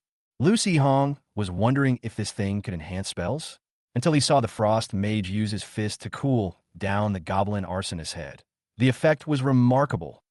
Since they had already set off late and weren't in a hurry, by the time Lucy Hong returned to the Magic Tower, the people from Red Rock Academy had already arrived. That Zhao Xiaowei, under the guise of exchanging knowledge, wanted to spar with the students from Green Bamboo Academy in Alchemy, and even emphasized that she was a current student. They clearly took advantage of a loophole, yet they acted arrogantly, which certainly angered many unsuspecting freshmen. When Lucy Hong returned, he still used the small gate next to the plantation. When he got back to the Magic Tower, Kuda told him to tidy up and go to the library to see Zhang Pei, as there were guests. Slightly puzzled, Lucy Hong quickly tidied up in his room and arrived at the library. As soon as he entered, he saw a pretty, long-haired noblewoman trying to get closer to the teacher. But the teacher nodded with slight disdain and pushed her away. "Teacher, please let me go on stage. I promise I'll beat that guy to a pulp." Leaving him utterly defeated, the girl said coquettishly, grabbing Zhang Pei's fingers with both hands. Zhang Pei looked somewhat tired and said with a hint of helplessness, "Stop joking around. You're not a student at the academy, and besides, your alchemy. It's best not to let anyone see it." "Oh dear, I'll hold back. I won't let them lose too badly." "No, it's just that I don't want to embarrass myself." "Wah, teacher, am I no longer your favorite student?" the girl cried, feigning tears. Zhang Pei's lips curled slightly, her eyes filled with doting affection, but she said it wasn't like that to begin with. "You're back." Lucy Hong was hesitating whether he should go in when a voice from the side startled him. He turned around and saw Lu Yuhui sitting in a chair against the corner of the wall by the door, holding a cup of tea. "Oh, senior, you're here too. But why are you sitting here?" Lucy Hong asked curiously. Lu Yuhui said calmly, "I can't fit in. That one who looks a bit crazy is my sister, and also your senior sister, Lu Yuhui." Lucy Hong nodded. "That was easy to guess. But is it okay for you to describe your sister like that?" "Oh, so you're the teacher's new favorite, the little genius of wood-type energy?" Upon seeing Lucy Hong, Lu Yuhui immediately straightened her posture, adopting the air of a noble lady, her brows slightly furrowed, and her eyes filled with arrogance. "What you're saying doesn't fit at all, senior sister." Lucy Hong thought to herself, but smiled and obediently greeted, "Hello, senior sister. Teacher, I'm back." Lu Yui's lips curled up slightly.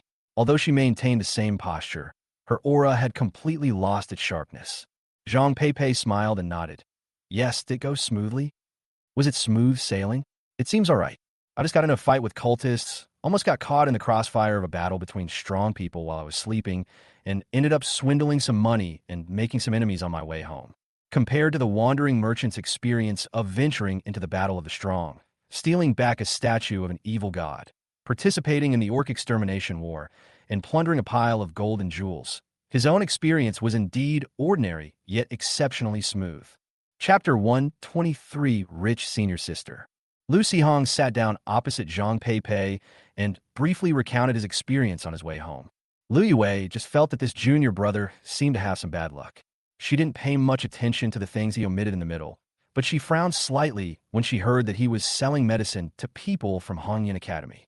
You knew perfectly well that they might be trying to crack the formula, yet you still sold them the medicine. Faced with Lu Yue's questioning, Lu Sihong simply smiled and turned to Zhang Peipei. Teacher, they probably don't have the ability to crack it, right? Zhang Peipei smiled and shook her head. The people from the Alchemy Guild might be able to help, but Hongyan, besides, I've already had Qing Feng register with the Alchemy Guild, so even if they crack it, it won't make a difference. Register? Register for what? Lu Yue asked curiously. Seeing that neither of them answered, she pouted unhappily and turned to ask Lu Sihong, do you still have those potions? Lu Sihong nodded and took out 2 bottles, placing them on the table. Lu Yue placed 2 crystal coins that emitted a faint magical power on the table, picked up the Hulk potion, examined it but couldn't figure it out, so she put it into her spatial equipment. I'll take it back and study it. Upon hearing that she wanted to study potions, Zhang Peipei's lips twitched slightly, and Lu Yue's expression changed slightly as he softly reminded her, Sister, you just finished your solitary confinement. Shut up. Lu Yue glared at her younger brother. Lu Sihong picked up the crystal coins on the table with some curiosity and looked at them. It was the first time he had ever seen a real diamond coin. Because this thing was worth 1,000 gold coins, it was almost unusable under normal circumstances and could only be seen during large transactions. But Lu Sihong wasn't concerned about its value. He was secretly wondering if the Goblin farm would recognize it. He then handed the diamond coin back to Lu Yue. Senior sister, these 2 bottles of potion don't cost that much. Consider it a gift from your junior brother. Lu Yue said calmly. Well, I accept your gift. Consider this small amount as a greeting gift from your senior sister. Go buy whatever you want. Wow, is this really that extravagant? Lu Sihong looked at the teacher. Zhang Peipei chuckled lightly. You blew up Qingyuan Manor. I thought you had lost all your money, but you still managed to squeeze out 2 diamond coins to show off. Lu Yue's face immediately fell. Teacher, can't you give me some face in front of my junior brother? Zhang Peipei smiled faintly and said to Lu Sihong, you can take 1, but keep 1 for her to eat. What do you mean by eating? I, the eldest daughter of the Lu family, am not going to starve to death on the street. Despite saying that, Lu Yue still obediently accepted the diamond coin. While they were chatting, they overheard Kuda saying that someone had visited the gate of the Alchemy District. Oh, they claimed to be alchemists from Red Rock Academy and had applied to collect materials in the Alchemy Zone. Lu Yue sneered. Are these guys crazy? Tell them to get lost. Kuda's mechanical voice, always assertive and self-righteous when it came to it, stated, Lu Yue's authority has been revoked. She has no right to issue orders. Ah, teacher, you actually revoked my access? Lu Yue's face was full of disbelief, as if she had discovered that the person she trusted most was actually a scumbag who had abandoned her. Zhang Peipei said calmly, I'm afraid that when I'm not here, you'll come and do alchemy experiments and blow up the magic tower. Blowing up a magic tower? Lu Sihong was immediately curious. Senior sister's alchemy specialization is explosives? He always thought that alchemy was just about making medicine. Well, poison is medicine too, right? He never imagined that there was such a thing as researching gunpowder. However, as soon as he said it, he realized something was wrong. Zhang Peipei turned away to suppress her laughter. Lu Yue looked embarrassed, and Lu Yue burst out laughing. Seeing that his wealthy senior sister seemed to have been pushed into an awkward situation by him, Lu Sihong's mind raced, and he asked, Kuda, are those people still outside? Yes, they're still outside the magic gate in the alchemy quarter. Senior sister, don't you dislike those people? Why don't we go and annoy them? Lu Yue's eyes lit up immediately upon hearing this. Outside the magic gate of the alchemy district, surrounded by a group of Qingzhou Academy students, Zhao Xiaoyi looked somewhat impatient. We've been waiting for so long, and they still haven't opened the door. Is this alchemy master a sore loser? The moment the words left his mouth, the atmosphere in the entire venue changed instantly. The students who had come to watch the show had a slight change in expression, and a dangerous glint flashed in their eyes. The other students from Hongyan College quickly retreated, creating a distance between themselves and Zhao Xiaoyi. Zhao Lishan's expression also changed drastically. Thinking such things in your mind is one thing, but saying them aloud like that, is he afraid of getting back alive? The old man student, while somewhat talented, is really... Before Zhao Lishan could speak, he saw a strong, red-haired woman in a short-sleeved shirt beside him emanating a scorching aura. She said calmly, "Either slap yourself, or I'll leave you here as fertilizer." Zhao Xiaoyi turned her head in disbelief, only to see the red-haired woman merely glance at her coldly. Though she didn't speak, the murderous intent in her eyes. Zhao Xiaoyi felt a chill run down her spine, and at the same time, she felt an overwhelming sense of humiliation. She lowered her head and gently slapped herself. "Zhao Lishan, you'd better keep this girl in check, otherwise you'll just have to stay here with her." Li Qinwei glanced at Zhao Xiaoyi with disdain, snorted coldly, and then glared at Zhao Lishan. Zhao Lishan's face was also ugly at this moment. He gritted his teeth and said nothing. He had only lost face a little by being said a few strange words. If he made this woman unhappy, she would really beat him up in front of so many people. Then he would really be too ashamed to face anyone. Does this barbaric, stupid woman even understand her own position? Zhao Lishan and Zhao Xiaoyi thought to themselves at the same time. Li Qinwei doesn't care about any stance. If anyone ruins the relationship with the alchemist, she dares to smash them into mincemeat and bury them in the alchemist's plantation. Just as the atmosphere became slightly awkward, Lu Sihong strolled in with his sister Lu Yue, waving to Zhao Lishan and Zhao Xiaoyi. "Hey, you two, what a coincidence we meet again. But what are you two planning to do blocking my teacher's private area?" Although Lu Sihong deliberately raised his voice in private, it was clear that the two people didn't hear what he was saying at all. They just stared at him with wide eyes and astonished expressions. Zhao Xiaoyi exclaimed in surprise, "It's you." Zhao Lishan's expression changed drastically. So it was actually a scheme set up by the alchemy master himself? Lu Sihong's thoughts suddenly became disjointed. Chapter 124 Master Foundry Man Li Dachui. Your sister Pei-Pei's new disciple? Li Qinwei's eyes lit up as she asked with a smile. Lu Sihong couldn't figure out the relationship between the muscular woman in front of him, who was wearing a short-sleeved shirt and whose arms were thicker than his thighs, and his teacher. Fortunately, Lu Yue obviously knew. Teacher Li Dachui is a casting master at Hongyan Academy. He's kind of a friend of yours, Lu Yue explained to Lu Sihong. Xiao Yue, what do you mean by pausing like that? Li Qinwei said, somewhat displeased. Lu Yue simply smiled and did not reply. At this moment, Zhao Xiaoyi glared at Lu Sihong hatefully and said through gritted teeth, "So, you were just pretending to be poor to fool us back then? There must be something wrong with those Hulk potions. No wonder we couldn't figure anything out after analyzing them for so long." Lu Sihong looked at Zhao Xiaoyi with amusement and said, "Didn't you taste the medicine yourself to see if there was anything wrong with it? Your face turned so green. It's not like you had a relapse, is it? I didn't pretend to be poor on purpose. Otherwise, I wouldn't have rushed over to sell medicine as soon as I heard that some idiot was buying medicine at a premium." Zhao Xiaoyi glanced at the spatial ring on Lu Sihong's hand and gave a disdainful sneer. Lu Sihong followed her gaze to his ring, then deliberately raised his hand. "You mean this ring? It's a learning reward my teacher gave me. Don't you have one? Really? I heard you've already passed the alchemist exam, and your teacher didn't give you a spatial ring." Zhao Xiaoyi's cold smile froze on her face. Lu Sihong turned to Lu Yue and asked, "Senior sister, isn't this kind of spatial ring a reward that alchemists usually give to their disciples?" "That's bullshit. I had no idea such a thing existed." Lu Yue silently complained to herself, but smiled and showed off the more ornate ring on her hand. "I don't know, but when I passed the alchemist exam, my teacher gave me a prettier one." Zhao Xiaoyi felt a tightness in her chest and turned to look at Zhao Lishan. "Zhao Lishan, why are you looking at me? I've never even heard of such a thing before." With red eyes, Zhao Xiaoyi shouted angrily, "I want to compete with you. I want to compete with you in alchemy." Lu Sihong said calmly, "Have some shame, auntie.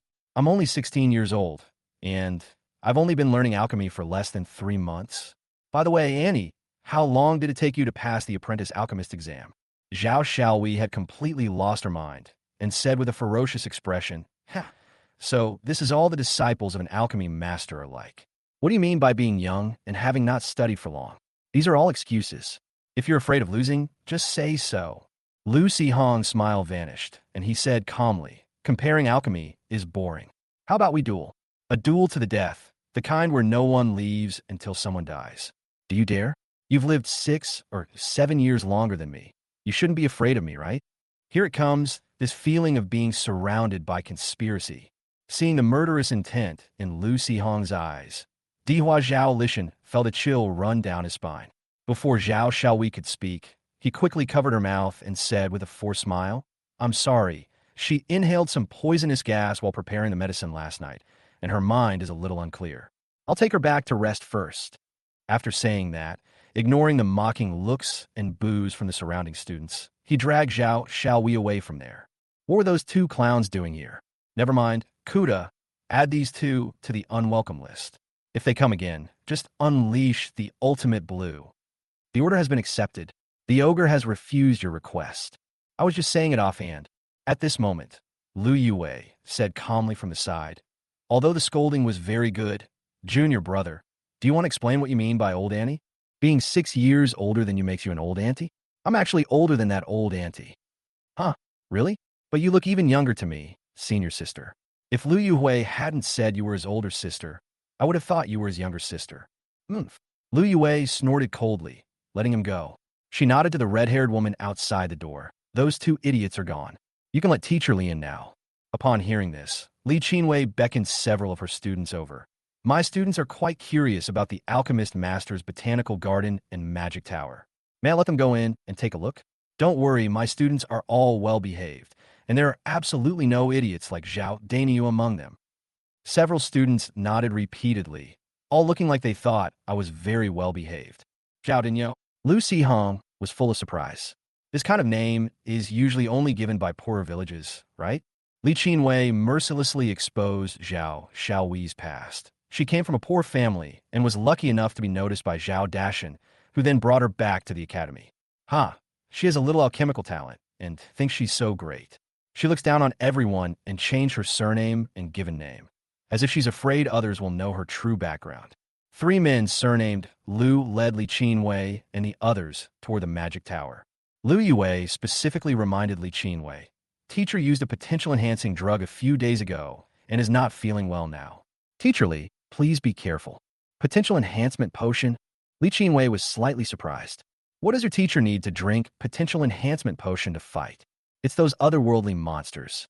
A few days ago, the Lord went out to fight someone, and the teacher went to guard the lava fortress for him for a while. The monsters there probably thought that the Lord was not there and that their chance had come, so they sent out a big guy. The teacher got carried away while fighting and drank a potential potion. Cough. I heard that the lava fortress has been much quieter recently. Upon hearing this, Li Qinwei's first reaction was, "Hiss. How much money will the Lord owe your teacher this time?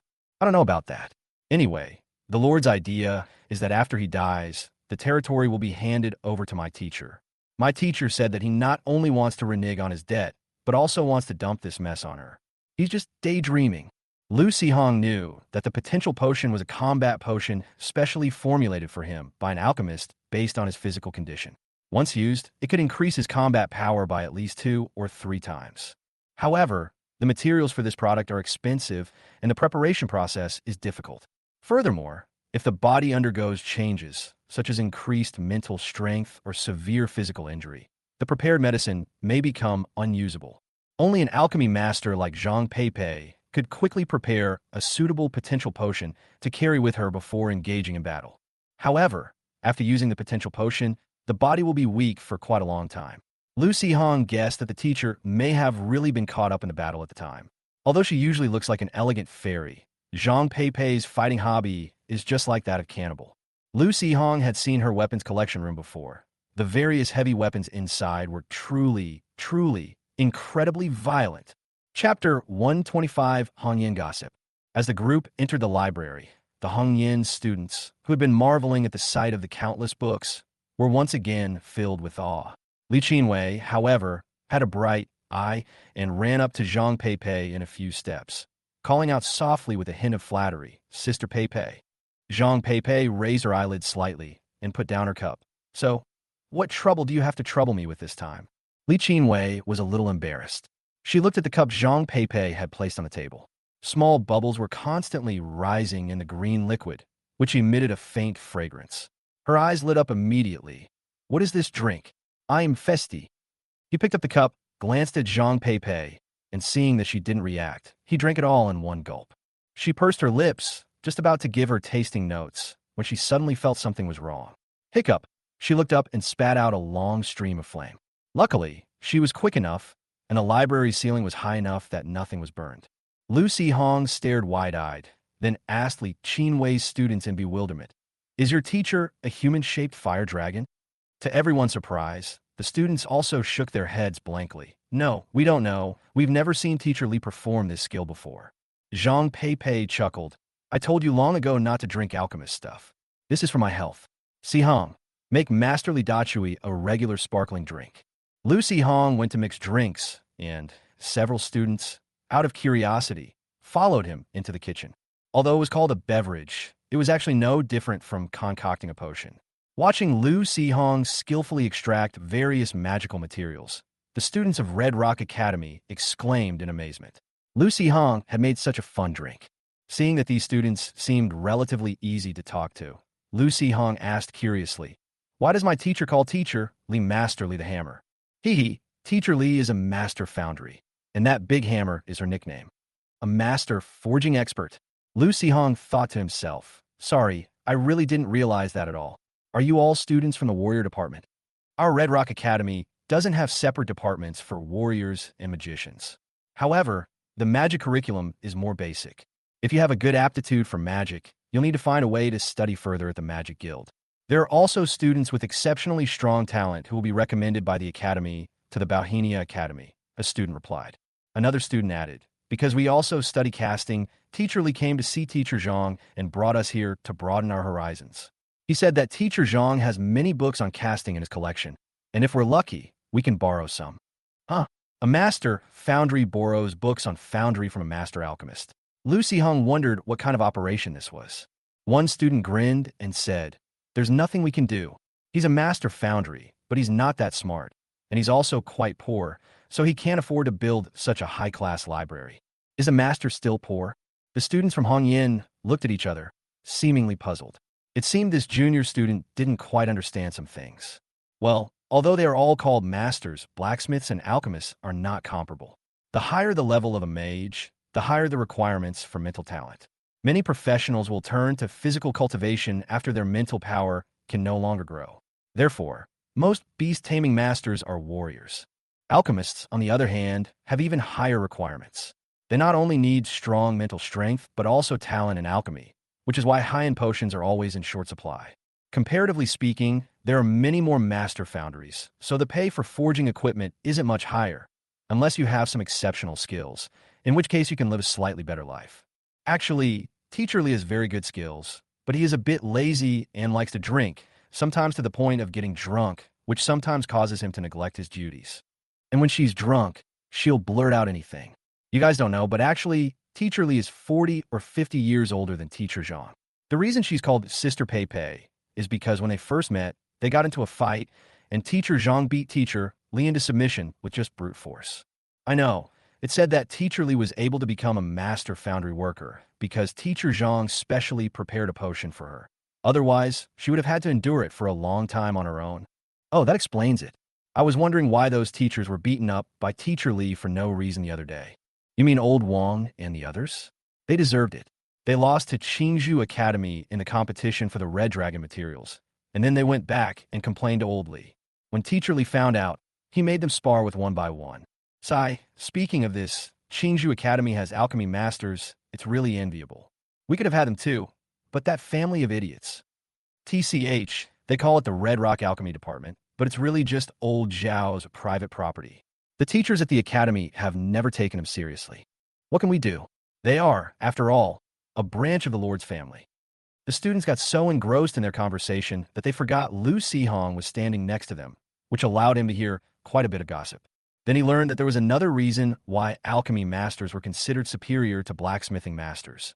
The strongest fighting form of a powerful beast tamer was when he was fused with his beast. Moreover, the more human-like a beast was, the stronger he became, and the more difficult it was for him to equip it with gear. For example, the Lava Lord's lava giant form. You can't wait until you become a lava giant, and then take out the equipment and put on one by one, right? Besides, from a value perspective, using overly expensive equipment isn't worthwhile. This isn't a game where equipment is indestructible. It needs repair, regular maintenance, and if it's completely destroyed, you have to buy a new one. As for Xiao Yang's two wives, they stayed in Lu Sihong's beast-taming space. The goblin craftsman did not mistreat them at all. The goblin's wooden warehouse was quite unique, almost dust-free, sterile, and moisture-free. Even so, the goblin craftsman would take it out from time to maintain it.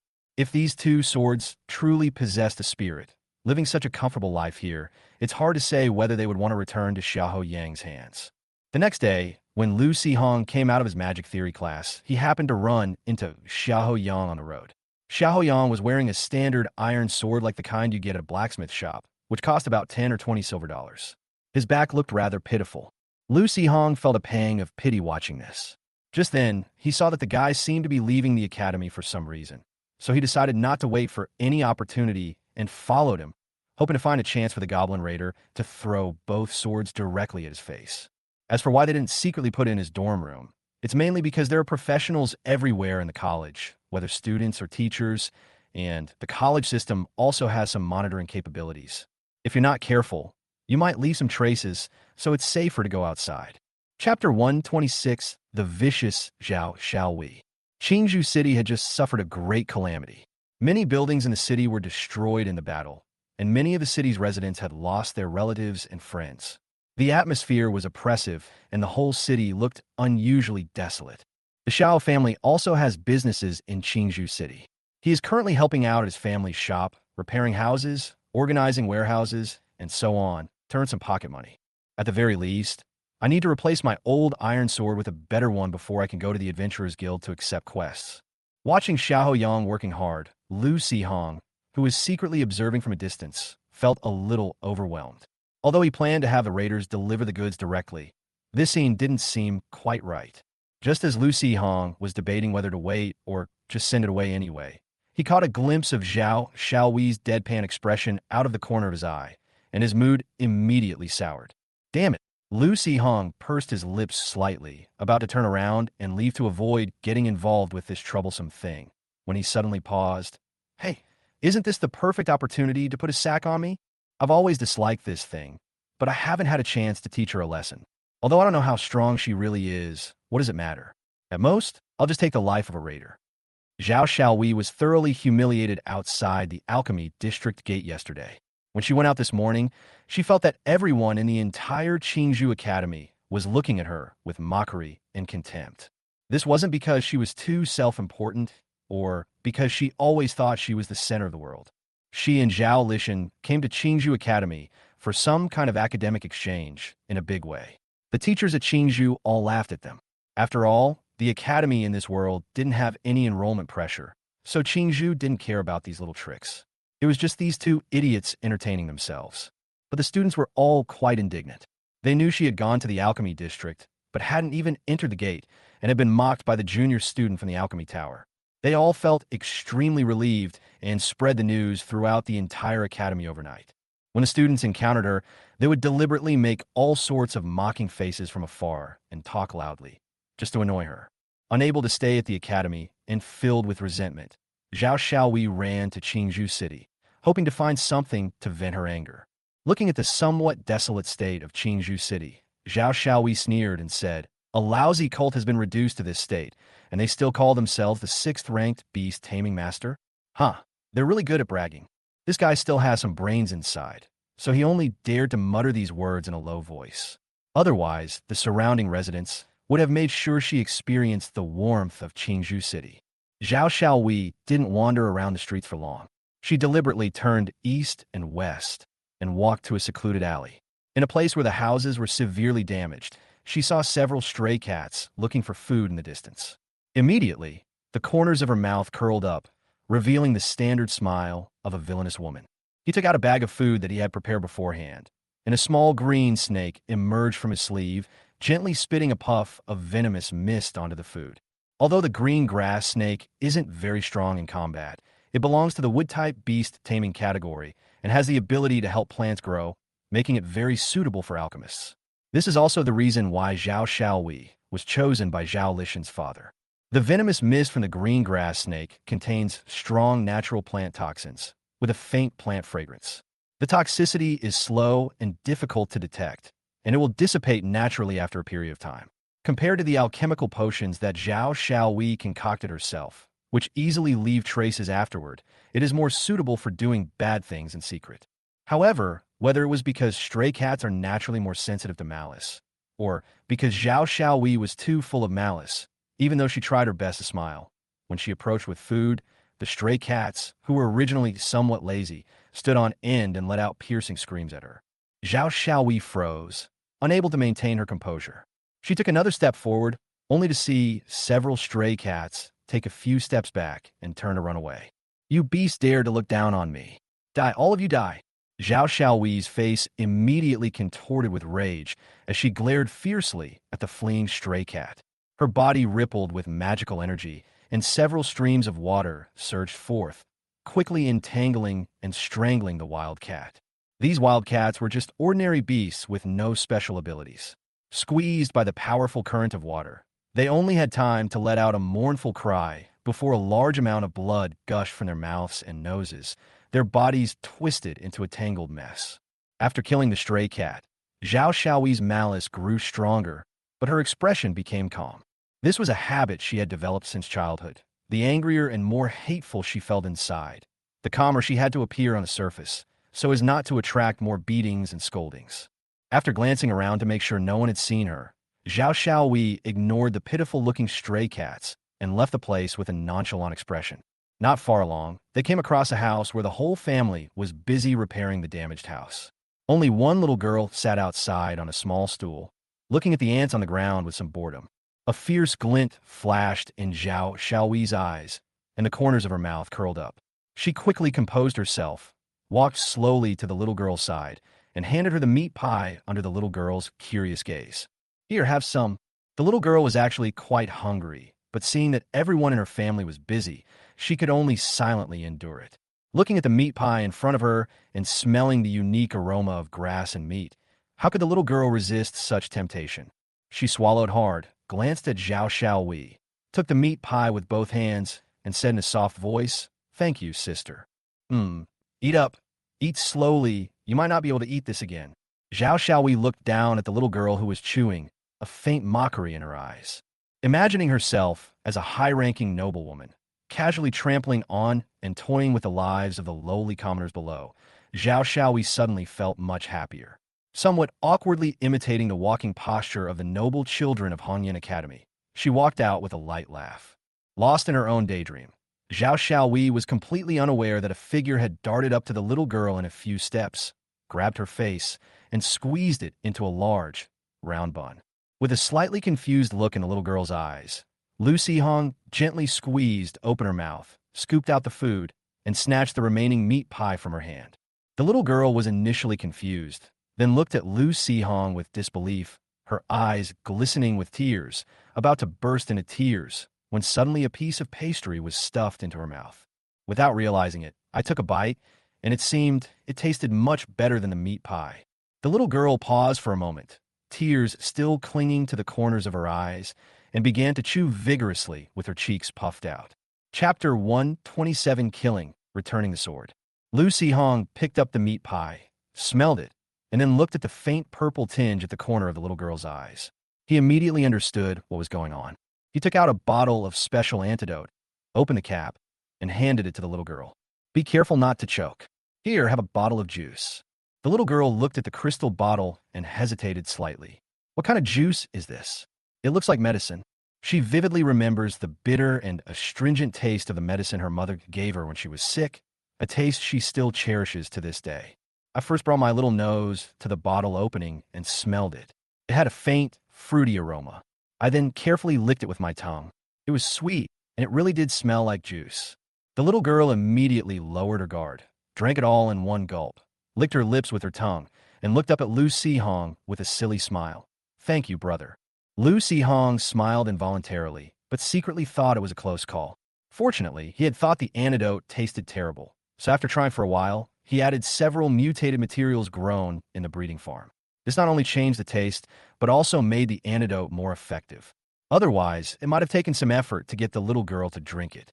However, plants grown using Dragon Dung Farm will inevitably have some side effects from the chemicals used. Seeing that the purple in the little girl's eyes had disappeared and a faint green tinge had appeared on her face, Lu Si-hong knew that she was all right. He turned to look in the direction Zhao Xiaowei had left, a cold smile on his face and a murderous glint in his eyes. He quickly chased after her. However, he couldn't maintain this mood for long. I hadn't gone far when I heard a scream from behind. Ah, Dada, what's wrong? Honey, come quick. Doubt is moldy. What the hell? It's moldy. Annie, why don't you just say your daughter sprouted something? Lu Si-hong muttered to himself, but unconsciously quickened his pace. By the way, how long does that greening effect last again? The rabbit used to test the drug's efficacy realized it had been cuckolded, and when it came to its senses, it ran headfirst into the ground and died. They found those idiots to test the drug, but they were afraid the greening effect would be linked to the Hulk potion, so now they don't even have any rough data. Hopefully, this won't last too long. The little girl is probably going to get a good scolding, but that's fine too, so she won't be so naive and eat anything anyone gives her. Zhao Xiaowei was unfamiliar with Qingzhou City. While she was immersed in her own fantasies, she was also feeling guilty because she had just done something wrong, and her mind was a little unclear. As he walked, he strayed further and further off course and accidentally entered a dead end. Just as he came to his senses and was about to turn around and leave, a strong goblin appeared behind him, holding a wooden shield and wearing a strange mask. His two exposed eyes were coldly staring at him. Zhao Xiaowei was immediately startled, and a layer of cold sweat broke out on her forehead. The green grass snake was only there to assist in controlling beasts. As for Zhao Xiaowei herself, although she knew a few spells, almost all her energy was devoted to alchemy. Her combat ability was only enough to bully cats and dogs. Facing the slowly approaching goblin shield bearer, Zhao Xiaowei had no desire to resist at all. Her only thought was to run away. Fortunately, the walls on both sides were not very high. Zhao Xiaowei mobilized her magic and summoned several streams of water to rush towards the goblin shield bearer, turning them into ropes to bind him. She then turned around and leaped towards the wall, trying to climb over it and escape. Just as she gripped the wall with both hands and braced her feet against the wall, about to climb to the top, a dagger shrouded in black mist suddenly appeared out of thin air and stabbed fiercely at her neck like a venomous snake spitting its tongue. Clang! A blue energy barrier suddenly appeared on Zhao Xiaowei's body, blocking the raider's attack. She was, after all, a disciple favored by some alchemist. Although I couldn't afford to give her a spatial ring, I could still give her a decent defensive item. Startled, Zhao Xiaowei fell off the wall. The barrier around her flickered and then vanished completely. Somewhat incredulously, she pulled out the magic necklace around her neck, only to find that the gemstone pendant on it had shattered, clearly losing its protective ability. Fear flashed in Zhao Xiaowei's eyes, and she screamed, Who? Who is it? I am an alchemist from Red Rock Academy. You can't kill me, or Red Rock Academy will not let you get away with it. Hurry up, don't attract attention. Lu Si-hong, whose body was hidden outside, said in a low voice. Zhao Xiaowei's eyes lit up upon hearing this, thinking, since you're afraid of being discovered, I'll just shout even louder. Unfortunately, the raider clearly didn't want to give her that chance. Sensing the charioteer's impatience, it pounced down from the wall, dodged the water arrow Zhao Xiaowei hastily threw, and got close to Zhao Xiaowei. With its left hand, it flicked aside the grass snake that suddenly attacked, and with its right hand, it plunged straight into Zhao Xiaowei's neck, twisting and pulling it forcefully along with the force of her body. As the blood spurted out, Zhao Xiaowei clutched her throat, her eyes wide open. She was spun halfway around by the force of the dagger before collapsing to the ground with a thud. She tried to call for help, but no sound came out. Her body twitched slightly before she lost consciousness completely. As soon as the charioteer died, the green grass snake turned into a radiant light and vanished. Seeing that there was no movement, Lu Si-hong, wearing a wild mask, quietly peeked over and confirmed that the woman was dead. He then had the goblin take the body back to the beast taming space. Hey you, is that woman's body completely rotten yet? If it's not, bury her with that woman. They're birds of a feather. They might have something in common. After explaining to the goblins, Lu Si-hong complained with some disdain. They acted like they were the most important person in the world, but they turned out to be no match for us. If I had known that the raider would only need to use 2 slashes, I wouldn't have wasted so much time. Looking at the sky, it was already completely dark. I wonder if Xiao Yang has gone back yet. Hopefully he's still in the shop. After all, Lu Si-hong is very busy learning alchemy and magic, so he doesn't have time to keep an eye on this guy's whereabouts. Fortunately, Lu Si-hong was lucky, or rather, Xiao Yang was lucky. When Lu Si-hong returned, Xiao Yang had just finished working at the shop. He calculated in his mind that after working for a few more days, he would ask his mother for 5 gold coins to buy that 100-forged steel sword. The beast hunting season was approaching, so he could go to the border to kill some orcs to earn some money. If he was lucky, he could get some loot and maybe even buy a 3rd, 4th, or 5th-hand silver greatsword. Just then, a goblin suddenly emerged from the shadows. It was not wearing any equipment, only holding 2 great swords, 1 gold and 1 silver. It glanced at Xiao Yang with displeasure, reluctantly threw the 2 great swords to him, and then turned and disappeared back into the shadows. Clang! The great swords crashed to the ground, startling Xiao Yang out of his daze. Somewhat incredulously, he walked forward and picked up the 2 great swords. Am I dreaming? Did I fall asleep because I was too tired from work? Whatever. Even if it's a dream, let's enjoy ourselves first. Xiao Yang was full of excitement, hugging and kissing the 2 great swords. I overestimated this guy's intelligence. I thought the raider had to die and come back to leave no trace. Lu Si-hong thought to himself as he stood in a shop across the street that was still open, pretending to buy something. However, Lu Si-hong did not realize that the store he entered was a health shop that only opened at night, selling various kinds of firecracker wine. The owner looked the sneaky young man up and down, and a knowing look appeared on his face. Chapter 128. Why is this green dragon so poor? Zhao Xiaowei has disappeared, but apart from Zhao Lishan, no one cares about it all. Whether it's people from Qingzhou City or Qingzhou Academy, nobody pays any attention to his antics. Even when he claimed that the matter was related to the Alchemy Tower, he was met with hostility from everyone at Green Bamboo Academy, who kicked him out on the grounds that he had slandered the reputation of the alchemy master. But, while others may not know, Zhang Peipei certainly does. On the day Zhao Xiaowei disappeared, Lu Si-hong was not at the magic tower all day, only returning in the evening. At other times, it's fine, but these past few days, Li Qinwei has been staying in the magic tower and refusing to leave. On one hand, she wants Zhang Peipei to help her prepare some potions, and, on the other hand, she wants those students from Hanyan Academy to be able to read more books in the library. Not wanting Lu Si-hong to cause unnecessary trouble, Zhang Peipei deliberately asked him in front of others if he had made any progress in his pharmacology studies after spending the day in the lab after class that day. Lu Si-hong knew that his teacher probably knew something, but he didn't panic. He smiled and replied, I modified my senior sister's fire healing potion a little and turned it into a fire explosion agent. The power seems okay, but the cost effectiveness is not very high. I plan to do some more research to see if I can reduce the cost. Zhang Peipei paused slightly, then said somewhat irritably, Why are you studying her formula? If you're interested in combat potions, you might as well go find Qingfeng. At least he researches legitimate combat potions. But senior sister's formula is more interesting. It's clearly based on the idea of healing fire-type beast tamers, but the resulting potion can produce a powerful explosive effect. And senior brother's potion formula is too advanced. I'm afraid I can't master it now, Lu Si-hong said with a smile. Zhang Peipei shook her head slightly and looked at Li Qinwei beside her. I already promised you that I would help you prepare the fire source potion after I recover. Why are you still staying here? Li Qinwei smiled nonchalantly. Let us stay for 2 more days, okay? The beast hunt is about to begin. Qingzhou is closer to the border, so it will save us the trouble of traveling back and forth.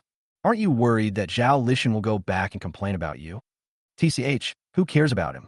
When I came to Qingzhou to find you, this guy insisted on coming along. I was already being lenient with the old dean by not beating him to death on the way. If he dares to cause me trouble because of this, I might as well not want to stay in Hanyan anymore. Lu Si-hong smiled and replied, You'll be able to come and seek refuge with Qingzhou then, right? Hey, Sister Pepe, did you hear that? This is what your student said. If I have nowhere to go, you have to take me in. Li Qinwei said to Zhang Peipei with a bright look in her eyes. Zhang Peipei said indifferently, I don't care. Anyway, Qin Zhu doesn't have any forging masters. My senior brother probably can't wait for you to come. If it weren't for owing the old man a favor. Li Qinwei didn't say much, but instead looked at Lu Sihong.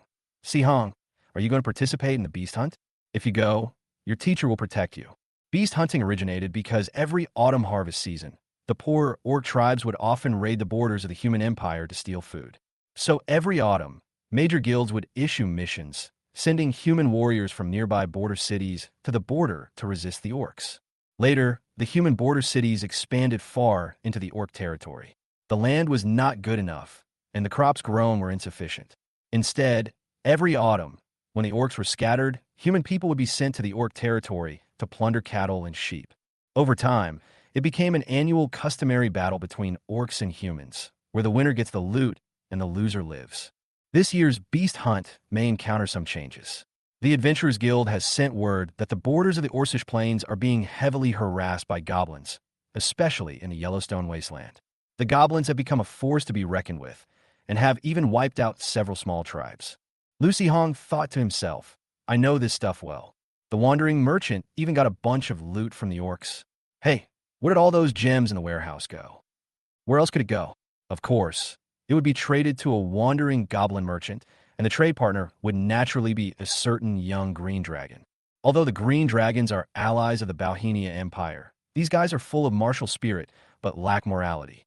Older dragons with accumulated treasures might be a little better, but young and adult dragons are almost never approached by humans for business. Risking their lives and the danger of being double-crossed, and not gaining much profit, only when powerful humans need something from dragons will they occasionally bring some treasure to exchange with them. But even with strong financial backing, those big money grubbers often turn on you suddenly because of their greed, and in the end, it all comes down to who has the bigger fist. However, a certain goblin who only cares about money and not life is different. One life, a few days' time, he can take it if he wants, but you can forget about getting the slightest benefit from him. Seeing the treasure chests overflowing with the wandering merchant's hands, Isherville's eyes flashed with lust, and he instinctively began to bare his teeth.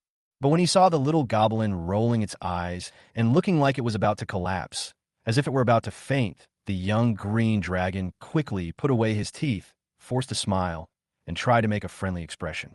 So, little thing, what do you want? Isavire had a slight headache. It wasn't that it didn't want to make a trade, but the problem was that it was just a green dragon, and all it had were some magical fruits from magical plants that had been stimulated by dragon energy. However, the little thing didn't seem interested in these low-level magical materials. As for the intermediate and high-level magical materials, the green dragon didn't have many either. Even if it took them all out, the little thing would only offer some gems in exchange. After much thought, it all came down to the fact that those old dragons had such a bad reputation that merchants from other races dared not do business with them, leaving him with no choice but to negotiate with a strange goblin. It's rather strange, really. Those kobold tribes in the Misty Forest have mysteriously vanished without a trace. Iserville was originally planning to rob them once they'd mined enough, or otherwise, we wouldn't be in this situation where we have nothing to offer. The wandering merchant was slightly disgusted. How could this seemingly big customer be so poor? If its spider companion hadn't been still asleep, it wouldn't have bothered to come looking for this giant lizard. Although it valued money more than life, the wandering merchant was also vengeful. It would never do business with those who had attacked it again. Never. Of course, if they can offer a very high compensation fee, then it's not unforgivable. Chapter 129, The Herbalist and the Giant Armed Pitcher. Old green dragon scales, fresh green dragon scales, a small amount of young green dragon blood, low-quality dragon scale fruit. Young age, with dragon flower, dragon daughter grass. Looking at all these extra high-level materials that even a magic tower barely had in stock, and the green dragon blood in the earthenware jars, with some bloodstains that looked like freshly plucked dragon scales, Lu Sihong could only say, Wandering merchant, you are my god. Exactly, god. Wasn't your death a bit too hasty? Just because the green dragon offered you a fruit, and because you had too much energy, you exploded? Iswell. I was there and I was stunned. Dragon scales aren't needed for now. Actually, Zhang Peipei still has a lot of red dragon scales, but alchemy potions don't really require them. Li Qinwei, on the other hand, was quite envious of those materials, especially the one hanging on the Academy's administration building, a red dragon's head encased in transparent crystal. Li Qinwei kept saying it was such a waste, and that it would be better to give it to her to forge a few dragon tooth daggers or dragon horn spears, rather than just hanging there aimlessly. However, for the dean of Qingzhou Academy, hanging a red dragon head outside his office was a matter of the dean's face and the Academy's honor, far more important than a few pieces of high-level magical equipment. Lu Xihong didn't need the high-grade magic materials for the time being, and their energy would slowly dissipate if left for too long. So he simply took them out and handed them over to his teacher. Zhang Peipei immediately recognized the origin of these items and asked with some curiosity, "Did you go to rob the green dragon?" "No, it was just that goblin that traded some gems for it," Lu Xihong explained with a smile. Even Zhang Peipei was stunned for a while after hearing this, before she said calmly, "Impressive. Have Kuda help you estimate the value, and go to the warehouse to get some things yourself." "No need. I've already taken so much from the magic tower." Zhang Peipei smiled and said, "This was earned by your little goblin through hard work. It's not for you to give away as a favor. I don't need these things. Go ahead." Lu Xihong thought for a moment and said, "Then, teacher, could you give me some gold coins?" Zhang Peipei was slightly puzzled. Didn't he just receive a diamond coin from Lu Yue? She hadn't seen him buy anything. However, she didn't think much of it and just nodded, letting him go to the innermost vault of the warehouse to get himself. Although he had always known that his teacher was rich, when Lu Xihong first entered the vault of the magic tower and faced the small mountain of imperial gold coins, his eyes were filled with shining gold, and he felt a little dizzy. "So many gold coins. Why don't you exchange them for diamond coins, teacher?" Lu Xihong's mouth was dry, and his voice was hoarse. Kuda explained mechanically, "All the diamond coins are stored in the diamond coin vault on the left, and the magic gems are in a magic storage center." "Lu Xihong, do you want to change the exchange method?" "I see. Because there was so much, they built a separate vault." Lu Xihong shook his head, asked Kuda to calculate the approximate value of the materials, and then took about 700 gold coins. Although these are high-grade materials that grow specifically in dragon nests, they're not very valuable because their growth time is too short. However, compared to the few gems that the wandering merchant gave away, it is almost like getting them for free. This does not even include the value of the dragon blood and dragon scales. After trying it out, the farm recognizes the value of diamond coins. With all the gold coins he has, Lu Xihong now has a total of more than 2,300 gold coins. Although he really wanted the Book of Enlightenment, which cost 3,000 gold coins, to see what skills the Frost Mage could learn, Lu Xihong ultimately bought the Book of Enlightenment first. He wanted to see if the books this store stocked were any legitimate. If they didn't offer any surprises, he figured he might as well let the goblins evolve randomly from now on. You use the Book of Enlightenment, and the goblin evolved into a Tier 1 Goblin Herbalist. Goblin Herbalist. After eating too much grass, some goblins accidentally discovered the special uses of certain plants, and the clever goblins gradually learned how to use these herbs. Barefoot Doctor. Even a quack is still medicine. While the Goblin Herbalist is alive, the goblins in the farm recover from injuries faster, and the overall resurrection speed increases by 1%. Poisoning. Finding herbs to cure illnesses is difficult, but poisoning is much easier. Herbalists use various poisonous herbs to concoct venom and powders for goblins to use in battle. After the Goblin Herbalist evolved, his body didn't change much. He was still thin and small. But probably due to the effect of the Book of Enlightenment, he really did grow a new brain, and his eyes became much clearer. Before evolving, this goblin was still pulling up grass to eat, not because it was hungry, but simply because it was a goblin's natural instinct. They certainly wouldn't go hungry. Not only were there still many uneaten prey brought back by the goblins during their missions, but the stables also housed a bunch of giant beetles. Although their combat strength was average, they were rich in protein, which both spiders and goblins enjoyed eating. The herbalist picked up the grass in his hand, smelled it, and then tossed it to the ground with some disdain. Amidst the puzzled gazes of his fellow herb enthusiasts, he strode towards the dragon dung farm.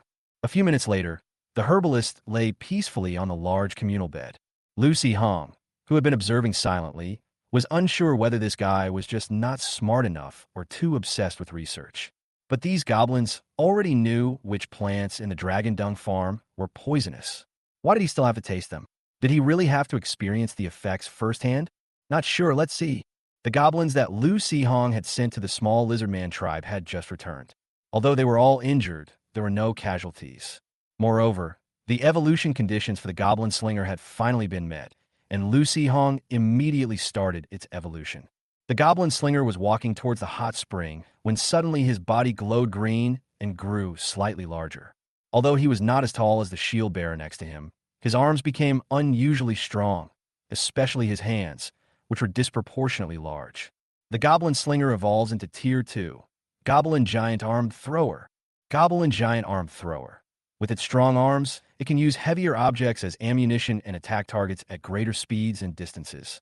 Although its somewhat disproportionate size makes it less agile, it can still cause great damage if hit by those giant fists.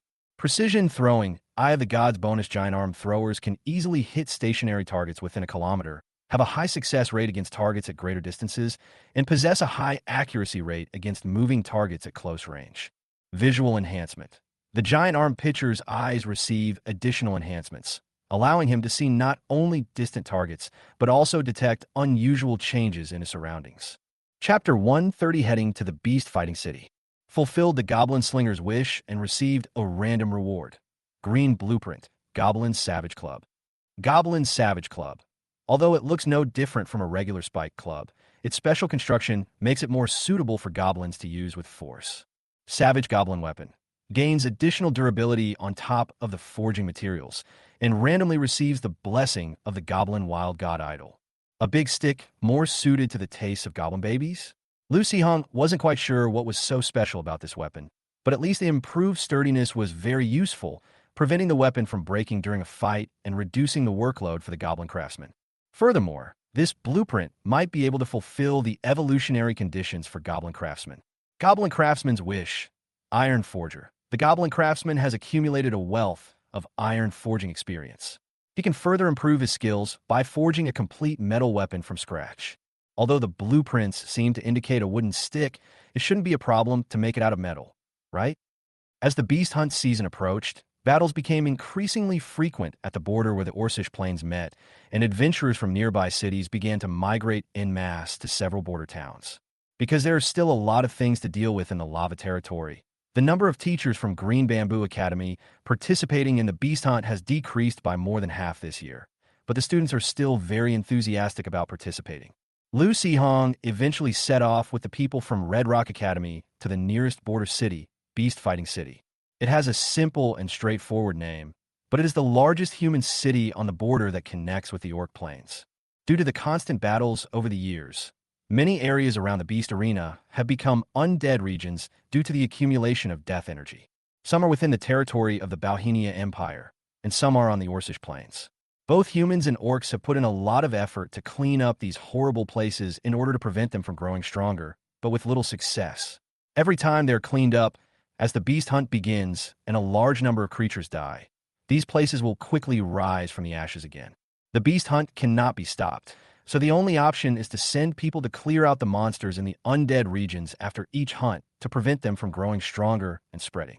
Compared to participating in the beast hunt, Lu Sihong's main purpose in going to the beast fighting city was actually the undead region surrounding it.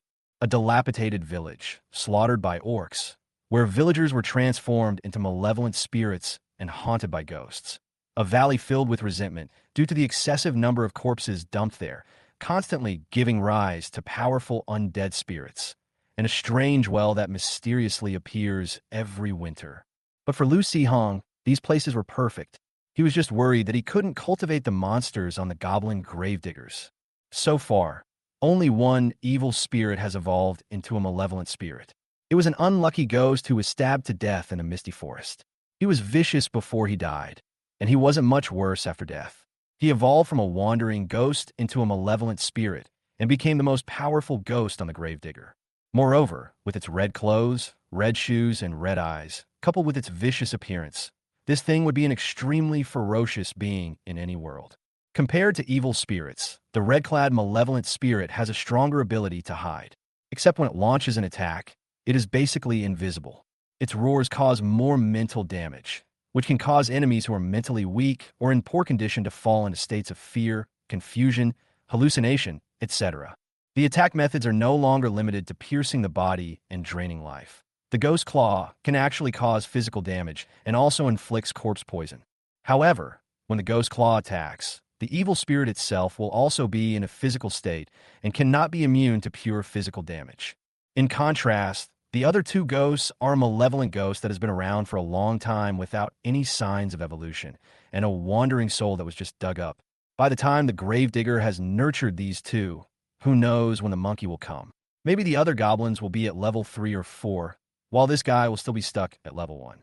I'll just go wander around those godforsaken places around the beast arena and see if I can replace those two useless pieces of trash on the gravedigger so it can evolve sooner. In addition, Lucy Hong wanted to stay in the beast arena for a while longer, so that when spring came, he could buy some evil mushrooms there, mix them with some ghost face poison, and take them back to his mother to raise the ghost face spider so that it could evolve as soon as possible.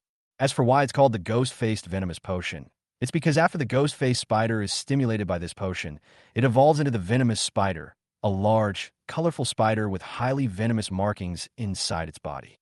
Although according to Kuda's calculations, Lucy Hong's success rate in concocting the ghost face poison was less than 20%, Lucy Hong had money on hand and could waste some materials to practice. Moreover, there was still plenty of time before spring, and Lucy Hong could continue to study on his own in the beast arena and further improve his success rate. Compared to that, old Lu at home was extremely envious after learning that the spider could evolve.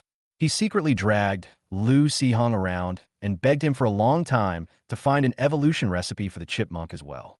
I don't know if he's worried about his future position in the family, or if he's afraid Li Qin will become too powerful and dump him. It's probably the latter. After all, Lao Lu's current position in the family is something everyone knows. Lucy Hong really wanted to help him out, since Lu Yuanyang's natural lifespan would increase considerably after the beast evolution. The problem was that this wasn't something that could be achieved through effort alone. It was all a matter of fate. Besides, the chipmunk didn't seem to have any potential for evolution. Compared to the beginning, Zhang Peipei is no longer so worried about Lu Hong's learning progress. He said he wanted to stay in B City for a while, so she let him. She just told him to bring some books and simple alchemy equipment in his spatial ring, and to take on more potion-making tasks at the Adventurers Guild in B City when he had free time. Due to the surrounding environment and some special reasons, there is no alchemy guild or mage guild in Beast Arena, nor is there an academy. Alchemists with even a little potential who want to further their studies won't stay here. Only some old hands with mediocre skills or out-of-town alchemists who come here specifically to collect materials for certain needs. The old hustlers stay here because there are few alchemists, so the competition is low. Even with their low alchemy skills, who can only make some simple alchemical potions, they can still do quite well here. If the people of B City want some specially customized potions, they can only post a quest at the Adventurers Guild and see if they're lucky enough to run into an alchemist from out of town, or they could go to other cities and find an alchemy guild to post a quest. Although adventurers often roam between cities, for most people, crossing territories usually means great danger and heavy economic pressure. Chapter 131, nicknamed the Shady Merchant. However, the time when the beast hunting season approaches each year is the safest time for the main roads of the border city. In order to avoid being killed by a large number of adventurers, most of the monsters and ghosts active in the surrounding area, as well as some thieves and vagrants, will temporarily retreat and lie dormant, or disguise themselves as law-abiding citizens. At this time, the roads between these cities would be filled with a large number of ordinary people and small merchant caravans, making the area look exceptionally lively.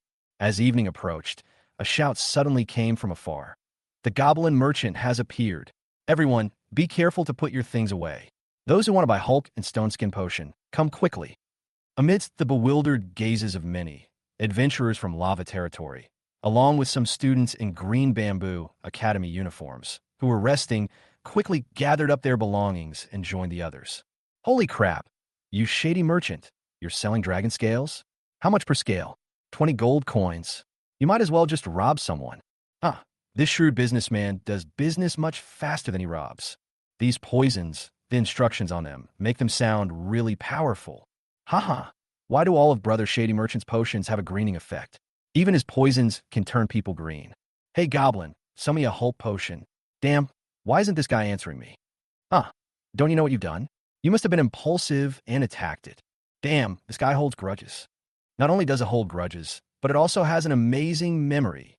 You better give it some money, 5 or 6 gold coins, and it will forget about the grudge. How do I know? Because I've done this before. Back then, I didn't know Brother Shady Merchant and thought it was some kind of strange magical beast, so I attacked it on impulse. Later, I gave it 10 gold coins before it would sell me medicine. Teach a measly goblin, thinking it's something special. Fine, I won't buy its potions. Ah, you really don't know anything. You think we'd call him a swindler just because he sells potions? In a pinch, he might come to your rescue. That's right. I almost died from poisoning last time, but luckily the shrewd merchant suddenly appeared and sold me a bottle of intermediate grade antidote. Me too. If it weren't for Brother Shady Merchant's healing potion, I would have died in the wild. Hee. I only survived being chased by a group of cannibals because I bought a bottle of Hulk from that shady merchant when I was running for my life. Holy crap, bro, you're awesome. You drank the Hulk's potion and weren't affected at all, so you went back to fight. My mental talent is decent, and I happen to be carrying magical equipment that has a clearing effect. The wandering merchant ignored the adventurers who were discussing it intensely. It only took out one item at a time. If someone asked the price, it would hold up its finger. If no one wanted to buy it, it would take it back and bring out another item. Among them, the Hulk potion and the stone skin potion were the best-selling. In a short period of time, all 30-odd bottles of the potion were sold out. As for the remaining items, unless it was a life-or-death situation, no fool would buy these heavily overpriced items. Seeing that there was no business to be had, the wandering merchant was about to wander around when suddenly his ears perked up, his head turned 90 degrees sharply. He squinted at the distance, and then patted his spider companion beneath him. Upon receiving the wandering merchant's signal, the venomous spider used all 8 of its legs to leap out of the crowd, darting away swiftly amidst gasps of surprise. What happened? What happened? Why did that unscrupulous businessman suddenly run away? Someone asked curiously. Immediately, someone replied with feigned seriousness. It's nothing. It's just that someone has fallen on hard times, and the unscrupulous merchant is rushing off to make money. That direction seems to be that ghost village, right? Could some idiot have ignored the Adventurers Guild's warning and gone there to spend the night? One adventurer said. It's possible that some newbies have been targeted by those ghostly things there. That place is all right during the day, but it becomes quite dangerous at night. This was the first time Lu Sihong had ever seen a wandering merchant in real life. It was quite interesting to see how skillfully the guy did business. However, he was a little regretful. If he had known that the business was so good, he would have made more potions and put them in. Now, many people had not been able to buy them, and he felt that he had lost a lot of money in transaction points. After trading with the Green Dragon last time, Lu Sihong finally accumulated more than 100 trading points. He then went to open a beginner blind box in the store and ended up with a whole basket of iron ore. Lu Sihong knew that the common resources with a 55% probability were probably things like ores and wood, while the rare resources were probably some magical materials. However, this basket of iron ore delighted the goblin craftsman. He was short of materials for the metal mace he was making for the goblin captain and was just planning to melt down some metal weapons when the materials came to him. He's still forging iron in the workshop and hasn't asked the other goblin craftsmen for help. He probably wants to forge the weapon independently to meet the evolution requirements. When the wandering merchant left, Lu Sihong sensed its mental fluctuations. It was indeed because its talent had been triggered. It had discovered a business opportunity, and it was rushing to do business. However, judging from the adventurers around, there's a ghost village in that place. Seeing Lu Sihong's puzzled look, Li Qinwei explained to him, it's just a very secluded valley. It started as a small village where some people fled for various reasons. Later, more and more people came, and it became a mixed bag of all sorts of people. But at the time, humans and orcs were fighting fiercely, so nobody paid any attention to them. Once, when the humans were at a disadvantage and their battle lines collapsed, the orcs rushed in and discovered the valley. When the human army returned, there was no one alive in the valley. Some had been ravaged, and some had been gnawed down to just bone fragments. They were buried in a nearby place. Whether it was due to the valley's environment or the severe torture it endured before its death, it inexplicably became a ghost village. Several attempts to eradicate it were ineffective, and it showed no signs of expansion. Several guilds simply marked the area and then ignored it. It's not safe at night. If you're curious, I'll take you to see it after dawn. No need. I was just a little curious, Lu Sihong said with a smile. He originally thought he would have to go to the beast fighting city to find those ghostly places, but he didn't expect to find them here. Anyway, The wandering merchant went to explore the map. We'll see how he dies later. If the difficulty seems manageable, we can just use the dispatch function to send the gravedigger over as well. With so many people around, there's no need for me to go myself. Chapter 132, The Three Newbies Hitchhiking. 2 men and 1 woman, 3 teenagers, accompanied by a black dog, a tabby cat, and a crow, had just defeated several ghosts. Covered in wounds, they stared in terror at the dilapidated village filled with death before them. Just moments ago, it was a picturesque little village. A few enthusiastic old farmers working in the fields, worried that the children might encounter danger outside, led them here to spend the night. But as soon as they stepped into the valley, the men who had been so friendly just moments before instantly transformed into hideous monsters, ready to devour them for dinner on the spot. Fortunately, the mage in the team was skilled at casting fireball. With the protection of his teammates, he used up most of his magic power and finally managed to kill those monsters. The 3 of them were in poor condition. They had lost a lot of their life force in the battle and had a lot of wounds on their bodies. They wanted to escape from here, but after walking for a long time, they were getting closer and closer to that strange village. In the end, they found themselves standing at the entrance of the village. The dilapidated and decaying house was shrouded in thick darkness. Although the doors and windows were broken and there were huge cracks in the roof, there was not a ray of light inside. However, one could vaguely sense that a large number of eyes in the darkness were secretly observing the 3 teenagers at the village entrance with deep malice. As darkness fell, rustling sounds drifted from the dilapidated village. Faint weeping, desperate pleas for mercy, and agonizing cries. The 3 boys stood at the village entrance, too afraid to move, their faces growing paler. The young mage, Shandata, muttered to himself, "We're doomed. We've run into a ghost realm. With our strength, we probably won't be able to get out." The young girl, Shin Xiaohua, looked remorseful, her voice trembling with tears. "It's all my fault. If I hadn't been greedy and thought about doing a task along the way, we would have followed the others and wouldn't have gotten lost in the mountains." The sword-wielding youth, Shan Xiaoli, interrupted her. "All right, what does this have to do with you? We all agreed to it in the first place. We can only blame our bad luck. These ghostly things are probably trying to intimidate us, wear down our energy, weaken our strength, and prevent us from finding a way out. They'll probably attack us once it's completely dark," Shindatu explained to his companion.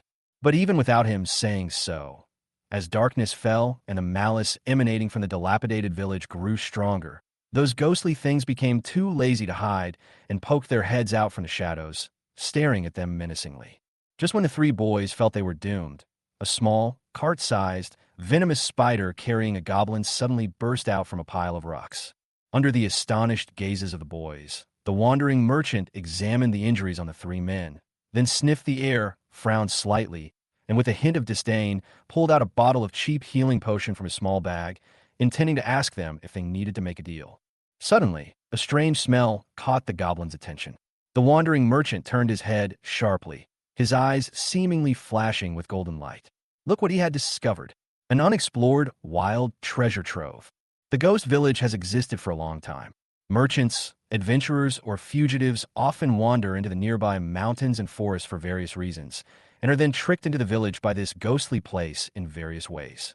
After taking everything from them, the ghosts deliberately piled up their belongings in a conspicuous place to lure greedy people, lower their guard, and make them more susceptible to hallucinations. The meager sums on the 3 penniless adventurers were less than the worthless junk carelessly discarded by the ghosts in the corners, not to mention the piles of specially selected good stuff. The goblin let out a happy squeal, quickly threw the inferior healing potion back into its backpack, and patted its spider companion beneath it with glee. With swift movements, the stinging spider turned and rushed into the village.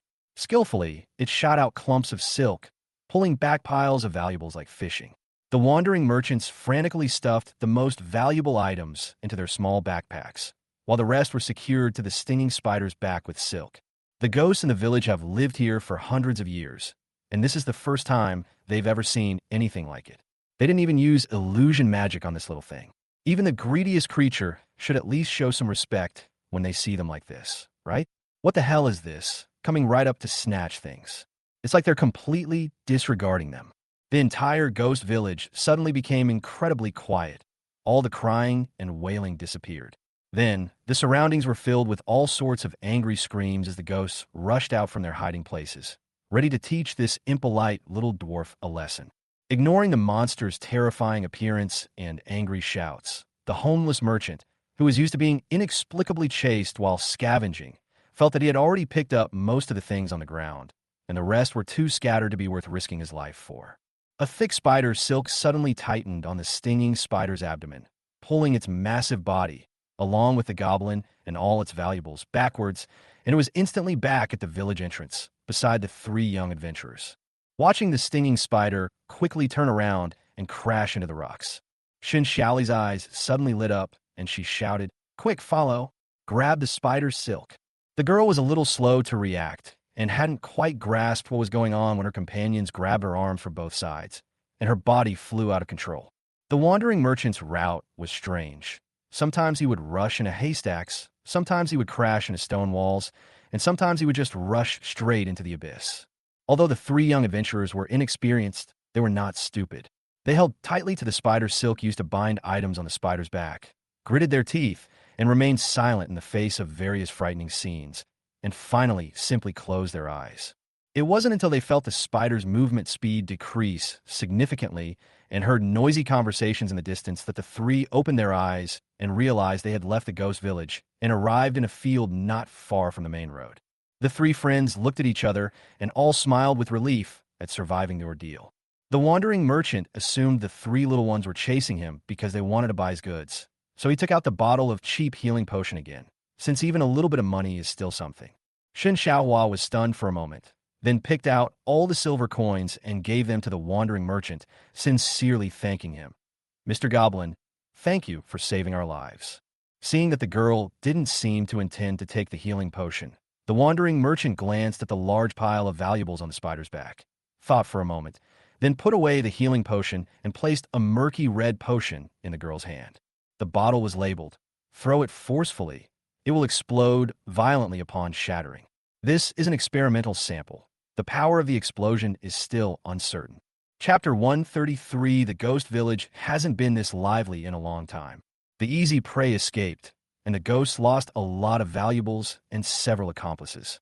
The ghosts in the ghost village roared and vented their anger, but eventually quieted down and went back into the shadows, waiting for the next wave of unlucky ghosts to come knocking. After waiting for a few days, instead of the unlucky guy, a bunch of jinxes showed up in broad daylight. While the ghosts were sleeping in their houses, a strange cry suddenly came from the village entrance. Before the ghosts could react, a crazy green-skinned creature rushed in, laughing all the way and throwing fireballs everywhere. It's no wonder the goblin arsonist was so excited. After all, in the breeding farm, loud laughter would get you beaten up, and if you try to burn something, you'd get beaten to death. Even its goblin hut was built far away from the other goblins, and every time the tamer gave them alcohol, it would be isolated for fear that it would get drunk and set the entire breeding farm on fire. Having finally been thrown out of that cage-like place, all I could see were wooden buildings, village houses, pigsties, granaries. They were a bit dilapidated, but that didn't dampen the arsonist's enthusiasm for setting them on fire. As for whether a goblin rushing so fast might get killed by the ghost, I can't worry about that now. Let's have some fun first. Well, the name arsonist wasn't given for nothing. In a sense, this guy really was a genius. Knowing that its energy concentration was insufficient to ignite the entire village, it didn't simply throw fireballs. Since the ghost village was littered with rotten wood, it lit a torch with a stick, picked up pieces of wood as it ran, and then threw them around. In broad daylight, the ghosts reacted a little slower. By the time they came to their senses and hadn't even properly prepared their emotions to create the eerie atmosphere befitting a ghost village, the entire village had already become bustling and lively. When their lair was burned down, the ghosts rushed up in a frenzy, trying to tear the little thing to pieces. However, being in the fire, the arsonist's running speed became incredibly fast, and his movements became exceptionally agile. With a cacophony of laughter, it deftly dodged the attacks of the ghosts, putting on a show of a goblin soloing a ghost village dungeon, leading a bunch of monsters as they darted around campfires of all sizes. It was completely unharmed, but its enhanced fireball could ignite a whole area when it was thrown. Stronger ghosts could extinguish it with their energy, but weaker ones couldn't do anything about the flames and could only roar and run around wildly. thus helping the arsonist set fire to many places. Because it's a ghost village, Lu Sihong dispatched all the goblins with energy damage this time. A goblin captain with the power of a red dragon who can slightly manipulate fire, a goblin raider who has mastered a little bit of shadow manipulation, 2 spellcasters, 1 ice and 1 fire, and a goblin gravedigger who's just trying to fish in troubled waters and maybe catch a ghost to swap out the wandering soul in his body. Just in case, Lu Sihong also had the goblin captain bring a bottle of inferior red dragon flame and instructed it to drink it in small sips. He also told the goblin raider to leave the battle as soon as possible if things went badly, find a place to hide, and then try to retrieve the equipment of the fallen teammates. However, seeing the arsonist having so much fun inside, the 4 goblins weren't very interested in going in. After all, this dilapidated village was now a huge, bustling fire pit, and who would want to jump into it? What if they accidentally set themselves on fire? When the arsonist had finished causing trouble and was exhausted, he finally remembered to ask his teammates for protection and ran to the village entrance. The goblin captain looked coldly at the enemy chasing after the arsonist and swung his newly forged metal mace, instantly causing a faint flame to swirl around it. Goblin Captain's Savage Club, Metal, Eyeball, a metal mace meticulously crafted by the goblin craftsman using a large amount of metal, extremely sturdy. Blessed by the Eyeball Idol, attacks gain additional precision adjustment, and there is a high probability that visual interference spells will be ignored during combat. As the Frost Mage fired 3 ice arrows in quick succession, the monsters, who had just experienced the arsonist's passion, suddenly felt a chill and their movement speed abruptly decreased. The goblin captain's eyes glowed faintly red. He roared and charged forward, ignoring the illusions cast by the ghosts. His spiked club, streaked with fire, slammed into the skeleton zombies, instantly blasting them into a pile of broken bones and mangled flesh. In addition, whether it was due to the high ambient temperature or the mental attack carried by the ghost's roars, the goblin captain instantly entered a red temperature state, his body radiating scorching heat, and the flames on his spiked club materialized, burning the ghosts that were immune to physical attacks, causing them to scream in agony. Some monsters relentlessly pursued the arsonist, while others were drawn to the goblin captain's aggro. The goblin raider grinned wickedly, its body transforming into a shadow as it wandered behind the ghosts that were releasing energy attacks from a distance. The shadow on the shadow dagger was so real that it pierced the ghost's body. With a forceful pull, the ghost was instantly torn apart, letting out a final wail before dissipating into primordial energy. Meanwhile, the gravedigger's wandering spirit was torn to pieces by a wild demon as soon as it appeared.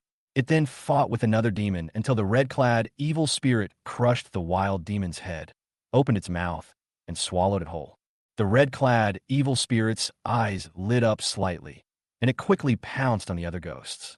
As it devoured more and more ghosts, faint patterns appeared in the red-clad evil spirit's clothes, no longer just a simple rag as before. The ghosts were fighting desperately, but their master, the gravedigger who usually slacked off, was sneaking around. Taking advantage of the fact that no monsters were paying attention to him, he carried his shovel, wandered around, and walked to a corner of the ghost village. After observing for a while, he began to dig at a dead old tree. As they dug, the old roots beneath the withered tree began to emit a faint black aura, quickly enveloping the surroundings and blocking out all light, turning a 100-meter radius into an absolute dark domain. At the same time, a faint hissing sound came from underground, attracting the attention of the monsters in the ghost village.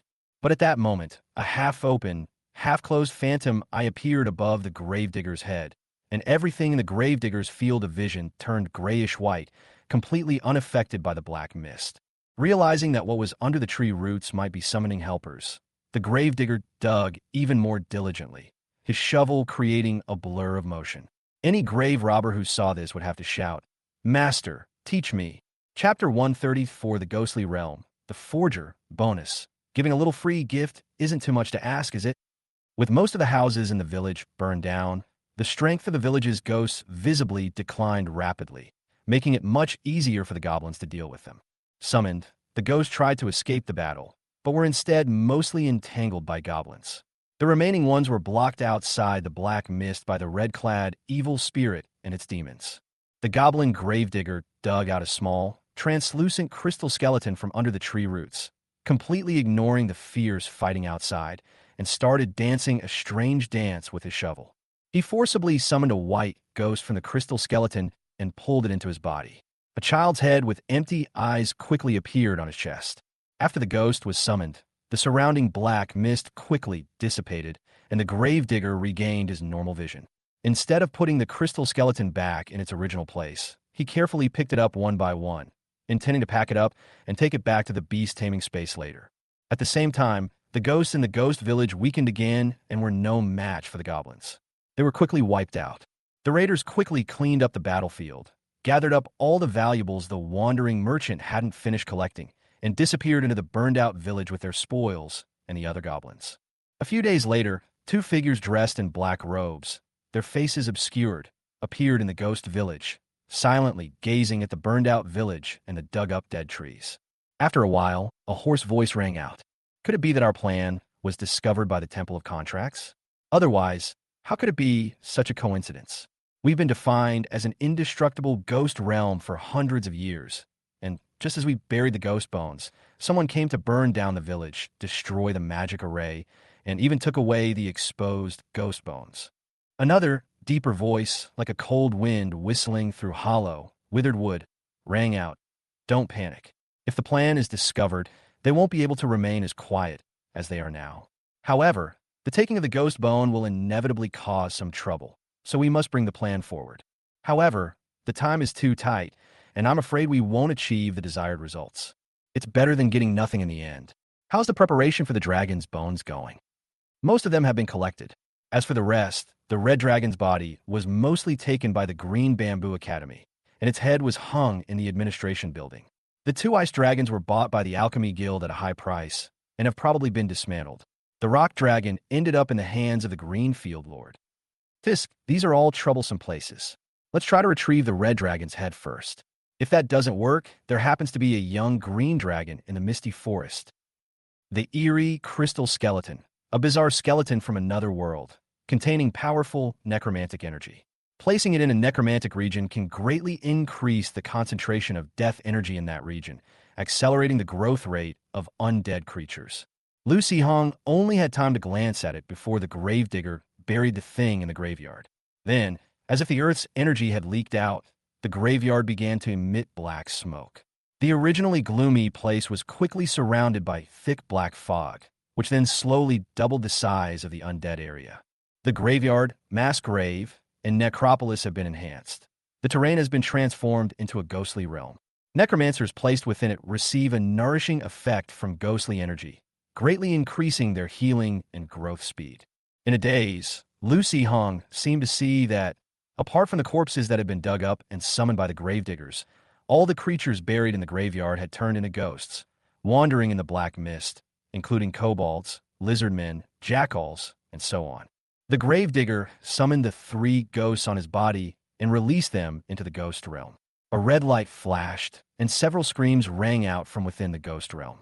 In an instant, most of the shadowy ghost figures disappeared. The evil spirit slowly drifted into the ghost realm and returned to its body. A small, white-skinned imp stared with a pair of dark, pupilless eyes, looking around with great curiosity. Seeing that the gravedigger and the other goblins ignored it, it simply waved its little hands and slowly drifted around. Lucy Hong glanced at the little thing with some curiosity, then took stock of the spoils of this mission. In addition to the strange crystal skeleton brought back by the gravediggers, there were some other odds and ends, mostly ordinary jewelry. Because they've been left out in the open for too long, they've lost their luster. I can only wait until I get to the Beast Arena to see if I can find a place to sell them together with the things the wandering merchant brought back before. The important thing is experience points. Previously, the Goblin craftsman met the evolution requirements, but the farm didn't have enough experience. This time, the experience given was not much, just enough to complete the evolution of the craftsman. There's still more than 60 experience points left, but the farm now has 2 exclamation marks, and it is short of more than 500 experience points. One is a Goblin gravedigger. After replacing the wandering spirit with this imp of unknown species, the conditions for evolution are met. The other is the Goblin arsonist. Because it burned down an entire village and killed a bunch of goblins, satisfying its arsonist desires, it can evolve directly. However, Not to mention that he only had enough experience to evolve a second-tier goblin. Even if he had enough experience, Lu Hong didn't really want to evolve this guy. This guy is only at the second tier, yet he dares to burn down the village. If he reaches the third tier, wouldn't he set fire to the city? Moreover, if the arsonist reaches the third tier, the goblins in the farm might not be able to control him. What if he gets carried away and sets the entire farm on fire? Let's wait until the Frost Mage or Goblin Captain evolves before making a decision. The second-tier Goblin Craftsman evolves into a third-tier Goblin Blacksmith. Goblin Blacksmith, proficient in basic metal smelting and forging techniques, able to imitate and improve most ordinary metal equipment and a small amount of low-level magical metal equipment, while possessing all the working skills of a Goblin Craftsman. The Goblin Craftsman's wish has been fulfilled, and he has received a random reward. Green Blueprint, Goblin Spike Shield. Green Blueprint, Goblin Spike Shield. A metal shield specially crafted for goblins, tailored to the user's size. The shield surface is covered with short, thick metal spikes, making it more suitable for the goblin's wild fighting style, creating a psychological deterrent to the enemy, as well as actual piercing and tearing damage. The shield also contains hidden slots for connecting spikes, which can be filled with poison. During combat, this poison can be sprayed by swinging the shield or used to poison enemies when inflicting damage. After reading the description of the spiked shield, Lu Hong could only say, "What a vicious shield." Coincidentally, Lu Hong had previously thought that the Goblin Herbalist seemed rather wise, so he gave it a try and successfully taught it several simple poison preparations. Chapter 135, Beast Fighting Town. After a journey of more than 10 days, Lu Hong and his group finally entered the territory of the Beast Fighting City, which belonged to the Beast Fighting Territory. Lu Hong, who had never left the Lava Territory, only then realized that the other territories in the Empire seemed to be quite different from the Lava Territory. Along the way, in the farmland, besides adults, there were also many children working. They all looked rather thin, and their clothes were quite worn, perhaps because of the farm work. There's nothing we can do. This place is inherently barren, and it needs to support a large army. Although most of the resources are provided by the Imperial City, there are naturally not many left for the common people, Li Qinwei said to Lu Hong. Although there was a private manor not far away, filled with rare and exotic flowers and trees, and with exquisite and luxurious interior architecture, Lu Hong didn't say much. The gap between the rich and the poor is a problem that no world can solve. At least the Zijing Empire doesn't have slaves, which is already quite impressive. Lu Hong and his group did not stop in the villages along the way. It was not until dusk that they entered a small town called Shishan Town, which was surrounded by streams and low mountains. Compared to the towns in Lava Territory, the buildings in Creek Mountain Town are somewhat outdated, especially the houses, many of which are quite dilapidated. The town was bustling with people coming and going, making it seem very lively. Every year, the Beast Hunt is like a festival for the residents of Beast Fighting Territory. A large number of adventurers and merchants from other territories flock in, bringing huge business opportunities and wealth. Of course, the mixed group of adventurers also brought danger and chaos. Every year at this time, a large number of fights and even murders would occur in the town, and many people would disappear without a trace, especially women, regardless of age or appearance, who were afraid to go out during this period. Because most of the guys who would take action were desperate, penniless bastards, while those with a little money would go to the most luxuriously decorated building in town, called Spring Breeze Pavilion, to relieve their loneliness. He went in laughing and joking, lewd and obscene, his eyes lighting up at the sight of women. When he came out, his steps were unsteady, his expression indifferent, and he didn't even glance at the women soliciting customers. In addition to the welcoming girls, there were also a few guys who had been stripped naked and hung from the poles at the entrance of Chunfeng Tower. They swayed slightly in the cool breeze, enduring the pointing and snickering of passers-by. Occasionally, they would even make comments about certain places. Except for a few extremely shameless guys, most of them could only close their eyes and pretend to be dead. Next to the pole stood a sign that read, "Freebie Heroes List." Not far from Chunfeng Tower is a tavern, which is also the place with the most people coming and going besides Chunfeng Tower. Amidst a commotion, the adventurers who were about to enter the tavern suddenly parted to the sides, whereupon a burly man grabbed two adventurers and threw them out. The two guys were clearly drunk. As soon as they landed, they started fighting with a bunch of incoherent curses and shouts mixed in. As they fought, perhaps they got carried away, one of them actually summoned his beast. The other adventurer was not to be outdone and followed suit by summoning his own beast. Just as they were about to get serious, someone in the crowd shouted, "It's the patrol team." The two adventurers jolted awake and turned to see a squad of uniformed soldiers standing in the distance, watching them with indifferent expressions. It was like a bucket of cold water being poured over their heads. The two adventurers' anger vanished instantly, and their drunkenness dissipated as well. They hurriedly summoned their beasts back and then began to perform with stiff expressions. "We're friends. We're just having a friendly sparring session with Drunken Fist. Yes, yes. And let's also have a competition to see who can train and tame beasts better. I'm so sorry, officers, for causing you this misunderstanding and delaying your patrol."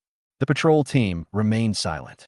The captain, his face grim, watched their clumsy performance and gave a curt snort. "You'd better watch yourself. They're the guards of the beast fighting territory.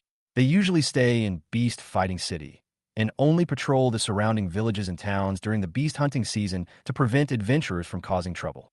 Ordinary fights are no big deal. At most, you'll get a scolding. But if you dare to get serious or injure innocent people and cause damage, once caught by the patrol guards, you'll be sent to the front lines and stuffed into the cannon fodder team. Whether they can return depends on whether those adventurers are tough enough to survive until the end of the beast hunt." After explaining to Lu Sihong and her students, Li Qinwei's eyes gleamed as she stared at the tavern's door. She couldn't help but lick her lips, deciding to go in and have a good drink. Fortunately, her students knew her character and could tell what she was up to just by looking at her expression, so they quickly stopped her. "Teacher, don't rush off to drink yet. Let's settle down where we can stay first." With a hint of regret, Li Qinwei glanced at the tavern and then led the group toward a crowd gathering there. There is no adventurers guild in Shishan Town, and there's only one inn. Even at Spring Breeze Inn, guests are charged by the hour during this period. However, the adventurers weren't completely without a place to stay. Many town residents would vacate rooms for them at this time. Of course, the living conditions are generally poor, and the price is not cheap either. Otherwise, who would take the risk of letting these unfamiliar faces from other places live in their home? Even so, residents still carefully select their customers, especially those with female relatives or a little bit of wealth, who have particularly high requirements for their customers. Those who are ugly, have a sleazy demeanor, are dressed in rags, and don't look like good people at first glance. Any adventurer with a little self-awareness would simply choose to pitch a tent outside the town or find a pigsty in a nearby village to make do, rather than be humiliated for no reason. Of course, there are also some guys who aren't very bright and lack self-awareness. Even though no one is paying attention to them, they still insist on standing there and waiting, thinking that if they wait a little longer, the residents with empty rooms will have no other choice, and maybe they can bargain a bit then. Then, Li Qinwei arrived with a group of students dressed in school uniforms. The residents of Shishan Town were very familiar with the student uniforms of Qingzhou Academy and Hongyan Academy. In addition, when she wasn't drinking, Li Qinwei looked like a powerful and beautiful female adventurer, and she was immediately warmly welcomed by the residents. Lu Sihong, in particular, is young and good-looking. He has been staying in a magic tower and rarely goes out. His skin, which has been tanned for many years, has become much whiter. He looks handsome and kind. One of the Annies was even willing to give him a 50% discount to live in her house. Chapter 136, Moving into Shishan Town. Seeing how popular these students were, some adventurers were naturally unhappy. "I thought it was a real short-term rental, but turns out it's someone looking for a bed partner. No wonder they're so picky," a weasel-faced guy complained to his companion. The sound wasn't loud, but everyone could hear it. Before anyone else could react, his companion glared at him and covered his mouth, looking somewhat terrified. His companion hissed at the rat-eyed man, "Are you fucking crazy? You dare mess with people from the academy? Their instructor could wipe us all out with one slap. If you want to die, go die yourself. Don't drag us down with you." After speaking, Rat-Eye's companions apologized repeatedly to the students and the residents with unfriendly expressions. However, although Rat-Eyes bowed and scraped along with them, there was a clear hint of hatred in his small eyes. Lu Sihong frowned slightly and said to Li Qinwei, "Teacher Li, I think there's something wrong with this guy's eyes. He's probably holding a grudge. Why don't we just kill him? His companions might avenge him. To eliminate any future trouble, let's take them all out." As soon as he finished speaking, everyone present changed their expressions drastically. "No, this is a joke, right?" But Li Qinwei nodded seriously. "That makes sense. What kind of logic is that? Even if you really wanted to do it, you should have done it secretly. Why announce it in public like this? Are you planning to kill everyone? However, a large adventurer reacted very quickly, slapping the rat-eyed man on the head, almost giving him a concussion. Then a huge force came from behind, knocking him to the ground and forcing him to kowtow. This guy is an idiot. Gentlemen, don't bother arguing with such a piece of trash. From Lu Sihong's perspective, he could clearly see that guy looking at his companion with resentment in his eyes. Great, the hatred has shifted. After the adventurers left, the students negotiated prices with the residents. Lu Sihong decided to stay at the house of the aunt who had given him a half-price discount earlier, since he wanted to meditate that night. It wasn't because of the price. It wasn't half price, just some copper coins, wandering merchant. Copper coins count as money. The main reason was that the other residents also said that this aunt's house was indeed in a rather secluded location. Li Qinwei said that she was tired from a journey and would rest here for 2 days before heading to the beast-fighting city. She then announced the disbandment of the group and hurriedly took the 2 female students to a resident's house. But everyone knows she was just having an alcohol craving and was rushing to the pub to drink. Following his landlady, Aunt Wu, back to her house, Lu Sihong realized why her house was considered secluded. After all, it was located in the very corner of the town, and going any further would lead to the river outside the town. It was indeed remote and quiet, which suited Lu Sihong's taste perfectly. Although the house was a bit old, it occupied a large area, and the yard was even larger than Lu Sihong's house. Before even entering the gate, Lu Sihong smelled a strong herbal aroma. In the courtyard, a kind-looking middle-aged man was brewing medicine, his face slightly troubled. Seeing Aunt Wu bring Lu Sihong in, he hurriedly stood up and even gave her a somewhat ingratiating smile. "Young man, I'm sorry, my child is sick, and the medicine I'm brewing smells a bit strong. But your room has a window facing the other side, so you definitely won't smell anything there." Aunt Wu was a little embarrassed, afraid that Lu Sihong wouldn't be able to back out. Lu Sihong smiled and shook his head, glanced casually at the medicine jar, and asked Aunt Wu to take him to his room. He was just an ordinary alchemist, not a legendary healer, and couldn't tell what was in the medicine jar just by looking at the mixed smells. Even with alchemical potions, one has to get hands-on and rely on the knowledge in one's mind and the ability of wood-type energy to sense plants to painstakingly determine the approximate ingredients. In fact, if he were to actually treat an illness now, he could only prescribe a basic disease-removing medicine and administer it directly to the patient. As for whether it would cure the illness, it would depend on whether the patient's illness fell within the scope of the medicine's curative effect. Most importantly, he's just a temporary tenant, so he won't show off his pitiful knowledge of herbal medicine in front of others. Half an hour later, Lu Sihong squatted in the courtyard, watching with great interest as an old doctor with a white beard examined a 13 or 14-year-old boy for a long time and prepared herbal medicine on the spot. According to the old doctor, the boy's illness was quite complicated and could not be completely cured by a low-level alchemical potion costing only 10 or 20 taels of silver.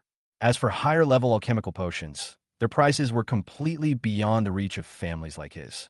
First, use herbs to nourish him.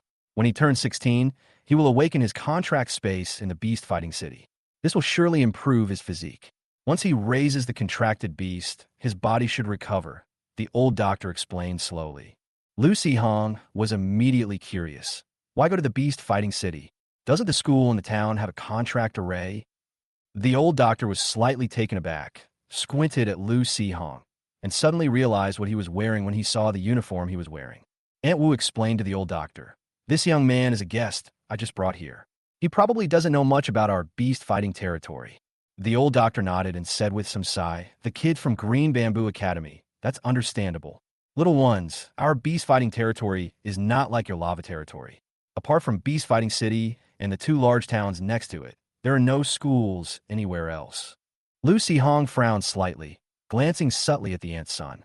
If he lacked even basic education, his only chance to change his life was through the contract space. The old doctor carefully instructed Aunt Wu on various precautions, while Lu Sihong looked at the herbal medicine prepared by the old doctor, lost in thought. Although he didn't know how to treat illnesses, Lu Sihong understood the properties of medicines. In addition, the old doctor had been talking to himself while preparing the medicine, explaining the rationale behind the herbal formula. In Lu Sihong's view, the old doctor's herbal medicine was actually a simplified version of a primary disease treatment. Although the effect was poor, or even very poor, it was cheap. The price of one bottle of medicine, along with the herbs that would last for about half a year and the slight strengthening effect, made it a perfect fit for the family's financial situation. Of course, if Lu Hong were to take out the intermediate to advanced potions he kept in his ring, one dose would have an immediate effect, allowing the child to fully recover on the spot. But since there was no danger to his life, he decided to leave it at that. Lu Hong didn't intend to meddle, so he simply greeted the people in the yard and turned back to his room. Chapter 137 Goblin Necromancer. Dispatch complete. No goblins killed. Enemy kills. Silvermane Wolf King *1. Ironmane Wolf *15. Ironback Wolf *35. This dispatch reward. Experience *275. Silvermane Wolf King Corpse *1. The Tier 1 Goblin Grave Digger evolves into the Tier 2 Goblin Necromancer. Goblin Necromancer. A goblin who has mastered some necromancy control techniques has gained some ability to use the aura of death while raising undead creatures. Controlling the Necromancer. A necromancer can control up to 5 undead creatures. When an undead creature is sealed, the necromancer's body receives a slight enhancement, increasing its grave-digging efficiency. Feigning death. Necromancers can use the aura of death to disguise themselves as long-dead corpses, thereby evading enemy pursuit or deceiving the senses of undead creatures. However, this operation may attract the attention of certain scavenging creatures. The Goblin Gravedigger's wish has been fulfilled. He has received a random reward. Enlightenment. Enlightenment.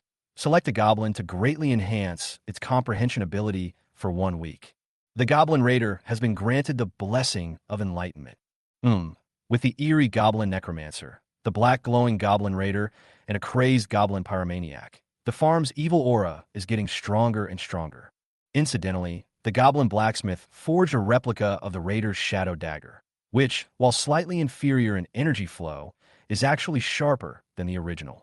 The newly evolved Necromancer, brimming with unprecedented confidence, strode confidently into the netherworld, shovel on his back, only to be swatted away by the Jackal Leader's claws once again. Because it had grown larger after evolving, it didn't fall into the Dragon Dung farm this time, but almost crashed into the Goblin Herbalist cauldron where he was mixing poison. Fortunately, the Goblin Shield Bearer was quick-witted and kicked it aside, sending it crashing to the ground and munching on a mouthful of grass. The Goblin Herbalist seemed completely unaffected. It leaned into the pot and sniffed it, its face quickly turning purple, clearly indicating poisoning. However, it appeared oblivious, nodding in satisfaction and scooping out some of the liquid with a large spoon, which it then poured into a glass bottle.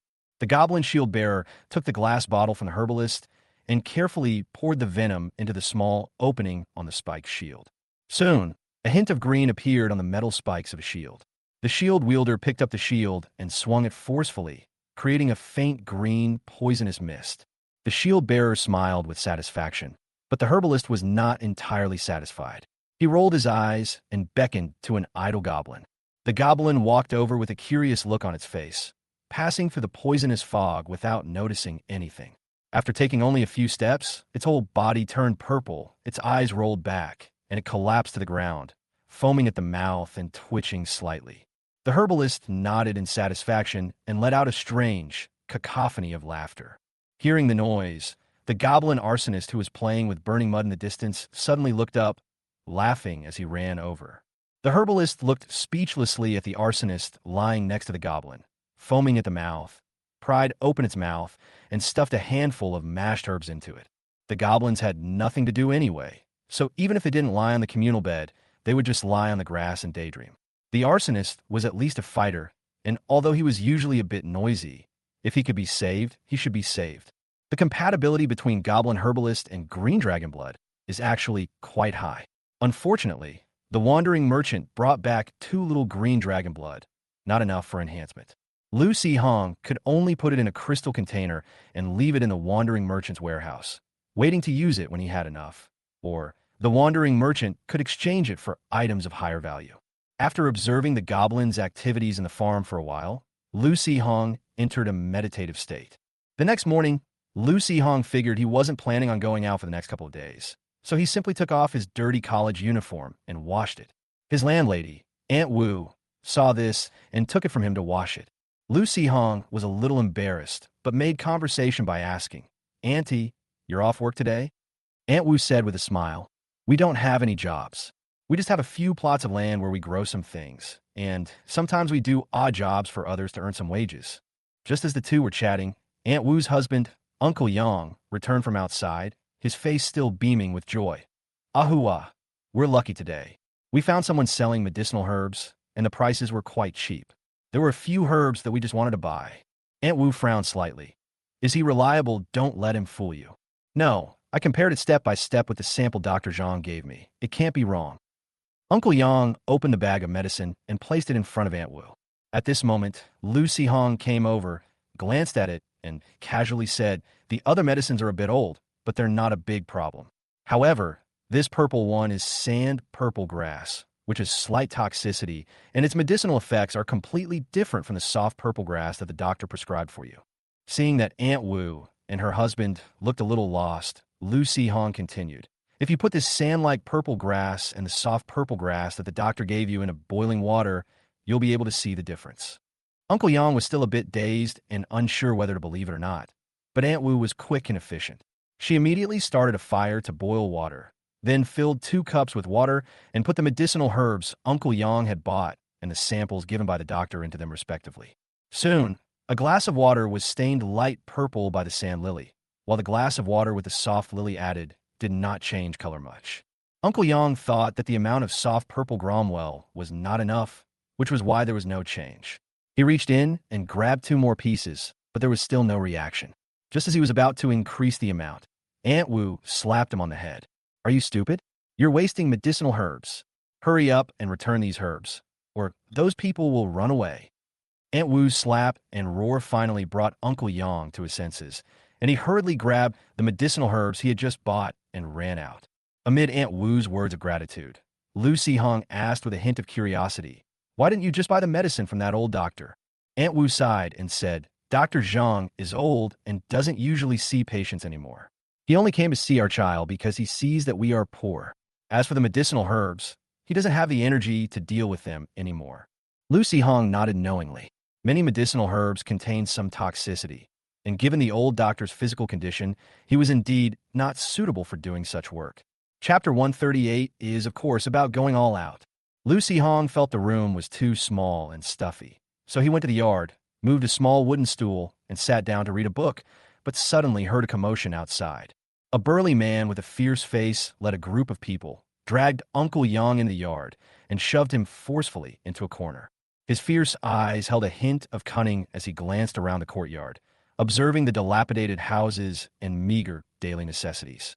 A disdainful look appeared on his face as he pointed a stubby finger at Lucy Hong and shouted, "It's you little brat. Who told this idiot that my medicine is fake? You're just a kid who hasn't even grown his first hair yet, spouting nonsense. I'm going to teach you a lesson today." Lucy Hong frowned, looking at Uncle Yang with slight displeasure. "You're selling them way too fast." Slap! A crisp slap rang out. Aunt Wu, who had just helped her husband up, slapped the man across the face. "Go return the fake medicine. Why are you dragging this young man into this?" Lucy Hong. There was no need to hit so hard." Uncle Yang's face flushed red, which slightly lessened the slap mark on his face. He glared angrily at the fleshy-faced man.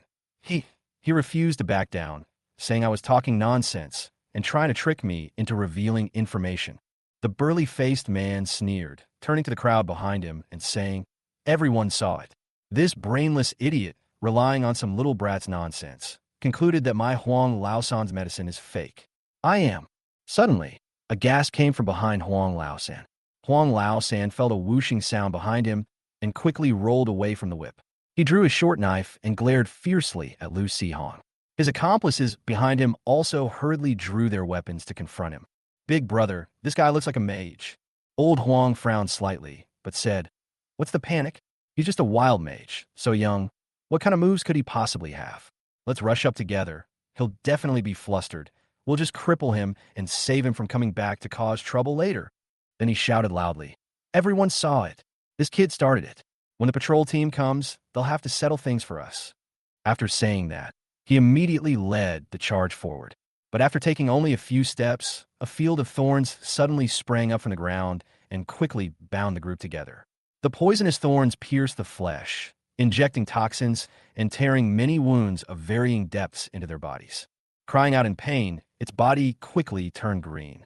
It struggled violently, but the seemingly small thorns were exceptionally tough. Not only were they not broken, but the poisonous thorns also caused more wounds. Just as Huang Laosan and his companions were about to summon their tamed beast to help, they heard a commotion behind them. Someone shouted, "The patrol team is coming." The group of old thugs exchanged glances and then cried out in pain. "Oh no, the adventurer is hitting someone. Officer, come quick. Someone has defied the law and used magic to kill someone in town. It hurts so much. Help!"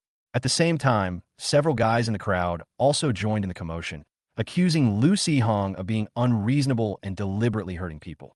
Aunt Wu panicked slightly, her hands and feet trembling as she whispered to Lu Sihong, "Young man, what should we do? Why don't you run away quickly? If I ran away, things would really get complicated." "Don't worry, it's a small problem," Lu Sihong said calmly. "Anyway, the teacher gave instructions before we left.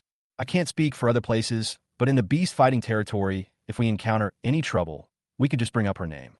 I was just planning to stay here quietly for a couple of days, but these bastards insisted on making me show off. It's so annoying." Lu Sihong pursed his lips in annoyance, and with his mental fluctuations, he controlled the magic thorns to tighten forcefully. Those guys who were making fake noises immediately let out shrill howls, their bodies convulsed, and they were foaming at the mouth, about to lose control of their bladder and bowels. Several of their accomplices in the crowd felt that their acting skills had indeed improved a lot, so they immediately shouted even more enthusiastically. A dozen or so guards pushed through the crowd and entered the courtyard. The captain in charge glanced around the courtyard and glared at Lu Sihong with a cold look. "Are you the one causing trouble? Hey, you come up here and don't care about anything else. You just start by labeling yourself?" Lu Sihong was displeased, but pointed to the clothes hanging to the side and said, "I am a student of Qingzhou Academy. Of course, you have to introduce yourself first. Otherwise, what are you going to do if you get into a fight, get beaten half to death, or make a blood feud before revealing your backing?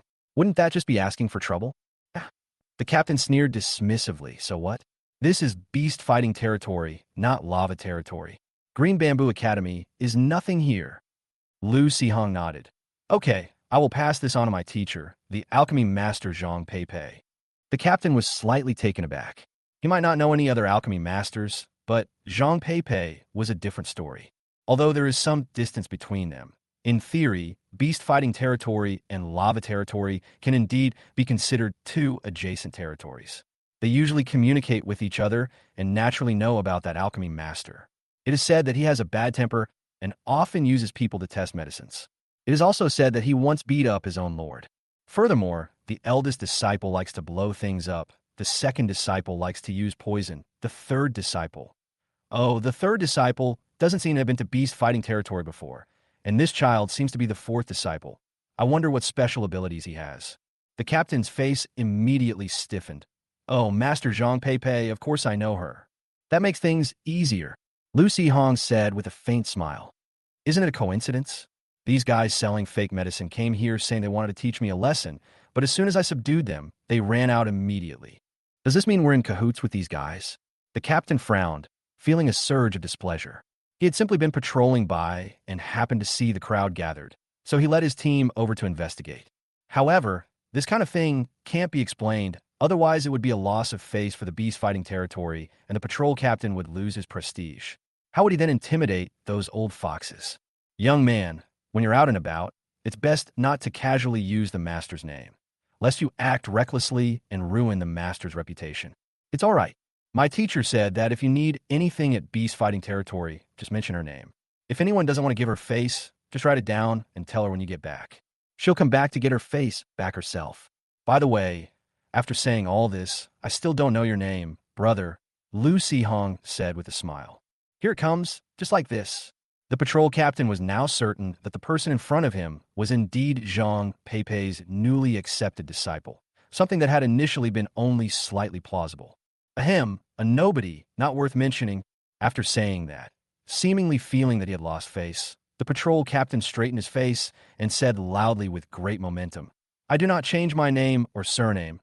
I am Lin Wangshan, patrol captain of the beast fighting territory." Behind him, A guard stared wide-eyed, his face filled with disbelief. Holy crap, Harden screwed me over. Chapter 139, Who the hell, threw out flashbangs? After some commotion and figuring out what had happened, apart from a few guys whose eyes had rolled back in their heads from the thorn poison, the accomplices hiding in the crowd were also caught and were now kneeling on the ground begging for mercy from the patrolmen. They rambled on and on with a bunch of reasons, but no one paid them any attention. When they got annoyed by the noise, the guards threw them into the crowd, where they were beaten up by the enraged onlookers. Lu Si-hong asked with some curiosity, "Will these guys be sent to the front lines as cannon fodder?" The patrol captain scoffed. "How could that be? These useless trash would only be a waste of food. Take them back to the Beast Fighting City's dungeon first, and then we'll see whether to send them to the mines or to farm." Lu Si-hong had been thinking that since these guys like selling fake medicines so much, sending them to jail for alchemists to test their drugs would be a perfect solution. But judging from the captain's words, it seemed that this was not an option at all. Then he realized that this wretched place, Beast City, didn't even have an alchemy guild, so probably no alchemist would spend money to find prisoners to test their drugs. After the patrol team left with Huang Laosan and the others, Lu Si-hong immediately realized that he couldn't stay here any longer, seeing those guys peeking around outside the door. Given his reputation as a disciple of an alchemy master, whether with good intentions or bad, a bunch of shady characters would definitely come knocking on his door. Lu Si-hong was too lazy to deal with those guys, so he immediately decided to leave. Before leaving, Lu Si-hong took out a bottle of intermediate-level disease-curing medicine and gave it to Aunt Wu. Seeing her conflicted expression of wanting it but not daring to accept it, he smiled, waved to them, and turned to leave the courtyard.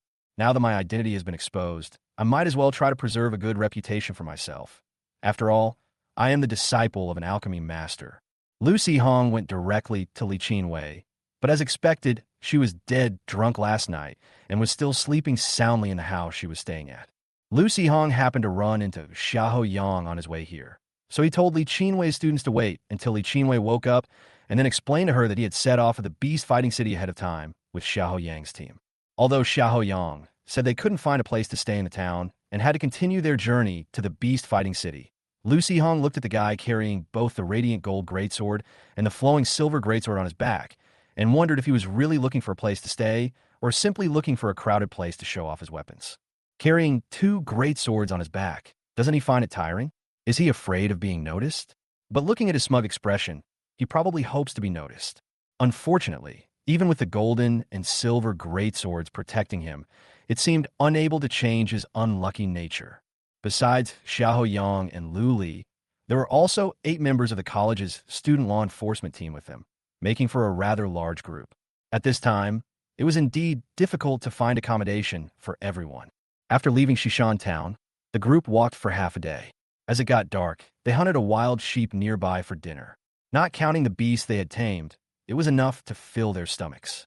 However, after working hard for half a day, gathering firewood and building a campfire to roast the mutton, just as the mutton was about to be cooked, the air around the campfire began to vibrate violently, emitting a piercing shriek. "Damn it! Spatial turbulence! Everyone get out of the way!" Xiahou Yang roared, grabbing Lu Si-hong and Lu Li and leaping backward. Lu Li was already used to it. While in midair, she adjusted her posture like a cat, and with her hand gestures and incantations, she used the magic power in her body to resonate with the surrounding energy. Instantly, her body was surrounded by lightning, and she floated directly in midair. Lu Si-hong was so dizzy from the impact that he almost triggered his beast taming talent if he hadn't been mentally restrained. Looking up, they saw that the wild sheep, roasted to medium rare, had vanished, replaced by a group of black bull-headed monsters, each 7 or 8 meters tall and wielding giant axes. "A minotaur?" Lu Si-hong asked, somewhat surprised. Lu Li descended to his side and explained softly, "It's a monster from another world. It was probably swept here by spatial turbulence." That idiot didn't know his own strength. "Are you all right?" No, he wasn't injured, but Lu Si-hong had only ever seen such a thing as spatial turbulence creating a bunch of monsters in books during his 16 years in this world. Although spatial turbulence has occurred around White Moon Town, it has only happened a few times. The most serious one only swept a few magical beasts into the center of the town, causing a considerable disaster. Moreover, Lu Si-hong walked such a long way, with Li Qinwei and the others without any problems, but he only spent half a day with Xiahou Yang and then encountered such an outrageous thing. Lu Hong couldn't help but ask Lu Li, "Senior, did you have a smooth journey from Lava Valley?" "It was all right.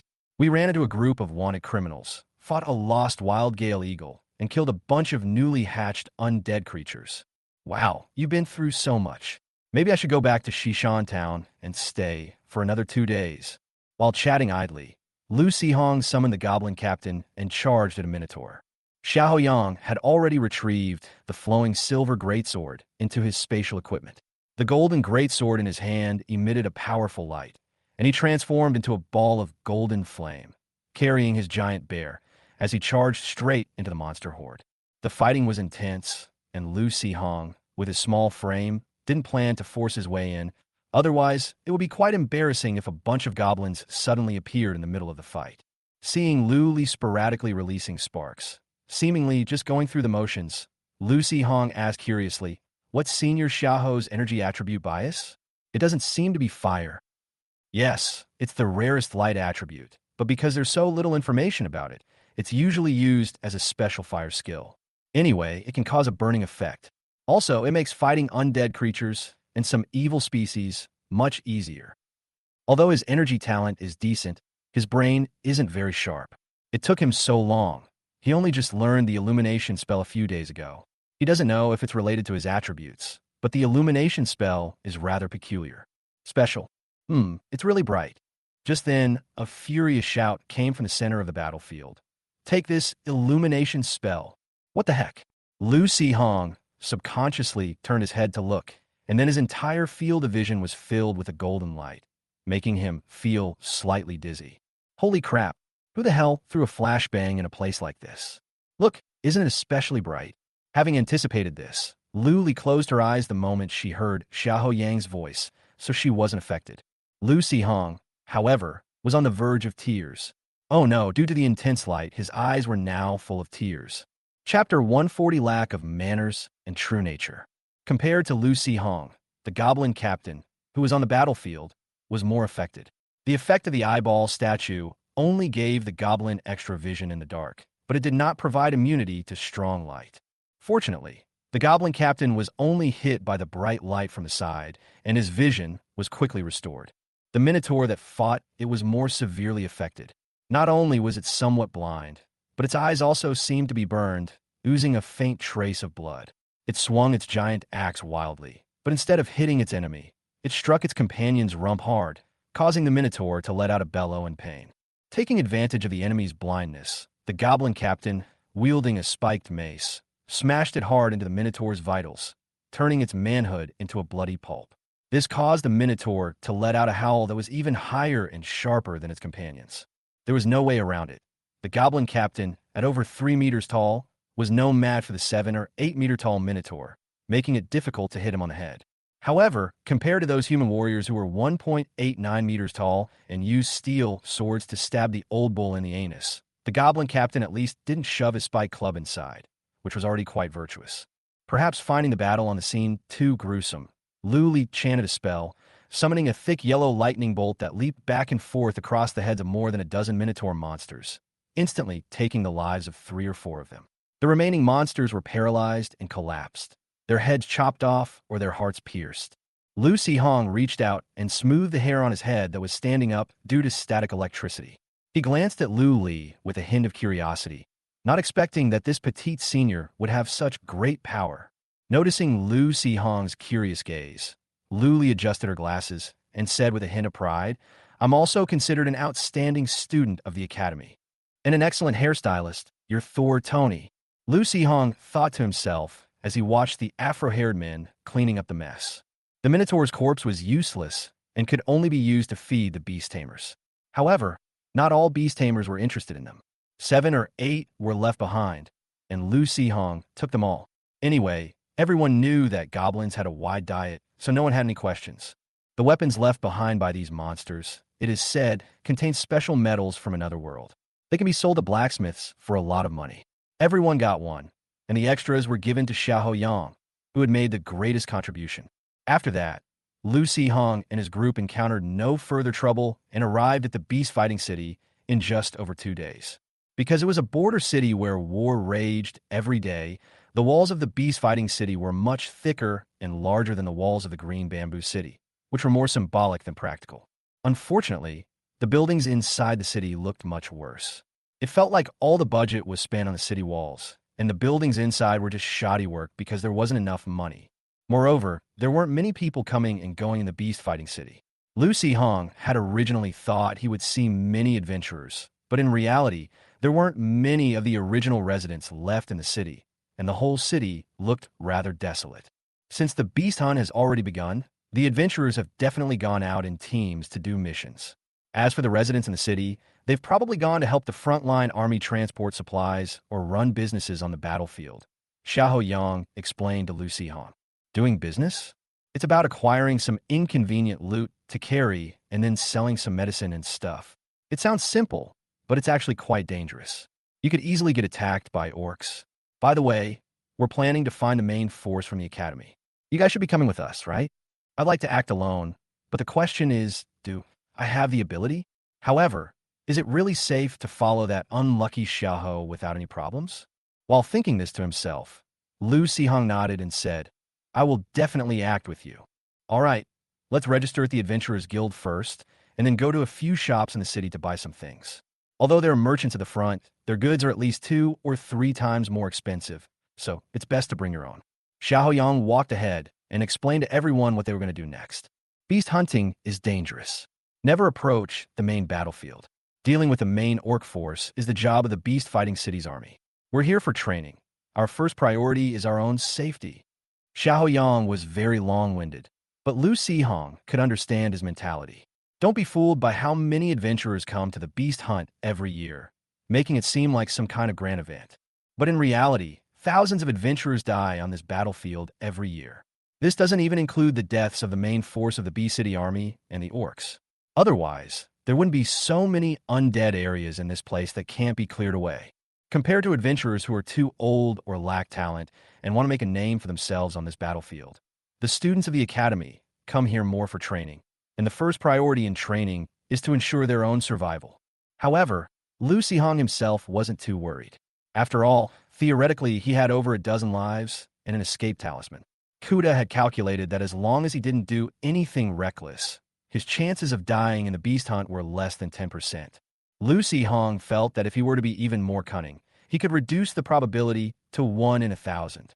In addition, Lu Hong thought that the wandering merchant might also go to the battlefield to do business. In order to make it better earn trading points for him, when purchasing supplies, Lu Hong specially bought a lot of things such as food, medicine, water, and so on. He had the Goblin captain take them back to the Goblin farm and stuff them into the wandering merchant's warehouse. He even instructed the Goblin blacksmith to forge some simple metal weapons and put them in the wandering merchant's warehouse, in case adventurers broke their weapons in battle and could sell them to them. Just as Lu Hong was making a big purchase in the beast-fighting city, in front of the administration building of Qingzhou Academy, the current dean of Qingzhou Academy, the son of the former dean, Zhang Peipei's senior brother, Zhang Aotian, a middle-aged man with bulging muscles, an earth mage who liked to hit people with stones, was squatting on the ground, looking at the pile of black bones that had been smashed to pieces on the ground with a curious expression. What the hell is this thing? It doesn't seem like a necromancer at all. It's even a bit sinister. Could it be some kind of cult? But why did it come to steal my dragon head? I accidentally smashed it to pieces. I wonder if Peipei can still recognize what kind of necromancer it originally was from these things. He's supposed to be a dean. Can't he at least have some manners? And stop bringing weird stuff. Zhang Peipei descended silently from the sky, enveloped in a gentle breeze, and said with a hint of helplessness as she looked at her nagging senior brother. Zhang Aotian chuckled and said, "Those who lack strength are called rude. Someone like me is called genuine." Chapter 141 Customers, regardless of faction, gender, race, age. In the misty forest, a dozen or so gaunt-faced men dressed in black robes gathered together. The attempt to obtain the red dragon's head failed, and we may have been exposed. Wasn't it said that the alchemy master was seriously injured and Dean Qingzhou went out fishing? Why did it still fail? The companions who participated in the plan sent a message before they died, saying that the protective array of the red dragon's head was too powerful and difficult to destroy. It also seemed to have an early warning function. In fact, they were already preparing to retreat at that time, but Dean Qingzhou returned too quickly and those companions had no time to react. All things decay, only death is eternal. Let's go, we need to speed things up. The group of men in black robes looked ahead at the green maze formed by countless intertwined plants. Isherville has lost a lot of blood recently and needs to replenish his strength. He has been frequently hunting large magical beasts, which has terrified the magical beasts in the Misty Forest, causing them to either hide or flee. Isherville flew a long way and finally managed to capture a rock bear that was about to escape from the edge of the Misty Forest. He planned to take it back to his den and enjoy it slowly. Because the plants in the jungle maze were all created by the green dragon, in addition to their offensive capabilities, they also have some early warning functions. If an enemy invades, these plants will warn the green dragon. At this moment, the magical plants in the jungle maze were quiet, and the green dragon naturally assumed that its dragon nest was safe. However, it did not expect that this enemy not only had no life force, but also knew how to hide itself. To the plants in the jungle maze, these guys were no different from ordinary moving stones. So, the green dragon, who landed on the ground with its prey, was filled with astonishment as it faced the black-robed figures who suddenly appeared around it and trapped it with a black magic circle. The men in black robes grinned menacingly as they watched the young green dragon fall into the magic circle. The green dragon's body is controlled by chains and ghostly claws formed from necromantic energy, and it can only attack with magic. The green dragon's magic is nothing more than poison mist and plant summoning. The black-robed figures have special bodies that can resist most plant poisons that target the flesh and nerves. As for the summoned magical plants, they can withstand them for a while without much problem. Even if their bodies are damaged, they can just rebuild them as long as their heads don't explode. As for Isherville, being corrupted by the black magic circle, his consciousness will gradually fall into a terrifying illusion, eventually turning him into a cowardly giant lizard who dares not resist no matter what they do. Fortunately, when it left the dragon forest, the old dragon asked it which part of its body it wanted to refine into a spatial device. It chose its molar, thinking that this was the safest part of its body. After actually using it, I regretted it a bit. Not only would it get saliva on its lips every time it took something out, but it also caused a lot of problems when putting things away. Saliva could easily corrode items, and it would often accidentally swallow things directly. However, at this moment, the advantage of using the molars as storage space became apparent. With just a thought, a bottle of green potion appeared in the green dragon's mouth. With just a gentle tap of the teeth, the hard crystal bottle shattered immediately, and the green liquid, along with the crystal shards, flowed down the dragon's throat into its body. This bottle of Hulk was given to the green dragon as a bonus when the wandering merchant came to trade last time. The young green dragon actually looked down on this thing. As for the claims of increasing size, strengthening the mind, and ignoring most fears, putting aside whether these effects were just hype, the dosage alone would probably have little effect on a creature as large as a green dragon. However, it would be a mistake for a dragon not to take advantage of a good deal. This thing is worth 20 gold coins in that little thing's hands, so why not take it?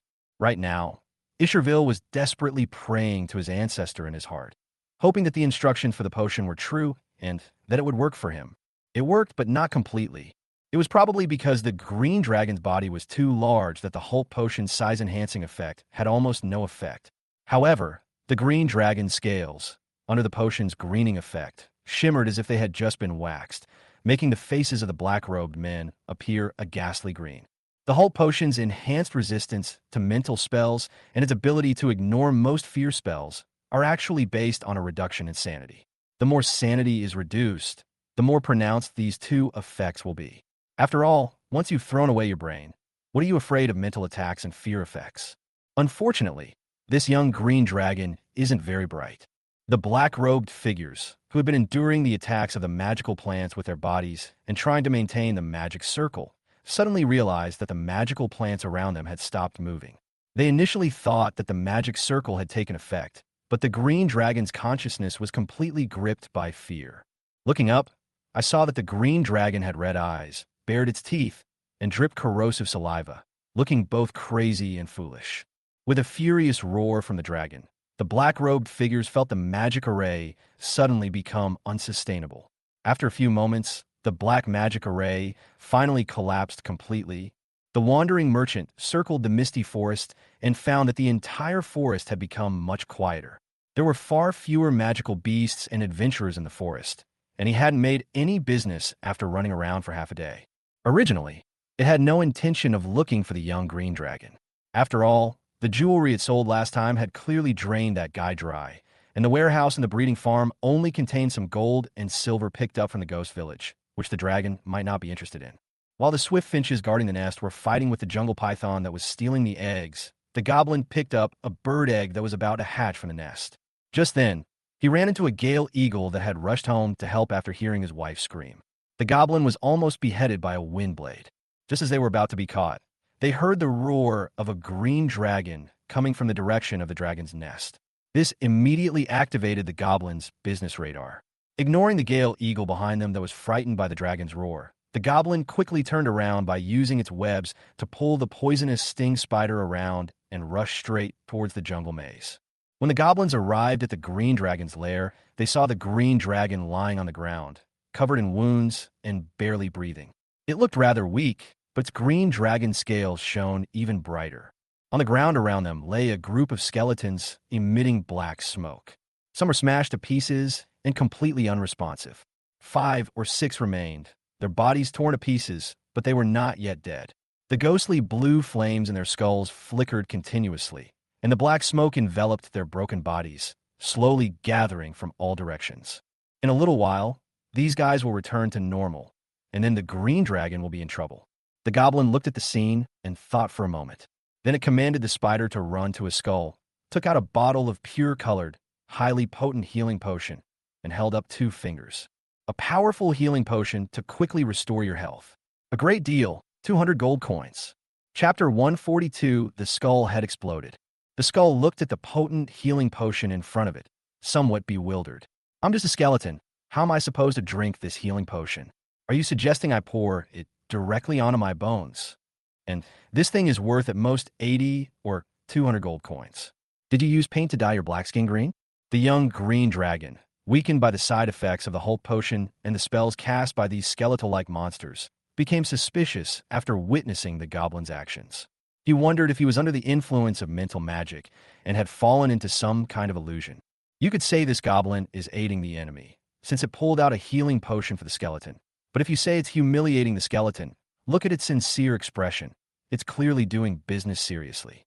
Unable to contain his curiosity, Isherville used up some of the energy his body had finally managed to recover to use a mental communication technique to question the wandering merchant. The green dragon asked in confusion, "What are you doing?" The goblin declared confidently, "Selling things." The green dragon said irritably, "You'd be better off selling poison to these skeletons than selling them healing potions. I'm not asking you to actually take out poison and do business with these dead people. Hurry up and kill them for me first, so these guys don't actually recover." The goblin tilted its head, somewhat puzzled. A good businessman only does business, not fights. A good businessman? You're a damn good businessman. The young green dragon was so angry that its scales shimmered with green light. It regretted wasting its energy trying to communicate with this foolish goblin. The wandering merchant ignored the green dragon's thoughts. Seeing that the skulls seemed uninterested in the items he had brought out, it felt a bit bored. But when it saw the skeleton remains glowing with black light, moving on their own on the ground, gradually piecing themselves back together and slowly moving towards their respective heads, its eyes lit up and it scurried over. Just as I was about to pick up a skeletal hand to examine it, the thing sensed the goblin's approach and jumped up to slap it across the face. Fortunately, the stinging spider reacted quickly, spitting out a mouthful of white web with it, which stuck the skeletal claw to the ground, rendering it unable to move. Upon seeing this, the green dragon burst into laughter. "Well done, little thing. Quick, glue on the rest of the skeleton too." The green dragon was happy, but the skeletons were not. They shouted and threatened the goblin.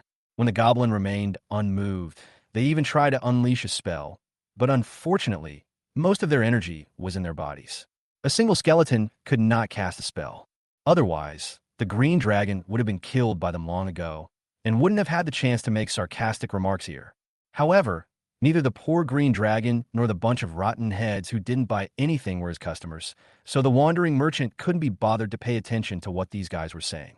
Seeing that the bone claw was fixed in place, the goblin stepped forward, pulled off the gem ring from the bone claw, held it above his head for a closer look, and revealed a satisfied smile. Ignoring the spiderwebs slowly being eroded by the necromantic aura on the bone claws, he turned his gaze to other slowly moving skeleton parts. Upon spotting a suspicious target, he had the poisonous stinger spiders spit out webs to secure it, and then he went up to examine it carefully. After some investigation, they found 5 or 6 pieces of magical equipment that were completely damaged but still contained some rare materials. Although the goblin didn't do it on purpose, the spider webs spraying everywhere did hinder the movement of the skeleton and slowed down the skeleton's resurrection.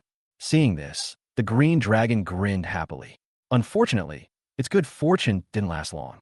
Seeing that their plan was about to fail, the skulls suddenly became ruthless and exploded into a pile of black bone fragments, which turned into black arrows that shot towards the green dragon's head, causing it to howl in pain. Although there was no damage on the surface, the soul suffered enormous harm. It was only because the dragon's soul was naturally strong and resilient that it was in excruciating pain. If it were a human soul, it would have been reduced to ashes long ago. If the goblin merchant were still around, he might have offered the green dragon a bottle of high-grade, mental healing potion and asked if it would cost 2 buckets of blood in exchange for 1 bottle. Unfortunately, perhaps because the skulls hated the little green guy for ruining their plans, the black bone fragments produced by the skull explosions all shot towards the green guy. Although the stinging spider tried its best to pull its companion away with its silk, the wandering merchant was still riddled with holes by bone fragments and had to go home to lie down immediately.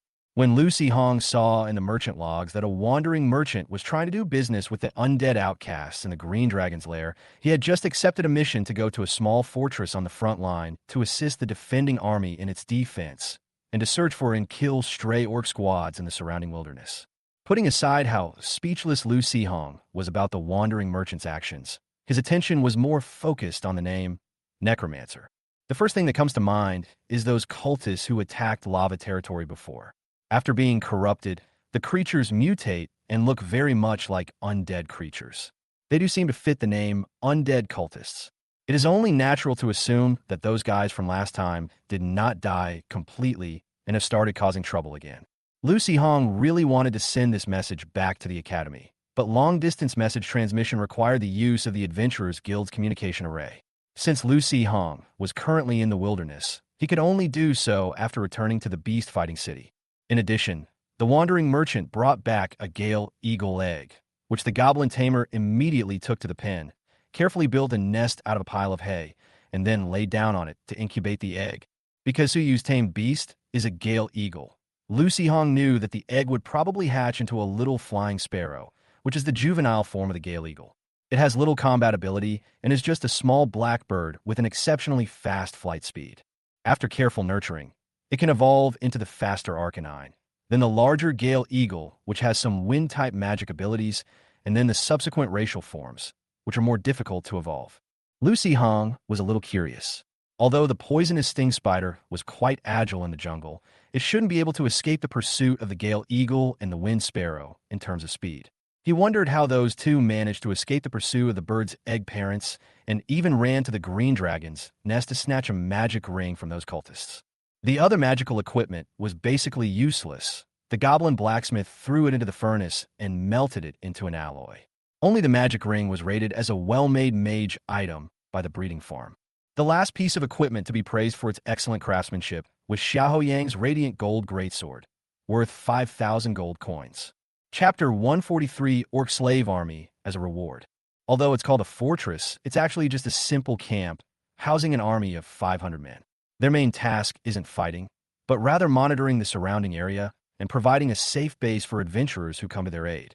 This place is quite far from the main battlefield of the beast hunters, and most of the attackers are beastman slaves. These orc slaves, who had a low status in the orc tribe, did the dirtiest and most tiring work every day and often endured hunger and humiliation from other orcs.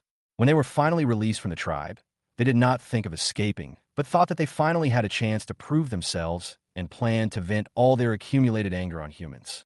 However, these poor creatures, listening to other orcs boast in the tribe every day, actually believe that humans are still the same weak race they once were, unaware that they were released from the tribe to attract the firepower of human adventurers. It's like a piece of rotten meat deliberately thrown on the ground to distract the hyenas, so they won't spend all day circling around, their gloomy eyes fixed on certain vital points, constantly looking for an opportunity to rip out their intestines. As for who the hyenas are, they are, of course, the seasoned veterans among the adventurers. Some young adventurers are too arrogant to think they can make a living in a battlefield with hundreds of thousands of people on both sides. But for those experienced old guys, beast hunting is just a place to collect rewards every year. The future and prospects are none of their concern. Since the orcs are so sensible, providing them with a place where they can easily earn rewards, why should they go to the front lines to risk their lives? So when the orc slaves arrived at the designated place in batches, they did not see human civilians being slaughtered at will or weak villages eating freely, but rather a group of eager adventurers and academy students with youthful faces but ruthless actions. Apart from Qingzhou Academy and Hongyan Academy, which appear to be relatively concentrated because Beast Fighting City is the closest, the students from other territories are more scattered, some in small teams, and some even just one or two people. These scattered students either temporarily formed new groups or joined student groups at Qingzhou and Hongyan colleges. On the one hand, everyone is a student and trusts each other more. On the other hand, the seasoned adventurers are unwilling to get too close to the students of the academy, let alone form a group and even keep their distance during battles. Wild adventurers and academy students have vastly different styles of doing things, which can easily lead to conflicts. These guys are all powerful and have powerful backers, but they have too much courage and too little experience. They also don't know how to hold back when they attack. Whether you can beat them or not, it's easy to run into trouble. It's better to just stay away and hide in peace. Some students were visiting the beast hunting event for the first time. Although they were guided by experienced players, they still tended to be loud and boisterous during battles, which was quite disruptive. Compared to the orc corpses brought back by the goblins last time, the slave orcs Lu Sihong encountered here had no wild animal characteristics and were thin. If it weren't for the significant difference in appearance, they would look no different from the goblins in terms of physique. They're all green and skinny. A single flail from the goblin captain can wipe out a whole horde. If they realize the situation is bad halfway through, they'll scream and run away. Watching the fleeing figures and the horde of adventurers chasing after them, Lu Sihong didn't bother to move. He stood there, head down, studying the magic ring on his hand. Because the description on the farm indicated it was equipment for mages, Lu Sihong initially thought the ring was for enhancing mental power or magical effects. But after trying it for a long time, there was no reaction. Until just now, when he was fighting the orcs, or rather, slaughtering orc slaves, Lu Sihong could clearly feel something constantly being drawn towards him from all around, making him feel a chill and an eeriness. The dark purple magic gem set in the ring also underwent some changes, continuously emitting a faint light. Upon closer inspection, one could almost see a faint phantom lingering within it. Necromancers, could these things be specifically used to extract souls or something? Lu Sihong couldn't help but wonder. If that's the case, wearing this ring will not only be of no benefit, but if those cultists accidentally see it, it will also cause a lot of trouble. It's better to wait until we get back to the academy and let the teacher take a look before making a decision. At this moment, Xiao Yang led a group of students, each carrying a pile of orc heads, and walked back excitedly, looking bloodied and gruesome. Returning to the Adventurers Guild to turn in a quest requires providing evidence of combat. The fastest way to verify this is to hand in your head, or you can choose to cut off your right ear for easier carrying, but the verification process will take some time, since some orcs' ears mutate and look no different from those of monsters. There are Adventurers Guild staff stationed in the nearby fortress. They can just count and destroy them in batches, without the adventurers having to carry a bunch of rotting, smelly orc heads back to the beast arena. Because Zhang Peipei would refine some low-level potions in her spare time and put them in the academy, students could exchange them directly for credits. Sometimes, completing academy tasks would also reward them with special potions. The senior students at the academy actually respected the alchemy masters quite a bit, and by extension, they were especially kind to Lu Sihong. He was always given a share of the battle points and loot, but he never had to mention orc heads or anything like that. Seeing that enough heads had been cut off, Lu Sihong figured the battle was completely over. He was planning to return to the fortress with the others and then wander around the surrounding wilderness to study the plants native to the beast-fighting territory and select some useful ones to plant in the breeding farm. Xiao Yang handed the head in his hand to another student. then called out to him and asked if he wanted to go to a ghost village together for a reconnaissance mission. That rubble pit over there used to be a mass grave where lots of corpses were thrown in. Later, for some reason, a village appeared there, and it inexplicably became a ghost town. They said a group of orcs sneaked in, and the fortress wanted to send someone to scout it out, so I accepted the mission. You said you were interested in those godforsaken places, so I was wondering if you'd like to come with us. Lu Hong wasn't surprised that Xiahou Yang would take on this kind of mission. After all, his special attributes had a restraining effect on most ghosts. But what were those orcs doing running to the ghost village? Luli guessed pretty accurately. It's probably those slaves who have never left the orc tribe and have mistaken that place for a human village. Those orcs probably can't get out. We're only going there as a precaution, in case they cause any trouble. Chapter 144, The Ghost Village's Poor Acting Skills. Just as Luli guessed, these orc slaves, who had been brainwashed when they left the orc tribe and had only brought 1 day's worth of rations, and had been starving for several days, thought they had entered a large buffet restaurant when they saw the panicked humans in the village and the cattle, sheep, chickens, and dogs running around. They didn't even bother to think about how discordant such a rich village was with the desolate environment around it. When Lu Hong, Xiahou Yang, and the others arrived, they saw that the barren wilderness was surrounded by withered yellow grass and shrubs, while around the village, the fertile farmland was full of various fruits and vegetables. But the village was ablaze with fire, and a large number of ferocious-looking, strong orcs were chasing the panicked villagers. Regardless of age or gender, they would strike anyone they caught up with, severing whatever part of the village they could and stuffing it into their mouths.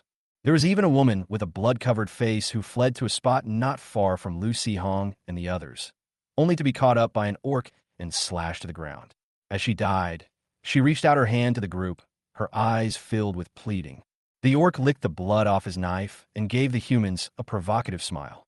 However, Lu Hong and the others whispered among themselves and showed no intention of stepping forward. That's a bit outrageous. It was clearly muddy ground, but this woman ran all the way here and didn't leave a single footprint. And that expression looked weird, like something was off.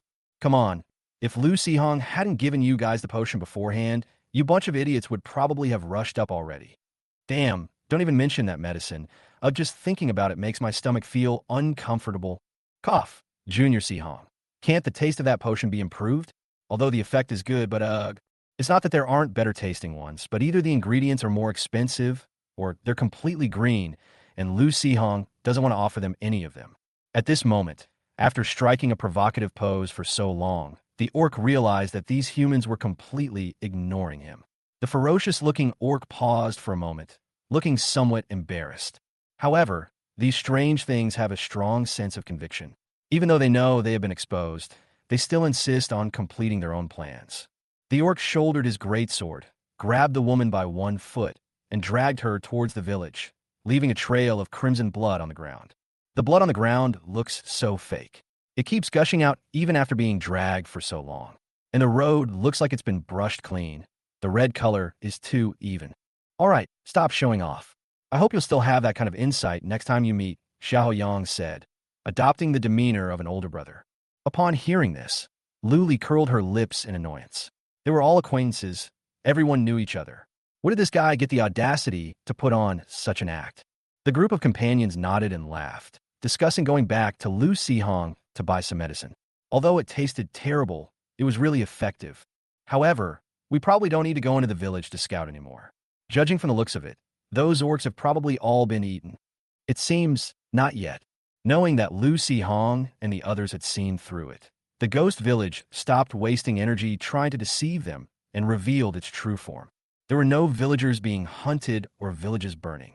In the already dilapidated and broken pile of rotten wood, there was only a group of orcs with bloodshot eyes and ferocious faces who were roaring excitedly as they fought each other, gnawing on each other's flesh. Once one side falls, the surrounding orcs will immediately swarm forward, frantically gnawing at the loser's flesh and blood, tearing him to pieces and stuffing him into their mouths in an instant.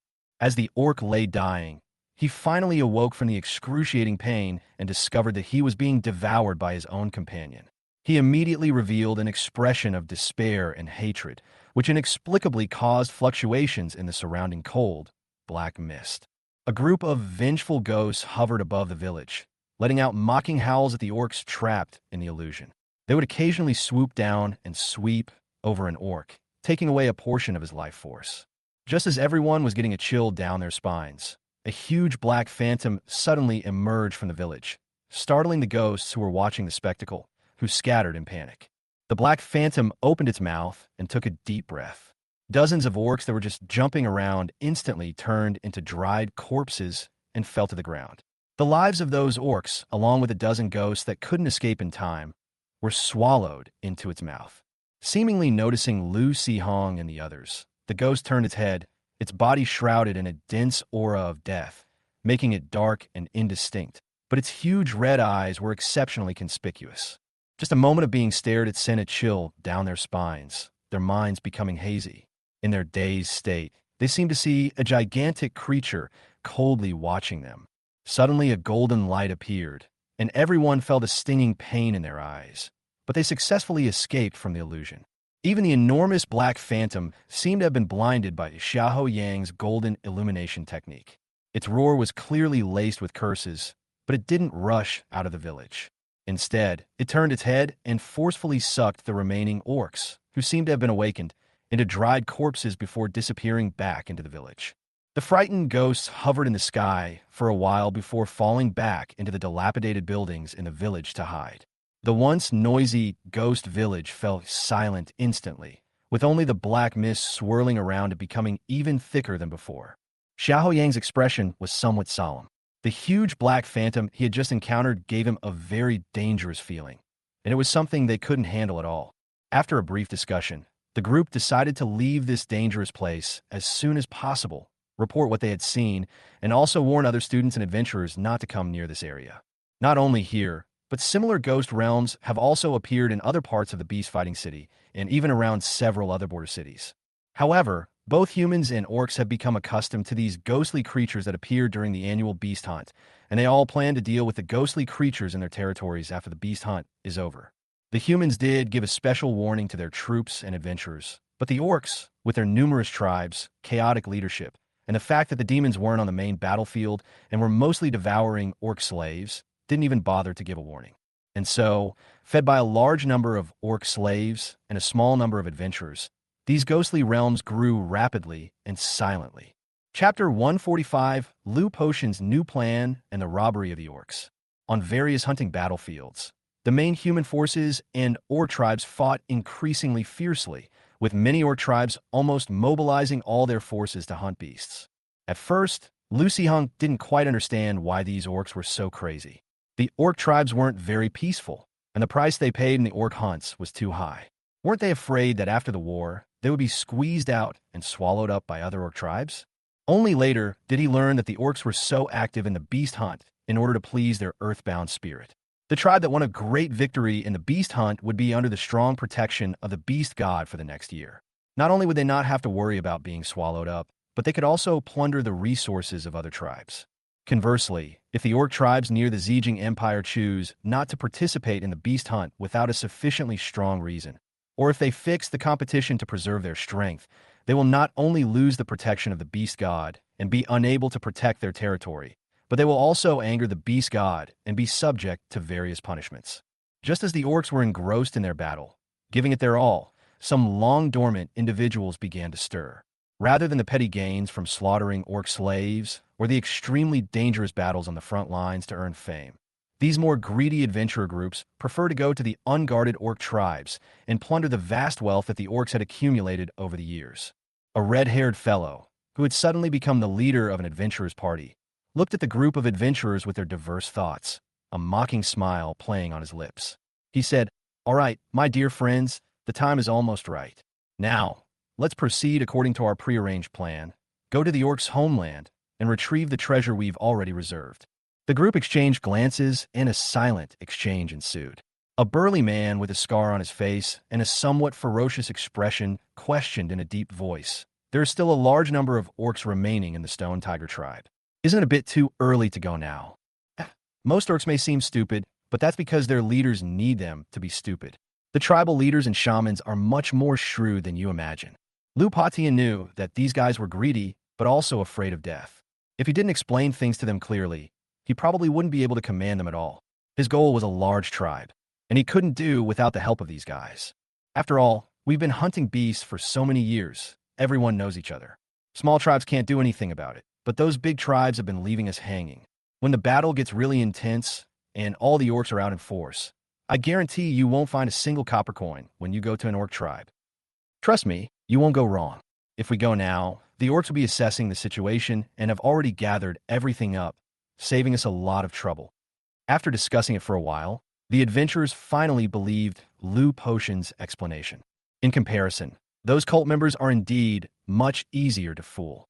Lu Patian thought to himself, but said aloud, "In that case, please cooperate sincerely, and at least until we succeed, don't have any strange ideas. As for what happens after you succeed, do whatever you want. It would be best if you all died. Anyway, my goal isn't those pieces of junk." Looking at the adventurers' feigned smiles and the undercurrents beneath, Lu Patian thought with a hint of disdain. Meanwhile, in the orc tribe that Lu Patian had his eye on, a group of orcs surrounded a goblin riding a poisonous spider, watching with great curiosity as the little creature took out metal pots, pans, and other utensils from its small backpack. Because the orc plains have few mineral resources, most of the orcs who blacksmithed were slaves. They were not very efficient and had no interest in improving their skills. They were lucky if they could forge some weapons and armor. They could only occasionally obtain metal tools from humans, so most of them were used by the tribe's high-ranking officials. This magical goblin that suddenly appeared not only had these rare items, but also various alchemical potions made by humans, as well as everyday goods such as bandages and food. For just a lot of gold, one could exchange it for all sorts of goods from this little guy. A few orcs found it intriguing and lured it back to their tribe. When the orcs heard the news, they rushed over, all eager to trade with it. At first, the orcs just found the goblin interesting, so they were willing to play the selling game with it to see how much the little guy could produce. But as the goblin sold more and more goods, the orcs' eyes quickly turned strange. Among the remaining tribe members, the two highest-ranking orcs exchanged a glance, discerning each other's intentions. They roared in unison and reached out to grab the goblin's small backpack. The backpack was exceptionally sturdy and remained undamaged despite being fought over by two powerful forces. On the other hand, the neglected wandering merchant was too fragile. He suffered a broken cervical vertebra and fractures all over his body from the slightest impact. He only managed to let out a mournful cry before dying. Then, the wandering merchant transformed into a radiant light and scattered, returning to the beast-taming space with his spider companions and the small backpack that had been stolen by the orcs, leaving the orcs completely bewildered. This is a human's tamed beast. When a human's beast dies, doesn't only the corpse disappear? How come everything on its body is gone too? It's probably some kind of special magical equipment. So, this beast was sent by some human to do business with us? Very likely. But if we kill it, won't the leader be angry when he comes back? He really wants human magical equipment. Anyway, we didn't do anything. The two orc warriors who had made the move were getting increasingly annoyed under the scrutinizing gazes of the other orcs. One of them growled in a low voice. "What's all the noise about? Don't you have anything better to do? It's just a beast tamer. If it wants to do business with us, it'll come back next time." The other nodded in agreement. That's right. Besides, these are human-tamed beasts. Who knows if they're just gathering intelligence for humans? Even if we want to trade, it should be done outside the tribe. Sai, there are so many orc tribes. Who knows if this strange little thing will come to our tribe again next time? Another orc, who was a step too slow to act, said in a nonchalant tone. However, the orcs, engrossed in their argument, were completely unaware that simply by bringing this goblin to their village's location had already been added to a certain list. Chapter 146, Even Merchants Need Armed Protection.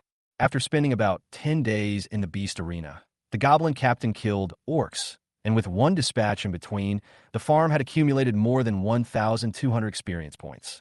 The goblin captain's wish has always been simple and straightforward: kill more enemies and defeat stronger opponents. He had already met the conditions for evolution in the process of fighting the orcs. However, although Zhang Peipei asked Lu Xihong to push all the blame onto her, Lu Xihong still didn't want to attract too much attention and planned to wait a while before making any decisions. I casually spent 100 experience points to evolve the herbalist, who had a hideous face riding on a goblin and was pouring strange liquid into its mouth.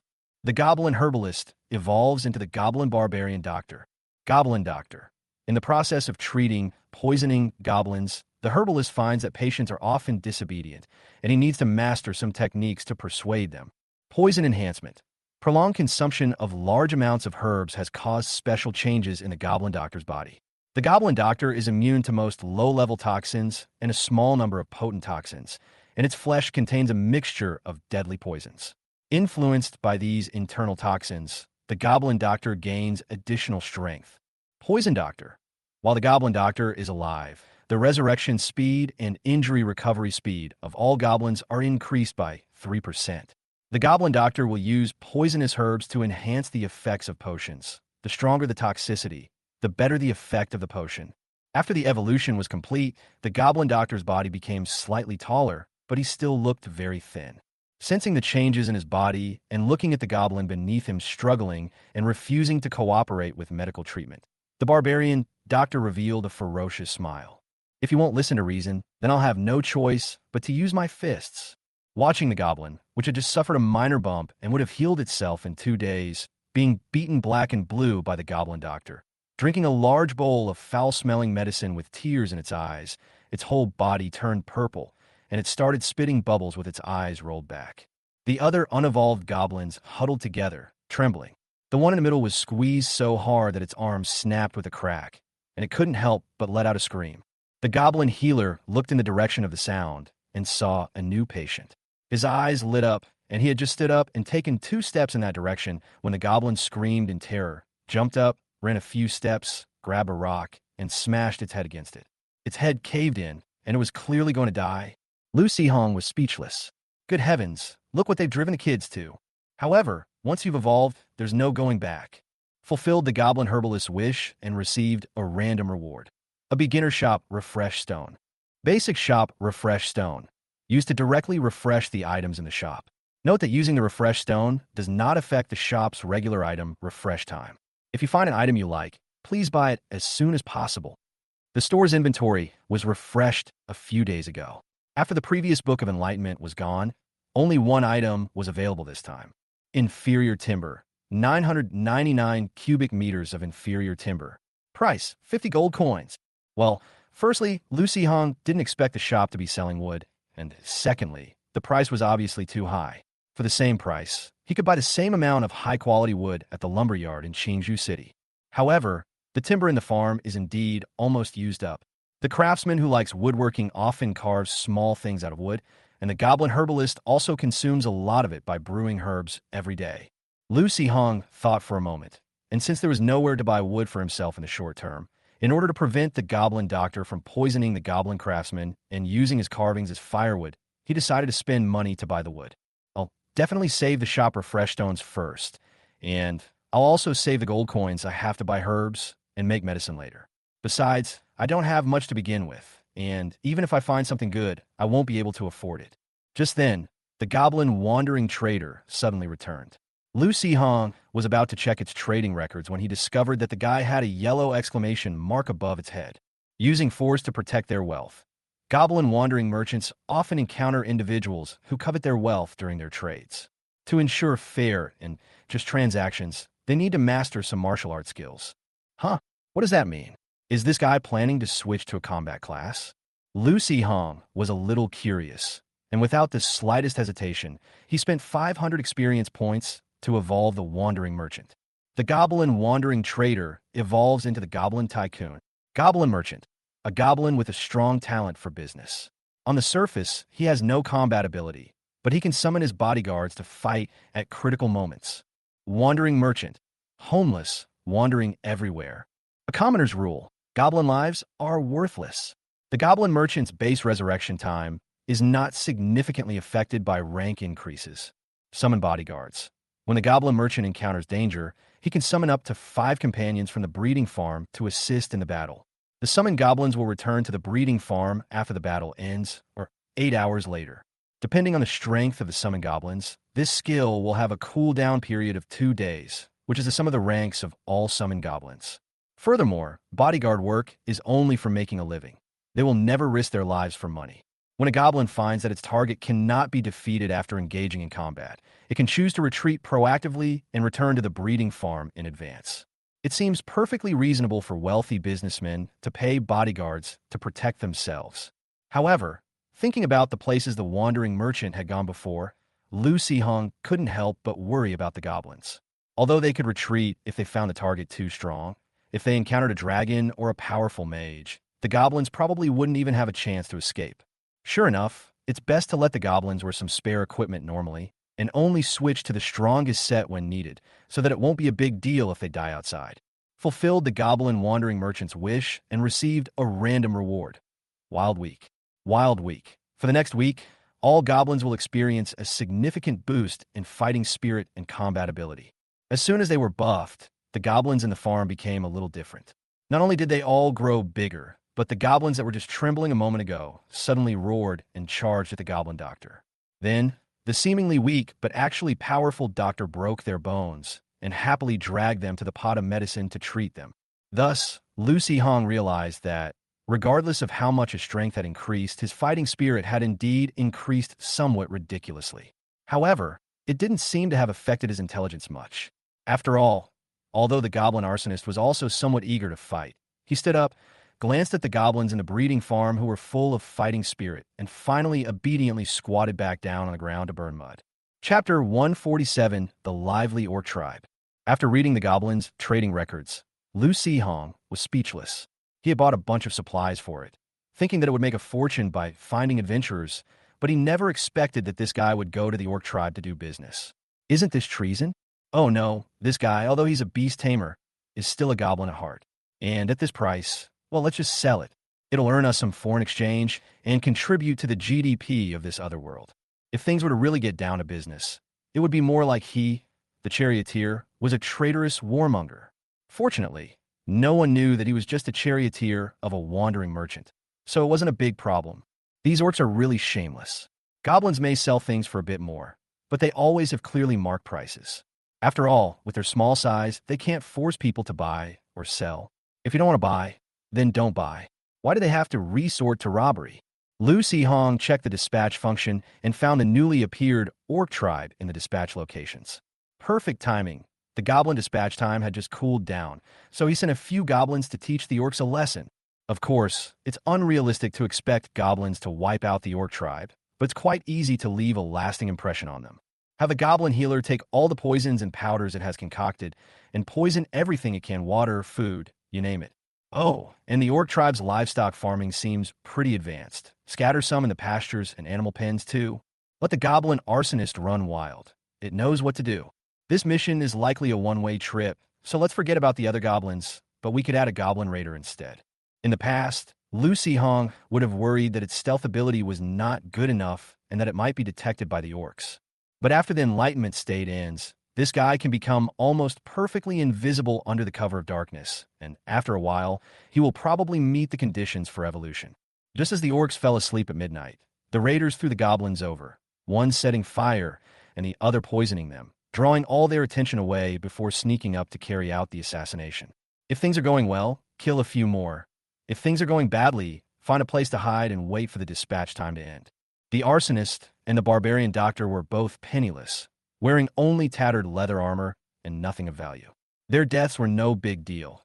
With these two gone, the goblins at the breeding farm could finally have a break. The raider has at least 2 gem gloves and 2 shadow daggers on him. Losing them would be a huge loss. After dinner, he finished his tree planting meditation and read some books. As night fell and most of the people on duty in the fortress were asleep, Lu Sihong figured the orc tribe was probably in a similar situation. So he dispatched 3 goblins over there.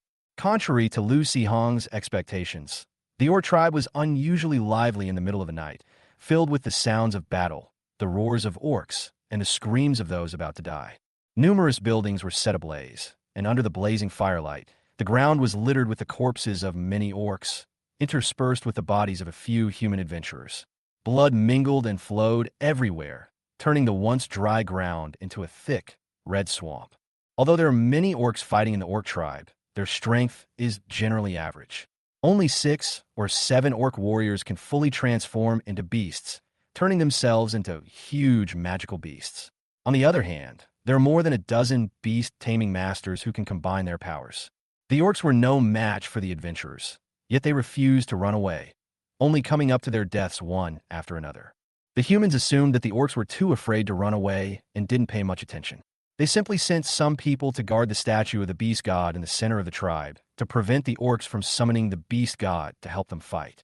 They planned to kill all the orcs who fought to the death and then collect their wealth. Upon seeing the scene, the raiders immediately vanished into the darkness. The goblin arsonist, however, became excited upon seeing the burning buildings around him. With a sly laugh, he rushed out, conjuring fireballs in his hands and hurling them at the buildings that hadn't yet caught fire. Anyway, before leaving, the charioteer specifically instructed that it should be allowed to fully unleash its nature, burn whatever it wants, and burn everything clean. The orc tribe was in chaos at the time, and the adventurers were not particularly familiar with each other. When they saw it, they just assumed it was someone else's beast and didn't pay much attention to it. It was only after a while that they realized the fire was getting bigger and bigger. What the hell is this idiot? Even in this state, he's still setting fires everywhere. Does he want to roast us all alive? Speaking of roasting, do you smell a strange odor? It's probably the orcs' warehouse where they store spices and herbs that's been set on fire. Never mind that. Hurry up and kill all these orcs, or everything will be burned to ashes. Where's the leader? I don't think I've seen him since earlier. Come out and give some orders. Why bother with that red-haired idiot? He might have been hacked to death by the orcs in some corner during the battle. If that's the case, then it'll save you a lot of trouble. What a pity. I actually thought this guy's plan was pretty good. Strange. Why do I feel a little dizzy? Could be due to excessive blood loss. On a building engulfed in flames, a half-human, half-dragon figure ignored the licking flames around him, smelling the unusually strong, irresistible stench of blood, and looked mockingly at the group of adventurers below. These guys are really naive. They actually think that as long as they seize the statue of the beast god and prevent the beastmen from getting close, they can use a magic circle to block the beast god senses and prevent it from descending here. If things were that simple, these orc tribes that like to raid human territory would have been wiped out by human powerhouses long ago, and they wouldn't even have the chance to covet the orc tribe's wealth. Even if no orcs go to the statue to pray for help, as long as enough orcs die, it will still attract the attention of the beast god, and directly. Roar! Accompanied by an angry roar, an enormous, semi-transparent figure suddenly appeared above the orc tribe. A huge hoof descended from the sky like a mountain, crushing a group of adventurers and nearby orcs who couldn't dodge in time into the mud. Amidst the violent tremors, the orc tribe's buildings, already partially burned, collapsed in the flames. Lu Patian, distracted by the beast god's size, momentarily lost his senses and ended up covered in soot. Strange, something seems off about this thing. It seems much weaker than before. Oh well, this is fine, while it's distracted by those idiots. Lu Patian looked at the beast god statue that emitted a faint holy light after the beast god appeared, smiled wickedly, and his figure turned into flames and disappeared. Chapter 148, An unusual silence followed the excitement. A ball of orange flame suddenly appeared beside the statue of the beast god, transforming into Lu Potion's dragon-human figure. He concealed all the light on his body and crouched somewhat lewdly in the corner of the statue, secretly taking out something. A crystal-clear, colorless magic gemstone encased a piece of flesh radiating an eerie purple light, the very piece that Lu Patian had previously dug out from the eyeball evil god. Lu Patian used his mental power to activate the magical patterns hidden in the gem. Using the flesh and blood of the evil god as the core, he constructed a peculiar magical circuit. He floated and gently placed it on the statue, and was able to slowly peel away the divine radiance from the beast god's body and store it in the magical gem. Seeing the golden light gradually appear on the magic gem, Lu Patian was overjoyed. He roughly estimated that the adventurers should be able to hold out for quite some time under the attack of the beast god. After all, although these guys were only SOSO in combat, they were quite good at escaping. A group of cockroaches can be easily crushed with one step, but if they scatter in all directions, it takes a lot of time to step on them one by one. Lu Potion's plan was quite good, but unfortunately, life is full of disappointments. A certain goblin carelessly scattered the poison powder he was carrying, and it flew everywhere due to the air turbulence caused by the surrounding battle and the heat of the flames. Most of the adventurers were unknowingly poisoned. As the adventurers tried to scatter and flee, the combined toxins within them erupted, weakening them, causing energy blockages and turning their entire bodies green. The beast god was still furious. These despicable humans, did they think they could disguise themselves as beastmen just by turning themselves green? They really think I'm some kind of earthbound spirit. When the entire orc tribe suddenly became excessively quiet, Lu Patian, sensing that something was wrong, abruptly raised his head and saw two enormous golden eyes blazing fiercely at him. Damn it! Those useless trash only lasted 3 minutes. Lu Patian was shocked and furious, but his reaction was extremely fast. He reached out and tried to retrieve the magic gem that was stuck to the statue. Unexpectedly, the phantom of the beast god glared, and a powerful divine might descended. As Lu Patian froze, he saw a giant palm descend from the sky and smash down on him. Fortunately, Lu Patian still possessed some strength. In the final moment, his entire body transformed into a ball of flame and vanished. However, the place where he had been standing had become a large crater, and even the beast god statue had been smashed to pieces, turning into a pile of broken rocks. The magic gem that emitted golden light had been knocked away to who knows where. The magic gem itself is exceptionally hard and is further enhanced by magic, so it is highly likely that it was not damaged. However, in the heat of the moment, Lu Patian could only sense the general area of the gem. Under the cover of the vast flames, he could not see the gem's exact location at all. More importantly, although the statue of the beast god was destroyed, the phantom of the god was completely unaffected. In fact, it became even more solid. With a fierce clench of its huge beast claws, the air around Lu Patian suddenly exploded. The ignited orc buildings collapsed, and the flames were extinguished instantly. Lu Patian sensed it for a moment and realized that the surrounding space was locked, and his fire escape technique could not be used for the time being, which made him panic. Seeing the beast god grinning maliciously, a huge beast hoof whistled as it suddenly kicked towards him. Lu Potion's eyes turned red, and he gritted his teeth in hatred.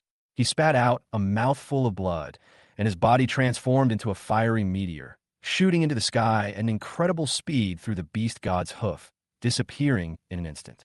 The phantom of the beast god roared at the sky, then looked down at the ground, trying to find something to vent its anger.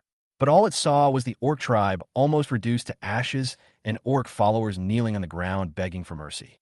It could only snort angrily, its anger having nowhere to go, and then it exploded into a sky full of golden light and disappeared without a trace. The goblin arsonist and the goblin healer were only grazed by the aftershocks of the beast god's attack before being blasted into mincemeat and returned to the beast taming space as radiant light. These two guys, one set fires and had a great time, and the other poisoned a large area. Although very few humans and orcs actually died at their hands, they had a lot of fun. Even the corpses lying in the breeding farm had satisfied smiles on their faces, and they looked like they died peacefully. The cunning and treacherous goblin raider had found a safe corner to hide in early on, managing to avoid being affected by the beast god's attack. He only emerged after the beast god left, and he felt that there was no longer any threat around him.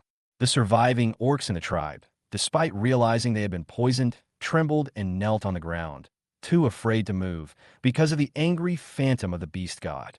By the time the beast god left, the poison had fully taken effect, and they all collapsed weakly on the ground, unable to move. Because the entire tribe was burned to the ground, not to mention herbs, not even a single whole blade of grass could be found. The beastmen present did not have high-end equipment like spatial devices, so they could only rely on their bodies to endure it. If they could survive, they would live. If they could not, they would die. Naturally, they couldn't detect that a dark shadow was slowly moving over under the cover of night, like a venomous snake gently kissing them. A black dagger wrapped in shadow pierced through the shadows, silently sending those excessively weak and unconscious beastmen into eternal slumber.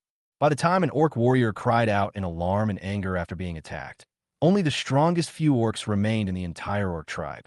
Despite being severely injured and poisoned, the raiders still had to go to great lengths to deal with these troublesome creatures.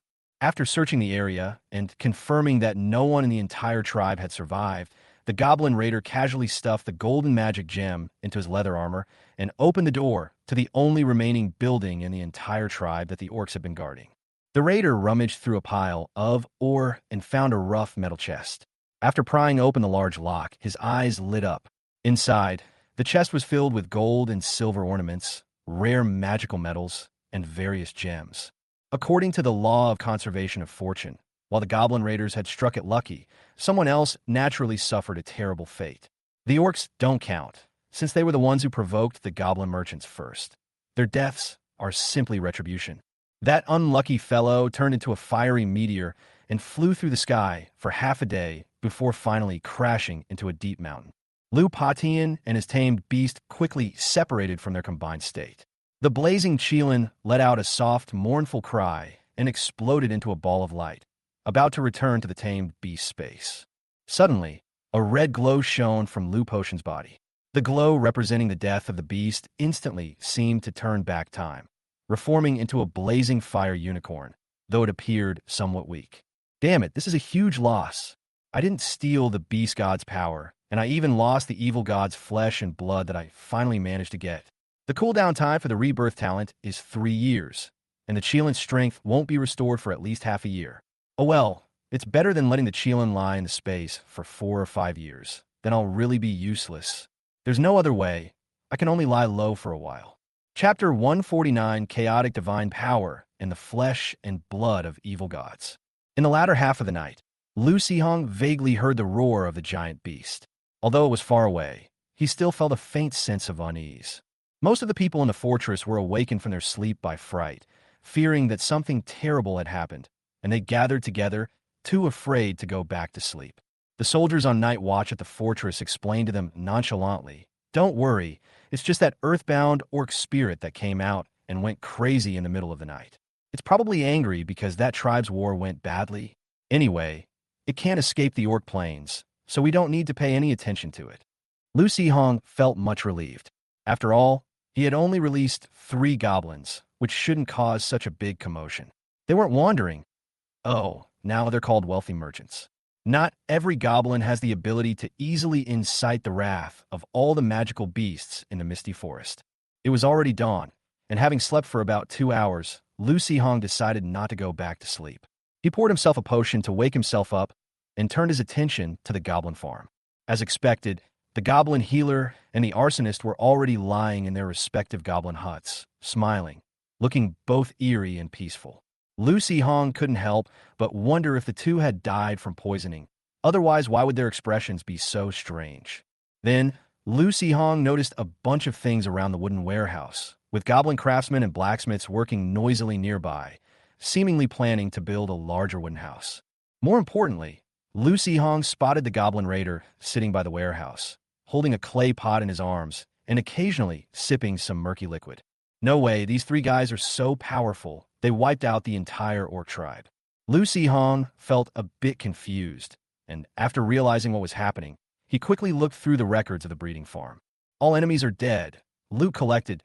Dispatch complete. This dispatch resulted in the following kills: 26 orc cubs, 157 orcs, 16 humans. Asistakis, 354 orcs, 211 humans.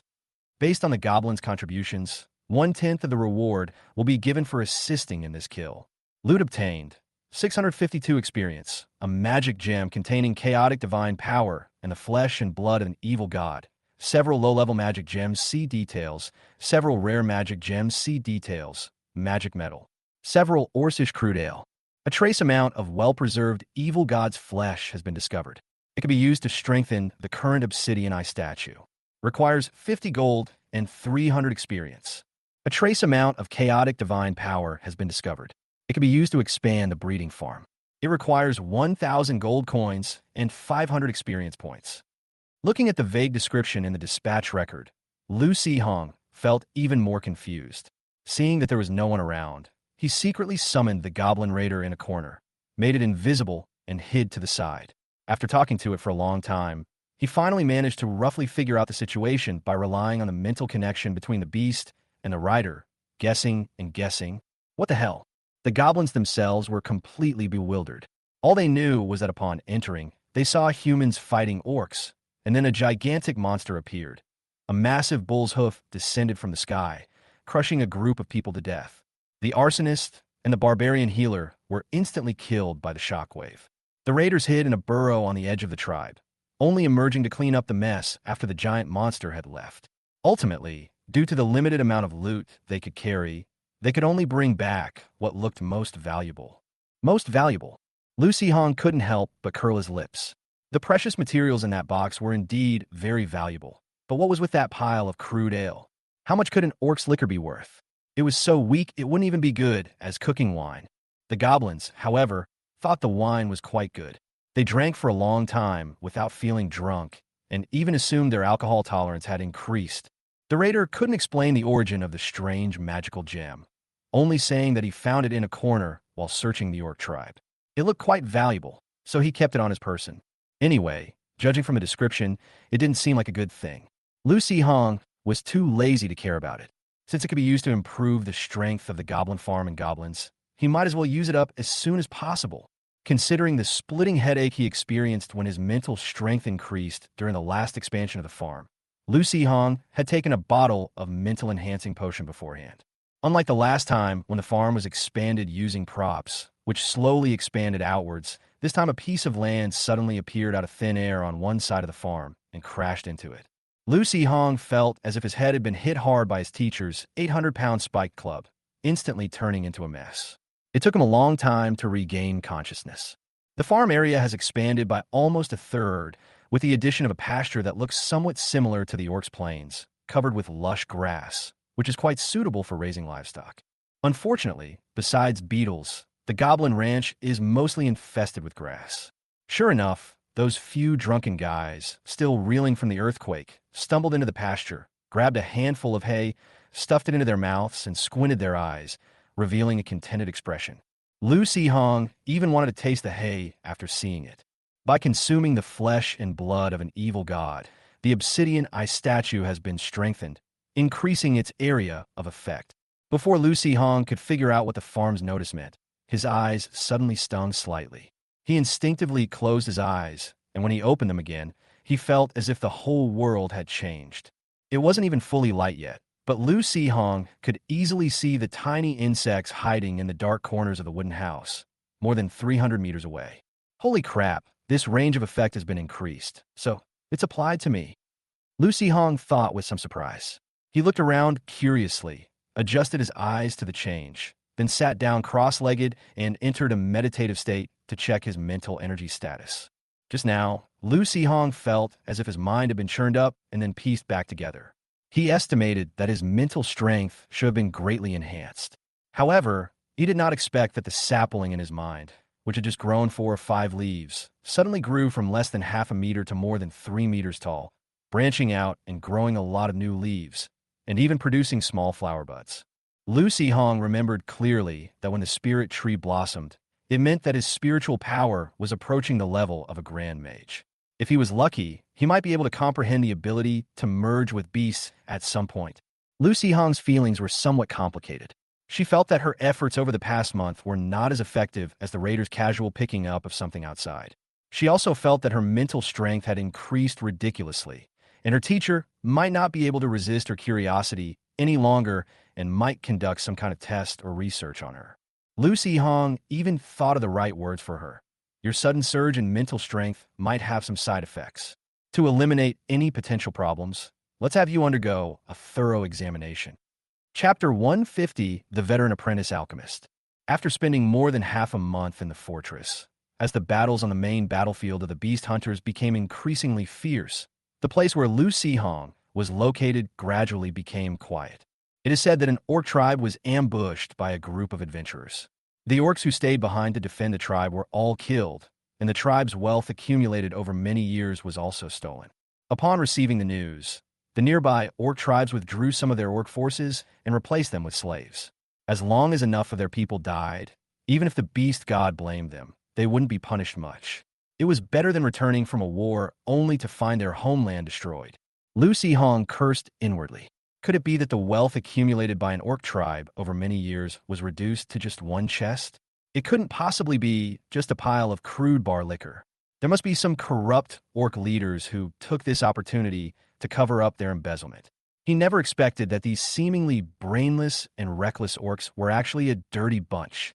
However, he didn't consider that in the primitive society of the orc tribe, which was based on slavery, they had to pay tribute to the beast god and the chieftain from time to time.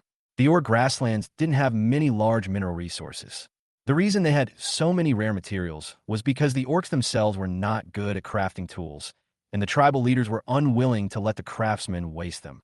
With the fighting near the fortress over and everyone feeling a bit tired after staying there for so long, they decided to return to the beast fighting city to rest for a while and then decide on their next move based on the situation. As for whether he was tired or not, Lu Hong didn't really feel it. After all, apart from being a little excited when he first arrived and experimenting with spells on the orcs, once the novelty wore off and the orc slaves didn't pose any pressure, all the battles were left to the goblin captain, and he was just loafing around in the back. He was simply tired of living there. The living conditions were terrible, and he had to share a dilapidated wooden room with 4 or 5 big men every night, with a cacophony of teeth grinding and snoring. Even with his level of meditation skill, he needed the aid of a potion to get into the right state. After returning, he didn't plan to go out. He just took on some alchemy quests at the Adventurers Guild in Beast City to practice. After spring, he would collect the materials and prepare the ghost face poison, and then immediately return to lava territory. Just like when he left, Beast Fighting City still looked somewhat desolate. Lu Hong later learned that in addition to many residents of the city going to the beast hunt to make a fortune from the war, there were also many wealthy people who valued their lives and left Beast Fighting City for other territories before the beast hunt began and would not return until the beast hunt ended. If you're so afraid of dying, why don't you just settle down in another territory? Aren't you tired of running around like this every year? Lu Hong said with a mix of disdain and curiosity. Xiao Yang smiled and explained to him, "Do you think they don't want to? It's just that their ancestors laid the foundation for them here. If they went elsewhere with their abilities, they'd probably only be able to live as servants, and they're unwilling to accept that." Lu Hong suddenly felt that this beast fighting city was just like a concentration camp for the scum. Although everything looked dilapidated, the Adventurers Guild in Beast City was quite large. Since there weren't many adventurers in the city, the rooms were all empty, so Lu Hong directly chose the highest standard single room. After everyone had a hearty meal together, they went back to their rooms to rest. Lu Hong, however, was full of energy and ran to the guild hall. After searching the quest area, I found a panel that specifically posts alchemy quests. I picked one from the dozen or so quests I could find, and then went to the adventurer counter. I showed my apprentice alchemist certificate, accepted the quest, and returned to my room. In fact, Lu Hong felt that the difficulty of those alchemy tasks was about the same. It was just that he only had an apprentice alchemist badge at the moment, and the medicinal materials required for this task were relatively simple, which he happened to have on hand, so he took it and gave it a try. The potion called Strengthening Water that Lu Hong accepted is actually a low-level alchemical potion used to assist in cultivating physical strength. It can be bought directly in many places and is generally used by teenagers whose bodies have just fully developed and by particularly poor warrior-type professionals. Of course, poor warriors can just buy any standard formula medicine from anywhere. Only young people who are rich and have just started cultivating need to have specially customized medicine in order to make faster progress in the early stages of cultivation. Although there were plenty of fresh materials at the farm, Lu Hong dared not use them. Otherwise, people would turn green all over after drinking them and think they had been poisoned. He still had some supplies in his spatial ring, which he carried with him just in case. It was enough to make a few potions. The potion-making process itself is quite simple. Most of the time is spent adjusting the recipe. Depending on the task giver's requirements, the proportions of several main ingredients need to be adjusted, and then, due to chain reactions, the quantities of auxiliary ingredients also need to be calculated. Thanks to the grueling years of studying in his previous life, Lu Hong was able to easily solve the chain reaction of magical materials using alchemical formulas. Thanks to his suddenly enhanced mental strength, Lu Hong solved a task that was originally expected to take an afternoon in just over an hour. The task submission process is rather complicated because it involves customized potions, requiring the task issuer to personally confirm it before the task can be settled. It takes the guild a considerable amount of time to notify the task issuer, so Lu Hong doesn't need to wait there. The guild will only notify him to confront the issuer if the issuer raises an objection. Otherwise, the task will be settled directly, and he can collect the reward later. Having not practiced alchemy for a long time, Lu Hong was now aroused and somewhat unsatisfied. So he wandered over to the task list and looked at the various requirements of the alchemy tasks with great interest, simulating solutions in his mind. At this moment, a short old man approached, looked at the dazed Lu Hong with a hint of mockery in his eyes, and said impatiently, "Where did this little brat come from? He doesn't know the immensity of the world. Do you think you can understand these things? Get out of the way and don't interfere with this alchemist's mission." Lu Sihong glanced at the old man. His body was frail, and his aura— oh no, he didn't have that. He just looked like an ordinary old man on his deathbed, but the clothes he was wearing looked quite nice. Thinking of something, Lu Sihong couldn't help but curl the corners of his mouth and said with a bit of a smile, "Oh, an alchemist from Beast Fighting City?" Perhaps sensing the sarcasm in Lu Sihong's words, the old man's eyes widened immediately. "You brainless idiot. You've heard some nonsensical rumors, and you've become so self-righteous. Do you think just anyone has the right to think that way?" As the old man spoke, he proudly puffed out his chest, revealing the apprentice alchemist badge on his chest. Chapter 151, The Sudden Arrival of the Black Mist. Lu Sihong thought this old man, with his arrogant demeanor, must at least be an alchemist, but he never expected that his pride came from that apprentice alchemist badge. For a moment, I felt that the old man was both laughable and pitiful. "Grandpa, go out and see the world more often. Don't stay in the well all day and think that the world is really only this big." Upon hearing this, the old man flew into a rage, jumping up and down as he unleashed a torrent of abuse on Lu Sihong. Lu Sihong was worried that the old man might faint from shock, but fortunately, this world didn't have those strange laws, so Lu Sihong wasn't worried about being framed. However, the old man's commotion was so loud that it attracted the attention of those around him. A dark-faced, thick-browed adventurer guild member quickly walked over with two other people. They seemed to be acquaintances of the old man. Upon seeing the situation, they first tried to calm the old man down, and then began to reprimand Lu Sihong with a stern expression. Lu Sihong's face fell. "You're protecting him like this right from the start? What? Is this old man your father? You'd better take him home and treat him well. He's so old and his mind isn't working properly, so he shouldn't be wandering around. Otherwise, he might trip and fall to his death." "How dare you insult an alchemist?" the dark-faced man roared, seemingly trying to draw everyone's attention. Lu Sihong casually pulled out his apprentice alchemist badge and hung it around his neck. "Look, now it's alchemists insulting each other." "Hey, wait, didn't you just insult me?" The dark-faced man paused, then whispered in defense. "You weren't wearing your alchemist badge just now, and Master Lu is different from you. He just didn't have time to go to the Alchemist Guild to take the certification exam otherwise." "Wait a minute. What did you call him, Master? Your Beast Fighting City is really interesting. No wonder my teacher said the alchemists here aren't very good. Even an apprentice alchemist can be called a master." Lu Sihong said with a disdainful expression. The old man, who had just calmed down, suddenly became angry again, shouting angrily, "Who is your teacher, daring to utter such outrageous remarks?" "I'll— Zhang Pei Pei, the alchemy master of Qingzhou Academy, is different from you, a self-deceiving old apprentice alchemist. My teacher's master title was given by the Alchemy Guild."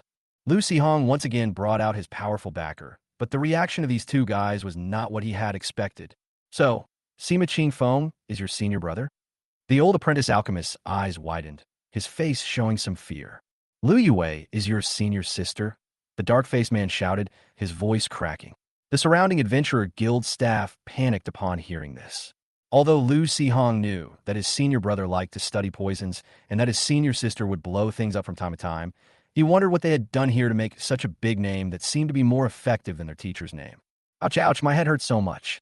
"Oh, that's strange. How did I end up here? What happened?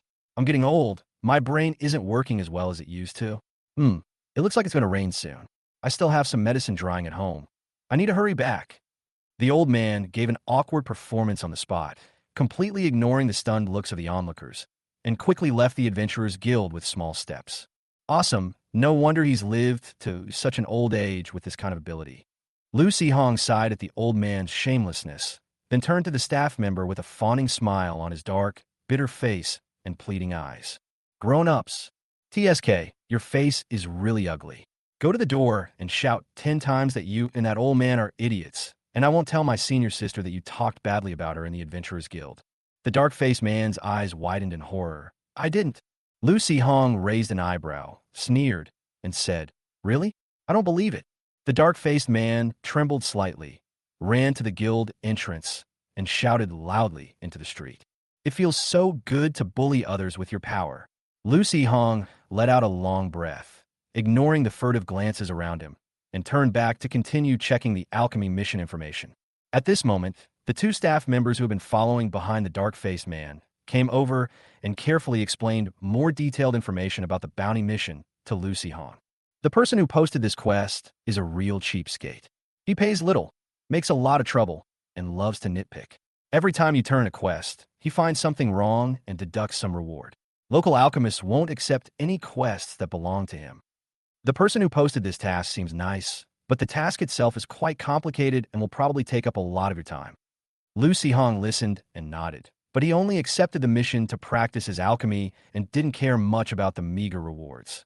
Of course, he also didn't want to deal with those troublesome mission issuers. I did take a liking to one of the tasks involving the preparation of a beast-taming potion.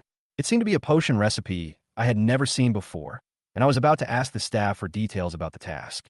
Suddenly, a deep roar came from afar, carrying a sense of desolation and loneliness, making everyone feel very uncomfortable. Before they could recover, they found that the sky outside was darkening rapidly, and the whole world was instantly shrouded in darkness. Fortunately, the magical lamps on the walls surrounding the Adventurers Guild were already lit, allowing people to see the darkness outside, which was caused by the surging, rolling black fog. The Adventurers Guild staff immediately sounded the alarm and activated the magical protective system installed in the building to keep the eerie black mist outside the guild. However, before the magic shield was fully activated, a large amount of black mist, carrying some ghostly things, had already run into the Adventurers Guild's hall. Even the upper floors of the building, because many windows were not closed, were flooded with black mist. After being enhanced by the eyeball statue, Lucy Hong's eyes became exceptionally sharp, and he immediately spotted the evil spirit hiding in the black mist, appearing and disappearing as it lunged toward him. Tree bark textures appeared on Lucy Hong's body surface. At the same time, he pointed with both hands, and the ground in front of him rose up, from which a dark green vine shot out, glowing with green light, and lashed fiercely at the ghost. The vine passed directly through the demon's body, but the magical glow attached to its surface remained inside. It spread rapidly with a powerful corrosive effect, and the demon screamed as its body melted away in an instant, turning into black mist and disappearing. The goblin captain, wielding a metal-spiked club, stepped out of the summoning circle, his body glowing with a faint red light, and stood in front of Lucy Hong. At this moment, the entire Adventurers Guild was in chaos. A large number of hideous ghosts were roaring and attacking the humans present. Fortunately, most of the people in the Adventurers Guild had some fighting ability. Even if they could not kill the ghosts on their own, they had a chance to escape to the side of a strong person to save their lives. But the rest of the Beast Arena is probably no different from hell at this moment. Chapter 152, Where Are the Others? The ghosts that broke into the guild hall weren't too powerful, and they were all cleared out after a battle. However, even though the ghosts were all dead, the black mist in the hall didn't disappear. It just dispersed and looked much thinner. At the same time, the people in the hall began to show strange behavior. Why do I feel colder and colder? It's a bit. Holy crap. Why do you look so pale? Your skin's almost bluish. Are those things really that poisonous? Why is my wound festering so fast? I can't feel anything in my whole arm. Does anyone have any purifying potion? Can I borrow a bottle? No. Something's wrong with this black mist. It's the aura of the dead. Someone suddenly shouted in terror. Are you kidding me? Is there really that much of an aura of death? Even the ghost realm doesn't have that much. Look, someone suddenly shouted in alarm, drawing everyone's attention. There was an ordinary person on the ground who had been killed by a ghost. Several staff members originally intended to move him aside temporarily, but they found something was wrong when they got closer. Although it had only been dead for a short time, the flesh of the corpse was dry and withered, clearly an ancient mummy that had existed for thousands of years. Moreover, when the staff approached, the mummy suddenly opened its eyes, growled softly, and slowly got up. Lucy Hong was all too familiar with this situation. When the goblins returned before, they brought back a bunch of lizardman corpses. Because there were too many of them and the quality was poor, the goblins were too lazy to bury them and just dumped them in the netherworld.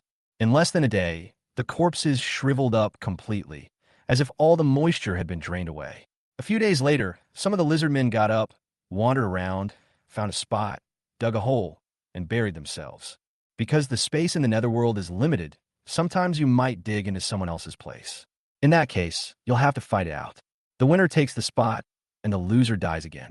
However, the corpse in the guild hall is turning into an undead body far too quickly. This can only prove one thing. What flooded into the Adventurers Guild Hall was indeed the aura of the dead, and there were even more bizarre things inside, making the corrosive power of the black mist even stronger.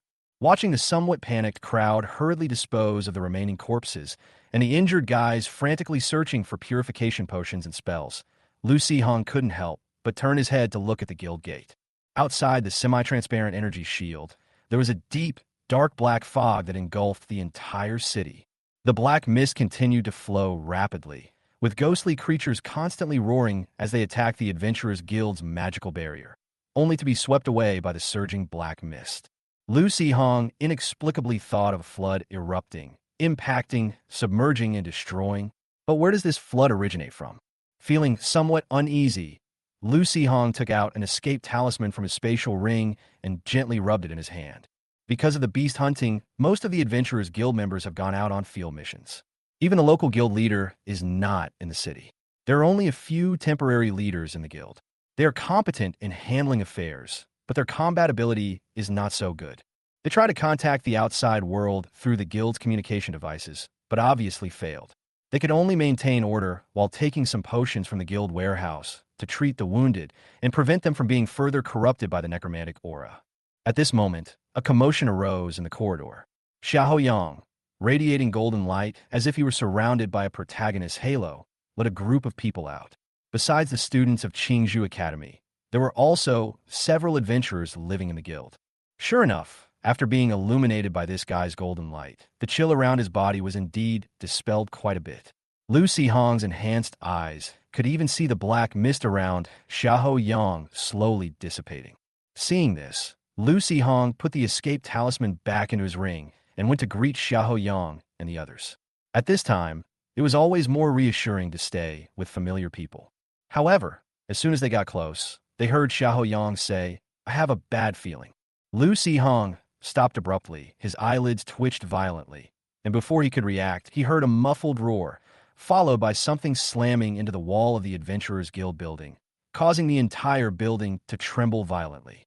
The energy shield, already teetering on the brink of collapse under the onslaught of black mist and numerous ghosts, began to tremble violently. After enduring several more attacks, it finally crumbled. Without the protection of the shield, the guild building was completely unable to withstand the impact of the black mist and ghosts. The mournful cries of Shermu, unable to bear the burden, and the sound of breaking glass could be heard from all directions. More importantly, the necromantic fog that had been blocked by the protective shield surged in again, carrying a large number of ghosts, instantly filling the entire hall. The magical lights on the walls of the hall were almost instantly submerged. The adventurers could only vaguely see a range of half a meter in front of them, even when they took out various lighting tools. However, the golden light on Xiaoyang's body was the least affected and could illuminate a range of about 20 meters. Lu Hong sighed inwardly. He really didn't want to stay by this unlucky guy's side, but there was nothing he could do at the moment. After all, this big light bulb had attracted a lot of people, so it was safer to be around him.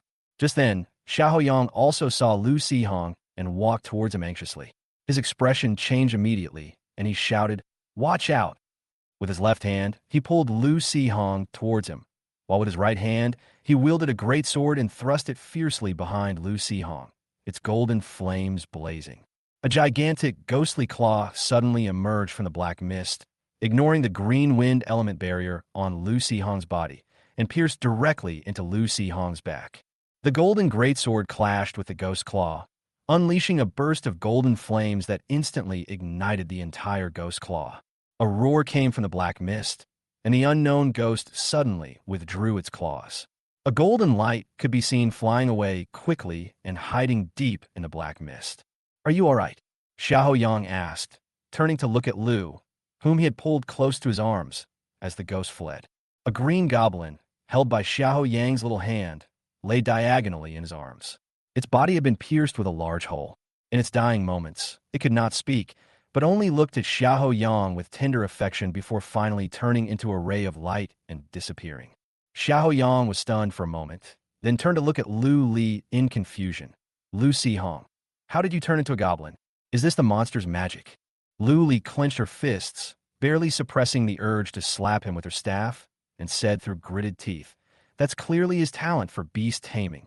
Didn't you see the goblins were all summoned back by death?" That seems to be it, but where is he? Good question. Lucy Hong also wants to know where he is right now. Chapter 153, Beast Fighting Ghost Realm, a passing giant. A moment of dizziness washed over Lu Hong, and he found himself completely enveloped in black mist. Then his vision changed as the black mist became much more transparent, like a thin veil covering his eyes. Things in front of him were fine, but anything more than 100 meters away became a blur, and the whole world turned into black, white, and gray. The black mist continued to flow, and the bark formed by magic on Lu Hong's body was being corroded and was disappearing. Lu Hong could only continuously consume the energy in his body to replenish the bark spell. At the same time, the undead, wandering in the nearby black mist, discovered Lu Hong's presence. Thinking they were well hidden in the black mist, they slowly approached. A summoning circle floated around him, and several goblins were summoned. The shield bearer's body surface glowed with a faint green light. He stood beside Lu Hong, holding the shield. Although Lu Hong felt that its metal shield would hardly be able to defend against the ghost attack, this guy was very big and could at least serve as a perfect meat shield. The Goblin Raider seemed to be very adapted to this dark environment. Even the ghost could not detect its presence. By the time they did, its shadow dagger had already pierced the ghost's body. Using the power of shadow, it tore the ethereal ghost apart. Then, with a turn, it once again turned into darkness and merged into the black mist. Although the Goblin Raiders seemed more like natives of the black mist than the ghosts, the Goblin Necromancer was the one who truly excelled in the black mist. He took a deep breath of the black mist as if he were tasting some unparalleled delicacy, and his expression was incredibly intoxicating. This guy failed to summon the Knoll leader's corpse again, so he obediently found 2 evil spirits in the ghost realm and sealed them into his body. After being summoned, he didn't release the evil spirits. He only summoned the red-clothed, fierce spirit and the white little ghost to the field. He stood beside Lu Hong with a shovel in his hand, exuding a decaying death aura, like an old corpse just dug out of the ground. The ghost treated the necromancer as an inanimate object and completely ignored its existence. However, whenever a ghost tried to bypass it to attack Lu Hong, the shovel hanging by his hand would suddenly spring up, wrapped in thick black mist, and slap the ghost's face. Although it did not cause any damage, it could still send the ghost flying far away. Of course, the necromancer is essentially a mascot used to summon undead. The most eye-catching thing on the field right now is the 2 undead it summoned. After the white imp emerged, it looked around at its surroundings, a contented smile on its face, and with a soft whimper, it pounced on the red-clad evil spirit. The red-clad evil spirit reached out its claws to catch the little ghost and placed it on its shoulder. The white little ghost leaned against the evil spirit's neck, grinning, its eyes glowing crimson. In an instant, the surrounding black mist churned violently, converging at an astonishing speed and continuously merging into the little ghost's body. However, the little ghost itself did not change, but the red-clothed evil spirit's originally not very tall body expanded rapidly like a balloon, and its body also changed from illusory and transparent to solid, as if it really had a physical form. The red coat, which had developed faint patterns after the carnage in the ghost village, has become even more vibrant now. The dark red patterns on it seem to be slowly flowing, and if you look at it for a long time, you can almost smell a strong, pungent stench of blood. Even though Lu Hong only has black and white vision, he still managed to add color to the evil spirit in his mind. A touch of dark red in a gray and white scene did not seem out of place. Meanwhile, the undead hiding in the black mist, preparing to launch a sneak attack, were like clay chickens and earthen dogs in front of the enhanced red-clad fierce spirit. With a casual wave of its ghostly claws, the weaker ghosts were involuntarily pulled by the suction force and torn to pieces. Even if they encounter a slightly more troublesome opponent, as long as the little white ghost, sitting on the evil spirit's shoulder and swinging its 2 tiny feet, opens its mouth and whimpers, the troublesome ghost will immediately fall into a daze. The red-clothed evil spirit seizes the opportunity to pounce on it, tear it apart, and swallow it whole. In an instant, overwhelmed by the aura of the red-clad evil spirit, The surrounding undead fled in all directions. Lucy Hong turned to look at the necromancer. The guy who had been just playing a minor role had suddenly become a main force in the battle, and he was really not used to it. After finding himself temporarily safe, Lucy Hong planned to return to the Adventurers Guild. It was safer inside the guild than wandering around outside. Perhaps a powerful expert would come to his rescue soon. Lucy Hong wasn't very familiar with the beast fighting city, but fortunately, the teleportation range of his beast taming talent was only around 100 meters, and the Goblin Captain was still at the Adventurers Guild. He could rely on the connection between the beast tamer and the tamer. Well, Lucy Hong discovered that the loyal Goblin Captain had rushed out of the Adventurers Guild and was heading this way at high speed. But by knowing the Goblin Captain's current location, he at least knew where the guild was. Looking up, one could vaguely see a huge, blurry figure kicking a shop or some other building away in the black mist. Then, with a roar, it rammed into the Adventurers Guild building, creating a huge hole in it. Lucy Hong immediately felt that the Adventurer Guild was not safe. Moreover, wasn't the menacing red-clad evil spirit above his head, with its blood-red clothes that went straight to his spirit, a bit too conspicuous? Maybe he should make it tone it down a bit? However, judging from the pathetic state of the necromancer beside him, the fact that the red-clad evil spirit was able to protect itself and not rush out to fight was probably already its limit of control, and there was no way to ask for more. Before the guild building was completely destroyed, those hiding inside fought against the ghosts while using various methods to gain the ability to move in the black mist, stumbling and escaping from the Adventurers Guild gate. Upon seeing this, the giant monster that was demolishing the building roared excitedly and raised its leg to charge forward. Suddenly, a low roar echoed from the sky, and an indescribable, powerful pressure descended from above. Humans and ghosts within the black mist alike were all terrified by this powerful aura, trembling all over. Even the enormous monster staggered and knelt on the ground, too afraid to move. At the same time, strange sounds appeared in the minds of all the creatures present. The world decays, death, gift, liberation. Those with strong mental strength or unwavering will can grit their teeth and resist the pollution of the voices in their minds. But those who are weak or in poor physical condition all have strange glints in their eyes and begin to mutter to themselves. The surrounding black mist is instantly attracted and rushes into their bodies. The once vibrant human bodies rapidly twisted and deformed. The skin turned gray and dry. The muscles began to atrophy, and the bones throughout the body emitted a chilling, cracking sound. Some even pierced the skin, turning into bone spurs or armor covering the surrounding surface. Black demonic claws, sharp fangs, eyes bursting open, and chilling flames suddenly igniting in the dark eye sockets. No flesh and blood on its head, skin clinging tightly to the bones, making it no different from a skull in its hideous and terrifying appearance. The newly born undead suddenly turned their heads to look at their former human companions who were still alive and charged at them with frenzied roars. Chapter 154, I'm out of here. Where am I?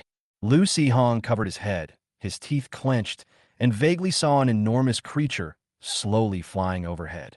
The surrounding buildings were affected by an unknown force, rapidly weathering and decaying. In a short moment, it seemed as if 1,000 years had passed.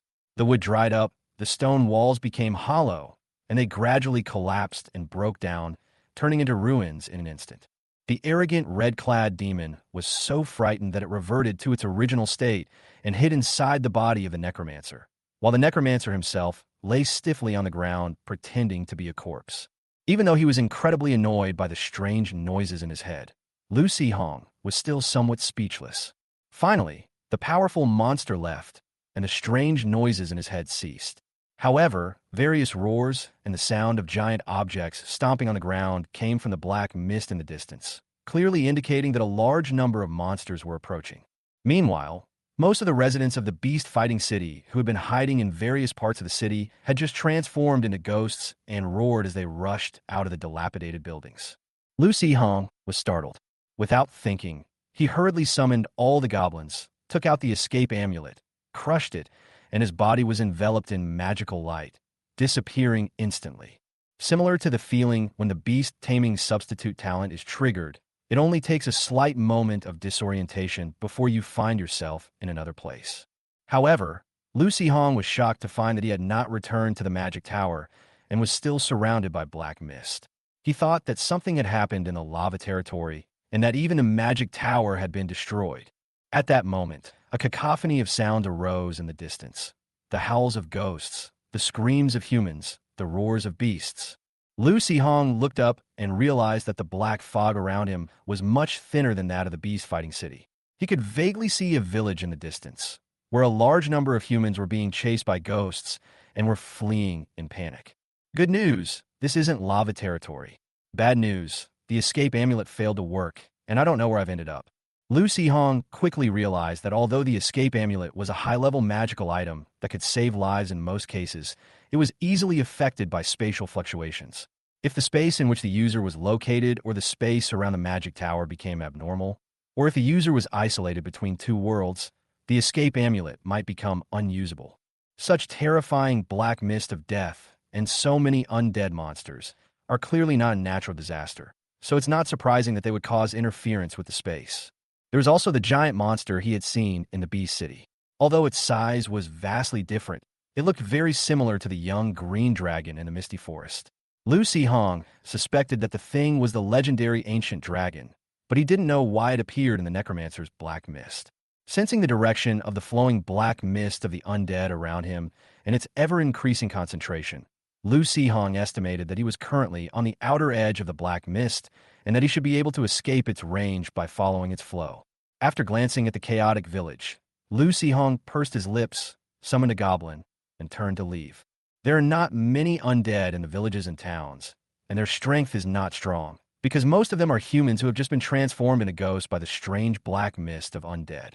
First came the weakest, the elderly and children, then the wounded and sick, and finally the ordinary people with weak beast tamers and low strength. Even without that eerie sound, being constantly tainted by the black mist would eventually turn them into ghosts.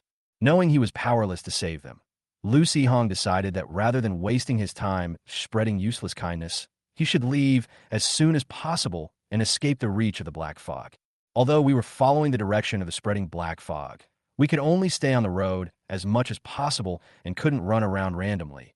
Otherwise, we would be in trouble if we encountered cliffs or rivers. However, if you follow the road, you will inevitably encounter other people. In this situation, it's better to hide your identity than to hide as a goblin. As long as you don't contact anyone, no one will know who you are. As for what strange rumors might spread, who cares? It's better than losing your life. Because Lucy Hong is still in the developmental stage, he had previously bought some clothes and stored them in his spatial ring for future use. However, after wearing the academy uniform, he hadn't changed much because it was so convenient. Now he could take them out and put them on, then put on a hoodie over them, and add a goblin wild mask. He was so good that even his own mother wouldn't recognize him. A malevolent, red-clad spirit with a ferocious face and a massive body floated overhead. The goblin captain, wearing a pig-faced mask with tusks and wielding a spiked club, walked at the head of the group, his body radiating a faint red glow. The shield-bearer, wearing a ferocious dog-head mask and carrying a spiked shield, was surrounded by a faint green light and followed beside Lucy Hong. The raider was shrouded in dark shadows and black mist, appearing and disappearing like a ghost in the necromantic fog. There's also a beast tamer with a poisonous spider, a giant-armed pitcher with thick arms, and a necromancer carrying a shovel. Although these three don't glow or look like ghosts, their grotesque appearances alone are enough to terrify them. The entire procession, walking along the road, coupled with the eerie environment created by the black mist of the dead, looked like a procession of evil spirits. They cried and screamed all the way, scaring countless people to the point of paralysis. Lucy Hong didn't care about anything else. As long as he wasn't scared to death, he would scare everyone away and reduce the risk of being exposed. That being said, every time they encountered ghostly attacks on the road, before Lucy Hong could even utter a sound, the red-clad evil spirit would run out on its own, grab those ghostly things, and eat them like snacks. Sometimes they would encounter some powerful, slightly intelligent ghosts on the road. Seeing Lucy Hong's group, which was even more ferocious than ghosts, they dared not approach and thought of bypassing him to attack the others behind them. Lucy Hong would mutter to himself, "Hey, what does this guy mean? He's ignoring me. Does he look down on me? Come on, guys, kill him." Or, "Hey, this skeleton is quite exquisite. Necromancer, don't you think so too? If you don't say anything, I'll take that as a yes. Come on, minions, kill it and throw into the breeding farm to be a decoration for the necromancer. Then, they led the goblins up and ganged up on it, beating it half to death. The souls were fed to the red-clothed evil spirit, and the bones were dragged into the goblin farm. Although I don't want to have any contact with other people, it's not a problem to help them clear the dangers on the road and increase their chances of survival. On the one hand, Lu Sihong himself had a relatively high moral standard. On the other hand, he was a goblin merchant who was selling things at high prices at this time, which was a bit like profiting from the national crisis. Lu Sihong thought that he should do more good deeds to balance his own moral standard and that of the beast taming team. Chapter 155 Goblins make money wherever they go. Previously, Lu Sihong bought a bunch of supplies in the beast arena, thinking he could sell more items during the goblin beast hunt. Whether he made money or not, at least he could earn some trading points and get some materials. As a result, this guy went straight to the orcs to make a fortune from the war. He spent 2 days there, selling a bunch of pots, pans, and standard weapons, and in the end, he lost his life. There were still some dry rations left in the warehouse. Although they weren't very tasty, they were nutritionally balanced and would be good for filling our stomachs. Although Lu Sihong had put some food in his spatial ring, he didn't know how long he would be on the run. Just in case, he moved some of it to the non-saleable goods warehouse, and the rest had been mostly sold off by the goblin merchant in the past few days. This guy doesn't rip off the poor. He only targets the rich who run away with money, but not food. What used to be a dozen or 20 copper coins per piece, he directly asked for 1 gold coin per piece. Those starving fellows, who had never suffered much hardship before, couldn't bring themselves to eat wild fruits and vegetables by the roadside like ordinary people. They shouted that the goblin was an inhumane merchant and tried every means to bargain. Seeing that the goblin ignored them, they finally reluctantly paid the money to buy it. Of course, the goblin merchant's behavior will definitely cause dissatisfaction among many people, but most of these guys don't have much combat ability, and they don't dare to have any wicked thoughts when faced with the huge venomous spider. Until a group of adventurers set their sights on the goblin's wealth. They secretly plotted and set a trap. After controlling the poisonous spider, they would then steal the goblin's backpack. This gave the goblins time to use their skills, allowing them to summon the goblin captain and raiders who were resting in the breeding farm. The adventurers were somewhat surprised, but not panicked. After all, they were just a goblin captain and a raider, and they were confident they could handle them. Until the goblin captain, after sustaining some injuries, quickly entered a red temperature state, stomped on the wolf-type beastman's head, and smashed the adventurer and his hardwood shield to pieces with his metal mace. Several soldiers turned around in terror to ask the archers in the back row for help, only to find that their teammates behind them had already had their throats pierced and were lying on the ground without a sound. The guy who claimed to be able to easily see through goblin invisibility had his head cut off and thrown aside, with an incredulous expression on his face when he died. After wiping out the group of adventurers, they got a bunch of junk equipment and some coins. Although there wasn't much loot, the goblins didn't mind and even took back their mutating corpses. However, even after witnessing the goblins' power, once greed takes hold, it's impossible to suppress it, especially since most low-level adventurers live on the edge of danger. In their view, although the strange goblin's summoned kind was very powerful, as long as it was not given the opportunity to use its skills, there would be no risk. However, the goblin merchant died even more easily than they had imagined. Despite making a series of elaborate plans, he was ultimately killed by a series of hidden arrows.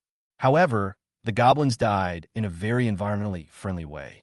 Not only did they lose their food and gold coins, but they also took the arrows stuck in their heads with them when they died, leaving them not a single hair behind.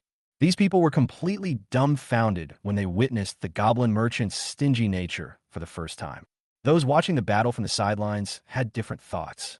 Those who bought rations felt fortunate, but at the same time felt they hadn't bought enough.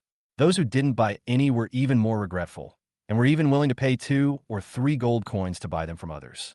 But the more they raise the price, the less willing anyone is to sell. Who knows how big the black fog is? Maybe they'll be just one bite of food away from escaping.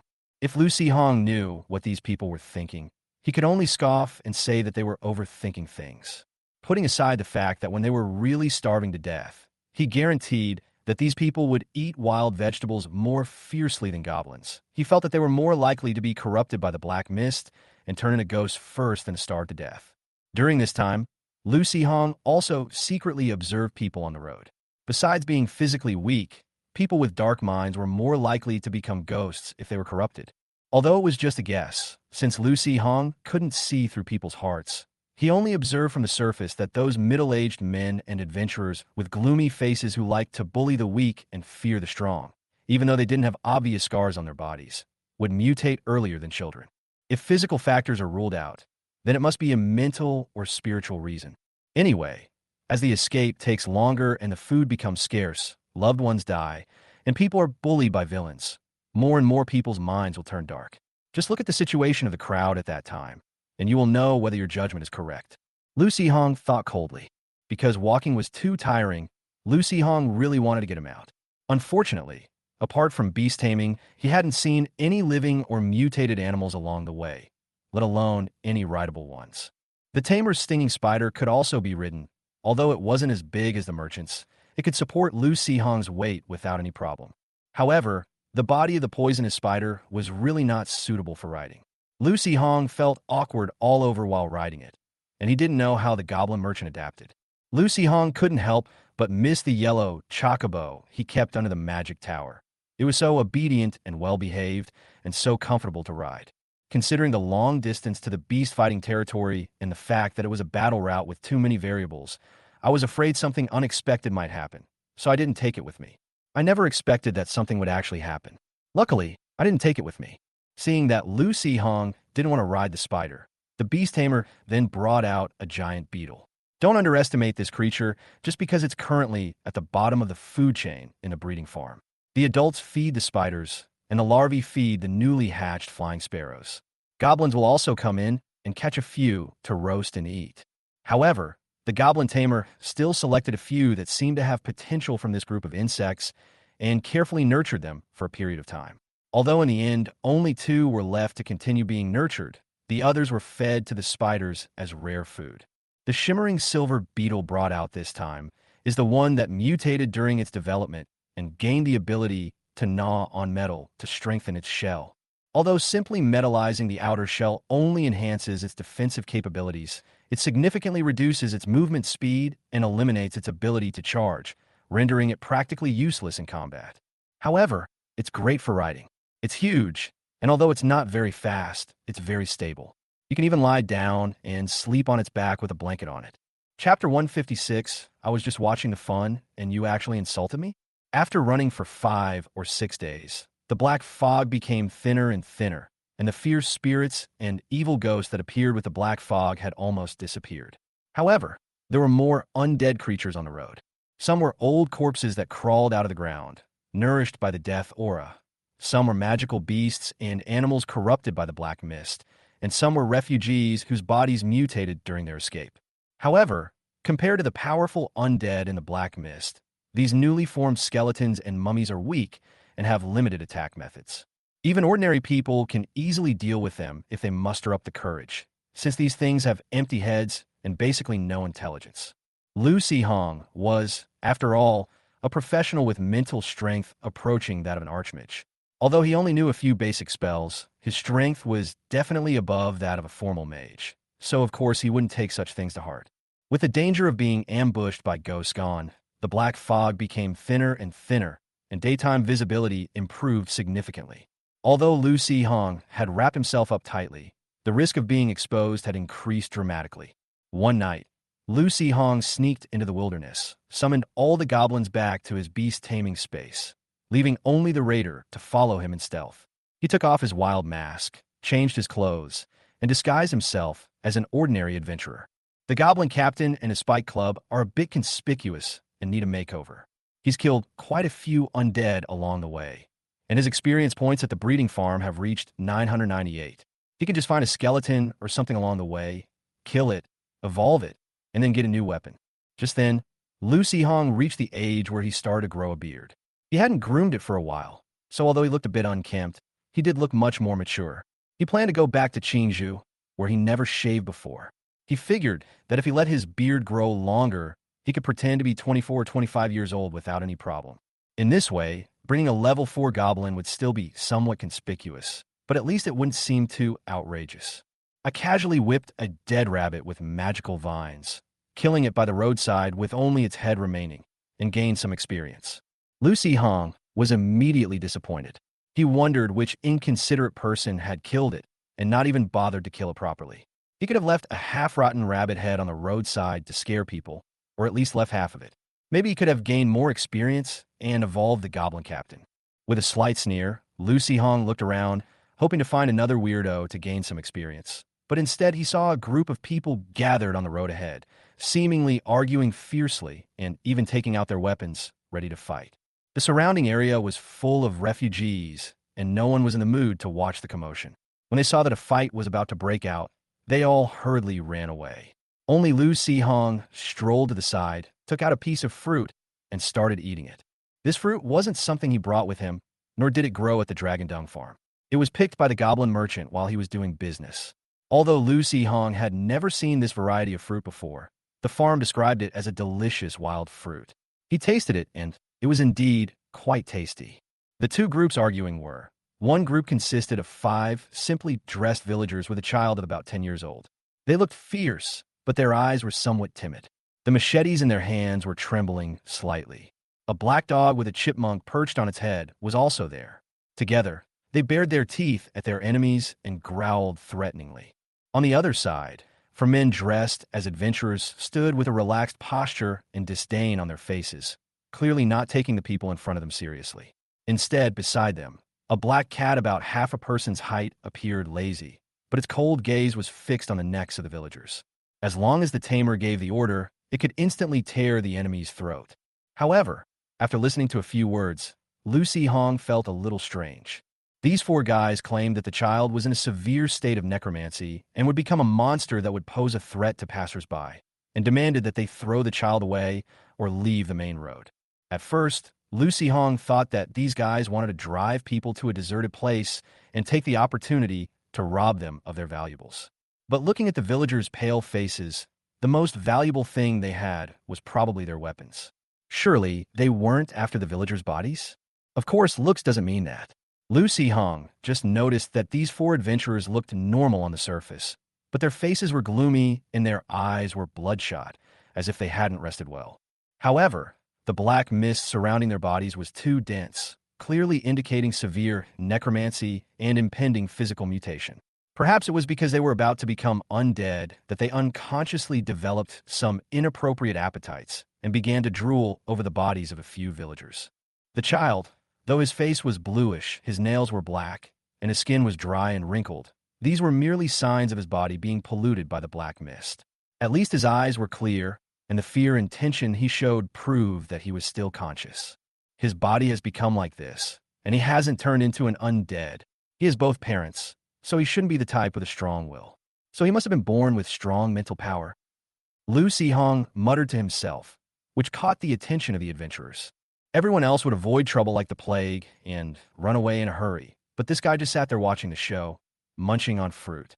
Is he treating them like a monkey show? One of the adventurers, with a pointed face and monkey-like features, roared at him menacingly. What are you looking at? Get lost. Lu Si-hong's eyes widened instantly. He casually tossed aside the fruit pit in his hand, unleashed his magical energy, and pointed his finger at the adventurers. The ground suddenly cracked open, and thick magical thorns shot out from under the adventurers' feet, tightly binding the 4 bewildered adventurers.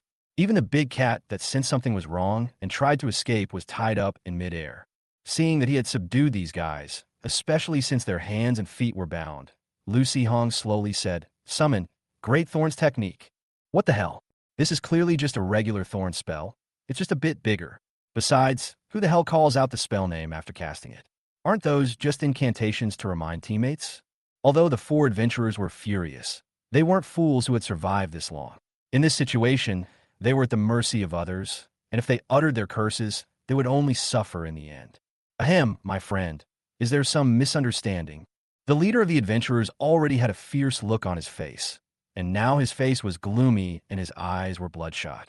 Although he tried his best to force a flattering smile, Lu Si-hong felt that the guy's expression looked like he was threatening him. Misunderstanding? What misunderstanding? Don't tell me you didn't hear this guy cursing at me just now. Lu Si-hong said, pointing at the weasel-faced guy. Chapter 157, The Poison Doctor's Medicine. The eldest brother glared at the sharp-mouthed, monkey-faced man and was about to continue speaking, but Lu Si-hong was too lazy to argue with them. He nodded to the few, somewhat panicked villagers and calmed them down a bit. Turning to the adventurer leader, he asked with some curiosity, "So, what are you planning to do with them by driving them into the wilderness?" The adventurer remained calm, though his eyes flickered slightly before he began to explain. "You misunderstand. We just saw that the child was about to become an undead, and we were worried about him causing trouble for others, so we wanted to get him away." Lu Si Hong snorted coldly. "You guys are really kind." With a gentle clench of his hand, poisonous thorns sprouted from the magical thorns, piercing the adventurers' bodies. Then, the branches tightened abruptly, tearing through their clothing to reveal dry, wrinkled flesh. The cuts oozed a foul-smelling, viscous black liquid. Although there was still some blood in the liquid, it was clear that the four men were in serious trouble. However, their flesh still felt pain, and when their bodies were pierced by the poisonous thorns, they couldn't help but scream loudly. "Look at yourselves, you're such a mess, yet you still have the nerve to criticize others," Lu Si Hong said with a hint of sarcasm and disdain. Seeing this, the adventurers could no longer keep up the act and couldn't help but start cursing. This, Lu Si Hong's magic surged again, and the magical vines wrapped around him even tighter. The adventurers screamed again, but they didn't have the energy to continue cursing, so the noise was much less. Looking back, apart from the child who was severely necromancy, the villagers also showed some abnormalities. Previously, the concentration of black fog was high, and ordinary purification agents could only provide temporary relief. Therefore, even if Lu Si Hong encountered it, he could only pretend not to see it.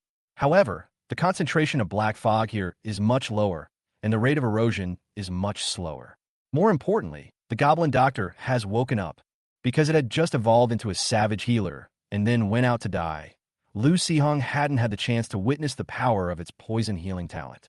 Because of the blueprints obtained from the breeding farm, the corresponding goblins can learn them directly.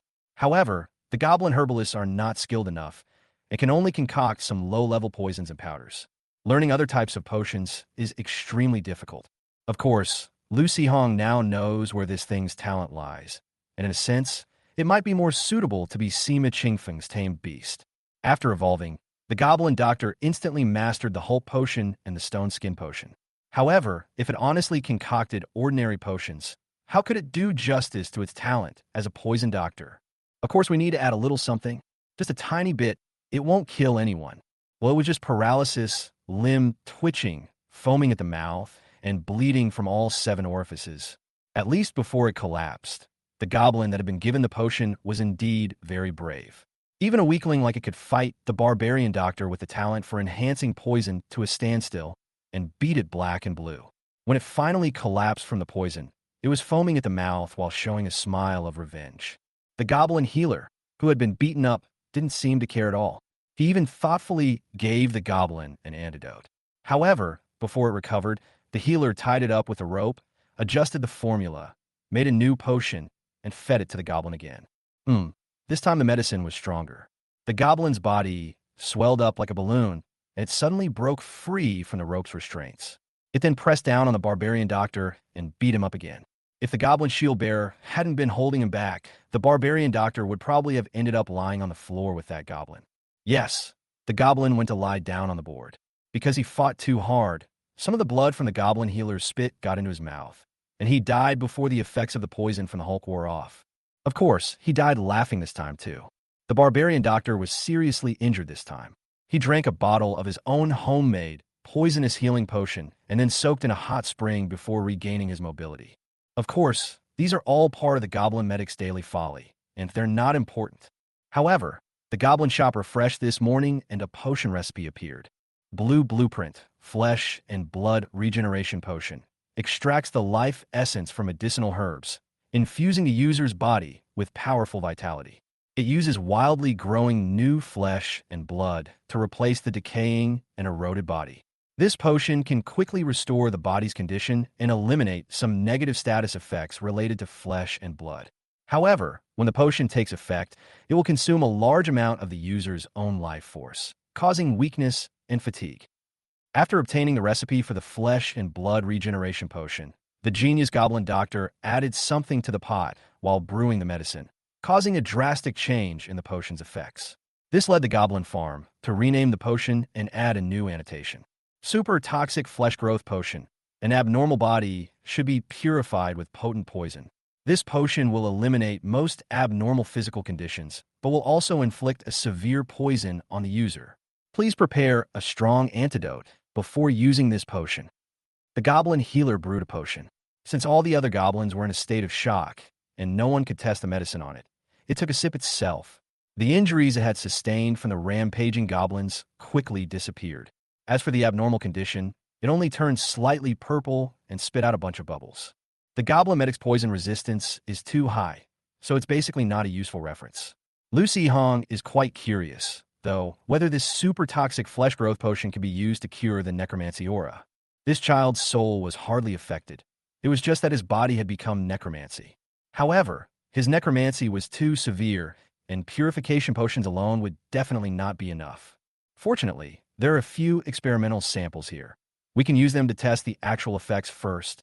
Lu Si-hong smirked, and a summoning circle appeared out of thin air at his feet, recalling the invisible goblin raiders back to the breeding farm.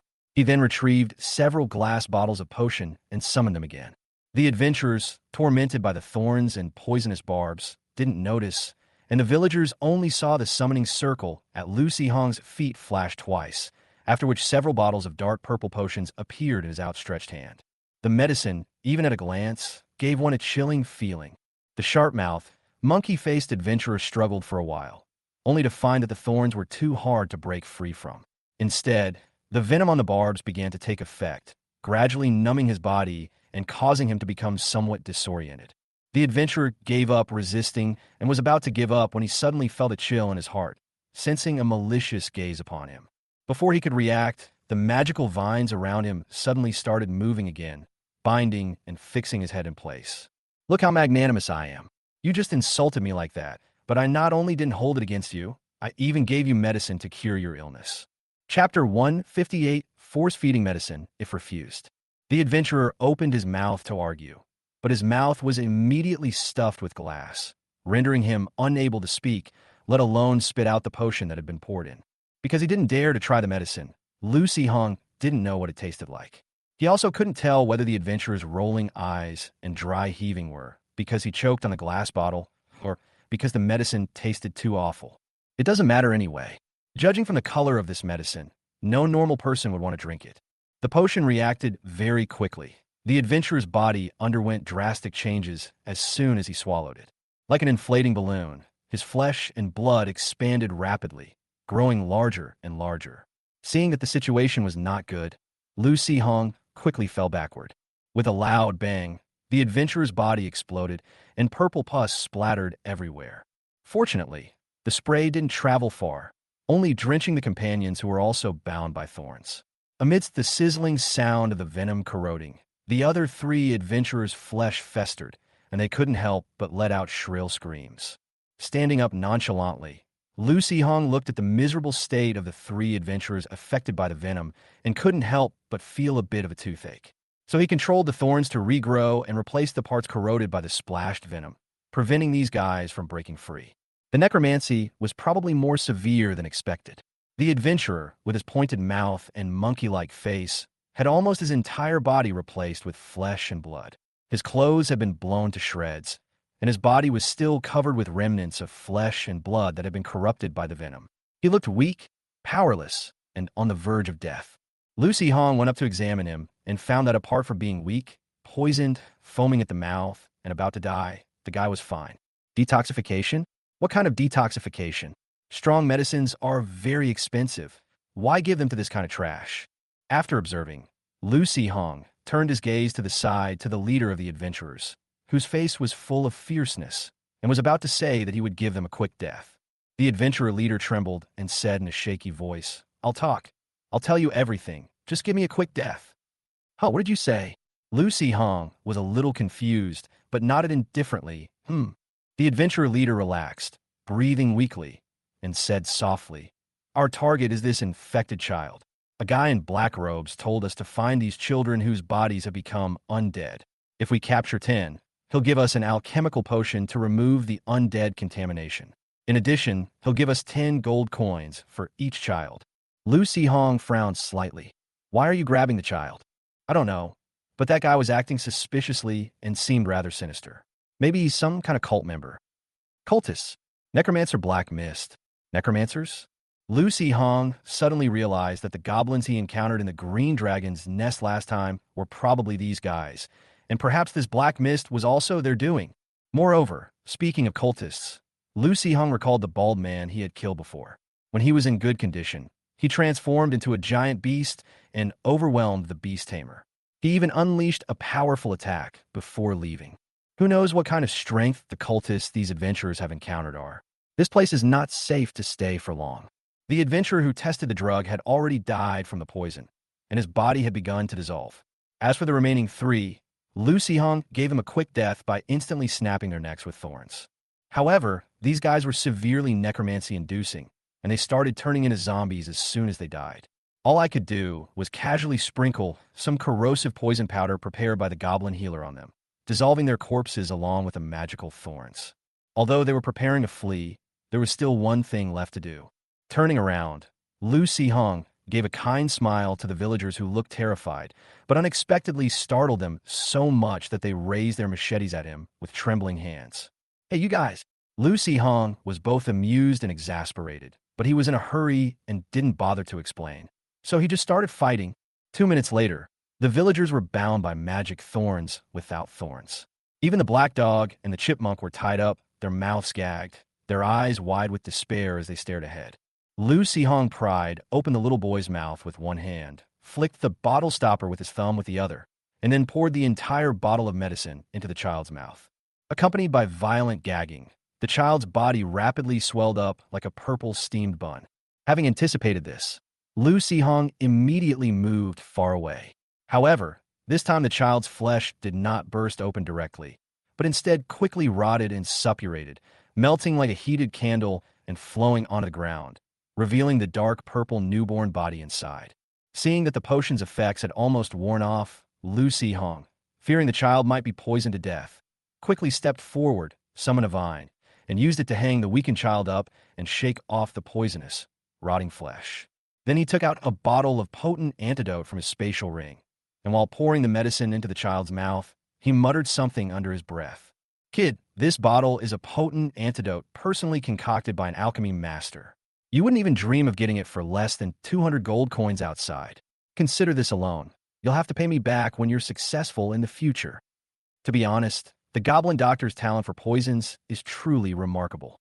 Even the best and most potent antidote, personally prepared by an alchemist, took half an hour to completely remove the toxins from the child's body and restore his normal skin color.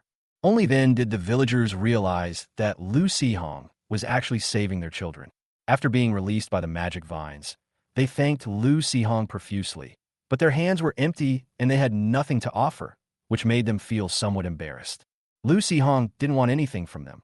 He simply said, "You heard what those guys said earlier. There are cultists around here. You'd better leave as soon as possible." After thinking about it, I realized that since I had already saved the child, it would be a waste of the teacher's medicine if the child died for some unknown reason. He simply took out a bag of dry rations from his ring. "Although I don't know how long it will take to leave the black mist, this should be enough for you to eat for a while. Don't waste time looking for food." After saying that, Lucy Hong didn't bother with the villagers' pleasantries. He took out a bottle of gale potion, drank it, and was enveloped in a gentle breeze as he rushed out at lightning speed. After all, time is life, and those cultists might come knocking on your door at any time, so it's best to leave as soon as possible.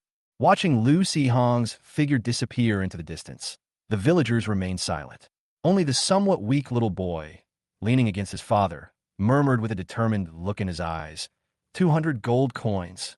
I will definitely pay you back." "Wait, something's not right. Look at Xiao Sang." "Dad, it's all right. That high-ranking monk just said that Xiao Sang is only temporarily weak and will be fine in a little while." "Nonsense, I'm not deaf. I mean, it seems like Xiao Sang's illness has been cured." "Huh? Really?" Although only 12 years old, a child who has suffered from illness since childhood but can still smile at her family naturally has a stronger will. Chapter 159 Goblin Leader, Goblin Flame Berserker, Ad, requesting free gifts. Consumes 1,000 experience points. Goblin Captain evolves into Goblin Leader. Goblin Leader, a massive body, immense strength, and absolute power to rule the Goblin tribe. Fierce, bloodthirsty, belligerent, powerful. Dragon Bloodlord. The Goblin leader's massive size easily makes him a conspicuous presence on the battlefield. When the Goblin leader is present, the individual combat abilities of all friendly goblins are enhanced, their teamwork is strengthened, and their resistance to mental spells such as fear and intimidation is greatly increased. Weaker enemy targets may be intimidated or feared when facing the Goblin leader. Low-level Red Dragon power, fury and control over faint flames. Fulfill the Goblin Captain's wish and receive a random reward. Ascend to immortality. Chicken and Dog ascend to immortality. Randomly select one goblin that meets the evolution requirements from among those of lower rank than the Goblin Captain, and let it evolve for free. The Goblin Pyromancer evolves into the Goblin Flame Berserker. Goblin Flame Maniac. Burn, explode, destroy. Let the whole world revel in a sea of fire. Flame Worship. Flame enthusiasts have an extremely high tolerance for fire and high temperatures. When in a fire environment, their bodies are strengthened, and their energy recovery speed is greatly increased. Fireball Frenzy. The Fire Frenzy's fireball is more powerful and has additional explosive and sticky effects. Fulfill the Goblin Arsonist's wish and receive the guaranteed reward. Green Blueprint, Wilderness Torch. Green Blueprint, Wilderness Torch. A large magic matchstick crafted from fire elemental energy gems and magical wood. With a simple wave, it ignites a blazing flame, primarily used for lighting and starting fires. Of course, some people also use it as a staff. Originally, Lu Sihong felt a surge of security and was quite happy watching the Goblin Captain grow from a little over 3 meters tall to a small giant of over 5 meters, who knew that the breeding farm would inexplicably evolve the Goblin Arsonist as well. Even though both Goblin Raiders and Goblin Craftsmen meet the evolution requirements, the farm chose this guy out of the blue. Lu Sihong even suspected that this thing was doing something underhanded. The Goblin Arsonist took longer to resurrect than the Barbarian Healer. He had just woken up and was still groggy when he was suddenly enveloped in a burst of light.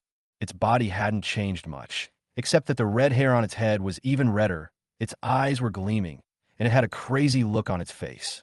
It tilted its head back and let out a strange, cacophony laugh, holding a ball of flame in each hand, and then it leaped and charged out. Sure enough, this guy seemed to have gone even crazier and become even more dangerous. Lu Sihong suddenly felt a headache coming on. He was just thinking about whether to build an iron cage to lock him up when, unexpectedly, the other goblins heard the strange laughter and reacted even more strongly. A moment later, the Flame Berserker, who had just been ganged up on again, was slightly swollen all over and bleeding from his nose.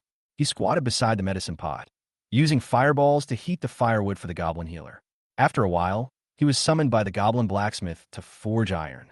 The Goblin leader has grown much larger, so his old hut is definitely no longer habitable. Besides, he's a leader, so it's not appropriate for him to live in a goblin hut. It definitely needs to be rebuilt. However, the goblins planned their construction rather haphazardly. There was no more empty space in the original area, so the Goblin Craftsman directed the lowest-ranking ordinary goblins to drag a pile of wood to the newly added grassland, intending to build a new residence for the Goblin leader there. In addition, the Goblin Chieftain has grown much larger, and the spike club he made earlier is no longer effective. Fortunately, there are 2 captured weapons in the warehouse that he can use for the time being. Perhaps feeling that the meteor hammer wasn't very useful, or perhaps having gotten used to it over time, the Goblin Chieftain ultimately chose the Bone General Spike Club. The hard, magical wood was inlaid with a jumble of metal barbs, yellow rust, and dark red bloodstains, and was also covered with some messy fragments, making it look quite intimidating. However, Lu Sihong was a little worried that the Goblin leader might use his firepower to set the club on fire in the heat of the fight, even though the wood seemed quite heat-resistant. Hopefully, this spike club can hold out a little longer until the blacksmith forges a new weapon. With the Goblin leader in hand, Lu Sihong's confidence soared, and he was certain that he would be able to leave the Black Mist Zone safely. He had already asked around on the way and found that if he continued along this road for about 10 days, he would reach Icewind Territory, a coastal territory located in the northeast of the Bauhenia Empire. It's about 108,000 miles away from Lava Territory, which is located in the northwest of the empire. In fact, Lu Sihong was a little worried. He had been thrown so far by the teleportation talisman, yet he was still within the range of the Black Mist. Wouldn't Qingzhou City and Baiwei Town, which were closer to the beast fighting territory, be even more dangerous? The Lava Lord is so powerful, and with the teacher's help, there shouldn't be any problems. Lu Hong was anxious, but there was nothing he could do. He could only comfort himself with this thought and quicken his pace to find an unaffected town as soon as possible so he could contact his family and teachers at the Adventurers Guild. But as they walked, they suddenly heard a commotion ahead, and people fleeing on the main road scattered in panic. Lu Hong looked up and saw that there were adventurers fighting. 3 familiar faces, accompanied by a cat, a dog, and a crow, along with several simply dressed burly men, were protecting a couple and 2 children, fighting with several other adventurers. Boom! The gloomy-faced man used his axe to disperse the incoming fireball, but his body was still inevitably burned by the splashing flames. He was immediately annoyed and glared fiercely at the pale-faced little mage. Damn brats, you 3 are just poor country bumpkins. Why are you meddling in the business of these rich people? Shundetu, this novice mage, still needed to chant incantations to cast a small fireball, and had no time to pay attention to the burly man. Shun Xiaoli, slightly out of breath, said after repelling the enemy's attack with her sword. Having accepted the escort mission, of course we must safely deliver the employer to their destination. Besides, you guys just want to snatch these 2 children to make a deal with the cultists, right? We won't let you succeed. Well said. As adventurers, we should always keep our word. The burly man beside Shun Xiaoli praised loudly. Damn it, those 2 bastards are already dead. Keeping them alive will only turn them into undead. We might as well use them to exchange for medicine. Upon closer inspection, Lu Hong indeed saw that the 2 children being protected by their parents not only had severely necromancy-like bodies, but also had unfocused and lifeless eyes. They were only instinctively clutching their parents' clothes. Even if their bodies were repaired with a super toxic agent, they would probably only become walking corpses. But that's someone else's child, and these bastards actually try to snatch him away. Since they've run into them, Lu Hong carefully looked around. He was sure there were no cultists around. Only a few weak adventurers who couldn't even beat a child. Chapter 160, you really can't be a hero just anywhere. Without the escape charm, Lu Hong felt very insecure and thought to himself that he should get involved in less interesting things to avoid getting into trouble. However, the group of rookies fighting around in front of him didn't seem to pose any threat. Dealing with these guys was a piece of cake for him. With a wave of his hand, Thorn sprang up from the ground and bound the group of adventurers who were severely necromancy infected, the poisonous thorns on the thorns piercing their bodies. Don't be fooled by Lu Hong's seemingly simple trick. With his powerful mental strength, his almost instantaneous spells and precise target selection allow him to control enemies' actions and inject poison without harming innocents. It's incredibly useful. Of course, this is also related to the fact that he only knows a few basic spells at the moment. A large portion of wood-based magic is related to planting trees. It's not about making him a farmer, but rather about using magic to simulate powerful magical plants. This requires understanding the basic structure of plants and, ideally, being able to cultivate them completely from seed. If you have enough planting experience, you can even create your own fantastical plants that have a reasonable structure but don't actually exist to fight. Lu Hong is now most familiar with thorns and vines. He has not only cultivated them himself, but most of the magical plants in the breeding farm are also of this type. Actually, there were quite a few carnivorous magical plants in the alchemical botanical garden, but Lu Hong thought their attack methods were too monotonous, so he threw them into the breeding farm. Aside from giving goblins more ways to die, they weren't very useful. Lu Hong's great thorn technique startled everyone present, not to mention those who were entangled in thorns.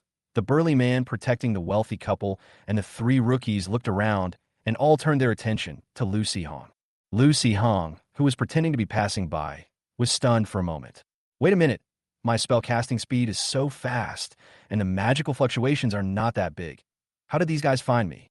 Is it because my temperament is too eye-catching? No one knows what he's thinking, otherwise they would probably roll their eyes at him. On this main road, apart from the 2 groups fighting, everyone else either ran away or took a long detour when passing by. Who the hell was like him, walking leisurely with a curious look on his face? Because he hadn't washed his face in a long time, his hair was long and messy, and with the addition of his beard, no one could tell his age. Shun Xiaoli spoke first, saying, "Thank you for your help, brother." "What, bro? If I'm not mistaken, this guy is probably 2 years older than me." "Wait, Does that mean my beard is such a good disguise? Lu Hong's mind raced, but his expression remained calm. He simply nodded, hesitated for a moment, and then deliberately lowered his voice to say to the others, "Those two children are indeed beyond saving. Rather than letting them fall into the hands of cultists, it's better to—" He didn't finish his sentence, but everyone understood what he meant. The couple looked sorrowful as they turned to look at their child. After all this time, they knew in their hearts that their child was beyond saving, but they were just clinging to a 1 in 10,000 chance. They might have originally wanted to hold on until the very last moment, not wanting to give up until their child became a spirit, but rather than letting their child fall into the hands of cultists and be used for who knows what, the couple hoped their child could rest in peace. Why not leave them to me? I'll give them a new lease on life. The black mist condensed and transformed into a figure dressed in a black robe, as thin as a skeleton. Upon seeing this, Lu Hong was immediately startled. This entrance doesn't look like something a low-level thug would make. Damn it, I knew it. You can't have too high a moral standard for people.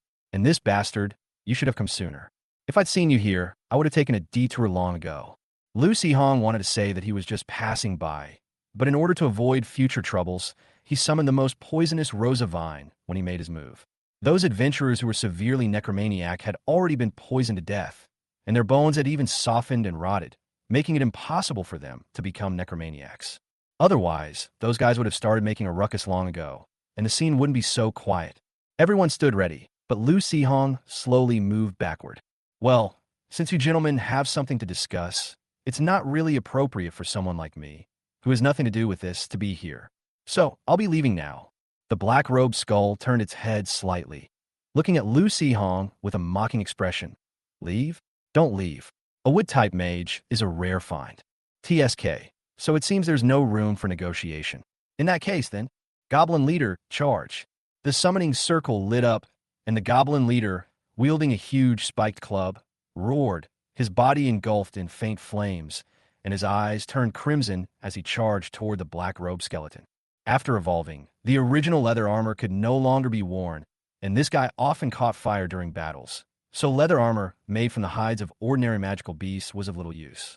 Fortunately, the Goblin leader was already thick-skinned, so whether it had leather armor or not didn't make much difference. The blacksmith did forge it into a simple scale armor to cover its lower body. In addition, as Lu Hong expected, as soon as it entered combat mode, the wooden shaft of the spike club in its hand was indeed set on fire, emitting a strange burnt smell all the way. Seeing the menacing Goblin leader, the black-robed skeleton was clearly surprised, but not too flustered. He simply took a few steps back. Then, a low roar came from the sky, and a black bone dragon more than 10 meters long descended from the sky, its sharp bone claws fiercely grabbing at the Goblin leader. Lu Hong shouted at the frightened guys, "Run!" Ignoring their reactions, he drank the last bottle of speed potion and escaped at lightning speed. Even if Lu Hong merged with the Goblin leader, he would definitely be no match for such a huge bone dragon. Anyway, there's still a Goblin resurrection stone. Let's sell the Goblin leader first, and see if we can escape. Although it was somewhat unethical, Lu Hong guessed that this guy's main target was probably the two undead children, and as long as he ran fast enough, he still had a good chance of escaping. However, a small problem arose in the process. Lu Hong fled the main road, and ran through various bushes and trees for half a day. Just as the speed-enhancing potion was about to wear off, he heard a furious roar in his head. "You damned bastard! How could you be so insidious? Disguising the core of the Yinhuai wood as a spike club, lighting it and secretly poisoning it. I'm going to kill you. No, I'm going to turn you into a living corpse, to live forever in fear and despair." Huh? What the hell? You mean that stick? Isn't that a weapon you necromancers use? How did it become poison? Chapter 161. This guy doesn't seem like a good person. It's not that Lu Hong is ignorant. The main reason is that Yinhuai wood, a magical material that grows in the undead region, is very rare and not very useful. Except for some very special high-level potions, ordinary alchemy basically has no use for it, and this plant is also of little use to wood-type mages. There's so many kinds of magical plants, and countless books on the subject. Lu Hong has only read a small portion of them so far, and has never seen any information about the Yinhuai wood. Naturally, they wouldn't know that this kind of hardwood, which is rare even in the undead region and was casually used by the skeleton general to make a spike club, produces a special poisonous gas when ignited at high temperatures. This gas silently corrodes the bodies of the undead, causing them serious harm. In addition, the Goblin Doctor had added something to the Spike Club. Although the undead were immune to most toxins and the poison had no effect, it unexpectedly accelerated the burning speed of the Ashwood core.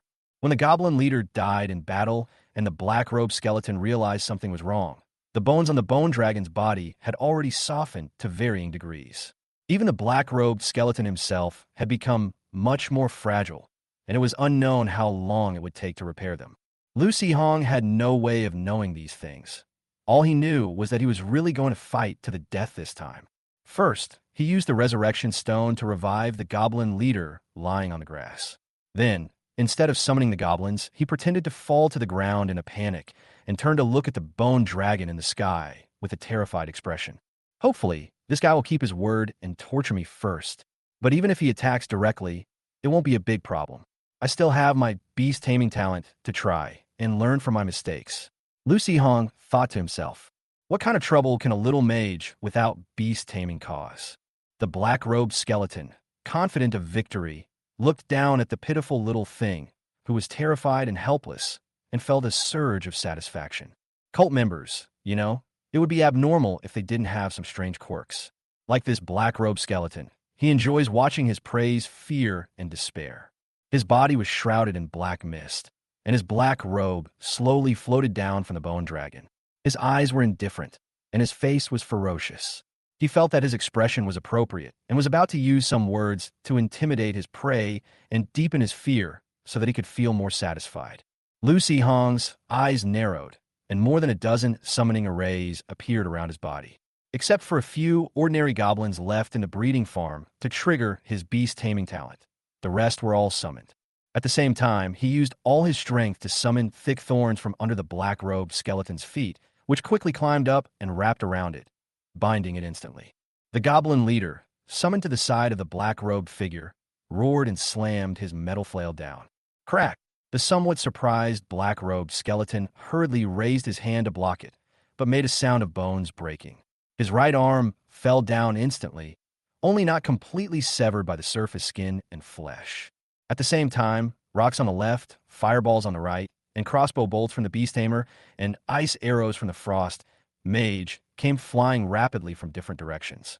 But the black-robed skeleton only let out a low growl, its body turning into black mist to break free from the thorn's control. It quickly retreated to the bone dragon's side before reappearing, at which point a huge skull appeared on its head, opening its mouth to roar angrily. The goblins shuddered slightly, a hint of fear flashing in their eyes, but it was fleeting, and they immediately returned to normal. Lucy Hong was almost scared into turning around and running away, but fortunately his mental strength was relatively strong, and he was stopped by the goblin shield bearer, so he immediately returned to normal. Damn it! Lucy Hong cursed angrily without hesitation. He quickly took out the fusion experience card and shouted, "Goblin leader, fuse!" Lucy Hong and the goblin leader instantly transformed into two spheres of light, which first grew larger before colliding and merging together. Because of the enhancement effect of the trial card, Lucy Hong felt that his mental strength had been boosted before the fusion, while the goblin leader not only had his physical body greatly enhanced, but even his low-level red dragon power had been additionally improved. A muscular behemoth, 7 or 8 meters tall, with its body covered in red dragon scales and a face that bore a striking resemblance to Lucy Hong, roared as it clashed violently with the bone dragon that lunged at it. Due to the size difference and the lack of strength, Lucy Hong suffered a loss in the collision, with dragon scales flying off his arms and chest, splattering a lot of hot blood. However, under the effect of the rage, Lucy Hong's strength increased rapidly. Completely disregarding his injuries, he tore off a rib from the bone dragon. Meanwhile, the massive bone dragon became an easy target. The goblin fire madman laughed loudly and summoned fireballs almost instantly. His hands moved like afterimages, and small fireballs rained down on the bone dragon like machine guns, emptying its energy in just a few seconds. The explosive impact of the fireball had little effect on the bone dragon, but due to the fireball's adhesion effect, the scattered flames quickly ignited the bone dragon's entire body, transforming it into a giant fiery skeletal dragon. Scorched by the high-temperature flames, cracks quickly appeared on the surface of the bone dragon's bones, and a lot of charred bone powder fell off. Seeing this, The Frost Mage shot the ice arrow that was originally aimed at the Bone Dragon at the black-robed skeleton, while activating an ice shield, approaching the Flame Berserker, and setting up an ice trap at his feet. As the black-robed skeleton healed his severed hand with black mist, he summoned a jet-black bone shield to block the attack of the rocks. However, he was hit in the forehead by a crossbow bolt, which made a crisp clang. Although it did not cause any damage, it interrupted his spell casting. He transformed in a black mist to dodge the attack of the red-clad evil spirit. With a hesitant expression, a black light flashed behind him and stabbed hard into the back of his head. Startled, his black mist trembled, forming a violent shockwave that sent the Goblin Raider flying. Then, it gathered death energy and quickly condensed it into a black arrow, blocking the rapidly approaching ice arrow technique. The man in black robes was being harassed by a group of goblins and couldn't pay attention to the Bone Dragon for the time being. The Bone Dragon was suffering from the burning flames, and with Lu Sihong entering a state of rage, the attack became increasingly fierce. With a low growl, it kicked Lu Sihong away, trying to retreat and extinguish the flames on its body with black mist. Suddenly, the ground cracked open, and thick vines quickly wrapped around the Bone Dragon's body. Before it could break free, Lu Sihong swung out a vine burning with flames, wrapped it around the Bone Dragon's head, and pulled it downwards. At the same time, he used the momentum to jump and leap onto the back of the unbalanced Bone Dragon. The Bone Dragon's body suddenly sank downwards, and Lu Sihong roared, stepping on the flames, frantically dismantling the bones on the Bone Dragon's body. The black-robed skeleton found an opening, summoned a giant ghost claw, and crushed the Goblin craftsman to death. It then fired a black arrow at the Goblin Beastmaster, but the shield-bearer blocked it. Where the black mist splashed, the flesh and blood quickly dried up, only to regenerate under the power of the Green Dragon. Seeing this, the man in black cursed under his breath, then turned to look at the maddened, dragon-blooded monster riding on the back of the Bone Dragon. His eyes gleamed with an eerie light, and his expression was uncertain. He thought to himself, "Damn it, what is this guy's background? Is he a follower of some goblin god? A crazed fire-wielding madman? A cunning goblin healer? A gigantic red-clad demon? And an elusive goblin raider resembling a dark species? No matter how you look at it, this guy doesn't seem like a good person." Chapter 162, A Cheeky Smile Makes You a Good Attractor. Lu Sihong didn't care what the skeletal head was thinking.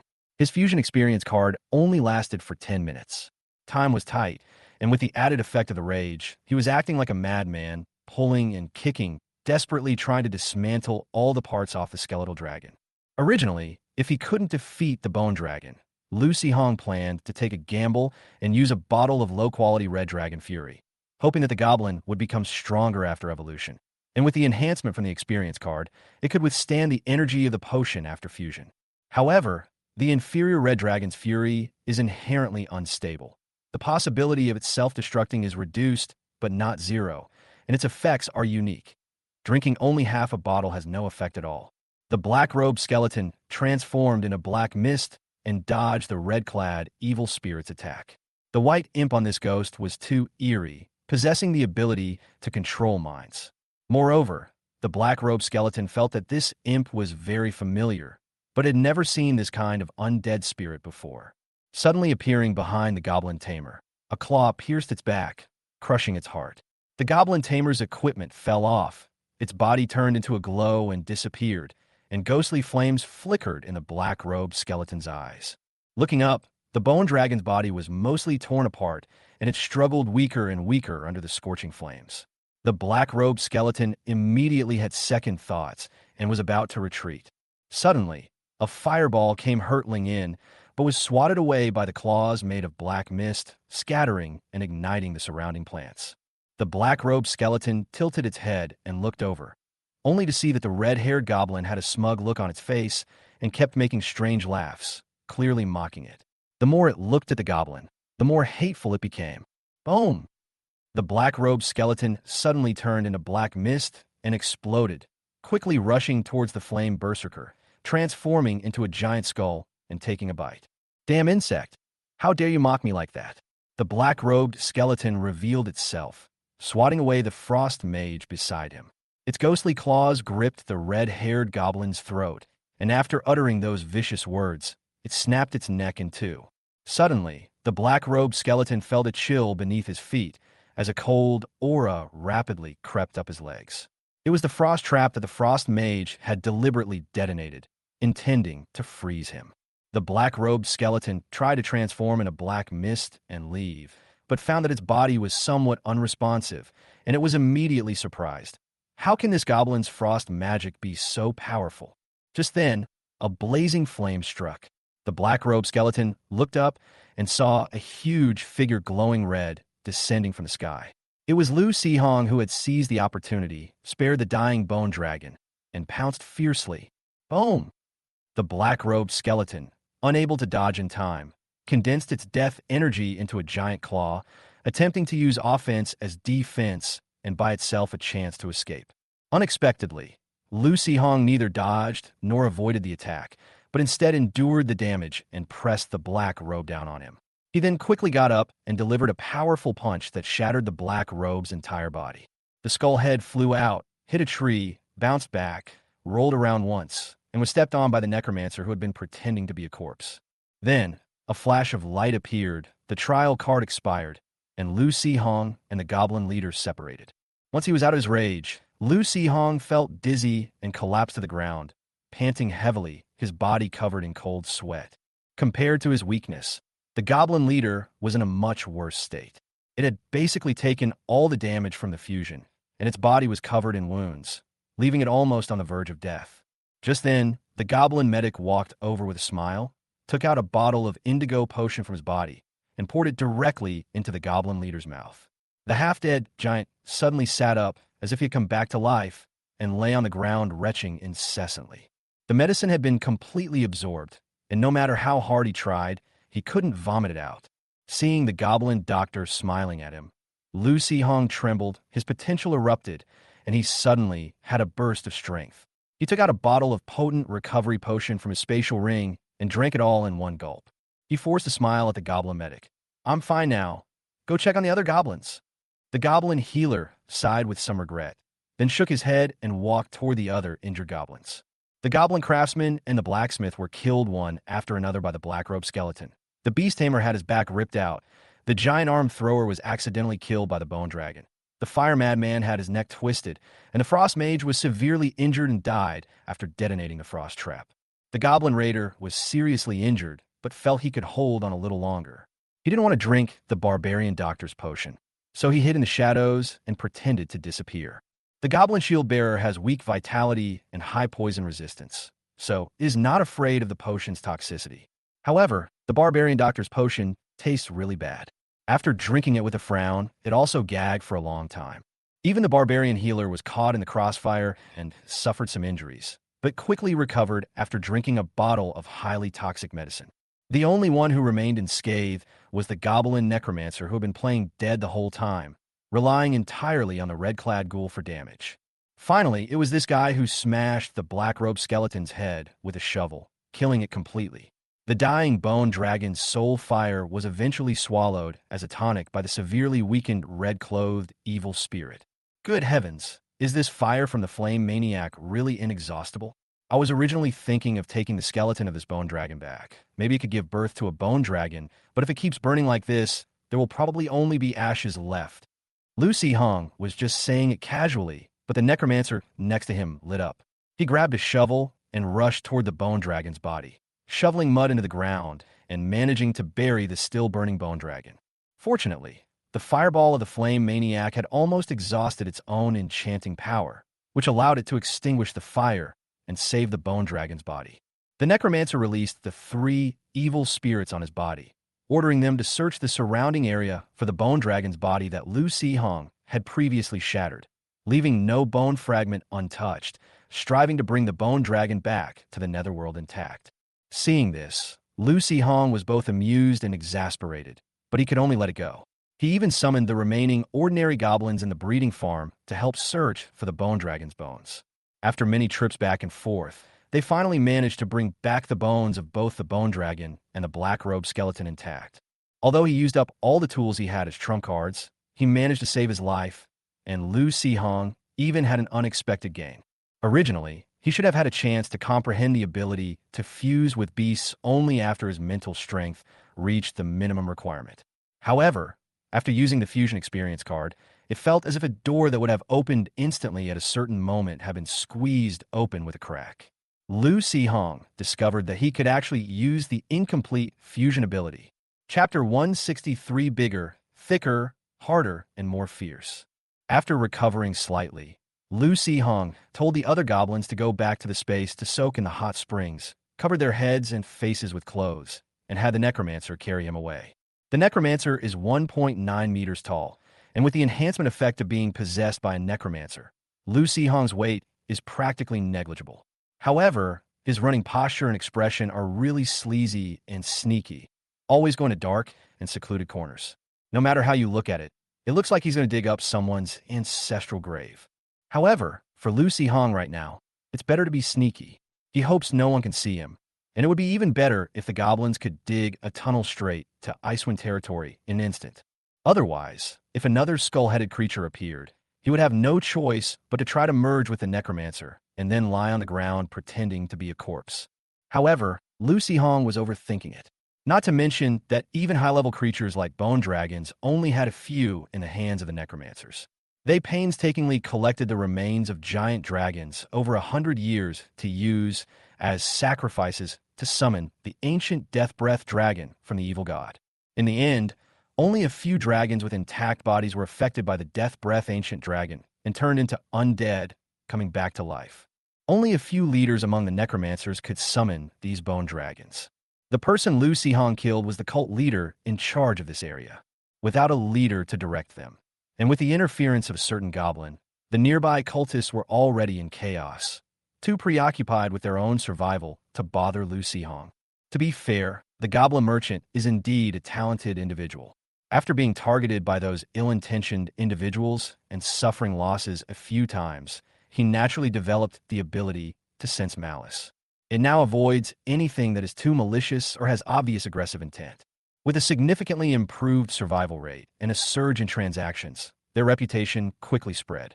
Although the items were a bit expensive, in this desolate wilderness with no villages or shops around, it was good enough to have something to buy, so there was no room for being picky. As a result, the inferior potions that no one wanted before were quickly sold out, and all sorts of random things bought in the beast fighting city, including pots and pans, were also sold out. Even the poison powder and poisons made by the herbalist were sold in large quantities. Of course, the most popular one is the Hulk serum. Perhaps believing that ordinary people would eventually be unable to escape the black mist, the cultists, in addition to targeting the undead children, also set their sights on adventurers who had strong resistance to the black mist pollution. These guys aren't particularly strong, but their magic is bizarre. They especially like to use various spells that inflict fear and intimidation. They can summon a skull to glare at you or let out a howl. Apart from powerful and determined adventurers, no one else can really be a match for them. Until one day, an adventurer party encountered a group of cultists.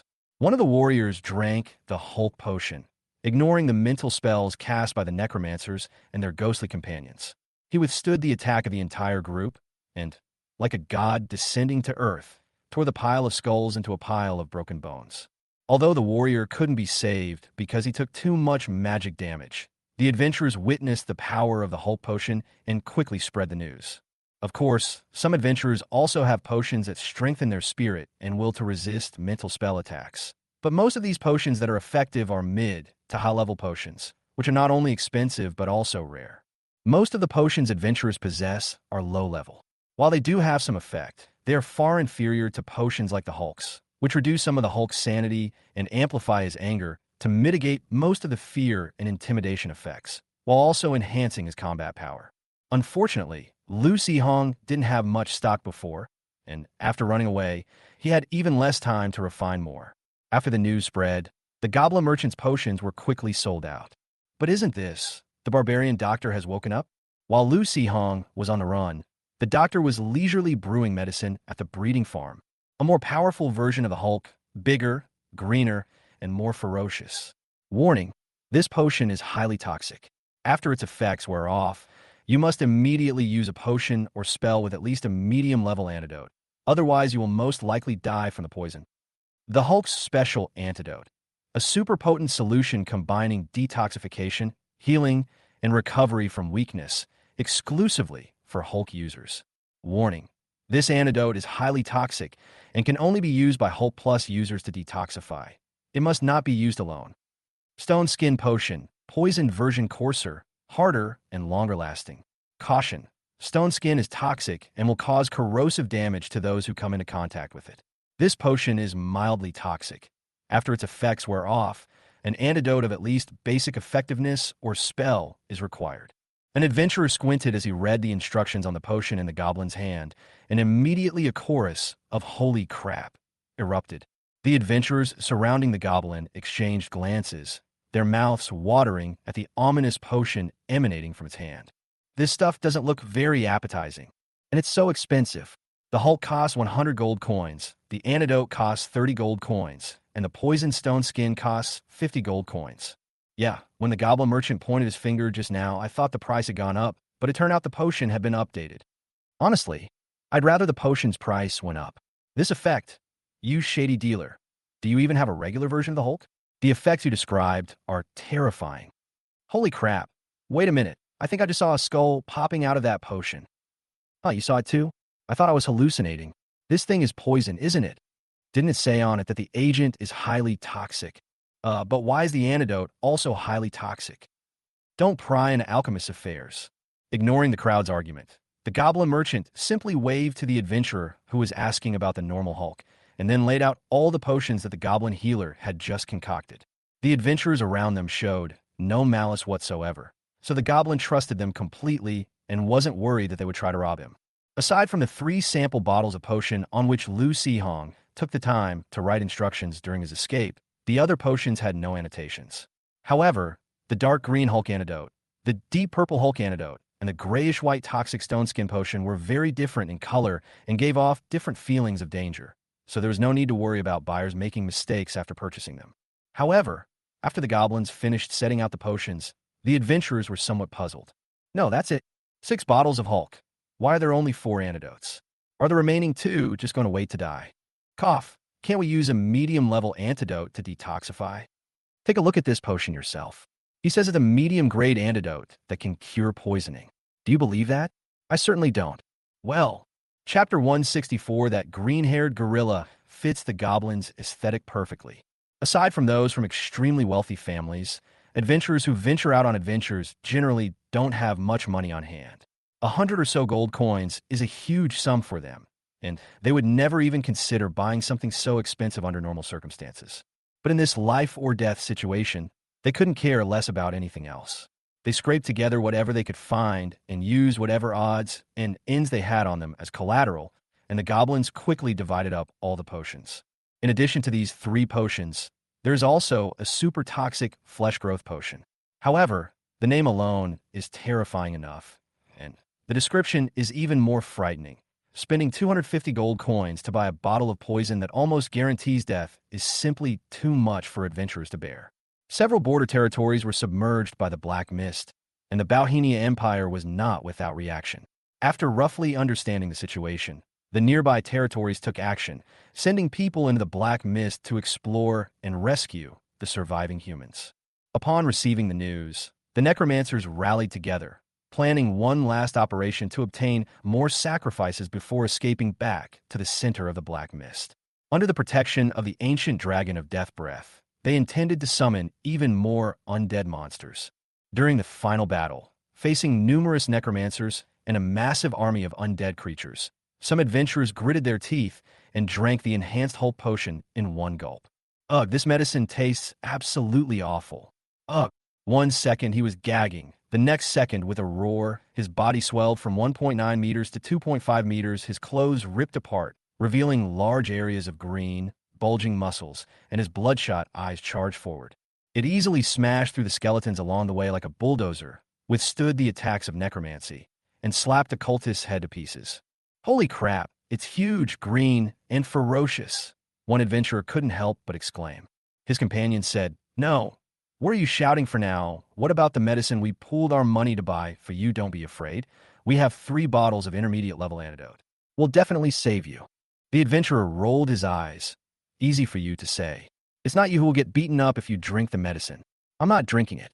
As he spoke, he gave the potion to his tamed beast, a red gorilla over 3 meters tall. No, this potion lowers sanity. If it goes berserk, it won't be able to tell friend from foe. TCH, my King Kong is smart enough. In terms of intelligence, he's only slightly less intelligent than those mages. With that, the adventurer shouted to his beast, "Go, King Kong, let them see your wisdom and strength." The gorilla nodded to its charioteer and drank the potion in one gulp. How does it feel? Full of power, aren't you? Go, take down those bastards and show everyone what's what. Slap. Enraged, the gorilla slapped the noisy rider away and spat at the rider, lying on the ground amidst the panicked gazes of the other adventurers around it. Damn, this tastes awful. You just wait. I'll deal with you when I get back.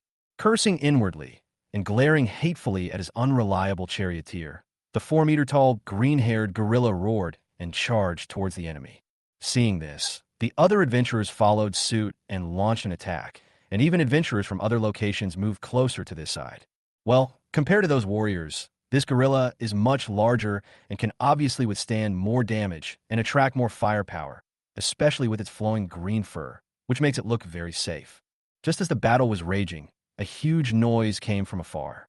A group of goblins roared and rushed out of the black mist, their faces contorted in a ferocious manner as they pounced on the cultists. Following closely behind was a group of stern-faced human warriors who, taking advantage of the cultist disarray caused by the goblin attacks, roared and launched a charge. It's the army of Greenfield Territory. Damn it, how did these guys get here so fast? Weren't they supposed to be at least 3 days away? We can't escape. Everyone fight them. Death is eternal. A bolt of lightning struck from afar with a deafening roar, slamming into the ground and turning the cultists who had gathered together for a last stand into ashes. The green figure, enveloped in lightning, rose from the scorched crater in the ground.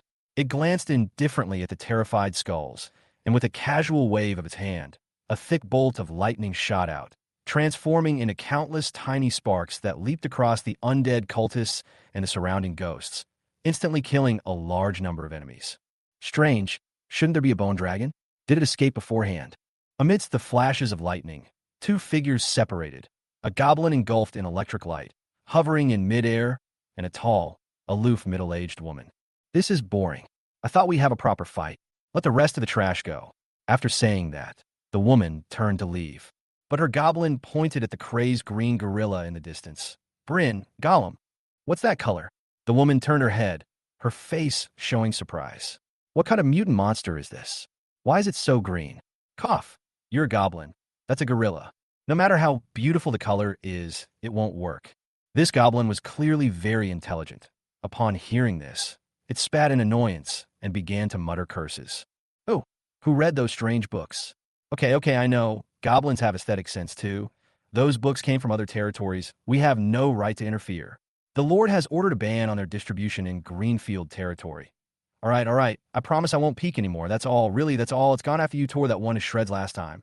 I shouldn't have brought this up, the woman thought with a headache. She wondered who was behind this indecent goblin series of books.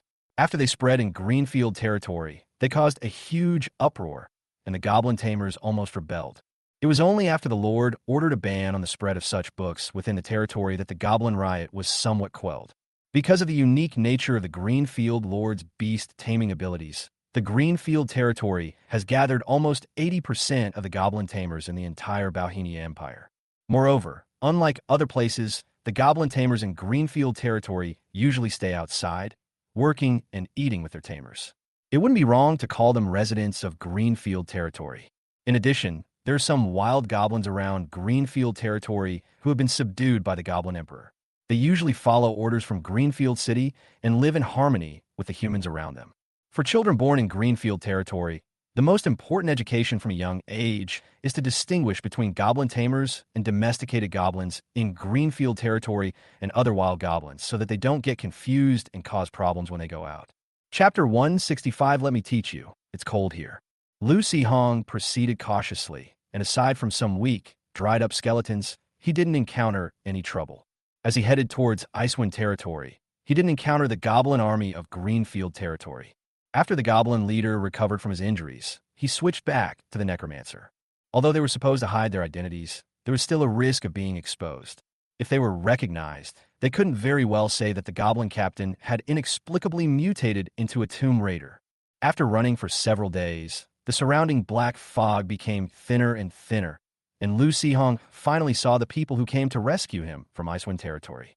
However, most of those who came were adventurers, and the scene was chaotic. Acquaintances formed small groups and fought independently, without a unified leader. Despite claiming to be there for rescue, these guys didn't dare venture deep into the dense black fog area.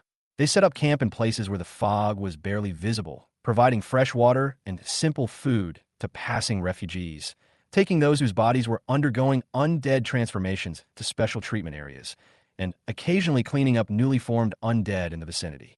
Lu Sihong didn't care too much. After running around in the wild for so many days, he was fine with food and drink, and he still had a lot of supplies in his spatial ring, but he really couldn't get a proper rest. He also had to worry about when a bunch of cultists would suddenly appear to avenge their dead comrades, which added to Lu Sihong's mental stress. Having finally arrived at a safe place, I just wanted to find a bed and get a good night's sleep. The adventurers were given a place to rest, but the place was crowded with a bunch of people, smelly and messy.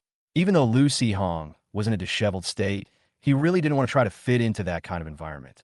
Fortunately, some adventurers seemed to have anticipated this situation and used simple materials or their beast-taming abilities to build tents and simple huts for those who needed to live alone, for a fee, of course. Lu Sihong glanced at them, ignoring the rough men with their smiling faces, and strode towards the edge of the camp. There was a row of simple mud brick huts with hotel signs hanging above them, and two girls were sitting around a campfire, lost in thought. Compared to other places, Lu Sihong felt that the location was relatively remote, with few people around, so it should be quieter. Besides, compared to those burly men, the young lady's arrangement of the residence and the bed she laid out would be more comfortable to sleep in. However, Lu Sihong was stopped halfway by two men who looked at him with grins and said, "Hey buddy, looking for a place to stay? Come to my place." Lu Sihong looked in the direction he was pointing. The tent was set up quite well, but it was located on the main road leading to the camp entrance, with people constantly coming and going. Lu Sihong shook his head slightly and said, "It's too noisy. I prefer it to be quieter." Having said that, not wanting to continue the argument, he prepared to walk around them. Unexpectedly, the two men shifted their bodies to the side, blocking his way again, and said with a forced smile, "Hey kid, have you thought this through? This place isn't very safe. Don't be fooled by those two pretty girls. If anything happens, those two rookies won't be able to protect your life." Lu Sihong was getting impatient. He glanced at them indifferently and said coldly, "None of your business." The man's expression immediately hardened, and he said fiercely, "Kid, since you're a refugee from out of town, you should learn the rules of Icewind City. Here, my make's right. Today, I'll give you a free lesson." Before he could finish speaking, a summoning circle with a diameter of more than 3 meters appeared beside Lu Sihong. The next moment, a goblin leader more than 5 meters tall appeared on the circle, looking down at the two men with cold eyes.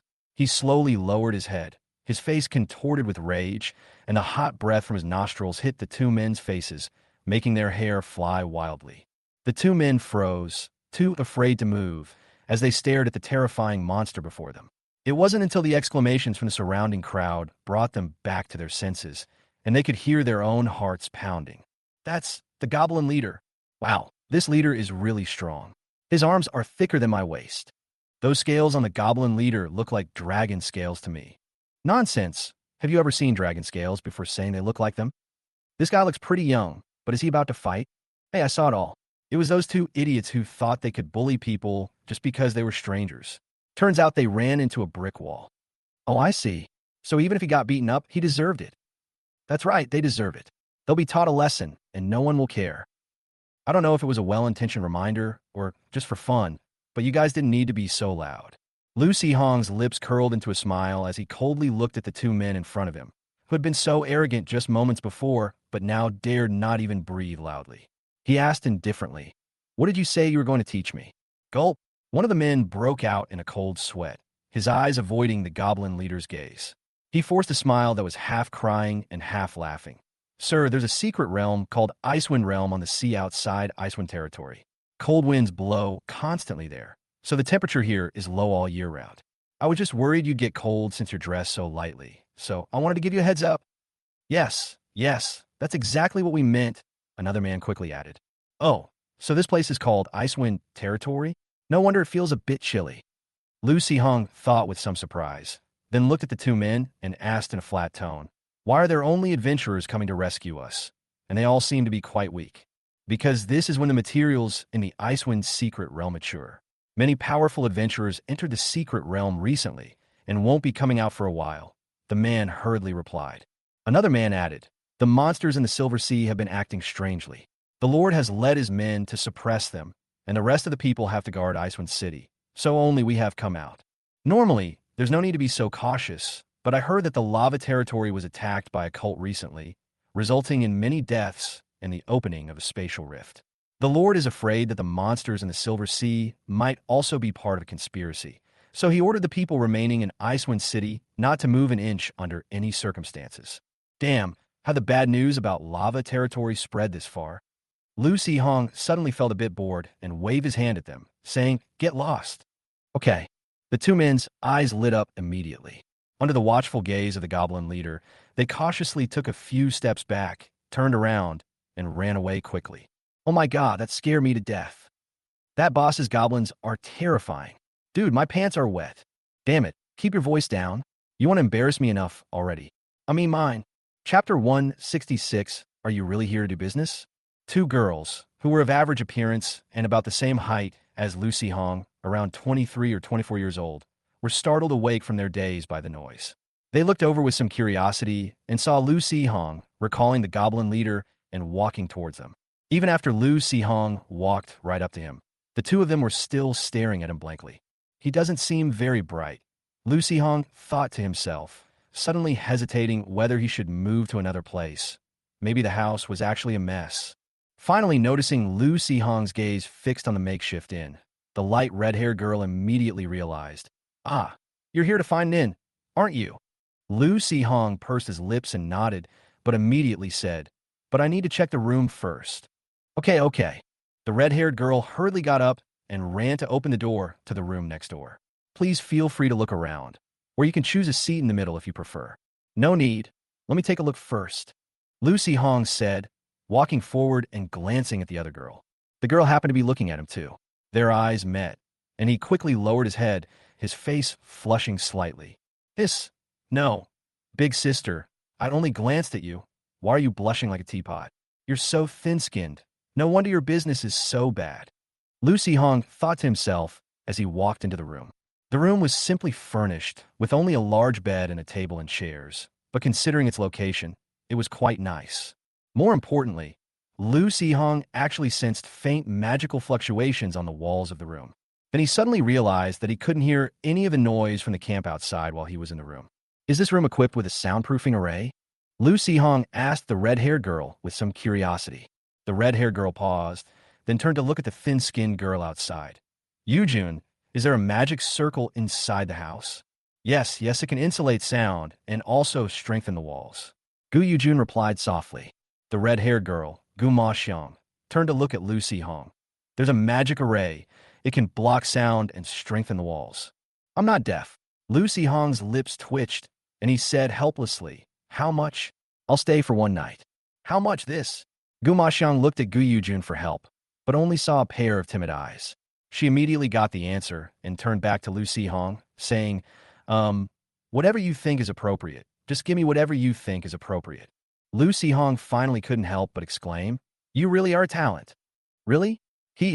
Seeing the girl smile smugly, Lu Sihong suddenly felt a tightness in his chest and almost couldn't breathe. He quickly took out a handful of silver coins and gave them to her. If it's not enough, I'll make up for it when I wake up. I'm very tired. I'm going to sleep now. After saying that, without waiting for the two girls' reactions, Lu Sihong closed the door, then summoned the goblin raider to protect it invisibly, and quickly fell asleep on the bed. He slept from the afternoon until the next evening. Just as the two girls were worried that he might have kicked the bucket in there and were discussing whether to knock on the door to try, Lu Sihong finally opened the door and came out. Looking up at the sky, I exclaimed, it's already evening. Under the watchful eyes of the two girls, Lu Sihong sat down by the campfire, took out a piece of bread from his spatial ring, and started toasting it over the fire. Gu Yujun lit a potato that was roasting by the fire and secretly gave Gu Ma Xiang a wink. Gu Maxiang's eyes lit up immediately. She picked up the scalding hot potato with her bare hands and handed it to Lu Sihong. Roasted potatoes, 1 silver coin, 5. Lu Sihong was slightly taken aback, smelling the aroma of roasted potatoes, and was about to agree. Gu Yujun shook her head anxiously and whispered, "It's free. It's a gift." "Oh, you want to take him home? That makes sense. He paid so much for the room. He should be able to pay for dinner." Gu Maxiang finally understood what her sister meant and shoved the potato into Lu Sihong's hand. The girl simply took it with her hand. Lu Sihong was caught off guard and only realized after taking the potatoes that they were scalding hot. His eyes widened in shock, and he almost cried out. His male pride made him endure the pain, and he casually placed the potato on the ground. He gently wiped away the moisture from the corner of his eyes, circulated his energy, and used with healing techniques to heal the burn on his palm. He said lightly, "It's a bit hot. Let cool down before eating." Gu Maxiang reached into the fire and pulled out a potato, peeled it, and casually stuffed it in her mouth, saying with some surprise, "Is it hot? It's okay." Gu Yiyun saw everything and whispered a reminder, "Mo Xiang, you are a fire-type magic warrior. You are heat-resistant." "Oh, right," Gu Maxiang said to Lu Sihong, somewhat apologetically. "I'm sorry, I forgot." Lu Sihong's eye twitched. "Forget it. I won't argue with an idiot. Do you guys not go out much?" Lu Sihong asked casually, wanted to find out about the situation in Icewind territory. How did you know?" Gu Maxiang said, somewhat puzzled, and then began to talk on and on. Gu Yiyun is an earth mage, specializing in magic arrays and magic inscriptions, while Gu Maxiang is a fire mage and warrior, primarily studying forging and the creation of magical items. They owned a magic item shop in Icewind City, which they had just inherited from their grandfather. However, due to their lack of skill, the shop wasn't doing very well, and they could only barely make ends meet by selling low-level items. Taking advantage of the off-season, they took on a quest from the Adventurers Guild, hoping to earn some extra money. However, one of them was carefree and the other was introverted. Despite the fact that the simple hotel was well-built, it has only hosted Lu Sihong so far. Fortunately, apart from the bedding and other items which were bought temporarily, everything else was made from local materials and constructed using magic. Thanks to Lu Sihong for staying, they only wasted some time in the end. At least in terms of money, they not only didn't lose money, but also made 3 silver coins. Incidentally, their grandfather didn't pass away. He just felt that the two girls were old enough to be independent, so he left the prop shop to them and went on a trip. According to Gu Maxian, the old man can live for at least another 70 or 80 years. Lu Sihong suspected that their grandfather was at least a master of beast taming, but he didn't want to ask any more questions. He was afraid that if he asked another question, Gu Maxiang would start rambling on and on for a long time. But all he wanted to know was where the nearest Adventurers Guild was so he could contact his teacher and family. Chapter 167, The Alchemist's Little Yellow Book. After another night's sleep, the next morning, guided by the Gu sisters, Lu Sihong walked along a small path for 2 days before finally finding an Adventurers Guild in a small town. On one side were refugees fleeing to Icewind territory, and on the other side were adventurers rushing out of Icewind territory to do missions. The two groups squeezed together, making this small town on the edge of Icewind territory particularly lively. Even if Lu Sihong wanted to borrow the Adventurer Guild's communication device, he had to wait in line for 5 or 6 hours. Fortunately, he didn't have to stay there all the time. After registering, he could just come over when it was almost time, and the staff would help him coordinate. The Adventurers Guild Hall was too crowded and noisy, giving Lu Sihong a headache, so he simply went to wander around the town. He was in a fairly good mood because he learned from the staff of the Adventurers Guild that although the lava territory was also affected by the Black Mist, it was only on the edge of the territory. A small part of the uninhabited resource areas were occupied, and the chance of natural undead being born had increased significantly. Other than that, it seemed that there was not much impact. Perhaps influenced by the refugees, the town was noisy, but the overall atmosphere was gloomy. Lu Sihong wanted to find a less crowded place to stay for a while. After wandering around for a while, he unexpectedly found a bookstore. At that time, there were no customers except for the owner. It was very quiet. The bookstore is small, but it has a good selection of books. Lu Sihong browsed casually, trying to find some books related to Icewind Valley to learn about the situation there. Compared to the words of strangers, the content of books is likely to be more detailed and comprehensive, and therefore more credible. A young adventurer accidentally enters a goblin's lair, reborn as a succubus goblin, After being abducted by no lord, she begins a harem life. It seems like we've entered some strange area. It's a bit scary. Lu Sihong's body trembled slightly. Just as he was about to quicken his pace to leave the area, he seemed to catch a glimpse of a strange name out of the corner of his eye and turned to look at the bookshelf. The Decadent Life of an Alchemist and an Ogre Tamer. Lu Sihong frowned slightly, took down the book, and looked at the synopsis. A female mage of low aptitude suddenly becomes a gifted alchemist. The real reason is that she has mastered a special beast-taming technique, allowing her to share the talent and power of beast taming. From resistance to descent into depravity, and finally to finding joy in it. Even ogres cannot satisfy her desires. I flipped through it casually. It was a comic book, similar to the one the Goblin brought back, called Goblin Warriors Force Love. However, the artwork and picture quality were both quite poor, and the plot was terrible. It did, on the other hand, spend a lot of time on the scenes of the female mage's corruption. Lu Sihong narrowed his eyes, a hint of coldness appearing in them. In the entire Bauhinia Empire, only Zhang Peipei, an alchemist master, tames ogres. Coincidentally, her beast-taming talent allows her to share the power of ogres. Interesting. Hey kid, if you like it, buy it and take it home to read at your leisure, but don't fucking get it dirty, the bookstore owner shouted, somewhat annoyed. Lu Sihong merely turned his head and gave him a cold look. The bookstore owner felt a chill in his heart, and all his anger vanished instantly. He gave an awkward laugh and sat back down in his chair. But anyway, there aren't many people in the store right now, so feel free to look if you want. Having run the shop for decades and weathered many storms, the bookstore owner knows when to be firm and when to be lenient, but he still can't help but mutter a few complaints to himself. I just interrupted your fantasies, and you're getting so angry like you're about to kill someone. In this lousy place, there's nowhere to vent, leaving these guys with nowhere to vent. They're all impulsive and easily angered, forcing me to... Boss, I need to ask you something. The bookstore owner turned around and saw Lu Sihong standing in front of him, so frightened he almost took off on the spot. However, the bookstore owner secretly breathed a sigh of relief when he saw the absence of the previous hostility in Lu Sihong's eyes. Please speak. Where's the workshop that published this book located? The bookstore owner was slightly taken aback when he saw the few copies of The Debauched Life of Alchemists and Ogre Beast Tamers in Lu Sihong's hand. These were all the books in the store's inventory. He had never expected Lu Sihong to ask this question. However, coincidentally, he happened to know about this. It's a small workshop in Icewind City. The quality of their books isn't great, but they're fast and cheap. But speaking of location, seeing the bookstore owner's hesitant look, Lu Sihong assumed he wanted a tip. So he didn't hesitate and took out a gold coin and placed it on the counter. Upon seeing this, the boss quickly waved his hand and refused. No, that's not what I meant. This little workshop was smashed by a group of guys from Greenfield a few days ago because it was imitating the Goblin series of books. I don't know where it has moved to now. Upon hearing this, Lu Sihong clicked his tongue and said, Didn't you kill him? Lu Sihong put out 2 more gold coins. Is there any way to find them?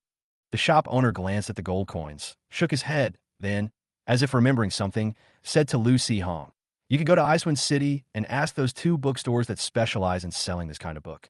If those people are still doing this, they definitely won't have broken off contact with them. I'll find a piece of paper and write down the address for you. Lu Sihong took the note, thanked him, and turned to leave the bookstore. Take care. The shopkeeper smiled and watched Lu Sihong leave. The gold coins on the counter had somehow ended up in his cash drawer. Then, as if remembering something, he muttered, Speaking of which, the cost price of this book seems to have been particularly cheap. TSK, these guys, they really will make money off anything. After leaving the bookstore, Lu Sihong wasn't in the mood to wander around. He went straight back to the Adventurers Guild, told the staff, and sat in a corner for a while before being notified that he could use his communication device. After entering the key, the communication was established, and, as expected, Lu Sihong first heard the mechanical voice of the tower spirit. This is the magic tower of Green Bamboo Academy. May I ask who you are? Having not heard Tailing's voice for a long time, Lu Sihong felt a sense of familiarity and said with a smile, Kuda, it's me, Lu Sihong. Please call my teacher for me. ZZZ. Lu Sihong, you're still alive? The tower spirit said in a very shocked tone. Why the hell do I feel so close to this guy? Lu Sihong gritted his teeth and said, There's no need to waste computing power simulating surprise at this moment. My communication has a time limit. Okay, but the Tower Master isn't in the Magic Tower. I've already transferred you to the Lava Fortress. Why didn't you say so sooner?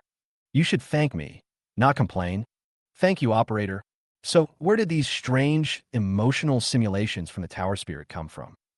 Can't they just be a proper AI? Chapter 168. The teacher has enemies all over the world. Don't be reckless when you're out and about. Icewind territory? How did you get so far away? Jean Pepei's voice was a little hoarse, and also carried a hint of shock. I was trying to escape using the escape amulet, but something must have interfered with the teleportation. So I ended up in Icewind territory. But, teacher, what happened to your voice? Jean Pepei said with some weariness. It's nothing. The Lord fought with that ancient dragon of death breath in the black mist and was injured and is recuperating.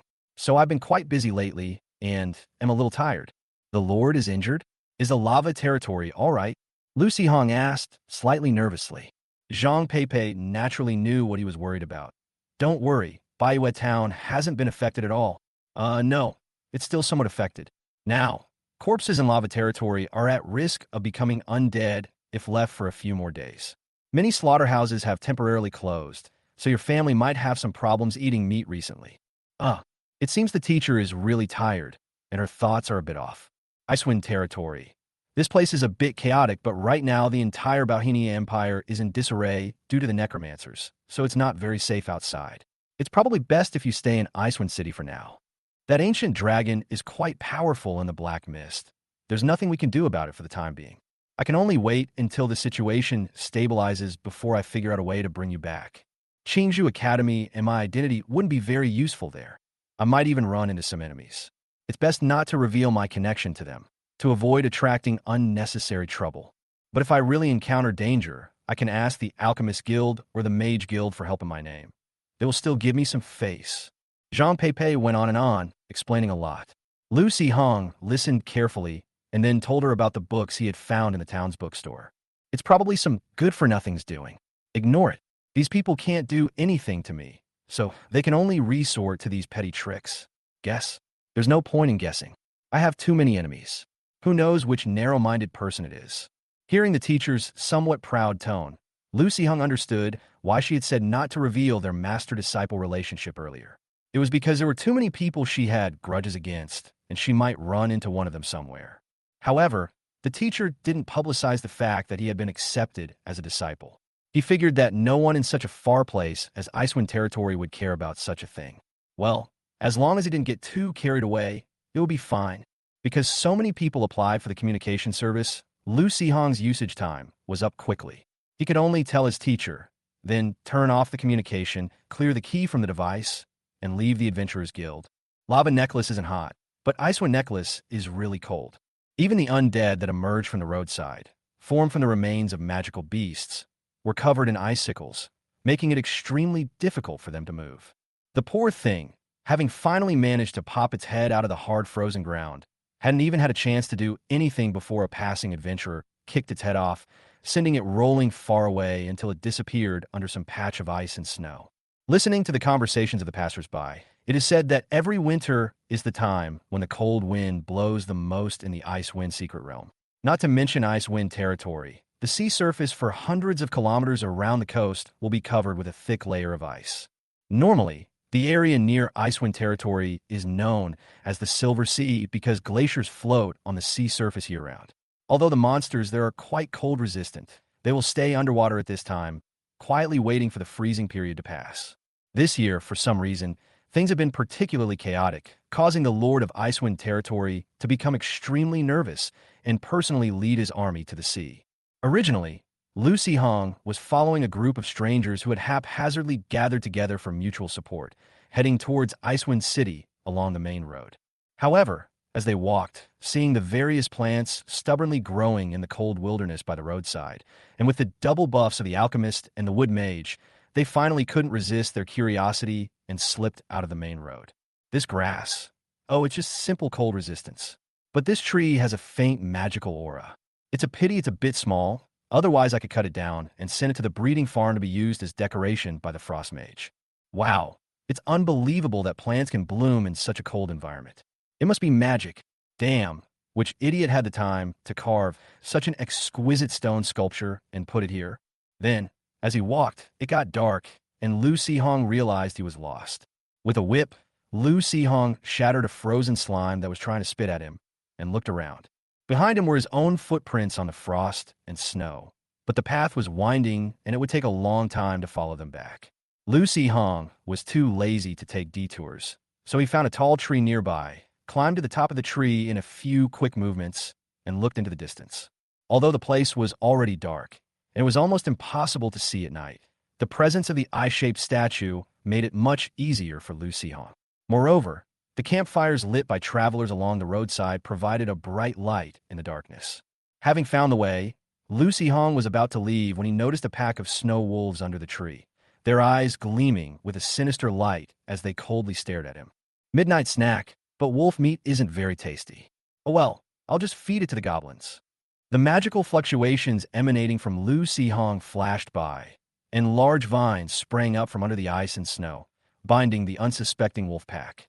At the same time, a summoning circle rose from the ground, and a massive goblin leader emerged, wielding a steel meteor hammer. Before even entering battle mode, the goblin's fiery body melted 2 puddles in the icy ground. His temper is getting stronger and stronger. As Lu Sihong was complaining, the snow wolves sensed the great danger and were unwilling to die like this. A cold aura condensed on their bodies, freezing Lu Sihong's magic vines. With a struggle, the frozen magic vine shattered. At this moment, the goblin leader roared fiercely, and several of the weaker wolves in the pack immediately went limp and lay on the ground, too afraid to move. The rest of them howled and tucked their tails between their legs, trying to escape. However, they hadn't taken more than 2 steps when Lu Sihong bound them with magic again. This time, before they could make a move, the goblin leader strode forward and, without even using a weapon, trampled them to death one by one. Lu Sihong jumped down from the tree, bent down and stroked the snow wolf's fur, and said with a smile, "Perfect, it's freezing cold here. Have the craftsman make me a fur coat from these wolf pelts." The goblin leader looked at him with some doubt, his ferocious face seemingly filled with question marks, as if to say, "Are you serious? Are you sure you can accept the goblin craftsman's clothing style?" Chapter 169, Icewind City. Icewind City has a strange structure. At first glance, it looks as if the buildings extend from the city center all the way to the sea dozens of kilometers away. Upon closer inspection, Icewind City is actually about the same size as Green Bamboo City, except that it has no city walls, so at first glance, it blends in with the messy and scattered buildings outside. Compared to the buildings in the city, the houses outside the city are dilapidated, especially those near the sea, which look no different from makeshift shacks. Lu Sihong initially thought those were slums inhabited by poor people, but the adventurers traveling with him told him that the reason these houses were so dilapidated was because fights frequently broke out in those areas. Sometimes it's people fighting each other, sometimes it's people fighting monsters that come out of the sea, and occasionally you can see monsters fighting each other. Every now and then, they will be submerged by the sea. It needs to be repaired every few days, and it gets more and more dilapidated. It will only be rebuilt on the original site if it is completely destroyed and cannot be pieced back together, but even then, not much money will be spent on it. Moreover, those places weren't slums for the poor. They were full of tough guys who had formed gangs to seize the profits from the sea, dividing up territory according to their strength. Those who were too weak couldn't survive in those places. Those who enjoy bravery and violence can seize resources from the sea, while those who prefer a peaceful life can farm on land or work in workshops. The rules in Icewind City's main city and outer city are completely different. In the outer city, as long as no one dies, or if someone does die, but no one reports it, no one will care. But in reality, they're just a group of ordinary people who are unwilling to accept their fate. Those with a little strength either become adventurers or join the Lord's army. They wouldn't compete with them for such meager resources. On the contrary, if the adventurers need something, they often spend some money to buy some low-level resources from the sea from those people. Lu Sihong planned to look for that poorly made little workshop. Although his teacher said there was no need to pay attention to those guys, he still wanted to see if they had the ability to make money and the ability to spend it. The call with the Adventurers Guild in the small town was too short, and Lu Sihong forgot to mention many things, such as the surge in his mental power and the acquisition of incomplete fusion abilities. Of course, this has absolutely nothing to do with his worry that his teacher might get carried away by curiosity and come to drag him back to do research or something. Before that, Lu Sihong needed to find a place to live. In order to hide some of his secrets, he planned to buy a house, preferably one with a yard, so that he could do alchemy and grow some magical plants to study the effects of spells. Although there are no real estate agents in this world, buying a house in the city is still very convenient. You can just go directly to the city hall. Someone will list the house there for sale, and if you don't negotiate the price, you don't even need to meet the homeowner. All the formalities can be completed on the spot. Of course, normally no one would do that. At the very least, they would check what the house looks like and whether there are any hidden dangers inside. When Lu Sihong arrived at the city hall, there were already many people looking for housing, most of whom were refugees who had fled for border cities. However, most of these people were looking at the cheaper houses, and they just looked without buying anything, asking all sorts of questions, which made the city hall staff a little impatient. When Lu Sihong asked, he received a gruff reply. All the information is posted on the wall. If it's not written there, I don't know either. Lu Sihong certainly couldn't just suddenly summon the Goblin leader and beat him up. If he did that, he'd be stuck in prison for a year or two. He'd solve the accommodation problem, but he'd lose his freedom and might even be forced into hard labor. I looked all over the wall, but didn't see what I wanted. Are there any with a yard, preferably where I can plant a tree or something? The staff member looked up, frowned slightly, and glanced at Lu Sihong from head to toe. Although Lu Sihong hadn't shaved his beard in a long time, it was still quite sparse due to his young age. Combined with his face, he looked like he was in his early 20s. His hair was messy, and his clothes looked like they hadn't been changed in a long time. He didn't look particularly wealthy, but he was quite polite. The staff member, suppressing their impatience, reminded him, "We do have some, but in Icewind City, these houses aren't cheap. The cheapest is at least 500 gold coins. However, in the nearby villages and towns." Lu Sihong suddenly realized that he had been in the wilderness for too long and had almost forgotten what he looked like. He needed to prove his financial strength first. There was no need for Lu Sihong to pull out a handful of gold coins and smash them on the table. He simply stretched out his hand, revealing the exquisitely designed spatial ring on his finger, and placed it in front of the staff. Huh. The staff member was taken aback. Lu Sihong smiled and said, "I'm sorry, I just arrived in the city and haven't had time to freshen up yet. But you don't need to worry about money. There's no need to sell all that junk in the warehouse. There are over 4,000 gold coins, all earned by the Goblin merchant from his recent hard work selling medicine. Yes, the Goblin healer also works very hard at brewing medicine, even though he seems quite happy." In short, Lu Sihong has more than enough money to buy a house in the city. Realizing what was happening, the staff immediately changed their demeanor and produced a stack of documents. In that case, please take a look at these documents. There are detached houses ranging from 500 to 1,000 gold coins, as well as mansions costing over 2,000 gold coins. Oh, and here's also an estate worth 30,000 gold coins, complete with a small hill and garden. It originally belonged to a noble family, but they were summoned to the capital and haven't been able to sell it for several years. 30,000 gold coins? Brother, aren't you overestimating me? If I was speaking too loudly just now, I apologize to you right now. It's not entirely the staff's fault for misunderstanding. The ring on Lu Sihong's hand is not something an ordinary person can wear, and it's easy to mislead people.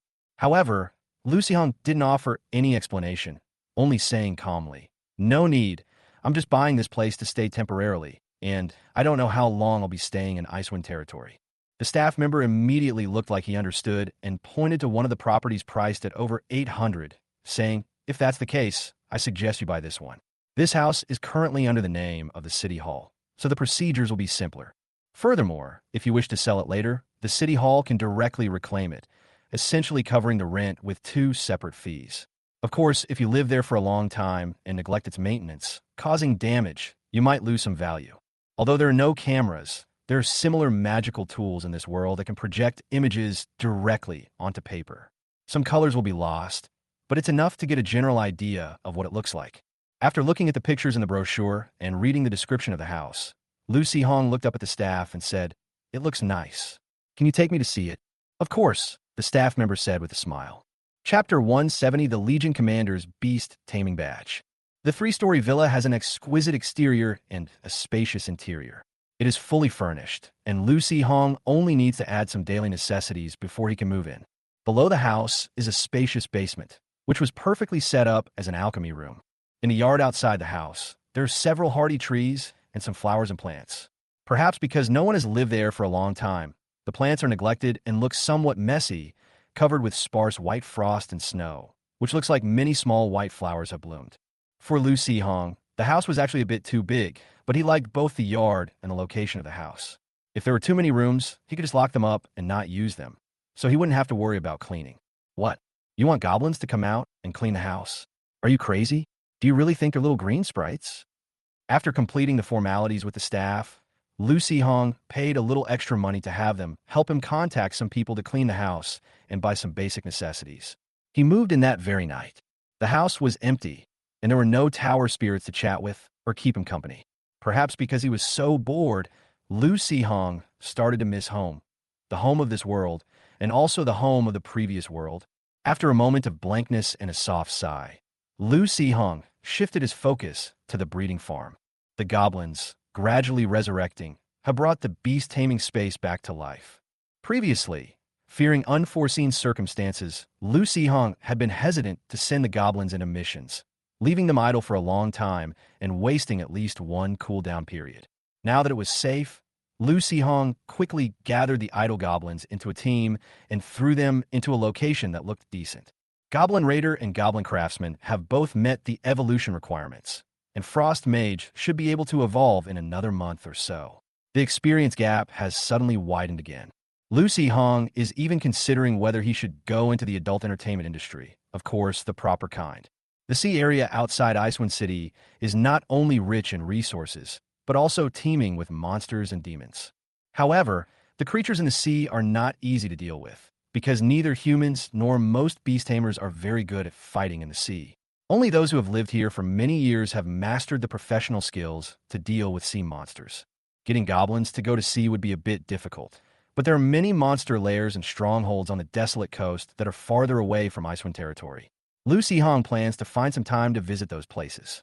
The goblin warehouse was piled with a huge jumble of things, all brought back by the goblin merchant on his recent business trip.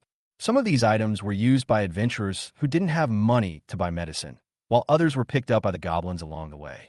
Speaking of which, this was the longest goblin merchant had ever lived, a full 9 days, almost 10. There were too many things, and Lu Hong didn't have time to look at them carefully. However, after the goblins revived, they all went to the warehouse and picked out some things they liked. For example, the flame gem earrings worn by the flame maniac, the spell enhancement ring worn by the frost mage on his little finger, and the inefficient power necklace hanging on the goblin leader's arm, etc. They were all low-level magical equipment, and Lu Hong was happy with them. They were originally obtained by goblin healers through alchemy and by goblin merchants through sales. It wouldn't matter if he lost them if he died in battle. Then, among the remaining items, Lu Hong found a strange plaque. Its material was similar to that of imperial gold coins, making it stand out among the pile of miscellaneous items. Lu Hong looked closely and saw that it was engraved with the words, Greenfield Legion Goblin Badge, Thunder Overlord, Charioteer, Greenfield Legion Commander, Pei Shouty Yan. Lu Hong suddenly felt his vision go black. Damn it, this bastard's ability to cause trouble is getting stronger and stronger. The goblin army of Greenfield territory has driven the undead cultists into the dense fog and is clearing out the undead creatures in the vicinity while treating refugees infected by the undead aura. The Legion commander, who made a dazzling entrance with the force of shattering the darkness with thunder, asked his subordinates with a stern expression, "Well, still no news about that goblin?" The subordinate said somewhat strangely, "Sir, didn't you just ask this morning, as far as I know, that goblin revives 3 days after it dies and then randomly appears in some area?" So far, the areas with eyewitness accounts include the Misty Forest, the underground waterways of Green Bamboo City, various parts of Green Bamboo Academy, and the wilderness leading from lava territory to beast fighting territory. The Legion commander, with his imposing physique but small name, gradually lost his luster. So, even if that goblin revives, it might not necessarily return here. Statistically speaking, the possibility isn't very high. However, according to the think tank speculation, this strange goblin is probably the tamed beast of some alchemist. That alchemist may have mastered some special alchemical technique or special materials, causing the potions they concoct to have the side effect of turning green. In addition, that alchemist should be very skilled at concocting poisons and also like to go on adventures. We should be able to use these clues. Pei Xiaotian could no longer hold back her emotions and said with a mournful face, "It's too late. We have to go back to the territory to report to the Lord immediately. If the Lord finds out that Xiao Lu's ways token is missing, I'm doomed. The Lord will definitely throw me into the wilderness and punish me by not allowing me to drink alcohol for half a year." The subordinates, unfazed, gazed quietly at the sky, seemingly seeing something quite interesting, but apart from a faint black mist, they couldn't actually see anything at all. The goblin, suspended in mid-air by lightning magic, had a slight smirk on its face, seemingly gloating. "You got to be so curious. Now you're doomed." When Pei Xiaotian heard the adventurer mention a strange goblin that sold things, she ran over excitedly. She discovered that the goblin could estimate the value of all items and use 50% to 70% of the value to offset money. She immediately became playful and took out a bunch of things to have it estimate their value. The goblin merchant realized that this guy was only asking questions and not buying anything, so he didn't want to pay any more attention to him. But she was different. She paid 2 gold coins as a service fee and insisted on keeping the goblin merchant company. She even took the beast-taming token and went out, not believing her. Just then, some necromancers discovered that she was alone and gathered their men to ambush her. She herself was completely unharmed, but the goblin merchant was caught in the attack and died instantly, taking with him the Thunder Overlord's token. That thing was personally crafted by the Lord as a reward for her, and it also served as a symbol of the Thunder Overlord's status in the Greenfield territory, allowing her to command the goblins in the wild. Sensing the gloating mood of her tamed beast, Pei Xiaotian glared at it fiercely. "What are you so happy about? If I'm banished to the wilderness, you won't be able to escape either." The Thunder Overlord chuckled and let out a strange, raucous laugh. "What nonsense are you spouting? Me, a goblin, going to the wilderness? That's not being exiled. It's like going home. Don't get too excited." Chapter 171. The old man is still vigorous despite his age. He won't die from being scared. It took Lu Sihong 2 days to tidy up the house a bit, remove the dead plants in the yard, and make room for the house. They purchased some alchemical tools and initially converted the basement into an alchemical chamber. I went to the Adventurers Guild and the Alchemist Guild, registered, and browsed the bounty quests of both guilds. Afterwards, following the address given by the bookstore owner in the town, I wandered around and eventually found one of the small bookstores that specialized in selling pornographic books in a remote location. As snow fell outside and it grew dark, the bookstore's business actually picked up, with many people coming and going. To avoid trouble, Lu Sihong disguised himself by wearing a hat, glasses, and a scarf to cover most of his face. In Icewind City's weather, his attire wasn't too out of place. However, as he entered the store, a gaunt man scoffed and said with a hint of disdain, "A real man should be upright. Buying a little yellow book is nothing to hide." Looking at his weak and exhausted appearance, Lu Sihong couldn't help but think to himself, "You're about to die from exhaustion, and you call yourself a man? Stop reading those pornographic books, bro. Every bullet you fire is a lifeline." Shaking his head slightly, ignoring the manly man who was sneezing incessantly from the cold wind at the door, Lu Sihong went straight to the bookstore owner. Behind the counter, an old man with a face full of wrinkles was engrossed in reading a colorful picture book. Despite his sleazy appearance, Lu Sihong couldn't help but think of the phrase "still vigorous in his old age." "Hey boss, I have a question for you. Do you know where the small workshop that published this book moved to?" Lu Sihong asked, taking out the book. The old man raised his eyelids impatiently, but then he saw a gold coin appear on the counter. His eyes lit up slightly, and his withered right hand quickly reached out and pulled back, and the gold coin disappeared in an instant. What's up? Looking to stock up? Just come to me. I have a wide variety, and the prices are low." Lu Sihong frowned slightly and explained in a low voice, "I'm not here to buy books. I have something else to discuss with them." "Oh, is that so? Then I'm not quite sure." The old man's expression was indifferent, his eyelids drooped, and he picked up the book and continued reading, as if he didn't want to pay any more attention to Lu Sihong. Lu Sihong narrowed his eyes, tapped his fingers on the counter with a crisp sound, and said in an icy voice, "Boss, that's not very kind of you." The old man's lips curled into a sneer as he glanced sideways at Lu Sihong. He was momentarily stunned to see a pair of indifferent eyes on Lu's somewhat youthful face, which held a hint of coldness. Damn it, I misjudged him.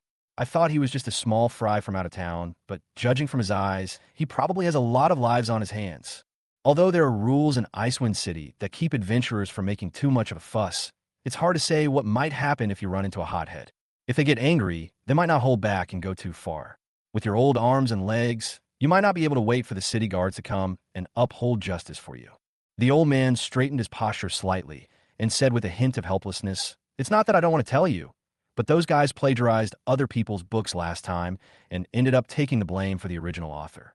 They were taught a good lesson by a group of people led by Greenfield, and then they ran off to the outer city. Even the books were delivered by the gang's underlings. I don't know where they're hiding." Even the cunning old man couldn't tell whether he was lying or not. Moreover, the old man deliberately raised his voice when he spoke, attracting the attention of several customers in the bookstore. Seeing this, Lucy Hong had no choice but to give up. He just snorted and said to the old man meaningfully, "Boss, your shop looks gloomy. I'm afraid there's something dirty hiding there. The deathly aura has been spreading a lot lately. Be careful that something ghost comes knocking on your door." "Shaw, do you think I'm easily scared? At most, they're just some wandering ghosts and skeletons. Do you think I've never seen anything like this before?" Watching Lucy Hong turn and leave, the old man curled his lip in disdain, picked up the little yellow book in his hand, and continued reading, a lewd smile quickly appearing on his face again. As it got late, the customers in the shop bought their books and left one by one, leaving only the old man in the shop. He planned to finish reading the book in his hand before closing the shop and resting. However, as he watched, he felt a chill down his spine, which made his old friend lose interest. The old man felt a little flustered. He turned around abruptly and found nothing behind him. He breathed a sigh of relief and wondered if there was a draft in the wall of the house. He stood up and looked around. After searching around, the old man still couldn't find anything wrong and was quite puzzled. He decided to find a craftsman to take a look the next day.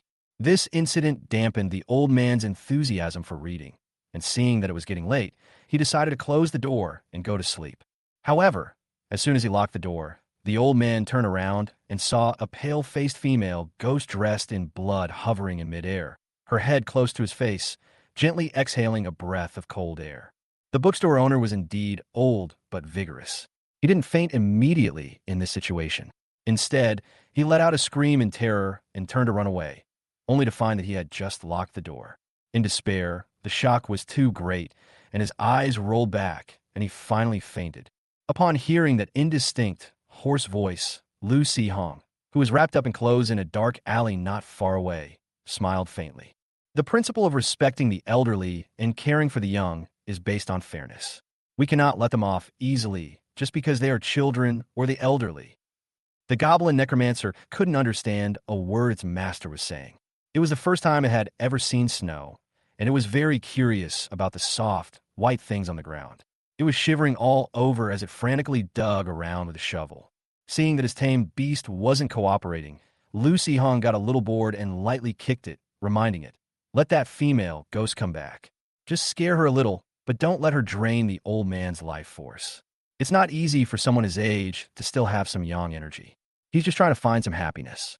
The goblin couldn't understand what the charioteer was saying, but the gist of it was to summon the evil spirit back, so it stood up and started doing a cringeworthy dance on the spot.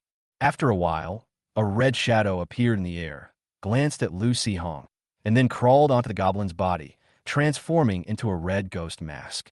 Lucy Hong was glanced at by the female ghost and couldn't help but touch his nose, feeling a little uneasy. He had a feeling that the female ghost's appearance was becoming more and more like her appearance before she died. He wondered if, after becoming powerful, she would remember her memories before death and then claw at him. Probably not. I wasn't the one who started it. The wronged should be held accountable. Even if we want revenge, we should go after the looters first. Chapter 172, The Blacksmith Who Cut His Own Hand. Lucy Hong wasn't too worried that the old man would report him to the city hall or the city guard. He was just scared. He wasn't scared to death, was he? Besides, the old man wouldn't even recognize himself. Even if we take a step back and say something like the red-clothed female ghost, what does that have to do with a goblin charioteer like him? However, it's uncertain whether the old man's information is reliable, and the outer city is so vast that Lucy Hong doesn't know those people, making the search quite troublesome. The next day, he went to another bookstore at the address. Although it was also on a rather remote street, the store was much larger and even had a clerk to manage it. Compared to the bookstore owner, the clerk was obviously easier to bribe, since he was paid a fixed salary of only a few silver coins each month. When Lu Si-hong took out a gold coin, you could see his eyes were shining. In addition, this clerk was also a book lover and a loyal follower of many authors. He had long disliked those guys who plagiarized and borrowed ideas from other books. Unfortunately, he was just a small clerk and had no right to influence the bookstore owner's decision. Otherwise, he would never have sold these people shoddy products. So when Lu Si-hong asked, the shop assistant didn't care whether he really needed to see those people or just wanted to talk to them. She simply sold all their information. These guys are definitely much more cautious now. Even our boss doesn't know where they are in the outer city. But what a coincidence. My brother is also involved in a gang in the outer city.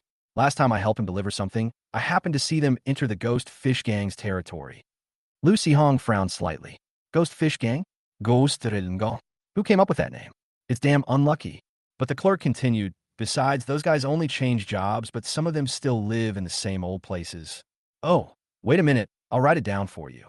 Those gang territories are hard to get into. You could just go to where they live to find them. Upon receiving the small note from the shop assistant, Lu Si-hong thought to himself, damn, this is what you call good value for money. I'll definitely scare that old geezer again sometime. After leaving the bookstore, Lu Si-hong found a quiet corner, changed his clothes, and completed a simple disguise. Just as he was about to leave, he saw a shop called Gu Family Magic Props. The idle red-haired man inside looked somewhat familiar. No, I can understand why someone selling adult books would open their shop here, but why would someone selling magical items open their shop in such a remote place? Surely the original owner wasn't an old but still vigorous person who opened the shop here just to make it convenient to buy books at the bookstore? Lu Si-hong was a little curious, so he turned around and went into the prop shop. Hearing someone enter, Gu Ma-xiang, who was in a daze, suddenly looked up. Welcome. Wait, aren't you that? Who was it again? Seeing the woman deep in thought, Lu Si-hong almost burst out laughing. Please, I didn't even tell you my name. Hello. Nice to meet you again. My name is Lu Si-hong. Hello. Hello. My name is Gu Ma-xiang. Gu Ma-xiang replied hurriedly. Lu Si-hong asked with some curiosity, weren't you running a shop at the camp? How come you're back so soon? Oh, after you left, we waited for 2 days, but didn't encounter any other guests. We felt that we weren't really suited to running a hotel, so we dismantled the shop and came back with our belongings, Gu Ma-xiang answered honestly. Not even realizing customers were being stopped, that's definitely not the right way to run a shop. Lu Si-hong nodded and looked at the goods in the shop. They were mostly low-level magical items, as well as enchanted standard weapons and equipment. These two sisters seemed a bit silly and didn't seem like the type to scam people. So Lu Si-hong suddenly had an idea and asked, can weapons that have already been forged be enchanted? Sure. Feeling that business had really come knocking, Gu Ma-xiang perked up immediately. Then she thought for a moment and said, however, it also depends on the size and material of the weapon. Also, we can only do low-level magic rune engravings now, and we can't do very complex enchantments. Yes, truly honest. Lu Si-hong looked around and saw that the store was spacious enough. He then summoned the Goblin leader, along with a larger and thicker version of his savage metal mace that the Goblin blacksmith had worked overtime to make. Before Lu Si-hong could speak, Gu Ma-xiang had already moved closer and curiously touched the spike club in the Goblin leader's hand. Who forged the spike club? Although the craftsmanship looks rough, the handle and the shape seem to be designed specifically for goblins. Wait, it seems to have some kind of enchantment effect from the forging process. The Goblin leader looked at Lu Si-hong, his eyes seeming to say, who is this little dwarf? Why is she touching my stick like that? I really want to punch her. This guy's temper is definitely getting worse. Fearing the goblin might actually attack the girl, Lu Si-hong explained, this is a blacksmith. I asked her to see if she could enchant your staff, adding some fire damage or something. Gu Ma-xiang looked up upon hearing this. Huh. Does it add fire damage? Isn't it supposed to be a power boost, or a shock attack, or something? What kind of shockwave attack is that? Isn't it just converting part of the impact force into a shockwave? It's not very powerful. In fact, it reduces the direct damage of the attack. Since it's a low-level enchantment, you can't expect it to be very powerful. You might as well go all the way and add fire damage to the Goblin leader's entire body. Maybe you'll comprehend the power of fire and enhance your dragon bloodline. Of course, this was just Lu Sihong's own wishful thinking. What he really wanted was to enhance the power of the flames and improve the goblin's energy manipulation ability. Gu Maxiang was just asking casually. How it turned out would, of course, depend on the customer's wishes. A low-level fire enchantment wouldn't be a problem, but judging from the size of this mace, it should require 4 to 6 standard-sized fire magic gems. Fire rubies or crimson gems would be fine. Anything higher would be a waste. I have the gemstones myself. How much will the processing cost, and how long will it take? Lu Sihong asked. Gu Maxiang touched the spiked club again, and after confirming the material, said it should take about a day. As for the processing fee, 15 to 8, let's say 8 gold coins. No, I didn't say anything. Why are you cutting yourself first? Is this how business is done these days? Oh right, this is a genius who can't even figure out the cost of room. The only reason these two haven't starved to death is because they're incredibly wealthy. However, since the seller is the one negotiating the price, there's no reason for Lu Sihong, the buyer, to raise the price voluntarily, right? Otherwise, they would really become a pair of brilliant strategists. Chapter 173, Will I Turn to Green Hair? The next afternoon, when Lu Sihong went to the Gu family's magic prop shop to retrieve his spike club, there was a middle-aged man with red hair in the shop, in addition to the sisters Gu Maxiang and Gu Yujun. This is Lu Hentian, a teacher at our Icewind Academy. He's a very skilled master of magical artifact crafting and magic array making. He just happened to be passing by. So could you take a look at the enchantment effect of my spike club? Gu Maxiang explained to Lu Sihong. This uncle, what a cringe-worthy name, Lu Sihong thought to himself, then frowned slightly as he looked at Lu Hentian's red hair. Wait, something seems off. The Flame Maniac's hair is red. Li Qinwei's hair is red. Gu Maxiang's hair and Lu Hentian's hair is red too. Speaking of which, although it's not obvious, doesn't the teacher's hair have a slightly bluish tinge? So, attribute preference affects hair color? What's the hair color of a wood-type mage? Could it be? Holy crap. I'd rather a blonde hair than green turtle hair. Seeing Lu Sihong's gaze constantly shifting as he stared at his hair, and his expression growing increasingly serious, Lu Hentian narrowed his eyes, a murderous intent rising within him. That's it. Although I've done a lot of disguise on my appearance, due to habit, my hair doesn't seem to have changed much. This guy might have seen my true form some time ago, through my hair. Hey, have you ever seen a wood-type mage? What color is their hair? Lu Sihong asked, still not giving up. A wood-type mage's hair color. Lu Hentian, who was about to make a move, was taken aback. What hair color can a wood-type mage have? Isn't it just normal black? Want to turn green? Lu Sihong was immediately delighted upon hearing this. Lu Hentian's lips twitched. You stared at my hair for so long because of this? Lu Sihong immediately realized that what he had said was somewhat impolite, so he could only smile and apologize. I'm sorry, Teacher Lu. I was lost in thought for a moment. But will my hair really not turn green?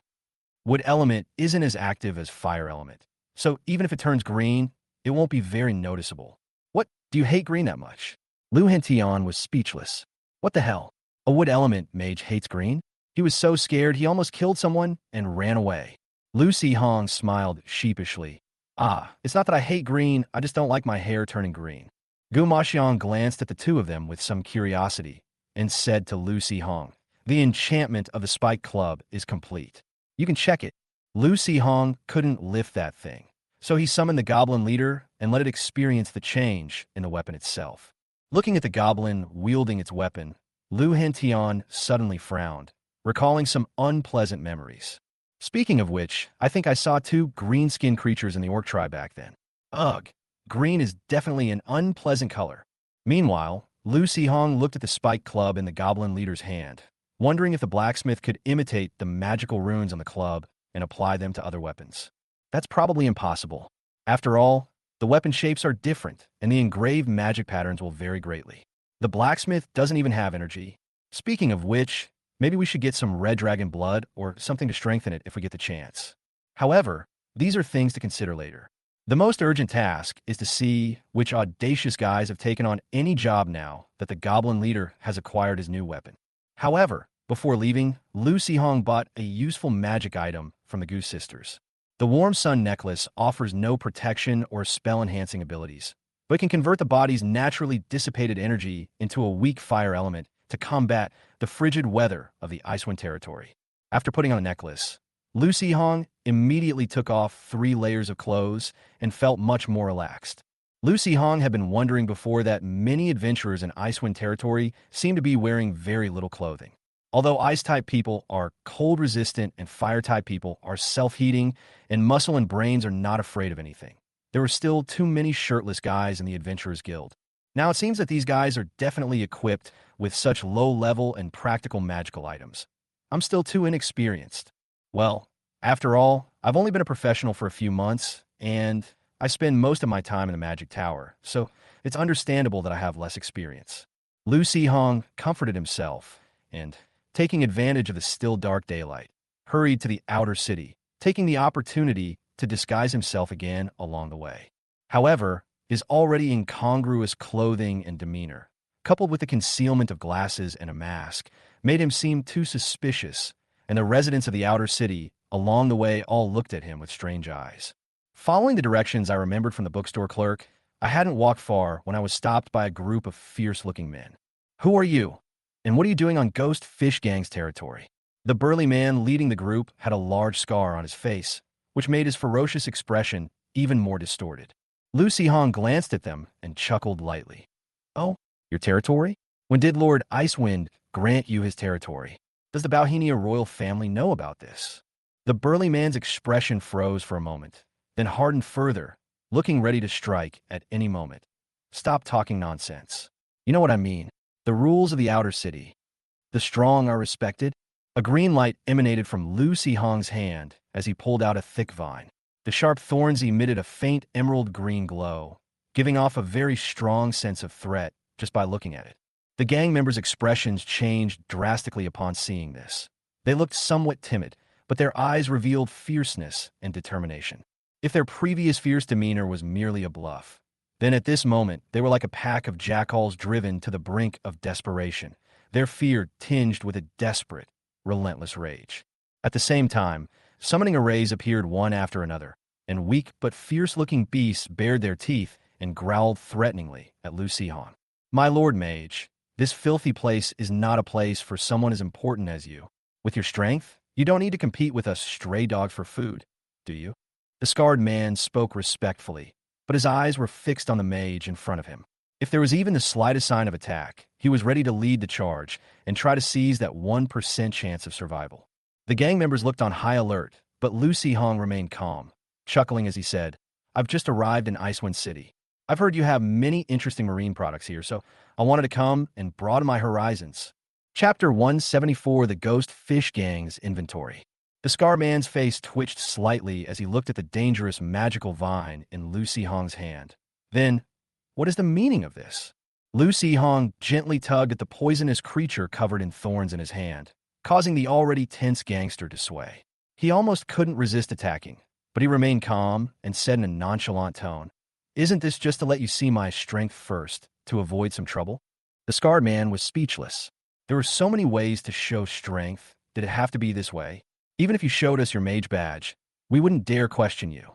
Little did he know that Lu Hong only had a bronze adventurer's badge and an apprentice alchemist badge. If he took them out, he would probably be taken advantage of. The scarred man waved his hand behind his back, signaling the gang members to put away their tense demeanor. Although the mage's face was covered and his features were obscured, his fearless attitude suggested he was quite powerful. It would be best to avoid conflict.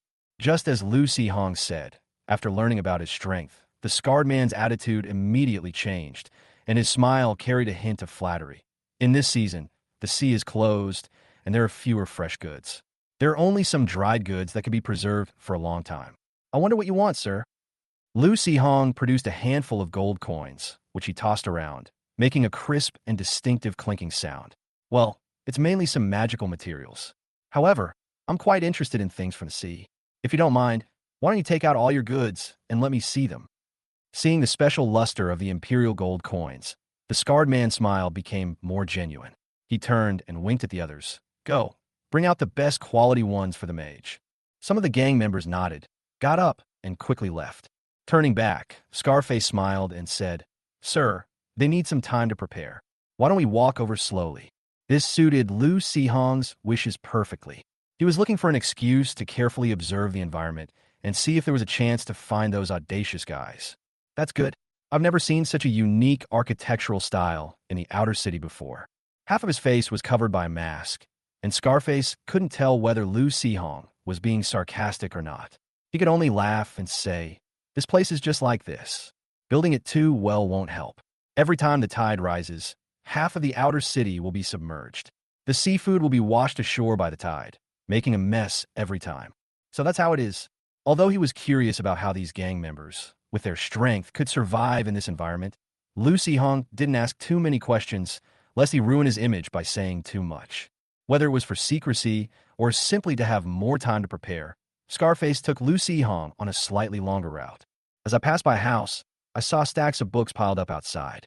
Through the dilapidated doors and windows, I could see a large amount of white paper inside, a magical device for printing books, and about a dozen figures busy inside. Lu Sihong narrowed his eyes slightly and said with a teasing tone, "Oh, you guys even have a bookmaking business? I thought you only knew how to fight and kill."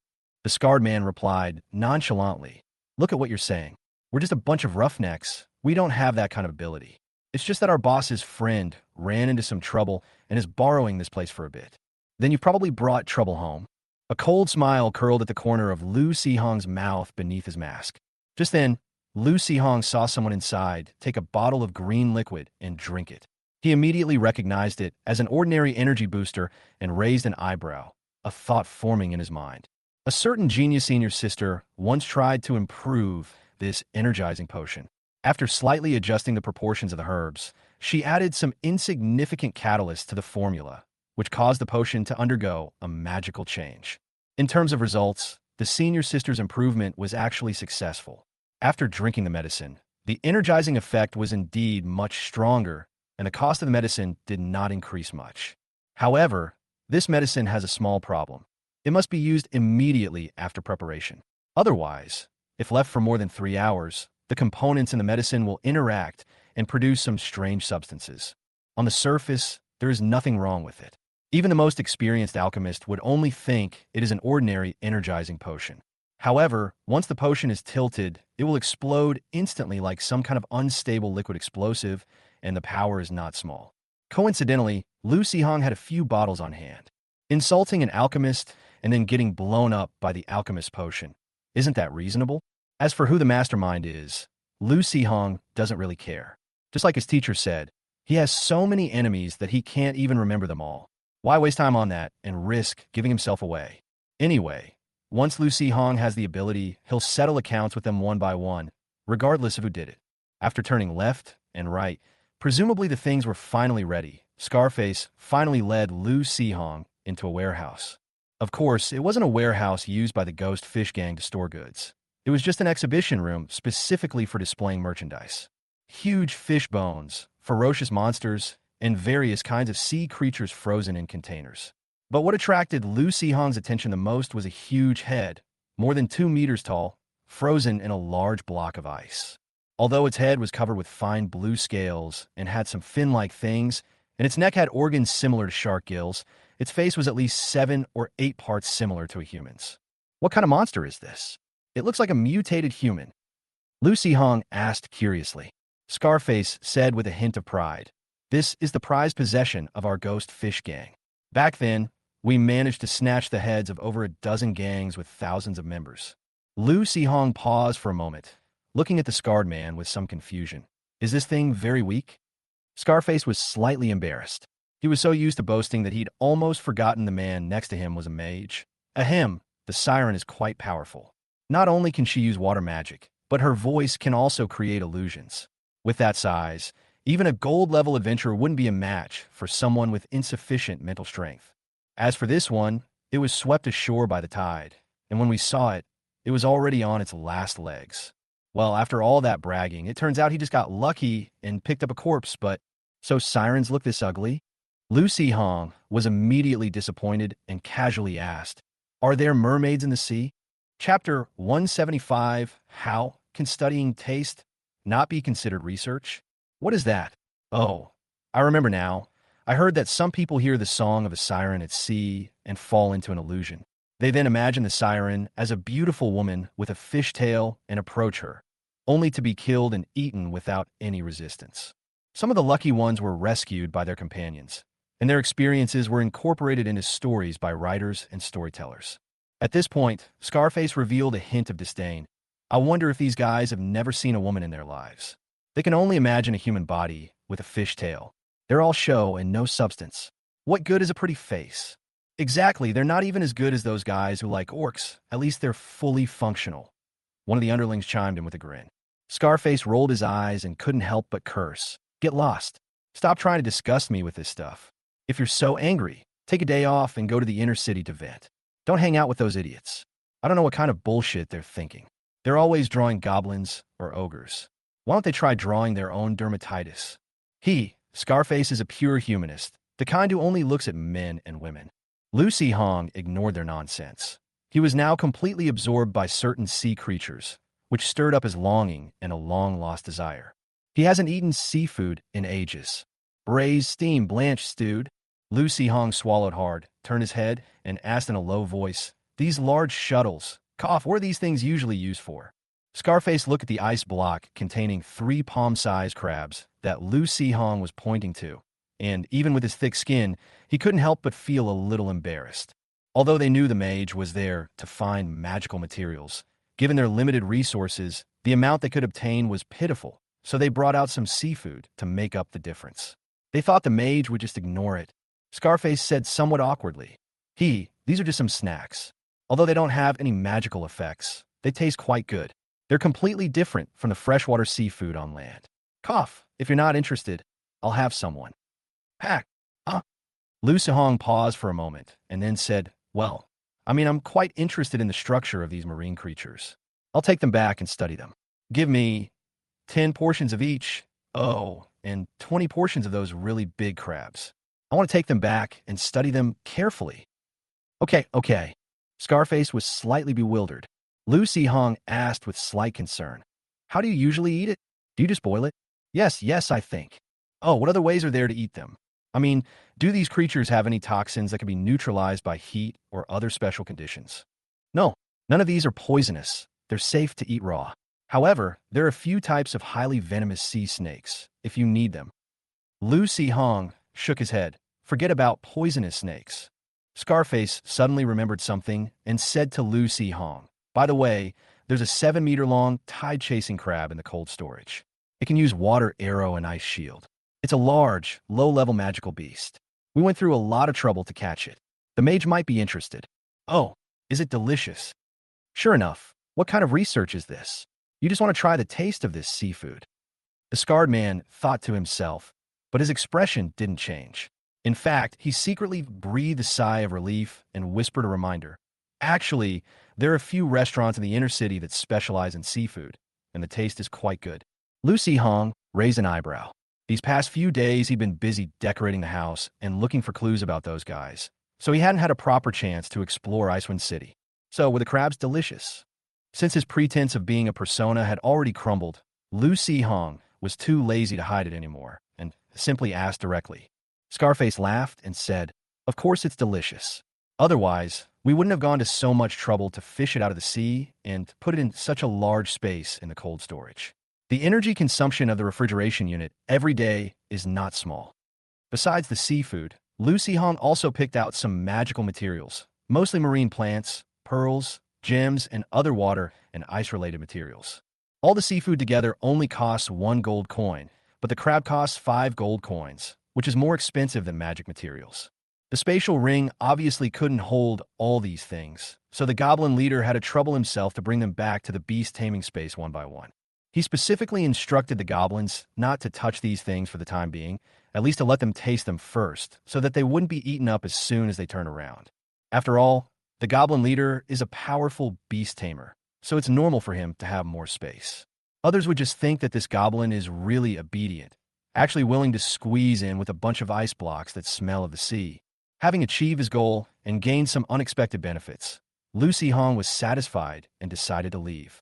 Scarface quickly led the way, and just as he escorted the important client to the main road, several of his henchmen rushed over and shouted loudly when they saw Scarface. "Scarface, Something terrible has happened. A bunch of lobstermen have emerged from the sea and smashed our shipyard. Scarface was stunned. How is this possible? The sea is frozen solid. Where did these guys come from? It's all because of that guy Chong Pong. His big fish was fighting a giant shark in the sea, stirring up the seabed and breaking a piece of ice on the east side.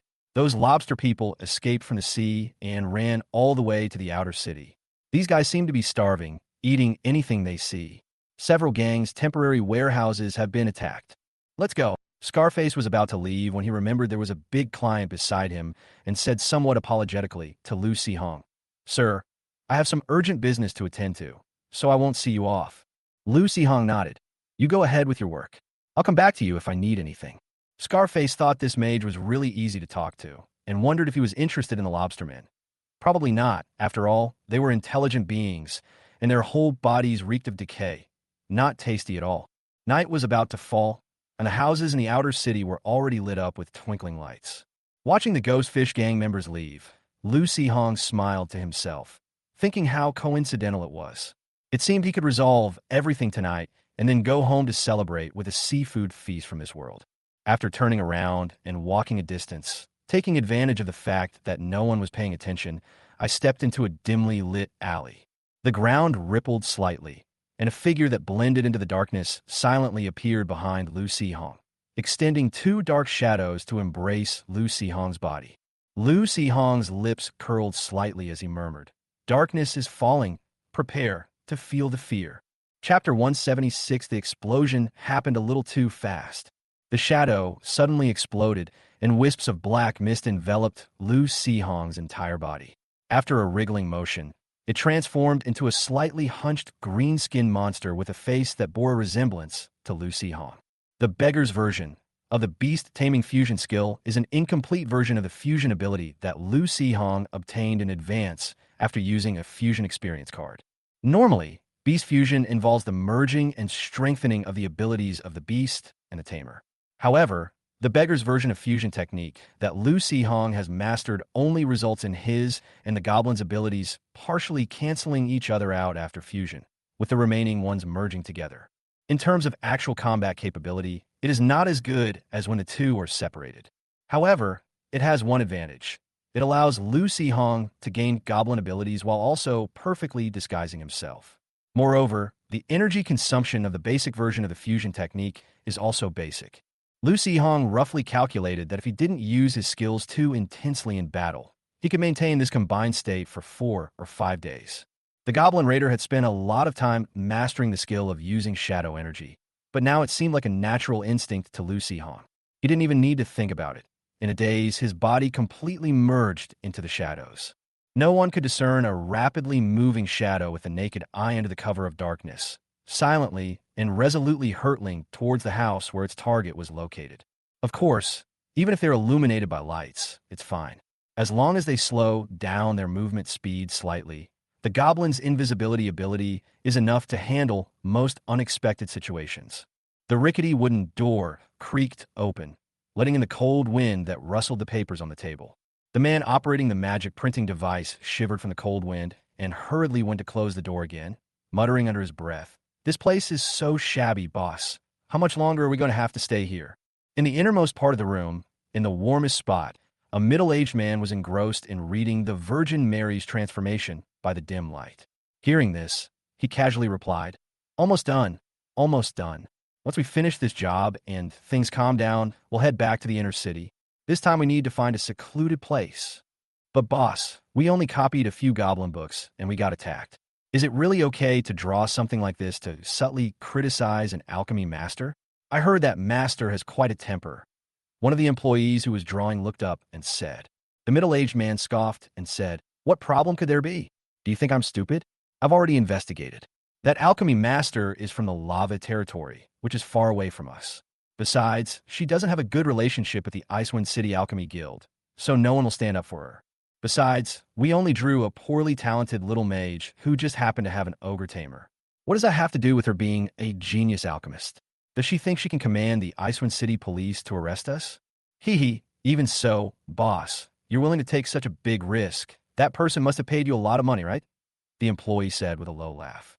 The middle-aged man raised an eyebrow.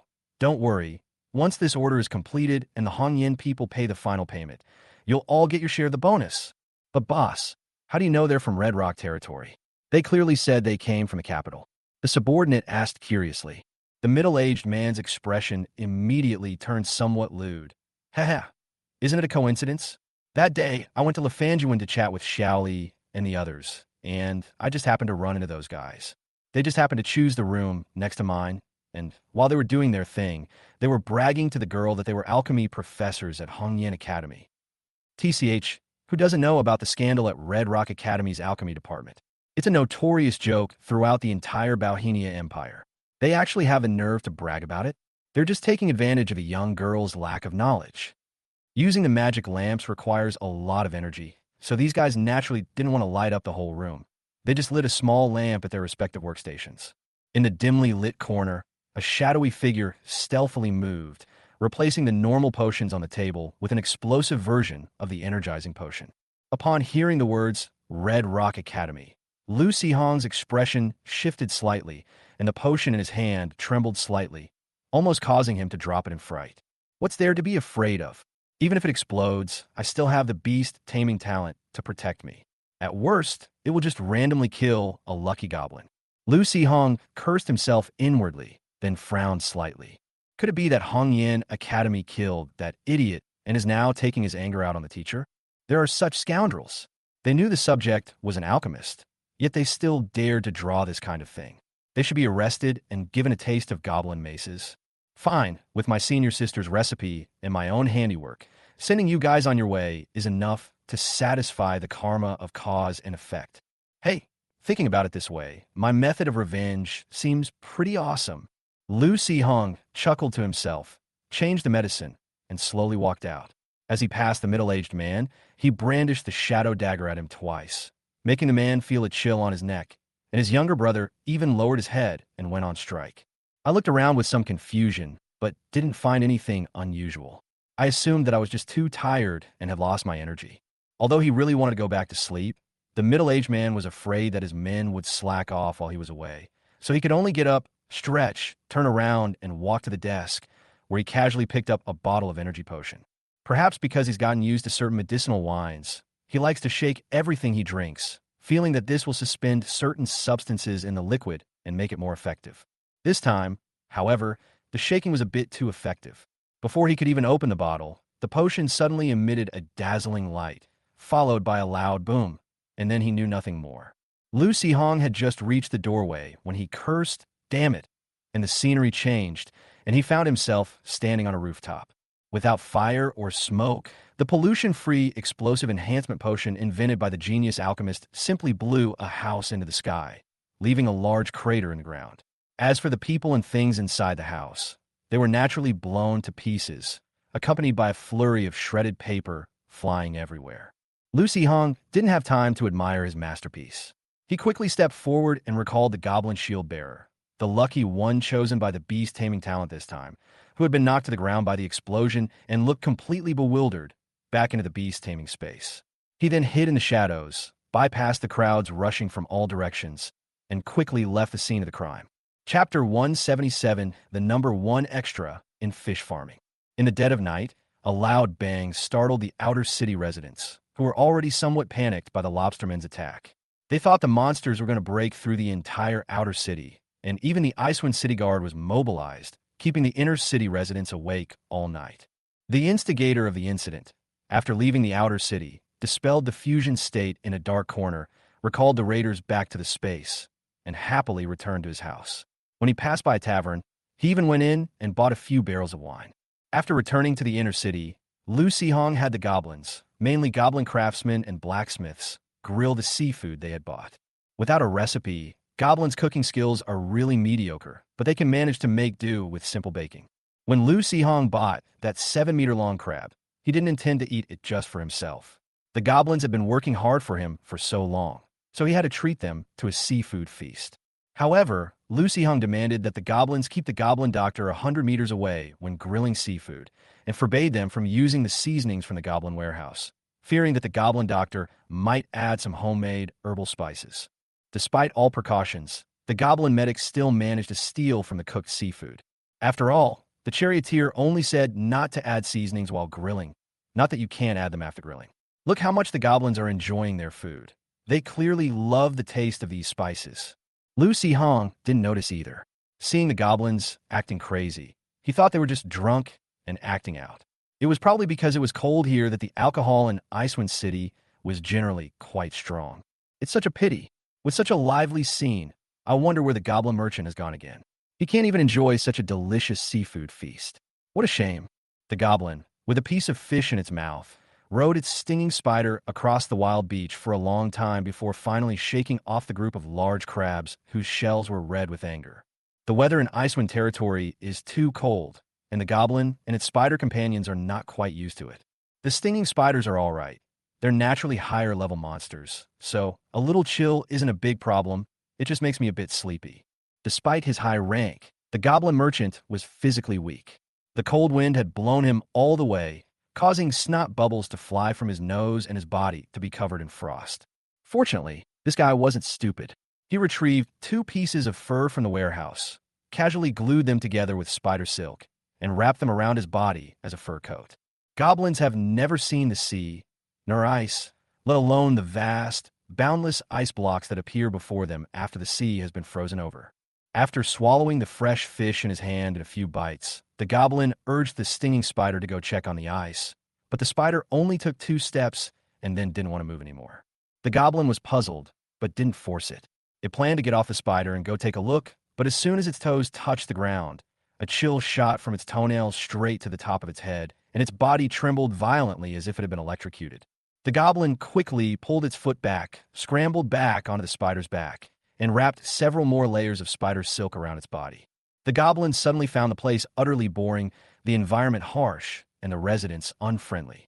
He sighed softly, but blew a string of bubbles from his nose. Just then, the sounds of battle came from afar, and the goblin immediately perked up, its head standing upright. Chung Pong felt that he was probably the most unique beast tamer in the entire Zijing Empire. After all, apart from him, no one in the history of human beast taming had ever tamed a fish. It's a fish that has absolutely no fighting ability, but it can eat an incredible amount.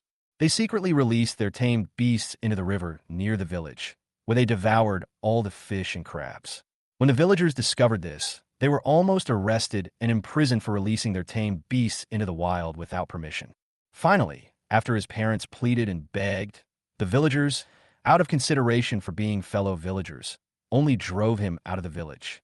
Recalling the memories from more than a decade ago, Chung Peng still felt a pang of sadness.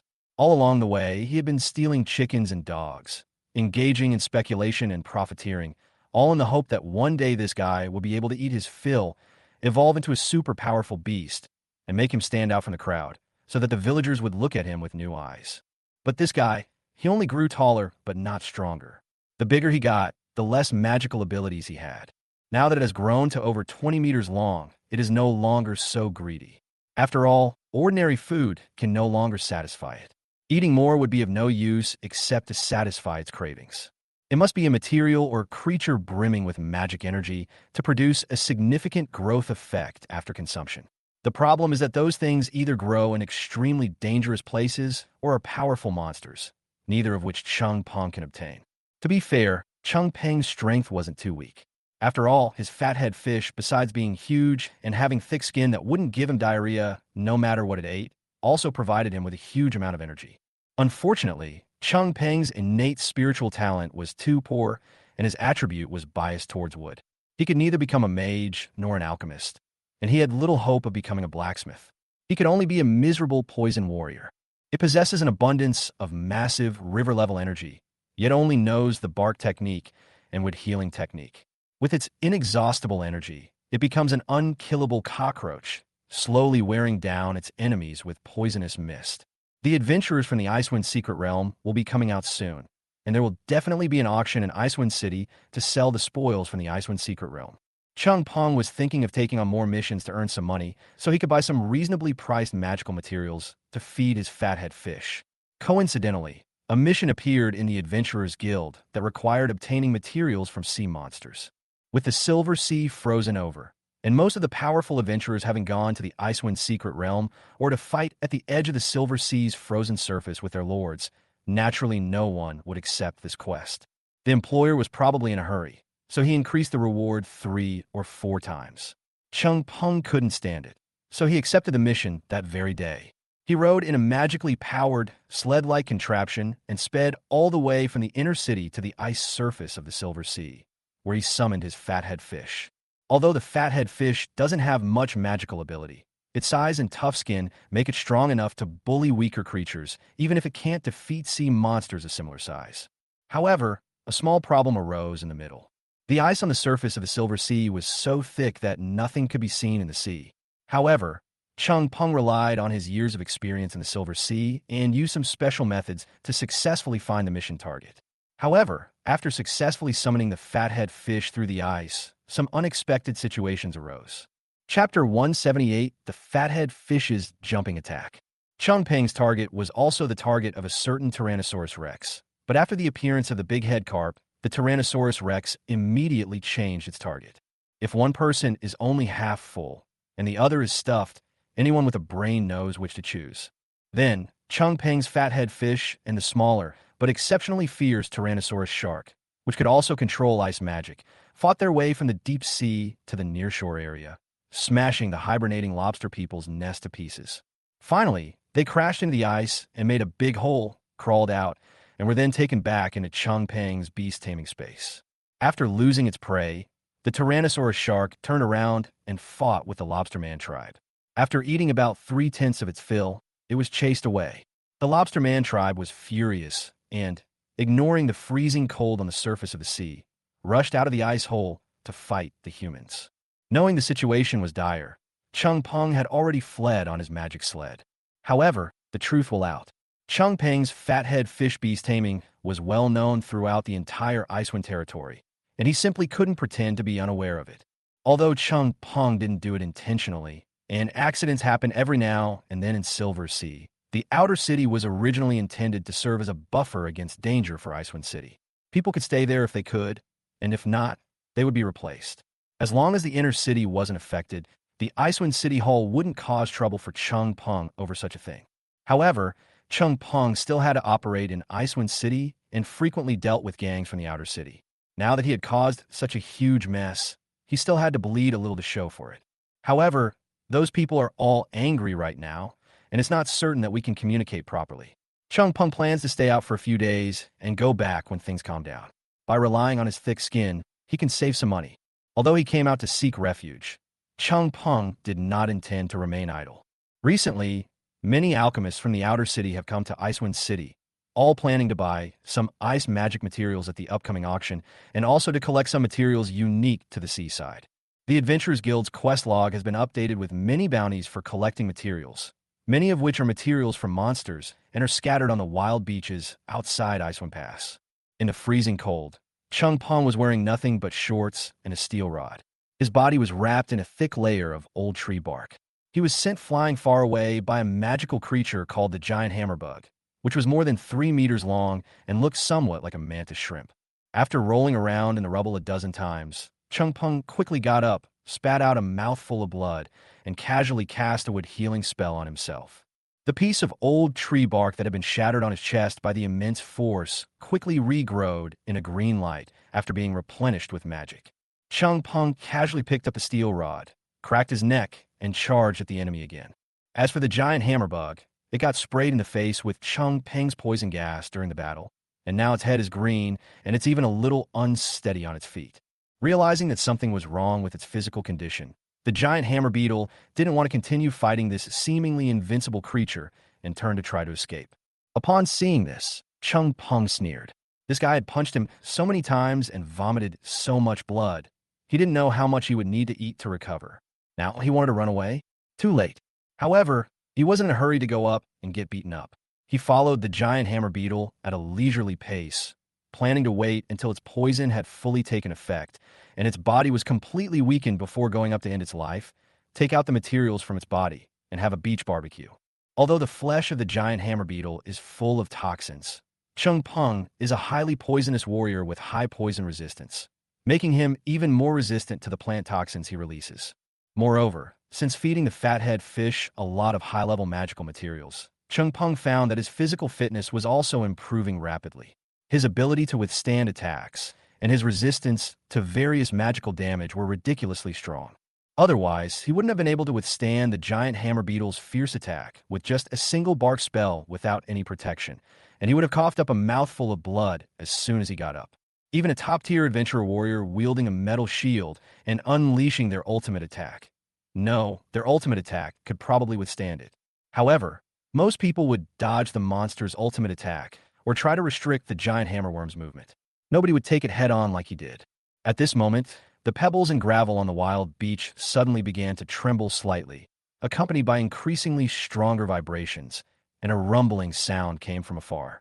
Amidst the swirling dust, a skinny goblin riding a venomous spider, looking somewhat flustered but emitting strange cries that sounded rather excited, charged towards Chung Peng, its messy hair flying wildly in the cold wind. Behind the stinging spiders came a large swarm of giant hammer beetles, ranging in size from 7 or 8 meters to just over 1 meter long. What a talent! Chung Peng couldn't help but exclaim. He had gone to great lengths to find a giant hammer beetle hiding in a pit on this beach. Where did this guy go to offend such a large family, and how could it chase him so far? Wait, a goblin riding a spider? Chung Peng suddenly remembered that he seemed to have heard someone mention that this guy was probably an alchemist-tamed beast doing business with people everywhere, but the things he sold were particularly expensive, and he had a special ability to take his belongings with him when he died. Lost in thought, Chung Peng showed no intention of running away from the horde of menacing giant hammerworms. On the contrary, he felt a slight sense of joy. Although fish will die from lack of oxygen, once they are on land, they can at least hop around for a while before they die.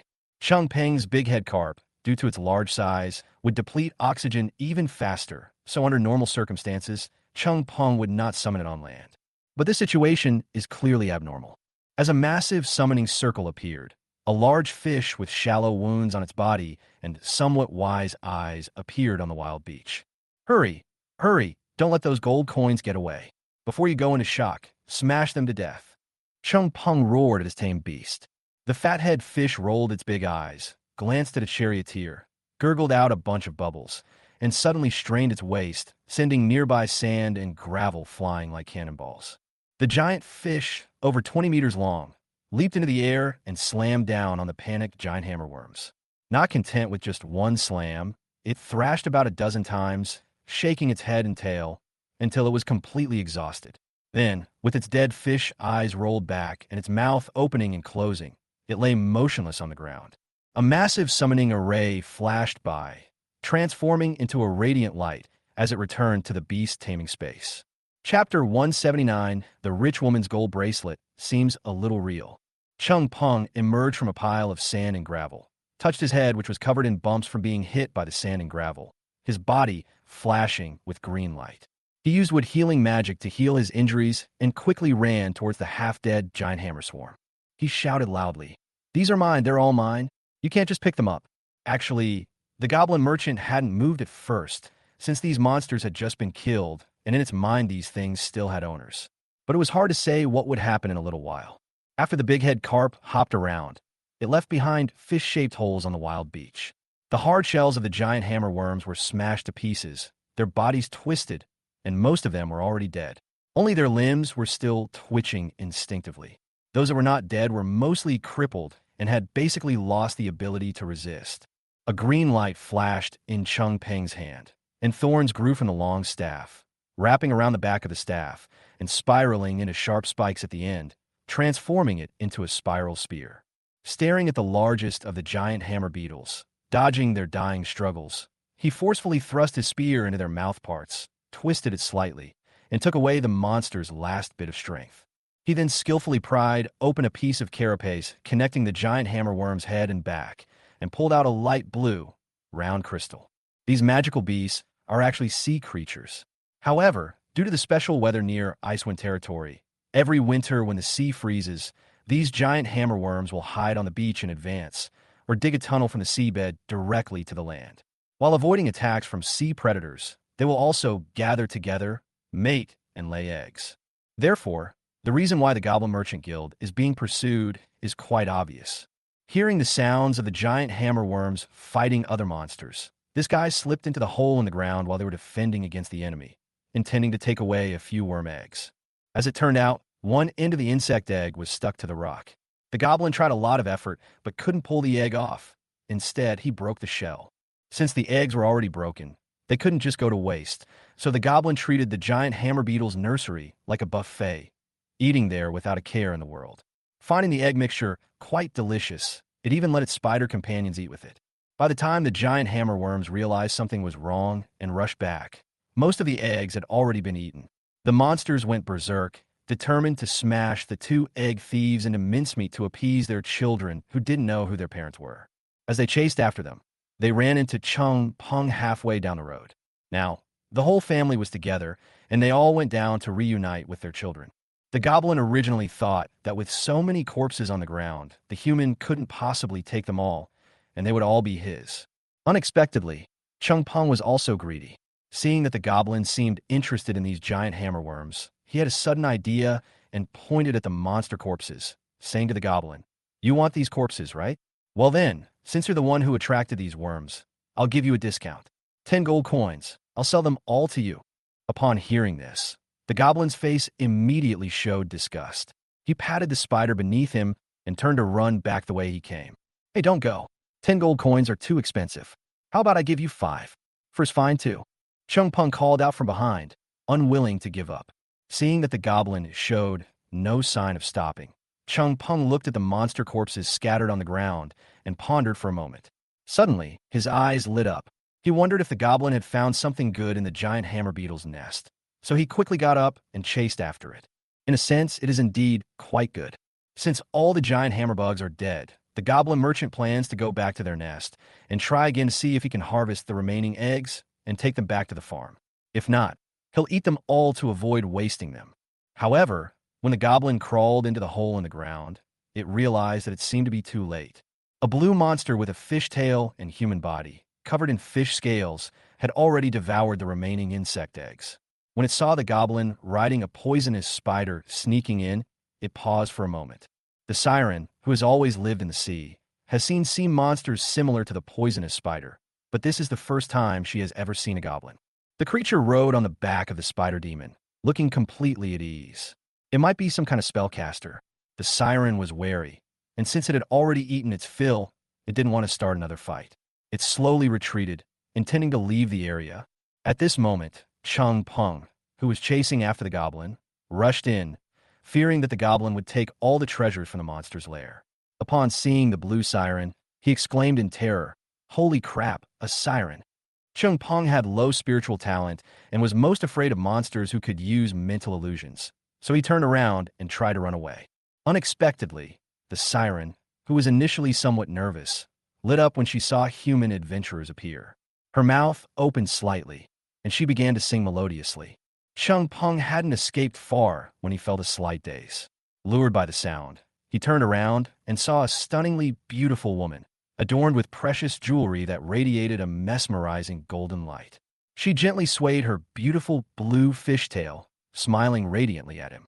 One hand half covered her face as if she were very shy, while the other hand gently waved, beckoning him to come over. Chung Peng's eyes widened for a moment, then he grinned foolishly and turned back. "Hee, rich lady, I'm here." Of course, Chung Peng wasn't the only one affected. Goblins and stinging spiders were also affected by the siren song. However, in the eyes of the goblin merchant, the scene was that of a robust female goblin sitting on a pile of gold coins, her skin radiating an emerald glow. What the stinging spider saw was a huge stinging spider lord summoning it to mate.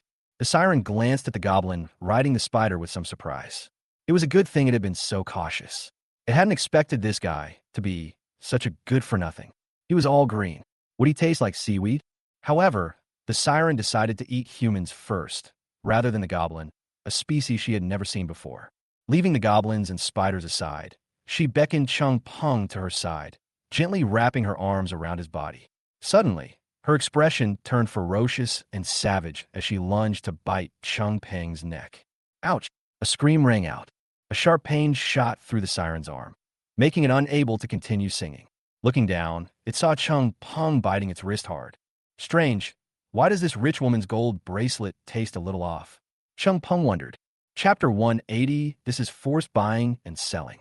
Because of certain experiences in his childhood, Chung Peng knew from a young age that supporting women, especially beautiful women, was a very expensive thing.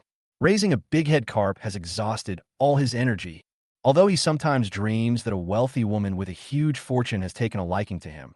Of course, she can only be a wealthy woman, not a rich young lady, because most young ladies don't have control over their family's wealth and can't help him raise fish. But it was just a dream. Even if someone really took a liking to him, Chung Peng would avoid them like the plague. Years of experience had made him fed up with ridicule and contempt. He could make money in any way he wanted, but he would never sell his self-respect. The enhancement of the fathead fish is not yet over. Chung Peng believes that as long as he continues to work hard, he will one day stand at the top and make those who once looked down on him bow down and beg for mercy in front of him. So, even though he was clearly bewildered by the illusion, Chung Peng's first focus was on how thick and large the gold bracelet on the rich woman's hand was, and he couldn't help but go and verify it. The siren's attention was interrupted by the pain, and the illusion's effect weakened considerably. Although the goblin merchant was still dazed, he sensed a powerful malice and instinctively used his ability to summon bodyguards. The enormous goblin leader, wearing a wild mask and carrying a thick wooden club, stepped out, followed by a fire-breathing maniac with severe ADHD. The Icewind territory was already cold, and the giant hammerbug's nest was very humid. The flame berserker shivered violently from the cold and immediately wanted to burn something. The siren realized something was wrong as soon as she saw the summoning circle. She never expected that this green-skinned monster with mental strength like a chicken would actually be a spellcaster. Unlike the giant head Lu Si-hong saw in the Ghost Fish Gang, the siren in front of the goblin, even with its fish-like and snake-like tail, was only a little over 3 meters long, a weak little guy. Because of their average talent, they're not valued by their tribe and wander to the coastal areas to find food on their own. Apart from their naturally powerful siren song, they also have some water manipulation abilities and a couple of low-level water spells. The siren had intended to bite the human to death and absorb some of his broken soul power to strengthen his own spirit, but upon seeing the goblin leader, who was over 5 meters tall, the siren panicked and quickly resumed chanting in a low voice. Although the goblin leader had a strong will and a high resistance to fear spells, he could not help but gradually fall into the illusion when faced with the siren's mental temptation. The siren was about to flee when she saw this and felt relieved. She thought to herself that these green-skinned monsters' mental resistance was so weak. It looked like she could have a good meal today, but it turned out that it was too early to be happy. The siren's song is merely a temptation. If one's mental strength is not strong enough to control the illusions appearing in the eyes of the target, allowing them to imagine freely, serious problems will arise, especially since one of the targets of this siren's temptation is someone who is not mentally stable. Chung Peng and the other goblins, as well as the stinging spiders, all saw a female of their own kind that matched their aesthetic standards.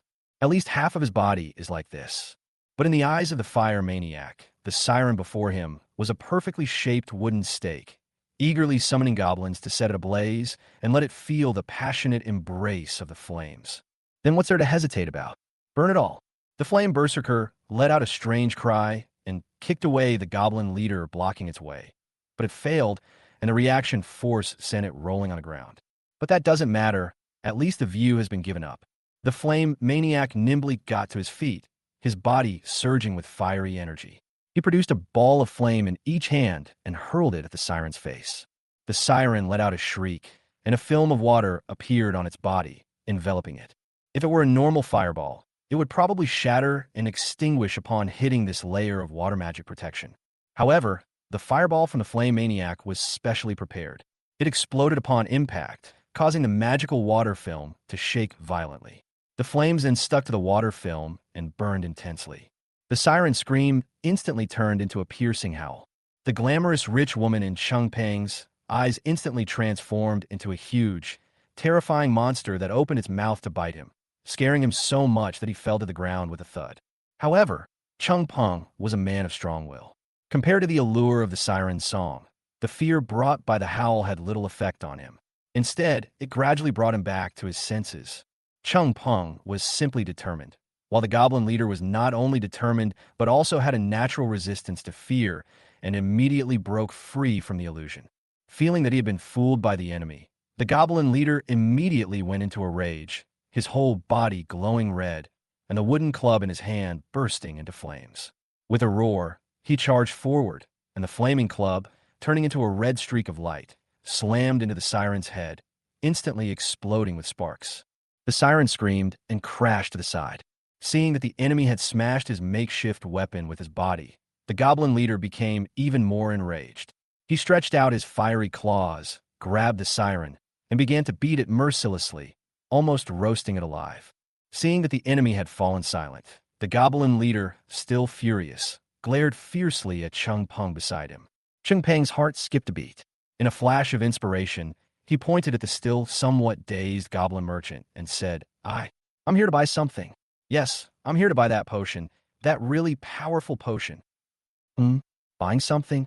The goblin that triggered the keyword instantly regained its senses, jumped off the still somewhat dazed spider, ran to Chung Peng in a few steps, took out the super poisonous flesh-nourishing potion, and held up 4 fingers. The most powerful potion, Chung Hui, 400 gold coins. Chung Peng's eyes widened, and he almost cursed. Although the potion's effects were described as amazing, 400 gold coins was outrageous. I could buy a premium regeneration potion for about the same price. However, faced with the goblin leader's somewhat suspicious gaze, Chung Peng could only say with a mournful face, "No, not this one, it's another one." The goblin merchant didn't seem impatient and took out the poison version of the stone skin potion and the Hulk. 50 gold coins, 100 gold coins? Don't you have any cheaper ones? Chung Peng was thinking about getting a cheaper one or negotiating the price. But the goblin leader was getting impatient, and a low growl came from his throat. Holy crap, this goblin is a real swindler. He even tried to force us to buy. Chapter 181, The Barbarian Doctor Hanging on a Pole to Get Some Breeze. This damn thing, all that babbling and complaining, is delaying my trip back to build my house. I might as well just chop it up. The goblin leader, eager to return to the breeding farm to build a house, thought impatiently. Because the goblin leader was so large, the new house built for him was quite big, but the wood in the farm was not logs. It was neither thick nor strong enough. Yesterday, after drinking some wine and using the goblin healer's special spices, the goblin leader went on a drunken rampage and demolished his own house. While it was being rebuilt, he was summoned by the goblin merchant. Hearing the goblin leader's threatening growl, Chung Peng trembled slightly. Although he was unwilling, the situation was beyond his control. With a leader and a fireball mage on the other side, killing him would be easy. In addition, this place was too cramped, so even when the fathead fish was summoned, it could only get stuck and couldn't move. I had no choice but to reluctantly spend money to buy a bottle of poison skin-sparing potion and a Hulk potion. Since he'd already spent the money, he might as well buy both. Chung Peng wanted to see just how powerful these supposedly amazing goblin-exclusive potions really were. As for that 30 gold coin antidote, are you kidding me? He's a highly poisonous warrior, and with the boost from the fathead fish, he's practically immune to intermediate poisoning. When the goblin leader saw that the kid had actually bought the potion, he exhaled 2 puffs of hot air from his nose, but his expression was still somewhat displeased. Just then, the goblin flame maniac was jumping around nearby, seemingly trying to add a little more heat to the already partially cooked siren's corpse, when the goblin leader kicked him so hard he fell over. Perhaps because he ate too much seafood yesterday, the goblin leader was actually quite tempted by the sea monster, so he grabbed it by the tail and dragged it back to the farm. Believe it or not, the corpse of a siren is actually quite valuable. Whether used as a magical material or simply as food, there are indeed quite a few people willing to buy it. Chung Peng, on a whim, blurted out, "No, everyone who sees it gets a share. You're just taking them all like that." The goblin leader turned his head, his scarlet eyes staring at him silently. He was still very noisy. Maybe he should just kill him and take him back to the farm to be buried. Sensing the renewed killing intent in the goblin's eyes, Chung Peng quickly said, "Ahem, what I mean is if we drag this out, its scales will get damaged. Siren scales are worth quite a bit of money when sold to blacksmiths." The goblin leader looked down and saw that the siren scales were either smashed or charred, and there was hardly a good piece of skin to be found. Feeling that this human might be mentally unstable, I ignored him and walked over to the goblin merchant. Together with the flame berserker, we vanished into light under the glow of the summoning circle. The goblin merchant glanced regretfully at the giant hammer eggs that had been devoured. Then his gaze swept over the listless Chung Peng. As if he had thought of something, he hurriedly urged the poisonous spider to crawl out of the passage. After sitting blankly on the ground for a while, Chung Peng, who had failed to steal the chicken and instead spent a bunch of gold coins, finally woke up from his daze. He sighed slightly and remembered that there was still a bunch of giant hammer bug corpses outside. Those things can't be wasted. Although their magic reaction is a bit low, they are still magical creatures.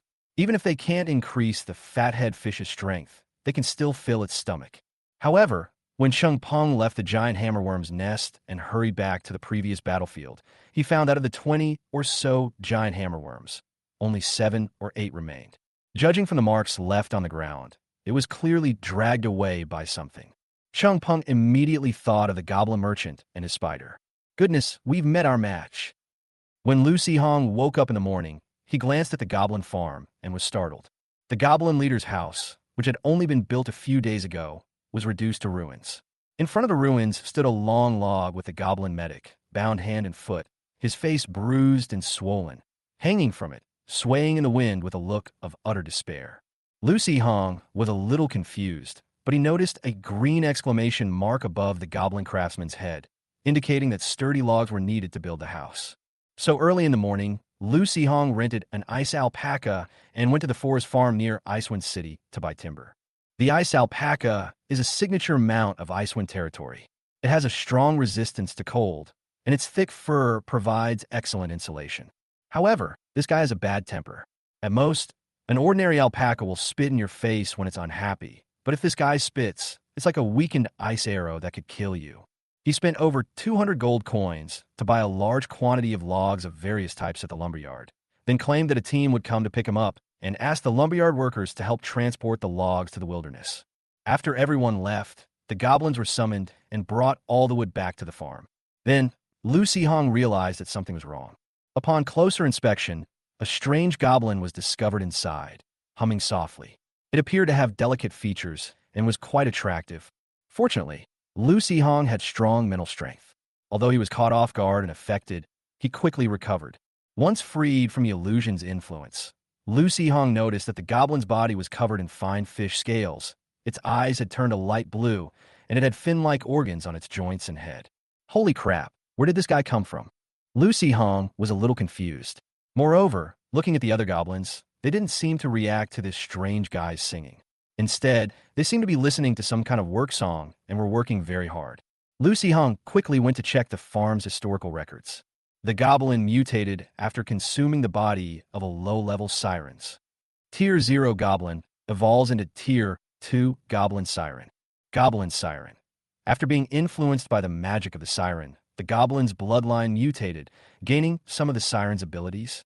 After purifying its bloodline or consuming the flesh and blood of a higher-level siren, the goblin siren's strength will be enhanced. Siren's Song. Goblin sirens can use their songs to bewitch enemies, trapping them in various illusions. The effectiveness of this ability is affected by factors such as the goblin's mental strength, the target's mental strength, and their mental state. If the target's mental strength is too strong, they will be completely immune to the siren song's effects. Incentive. When the goblin siren sings, the goblins in the breeding farm are unaffected by the negative effects of the song and receive an incentive effect, with a slight increase in physical attributes and a significant increase in combat and work enthusiasm. So it can evolve through mutation? Although I lost a mission reward, I saved a lot of experience points. But where did the siren's flesh and blood come from? One question was resolved, and another one popped up. Chapter 182 sirens are probably a high-grade ingredient. There is a siren's remains in the farm, which have been treated as seafood and have been gnawed on, but given its condition, it obviously wouldn't tell Lu Sihong where it came from. After looking at it from all angles, only one explanation can be found. The goblin merchant summoned the goblin chieftain and the goblin flame berserker. Although Lu Sihong didn't know how the goblin merchant had run into this monster, it was impossible for that guy to go to the sea to do business with a sea monster, right? In addition, Lu Sihong found several other pieces of information in the records. The Goblin Frost Mage has consumed the flesh and blood of a low-level siren, gaining a permanent enhancement, Siren's Power. Frost spells are slightly enhanced, and resistance to mental spells is further increased. This enhancement can be overwritten. Currently, 1/1 of the enhancement has been gained. The Goblin Shield Bearer consumes the flesh and blood of a low-level sirens, gaining a temporary enhancement, Siren's Body. Slightly reduces water-based energy damage taken. Duration, 1 week. The Goblin Necromancer consumes the flesh and blood of a low-level sirens, gaining a temporary enhancement. The siren's body. This thing looks like a top-tier ingredient. Lucy Hong was slightly surprised, then remembered that the Ghost Fish Gang still had the head of a high-level siren. Zombie meat that's been frozen for so long, I wonder if it still has any effect. Maybe I should spend some money to buy it and try it. Perhaps it can make the Goblin Siren evolve again. But after all, it's their gang's prized possession. I wonder if they'll even sell it. In addition to these records, there are even earlier records of goblins using the corpses of bone dragons and cult leaders to make wild amulets when they were first resurrected. Goblin Wild Amulet. Necromancer. Good. A small amulet crafted from the skull of a bone dragon, drawing upon a portion of the bone dragon's power. Bone Dragon Aura. The aura of a powerful undead creature, capable of intimidating weaker undead, directly driving them away or allowing for better control over them. Bone Dragon Power. The wearer's power is greatly enhanced, but the body may be susceptible to the corruption of necromantic energy. Goblin Wild Amulet. Necromancer. Good. A bizarre amulet crafted from the spine of a necromancer, possessing the power to control the undead. Death Arrow. Releases a black arrow condensed from the aura of death, dealing piercing damage to enemies and inflicting spell effects such as corrosion and wither. Deathly Mist. Condenses the aura of death, creating a dense black mist around the body with a corrosive effect, harming all creatures except for undead. These two amulets are only usable by necromancers and no goblins. In fact, necromancers don't have enough energy to cast the two spells of the necromancer, so they can only keep the amulet in their hut as a spare. However, the amulet crafted from the skull fragments of the skull dragon is a perfect match for the necromancer, enhancing both the ability to control ghosts and the power to strike people with a shovel. As for necromancy, it's already full of ghostly energy, so a little more won't hurt. It might even help it learn necromancy spells. After the goblins finished moving all the wood, Lucy Hong left and found the ice alpaca tied up in the distance. Perhaps because he'd been chained up for a while, this guy was a little unhappy. He smirked and shot out a small ice arrow. Lucy Hong had anticipated this and dodged the attack by tilting his head, then delivered a powerful blow to its head. Don't be ungrateful. If you see something you shouldn't have, believe me, I'll kill the sheep to silence you. Whether it was the intimidation of Lucy Hong's words or the memory of the snow wolf that was strangled by thorns halfway through the journey, the ice alpaca immediately became obedient, looking harmless with a wise gaze at Lucy Hong. It was as if it were saying, "What just happened? Why are you looking at me like that?" When I rented this guy, the zookeeper said that this dog has this kind of temper, and it should be beaten if necessary. It's tough and thick-skinned, so a beating won't hurt it. As long as it's not too badly injured, it won't affect my right to cancel the rental. After riding his alpaca back to Icewind City, Lucy Hong didn't go straight home, but instead stopped by the Alchemy Guild. I'm planning to buy some alchemy materials and also check out the Alchemy Guild in Icewind City to see if they sell any interesting or unique recipes. Although alchemy recipes can be obtained outside the Alchemy Guild at a lower price, most alchemists still choose to buy them from the Alchemy Guild. One reason is to avoid unnecessary trouble. Although some recipes are registered in the guild, alchemists do not actually choose to make them public. It's fine to make them privately, but if they sell the potions publicly, the Alchemy Guild will hold them accountable. Another issue is that it's hard to guarantee the authenticity of external formulas. If it's fake, you might only lose some money, but if you encounter a formula that has been tampered with or modified, the consequences could be much more unpredictable. For example, if Lucy Hong's genius senior sister, Lu Yue, would have her formula leaked as a normal potion recipe, countless alchemists would be blown to bits, and many more would be bankrupted by financial losses. Since most alchemists are mages, belonging to the intellectual class, regardless of their private lives, they at least maintain a cold or humble persona on the surface. Therefore, the Alchemy Guild is a relatively quiet place in most situations. However, something unusual has clearly happened today. A crowd gathered outside the guild, peering in and knocking. Inside the guild, many alchemists had come specifically to watch the spectacle, huddled together, laughing and joking. Two groups of people stood in the middle of the guild hall, dressed in different styles of clothing, heads held high like fighting cocks, arguing fiercely with red eyes and necks, clearly the protagonists of this incident. Lucy Hong didn't recognize either of the people on either side, but one of them had clothes that looked somewhat familiar, somewhat like the uniform style of Hongyan Academy, but with significant differences in the details. He simply asked a question casually while standing in the crowd, and immediately enthusiastic onlookers shared their stories with him. You know about the alchemy department at Red Rock Academy, right? I know. You don't know, do you? They claimed they were going to train their own alchemy masters, but they ended up kicking out the alchemy genius that only appears once every few centuries in Red Rock territory. In the end, that person went to Ancient Wood City and became an alchemy master in no time. Oh, as far as Lu Sihong knew, that person was over 120 years old when he became an alchemy master. Brother, isn't it a bit too long for you? It turns out that the master's disciple happened to come to Icewind City to buy materials and bumped into the guys from Red Rock Academy at the Alchemy Guild, and that's how they started arguing. Lu Sihong suddenly realized, his eyes narrowed. He hadn't expected these guys to still be here. There was still a score to settle with them. As for the other group from Ancient Wood City, their so-called enemy of my enemy is... Wait, I wonder if the teacher has a good relationship with that alchemy master from Ancient Wood City. Chapter 183, The Perfect Scapegoat. The alchemists in Red Rock City were a bunch of middle-aged men, but their actual ages were unknown. With just a few words, they stirred up the blood of several young alchemists from Ancient Wood City, making them want to fight to the death on the spot. Perhaps feeling that the time was right, the alchemists of Red Rock City exchanged glances. Since you're not convinced, let's have an alchemical contest and let our skills speak for themselves. At this moment, someone in the crowd, unable to stand it any longer, spoke up and mocked. You bunch of old codgers, have some shame. A group of old men in their 50s bullying a young man in his 20s. If you're so capable, why don't you go and compete with their teacher? The alchemists of Red Rock City, however, were completely unconcerned.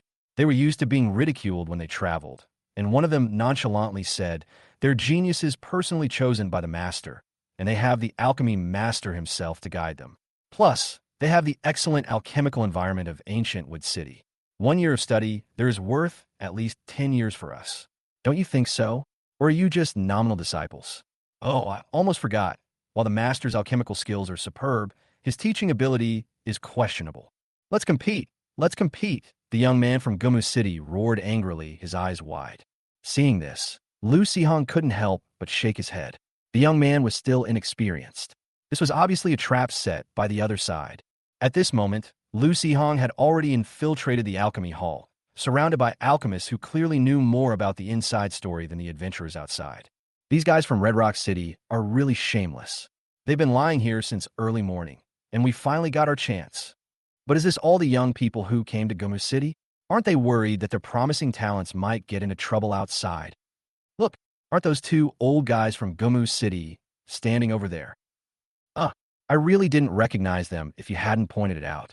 Judging from their expressions, I thought they came here specifically to watch the show. Well, they just want to watch these naive kids get scammed. What do you know?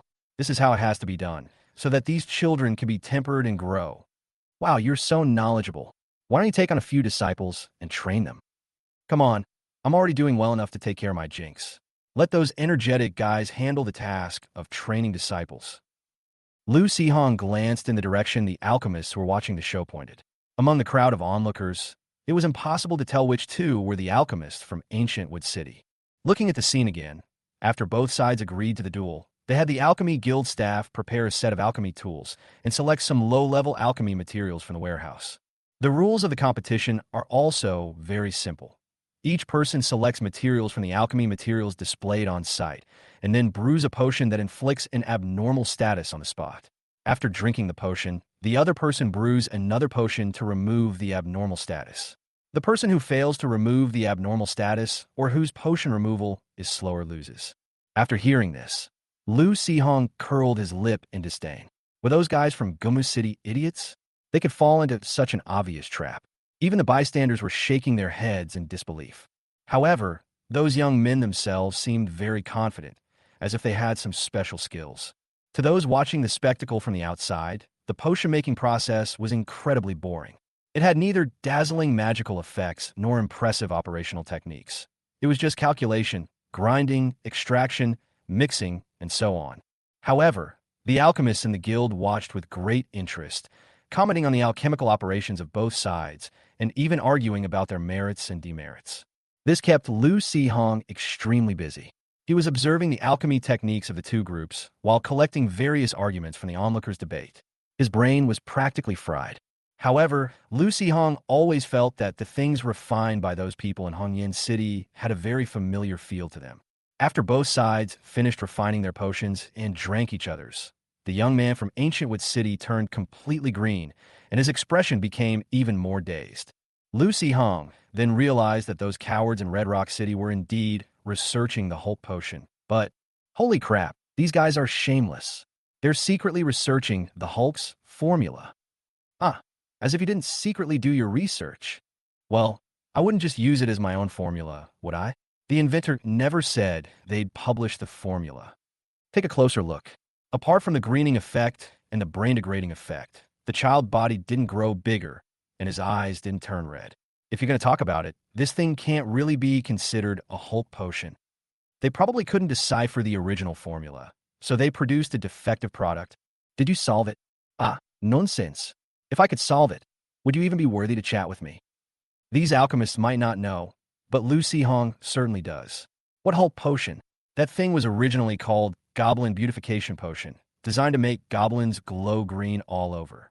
Good heavens, these guys in Red Rock City have removed most of the side effects like Berserk Rage, perfectly preserving the core elements of the potion, and the brain-damaging effect. Imagine a goblin, give it this potion to any female or male goblin you fancy, and while its skin becomes more beautiful, it also turns it into an idiot you can manipulate at will. Holy crap, these guys in Red Rock City are really something. No wonder they're alchemists who like to frequent brothels. The young men of Ancient Wood City have concocted an alchemical potion with both stiffening and poisoning effects. It appears to be their masterpiece. However, the alchemists of Red Rock City were indeed well prepared.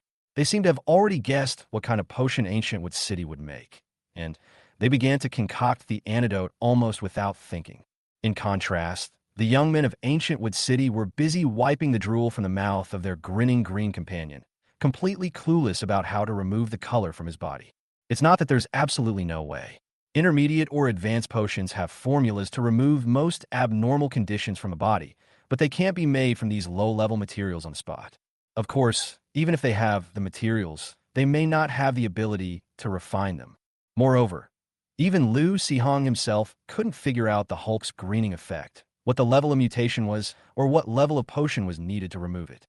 Once the alchemists of Red Rock City concocted a targeted antidote to remove the abnormal status from their companions, the outcome of the duel became clear. The smug old hands took the opportunity to mock the dejected young men. Although the young men were extremely angry, they had no confidence to refute them because of the result of the competition. They could only stare at them fiercely, as if they wanted to devour them alive. Oh, look at you with those murderous eyes. What? You're not thinking of getting revenge on us behind our backs, are you? The old fox's words were full of sarcasm, but he was actually leaving himself a way out so that these hot-blooded young people wouldn't actually try to trap them. However, Lu Sihong, who was watching the commotion from the sidelines, suddenly had a bright idea. Wow, this guy is so thoughtful. He even found someone to take the blame for him. Chapter 184, The Siren Song and the Wildcat. These guys from Red Rock City were probably too arrogant.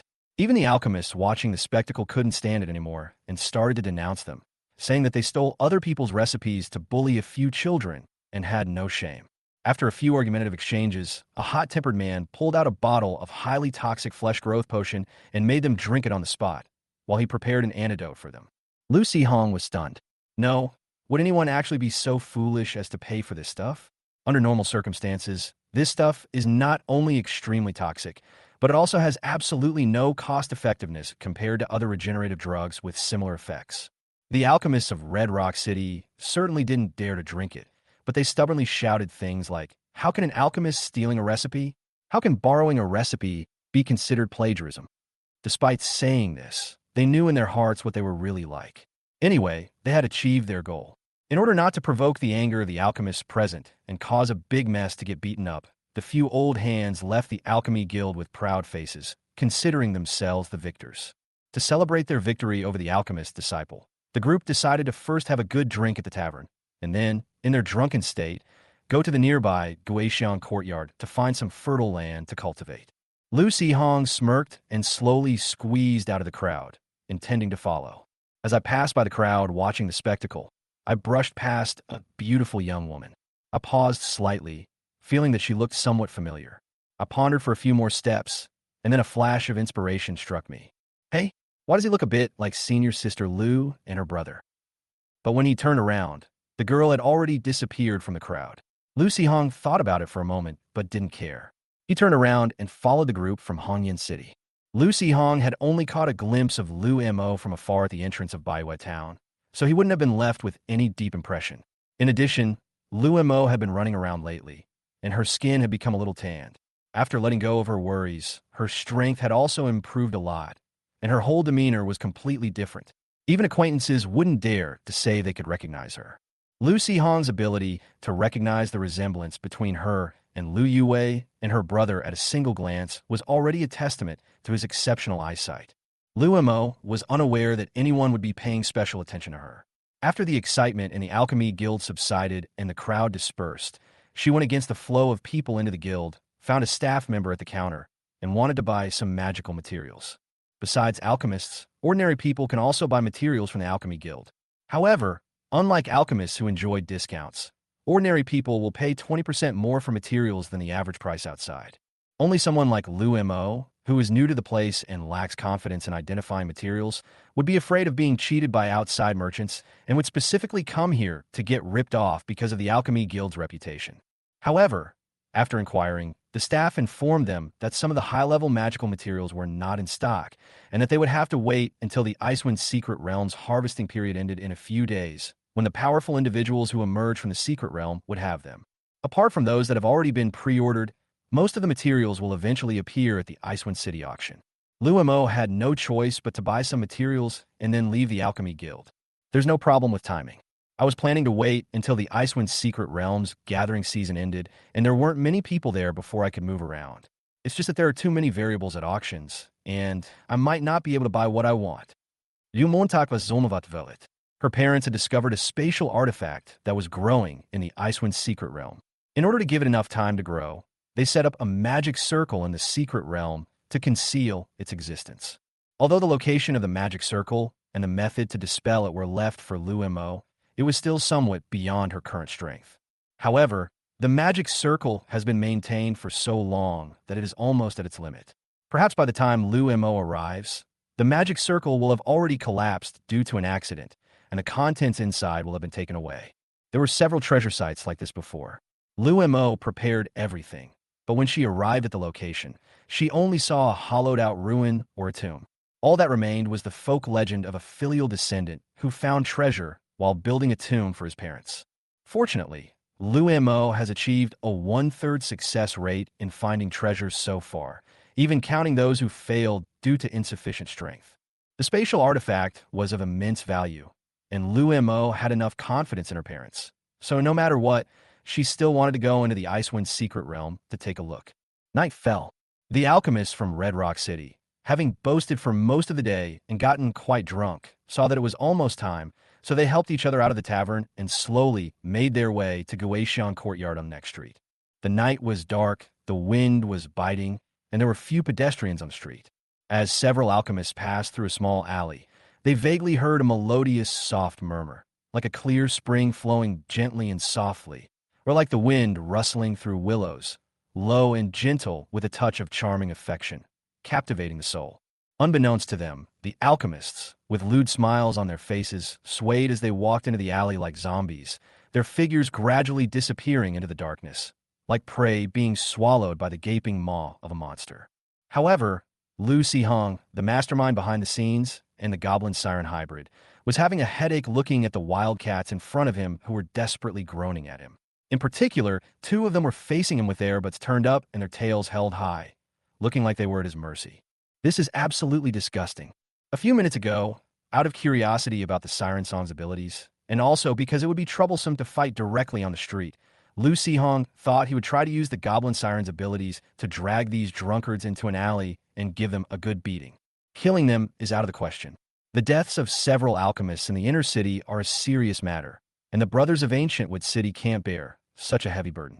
In the end, it might become a joint investigation by the three forces of Ancientwood City, Icewind City, and Red Rock City. The risk is too great and not worth it. The plan went smoothly.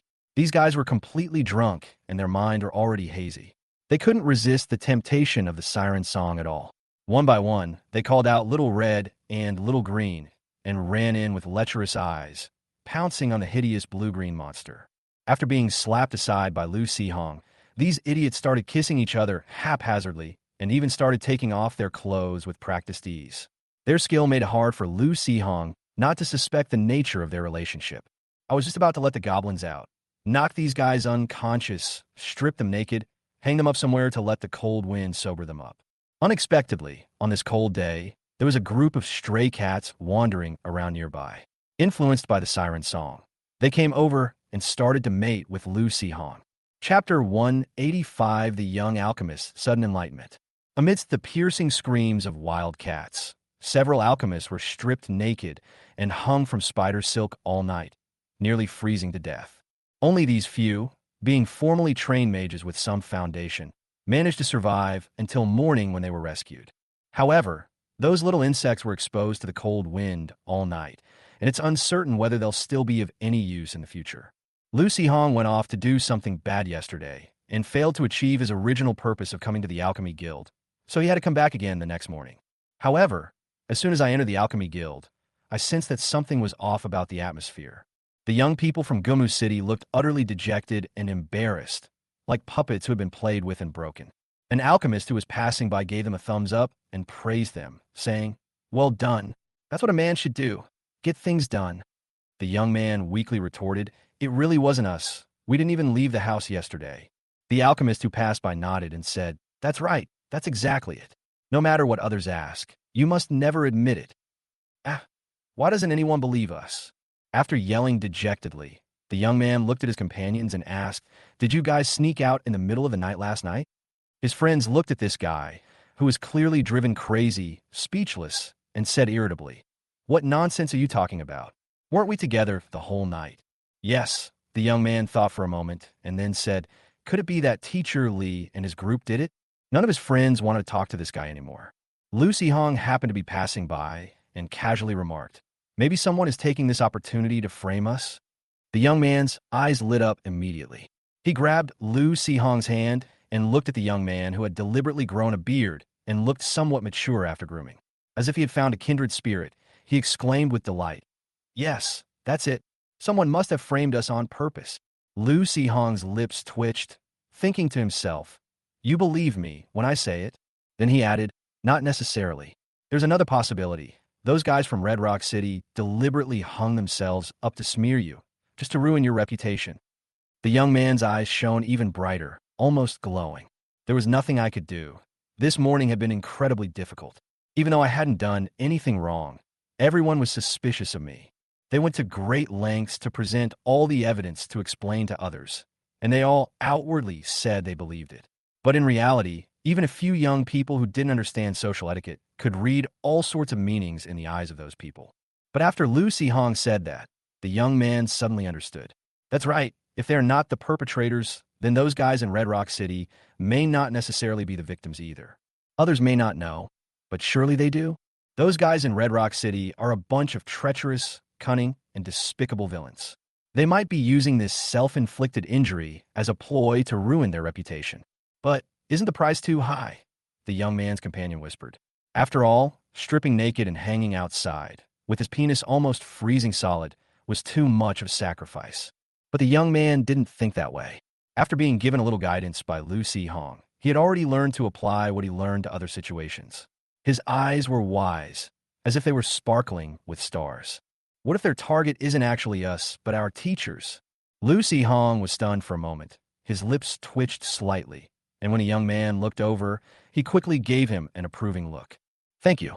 If it weren't for you, we would still be wasting time trying to prove ourselves, while our enemies might be laughing at us from the shadows." The young man thanked Lu Si-hong earnestly. Lu Si-hong could only smile and offer encouragement. "It's nothing, as long as you figure it out yourself." "Hello, I am Qiao Qianjun from Guma City." The young man looked at Lu Si-hong with sincere eyes, clearly regarding him as someone he could befriend.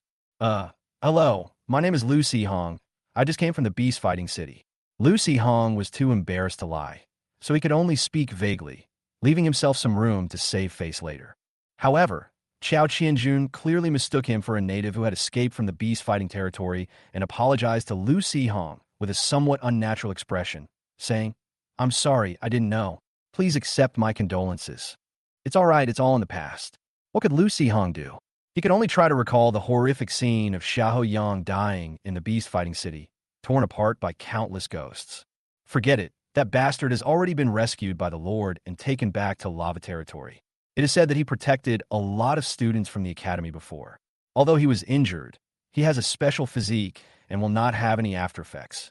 So it can't provide any sad emotions at all. Chao Qianjun, seeing Lu Sihong's strange appearance, assumed that he was holding back his grief and had been reminded of something sad. He quickly and abruptly changed the subject. "Lu Sihong, did you come to the Alchemy Guild today to accept a mission?" "Oh no. I came to buy some seeds of magical plants to cultivate, and also to see if there are any special alchemy recipes to learn and improve." No longer needing to force a dramatic expression, Lu Sihong breathed a slight sigh of relief. Upon hearing this, Chao Qianjuan's eyes lit up. He casually took out a small green ball, and with a gentle spin, 3 leaves appeared on the top of the ball, which began to spin rapidly with a slight magical fluctuation. Then, just like the small drone in Lu Sihong's previous life, the ball slowly floated up, and at the same time, several thick roots emerged from below the ball. Lu Sihong unconsciously leaned forward and asked in surprise, "What kind of magical plant is this?" Chao Qianjun said with a hint of pride, "How about that? Isn't it amazing? This is a magical plant, the whirlwind grass, cultivated by several masters from Ancient Wood City. However, this little grass is just a toy I've cultivated, so you can't see much from it. A perfectly grown cyclone grass can reach 3 meters in length, and its roots can be used to wrap around objects, saving a lot of effort when carrying heavy loads." Looking at the small helicopter-like thing, Lu Sihong thought of the bamboo dragonfly on the head of a certain blue foreign cat. So this thing can also grab people and fly? Grabbing someone, Chao Qianjun remembered a creature with its head wrapped in roots, flying in the sky like a giant onion. He hurriedly shook his head and said to Lu Sihong in a panic, "No, no, this thing flies very slowly, and with its roots grabbing its head and swaying back and forth in the sky, it could easily cause a cervical fracture or suffocation. Don't try this." Lu Sihong nodded upon hearing this, feeling a slight pang of regret. This thing has its head wrapped in a clump of roots, so it does look a bit abstract. Chapter 186 Seeds of Special Plants in the Ancient Forest. Having heard that there were many wood-type mages in Ancient Wood City, and knowing that they couldn't use whirlwind grass to spiral into the sky, Lu Sihong asked curiously, "Then how do wood-type mages usually fly?" "Flying." Chao Qianjun thought for a moment and said, "There are many ways to fly, right? Many high-level magical equipment have the ability to fly, where you can drink alchemical potions, cultivate special magical plants, and so on. However, they are rarely seen flying.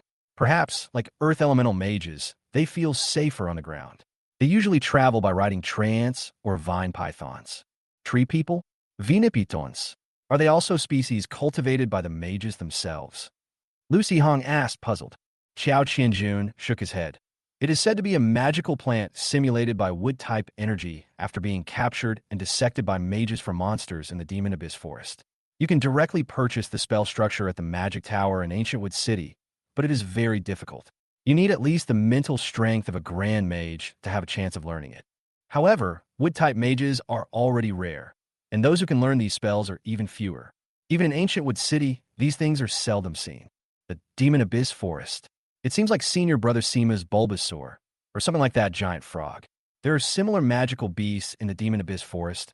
Maybe they're actually plants. Why don't we wait until we get back to Qingzhou City and borrow my senior brother's beast to study? Summoning a giant toad with one hand. How cool is that? Chao Qianjun and his group came to Icewind City mainly for the special material from the Icewind Secret Realm to participate in the auction, so they naturally didn't bring any plant seeds with them. However, he had a few unused seeds left in his spatial equipment from learning how to cultivate magical plants, which happened to be a good opportunity for Lu Sihong. Besides cyclone grass, there's another plant called Exploding Fruit Tree.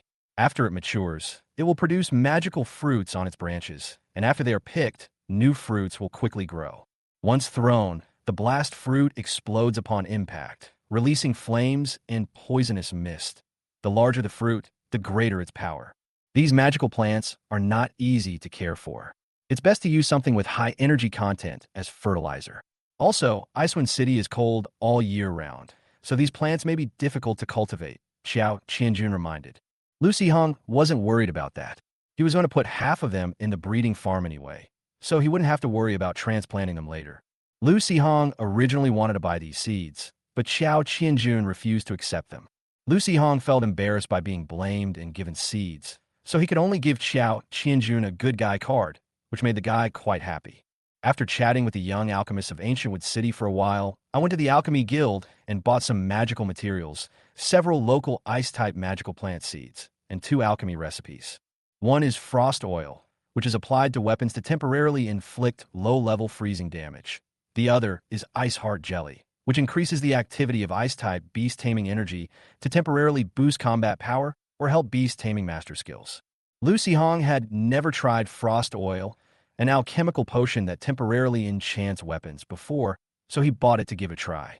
As for Ice Heart Jelly, it was naturally prepared for the Goblin Frost Mage. Although the evolution conditions are almost met, Lu Xihong still thinks the Frost Mage's evolution speed is too slow. Look at the Flame Berserker, who is burning and roasting everything. The next evolution condition, burn 1,000 enemies to death with fire, is almost met, while the Frost Mage is still meditating. After leaving the Alchemy Guild, Lu Xihong went straight back to his residence and didn't leave for several days. To make it easier to observe, Lu Xihong had the goblins clear out a spot in the Dragon Dung farm and gave him the seeds of whirlwind grass and explosion fruit to plant there. They found another spot in the courtyard, took some Dragon Dung soil from the Dragon Dung farm, and planted a few seeds of ice-type magic plants. While consuming wood-type energy to cultivate the seeds in the yard, she also observed the growth of the whirlwind grass and explosion fruit, and, at the same time, she had to study and research new alchemy recipes. Her meditation practice could not be neglected either. She was busy every day. The whirlwind grass and explosion fruit, because no one took care of them, only sprouted small buds, even with the bonus from the Dragon Dung farm. However, a few ice-type magic plants, thanks to the favorable weather and the stimulation of Lu Xihong's wood-type energy, have already grown into seedlings. During the cultivation process, Lu Xihong actually gained some understanding of the characteristics of frost plants and was able to summon magical thorns with a touch of coldness. Summoning magical plants with frost abilities is practically equivalent to mastering the power of frost. After cultivating some fire, lightning, wind, and other types of plants, one can become an all-elemental Grand Mage. As expected, wood-type mages are the coolest. Lu Xihong thought to himself, amusing himself. Meanwhile, at the Goblin farm, the Goblin healer was hung on the pole for 2 days until the Goblin leader's new house was finally built, at which point he was finally taken down. Goblin House, a dwelling built with magical wood, specifically designed for large goblins. Its comfortable environment can accelerate a goblin's recovery and resurrection speed. Goblin healing speed increased by 30%. Goblin respawn time reduced by 25%. A large building, roughly the size of 4 goblin huts, replaced the previous ruins. The building itself was quite rugged, and the goblin craftsman carved some patterns on its surface and erected some wooden, strangely shaped monster statues around the house, adding a touch of wild and primitive atmosphere. With the dispatch function on cooldown, Lu Xihong sent the goblins to wreak havoc in a lizardman territory. However, the lizardman tribe was powerful, and the goblin leader realized the danger. After a battle, he led the goblins away. After all, with so many missions, the goblins have gained experience and no longer blindly charge in. They've started to devise strategies. After resting outside for a while, and waiting until late at night when the lizardmen were off guard, the goblin raiders first wiped out the lizardmen's sentries. Then the necromancer releases the cheapest demons to harass and attract the attention of most of the lizardmen. The fire maniac takes the opportunity to go berserk, throwing a bunch of inextinguishable fireballs in, instantly igniting a group of lizardmen. As he runs, he spreads the fire, turning the scene into chaos. The necromancer feigned death in a corner. The shield bearer shielded the flame berserker, blocking the lizardmen's ranged attacks, and the goblin chieftain dealt with the charging lizardmen leader. When the situation was almost settled, the red-clad evil spirit, accompanied by a white imp, suddenly appeared in the lizardman archer's ranks. With just a sharp screech, The surrounding lizard men were gripped by fear and fled in all directions, clutching their heads.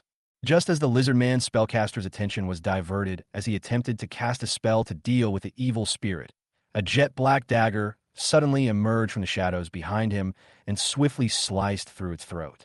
Chapter 187 Goblin Shadowhunter. Despite the fierce fighting, the lizard man tribe was not wiped out. The goblins, though badly wounded, managed to hold out until the end of their mission. Not only did none of them die, but they also brought back a bunch of lizard man corpses. Having lacked experience before, Lu Sihong immediately used the evolution function on the Goblin Raiders after the Goblin Dispatch ended. Goblin Raider evolves into Goblin Shadowhunter. Goblin Shadowhunter, a goblin that actively embraces the darkness and is favored by it. Embrace of darkness. When the Shadowhunter is in darkness, their physical attributes and perception are enhanced, and they gain additional shadow damage when attacking. Their stealth effect is further amplified by dark environments, and they become completely invisible in dim light.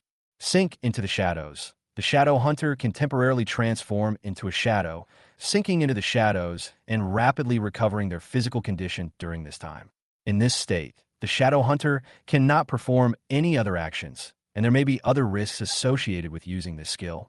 After evolving, the Shadow Hunter's skin color became much darker, and some strange patterns could be faintly seen on the skin.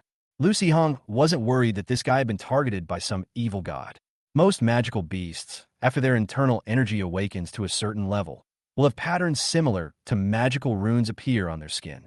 Actually, the Flamebringer and Frost Mage also have it, but it's not as obvious as on a Shadow Hunter. Lu Sihong guessed that this was not because the Shadow Hunter had better control over shadow energy, but rather it felt more like the effect of Shadow Embrace. Lu Sihong was very satisfied with the evolution effect of the goblin. In the future, it would be much more convenient to merge with this guy, whether it was to run away invisibly or sneak out to do bad things. However, Lu Sihong was slightly unsure about its evolutionary rewards. Fulfill the Goblin Raider's wish and receive a random reward. Green Blueprint, Goblin Simple Staff. Green Blueprint, Savage Staff. High-level materials often require only simple processing. By simply embedding magic gems into magic wood or stone, you can create a very basic magic staff to improve the spellcasting efficiency of goblin spellcasters. Goodness, just sticking a gem into a piece of wood and using it as a staff? That's a bit too hasty, isn't it? Moreover, Lu Sihong felt like he had seen this thing somewhere before. At this moment, the Goblin Flame Maniac emerged from the hot spring, shook himself violently like a drowned rat, took off the large matchstick from his back, and swung it forcefully towards the sky. With a bang, a ball of flame burst forth from the top of the matchstick. Well, at least the Wildfire Maniac's wildfire stick can light a fire, but this simple staff can only improve casting efficiency. They look almost the same, so why is it missing a function? I don't know if it's because the Goblin leader got angry and hung the Goblin medic on a pole for 2 days, but the Flame Maniac has become much more well-behaved lately. It no longer barks around in the farm and just finds a corner to burn dirt when it's free. Having fired a lot of clay, they even mastered some strange techniques, managing to mold it into unusual shapes and then fire it at high temperatures to create ceramics and glass. Although the shapes and colors of the finished products were somewhat strange, and they were an eyesore to look at, as long as this guy didn't cause any trouble, Lu Sihong and the other goblins wouldn't bother with its artistic creations. As Lu Sihong pondered this, he shifted his attention from the Flame Maniac to the basic store at the breeding farm. The Goblin Merchant has been active in Icewind territory recently and has gained considerable fame. Coincidentally, due to the auction, Icewind territory has attracted a large number of alchemists. These guys were rich and generous, and they were also very curious about the potions from the legendary Goblin Merchant, so they all chased after him to buy them. Even the outrageous super poison nourishing potion sold over a dozen bottles, and the Goblin's gold coin reserves quickly rose to over 8,000. Finally, it caught the eye of some envious guy who successfully sent it back to the breeding farm with a sneak attack. Adding to the trade the goblins made with the adventurers in the Black Mist area, the basic shop's trade points jumped to over 1,200. Lu Sihong, who always believed that a 10 pull would guarantee a pity system, immediately did a 12 pull and successfully obtained 8 ordinary resource rewards, including inferior wood, ordinary wood, iron ore, copper ore, inferior stone, and low fertility soil, along with a bundle of excellent magical wood, a fist-sized jadeite core worth about 500 gold coins, and a small bag of loose low-level magical gems, and a set of blueprints for building a statue. Blue blueprint. Wild toad statue. Carve a wild toad statue using excellent grade magic stone or magic wood. After a long-term ritual and prayer by clerical goblins, the wild toad statue will be activated and gain magical abilities. Once placed, it can increase the toxin resistance of all goblins in the breeding farm, and even make powerful goblins immune to certain low-level toxins. The carving of the statue is not a problem. Even if it's not possible now, we can wait until we evolve the remaining goblin craftsman. It will probably become a goblin carpenter or something, and then we can give it the task of carving. The problem lies in the clerical goblin mentioned in the blueprint instructions. If the farm shop doesn't offer the relevant items, judging from the results of the blind box draw just now, Lu Sihong has little confidence in relying on his luck to randomly evolve one. Or could some eccentric guy be considered a clerical goblin? Lu Sihong's mind stirred slightly, and his attention turned to the eerie and sinister netherworld. With the addition of a pile of lizardman corpses, the energy of the netherworld became even denser. Presumably, once these lizardmen are transformed into undead, this prime piece of land will once again witness a new battle for dwellings. The goblin necromancer had lost 2 demons in the previous battle and was now digging 2 corpses out of the ghost realm with a shovel. After a strange dance, he filled the necromancer's void with a burly black skeleton with crackling electricity and a newly born demon. Lu Sihong then realized that this guy could actually absorb physical undead beings like skeletons into his body. His destiny was indeed strong, and his body was also top-notch. However, after replenishing the undead, this guy didn't stop. He first went to talk to the unresponsive bone dragon head for a while, trying to wake it up with his muttering. When it didn't respond, he went to dance on the Knoll leader's grave and almost got beaten up again. After observing for a while and successfully wasting half an hour of his time, Lu Sihong finally gave up on this unreliable conjecture. Chapter 188. Teacher, you have friends too? Frostbite oil is actually a specialty alchemical potion of Icewind Pass, because some of the alchemical ingredients used in it can only be found in cold regions like Icewind Pass. However, frost oil itself doesn't have much of a market in Icewind territory, because the monsters there are either ice-type monsters or have developed frost resistance after being frozen for so many years. The minor freezing damage added by applying frost oil to weapons is practically negligible. After confirming that he had mastered the alchemy formula, Lu Sihong stopped refining it. The finished products were simply left idle in his spatial ring, and they might expire at any time. As for the ice heart jelly, after it was made, it was indeed similar to the state of jelly. After the frost mage tasted a few, he found that this thing was even more effective than low-level ice magic fruits, which directly saved the frost mage the remaining meditation time. Unfortunately, the experience gained from the farm wasn't enough. Lu Sihong wondered if he really needed to go out into the wild to find some monsters to fight and do some Adventurer Guild quests while he was at it. In between, Lu Sihong also received an invitation to the Icewind City auction, which detailed the auction times and approximate products for the upcoming auctions. Yes, because the Icewind Secret Realm yields a lot of resources, there are several auctions of varying sizes in Icewind City. Some are open to anyone, while others require verification of funds to qualify for participation. The final grand auction, however, requires an invitation to participate. Generally, alchemy guilds and mage guilds will send invitations to most alchemists or mages, while adventurer guilds require adventurers of gold rank or higher to apply on their own. As for Lu Sihong, a bronze-level adventurer and apprentice alchemist, the guild doesn't even bother with him. The invitation was sent to him by the Icewind City Hall. They probably thought this guy was rich and wanted him to get involved, so they could drive up the price or something. Lu Sihong wasn't really interested in the auction. Low to mid-grade materials would eventually end up on the market anyway, and he could just buy them when needed. He doesn't need the high-grade materials now, and it's uncertain whether he'll be able to use them in the future, so there's no need for him to join the fun. However, Lu Sihong plans to take the exam to become a formal alchemist in the spring and then try to get a formal mage certificate. When you're out in the world, having some status is very important. Otherwise, if you encounter a similar situation, you won't have anyone to rely on, and no one will be there to help you. Then, Lu Sihong realized that he wasn't without connections in Icewind City. In fact, he had a super powerful backer. After all, Zhang Peipei only said that she had many enemies, not that she had few friends. Lucy Hong encountered some problems while practicing alchemy and cultivating magical plants. But because of his status as an apprentice alchemist, he was not authorized to access many of the Alchemy Guild's records.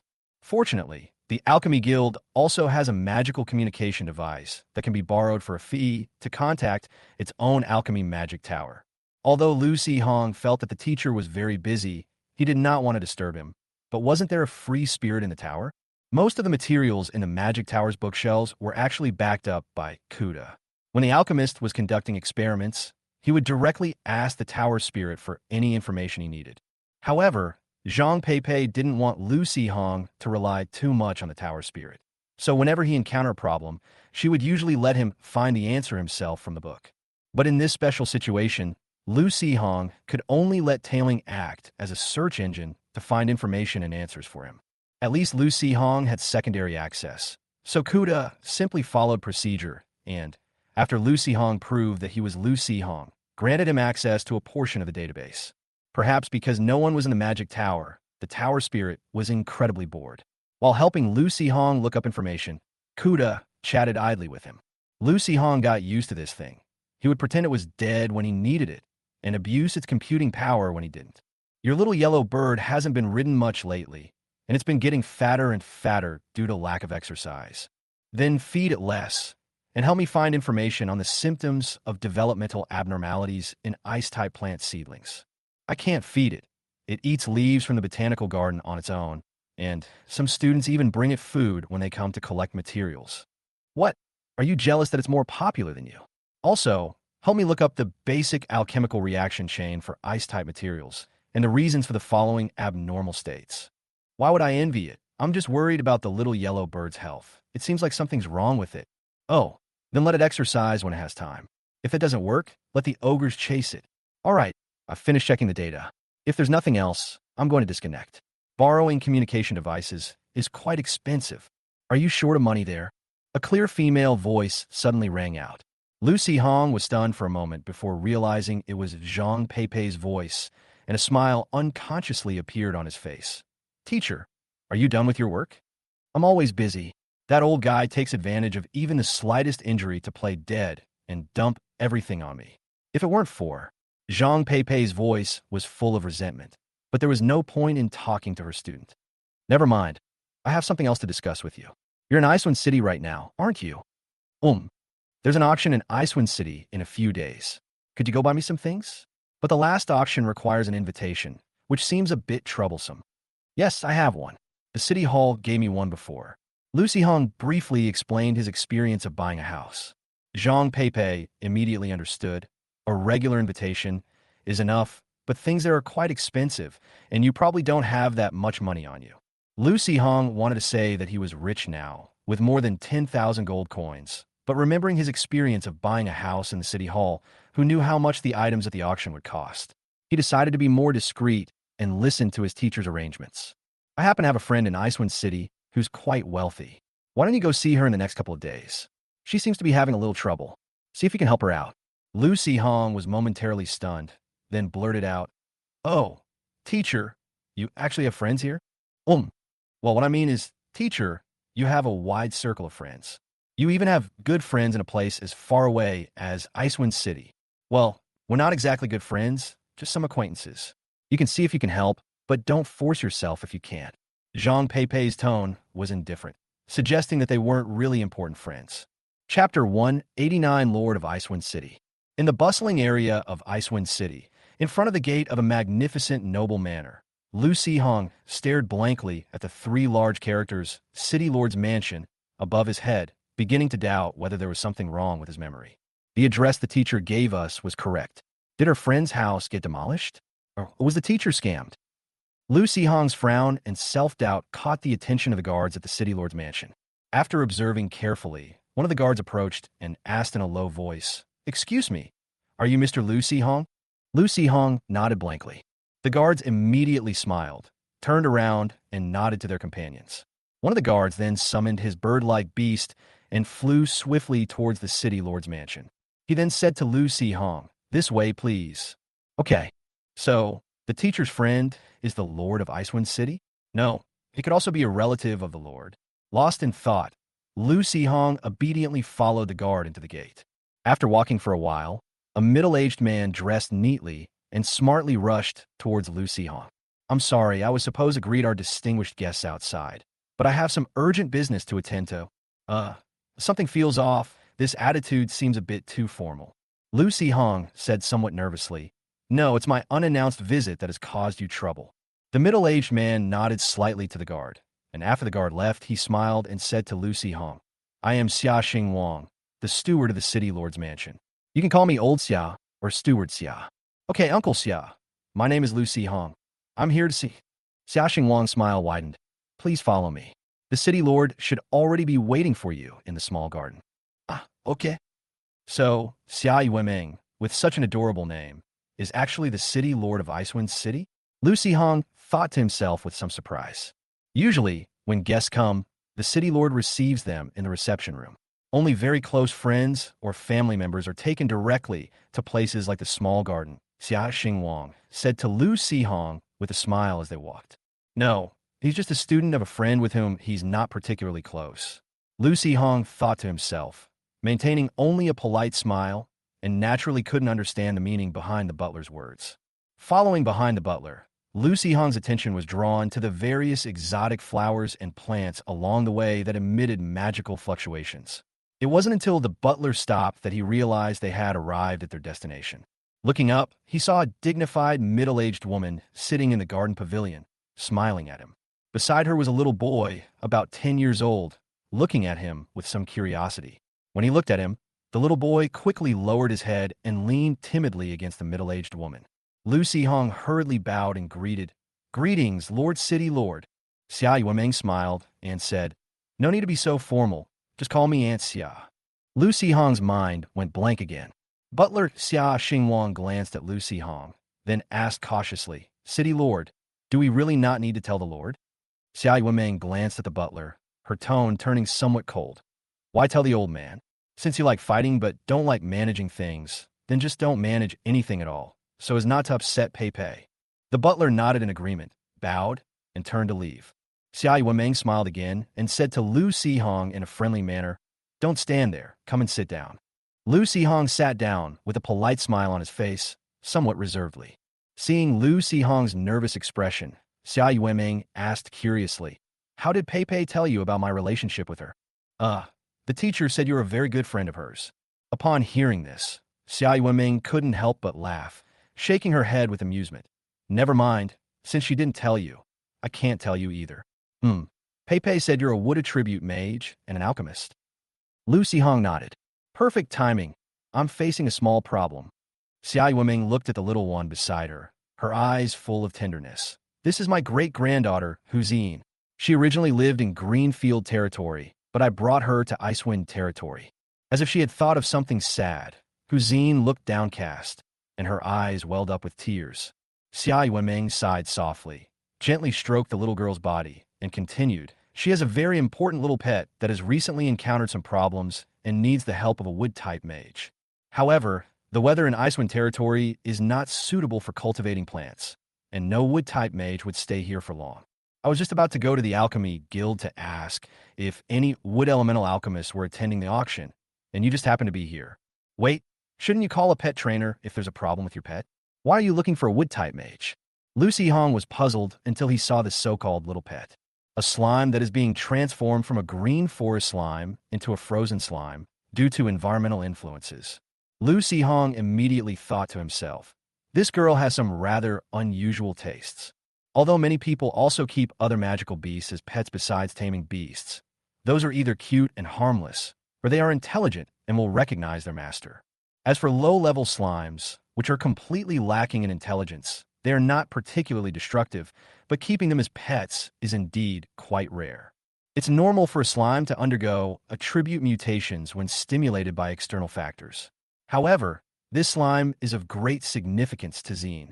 If you don't want it to become a frozen slime, it would be best to have a wood-type mage feed it little by little with pure wood-type energy, so that it can turn back into a forest slime. After that, prepare a slime potion to evolve it into a first-tier wood-type slime, and fix its evolution path to the wood-type.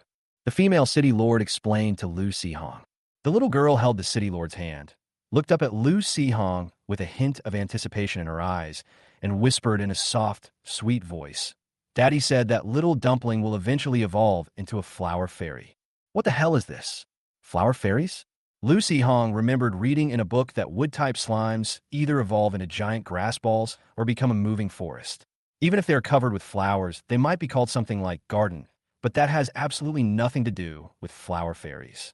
This little girl's father is clearly taking advantage of her young age and inability to read. Never mind. Although the city lord didn't say it explicitly, I guess the little girl's parents had an accident, and this slime is probably her last thought. While mentally ranting, Lu Si-hong completely forgot about how he had made up stories to lull his sister to sleep. Chapter 190 Auction Invitation. To be fair, the little girl's slime was quite something. If you told it to stay still, it really wouldn't budge, letting Lu Si-hong's palm rest on its body and slowly channeling pure wood-type energy into it. Gradually, the white color on the slime disappeared, turning into a green blob.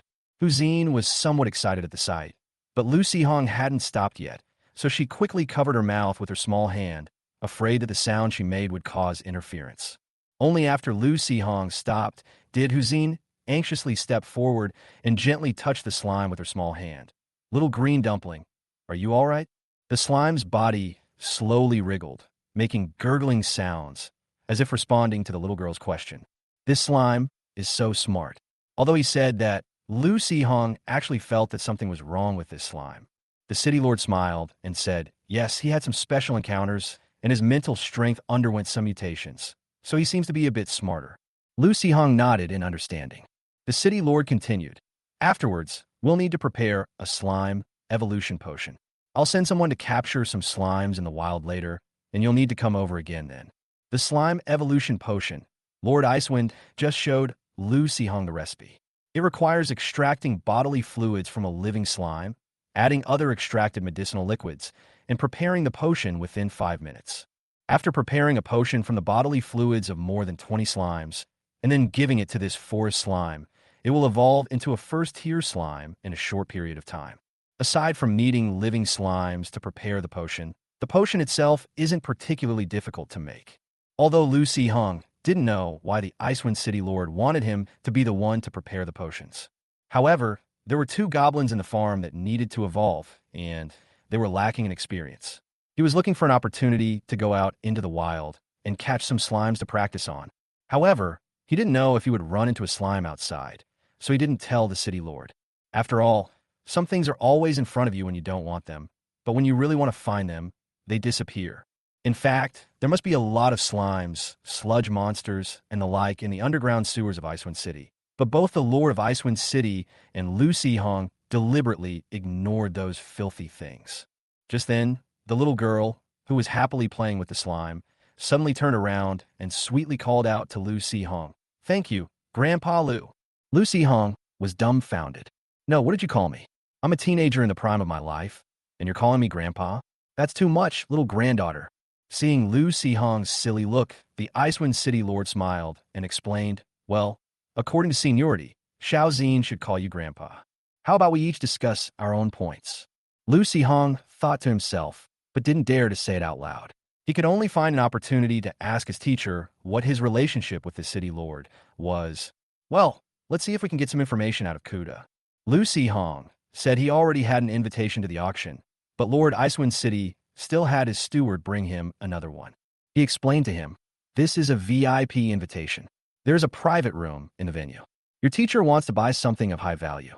Going to the private room can avoid some unnecessary trouble." Lu Si-hong nodded in agreement. He was right. Just thinking about the more than 300 diamond coins currently in his spatial ring made him feel immense pressure. Indeed, not telling the teacher that I was rich was the right choice. Actually, Pei can just tell me what she wants. Why bother buying it at the auction? Xia Yueming's tone carried a strange emotion, seemingly a little sad and a little resentful. After all, as the city lord of Icewind City and the granddaughter of the Icewind Territory Lord, intercepting some precious materials in advance is not called underhanded operation. It's called tax collection. Ultimately, the Icewind realm should be considered the lord's property. In fact, the city lord's mansion warehouse currently stores many precious materials produced in the Icewind secret realm. Lu Si-hong simply nodded and smiled. For him, it was enough to do whatever the teacher said. Moreover, judging from Zhang Peipei's words, it was just because Lu Sihong happened to be in Icewind City, and she was simply asking him to buy some materials as a reserve. If the auction price was too high, they could simply not buy them. The world is diverse. Some people receive more than one invitation, and some even insist on receiving an invitation to a VIP box. Some people, however, only discovered after several days of searching that they didn't even have an invitation to the final auction. With only 2 days left until the final auction, Lu Mo suddenly became anxious and was about to give up when a guy claiming to be a black market merchant approached her, saying he had extra invitations that he could sell to her.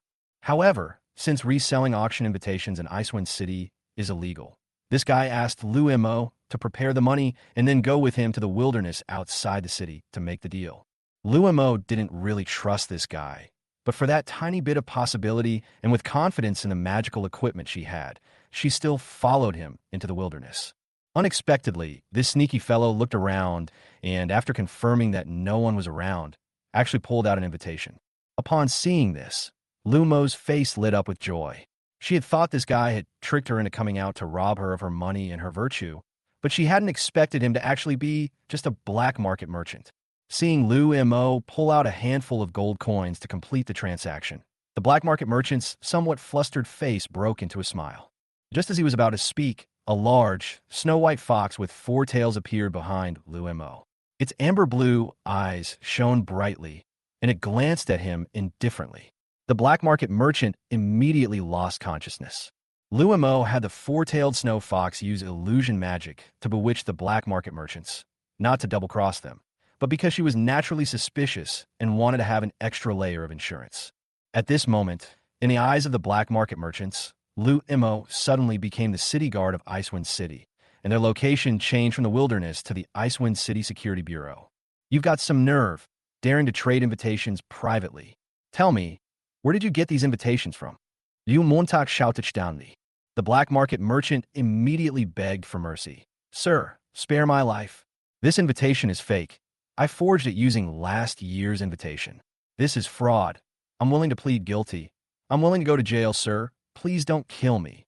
Upon hearing this, Lu Mo's expression changed drastically. Enraged, she punched the black market merchant on the head, knocking him unconscious on the spot. You dare to ask for 300 gold coins, even if it's fake.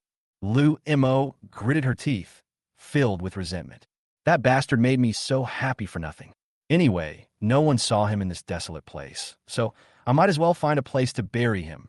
Just then, a noise came from behind, and a goblin riding a spider popped its head out, giving Lu Mo a friendly smile. Chapter 191, this is the real deal. Of course, it's more expensive than the fake one. The goblin merchant has auction invitations, and more than one. Of course, it wasn't the one the city hall had given to Lu Sihong before. It was the one the goblins had found in the dark alley after they stripped the alchemists of Red Rock City naked, and it was one of those low-level space rings that were less than 10 cubic meters in size. Besides over 300 gold coins, some alchemist personal items, miscellaneous alchemical potions, aphrodisiac wine, erotic books, and the like, the rest were 5 auction invitations from the Alchemy Guild. Lu Sihong suspected that there were more than just these few alchemists from Red Rock City. Or perhaps these guys knew they were unreliable and left their important items in a safe place like the Alchemy Guild when they went out drinking. Otherwise, with just over 300 gold coins, what would they do at the auction? Are they just there to fill in the numbers as extras, or to embarrass Red Rock City? After all, they caused such a big commotion at the Alchemy Guild. Their faces are now etched in people's memories. Of course, whether they'll still have the face to participate in auctions afterward is another question altogether. At the time, the group of stray cats that were rubbing against Lu Sihong caused him great distress to his eyes and ears, and he was also worried that the stray cats' meows would attract passersby. Lu Sihong was in a hurry to escape the scene, so he had the goblin stuff all the messy things into the goblin warehouse.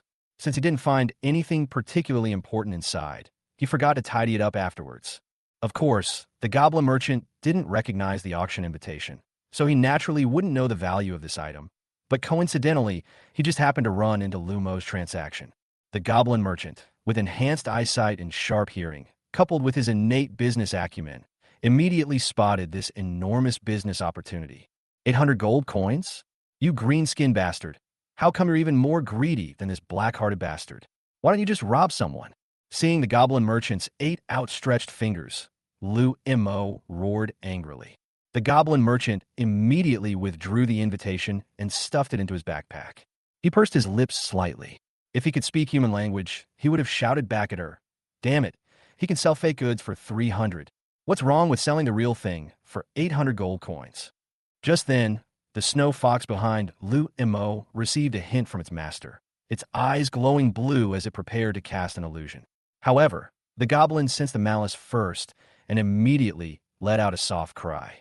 The venomous spider reacted swiftly, spitting venom at the snow fox and spreading a web before pulling the somewhat dazed goblin away into the distance. Lu Mo dodged out of the spiderweb's reach, shouting as she chased after them, "Don't run. I'll buy it. I'll buy the invitation." After running for a while, the goblin regained its senses, turned around to look at Lu Mo, who was chasing behind it, and held up 9 fingers. Trying to attack merchants with force, raising prices a bit isn't unreasonable, is it? Lu Mo was already quite frustrated from chasing him, and seeing this, she almost choked on her breath. Seeing the poisonous spider running faster and faster, he could only grit his teeth and shout, 900 it is. Just stop. I've already recalled my beast taming, and I promise I won't attack you again." Seeing that Lu Mo had indeed retrieved her beast, the goblin merchant patted his spider companion's body to make it stop. It's a big order after all, so taking a risk is worthwhile. After Lu Mo caught up, the goblin reached out his hand to her. Grayless customers pay first, then receive the goods. Lu Mo had heard about this guy's business style. He was shady, but he never lied to anyone. Plus, she was indeed in the wrong, so she didn't think there was anything wrong with paying in gold coins first. But when she took out the gold coins, Lu Mo still felt a little heartache and couldn't help but say, "Hey, can't you really make it a little cheaper?" The goblin simply maintained its outstretched hand gesture without any other reaction, but its eyes clearly indicated that there was no room for negotiation. Just kidding. Goblins always have clearly marked prices when they sell things, and they're honest with everyone. If they can lower the price, doesn't that mean the price is actually fake?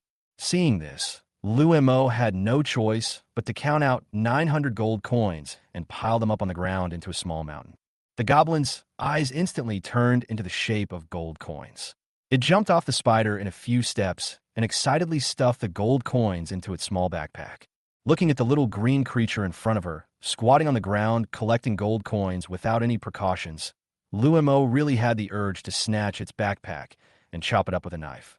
However, some people have tried to steal the goblin's backpack before, but this magical item seems to be attached to the goblin's body and cannot be removed. Even if you control the goblin's body, you cannot get any items from the backpack. On the contrary, those who try to steal the backpack will completely alienate the goblins and will flee at the mere sight of them, making any further trade impossible. Legend has it that if you kill a goblin merchant, you can make him forget his hatred by spending more money. But if you try to steal a goblin's belongings, he will never forgive you for the rest of his life. After the goblin finished counting the gold coins and confirmed that everything was correct, he reached into his backpack, took out the auction invitation, and placed it in Lu Mo's hand. The transaction was complete, and the goblin planned to leave. After examining the invitation, Lu Mo called out to it, "Hey, you're the one who stole the frost ore from me last time, aren't you?" "Huh, what kind of bead?" The goblin merchant said he didn't understand and took out a glass bead with no magical fluctuations, offering it for 50 silver coins. Lu Mo was not so easily fooled. After thinking about it carefully, she realized that although the traps in the underground ruins were powerful, they couldn't possibly have burned that goblin to nothing. It was clear that the goblin was recalled along with the frost orb after it died. In the entire Bohemia Empire, only this one goblin possesses the ability to return to the beast taming space with its belongings upon death. However, since the creature wouldn't admit it, Lu Mo had no way to snatch the pearl back from it. Gritting her teeth, Lu Mo said resentfully, "Just consider it something you picked up. I won't buy back now. Name your price." It wasn't that I really wanted to buy the pearl back, but as long as this guy dared to make an offer, it would prove that it was indeed the one who picked up the pearl back then. Putting aside revenge or anything like that, at least it would settle a knot in Lu Mo's heart. Only, are you crazy? I'm a goblin merchant who can't even kill a chicken, and you want me to steal an orb from an ice mage? Believe me or not, he'll freeze me and hang me on the roof for 7 days and 7 nights. That guy usually seems cold and aloof, but he's actually cunning and ruthless. I wouldn't dare mess with him. Of course, the goblin merchant's inner thoughts were probably not so clear, but that's roughly the gist of it. It rolled its eyes at Luimo. The transaction was complete. It didn't even bother to pretend anymore. It put away its things, climbed onto the back of the poisonous spider, turned around, and left. Luimo was left standing there, looking conflicted. That damn guy. At least give me a proper answer. What kind of wicked creature could raise a beast with such a personality? I really want to kill it. Chapter 192, The Necromancer at the Auction House.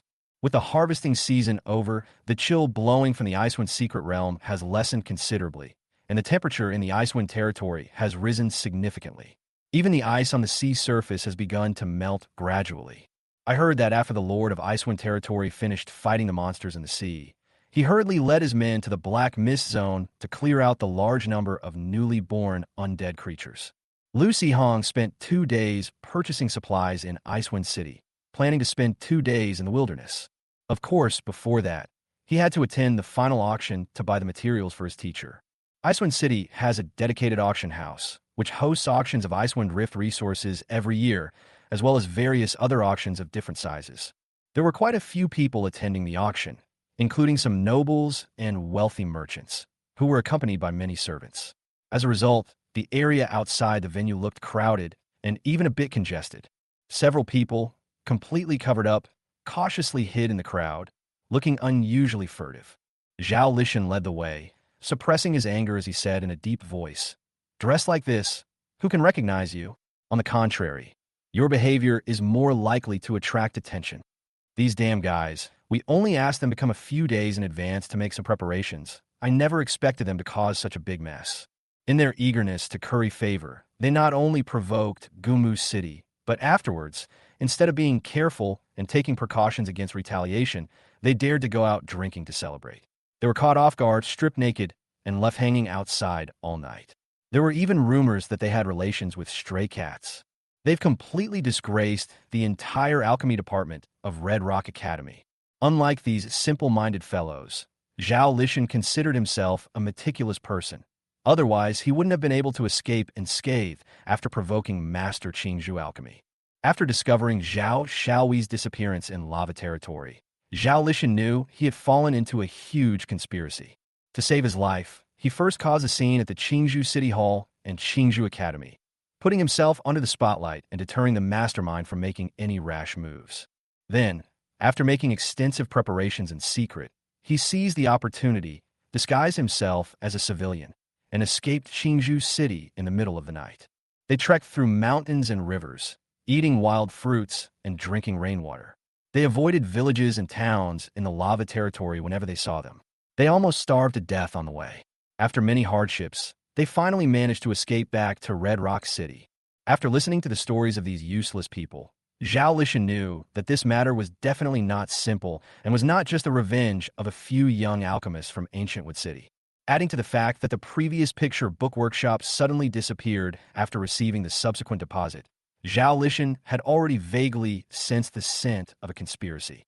Originally, I planned to leave immediately after buying the alchemy materials the old man needed, but now it seems that I may have fallen into a conspiracy woven by some dark force. I need to plan carefully in order to get out safely. In a sense, Zhao Lishan has a special talent, since the cause and effect are completely wrong, but the answer he deduces is inexplicably close. However, he should have been perfectly safe. If it weren't for his overthinking, which slowed his pace and allowed him to be spotted by a mastermind who was leisurely strolling by. Well, he also had the help of his good teammates. After all, while there were indeed many people covering their faces outside the auction venue, these sneaky fellows were truly one of a kind. Lu Sihong's attention was immediately drawn to them, and then he saw Zhao Lishan standing in front of him with nothing to hide. Lu Sihong was startled at first and tried to cover his face, his mind racing with all sorts of thoughts. If this guy finds out at this moment, will he jump out and mock me? For example, a lowly apprentice alchemist might try to get into such a high-level auction, only to be humiliated when they themselves pull out a VIP invitation. Hey, it sounds pretty cool, but this guy doesn't seem that stupid. He'll probably be polite on the surface, then secretly cause trouble for himself, or he'll shout it out in public, revealing his relationship with the teacher and letting the teacher's enemies come after me. Forget it. I'll just stay in the shadows and secretly sabotage them. Although he had retaliated a little before, it now seems that Zhao Lishan was the mastermind behind that picture book incident. Besides, a gentleman's revenge can take 10 years to complete. No, this world has such a long human lifespan. 10 years is not enough. It should be at least 100 or 200 years. We should seize any opportunity to kill them. I wonder what these guys are planning to buy at the auction. I'll try to raise the price for them later. Lost in thought, Lu Sihong didn't pay attention while walking and almost bumped into an old man dressed as a nobleman. Coming to her senses, she quickly apologized to the old man. The gaunt old man, with a cold expression, said nothing, only waving his hand to indicate that he didn't care. He then walked past Lu Sihong, leaning on his cane, to the entrance of the venue, and showed the guard an ordinary invitation. Watching the old man's departing figure, Lu Sihong's face turned ugly, and he frowned. Sinking his consciousness into the beast-taming space in the non-sale item warehouse, he found 2 rings placed side by side. One was taken by a goblin from a necromancer in the Green Dragon's Nest, and the other was left behind by the necromancer leader who had chased Lu Sihong on a bone dragon. The 2 rings are actually quite different in design, and when the effect is not triggered, they look no different from ordinary gemstone rings. Most people would not be able to tell that they have anything in common. However, Lu Sihong, perhaps due to the enhancement from the Goblin Eye statue, could always see faint ghostly phantoms when looking at the 2 rings. Just then, when the well-dressed, thin old man waved to Lu Sihong, a pale, phantom arm seemed to struggle out of the large, dark red gemstone set in the antique-style ring on his hand, almost piercing into Lu Sihong's brain. This guy is really bold, Lu Sihong muttered to himself. After the ancient dragon of death breath descended with black mist, the humans quickly realized something was wrong. After a thorough investigation, they discovered spies planted by the necromancer cult in various organizations, large and small. Unbeknownst to many, the necromancers have secretly built up a vast power in the human world. Fortunately, this is a world that values individual ability. Because they cannot reveal their true power, the forces controlled by the necromancers do not hold a high position in human society. Otherwise, these guys would definitely cause even greater destruction. However, after being exposed, these necromancers were either captured or killed, and the rest basically escaped into the black mist. Lu Sihong never expected to encounter a necromancer outside the auction venue. Chapter 193 Auction. Lu Sihong carefully noted the necromancer's attire, but did not follow the crowd into the auction hall. He was holding a VIP invitation, and someone was there to greet him at the entrance and guide him through another passage directly into a small room in the auction hall. One wall in the room was made of magic crystal, similar to a one-way glass structure.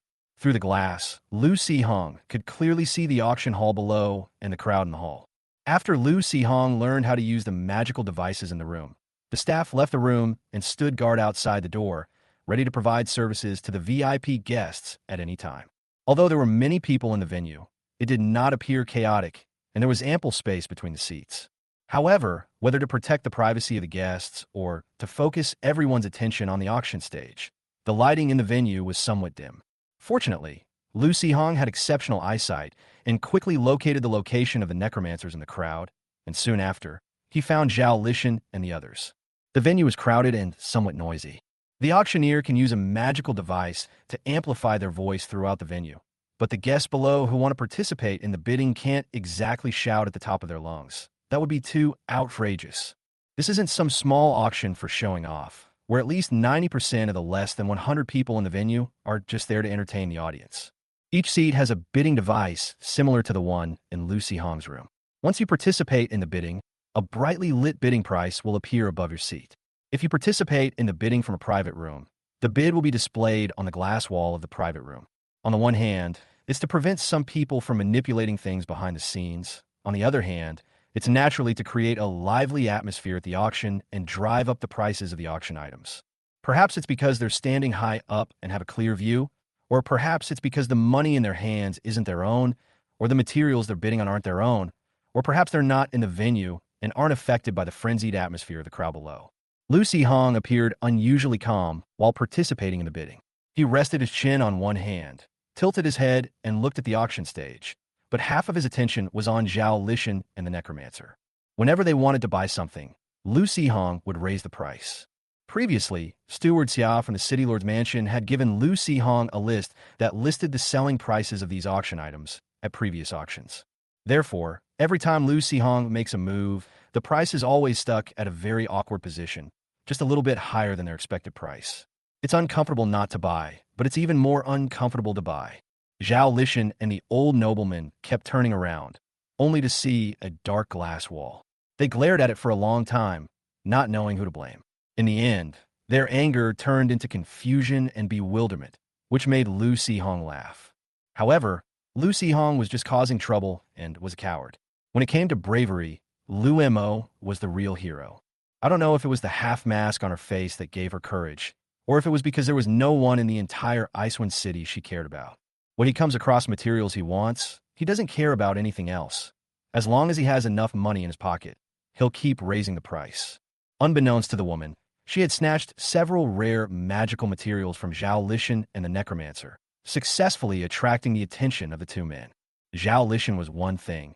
He just muttered curses under his breath, but he made a mental note of the woman whose face was half obscured.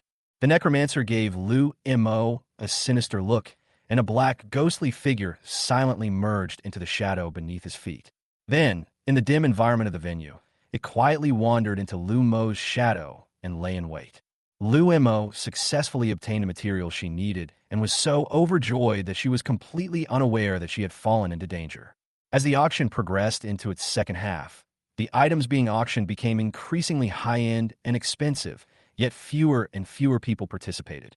But Lu Sihong became nervous because the items with starting prices of over 4 figures were exactly what the teacher wanted. Zhao Lishan, being petty, saw that the VIP box that had been causing him trouble earlier was now actively participating in the bidding, so he thought he would also cause trouble. However, as soon as the auctioneer announced the starting price, the auction price quickly rose. Zhao Lishan wanted to participate in the bidding, but he heard a sound from the device on his chair, indicating that he did not have enough funds and was not qualified to participate in the auction. Having done nothing, he was inexplicably looked down upon and immediately sat down angrily. But soon after, Zhao Lishan was startled and began to wonder who was in that VIP box who would specifically target him. The more he guessed, the more panicked he became. Zhao Lishan's hands and feet gradually turned cold, and he broke out in a cold sweat all over his body. Lu Sihong had no idea that his casual little tricks had scared Zhao Lishan half to death. After the auction, the staff brought him the magical materials he had won, and after he paid for the transaction, they led him out of the venue through a special passage. Then, Lu Sihong walked around 2 streets and returned to the main entrance of the auction venue. The original plan was to go to the City Lord's mansion and tell him about the discovery of the undead villain at the auction house. On the one hand, I was afraid of wasting time and letting this guy get away. On the other hand, Lu Sihong had become arrogant. Although he no longer had the escape amulet and the fusion experience card as trump cards, Lu Sihong discovered a new way of fighting after the Goblin Raider evolved into the Shadow Hunter. By merging with the Shadow Hunter, he gains the ability to become invisible, allowing him to successfully escape the enemy's sight and prevent them from finding his position as the charioteer. Even if the enemy has the ability to detect stealth, you can still use the skill of sinking into the shadows before the enemy notices anything amiss. He had already tried combining with the Shadow Hunter before. After using this ability, he would enter a strange, dark space and be enveloped by a large amount of shadow energy. Thinking becomes slow, and one becomes unable to move in space or perform other actions. Perception of the outside world also becomes very blurry. However, perhaps due to the influence of mental energy, although the shadow power is somewhat reduced after merging, the affinity is actually greatly improved, making the skills very easy to use. Unless the enemy also possesses the power of shadow, they cannot detect or affect you. Although there's the risk of being camped by the corpse, isn't there still the beast taming talent? Stay inside a while, wait for your skills to cool down before coming out. If you get attacked, you'll be randomly teleported to a range of 100 meters, then you can use Sink into darkness again. As long as you choose the nighttime and don't recklessly venture into the enemy's lair, you will be invincible. As for the battle, it was naturally left to the other goblins. Even if they lost, they would only lose a few pieces of goblin equipment. Besides, those ugly things might not even be of interest to others, and they might secretly pick them up. In short, the enemy is either victorious or defeated, with a 50-50 chance, while the probability of one's own death or exposure is almost zero. So why not just fight? Chapter 194. Where did this madman come from? The detour took a long time, and Lu Hong was worried that the necromancer might have already left. Unexpectedly, the guy was standing quietly in the corner, motionless like a statue. Lu Hong naturally had no idea of the necromancer's purpose. Since that guy was standing there in a daze, he couldn't just stand there and watch him. If he did, it would definitely attract the necromancer's attention in time. Taking advantage of the fact that no one was paying attention, Lu Hong quietly took 2 steps back and walked into the shadows of the alley. His body was enveloped in darkness, and he quickly disappeared from sight. If I stay invisible and keep watching, I shouldn't attract his attention. Lu Hong, now a green-skinned monster, thought to himself. After waiting for a while, the old man seemed to suddenly come to life. He turned his head and stared quietly for a moment before slowly leaving, leaning on his cane. Lu Hong was puzzled, but he kept his eyes fixed on the old man's figure and followed him 100 meters away. As dusk fell, the old man's walking speed slowed, making it easy for Lu Hong to keep up. He no longer needed to rely on the shadows of the surrounding buildings to enhance his invisibility. The cultist target was naturally Lu Mo, whose shadow concealed a ghost. Unlike Lu Hong, who had a VIP invitation, regular auction participants had to wait for a while after purchasing items before entering the trading room one by one to complete the transaction and leave the auction venue. Lu Mo waited for quite a while. After the transaction was completed, she changed her clothes inside the auction hall for safety reasons before coming out. After circling the streets of Icewind City twice, carefully observing his surroundings to make sure no one was paying special attention to him, he returned to his inn. Little did she know that the necromancer, relying on his senses with his undead creatures, didn't need to follow her directly or observe her with his naked eyes.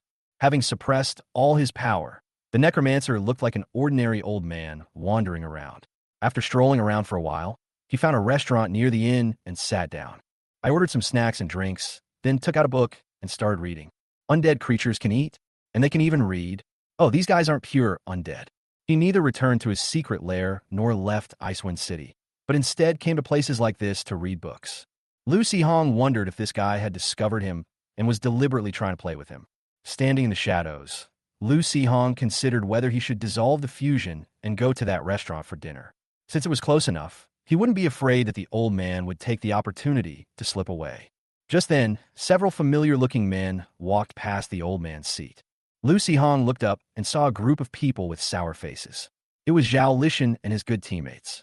The fact that everyone looked so worried and gloomy clearly meant that things hadn't gone well at the auction, which immediately made Lu Hong feel much happier. My gaze followed the group, and they entered a hotel not far away. If it weren't for the more important goal at the moment, Lu Hong would have gone in and given them a surprise. As time passed and darkness fell, the old man got up and left before the restaurant closed. He didn't go far. He found a dark alley nearby, leaned on his cane, closed his eyes, and became lifeless.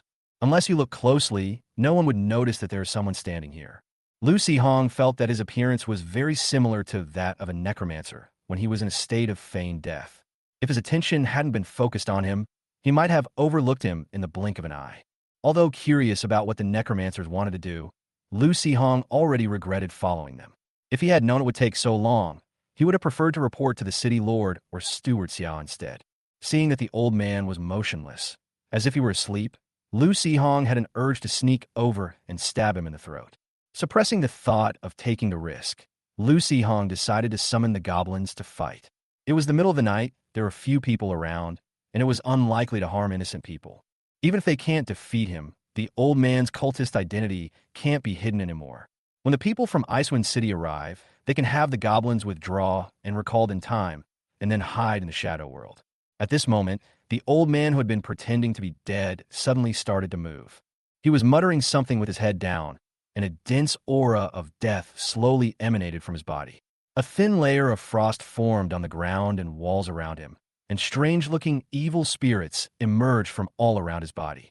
It swirled around his body, emitting angry growls and mournful cries. If Lu Hong's eyesight hadn't been enhanced by the eyeball statue, allowing him to ignore the darkness, he wouldn't have been able to see the scene of the demons dancing wildly. Good heavens, so many ghosts are crammed into this old man's body? No wonder he's involved in a cult. His fate is much tougher than a goblin's. At that moment, the necromancer suddenly raised his head, his gaze fixed on a certain room in the inn, his eyes filled with deep malice. He uttered a hoarse voice. Go and retrieve the items, and while you're at it, teach that little girl a lesson she'll never forget, so that in her next life, she won't buy things recklessly again. If she has a next life, Upon receiving the order, the ghosts grinned maliciously, concealed themselves in the darkness, and rushed out of the alley with a chilling aura. They swept across the street with a whooshing sound and quickly rushed up the outer wall of the hotel. Lucy Hong's eyes narrowed slightly, and the summoning array around him was about to light up. Regardless, the cultists certainly weren't here for good, but if the goblins attacked him directly, he'd probably have no choice but to summon his ghosts.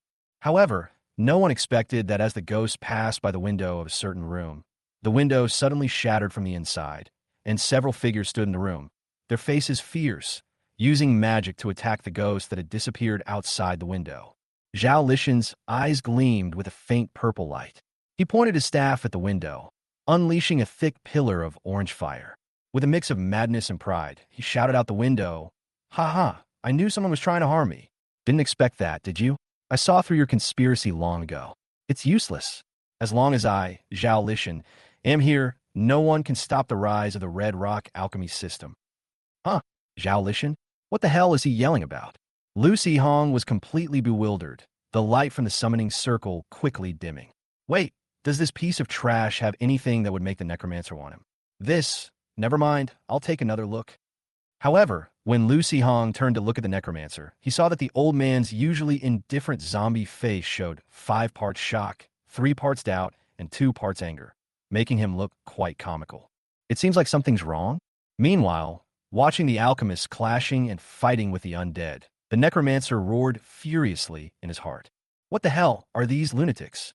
Chapter 195, The Snow-Soaring Prince. After returning to the hotel, Luo checked her belongings and, after confirming that nothing was missing, went to bed early. Awakened by the sounds of battle outside, though still somewhat confused, he instinctively summoned his beast immediately. As soon as she opened the window, she saw several mages fighting fiercely with a group of undead creatures in a room below her, and fireballs almost hit her in the face. She exclaimed in surprise and activated the magical item on her body.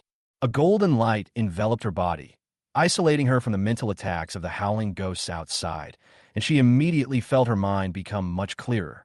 At that moment, a ghostly figure, howling shrilly, burst out from her shadow, its face contorted in a ferocious grin as it swung its demonic claws in an attack.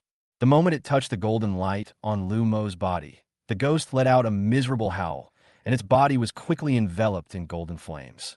The four-tailed snow fox hurriedly protected the charioteer, its eyes narrowing slightly.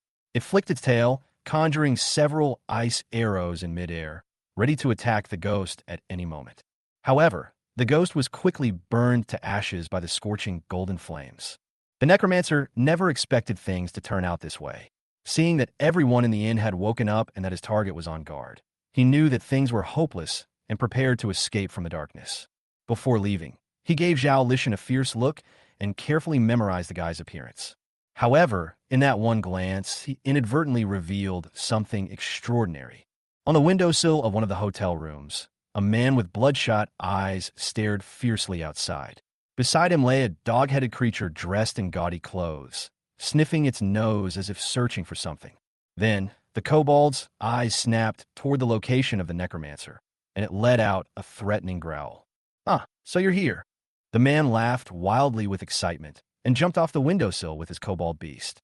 While in midair, the man and the dog-headed man completed their beast-taming fusion, transforming into a four-armed, dog-headed monster about 7 meters tall.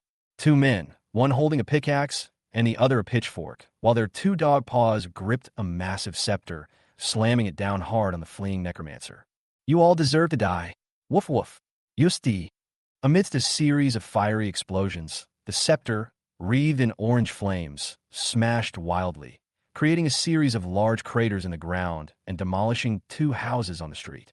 The necromancer transformed into a black mist of death and escaped the 4-armed kobold's attack range. No longer concealing its strength, It spewed out a large amount of black mist from its body, which condensed into a giant demon over 10 meters tall. It raised its head and let out a piercing roar at the kobold. The ghostly howl, carrying a mental shock, plunged the affected residents into deep fear. They screamed and rushed out of their houses, running around the streets like headless flies. Lucy Hong felt a slight headache, but it didn't affect him too seriously. He even had time to complain. Holy crap, how did he manage to stuff such a big thing in there? Can his body handle it? The giant demon looked at the humans running around in all directions, its eyes filled with greed, and it was about to grab a few to taste. But this is no time for it to eat. The commotion just now must have alerted everyone in Icewind City, and a bunch of people might rush out at any moment. The necromancer hissed and roared. Fool! Your target is that kobold. Take care of it now. Then kill those damned bastards and bring that woman back. The words were spoken with great arrogance, but the necromancer turned and ran away as soon as he finished giving the order. Are you kidding me? If we stay here any longer, are we just going to get ganged up on by the city guard of Icewind City and a few guild leaders? At that moment, the four-armed, dog-headed man struck a strange pose and began to howl wildly at the sky. Then countless golden rays of light appeared out of thin air, gathered around the kobold's body, and condensed into an even larger golden phantom of the kobold. Although it looked somewhat illusory, Lucy Hong could clearly see that the kobold phantom was covered with scales, neither fish nor snake, and was 9/10 similar to the dragon scales on the goblin leader, but appeared thicker and more solid. Despite being significantly smaller and weaker, whenever the four-armed kobold attacked with its scepter, its phantom would follow suit and make the same move. Even when the kobold spits fireballs, the phantom will open its mouth and spew out golden cone-shaped pillars of fire. The giant demon was immediately beaten and howled in pain. Its entire body was quickly enveloped in two kinds of flames, and it looked like it was about to die. Under the cover of darkness, the necromancer had already escaped quite a distance, then turned around and bumped into a show-off. A figure radiating a faint golden glow, wielding a greatsword, stood in the middle of the street, striking a strange pose, and said calmly, "You commit suicide." The giant, snow-white wolf lying on the ground beside him yawned listlessly, its expression showing a hint of helplessness. It turned its head away, indicating that it did not recognize this lunatic. To everyone's surprise, the necromancer's eyes narrowed when he saw this show-off, and he roared in fear, "Prince Xiaoxue?" The show-off was slightly taken aback. "Huh, you know me?" The necromancer had no intention of speaking to him. He suddenly let out a shrill scream, and his body exploded, turning into thick black mist that spewed out hundreds of wandering ghosts and demons, screaming as they rushed in all directions. Holy crap, he just unleashed his ultimate move without warning. "Old bye, hurry up, stop standing there." As he spoke, golden energy rapidly gathered on the greatsword in his hand, growing into a 40-meter-long golden sword shadow. With a powerful swing, he killed most of the ghosts that were rushing towards the surrounding residents. The howling snow wolf king slightly pursed its lips, lazily stood up, raised its head, and let out a long howl. Suddenly, countless snowflakes appeared in the sky, scattering and dancing in all directions, shooting the fleeing ghosts into sieves and turning them into ice shards that fell down. However, although the ghosts were eliminated, the necromancers took advantage of the black mist obscuring their vision and escaped to who knows where. Although the howling snow wolf king summoned wind and snow, and the golden light emanating from the prince's greatsword quickly dispelled the black mist, the necromancer was no longer among them. The prince frowned and turned to his tamed beast. Shouldn't the wolf king's nose also be at the king level? Why can't you find that guy's aura? Are you trying to slack off? The wolf king rolled his eyes at him and exhaled 2 blasts of cold air from his nostrils. "You, a prince of a human empire, have a dog's brain on your neck. What right do you have to question my nose?" Chapter 196. Your whole family are followers of evil gods. Yesterday's title was wrong. The black mist of the necromancers can block vision and obscure the search of investigation spells, just like the necromancer black mist that Lu Sihong encountered in the beast arena before. Lu Sihong's vision turned black, white, and gray again. He saw the necromancer walk past him with a gloomy expression. He tried to hold back, but in the end, he couldn't suppress his goblin instincts and stabbed the old man in the throat. The surging shadow energy enveloped the dagger. Lu Sihong only felt his arm pause slightly, as if he had pierced a layer of leather. Then the dagger was inserted into the old man's throat, and he made a swift cut. The necromancer's head flew up with a look of astonishment on its face. Then, a fierce glint appeared in its eyes. It opened its mouth and roared, and its head and body exploded together. Its death energy turned into sharp swords, which shot towards Lu Sihong with a ghostly howl. The goblin giant arm thrower that appeared out of nowhere first replaced Lu Sihong. Its whole body was riddled with holes. Before it could even open its mouth to cry out in pain, its head exploded like a watermelon hit by a giant hammer. Its body swayed slightly, and before it could fall, it shattered into a sky full of radiant light and returned to the beast-taming space. Lu Sihong's mind went blank for a moment. The scenery before his eyes blurred, and he was already dozens of meters away. Holding the ring from a necromancer's hand, he was slightly speechless. After merging with a goblin, one always gains some strange instincts. In that situation, one might even naturally and casually snatch the ring from the old man's hand. The Shadowhunter's skill in this area is truly unparalleled. The prince and his wolf king were unable to find any trace of the undead evil spirits. They wondered if they should go back and deal with the giant evil spirit first. Otherwise, they were afraid that even a whole street wouldn't be enough for those two big guys to demolish. Suddenly, an explosion was heard from ahead, and a strange creature appeared before them, its body dark green, resembling a human in some ways and a goblin in others. It was surrounded by black mist and looked eerie. The prince was slightly speechless. Where did these evil god believers come from? Lu Sihong looked up and saw that the golden glowing guy was looking at him directly. He immediately cursed angrily. "You're the one who's a believer in evil gods. Your whole family are believers in evil gods. Hey, you're something else, kid. You've managed to insult both the Zijing royal family and the god of contracts with just one sentence. You're dead meat. I'm telling you. No one can save you." Prince Zhu Zishi of Xiaoshu shouted with a sinister grin. Zhu Zishi's words were so revealing that Lu Sihong's heart skipped a beat. He turned around and rushed into the dark alley behind him, disappearing in an instant. "Run? Let's see where you run." Zhu Zishi's greatsword emitted a golden light, like a large light bulb, instantly dispelling the darkness and illuminating the entire street as if it were daytime. However, the alley was completely empty at this moment, without a single person in sight. Damn, it ran away again. Zhu Zishi refused to believe it and lightly kicked the Wolf King. The howling snow Wolf King let out a helpless low howl, and countless blizzards instantly surged around its body, like a white torrent, washing over the surrounding streets. Finding nothing hidden among them, the Wolf King tilted his head and looked at his charioteer, his expression clearly showing a hint of schadenfreude. "Haha, another one escaped. Serves you right for talking so much nonsense." Zhu Zishi refused to believe it and angrily walked around the area, cursing under his breath. "Damn, so it's a shadow faction. It must have escaped into the shadow realm. If it wasn't a cultist, you should have said so earlier. I thought it was some kind of ghost that suddenly appeared out of nowhere." Zhu Zishi was quite knowledgeable, but unfortunately he only guessed half of it correctly. The goblin shadow hunter can only be considered half a shadow creature at best, and its skills are incomplete.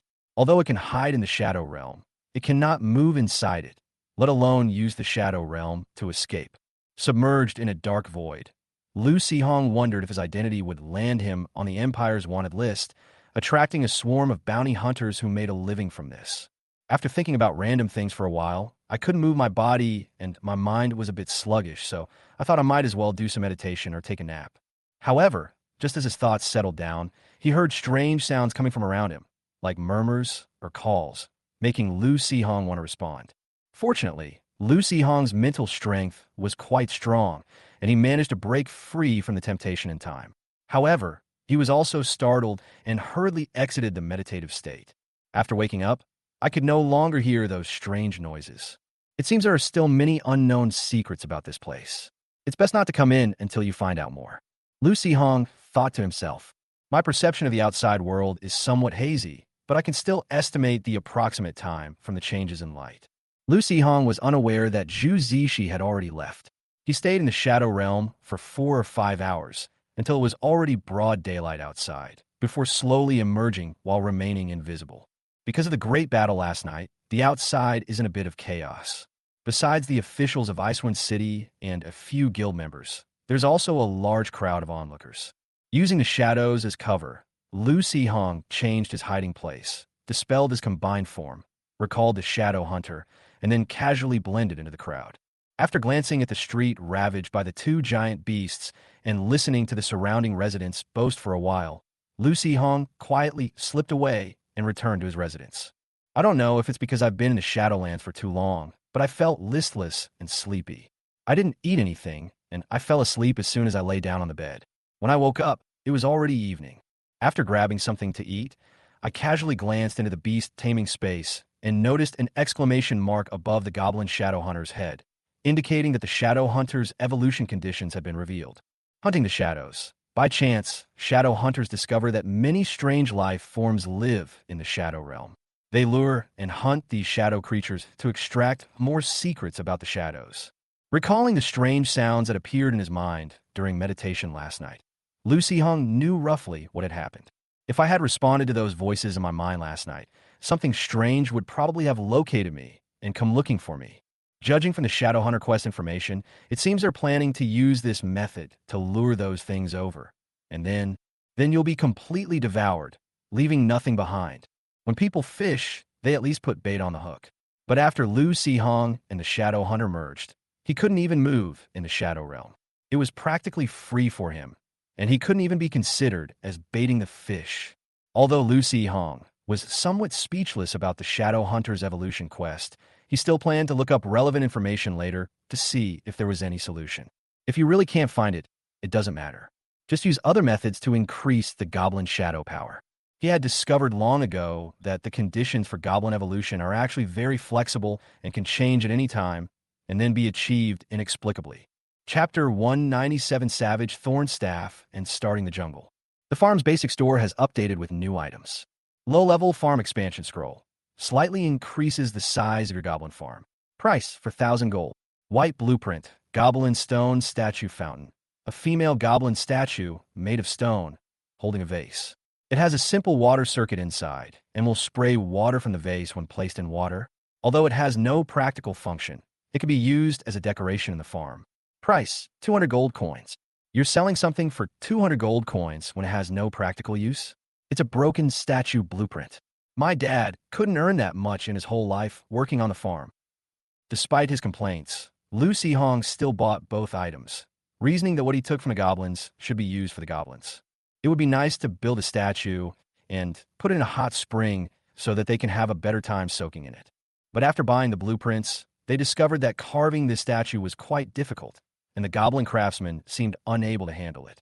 It could only gather dust with the blueprints for the toad statue. As for the expansion scroll that cost 4,000 gold coins, Lu Hong felt it was just SOSO after using it. The effects of my year-long meditation have been so minimal that I've only managed to cultivate a few flowers and bear a few small fruits on my spiritual tree, barely managing to reach the standard of a grand mage. As Lu Hong thought this, he couldn't suppress the smile on his lips. After his mental strength was forcibly pushed to the level of a grand mage, the effect of beast fusion was also much better. If the door was only slightly ajar before, it was now at least half open. Although they did not gain any additional enhancements after merging, their strength was not reduced due to the power, canceling out the power of the goblins. Incidentally, Lu Hong's energy concentration has now reached the river level, and the energy flows out happily every day. Even at a certain bend in the river, a whirlpool gradually forms, as if energy is accumulating there, slowly turning into a small pond, which is probably the prototype of a lake. In terms of ability, Lu Hong is already a high-level mage, although he can only cast some basic spells. In fact, the purpose of the expansion scroll is to increase the area of the goblin farm. The increase in mental power is just a side effect. Therefore, both items were actually bought for goblins. Lu Hong was just a kind-hearted charioteer.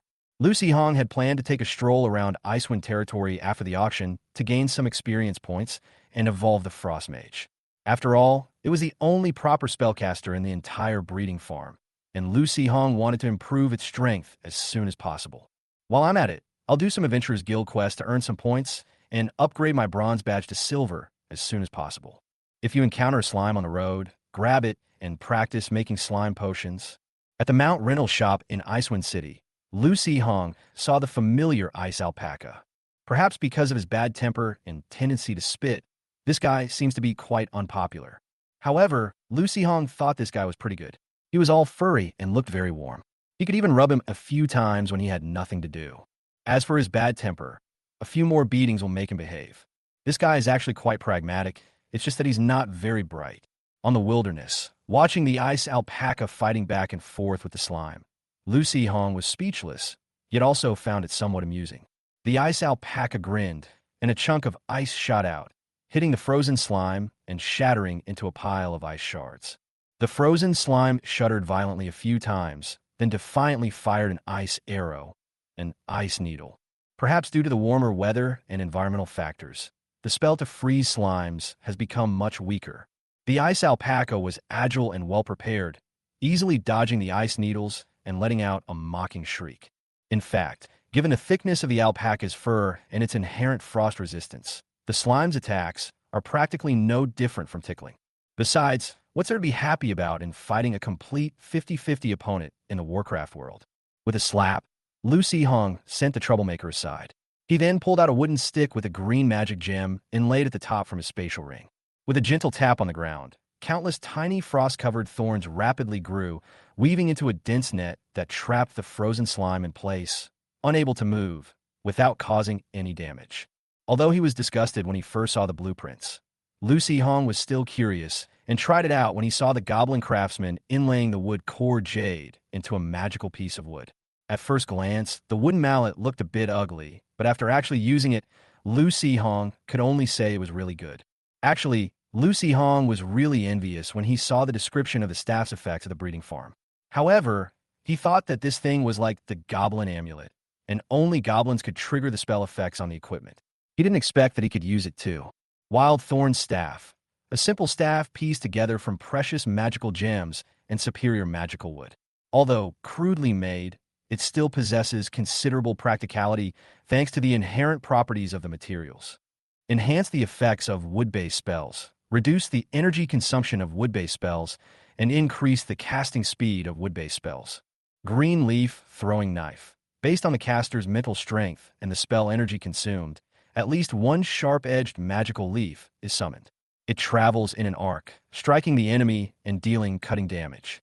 Upon impact or dissipation, it releases a small cloud of poisonous mist. Thorn Blossom summons numerous poisonous thorns from the ground to entangle and attack enemies. Consumes additional wood elemental spell energy. Once fully grown, the thorns will bloom, spraying a pollen mist with negative effects such as paralysis and hallucination. After using the staff's two built-in wood-based spells, Lucy Hong discovered that he could vaguely sense the spell's construction model when casting them. I feel that if I use it for a longer period of time and fully memorize the spell model, I'll be able to cast these two spells on my own, even without the staff.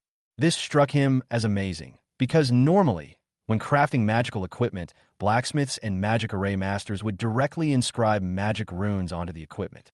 Users can unleash the magic carried on their equipment simply by inputting energy, which is then converted by the magic gems or directly powered by them. Simple, straightforward, and with little room for adjustment. If people knew that these staffs from the farm also had the ability to teach people how to construct spells, they would probably be fighting tooth and nail for them.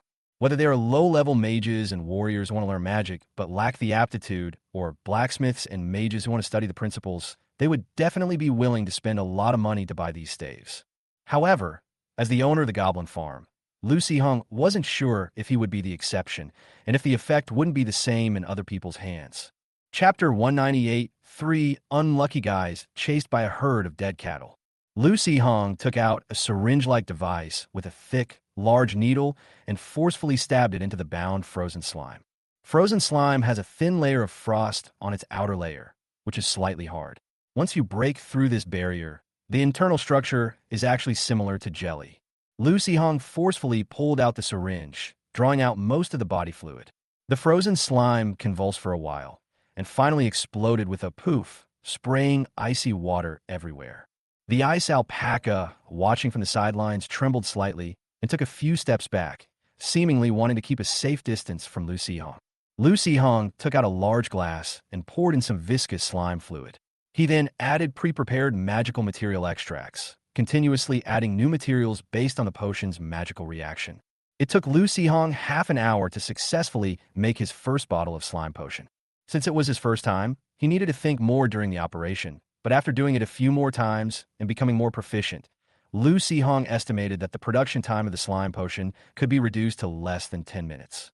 Sea monsters often come ashore in search of food, so apart from the outer city of Icewind City, there are basically no villages or towns where humans gather in the area near the ocean.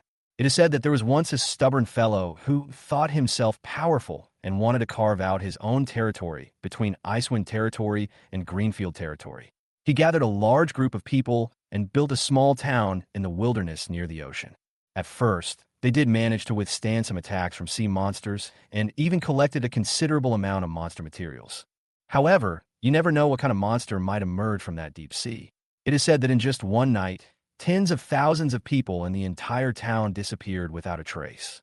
Some speculate that they were lured by the Siren King's song, since the town's buildings remained undamaged. Others say they were swallowed by a giant sea monster, as strange slime was left behind in the town. Lu Hong didn't know if the rumor was true or false. After all, it would be quite difficult to gather tens of thousands of idiots. In short, the closer to the ocean near Icewind Territory, the more monsters there are, and the lower the safety. However, you can occasionally come across some temporary adventurer camps, which are mostly simple structures built by adventurer teams doing quests nearby, using magic and the surrounding stones and wood. These camps will not be demolished after you leave. Instead, they will become temporary gathering places for other adventurers. Until one day, this place was attacked by monsters, or rather, a conflict broke out between adventurers and a great battle destroyed the camp. Occasionally, some fools or wicked individuals, after provoking a powerful monster, will lure it to their camp while fleeing. Lu Hong found a camp ruin and used magic to encourage the growth of surrounding plants and vines, which then wrapped around the broken stones, planks, and other miscellaneous items to build a simple camp. In terms of safety, these things are practically useless. They can only block out some firelight and prevent you from attracting monsters. A red-clad, malevolent spirit floats in midair, its form concealed. A necromancer lies in the corner feigning death. A shadow hunter lurks in the darkness. And the goblin leader sits cross-legged beside Lu Hong, staring blankly at the campfire.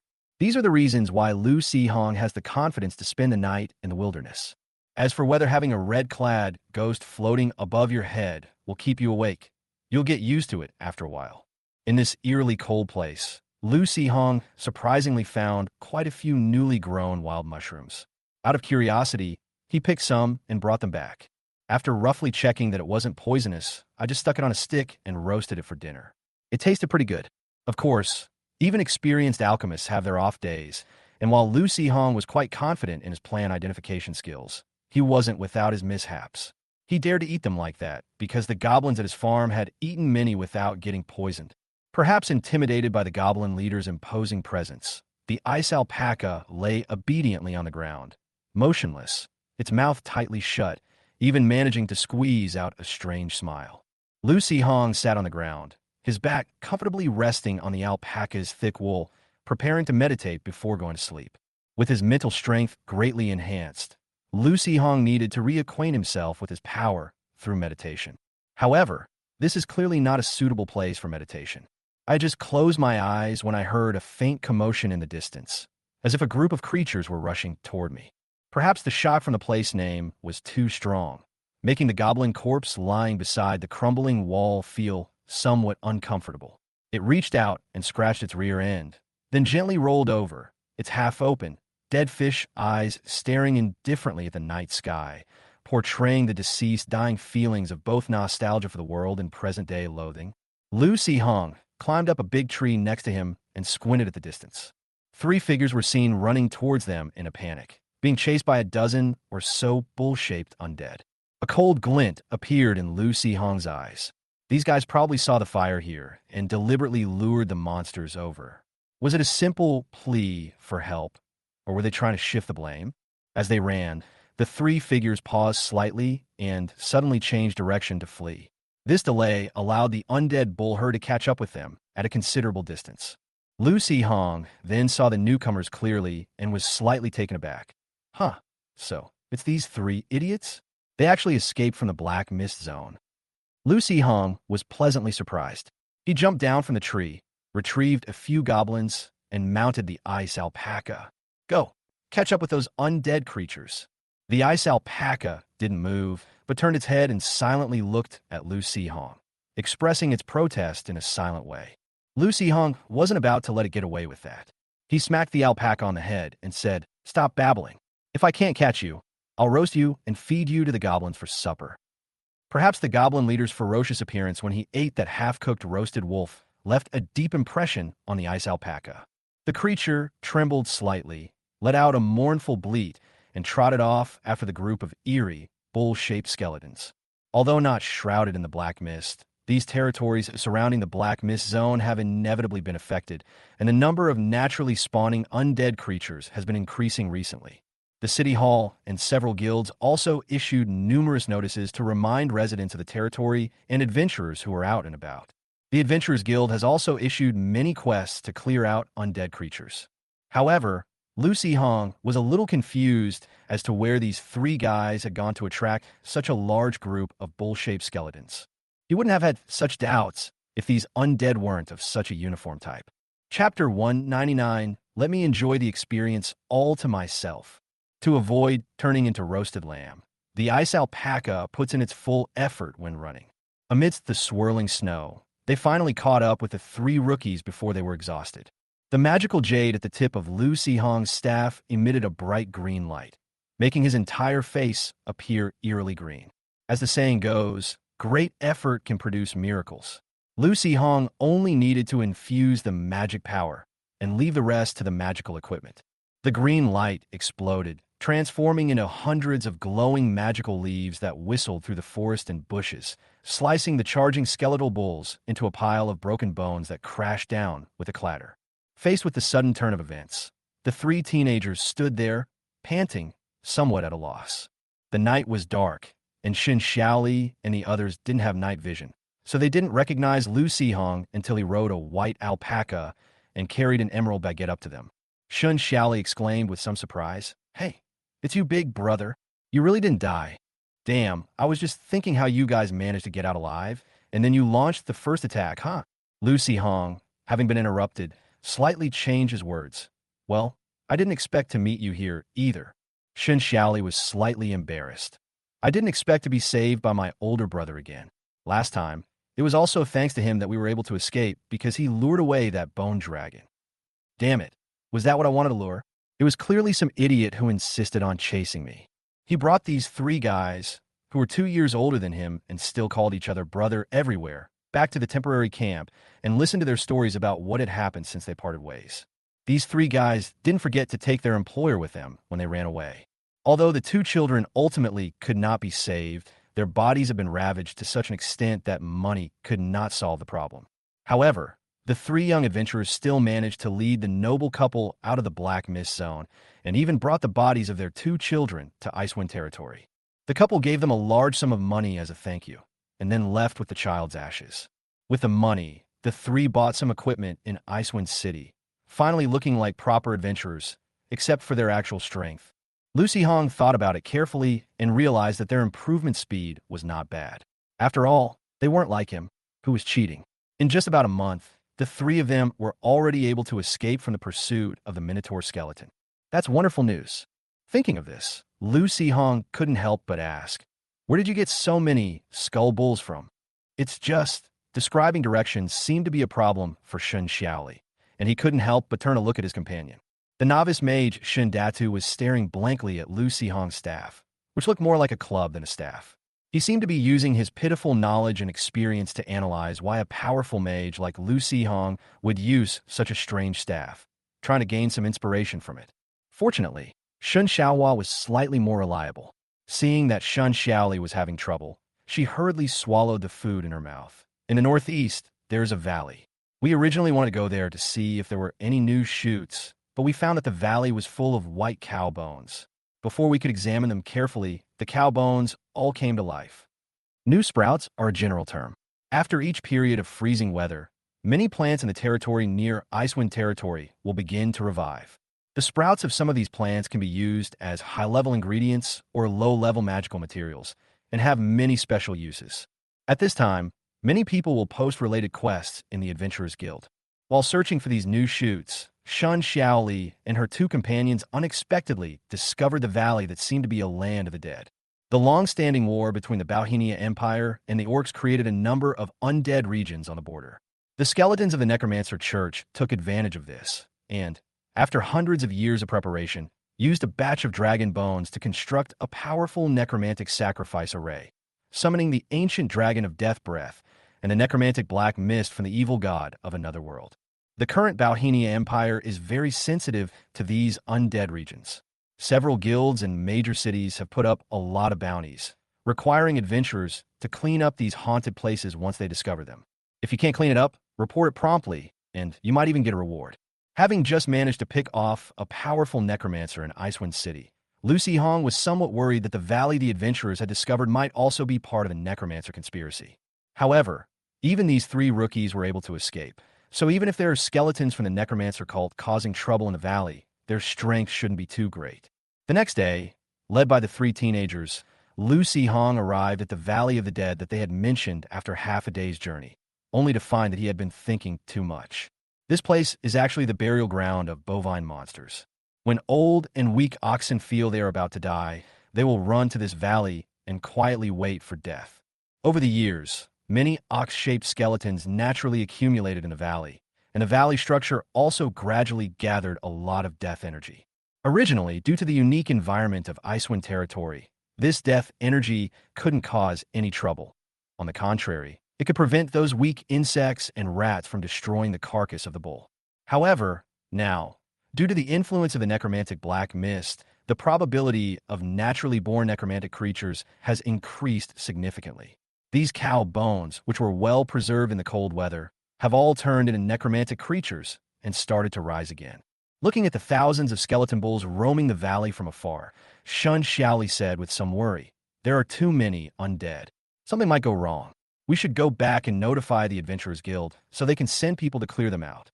Looking at the skeleton bull in the valley, Lu Si-hong, who was silently calculating, was stunned when he heard this. He almost shouted out a classic line. "Get out of here. Let me enjoy the experience all to myself. Mine, almine." Once we deal with the undead creatures in this valley, the experience points we gain will be more than enough for the Frost Mage and Goblin Carpenter to evolve. However, Lu Si-hong thought again that these three guys would only be a hindrance to him if they stayed here. It would be better to send them back to the Adventurers Guild as soon as possible, since it would take at least 4 or 5 days for them to go back and forth. Including the time it took for the Adventurers Guild to issue quests and recruit people, I'd already cleared out all these cow bones. Yes, indeed, there are too many undead in the valley, making it somewhat difficult to clear them out. However, I have some urgent business to attend to. The important task of reporting to the guild can only be entrusted to the three of you. But don't worry too much. Judging from the situation, these undead are just wandering around the valley and won't pose any threat for the time being. Perhaps feeling a little guilty for deceiving the three fools, Lu Si-hong also gave them a few bottles of medicine. These are supplies. The road might not be very safe, so you still need to be careful. I'm an alchemist, and these potions are just for me to practice with. You can keep them. Chapter 200 The Flame Maniac is dead, and the world is at peace. After Shin Xiaoli and the other two left, Lu Si-hong circled the valley and found a secluded spot. He tied the alpaca up somewhere and patted its head. "You know too many secrets. It seems I can't let you go back." The ice alpaca stiffened slightly. Its eyes, which had been somewhat cunning, became dull, and it looked at Lu Si-hong with a blank and foolish expression. It seems to be saying, "Who am I? Where am I? What did you just say?" Two dark green claws suddenly emerged from the shadows behind Lu Si-hong, transforming into a massive shadow that enveloped his body. The alpaca's eyes widened in terror. It even let out a braying sound. "Shut up. Don't summon the undead from the valley," Lu Si-hong said irritably. "You always act so arrogant, but you're such a coward." The alpaca, its mouth clenched around the rope, was about to break free and escape when it heard the words. It seemed to snap out of its daze and return to its blank expression, though its eyes clearly held a hint of resentment. Lu Si-hong and the Shadow Hunter merged not to fight, but because he was worried that the goblins might do something reckless and attract too many monsters, at which point he would have no choice but to run away invisibly or hide in the Shadow Realm. Furthermore, By merging with the Shadow Hunter, you no longer need to worry about adventurers running out and discovering your secrets. Although the ice alpaca is a weakness, fortunately, alpacas are a common mount in Icewind City. As long as this guy doesn't put on that grumpy face, no one will recognize which one it is. More than a dozen summoning circles lit up, and apart from the goblin merchant who was out and about, and the giant arm pitcher who was lying at home, all the other advanced goblins were summoned. Tell the goblin leader to keep an eye on the Flamebringer and the barbarian doctor, and don't let those two go out and cause trouble. Then we had the goblin siren try it out to see if we could use Siren's song to pull out a wave of enemies. But whether it's because these undead are not clear enough or because the skeletons don't have that function, the bulls have completely lost their sexual interest from when they were alive. The siren sang for ages, but the skeleton bull wandering in the valley didn't even bother to turn its head. The goblins, however, were quite engrossed in the song, and under its motivating influence, they all wanted to rush into the valley and start a fight. Instead, the alpaca tied to the tree became excited and started bellowing loudly, attracting the attention of several undead at the edge of the valley. The ghostly flames in the cow's skull glowed faintly as they charged over menacingly. Then the goblin leader smashed him into a pile of bones with a few blows. Seeing the goblin leader's relaxed and unsatisfied demeanor, Lu Sihong wondered if he had been too cautious. With just these bones and clubs, the goblin leader could easily take on 100 of them. Although there were nearly 1,000 undead in the valley, they wouldn't all rush up at once. After thinking about it, I simply waved my hand and let the goblins do as they pleased. The goblin leader nodded and led the goblins slowly into the valley, quickly attracting the attention of some undead. During the battle, the skeletal bull herd was attracted from even further away. Although the number of enemies was quite large, the goblins did not feel much pressure. On the contrary, the goblin leader went into a state of complete rage as the battle progressed, and even cow bones were not enough for him to smash. The other goblins became somewhat idle. Then, as the goblin leader's body was engulfed in flames and encouraged by the goblin siren's song, the fire madman's expression became increasingly fanatical, and the red hair on his head began to throb. Before anyone could react, the creature finally couldn't resist, letting out a strange, eerie laugh as it raced towards the valley at incredible speed, even managing to nimbly dodge the freezing traps the frost mage had laid on the ground. Flames, explosions, shrieks, and silent roars. A goblin, its body glowing with red magical light, held a giant matchstick in its hand and excitedly darted around. A large herd of enraged, burning skeleton bulls were chasing behind them. The flames on the leading fire oxen burned more and more fiercely as they raced, and were carried by the gale to spread to their nearby brethren, spreading rapidly. More and more undead were chasing after them. The fire was burning bigger and bigger, and the red glow on the fire madman's body was getting brighter and brighter as he ran faster and faster. The undead in the center of the valley seemed more special, with icicles hanging from their bones, emanating a chilling aura. But the flame maniac didn't care who the enemy was or how powerful they were. It nimbly dodged the charging skeleton bull and casually hurled a fireball at the bull's skull. Unexpectedly, even in death, this skeletal bull remained stubborn. Just the fact that a fireball had hit its head made it feel greatly provoked, and it exploded in anger. A powerful shockwave, mixed with frost, sent the flame berserker tumbling to the ground. Before it could even get up, the enraged skeleton bull herd trampled over it. The flame maniac only had time to let out 2 screams before it vanished in a flash of light, its matchstick crushed into dust by the cow's hooves. After this guy died, the bull skeletons lost their target and ran around wildly for a while before gradually dispersing. Some of them were on fire and suddenly fell apart as they walked. Looking at the increasing experience points in the breeding farm, Lu Sihong was unsure what expression to make. Forget it. From now on, we'll just use this thing as a suicide truck. Thinking about something happy, at least the farm's experience points jumped to over 700. Since the Frost Mage was of little use on the field at that moment, Lu Sihong recalled it back to the breeding farm and initiated its evolution. The Goblin Frost Mage evolves into the Goblin Frost Archmage. Goblin Frost Archmage. After mastering sufficient frost power and spellcasting skills, goblins gradually become true spellcasters, rather than just relying on instinct to throw out low-level, spell-like monsters. Low-level Frost Bloodline. Frost Archmages gradually master most low-level frost spells, have strong resistance to frost energy damage, and experience faster energy regeneration in cold environments. Spell advancement. The Frost Archmage has mastered advanced forms of a few low-level spells, such as Chain Ice Arrow. Special mission. Enlightenment in Extreme Cold. The Frost Archmage needs to find an extremely cold place to gain some insights in order to continue comprehending the power of frost. Fulfilled the Frost Mage's wish. Received a random reward. Blue Blueprint. Bone Mask. Blue Blueprint. Skeleton Mask. Seals the soul of a recently slain enemy within its skull, then forges its facial bones into a mask to intimidate other enemies. Depending on the enemy's strength at the time of death, the skeleton mask will gain additional mental power bonuses, resistance to mental spells, and other effects. Chapter 201. The Phoenix Chick is dead, the crouching dragon is watched out for, but there's still a young Qilin. Lu Sihong slightly raised his head as he re-summoned the Frost Archmage. The goblin was shorter than Lu Sihong before, but now it is a head taller than him, reaching about 1.9 meters. Large and small ice fragments floated around his body, occasionally coalescing into the shape of a shield.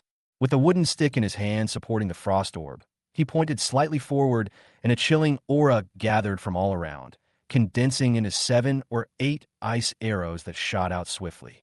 Instantly, they pierced the foreheads of several skeletal bulls, and the overflowing cold air froze the bull skulls into ice blocks before they suddenly shattered. The bull's skull shattered, and the soul fire hidden within it collapsed and dissipated, causing the bull skeleton to crumble into a pile of bones that fell to the ground. Calm gaze, composed expression. This is the image of a spellcaster in Lu Sihong's mind. Unlike that psychopath who killed himself, the idiot lying on the ground pretending to be dead, and the lunatic trying to feed drugs into the skullbull's mouth. Lu Sihong's gaze suddenly froze as he looked at the goblin doctor. He noticed that the mushroom in the goblin healer's hand looked like a skull from a distance, and it seemed to be the very mushroom needed to concoct the demon mask poison, the alchemical potion used to evolve his mother's demon mask spider. Demon mushrooms are not easy to preserve. They will spoil and rot if left out for too long. Although they're worth some money, they are not that valuable, and certainly not worth the energy required to use a special preservation array. Lu Sihong originally planned to post a quest in the Adventurers Guild and ask other adventurers to help him gather resources. Because of the cold weather in Icewind territory, Lu Sihong was surprised that the demon mushrooms had started growing so early. With the flame berserker gone, the goblin's battle seemed to be going smoothly, so Lu Sihong took the goblin healer to collect demon mushrooms. This guy is truly a master herbalist. He's got a knack for gathering materials. With just a few quick digs, he can unearth a cluster of mushrooms from a pile of bones. While Lu Sihong was happily picking mushrooms, the goblins followed their leader and gradually advanced into the valley. Because many of them had been pulled away by the flame maniacs, the goblins advanced quite quickly and soon reached the center of the valley. The necromancer would follow the goblins a few steps away. Once they were far enough away, find a slightly secluded spot and lie down anywhere. Even though the ground was littered with cold, hard bone fragments, it didn't seem to mind. As they entered the central area of the valley, the necromancer, who had been swaying and looked like he was about to collapse, suddenly shuddered slightly. He called out to the red-clad evil spirit, the enhanced version of the imp who was helping the goblins kill cows, but the red-clad evil spirit was too engrossed in the killing to pay any attention to him. The necromancer scratched his butt, not caring at all, picked up a shovel, and happily ran toward a small hill made of bones, where he began to dig. Not long after, they dug out a particularly large ox skeleton, its body shrouded in black mist. The necromancer looked left and right, chuckled, and let out a ghostly howl. The evil ghost mark on his body turned into black smoke and disappeared. Then, swaying and twisting, it began a flamboyant dance around the skeleton. Lu Sihong was digging for mushrooms when he suddenly heard an angry howl from not far away, accompanied by a strong mental shock. Startled, he accidentally crushed the large mushroom he had just pulled off, spraying thick, white juice everywhere. Then a green object flew from a distance, crashed to the ground, rolled twice, stared blankly, and fell silent, emanating a thick aura of death like an ancient, 1,000-year-old mummy. Lu Sihong was slightly startled. He turned around and saw a giant skeletal bull, its body shrouded in boiling black mist and its eyes glowing red, charging menacingly toward him. Holy crap! Lu Sihong only had time to shout before the scenery in front of him changed. When he came to his senses, he was already behind the black mist skeleton bull. He saw two green figures screaming as they were tossed into the air by the bull's horns and crashed to the ground with two thuds before turning into a radiant light and returning to the beast-taming space. Damn it, the flame berserker isn't here. So you're the one courting death, huh? Lu Si-hong glared fiercely at the goblin lying on the ground pretending to be dead, his body gradually disappearing into the air. Turning back, the black bull skeleton, who was about to launch another attack, paused for a moment before shifting its target to the goblins who were fighting fiercely with the undead in the distance. At this moment, a black mist suddenly surged from the necromancer's corpse, transforming into a small, black-boned skeleton crackling with electricity. It used its hands and feet to charge at the black bull skeleton at incredible speed. The black bull skeleton roared and headbutt the lightning skeleton, but the lightning skeleton nimbly dodged the impact, grabbed the bull's horns with its claws, and lightly leaped onto the black bull skeleton's back. The black bull skeleton leaped and thrashed about, desperately trying to throw the enemy off its back. However, the electric skeleton was also an undead, so the black mist on the black bull didn't do much harm to it. Instead, its claws crackled with electricity as it gripped the bull's ribs with one hand and clenched its fist with the other, slamming it into the bull's skull and causing considerable damage to the black bull skeleton. Good heavens, if I'm not mistaken, this skeleton was a Knoll warrior in life. How come it's so ferocious after becoming a necromancer? It can't be that the system arrived late after I died, can it? While Lu Si-hong was lost in thought, he broke out of stealth mode and pulled out the savage thorn staff. The original plan was to go invisible and hand the black bull skeleton over to the goblin leader and his men to deal with. But judging from the current situation, it seems unnecessary.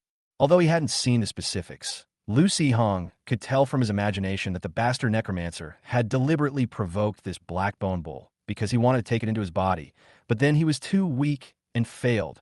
Speaking of which, this big black bull, which is over 4 meters tall and 7 or 8 meters long, with its whole body covered in black mist, would surely be very cool to ride on. Thinking of this, Lu Si-hong was immediately tempted. Although many animal bones were buried in the ghostly realm of the breeding farm, no powerful beast-shaped undead ever crawled out. There's no way around it. Goblins like to gnaw on bones and skin together when they eat meat, especially goblin leaders and shield bearers. They really enjoy chewing on bones. Even if the bones aren't gnawed, who would put the bones back together after eating the meat? Of course, they just throw them away as trash. Of course, you can't expect those bears and pigs to just use their heads and mouths to piece their bodies back together, then resurrect as undead and rise again. Chapter 202, The Goblin Followers Who Seem Off. Lu Si-hong waved his staff, and a large number of thick vines and thorns sprang up from under the black bull skeleton's feet, attempting to entangle and bind the undead's body. However, the black bull skeleton had strong hooves and was jumping around on the ground, making it difficult to restrain. In addition, its body was filled with surging black energy, and the magic vines quickly decayed and withered as soon as they touched its body. Fortunately, Lu Si-hong's body was full of magic power, and his mental strength was high. He even entrusted the construction of spells to the thorn staff in his hand. He only needed to pour energy into it and keep growing new thorns. After struggling for a while, the black bull skeleton realized that it couldn't shake off the enemy on its back, so it suddenly fell to the ground and rolled over, forcing the electric skeleton on its back to jump off the bull's back to escape. Black bull skeleton originally planned to force the enemy back by rolling and then get up in time to launch an attack. However, after falling to the ground, it found it somewhat difficult to get up. Previously, only 4 hooves were hopping on the ground, making it difficult for Lu Si-hong's vines to trap the black bull skeleton. However, as soon as it fell to the ground, its spine and ribs were instantly entangled and locked by the wildly growing plants. The soul fire roared silently, its mental impact spreading outwards. Black mist surged and erupted from its body like flames, and the magical vines on its body instantly turned to ashes and scattered. However, as soon as one batch of vines died, more vines rapidly grew from under the black bull skull's body, and colorful flowers even bloomed on the vines, spraying out poisonous mists of various colors. While the paralysis and hallucination effects had little effect on this undead creature, these flowers signified that Lu Si-hong had used all his strength. Soon, more and more plants wrapped the fallen black bull skull into a large green dumpling. The necromancer, who had been lying on the ground pretending to be dead, changed his posture at some point. His lifeless eyes stared intently at the black bull skeleton. Seeing that it was firmly trapped by the necromancer's magic, he suddenly jumped up, grabbed his shovel, and rushed over at lightning speed. He then began to dance a flamboyant dance around the struggling old bull. Seeing the damn goblin's smug look, the black bull skeleton's soul fire roared even louder.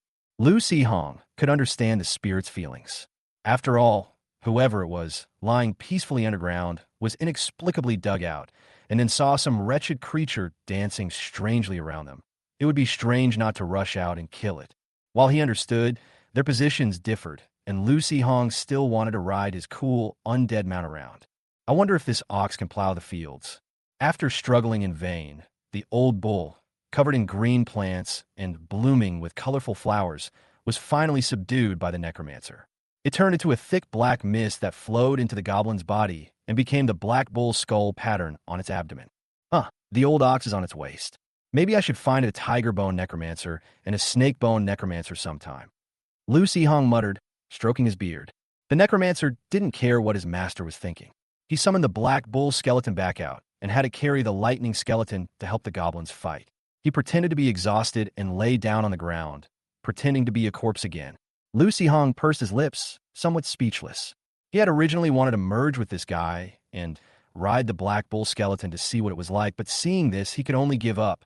The undead in the Central Valley are much stronger than the skeleton bulls on the outskirts. They are not only larger and have harder bones, but they also possess some necromancy and ice magic. Some of them have a fiery temper and will suddenly self-destruct while fighting, which greatly slows down the clearing speed. The Goblin Tamer's crossbow bolts were not very effective against these skeletons.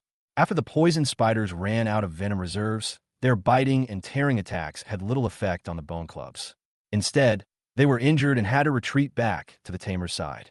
Seeing this, Lu Si-hong simply disengaged from the Shadow Hunter, allowing it to move freely. He then merged with the Beastmaster and joined the battle, using green leaf throwing knives to attack the undead with a tendency to self-destruct. After spending about 2 days clearing out nearly 1,000 undead in the valley, the farm's experience reserve suddenly surged to over 5,000. Although it seems like a lot, it's still somewhat different from the 7,000 or 8,000 experience points Lu Si-hong had expected. After all, although there are many dead cows in the valley, their quality varies greatly. Some particularly useless ones would fall apart if they were bumped by one of their own kind while running, their skulls crushed to pieces. Naturally, the experience they gained would not fall into Lu Si-hong's hands. However, more than 5,000 experience points should be enough to sustain you for a while. The evolution conditions for the goblin leader and several other goblins have not yet been determined, and the Shadow Hunter's mission is also currently undecided. The Flame Maniac is progressing very quickly, but Lu Si-hong doesn't really want to evolve it. The Goblin Tamer will probably have to wait for the sparrow to evolve into a sparrow before it meets the evolution requirements, and Lu Si-hong can't say for sure how much longer. If the Goblin Medic doesn't get killed in the accident and spends a few more days concocting poisons, he can go out and poison a few enemies, which should pretty much meet the requirements. It seems the Goblin Shield Bearer will have to participate in several more battles. Although the fight to clear out the undead was quite fierce, the Goblin Leader, who is the main damage dealer and the enemy's focus of fire, doesn't need its protection. The evolution conditions haven't progressed at all. The only one that can evolve now is the Goblin Craftsman, who met the evolution requirements a long time ago. The second-tier Goblin Craftsman evolves into a third-tier Goblin Sculptor. Goblin Sculptor, a goblin skilled in carving and processing wood and stone using tools, and also possessing considerable talent in construction. You have fulfilled the Goblin Craftsman's wish and received a random reward. The Book of Faith. Book of Faith. When used, it infuses the goblin with faith knowledge. Could this be? Lu Si-hong's eyes lit up, and he randomly selected a goblin to use the Book of Faith. Consuming Book of Faith. The goblin has evolved into a Tier 1 Goblin Follower. Goblin Follower. Although called a follower, a goblin's faith may not be very singular. As long as it can gain power, it doesn't mind worshipping multiple gods. Of course, every time it prays to a god, it will very devoutly regard the god in front of it as its only one. Born saints, goblin followers are always favored by the gods and gain special powers. After evolving, the goblin follower's body grew slightly larger. He casually spat out the grass in his mouth, solemnly walked slowly to the eyeball statue, knelt on the ground, clasped his hands in front of his chest, and began to pray softly. Although this guy looked like a devout believer, Lu Sihong felt that something was off when he looked at the description the farm gave him. Chapter 203 Encounter with Lu Mo.